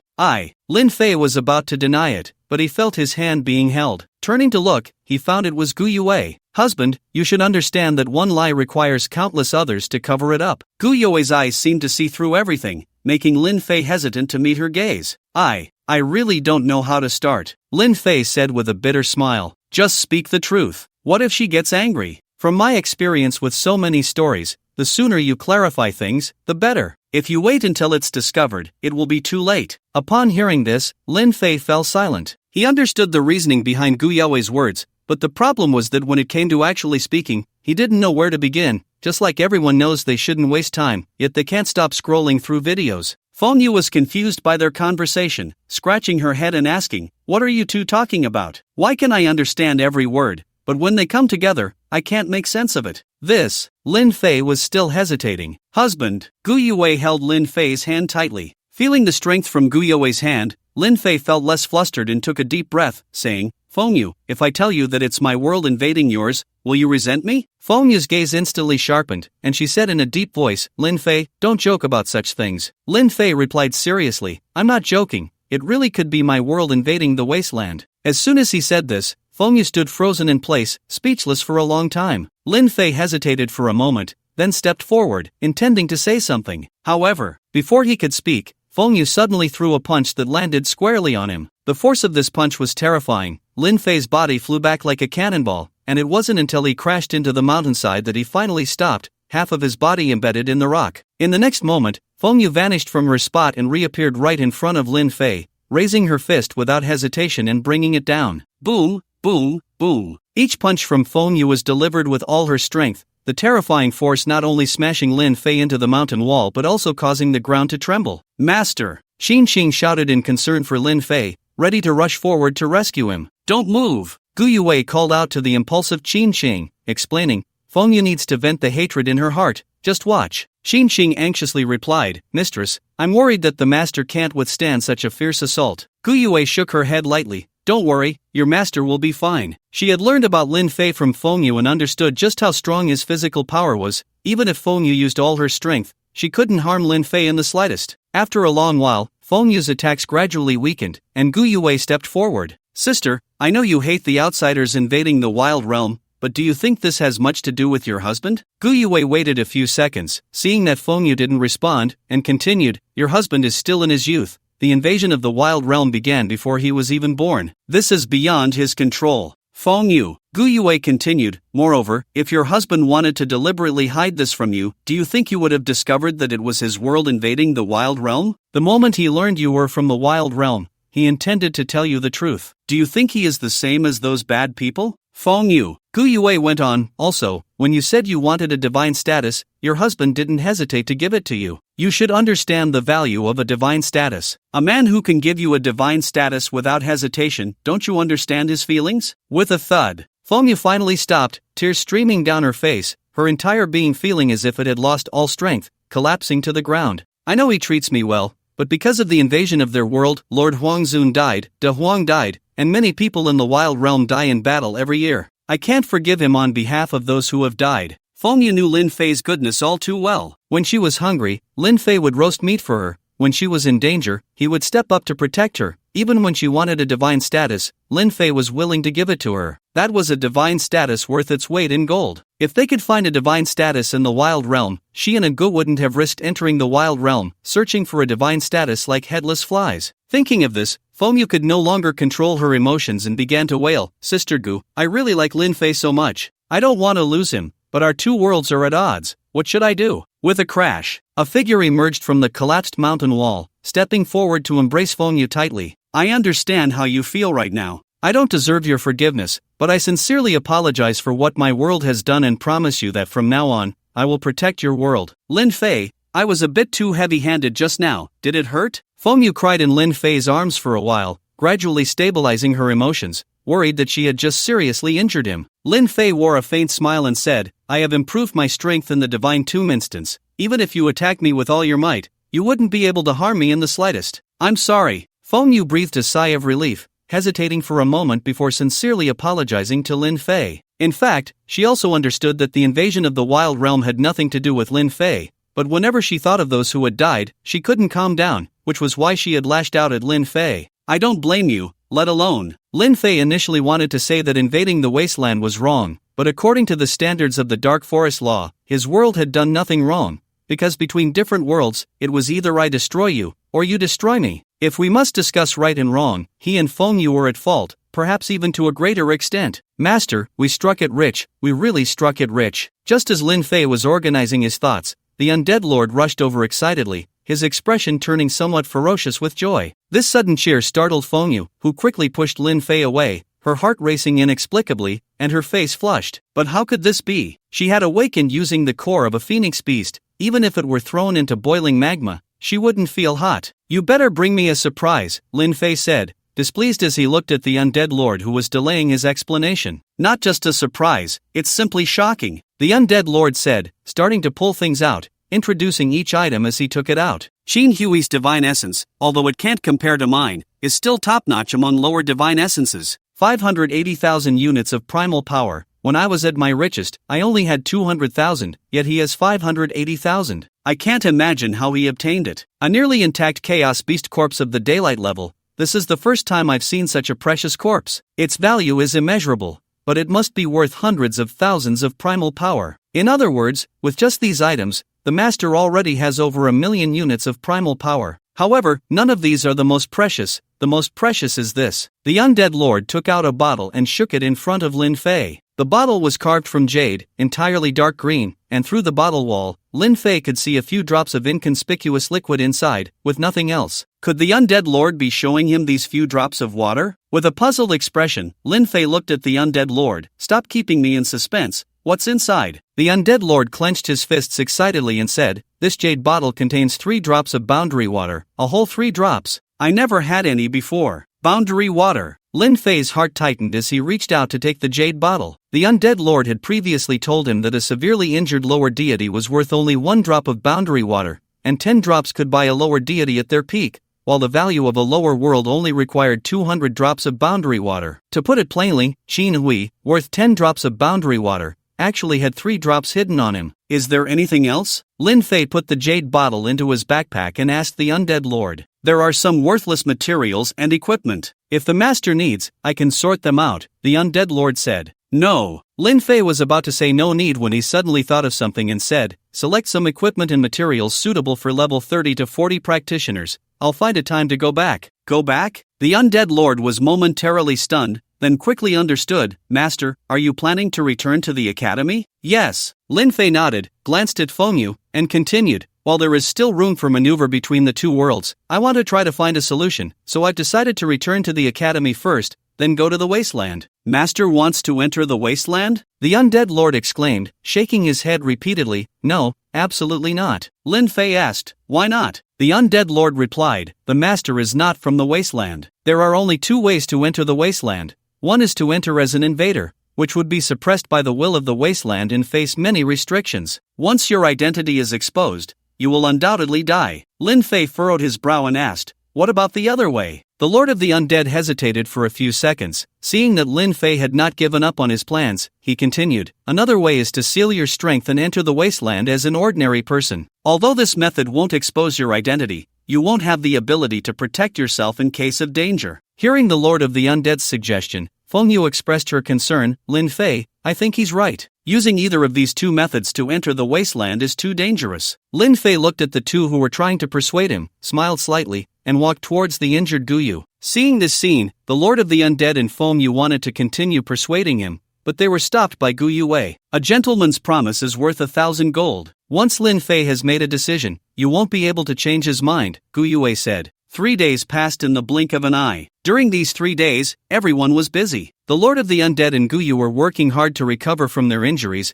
Guyu Wei was trying to merge with Qin Hui's divine essence, while Lin Fei and Fengyu repeatedly entered the divine tomb instance, successfully clearing it on the 3rd day and obtaining the divine essence. However, upon receiving the divine essence, Fengyu's face showed a hint of sadness. I didn't expect this divine essence to belong to Lord Wasteland. This valley is so far from the wasteland. How could the divine essence appear here? Grandpa Gu told me that the chaos is divided into 60 sectors. My world, the wasteland, the literary realm, and the realm of the undead are actually all within a sector called Dingwu. It may seem far to us, but we are still in the same sector, Lin Fei explained during his leisure time, gradually understanding the vastness of chaos. In Guyu's own words, a lower-level deity might spend their entire life without ever leaving their sector. If deities find it difficult to cross a sector, how much more so for the 2 of them? Lin Fei asked. By the way, do you plan to use this divine essence yourself, or give it to your brother-in-law? Feng Yu replied with admiration, "Of course, it's for my brother. His strength is greater than mine, and he would become a deity more effectively." Lin Fei hesitated and said, "I suggest you use this divine essence." Feng Yu was puzzled. "Why?" Lin Fei explained, "Xiaobei told me that your brother could become a deity at any time, so letting him use the divine essence would be a waste. But if you use the divine essence and your brother breaks through, then there will be two deities in the wasteland." Feng Yu suddenly understood. Lord Ancestor Wu said the same thing, but unfortunately, my brother said that becoming a deity requires luck, and if the luck is bad, it could take several years. The wasteland can't wait that long. Requires luck? Lin Fei suddenly thought of someone and smiled. "This time when I return to the academy, I'll send some luck to my brother-in-law." Achoo! The first ray of morning sunlight shone on the campus, where several figures were sweeping the fallen leaves with brooms. Among them, a plump figure suddenly sneezed. This plump young man was none other than Su Koan, the leader of Dawn. The other members included Go Shengli, Gong Shuyu, and Shi Jinshan. Without exception, they were all members of Dawn. "Old Su, you've been sneezing these past few days. You wouldn't be catching a cold, would you?" Go Shengli asked while sweeping the ground. "I'm not catching a cold, I just can't help sneezing. I don't really know why." Su Koan rubbed his nose, not taking it too seriously. "I heard that when someone thinks of you, you sneeze. Could it be that someone is thinking of you?" Go Shingli's eyes lit up, his face full of gossip. Su Koan patted the fat on his belly and laughed self-deprecatingly. "With my figure, who would look at me?" Shi Jinshan leaned in. "Old Su, if you're fat, just lose weight. From now on, I'll wake you up at 3 in the morning every day to exercise." Saying this, Shi Jinshan flexed his arms to show off his muscles. Su Koan shook his head with a bitter smile. "Our current situation doesn't allow me to lose weight." As soon as he heard this, the smile on Go Shingli's face vanished, and he muttered angrily, "Those upperclassmen just know how to bully us because they're stronger. They make us do all the menial tasks at school, and last time, some jerk even made me wash his underwear." The other three immediately looked over and asked in unison, "Did you help him wash it?" Go Shengli retorted, "Do I dare not to?" Upon hearing this, Su Koan and the others fell silent. Although they were all top talents in the source world, in the academy, they were at the very bottom of the pyramid. Any student a year above them could easily crush them in terms of strength. At first, they were unwilling to accept this and planned to confront the upperclassmen, but to their surprise,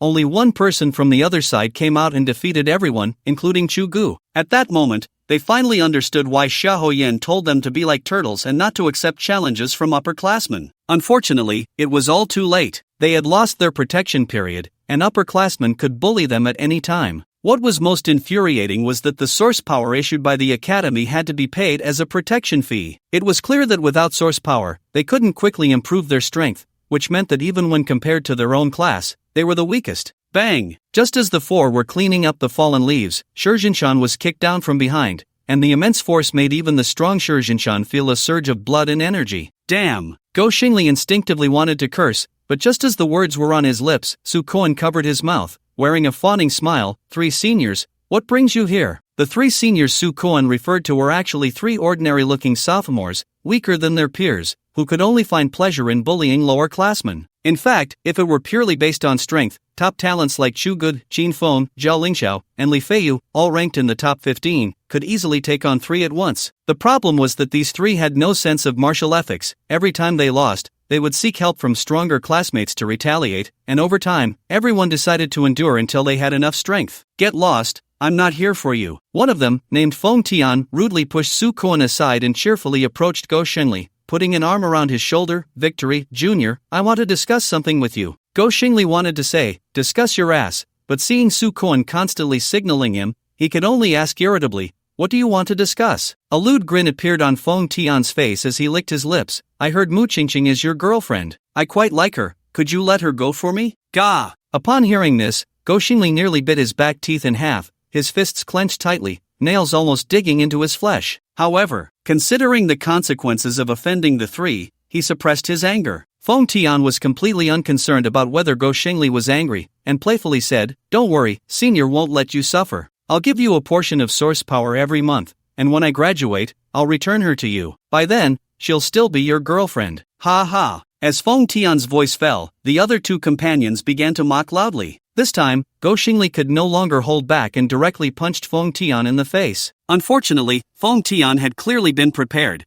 Before Go Shingli's fist could land, a force blocked it. "Victory, I'm sincerely talking to you. How can you sneak attack me?" "That's your fault," Feng Tian said, slightly raising his finger, and a gust of wind appeared. knocking Go Xingli to the ground. Go to hell! Go Xingli got up from the ground, cursing as he charged forward. Let's get them! Su Kuan saw Go Xingli make a move and immediately called for Gong Shuyu and Shi Jinshan to join him. Gong Shuyu and Shi Jinshan had been holding back their anger for a long time, and upon hearing Su Kuan's command, they acted without hesitation. Unfortunately, since they had never used their original powers, their attacks were almost ineffective against Feng Tian and his companions, who easily blocked them. On the other hand, even the most ordinary attacks from Feng Tian and his group could inflict significant damage on them. In no time, Shi Jinshan and the others were lying on the ground. Go Xingli, am I giving you face? Feng Tian said, looking down at Go Xingli with a mocking expression, stepping on his head. I'm in a good mood today, so I'll give you another chance. As long as you bring Mu Qingqing to me, I'll let you go. Feng Tian, you're just a clown. You don't really think of yourself as a big shot, do you? Go Shengli sneered disdainfully. I won't even mention the sophomores. What about our classmates? Xu Ge, Qin Feng, Zhao Lingxiao, Li Feiyu? Which one can you beat? You're just a coward who bullies the weak and fears the strong. Right now, we really can't do anything to you, but once the captain returns, the entire academy, every single one of you, will kneel before me and sing conquered. Feng Tian could not tolerate being called a clown. He immediately pressed down harder, making Go Shengli feel as if his head was about to burst. I know who your captain is. Isn't he the top student of your year? Feng Tian sneered. The top student in the original world is just garbage in our eyes. You should be grateful he's not here, otherwise, I'd make him kneel before me. Kneel before you? At that moment, a cold voice rang out. I would love to see how this waste makes Lin Fei kneel before you. Hearing the voice from behind, Feng Tian felt a chill run up his spine, making him shiver, and an uncontrollable sense of fear surged in his heart, leaving him somewhat breathless. Even without turning around, he knew who it was. Xu Gu, the strongest freshman. He was also the only freshman he didn't want to provoke. Other freshmen might endure bullying, but Xu Gu was different. If anyone dared to provoke him, he would fight to the death without hesitation. If Chu Ji's talent were poor, his willingness to fight would become a joke. But the problem was that this guy's talent could only be described as monstrous. Every time he fought someone, his strength would significantly increase the next day. At most, after 3 encounters, Chu Ji's strength would catch up to those who provoked him. Such a talented, fearless, and hard-working practitioner was someone no one wanted to provoke over time, not because they couldn't, but mainly out of concern for attracting trouble. Chu Madman, don't get me wrong, I was just joking with them. Chu Ji's actions seemed crazy to some, which earned him the nickname Chu Madman. So it turns out this waste senior was joking with us. Shuga smiled, but his gaze was exceptionally cold as he said, since the waste senior loves to joke so much, let me joke with you too, get on the ground. At that moment, more and more students gathered around, eager to watch the spectacle. Seeing so many people watching, even if Feng Tian wanted to back down, he had to maintain his facade for the sake of his pride, otherwise, who would fear him in the future? Shu Madman, my brother. Feng Tian intended to mention his backing, but Shuge didn't want to hear any nonsense. His gaze turned icy, and a white lightning bolt shot out from behind him, instantly stopping at Feng Tian's forehead. This was one of Chu Ji's 2 exclusive flying swords, Thunder. Gulp! Looking at the lightning sword pressed against his forehead, Feng Tian swallowed hard and obediently shut his mouth. Useless senior, you should know that my temper isn't great and I have no patience. Right now, I want to joke with you, so please lie down. Chu Ji's calm voice carried an anger that was hard to suppress. He hated himself for being so weak, unable to protect the Dawn Group. He hated himself for being arrogant and carelessly accepting the challenge from the upperclassmen, which caused them to lose their grace period. Although no one from the Dawn Group blamed him, and even allowed him to use the saved source power, he truly hated himself inside. Shu Madman, our boss is Yu Chunfeng. You better get lost quickly, or you'll regret it. Just as Feng Tian was considering how to respond in a way that would save face without angering Chu Go, one of his companions spoke up. Hearing this, Feng Tian was so frightened he almost lost his balance. Just as he was about to scold a few words, Chu Go glanced over indifferently and asked, "Are you done?" "Done," the person replied. Crack! Almost simultaneously with the end of the sentence, the thunder sword transformed into a bolt of lightning, slicing through that person's knee. Immediately, the person let out a piercing scream, "My leg! You actually severed my leg." Everyone turned to see that the person's legs had been cut off at the knees, blood gushing from the severed stumps. The academy only prohibits killing, not injuring. At worst, I'll pay for the medical expenses, Chugu said, looking at Feng Tian with a smile that wasn't quite a smile. Useless senior, you're still stepping on my benefactor. Do you want me to sever your legs too? No. Feng Tian quickly retracted his foot from Go Shengli. After Go Shengli got up from the ground, he shook his slightly dizzy head, pulled out a card from his pocket, and threw it to the sophomore whose legs had been severed. "There's 5 million in here. The infirmary has a clear price. Regrowing legs costs 3 million, and the remaining 2 million. Go Xingli intended to say the remaining 2 million was for mental damages, but before he could finish, there was another crack. "I'll sever his third leg too, so he doesn't have to pay back the 2 million, Shugu said. "Go Xingli. I never intended for him to pay it back. Do you understand mental damages? Why did you cut off that part of him? You." Go Xingli looked at the bleeding area with pity and said, 2 million should be enough to get a new one. "My, Shu madman, I'm going to kill you. I will definitely kill you." The sophomore, supported by another companion, fled the scene as if for his life, leaving Feng Tian alone. Gulp! Feng Tian swallowed again, feeling even more wary of Chu Gu. This guy is a madman. What normal person would cut off someone's lifeline? Just thinking about it made him feel a chill in his groin, and his body involuntarily shivered. Although the infirmary could regenerate body parts as long as there was money, regrowing limbs was a painful process, especially for parts with bones, as it felt like having the bones crushed little by little, a sensation akin to being shattered. "Useless senior, have you thought it over?" Shugo looked at Feng Tian, the thunder sword seemingly alive, pressing against Feng Tian's forehead. "Shugo, as long as you let me go, I'm willing to give you 3 portions of source power." Feng Tian planned to compensate with source power, hoping to settle the matter. Shugo did not respond to Feng Tian, turning to Go Xingli and asking, "Do you have another 5 million? "I do." Go Xingli paused for a moment, pulled out a dozen cards, and said, "My dad may not have many skills, but he knows how to make money. He worried I wouldn't have enough to spend, so he prepared a lot of money for me. Give me another card." "Shu madman, I don't want money, I'll lie down for you." Feng Tian listened to the conversation between the two and felt a chill in his lower body. No longer caring about his pride, he obediently lay on the ground. "You, a worthless coward who doesn't even have the courage to fight me, think you deserve to make Lin Fei kneel before you?" Shugo mocked coldly, then turned to Go Xingli and said, "You, step back." "All right." Go Xingli was not Sukuan. He wouldn't consider whether Feng Tian would retaliate against them, only thinking about avenging the humiliation he had suffered. Go Xingli stepped hard on Feng Tian's head and spat, cursing, "Mu Qingqing likes a real man who stands tall, not a softy like you who only bullies others with power. If I hear Mu Qingqing's name from your mouth again, I'll ruin your third leg." Feng Tian gritted his teeth, his eyes flashing with resentment. As long as he could get back, he would immediately find his boss, Yu Chenfeng, and make sure to get revenge. However, at that moment, Shugo flew into the air on his sword and declared loudly, "First-year student Shugo challenges second-year senior Yu Chenfeng," hoping the senior will not hold back. Shu Ji's voice echoed throughout the academy. In the vast boundary river, the black boundary water was gradually replaced by the white glowing boundary water. This seemingly ordinary scene was a sunrise for the chaotic realm. At this moment, a giant chaotic beast resembling a lizard was running wildly along the boundary river, looking from a distance like a train. However, upon closer inspection, one would find a horse formed by the power of Confucianism and Taoism in front of the chaotic beast. "Husband, I didn't expect you could even tame a Huishur lizard." Grandpa said that Huishur lizards have the strength of a candle flame peak. Gu Yue gently linked her arm with Lin Fei, a faint blush on her face. "I awakened a new skill, and this skill comes with taming ability," Lin Fei explained. The newly awakened skill of Lin Fei was the spirit thought technique. The skill description stated that it was a direct attack on the soul. As long as enough vitality was consumed, even a soul protected by divine status could be shattered in one blow, instantly erased. Of course, if the vitality consumption was reduced and combined with the divine might skill,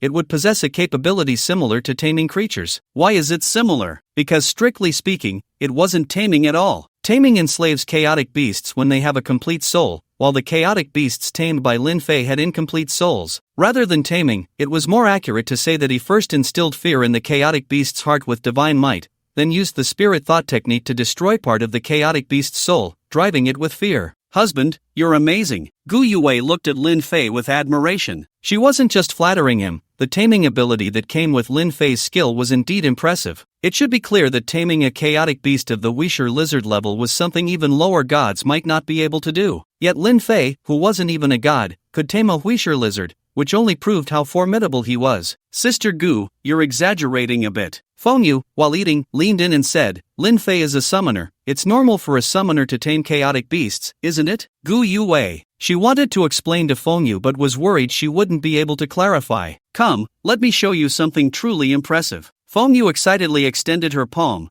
pointing at a wriggling grain of millet above, saying, "See, this is the fire ant I just tamed. As long as I raise it, It can fight for me. Lin Fei looked at the tiny red ant that could be blown away by a slight breeze and asked, "You only tamed one?" "Yes." Feng Yu nodded, proudly saying, "Before, only Lord Huangzuan could tame fire ants. Now I'm the second person in the chaotic realm who can tame fire ants. Isn't that impressive?" Being able to tame a fire ant as the second one is indeed impressive. But Lin Fei, concerned about discouraging Feng Yu, first affirmed her achievement, then shifted his tone and continued, "But the combat style of fire ants is similar to my arachnid race, relying on numbers to win. You've spent so many days taming just one larva, isn't that a bit slow?" Among the opponents Lin Fei had encountered, the most troublesome was the fire ant. Not only were they individually powerful, but their numbers were also terrifying. If they weren't fighting instinctively without a master, even Lin Fei wouldn't have been able to pass the first level. However, now that Feng Yu had taken several days to tame just one fire ant, at this rate, when would she be able to form a terrifying army of fire ants? Before forming an army, fire ants basically had no considerable combat power. "Actually, I also think it's quite slow," Feng Yu said, looking a bit awkwardly at Lin Fei and Gu Yue, giving a forced smile as she continued, "But fire ants are really hard to tame. I put in a lot of effort to tame one larva, and those adult fire ants are even harder to tame." Lin Fei asked, "Then why don't you directly tame the queen ant?" "Of course it's because..." Feng Yu was about to answer when Gu Yue interjected, "Of course, my sister wants to practice with ordinary fire ants first. Once she masters the ability to tame them in numbers, she can then go for the queen ant." At this point, Gu Yue took Feng Yu's hand and continued, "As long as my sister tames the queen ant, she can use the queen to control the other fire ants, and then my sister will perfectly merge with the godhead of the wilderness." After saying this, Gu Yue winked at Feng Yu. Initially confused as to why Gu Yue interrupted her, Feng Yu understood after hearing this. Gu Yue was reminding her that there was no need to tame fire ants one by one, just taming the queen ant would suffice. Thinking of this, Feng Yu looked gratefully at Gu Yue. If it weren't for Gu Yue's reminder, she would have likely embarrassed herself in front of the three subordinates, the undead monarch, Qin Sheng, and Lin Wanwan. He. At that moment, the old horse, formed from the power of Confucianism and Taoism, neighed and stopped moving forward. "The old horse knows the way, return." Qin Sheng activated a secret method, and the old horse transformed into pure Confucianism and Taoism power, returning to his body. He then said, "Master, we have arrived." Lin Fei nodded lightly and looked at the undead monarch. "This chaotic beast is left to you. Protect Feng Yu and don't let her get hurt." "Yes, master," the undead monarch replied. "What do you mean? Don't you want me to go in?" Feng Yu immediately asked, dissatisfied. "Sister, don't think too much. Your husband is just worried about you. After all, your husband's world is invading the wilderness realm, and he is concerned that you might be recognized." Gu Yue was always so considerate, explaining the reason before Lin Fei could speak, and reasons given by others were often more persuasive. Otherwise, if Lin Fei said it, Feng Yu might have taken it as an excuse. "Alright then." Hearing Gu Yue say this, Feng Yu had no choice but to agree. Then, Lin Fei took out the token given to him by Xiahou Yan and, following the sensation from the token, found an inconspicuous stone. However, just as he was about to approach the stone, a killing formation appeared beneath his feet, and three young figures suddenly appeared, attacking them without a word. "Wait a minute." Lin Fei quickly took out the token and explained, "I am Lin Fei, a student of teacher Xiahou Yan. I was delayed in reporting to the academy due to some matters, and I hope the three seniors can be lenient." "A student of teacher Xiahou Yan? Are you from that useless class?" The people from that useless class have already been bullied all over. I didn't expect a new student to report in. There's a new target for bullying." The three senior students' gazes swept over Lin Fei, Gu Yue, Qin Sheng, and Lin Wanwan without restraint, particularly lingering on Gu Yue and Lin Wanwan for a long time, clearly captivated by the unparalleled beauty of the two girls. "Do you often bully teacher Xiahou Yan's students?" Lin Fei asked coldly. Of course, the three replied, oblivious to Lin Fei's dark expression. "In the waste class, apart from that one called Chugu, the others are no match at all. If we don't bully them, who else can we bully? But even Chugu, in our senior eyes, is not worth mentioning. He gets sent to the infirmary for treatment every few days. Kid, I see your two female companions are quite good looking. As long as you offer them to us to play with, we'll protect you in the academy from now on." The three spoke without restraint. Slap. At that moment, Gu Yue made her move, slapping Qin Sheng across the face and shouting, as a servant, "To remain indifferent while your master is humiliated is betrayal. Do you want to die?" Qin Sheng knows her mistake. "Please punish me, my lady." Qin Sheng quickly knelt down. "Forget the punishment, just break their teeth and pull out their tongues." Gu Yue stopped halfway, realizing that killing the three would bring trouble to Lin Fei, and hesitated. "Yes," Qin Sheng said, her gaze turning cold as she looked at the three who had spoken disrespectfully. Master? My lady? Servant? Are you playing roles here? Come, let me play a role too. How about the neighbor old Wang? With such beauty and a fiery personality, and most importantly, able to roleplay, this is really interesting. The three seniors in the academy still hadn't realized the seriousness of the situation, staring at the coldly beautiful Gu Yue, nearly drooling. Seeing this scene, Lin Fei became even angrier, wishing he could personally deal with the three ignorant trash before him. Husband, don't be angry. Gu Yue held Lin Fei's hand, looking at him with jealousy and anger, feeling particularly happy. You are the head of the family. The small matter doesn't require your intervention. Lin Fei glanced at the three seniors and said softly, I understand Chu Ji's strength. These three can injure him, so their strength must not be weak. Can Qin Qing be a match for them? Gu Yue replied, Qin Qing has been trained tirelessly by Qin Hui since childhood, and with his exceptional talent, he is undoubtedly a genius in the literary world. Lin Fei looked at Qin Qing, whom he had easily suppressed,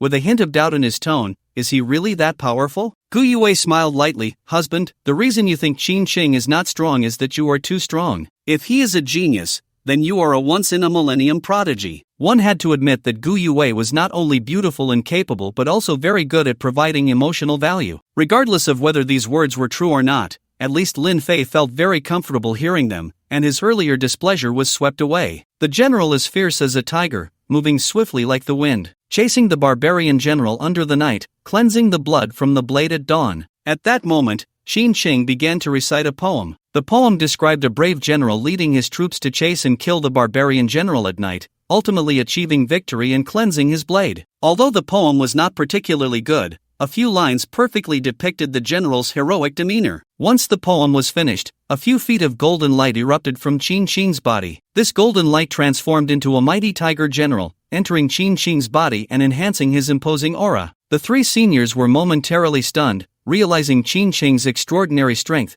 and immediately took the initiative, not planning to give Qin Qing a chance to strike. Qin Qing stepped forward, and his body appeared 10 meters away. Taking another step, he covered another 10 meters, resembling a fierce tiger descending the mountain, ferociously approaching the three seniors. Boom! Boom! Not giving the three seniors a chance to use their skills, Qin Qing grabbed one senior's head with each hand and slammed them down onto the ground, the immense force causing both to faint instantly. Following that, in the face of the last senior's terrified expression, Qin Qing smashed the teeth of the two unconscious seniors and pulled out their tongues. After doing all this, Qin Qing walked towards the remaining senior. Don't come over. I admit defeat. The senior, having never witnessed such a bloody scene, was so frightened that his legs went weak, kneeling on the ground and begging for mercy. Junior, let's talk it out. Don't make a move. We're on the same side. Bang! Qin Qing punched the senior in the face, smashing it to pieces. First of all, I am not your junior. The master is your junior. Secondly, you insulted the master and mistress, which is punishable by death. The mistress is merciful and has spared your life as a dog. Saying this, Qin Qing intended to repeat the process, smashing teeth and pulling out tongues. Wait a minute. At this moment,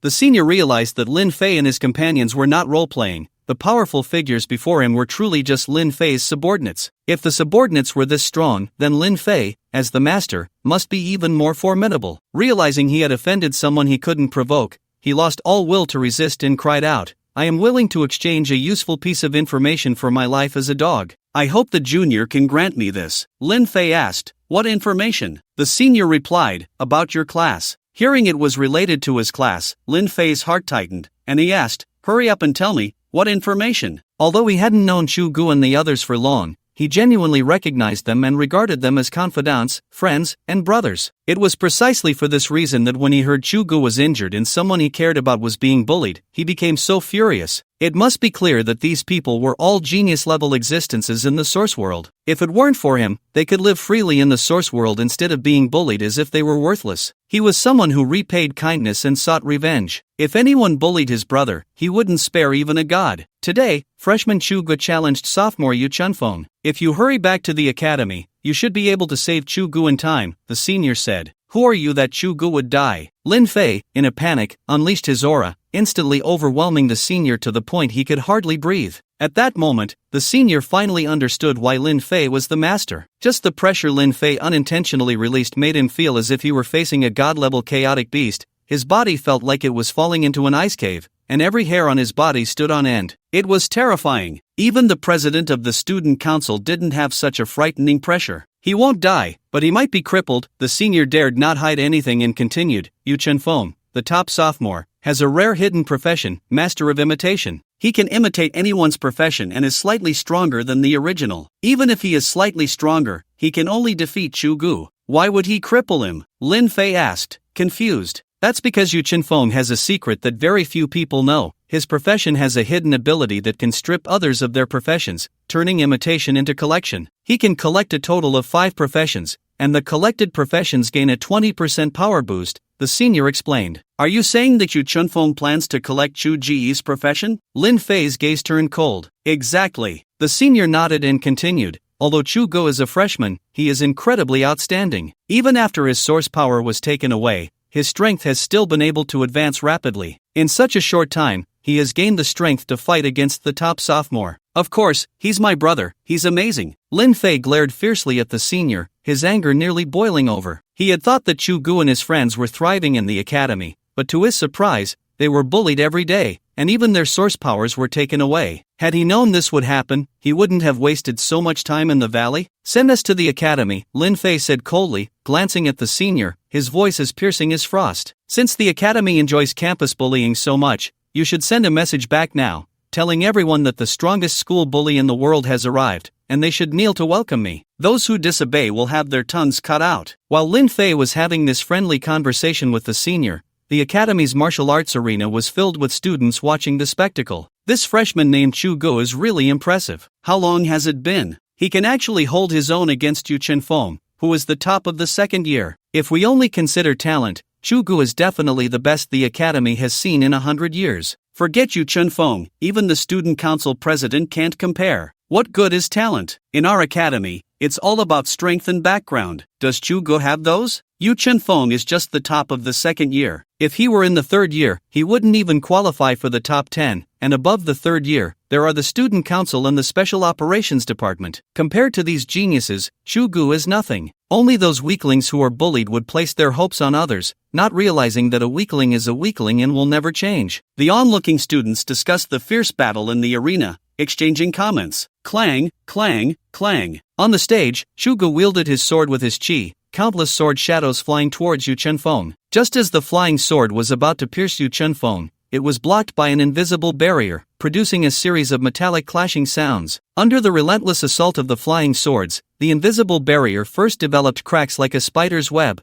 which then widened until it shattered like broken glass, scattering everywhere. Although the momentum of the flying swords weakened after shattering the invisible barrier, their power remained terrifying, still threatening to strike down Yu Chunfeng. Che Si Ping Ba, defend! Yu Chunfeng shouted, and a massive flag suddenly appeared before him, blocking all the flying swords. If one were to look down from above at that moment, they would see a giant chessboard on the stage, with a clear boundary between the Chu River and the Han border, and pieces resembling statues. The only difference was that the positions of the generals were occupied by Chu Gu and Yu Chunfeng. On Yu Chunfeng's side, except for the recently defeated piece, all the other pieces were still in place, while on Chu Ji's side, there was not a single piece besides himself. Chu Gu, I didn't expect that in such a short time, you would have the strength to challenge me. You truly surprise me, Yu Chunfeng said, glancing at the shattered piece. With a wave of his hand, the chessboard vanished, and all the pieces shrank down to the size of ordinary chess pieces, being collected into a chess box. Challenge you? Chu Gu retracted the Qingfeng sword and the Leitang sword,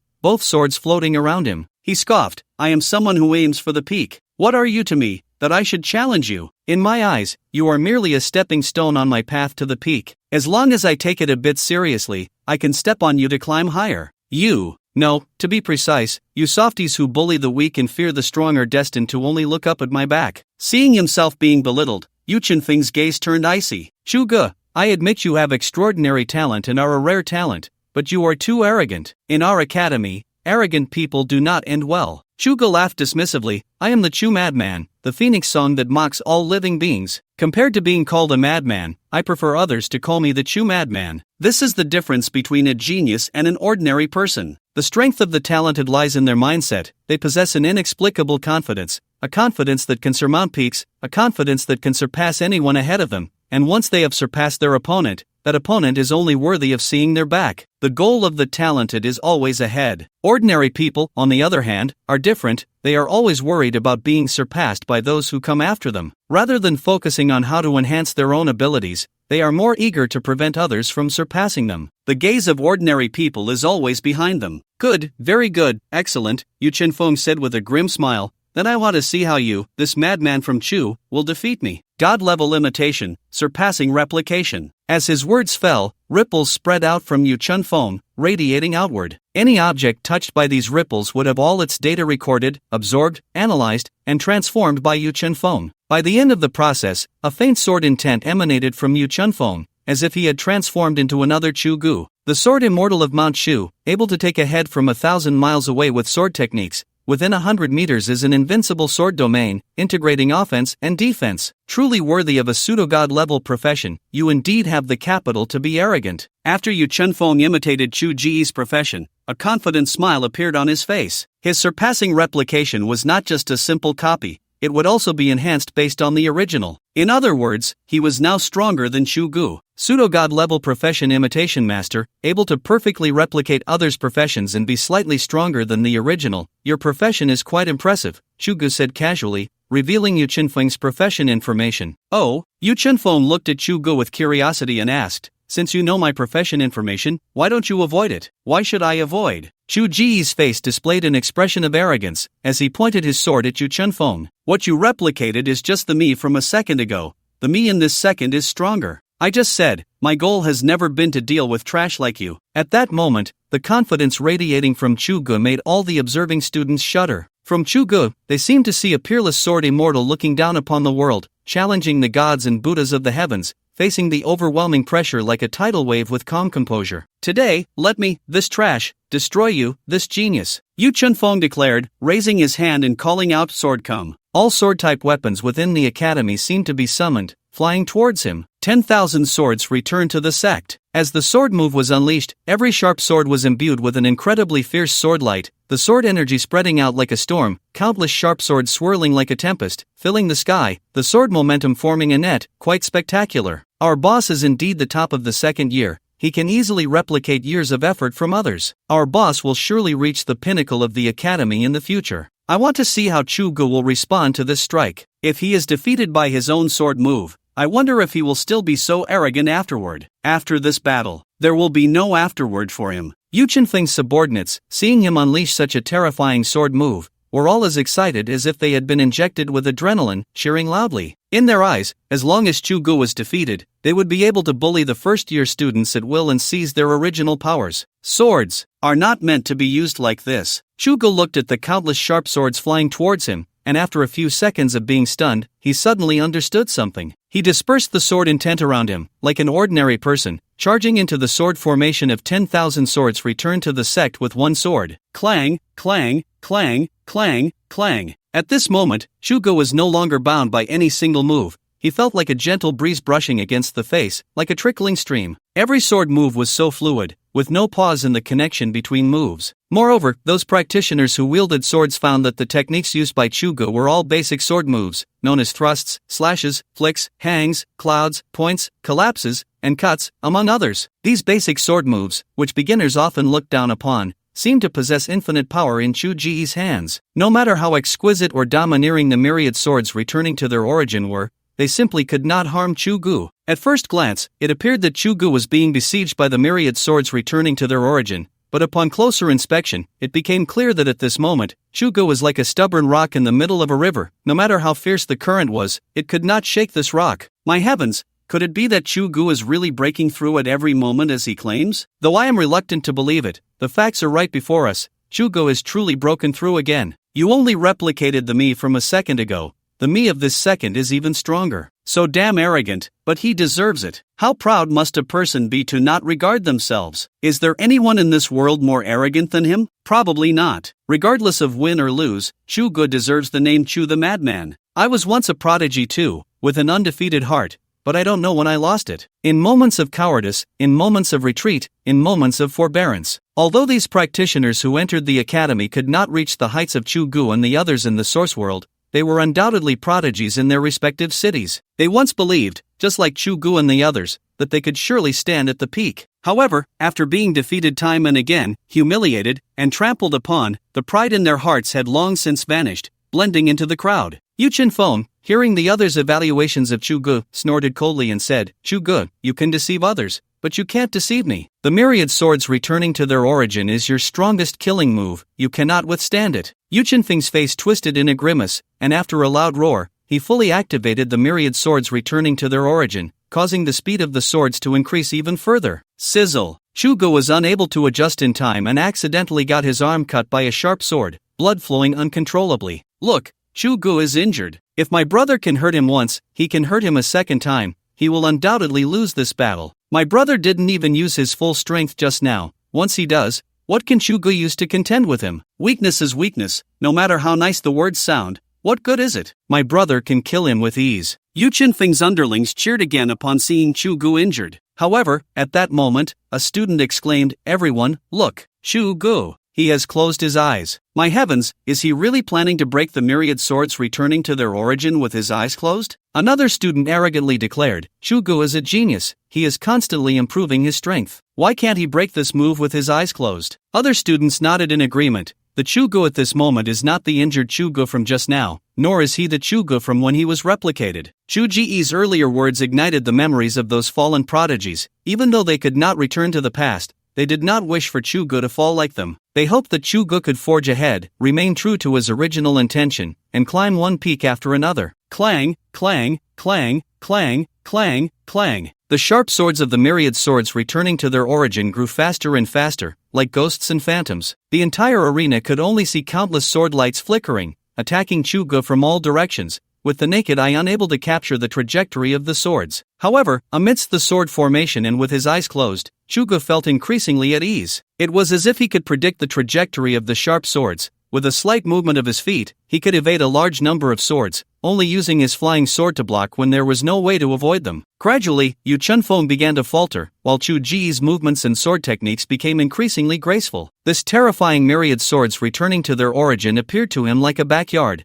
allowing him to stroll leisurely. It is now. Chu Gu suddenly opened his eyes, a surge of sword intent erupted from his body. He quickly thrust out a sword and calmly said, "Break." As the sword pierced through, the countless sharp blades abruptly halted, as if the gears of a massive machine had jammed, shaking a few times before falling from the air. Puff! The sword formation was shattered, and Yu Chenfeng spat out a mist of blood, his face turning pale. "You lost." Chu Gu looked expressionlessly at Yu Chenfeng, who was half squatting on the ground, then sheathed his sword, turned, and intended to leave the arena. "Chu Gu, what do you mean?" Yu Chenfeng had thought he would be mocked and trampled, but unexpectedly, Chu Gu only said the 3 words "you lost" and didn't spare him another glance. At that moment, he felt no relief from surviving a calamity, only an inescapable humiliation. Because he understood that at the moment he lost, Chu Gu had already ceased to regard him as a rival. He was afraid. Afraid of being surpassed, afraid of forever being just a stepping stone for Chu Gu. "Chu Gu, I spend all day suppressing the freshmen, especially from your class. I send people to seize their source powers, trampling them underfoot to humiliate them. Shouldn't you retaliate?" Yu Chenfeng looked at Chu Ji's back, growing increasingly anxious, for he realized he had lost the most precious thing and picked up worthless trash instead. He wanted Chu Gu to become like him,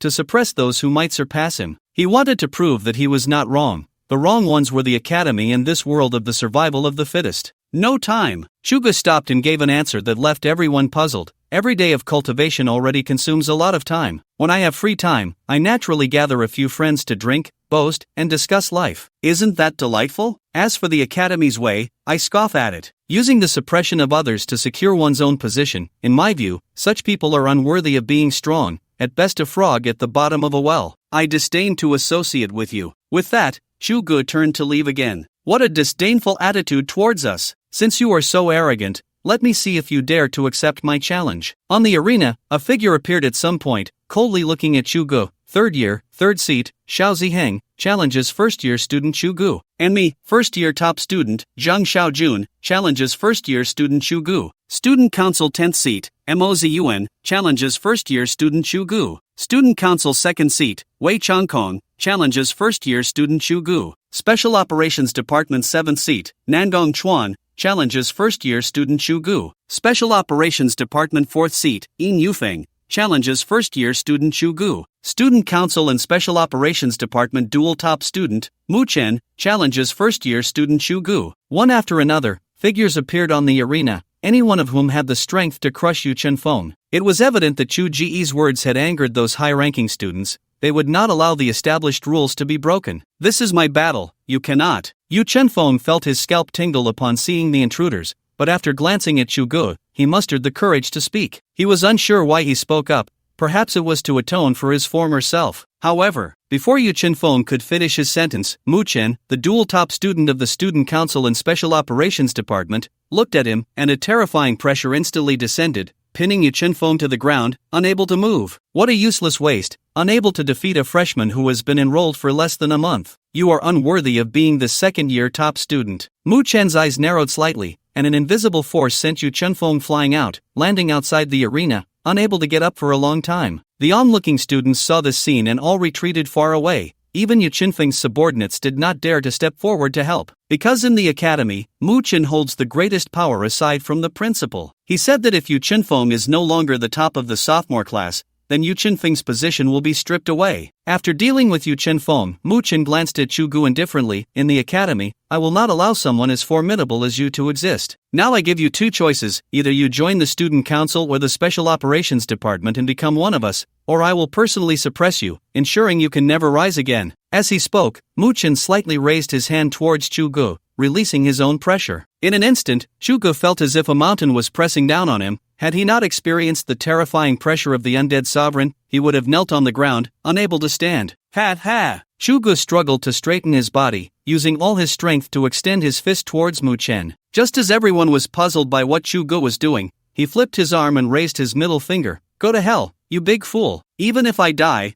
I won't be your dog. After saying this, Chu Gu turned to glance at Yu Chenfeng lying on the ground and laughed lightly. Today, I'm in a good mood, so let me show you how a sword is used. Boom! The sword intent that had disappeared from Chu Gu suddenly erupted, its sharpness overwhelming Mu Chen's pressure. To the onlookers, Chu Gu seemed to transform into a sword. An unyielding sword, proud and fearless, willing to face death. I, Chu Gu, accept your challenges. With a smile on his face, the Qingfeng sword and the Thunder sword spun wildly around him, and when they stopped, the two swords merged into one. Chu Gu stood in the void with the sword in hand. At that moment, there were no enemies in Chu Ji's eyes, only the sword he held. Wind, come! With a swing of his sword, a tornado appeared out of thin air in front of him. Compared to a natural tornado, this one was much smaller in size, but everyone felt the terrifying energy contained within it. Thunder, come! Chu Gu raised the sword high, and a bolt of lightning struck down onto the sword. However, the expected scene of Chu Gu being struck by lightning did not occur.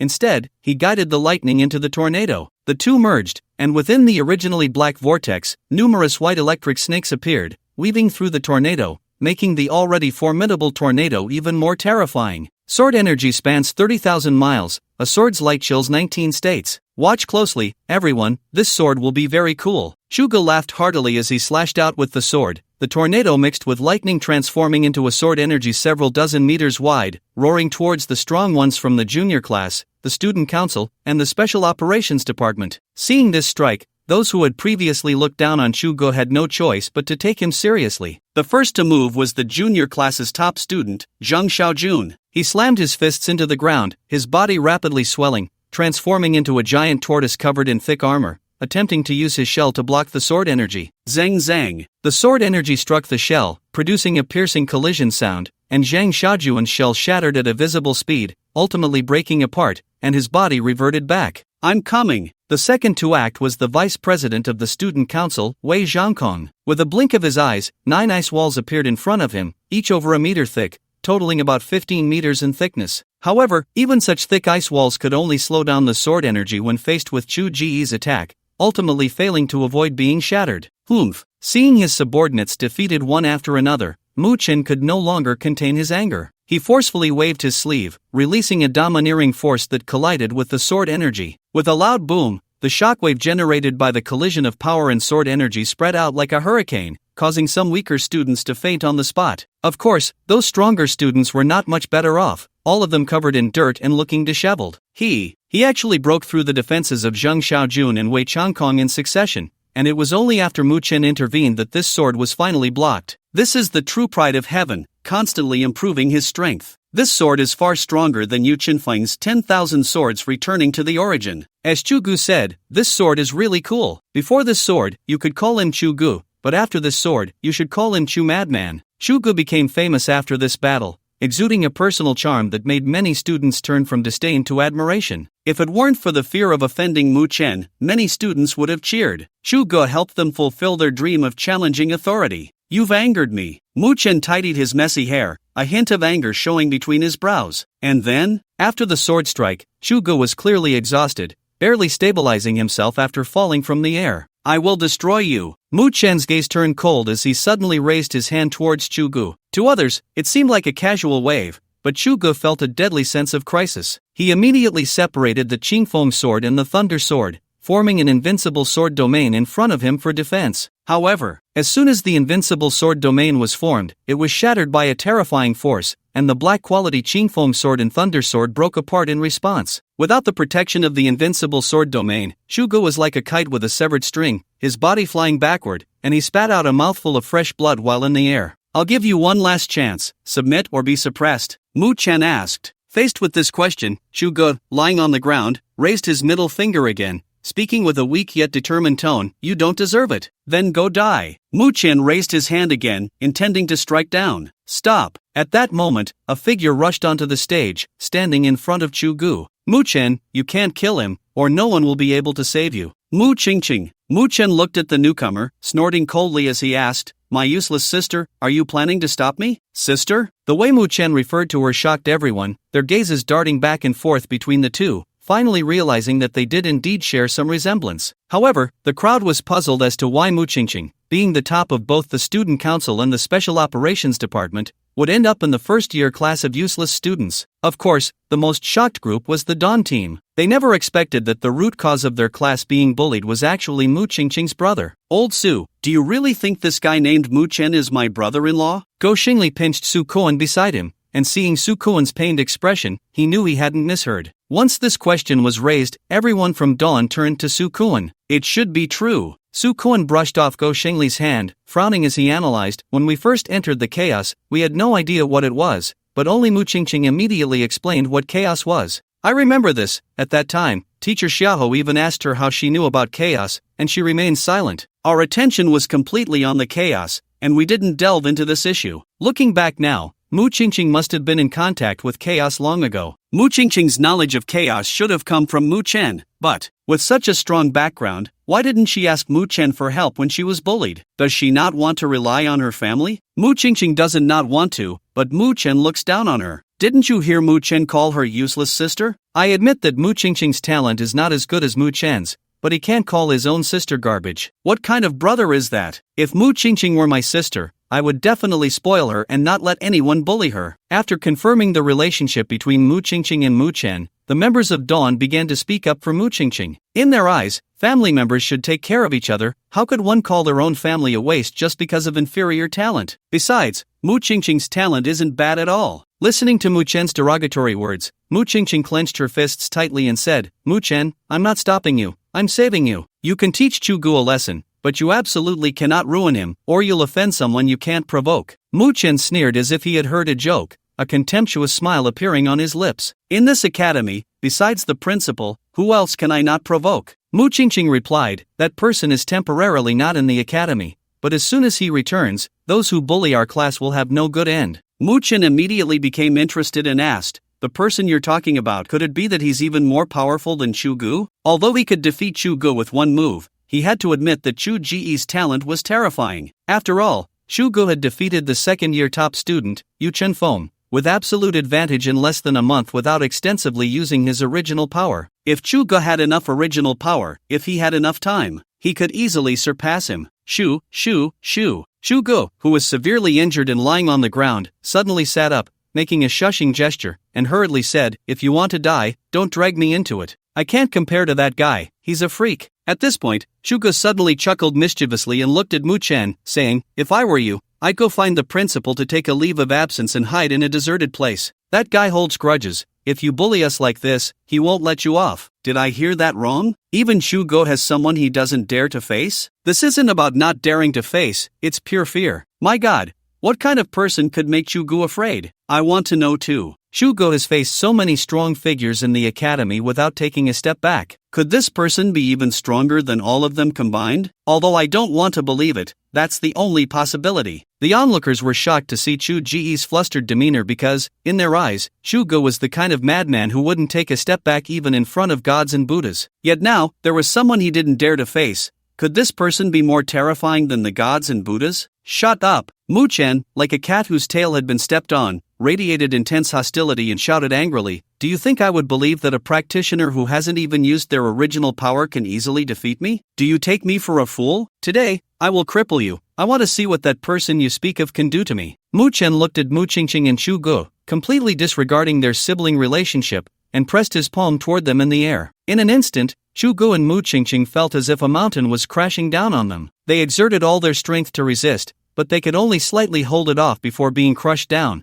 unable to straighten their backs. Break the darkness, welcome the light. Members of Dawn, follow my lead. Su Koan saw that Shugu and Mu-ching-ching couldn't withstand Mu-chen and immediately called on the members of Dawn to help. However, before he could finish speaking, one figure after another passed by him without hesitation and stepped onto the stage. "Captain, instead of taking the time to shout slogans, why not lead us directly up there? Captain, your awareness is too low. In this situation, you should have called us to directly beat him up. It's all your fault. If you can do it, then do it. If you can't, then let me take over." Dog Shang, you want to usurp power again. Ha ha. Although the Dawn group had been bullied since arriving at the academy, they supported and comforted each other, still believing deep down that they were exceptional. "The wind and snow pressed down on me for 2 or 3 years, yet I laugh as the wind is light and the snow is like cotton." Their retreat was not cowardice, but a wait for an opportunity to turn the tables. Once that opportunity arrived, they would prove to everyone that they would not be trampled forever. One day, they would reclaim their lost pride. As more and more people joined, Mu-chen felt the pressure clearly. His hand, which should have fallen, was slowly raised. Immediately, he exchanged glances with the others beside him. The top student of the 3rd year, Zhang Xiaojun, immediately understood and shouted sternly, "You bunch of worthless fools who don't understand the rules.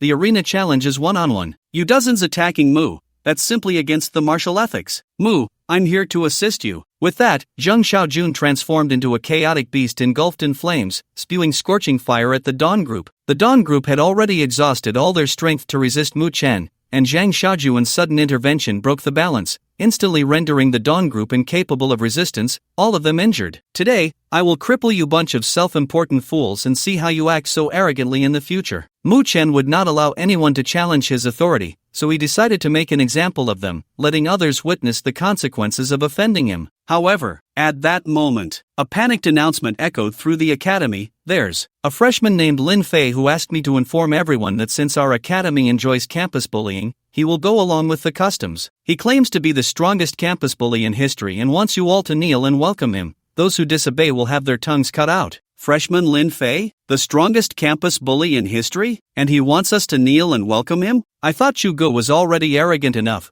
but I didn't expect this guy to be even more arrogant, demanding everyone kneel to welcome him right off the bat. Oof, I see another fool who doesn't know his place. He thinks he's a genius in the source world and will be a genius here too. A few beatings will teach him his place. One beating is enough for this kind of person. When the time comes, make him kneel and trample him, and he'll behave immediately. This sudden voice cleared the tense atmosphere in the martial arts hall, and everyone began to discuss with strange expressions. Even the strong ones on the arena were no exception. So much so that Mu-chen, who wanted to cripple the Dawn group, had to stop, his face revealing dissatisfaction and anger. He couldn't understand why this year's freshmen were so arrogant. Ha ha! Just as everyone was curious about who Lin Fei was, Shugu burst into laughter, and soon the Dawn group, as if infected, laughed along. This scene only made Mu-chen angrier, and he asked coldly, "What are you laughing at?" "Nothing, nothing, you don't need to mind us." Put. After holding back several times, Shugo finally couldn't help it, laughing while asking, "Don't you think this guy is a bit delusional? The strongest campus bully in history. I never realized he was so repressed before, but this time he really got to show off." As soon as he said this, the Dawn group nodded in agreement, and those with keen eyes could immediately see that the state of the Dawn group had changed. Previously, they felt like they were walking to their deaths, but now, each of them was relaxed, smiling. Not only was there no feeling of going to die, but even the feeling of nervousness was gone. "Do you know him?" Mu-chen asked, suddenly realizing something, and asked, "Is he the one you all mentioned, the one I can't provoke?" "Exactly. Shuga sat down heavily on the ground, scanning everyone with his gaze. I advise you all, whatever he asks you to do, you better do it, otherwise no one will be able to save you. Nan Gongchuan, the 7th seat of the Special Operations Department, snorted coldly. He's just one person, and we have so many here. Are we really afraid of him? You big fool, the captain is least afraid of a sea of people. Go Xingli, who had been feeling frustrated for several chapters, suddenly straightened his back and arrogantly looked at Nan Gongchuan, saying, Shaochuanzi, I'll give you a chance to redeem yourself. As long as you agree to be my little brother, I won't make you kneel. Nan Gongchuan's face turned ashen with anger, shouting, You're looking for death, just watch me. Stop, stop, stop. Go Xingli interrupted him impatiently, waving his hand. I'm giving you this chance because you're from the Special Operations Department. Don't be ungrateful. If you anger me, I'll give this great opportunity to someone else. I want to kill you. Nan Gongchuan felt his anger boiling like a long-suppressed volcano, ready to erupt and cause destruction. Hee, with the captain protecting me, you can't even hurt me, let alone kill me, Go Xingli said confidently. Is that so? Mu Chen blocked Nan Gongchuan, narrowing his eyes at Go Xingli. I want to see what Lin Fei can do to me after I take you all down. As he spoke, Mu Chen raised both palms and forcefully slammed them down towards the Dawn Group. Clearly, in Mu Chen's eyes, regardless of whether Lin Fei was truly powerful, he had no intention of letting these people go. In an instant, the Dawn Group felt an unprecedented weight pressing down on them, and not even a second could they withstand it, all being pinned to the ground, unable to move. Go Shang, can't you wait for Lin Fei to arrive before acting so cocky? Su Koan cursed at Go Shengli while lying on the ground, then shouted at the top of his lungs, Captain, hurry up and come. Otherwise, we're all going to be done for. It's over 10 kilometers from the teleportation array to here. That guy Lin Fei probably won't make it. Even if he does, do you really think Lin Fei can challenge Chief Mu? Chief Mu is the best student in the academy in nearly a decade, currently at the late stage of Candle Flame,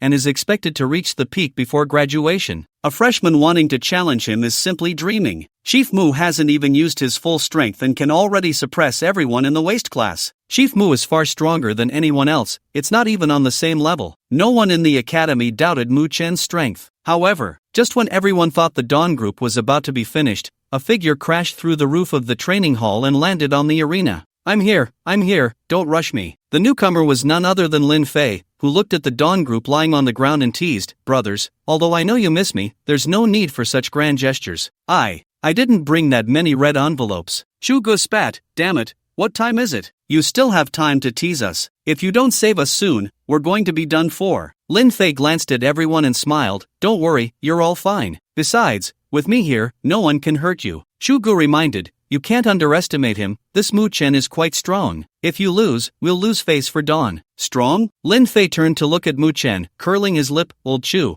How long has it been since we last met? Why have you become so timid? Just a late-stage Candle Flame professional, it's not something that can be resolved with a wave of the hand. Upon hearing this, everyone felt a chill in their hearts, because even the teachers at the academy had to go through various tests to assess Mu Chen's strength. However, Lin Fei casually glanced and immediately stated Mu Chen's strength, which left only two possibilities, either Lin Fei already knew Mu Chen's strength in advance, or Lin Fei's strength far surpassed Mu Chen's, allowing him to discern the latter's strength at a glance. But how could that be possible? A freshman who had just entered school could not possibly be stronger than Mu Chen. Shu Gu retorted, if it weren't for those upperclassmen always stealing our source power, I could definitely beat him. Source power? Lin Fei grinned, I have plenty of that. Once I deal with him, I'll give you some. How much source power do you have? Chu Ji's eyes lit up, quickly asking, do you have 100? If you give me 100 source power, I can definitely reach the top 3 in the student council. You'll find out soon enough. Let me deal with him first. Lin Fei stood up, looking at Mu Chen, his smile gradually fading, his gaze turning cold as he uttered 2 words, kneel. Thud. As soon as the words fell, Mu Chen unexpectedly knelt before Lin Fei.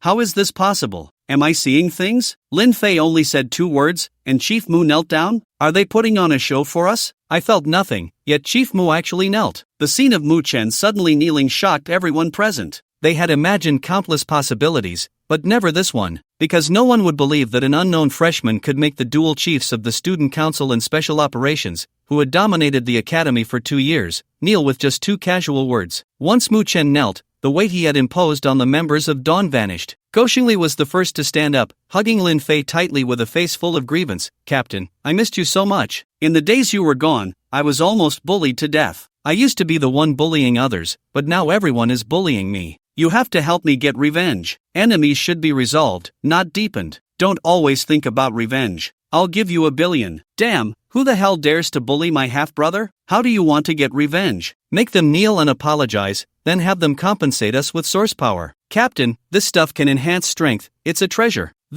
Lin Fei hesitated upon hearing Go Xingli's request for compensation in source power, asking, Xingli, making them kneel isn't hard, but I don't think it's necessary to have them compensate with source power. Old Lin, are you confused? Do you know how precious source power is? For us ordinary students, we only get 1 source power a month, and it's hard to buy even if we spend money. We worked really hard to get 10 source powers for Old Chu, and with those 10, Old Chu defeated the sophomore chief, Yu Chenfeng. The ones who bullied us have far less talent than us. Their only advantage is that they absorb more source power than we do. If we absorbed that much, we would crush them. Lin Fei, I know you're a good person and don't want to take from others, but isn't it right to take back our share and have them compensate? Lin Fei. The members of Dawn grew anxious upon hearing Lin Fei's reluctance for source power, and they began to persuade him earnestly. Although they had been assigned a source power upon entering the academy, most had been taken by upperclassmen, and the remaining ones had all gone to Chu Gu. They had never used their source power and were already longing for it. At this moment, they finally had a chance, and naturally, they were unwilling to let it slip away. No matter what, they had to get some source power. You misunderstood my meaning, Lin Fei loudly interrupted the Dawn group and continued,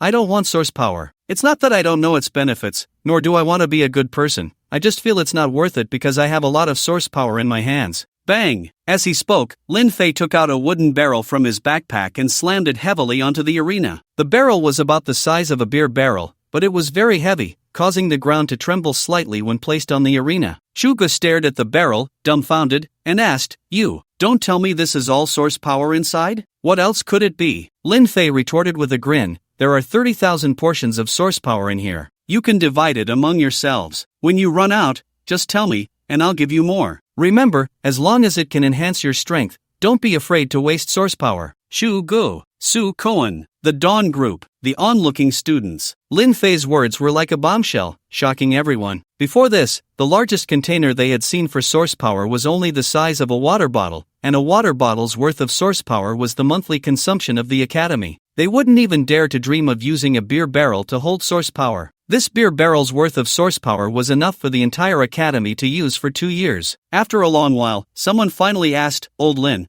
what on earth did you do to get so much source power? I married the granddaughter of a deity, and she gave me 100,000 portions of source power as a dowry. I also happened to kill a deity and obtained a large amount of source power from him. The source power I'm giving you is not even 1/10 of what I have. I'm a wealthy man now. Of course, Lin Fei only dared to think these things in his heart. After all, any one of these matters, if spoken out loud, would be enough to shock everyone. I married a wife, and all of this is from her. After pondering for a long time, Lin Fei found a relatively reliable reason. How long have we been apart, and you actually got married? Your wife gave you so much source power, she must be very ugly. Only an ugly person would give such a large dowry. Old Lin, even if you want source power, you can't sell your body. Right. You're still young, with a bright future ahead, you'll regret it later. Brothers, we can't take Lin Fei's selling price. I don't agree with this marriage. Upon hearing that the source power was given by his wife, the first reaction of the Dawn Group was that Gu Yue must be very ugly. This couldn't really be blamed on them. After all, in any world, only those who were old and ugly would be willing to pay such a price. Husband. But just then, a melodious voice came from the sky, attracting everyone's attention. They looked up and saw a stunning beauty dressed in a light green feathered gown, like a fairy, gracefully descending from the air. Because Lin Fei had smashed a hole in the martial arts hall, sunlight streamed through the hole and illuminated the beauty, as if casting a layer of divine halo over a finely crafted sculpture, making people dare not approach but only admire from afar. At that moment, Gu Yue captured everyone's gaze, even the women were reluctant to look away. Feeling the gazes upon her, Gu Yue slightly furrowed her brows. She did not like being looked at this way. It wasn't that she was shy, but she felt that her beauty should only be seen by Lin Fei. Of course, Gu Yue was a person of understanding and knew that these people were Lin Fei's classmates. She couldn't let her displeasure cause Lin Fei to be criticized. Thus, after landing, she slightly bowed to the Dawn Group in greeting. God, are you being too biased? Lin Fei's wife is just too beautiful. I don't want to live anymore. Not only did he get so much source power as a dowry, but she's also this pretty. Is there no justice in the world? The people of Dawn felt as if they had awakened from a dream when they saw Gu Yue smile at them, each one pounding their chests and lamenting. What's wrong with them? Gu Yue looked at Lin Fei in confusion. They fear that their brother is suffering, yet they also fear that their brother drives a Land Rover. Lin Fei grinned, casually taking Gu Yue's delicate hand, looking proudly at the people of Dawn. Although Gu Yue didn't understand what a Land Rover was, she could roughly guess the meaning behind his words. It was that her husband's classmates envied him for having such a beautiful wife. At least I didn't embarrass my husband, Gu Yue thought to herself, secretly delighted, a blush appearing on her fair face as she stood gracefully beside Lin Fei. The people from the academy could only describe their feelings at that moment with envy, jealousy, and hatred.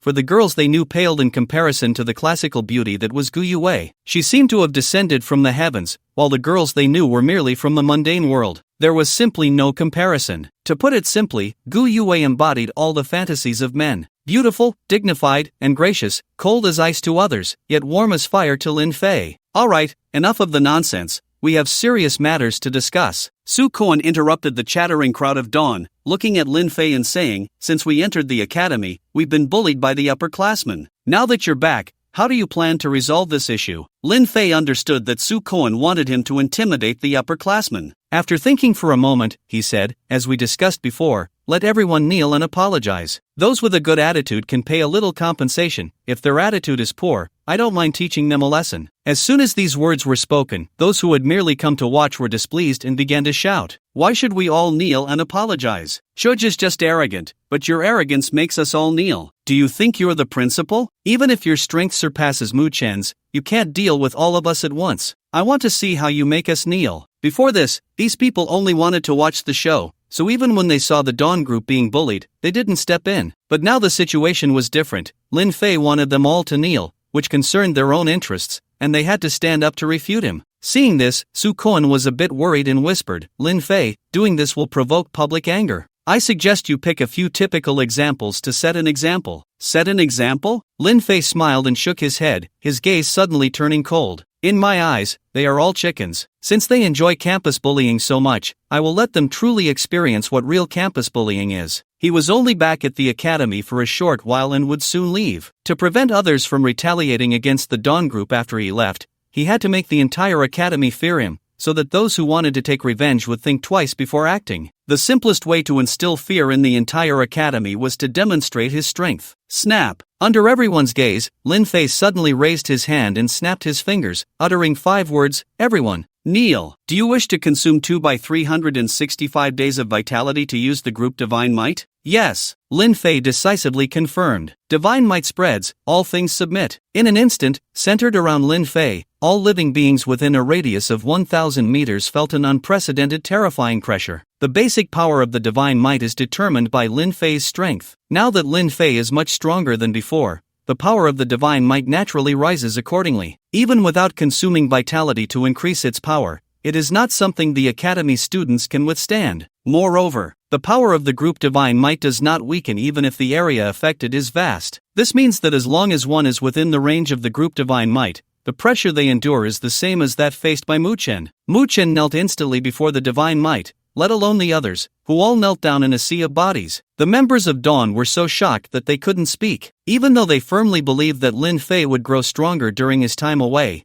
they never imagined he would become this strong. Those seniors who seemed powerful in their eyes were like ants before Lin Fei. Just 2 simple words made them all kneel. The students kneeling on the ground finally felt the terror of Lin Fei. They didn't even think about resisting. Just the thought of resistance made them feel ridiculous. It was like ants daring to compete with the sun and moon for brilliance. That's right, they felt like ants, while Lin Fei was the sun and moon hanging high in the sky. The pressure Lin Fei released was something they had only felt from the principal before, but the principal was a genuine deity. Could it be that Lin Fei possessed strength comparable to a deity? But how could that be possible? He was just a freshman. Lin Fei was very satisfied with the effect of the group Divine Might, strolling leisurely on the arena like an emperor surveying his territory, and slowly spoke, it seems that I should be the strongest bully in the academy now. As the bully, I will announce a few rules. First, my words are the imperial edict. Whatever I say goes. For example, if I say you are dogs, you must immediately lie on the ground, wag your tails, and bark like dogs. Second, as a bully, I must collect protection fees, so it will be 0 to 10 million per person each month. As for how much each person pays, it will be decided by the leader of Dawn, Su Kuan. However, joining Dawn will exempt you from the protection fee. Third, from now on, whenever you see me anywhere, you must kneel and bow. those who disobey will have their tongues cut out. Fourth, Lin Fei would not show mercy to those who bullied his brothers. The rules he announced were more unequal than an unequal treaty. As long as these students nodded in agreement, it would be equivalent to becoming Lin Fei's slaves. I've finished stating my rules.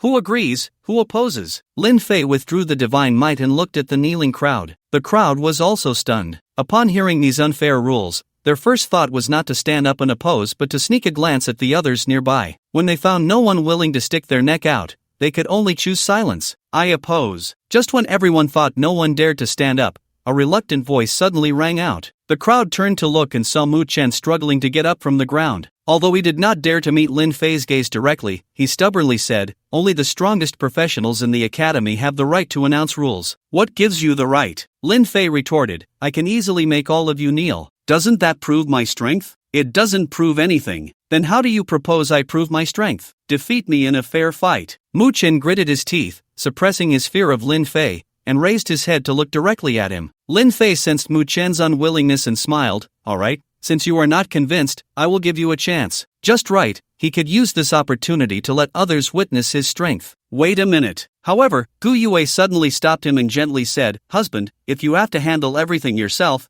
what do we need servants for? Moreover, this kind of role is not worthy of you getting involved." Lin Fei felt this made a lot of sense, nodded, and shouted, "Where is Qin Chang? Your subordinate is here." The crowd first heard a vague, ethereal voice, and then saw a young man, about their age, appear in the training hall. This young man seemed to be walking, but with each step, he covered dozens of meters, arriving in front of Lin Fei in the blink of an eye. Lin Fei looked at Mu Chen and said, "He is my servant, Qin Chang. If you defeat him, I will give you the chance to challenge me." The crowd was taken aback by Lin Fei's words, their gazes shifting back and forth between Qin Chang and Mu Chen. Although they did not know Qin Chang, his tall stature, warm complexion like jade, distinct facial features, and sharp eyebrows and bright eyes gave him an air of elegance and brilliance, making him seem like an extraordinary young talent. Coupled with his unique entrance, anyone who wasn't a fool could tell that Qin Chang was not an ordinary person, definitely a figure of great promise. However, they couldn't understand why such a prodigy would become Lin Fei's servant. "Lin Fei, you are insulting me." Mu Chen, hearing that he had to first defeat his servant to earn the chance to challenge Lin Fei, was instantly filled with rage and humiliation. "I awakened as a pseudogod level practitioner, achieving a top 10 score in the joint examination, and I even completed my promotion to god level practitioner in the second half of my first year." Lin Fei interrupted Mu Chen, continuing, "Are you trying to say that comparing a genius like me to a servant is an insult to you?" "No, you are not worthy of my insult, Mu Chen." Lin Fei sneered at Mu Chen and turned to Qin Chang, saying, "Introduce yourself." "Yes." Qin Chang replied respectfully, then spoke loudly. "I recognized 1,000 characters at 1 year old, read the 4 books and 5 classics fluently at 3, mastered poetry and prose at 5, and at 7, I participated in the child examination and came first, which means I was the top scorer. At 10, I took the county examination and came first. At 12, I took the meeting examination and was still first. At 15, I took the palace examination, and my results were not ideal, just 3rd place. After 3 years of hard study, at 18, I became the top scholar, hailed as the literary star descending to earth, in the top 10. Qin Chang deliberately paused, a mocking smile on his lips as he looked at Mu Chen, continuing, "However, there is one thing I cannot compare to you, and that is, if I were in the top 10, I would never have the courage to announce it publicly like you." Although Qin Chang's tone was calm, his words were like a cold wind in a snowy landscape, cutting into Mu Chen's face like a knife, leaving him utterly humiliated,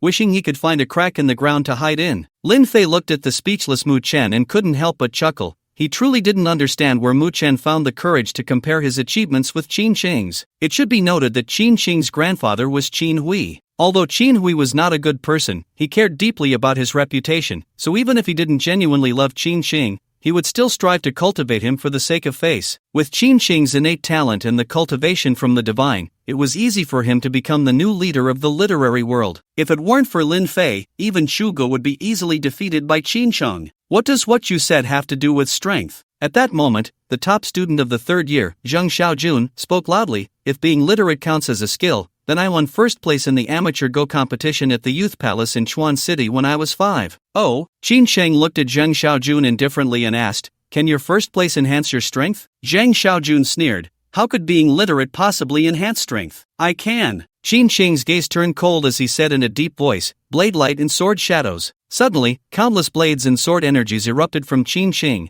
overwhelming Zhang Xiaojun with a deadly assault. As the top student of the third year, Zhang Xiaojun, upon sensing Qin Shing's murderous intent, activated his ability, transforming into a chaotic beast resembling an armored dragon, with heavy scales making him look like an armored vehicle. However, such defense was easily shattered under the glint of Qin Shing's blade. The heavy scales were effortlessly crushed. Am I seeing things? Zhang Xiaojun was defeated in an instant. Zhang Xiaojun is the top student in his third year, stronger than Yu Chunfeng. He couldn't even withstand a single blow from Lin Fei's servant. If Lin Fei's servant is this powerful, then Lin Fei must be even more formidable. No wonder Mu Chen can only challenge Lin Fei after defeating the servant. The onlookers were shocked to see Qin Shing easily defeat Zhang Xiaojun, and they began to whisper among themselves. You are not from our world. Who exactly are you? Mu Chen suddenly asked. That's right, I come from the literary realm. Qin Shing revealed his origin without any concealment and continued, my world uses literature to prove the Tao. You can understand it as, the words I speak, the characters I write, the poems I create, can all be used in battle.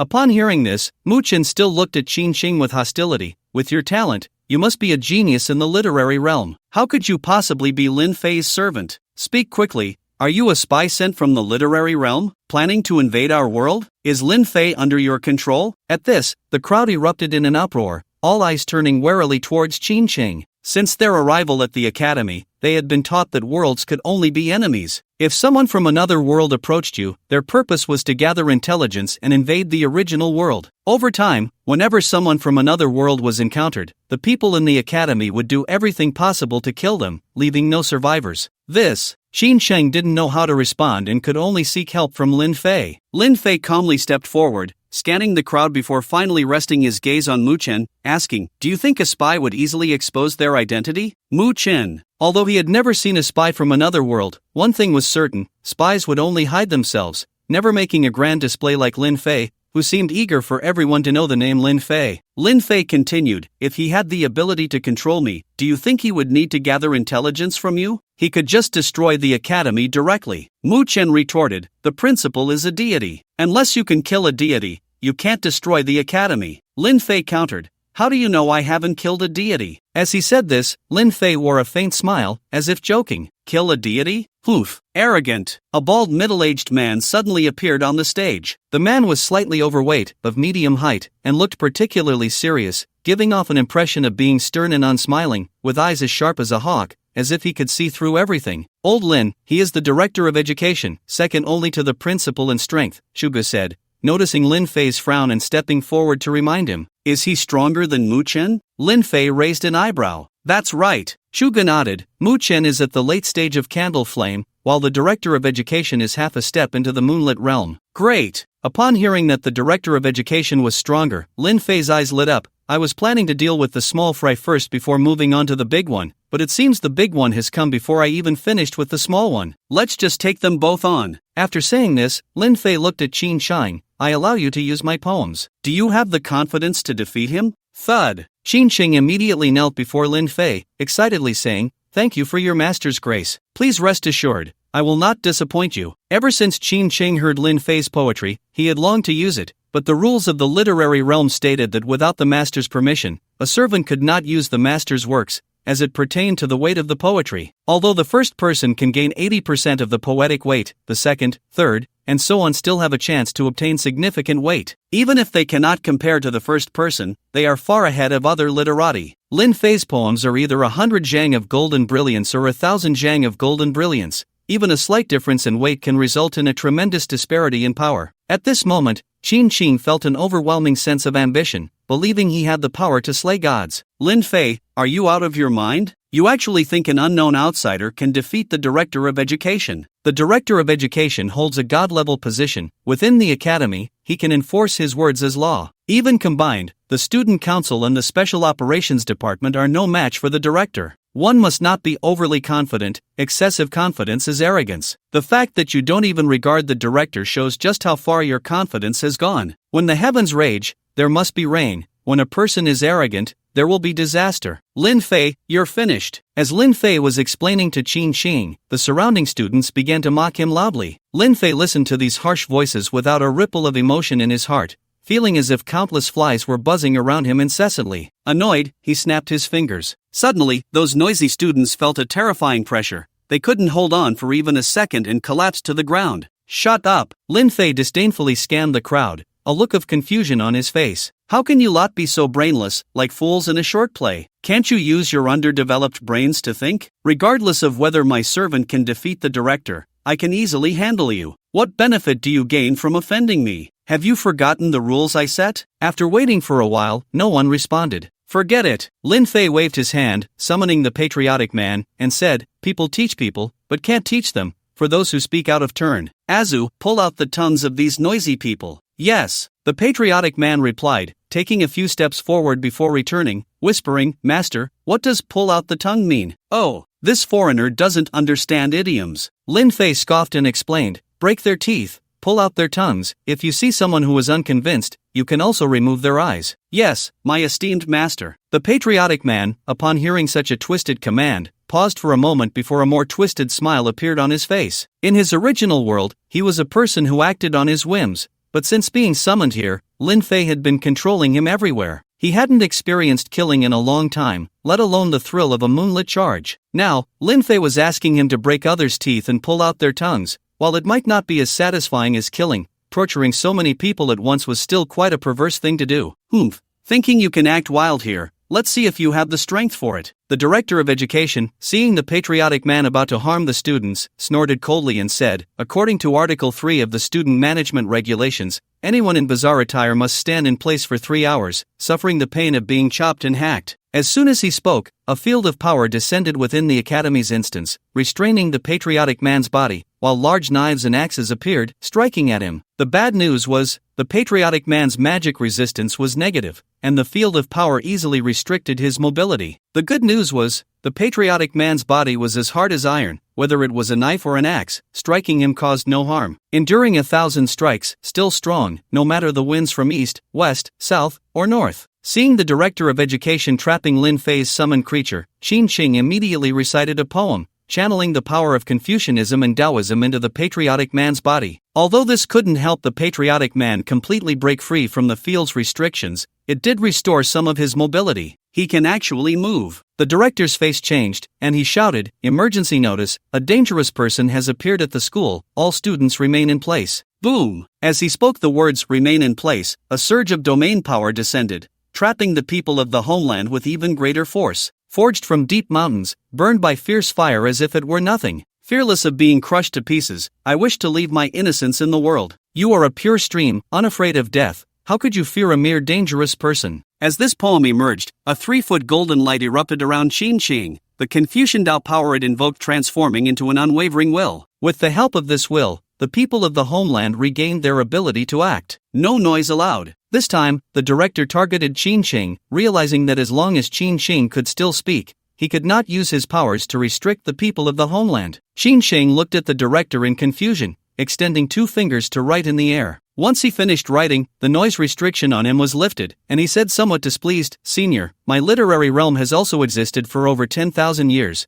You don't think sealing my mouth means I can't use my powers, do you? I do not resent the ancients for not seeing me. I resent the ancients for not seeing my wild ears. Qin Qing's aura suddenly surged, his eyes filled with arrogance. Senior, I will get serious now. If you cannot focus, I will have to cut you down. A sword piercing the clouds, sword light like frost, sword energy soaring to the sky, sword in hand, poetry in heart, sung through the ages. The Confucian Tao power transformed into a sword, appearing in Qin Qing's hand. Qin Qing's presence changed. If the previous Qin Qing was a talented youth, the moment he held the sword, he transformed into an imposing swordsman, a solitary swordsman. The director sensed Qin Qing's change and understood that the other party was serious. After hesitating for a few seconds, he withdrew the domain power suppressing the people of the homeland. Without the domain power's suppression, the people of the homeland fully recovered and continued to carry out Lin Fei's task of pulling out tongues. Senior, I am drawing my sword. After reminding the director, Qin Sheng began to recite, kill 1 person in 10 steps, leaving no trace for 1,000 miles. Buzz. This poem, the heroic song, was rated as a poem of 1,000 zhang of brilliance by the domain of the gods. However, since Qin Sheng was the second to recite this poem,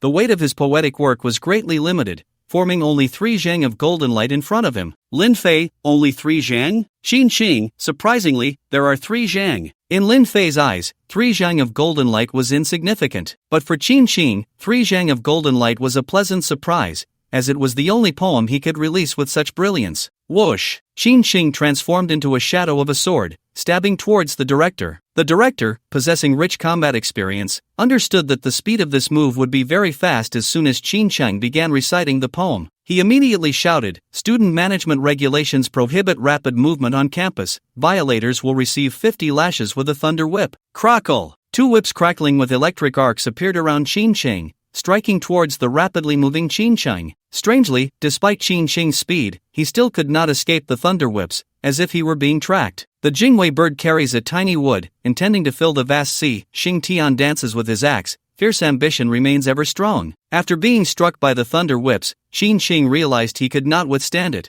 so he used Qin Hui's poem. Having witnessed the poem being broken, he was the second person after Guyu to recite this poem, which held a weight of 4.5%. Although it was only 4.5% weight, it was the strongest defensive poem in the literary realm. Those thunder whips striking him felt like mere tickles, unable to cause any harm.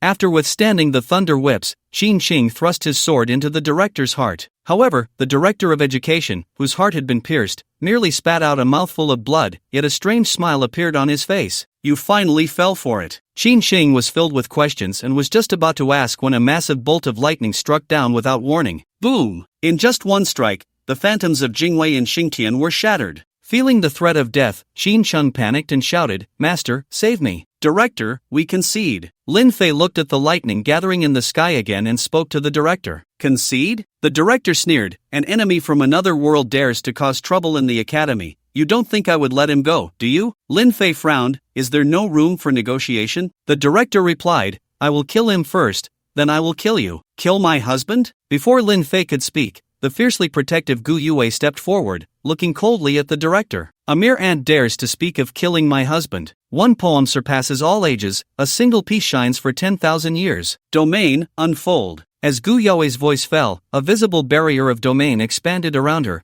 instantly enveloping the entire martial arts hall. At the same time, the clouds in the sky that were gathering lightning quickly dissipated, returning to their original state in just a few breaths. Qin Hui. No, it should now be Gu Yue's divine realm. Within the domain formed by it, the powers of other worlds could not be used, only the Confucian and Taoist powers of the literary realm could be employed. This was precisely why, when the divine realm unfolded, the lightning punishment formed by the director's abilities would disappear. In front of a true deity, divine-level practitioners were insignificant. Of course, one main reason Gu Yue could easily suppress the director was that the director's ability was similar to the divine realm, with the difference being that the divine realm could unfold anytime and anywhere, while the director's domain could only be activated in specific environments. Moreover, compared to a true divine realm, the director's domain was a simplified version, which is why it was instantly shattered by the true divine realm. Divine realm, you are actually a deity. The director looked at the unfolding divine realm with an expression of disbelief. However, Gu Yue had no intention of answering his question. She took a light step forward and appeared in front of the director, raising her hand to slap him. "What do you think you are, daring to have ill intentions towards my husband?" Faced with the descending slap, the director instinctively wanted to dodge,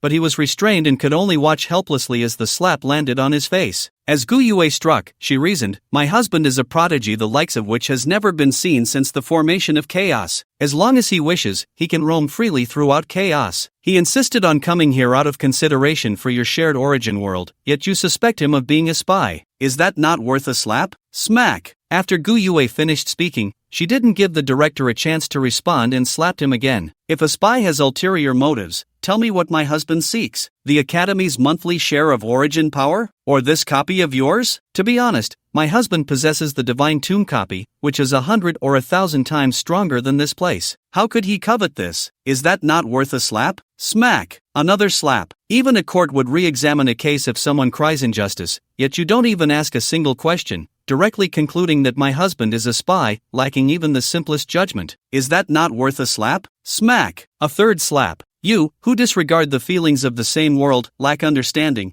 and cannot distinguish right from wrong, tell me, should you not be slapped? Smack! Smack! The more Gu Yue spoke, the angrier she became, slapping the director's face one after another. She was truly furious. First, She never expected that the academy her husband was so fond of would be so chaotic. If her husband hadn't arrived in time, his companions would have been ruined. Such a place was unworthy of his concern. Second, her husband had established rules, yet no one followed them. Her husband was a person of great stature. Setting rules for them was a sign of respect, so why didn't they adhere to them? Third, the director of education before her threatened to kill her husband. Although the director lacked the strength to do so, in the literary world, this was an act of rebellion against authority. Not executing him on the spot was already showing mercy. Since so many people looked down on her husband, she might as well pamper him herself. She couldn't let him suffer even the slightest grievance. God? Lin Fei's wife is a god. Oh my goodness, I thought my sister-in-law was just beautiful and wealthy, but I didn't expect her to be a god. Did Lin Fei save the world in his past life? Lin Fei must be kept by someone, a manly man like him being kept. I really want to grab him by the collar and ask him where I can find such good fortune. I want to be kept too. My worldview has completely collapsed. Just a while ago, I had to look up to the top sophomore, and now he doesn't even count as a small fry. The source of power I longed for is stored in a beer barrel, and the strongest dual top student, Mu Chen, can't even defeat a servant. And a god is Lin Fei's wife. That's a god. I wouldn't even dare to dream of having them as gods below. This world has finally gone mad in a way I don't recognize. I'm tired, let it be destroyed. The crowd at dawn was shocked to discover that the seemingly delicate Gu Yue was actually a god. They felt as if the entire world had gone insane. It should be clear that in any world, gods belong to the realm of legends,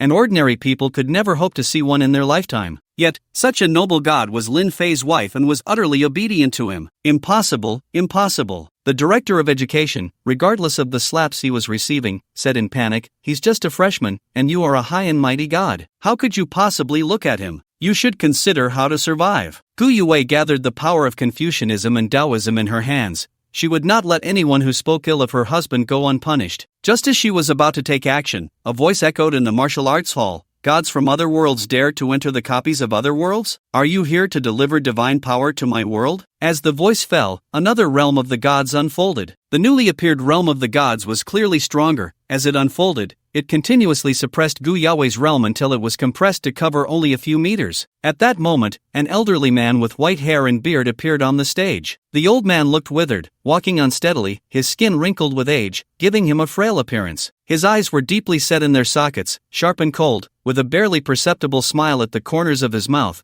giving off a sense of weakness yet chilling. After the old man appeared, he looked Gu Yue up and down and said excitedly, "Although your divine power is very strong, you have only just begun to merge with it and can only exert 30% of its power. Even outside this copy, you are not my opponent." Gu Yue asked, "Do you plan to seize my divine power?" The old man nodded and said, "Don't you know that a newly ascended god like you is a moving divine power? As long as we seize your divine power, the strength of our source world will increase. The lower worlds can only nurture 7 divine powers. To obtain more, there are only 2 methods. One method is to invade other worlds. As long as the domain of the source world continues to expand, after reaching a certain level, it can nurture new divine powers. Unfortunately, invading other worlds is extremely difficult, making it hard to use this method to nurture divine powers. Another way is to seize the divine power. Although this method is also quite difficult, it is much simpler compared to invading other worlds. Old man, daring to covet my wife's divine power, you really must be tired of living." Lin Fei, who had been watching the show from the side, finally spoke up when he saw the academy's principal appear. At the moment Lin Fei opened his mouth,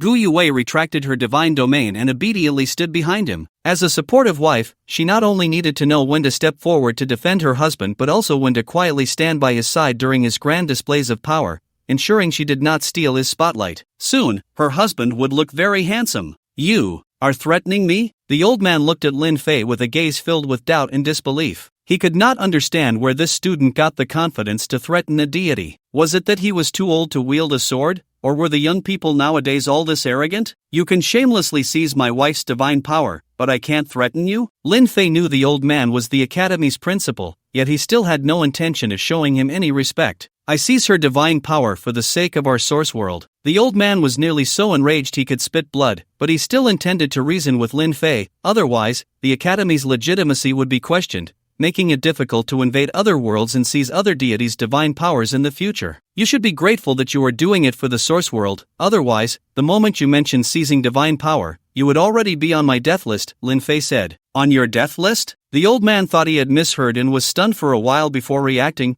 hoarsely asking, "You want to kill the deities of your own world? Destroy your own source world?" He had lived for hundreds of years and considered himself to have seen many bizarre things, but he had never seen anyone kill the deities of their own world, as the fall of a deity would weaken the world. No, no, no. Lin Fei saw the old man misunderstanding his meaning and shook his head repeatedly, explaining, "We are all from the same source world. There is no way we would do anything to harm it. I'm just looking for a new master for the divine power." The old man retorted angrily, "Finding a new master for my divine power is still killing me." Lin Fei stroked his chin, thought for a moment, and said, "You're not wrong to say that. You will indeed be killed by me. But don't worry, the source world will not be harmed." Upon hearing Lin Fei's words, the old man realized that mere words would not convince Lin Fei to see reason. He coldly snorted and said, "I want to see what ability you have to dare to claim you can find a new master for my divine power." Boom! In his fury, the entire instant space shook violently, and thunderous roars erupted as bolts of lightning struck down. Lin Fei felt his eardrums buzzing from the shock and looked at the old man with displeasure. "You fly into a rage just hearing about changing the master of your divine power. Have you considered that when you were about to seize my wife's divine power, she might get angry?" The old man was momentarily speechless but could not admit his mistake, so he simply refused to reason. Survival of the fittest. If you want to blame someone, blame her for being weak and unable to protect her own divine power. Hearing this, Lin Fei laughed. "Since it ultimately comes down to a fistfight, then don't pretend to reason with me. I almost thought you were going to reason. All right.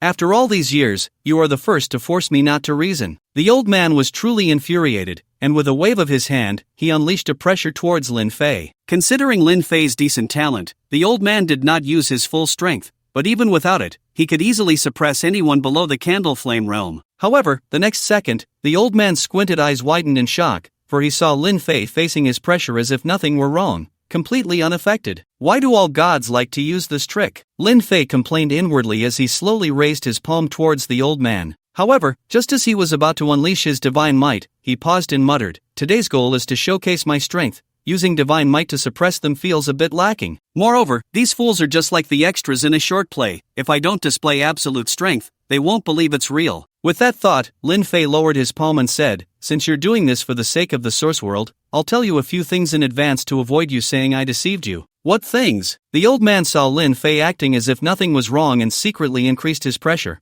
only to find it still had no effect. "First, I actually have 2 wives. One is the gentle and virtuous Gu Yue, and the other is the fiery and headstrong Feng Yu. I'm not saying this to show off, but to let you know that both of them are gods. That's right, I have 2 goddess wives. Second, do you think I only have 2 gods as my backing? Not at all. Gu Yue's grandfather is also a god, and I have another divine companion, so in total, I have 4 gods backing me. Third, my arrogance isn't just because of those 4 gods. I possess god-level combat power myself. You might not believe it, but I am terrifyingly strong right now." Fourth, Lin Fei suddenly stopped, looking at the wilted director with a smile. "The director just asked why my goddess wife would be interested in me. The answer is simple. Besides my good looks and literary talent, another reason is that her divine rank was given to her by me." Hearing Lin Fei's increasingly absurd words, the old man shouted, "You're just a freshman. How could you obtain a divine rank? Besides, if you obtained a divine rank, would you really give it to someone else instead of using it yourself? Killing a god is how you obtain a divine rank, right?" Lin Fei paused for a moment and continued,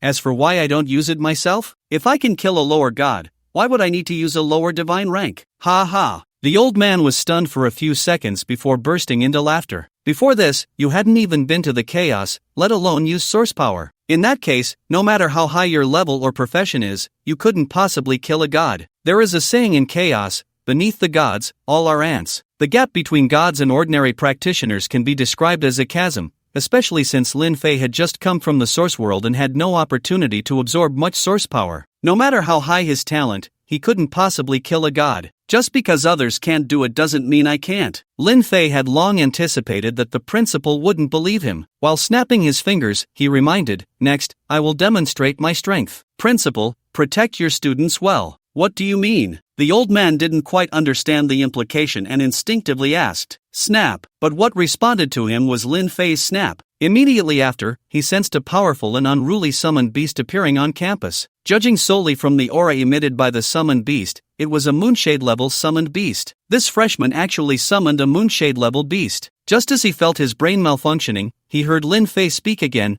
"Godzilla, Red Lotus form, unleash." The initial form of Godzilla couldn't activate the Red Lotus form, but after using a large amount of source power, the energy within Godzilla underwent a transformation. Even without Mothra's sacrifice, it could activate the Red Lotus form. In fact, the Red Lotus form activated using source power was even more powerful than the one in the movies. Whoosh! The rolling heat waves spread out like waves of fire, mercilessly engulfing nearby buildings in a sea of flames. The fire expanded rapidly, burning everything in its path, filling the air with black smoke and the smell of charred materials. In just a moment, the temperature within the instance rose by dozens of degrees, and as time passed, the rate of increase accelerated. Why you can summon a mid-phase spectral moon beast? The old man, while using the domain of the gods to protect all the students, looked at Lin Fei in disbelief, his aged face filled with shock. After becoming a deity for so long and spending a significant amount of time on cultivation, he had barely reached the late phase of the spectral moon, yet he never expected Lin Fei to be able to summon a mid-phase spectral moon beast, only slightly weaker than himself. At that moment, the old man began to believe that Lin Fei possessed the strength to kill a deity. Mid-phase spectral moon? Lin Fei stood proudly amidst the scorching heat waves, smiling at the old man. You're mistaken, my summoned beast is not mid-phase, it is late phase. Tenfold divine light, descend. In the past, Lin Fei would have hesitated to use divine light to enhance the strength of his summon. However, ever since gaining a large amount of vitality in the God Tomb instance, he was willing to use not just tenfold divine light,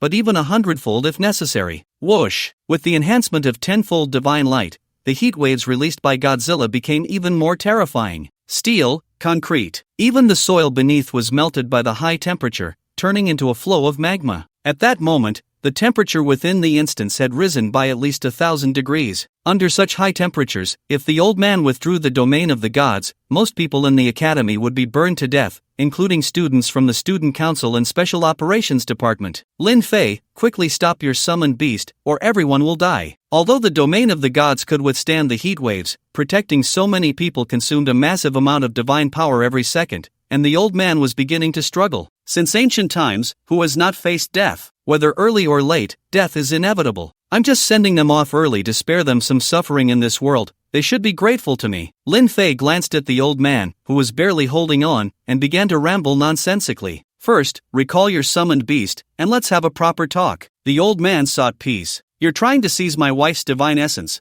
What is there to talk about? No deal. Lin Fei appeared unyielding. I was wrong just now, I apologize to you. Is that acceptable? The old man wanted to hold on a bit longer but noticed cracks appearing in the domain of the gods, so he could only swallow his pride and apologize. I'm not an unreasonable person, I naturally accept apologies, but it depends on your sincerity. Lin Fei hinted. Is he trying to extort me? I am a deity. How dare he extort a deity? Once the old man understood Lin Fei's implication, he was stunned. In the source world, even a national leader would treat him with utmost respect. No one had ever dared to extort him. However, the current situation left no room for hesitation. If the domain of the gods shattered, the Academy's students would be killed, and all the efforts of the source world over the years would go up in flames. Thus, he relented again, loudly declaring, "Rest assured, I definitely have sincerity. Then I will trust you this once. If you dare to deceive me, you will bear all the consequences," Lin Fei said as he recalled Godzilla. Without Godzilla as the heat source,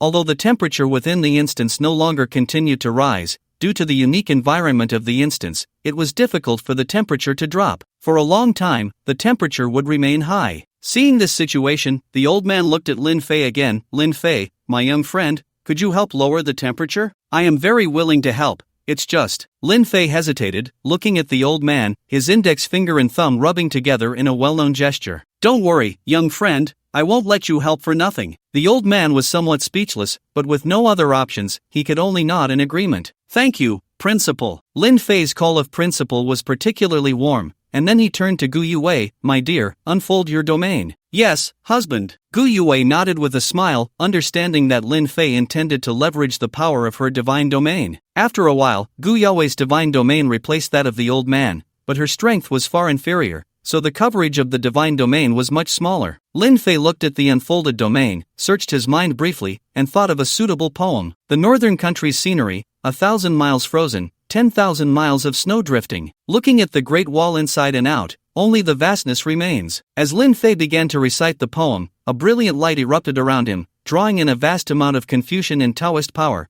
forming an endless scene of ice and snow. Under the influence of the poem, the temperature within the divine domain dropped sharply, causing many people to shiver from the cold. Words manifest the law. Lin Fei can actually manifest the law with his words, something even deities cannot do. This is not manifesting the law. Lin Fei must be using the power of the divine domain. If I'm not mistaken, this divine domain can materialize the scenes depicted in the poem. Is it possible that this goddess likes Lin Fei because he can compose poetry? Actually, I can too. You can eat shit. You only see that Lin Fei can compose poetry, but you didn't see that the goddess's divine status was given by Lin Fei? And you didn't see that Lin Fei has a summoning beast at the late stage of the Dark Moon? This goddess's original world should be similar to our ancient times, where men are the center of women, and moreover, she truly admires Lin Fei, so put away your suicidal thoughts, or once the goddess knows, she will kill you without hesitation. I used to think Lin Fei was extremely arrogant, but now I realize he has been very low-key. If I had his strength and could summon 4 deities at any time, I would be even more arrogant than him. That's right, if I were him, I would have killed all those who bullied me right away and then found dozens of beauties to accompany me. Everyone has a bit of a strong admiration mentality, so after witnessing Lin Fei's power, many people switched from black to pink, starting to praise him from all angles. Meanwhile, as the poem was completed, the divine domain completely transformed into an ice and snow world. At this moment, Lin Fei instructed Gu Yue to open a gap in the divine domain, releasing a continuous stream of cold air to neutralize the temperature inside the instance. Lin Fei spent several hours finally lowering the temperature within the instance. Then, the old man took Lin Fei and Gu Yue to his office, a special room that remained intact even though all the items had been burned to ashes. Lin Fei deliberately ignored the old man's sighs and asked, "Principal, I've completed what I promised you, shouldn't you show some appreciation?" Seeing that Lin Fei showed no signs of guilt, the old man understood that pretending to be pitiful was useless, so he asked, "What do you want?" Lin Fei raised an eyebrow and immediately said, "I'm not greedy, just give me some materials or equipment of the realm water or dark moon level." The old man almost thought Lin Fei was here to rob him, excitedly saying, "Realm water, dark moon level materials or equipment, I've never even seen these things, you call that not greedy?" Lin Fei was taken aback. Although he knew the things he wanted were precious, it wasn't as if he had never seen them. After all, he had obtained realm water and dark moon level materials from Qin Hui when he killed him. Lin Fei felt that the old man was deceiving him and threatened, "Principal, you really lack sincerity. If you have nothing to offer, then there's no need for us to talk. I really haven't seen the things you mentioned." The old man was about to explain when he suddenly thought of something and looked at Lin Fei, asking, "If you can name these 3 items, it at least shows you've heard of them. Could it be that you?" Before the old man could finish his sentence, Lin Fei quickly interrupted, saying, "I've only seen materials of the moonshade level. I've never seen boundary water or moonshade level equipment." He understood the principle of a common man has no guilt, but possessing treasures can lead to trouble. From the old man's shocked expression, it was clear that what Lin Fei said had stirred something in him. To avoid unnecessary trouble, Lin Fei could only hide the fact that he possessed boundary water and moonshade level materials and equipment. "I really am getting old and confused, thinking you had these treasures." The old man shook his head with a bitter smile, glanced at Gu Yue, and continued, "You must have heard about these treasures from your grandfather. These treasures are not something an ordinary lower deity is qualified to possess. Let me give you something else." Lin Fei hesitated for a moment but ultimately nodded in agreement. It wasn't that he didn't want to extort a hefty sum, it was just that the old man was too poor, and he felt embarrassed to extort a deity who was not wealthier than himself. Great! The old man was worried that Lin Fei would be aggressive, but he didn't expect him to agree so readily. So, he steeled himself and planned to compensate Lin Fei in other ways. "Young friend, I'll give you 1,000 units of source power. How does that sound?" Lin Fei's voice suddenly rose, 1,000 units of source power. Seeing Lin Fei's excited expression, the old man chuckled, "Young friend, although this is a bit more source power, you don't need to be too excited. This time, the academy was at fault, so giving you a bit more source power is only right. I'm excited, my foot. I'm here to extort you, not to beg. I've given 30,000 units of source power to Dawn, and you only offer me 1,000 units, which isn't even enough for interest." However, from the old man's expression and his generosity, Lin Fei could roughly guess how poor the old man was,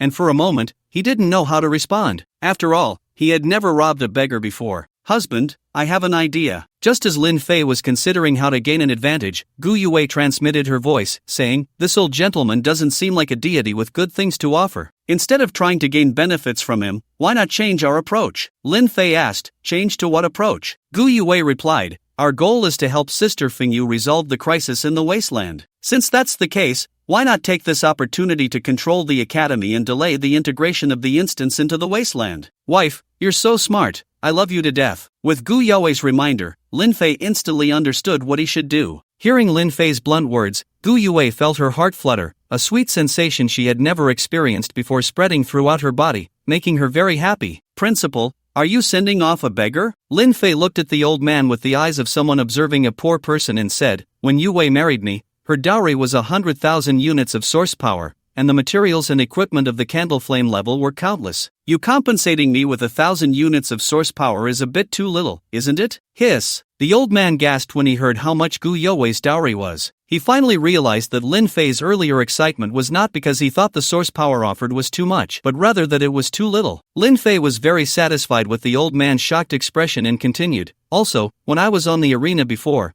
I casually gave away 30,000 units of source power. Principal, you might think I'm wasteful, but you have to understand, I'm an impulsive young man. I never look at money when making friends. Anyway, no one is richer than I am. As long as our personalities match, I'm willing to share my source power, equipment, materials. I'll give as much as you need." Thump, thump. The old man felt his heart racing at a speed that someone his age shouldn't have. For some reason, he particularly wanted to be friends with Lin Fei, a strong urge. However, he felt embarrassed to speak directly, otherwise, it would seem too purposeful. Gu Yue was perceptive and noticed the old man's hesitation, so she nudged him, "Husband, you and the principal come from the same source world, and your conversation is so harmonious. Why not help the principal a little and ask for less?" Lin Fei shook his head vigorously, "No way, he just tried to seize your divine status. Even if he apologized, I don't have a solid relationship with him. So how could I help him for no reason? Isn't it enough to establish a relationship? Wife, I'm not Liu Bei, Guan Yu, and Zhang Fei. We can't just form a strong bond like the oath of the peach garden." Lin Fei and Gu Yue played off each other seamlessly. The old man, seeing the fleeting opportunity, worried he might miss it, hurriedly spoke up, "Young friend Lin Fei, that's not quite right. As the saying goes, no fight, no acquaintance. I believe we can establish a solid relationship." Lin Fei immediately asked, "Are you planning to become sworn brothers with me?" Sworn brothers? Wasn't this about making friends? How did it turn into a brotherhood? The old man was completely baffled, trying to figure out where it went wrong. However, Lin Fei would not give him time to think and immediately nodded, "Big brother, since you took the initiative to propose brotherhood, I'll take a little loss and be the second brother. We don't seek to be born on the same day of the same month, but we can. Let's skip that. We'll share blessings and face difficulties together." The old man, he was pondering how to explain. Lin Fei continued, "Big brother, I see you're struggling to support the academy. I've decided to donate 10,000 units of source power to the academy every year. What do you think? 10,000 units of source power every year." The old man immediately grabbed Lin Fei's hand, sincerely exclaiming, "Second brother." After becoming sworn brothers with the old man, Lin Fei learned that the old man's real name was Zhang Lianghe, one of the three deities of the Great Xia. Though three deities may not seem like many, one must not forget that the lower worlds can only nurture 7 divine statuses, meaning the Great Xia occupies nearly half of the divine statuses in the source world. In fact, the Great Xia not only has the most deities, but the first deity was also born in the Great Xia, which is why Lin Fei and their source world is also called the Xia realm. The 7 deities of the Xia realm, besides the 3 from the Great Xia, include Shiva from Luomen, the great goddess from the island nation, Odin from the Vikings, and Zeus from Greece. These 4 deities have also established copies, so places like the academy exist in 4 other locations in the Xia realm. When Lin Fei heard such important information, he was completely stunned. He had originally thought there was only this one copy of the academy,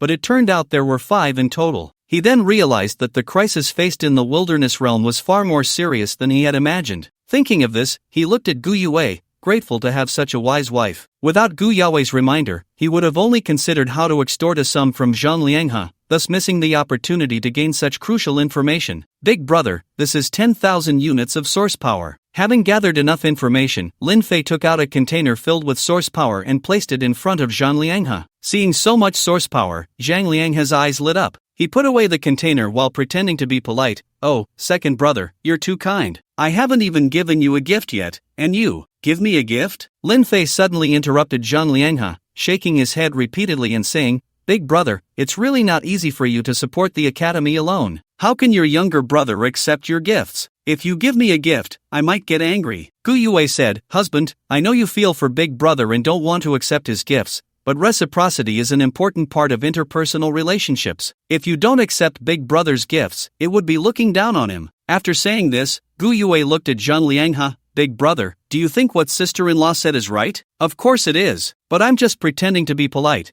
I have no intention of returning the favor. Zhang Lianghe felt like he was being roasted over a fire, hesitating for a while, his face showing an awkward yet polite smile. Second brother, sister-in-law's words make a lot of sense, but he wanted to say that he was very poor and couldn't come up with a decent gift, hoping Lin Fei would understand. However, before he could finish, Lin Fei jumped in. Big brother, since you also think Yelwei's words make sense, then as your younger brother, I can only accept your gift. But what kind of gift should I ask for? It can't be too expensive, of course, but it also can't be too cheap. It would be best if it were something of special significance but not very valuable. Gu Yue eagerly analyzed from the side, and after a moment of thought, her eyes lit up as she looked at Lin Fei. Husband, what do you think about the position of vice president? No.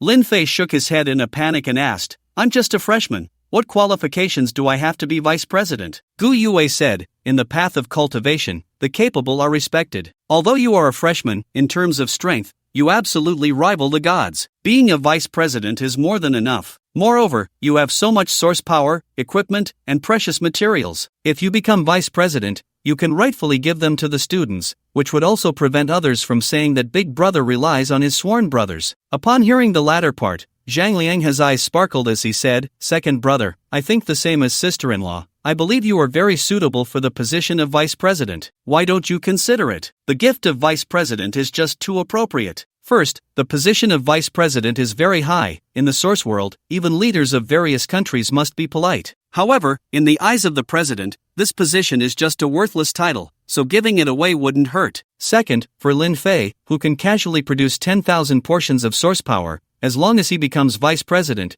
he would definitely be willing to share his good things with the students, effectively providing them with cultivation resources. Third, once Lin Fei becomes vice president, it means he is bound to the academy. In the future, whenever the academy is in danger, Lin Fei will surely step in to help. It should be clear that Lin Fei has 4 gods behind him, and with Lin Fei's strength rivaling that of the gods, that makes 5 gods. Even the 7 gods of the lower world would have to think twice. Using a worthless position to exchange for so many benefits, he has no reason to refuse. Big brother, since you say so, then I agree. Lin Fei reluctantly nodded, then changed the subject and continued, however, I don't understand teaching or management, and I won't stay in the academy for long. At most, I will be responsible for how to make the students stronger. Zhang Lianghe was originally worried that Lin Fei would cause trouble, but upon hearing that Lin Fei would hardly manage anything, he felt relieved. No problem, you can do whatever you want in this academy. Thank you, big brother. Lin Fei exchanged a glance with Gu Yue, a barely perceptible smile appearing at the corner of his mouth. He stood up and said, Big brother, if there's nothing else, I'll go get busy now. Go ahead. Zhang Lianghe smiled and nodded, watching Lin Fei and Gu Yue leave. When the two left, Zhang Lianghe took out the source power that Lin Fei had given him. Looking at the full 10,000 portions of source power, his aged hands couldn't help but tremble. My second brother is truly a talent. In less than a month in the chaos, his strength has already reached the divine level. The most terrifying thing is his luck, 2 divine wives, a divine dependent, and he has even obtained so much source power. Compared to him, I feel like I've lived a dog's life. My total source power doesn't even reach 10,000,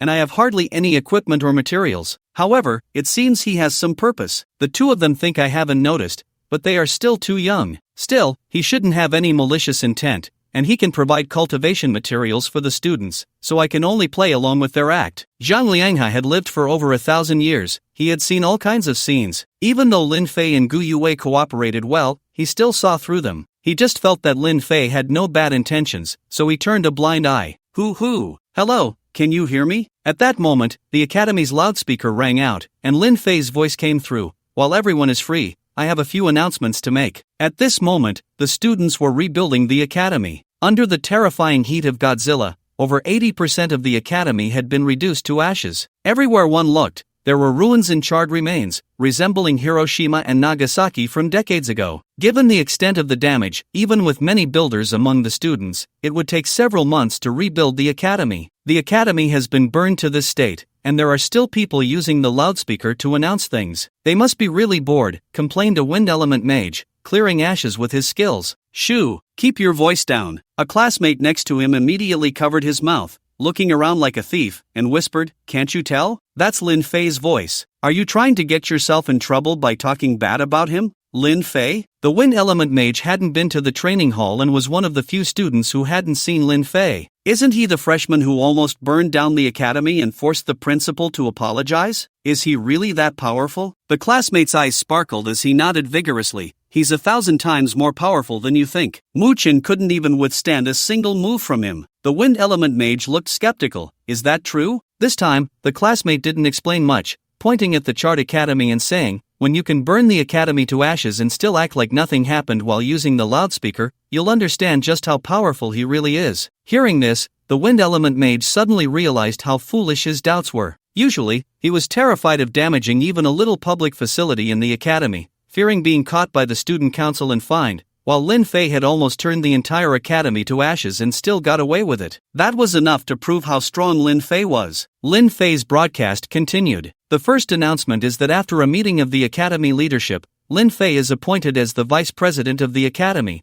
mainly responsible for the issue of student strength improvement. Speaking of strength, I have to say a few more words. Have you all been cultivating like dogs these years? Take Mu Chen, the dual chief of the student council and special operations department, for example. As the strongest student in the academy, his strength barely reaches the late stage of candle flame. Isn't that embarrassing to say? Listen up, your opponents have never been your classmates or your juniors. They are the chaotic beasts and the chaos and the professionals from other worlds. Being strong in the academy means nothing. Outside, you'll still be bullied like a dog. Cough cough. This is my first time as a leader, so my words might sound a bit harsh. Please don't take it to heart. Even if you do, I won't change. The second matter is that the bullying of lower grades by upperclassmen in the academy has become too severe. Although the original intention of this rule was to help you adapt to the chaos quickly and not to trust others easily, after so many years, this rule has long lost its original meaning. Therefore, I, the dean, have decided to abolish this rule. I know that many of you will not agree,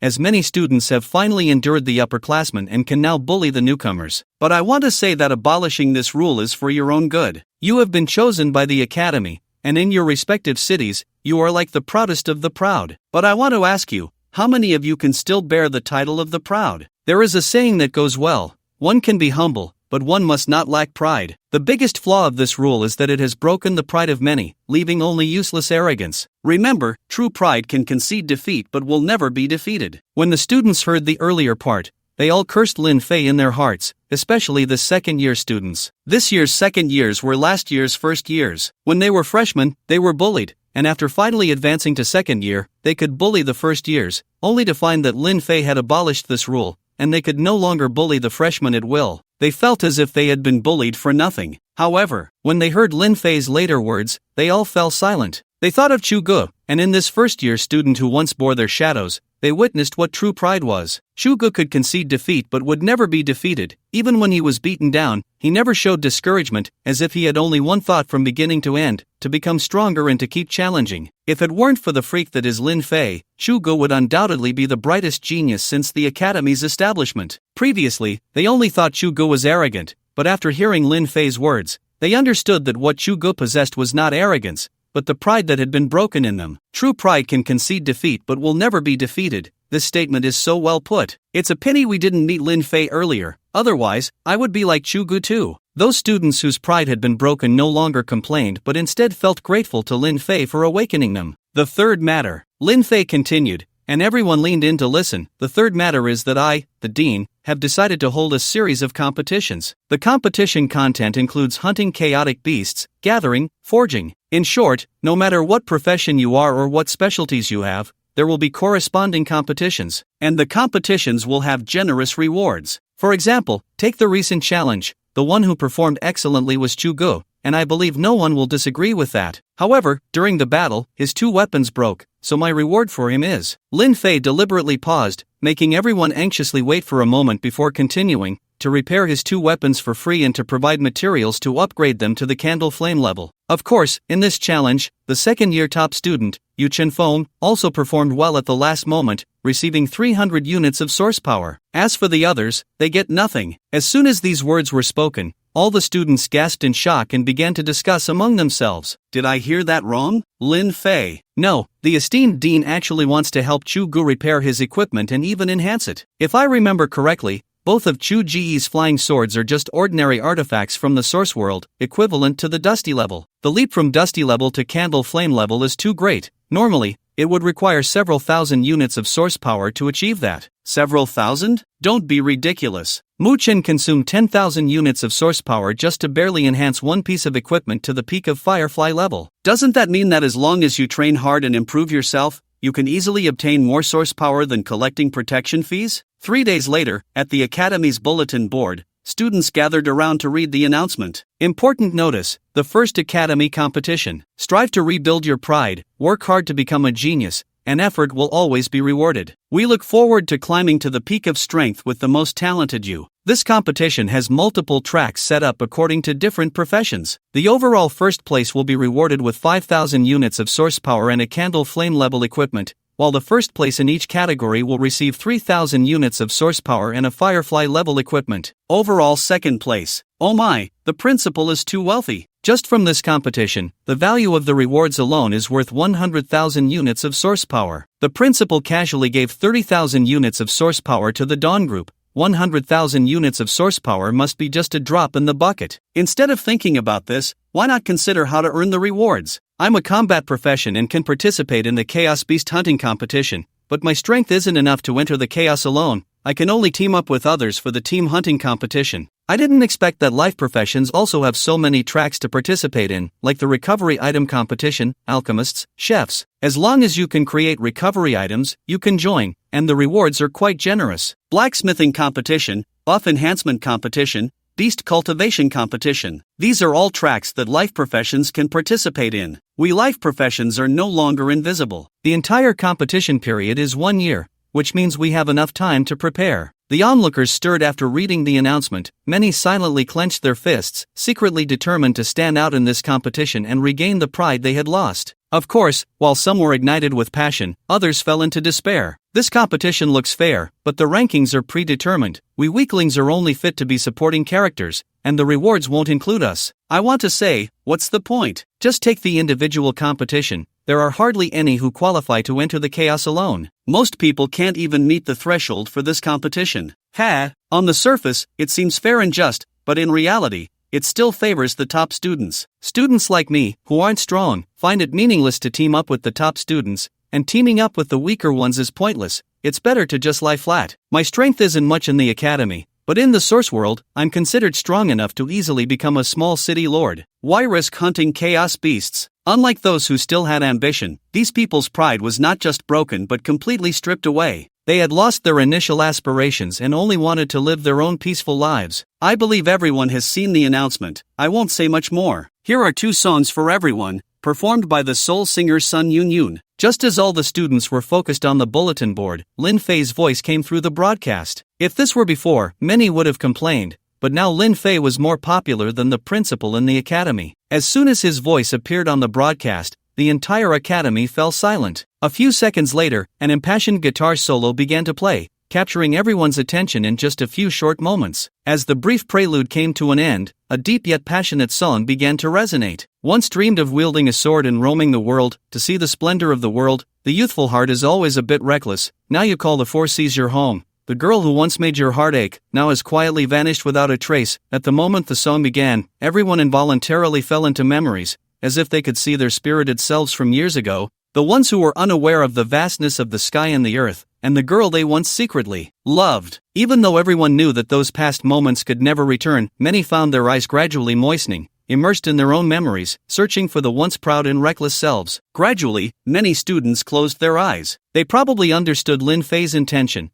which was to awaken their youth and help them reclaim their lost pride. Compared to blindly searching, this method of revisiting the past through song was more enduring and genuine. Thus, a song lasting only a few minutes was perceived by everyone as the length of an entire youth. Boom, boom, boom. As the song settled for a while, people began to break through in various parts of the academy. Moreover, these individuals not only experienced breakthroughs in strength, but their mindsets underwent a tremendous transformation. The feelings of decadence, confusion, and hesitation that once enveloped them vanished completely, each one like a sword soaring into the clouds, sharp and radiant. Even if they hadn't fully regained their pride, they already knew how to navigate the path ahead. 3 minutes, 5 minutes, 10 minutes. Time passed second by second, and after 20 minutes, no one in the academy broke through anymore, and only then did the second song play over the broadcast. In the beginning, when I was still a naive and tearful child, 10 years later, I finally understood. As long as I give my all, failure doesn't matter. In the blink of an eye, everything has changed, a new starting point,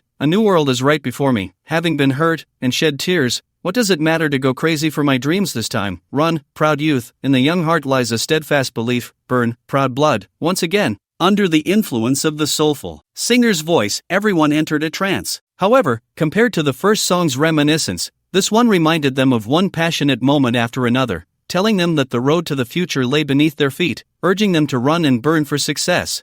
This is the feeling. I understand what my pursuit is now. Although I haven't regained my pride, my blood is burning. As long as my blood doesn't cool, one day I will reclaim my pride. Life doesn't cease, and neither does the struggle. As long as I can regain that feeling from the past, even if I die, I won't let go. When Qin Xing fought with the director, there was a line in a poem that said it well: the great rock rises with the wind, soaring up to 90,000 miles. Sophomore student Yu Chenfeng, thanks to Dean Lin Fei for his guidance, this kindness will be remembered by the student for life. At that moment, a voice suddenly rang out from the crowd. When everyone looked over, they saw the former sophomore top student Yu Chenfeng solemnly kneeling towards the broadcast room, performing a grand gesture of respect as if no one else were present. The onlookers, witnessing this scene, did not mock him. Instead, many cast looks of respect and admiration. Freshman fan Jilin, thanks to Dean Lin Fei for his guidance, this kindness will be remembered by the student for life. Junior student Yu Dongchu, thanks to Dean Lin Fei for his guidance, this kindness will be remembered by the student for life. Second-year student Su Shang. Third-year student. Under the influence of Yu Chenfeng, more and more students stood up. Each student who stood up wore a serious expression, kneeling earnestly towards the broadcasting room, maintaining a meticulous demeanor throughout. Regardless of their previous attitude towards Lin Fei, at this moment, Lin Fei was their benefactor, helping them reach the pinnacle. We're kneeling here, but the benefactor can't see us. How about we go to the broadcasting room to find the benefactor? After kneeling for an unknown amount of time, someone suddenly suggested. Upon hearing this, everyone was momentarily stunned, then they all rushed towards the broadcasting room. However, when they opened the door to the broadcasting room, they only saw a timid girl wearing glasses, with no sign of Lin Fei. Who are you? Where is the benefactor? Dean Lin Fei? Yu Chenfeng asked the girl, his voice tinged with urgency. The girl was already timid, and seeing so many people suddenly enter the broadcasting room, especially the second-year top student who used to bully others speaking loudly, made her eyes well up with tears, too scared to speak. Yu Chenfeng realized his tone was a bit harsh, took a deep breath, forced a not-so-pleasant smile, and asked, "This classmate, please don't be nervous. We are here to thank Dean Lin Fei. Do you know where he is?" The girl quietly replied, I'm Sun Yunyun. Dean Lin Fei has left. Left? Yu Chenfeng was taken aback, confused as he asked, "Where did Dean Lin Fei go?" Sun Yunyun gently shook her head. "I don't know." Then, did Dean Lin Fei leave any message for us? Sun Yunyun nodded, cleared her throat, and spoke in a tone and manner identical to Lin Fei's. "You bunch of trash really have no prospects. This dean was just a bit nice to you, and you kneel in gratitude. You sold your intelligence and still want to pay someone back. As the saying goes, a master leads you to the door, but the cultivation relies on the individual. I've helped you with everything I can, the rest of the path is up to you. However, I must say this up front, when I return, if anyone's strength hasn't significantly improved, don't say I taught you. I can't afford to lose face. The two songs I just gave you, the first is Once Dreamed of Wielding a Sword Across the World, and the second is Proud Youth. These two songs, combined with Sun Yunyun's soulful singing, will greatly benefit you. Therefore, I instructed her to sing once every half month, which can earn you 30 competition points. Finally, you trash, all of you get stronger." Once Sun Yunyun finished reciting Lin Fei's words, she immediately reverted to her timid demeanor, hunching her shoulders and lowering her head, afraid to look at the others. She was very scared that the trash Lin Fei referred to would beat her up. Meanwhile, Lin Fei left the instance with Chu Gu and Su Koan, meeting Feng Yu and the undead lord who had been waiting for 3 days. During these 3 days, Feng Yu and the undead lord had not been idle. They hunted all the chaotic beasts around, obtaining dozens of sources of power and materials from several low-level chaotic beasts. "You finally returned. If you hadn't come back soon, I would have wanted to break in and take a look," Feng Yu exclaimed as she saw Lin Fei and Gu Yue, immediately running up to them, holding Gu Yue's hand and asking, "Sister, is Lin Fei's academy fun?" "Not fun, we'll talk slowly," Gu Yue thought for a moment, pulling Feng Yu aside to whisper. Seeing this, Lin Fei's lips curled slightly. He could tell that Feng Yu listened to Gu Yue very well, But this was good. Feng Yu was simple-minded and physically strong, while Gu Yue was intelligent, so having Gu Yue look after Feng Yu would be much better. Old Lin, this. Shugo had been sizing up the undead lord for a long time and asked, this person wouldn't be the one who triggered the beast tide in Qingshan City, would he? That's right, it's him. Lin Fei did not hide the plans of Chu Gu and Su Kuan, explaining, although I defeated him at that time, I did not kill him. Instead, I turned him into my subordinate. Greetings, young Master Chu, young Master Su. The Lord of the Undead greeted Chu Gu and Su Kuan. Chu Gu and Su Kuan were momentarily at a loss for words. In their hearts, the Lord of the Undead had caused the deaths of many people and was an unrelenting enemy in their world. However, now Lin Fei had turned the Lord of the Undead into a subordinate,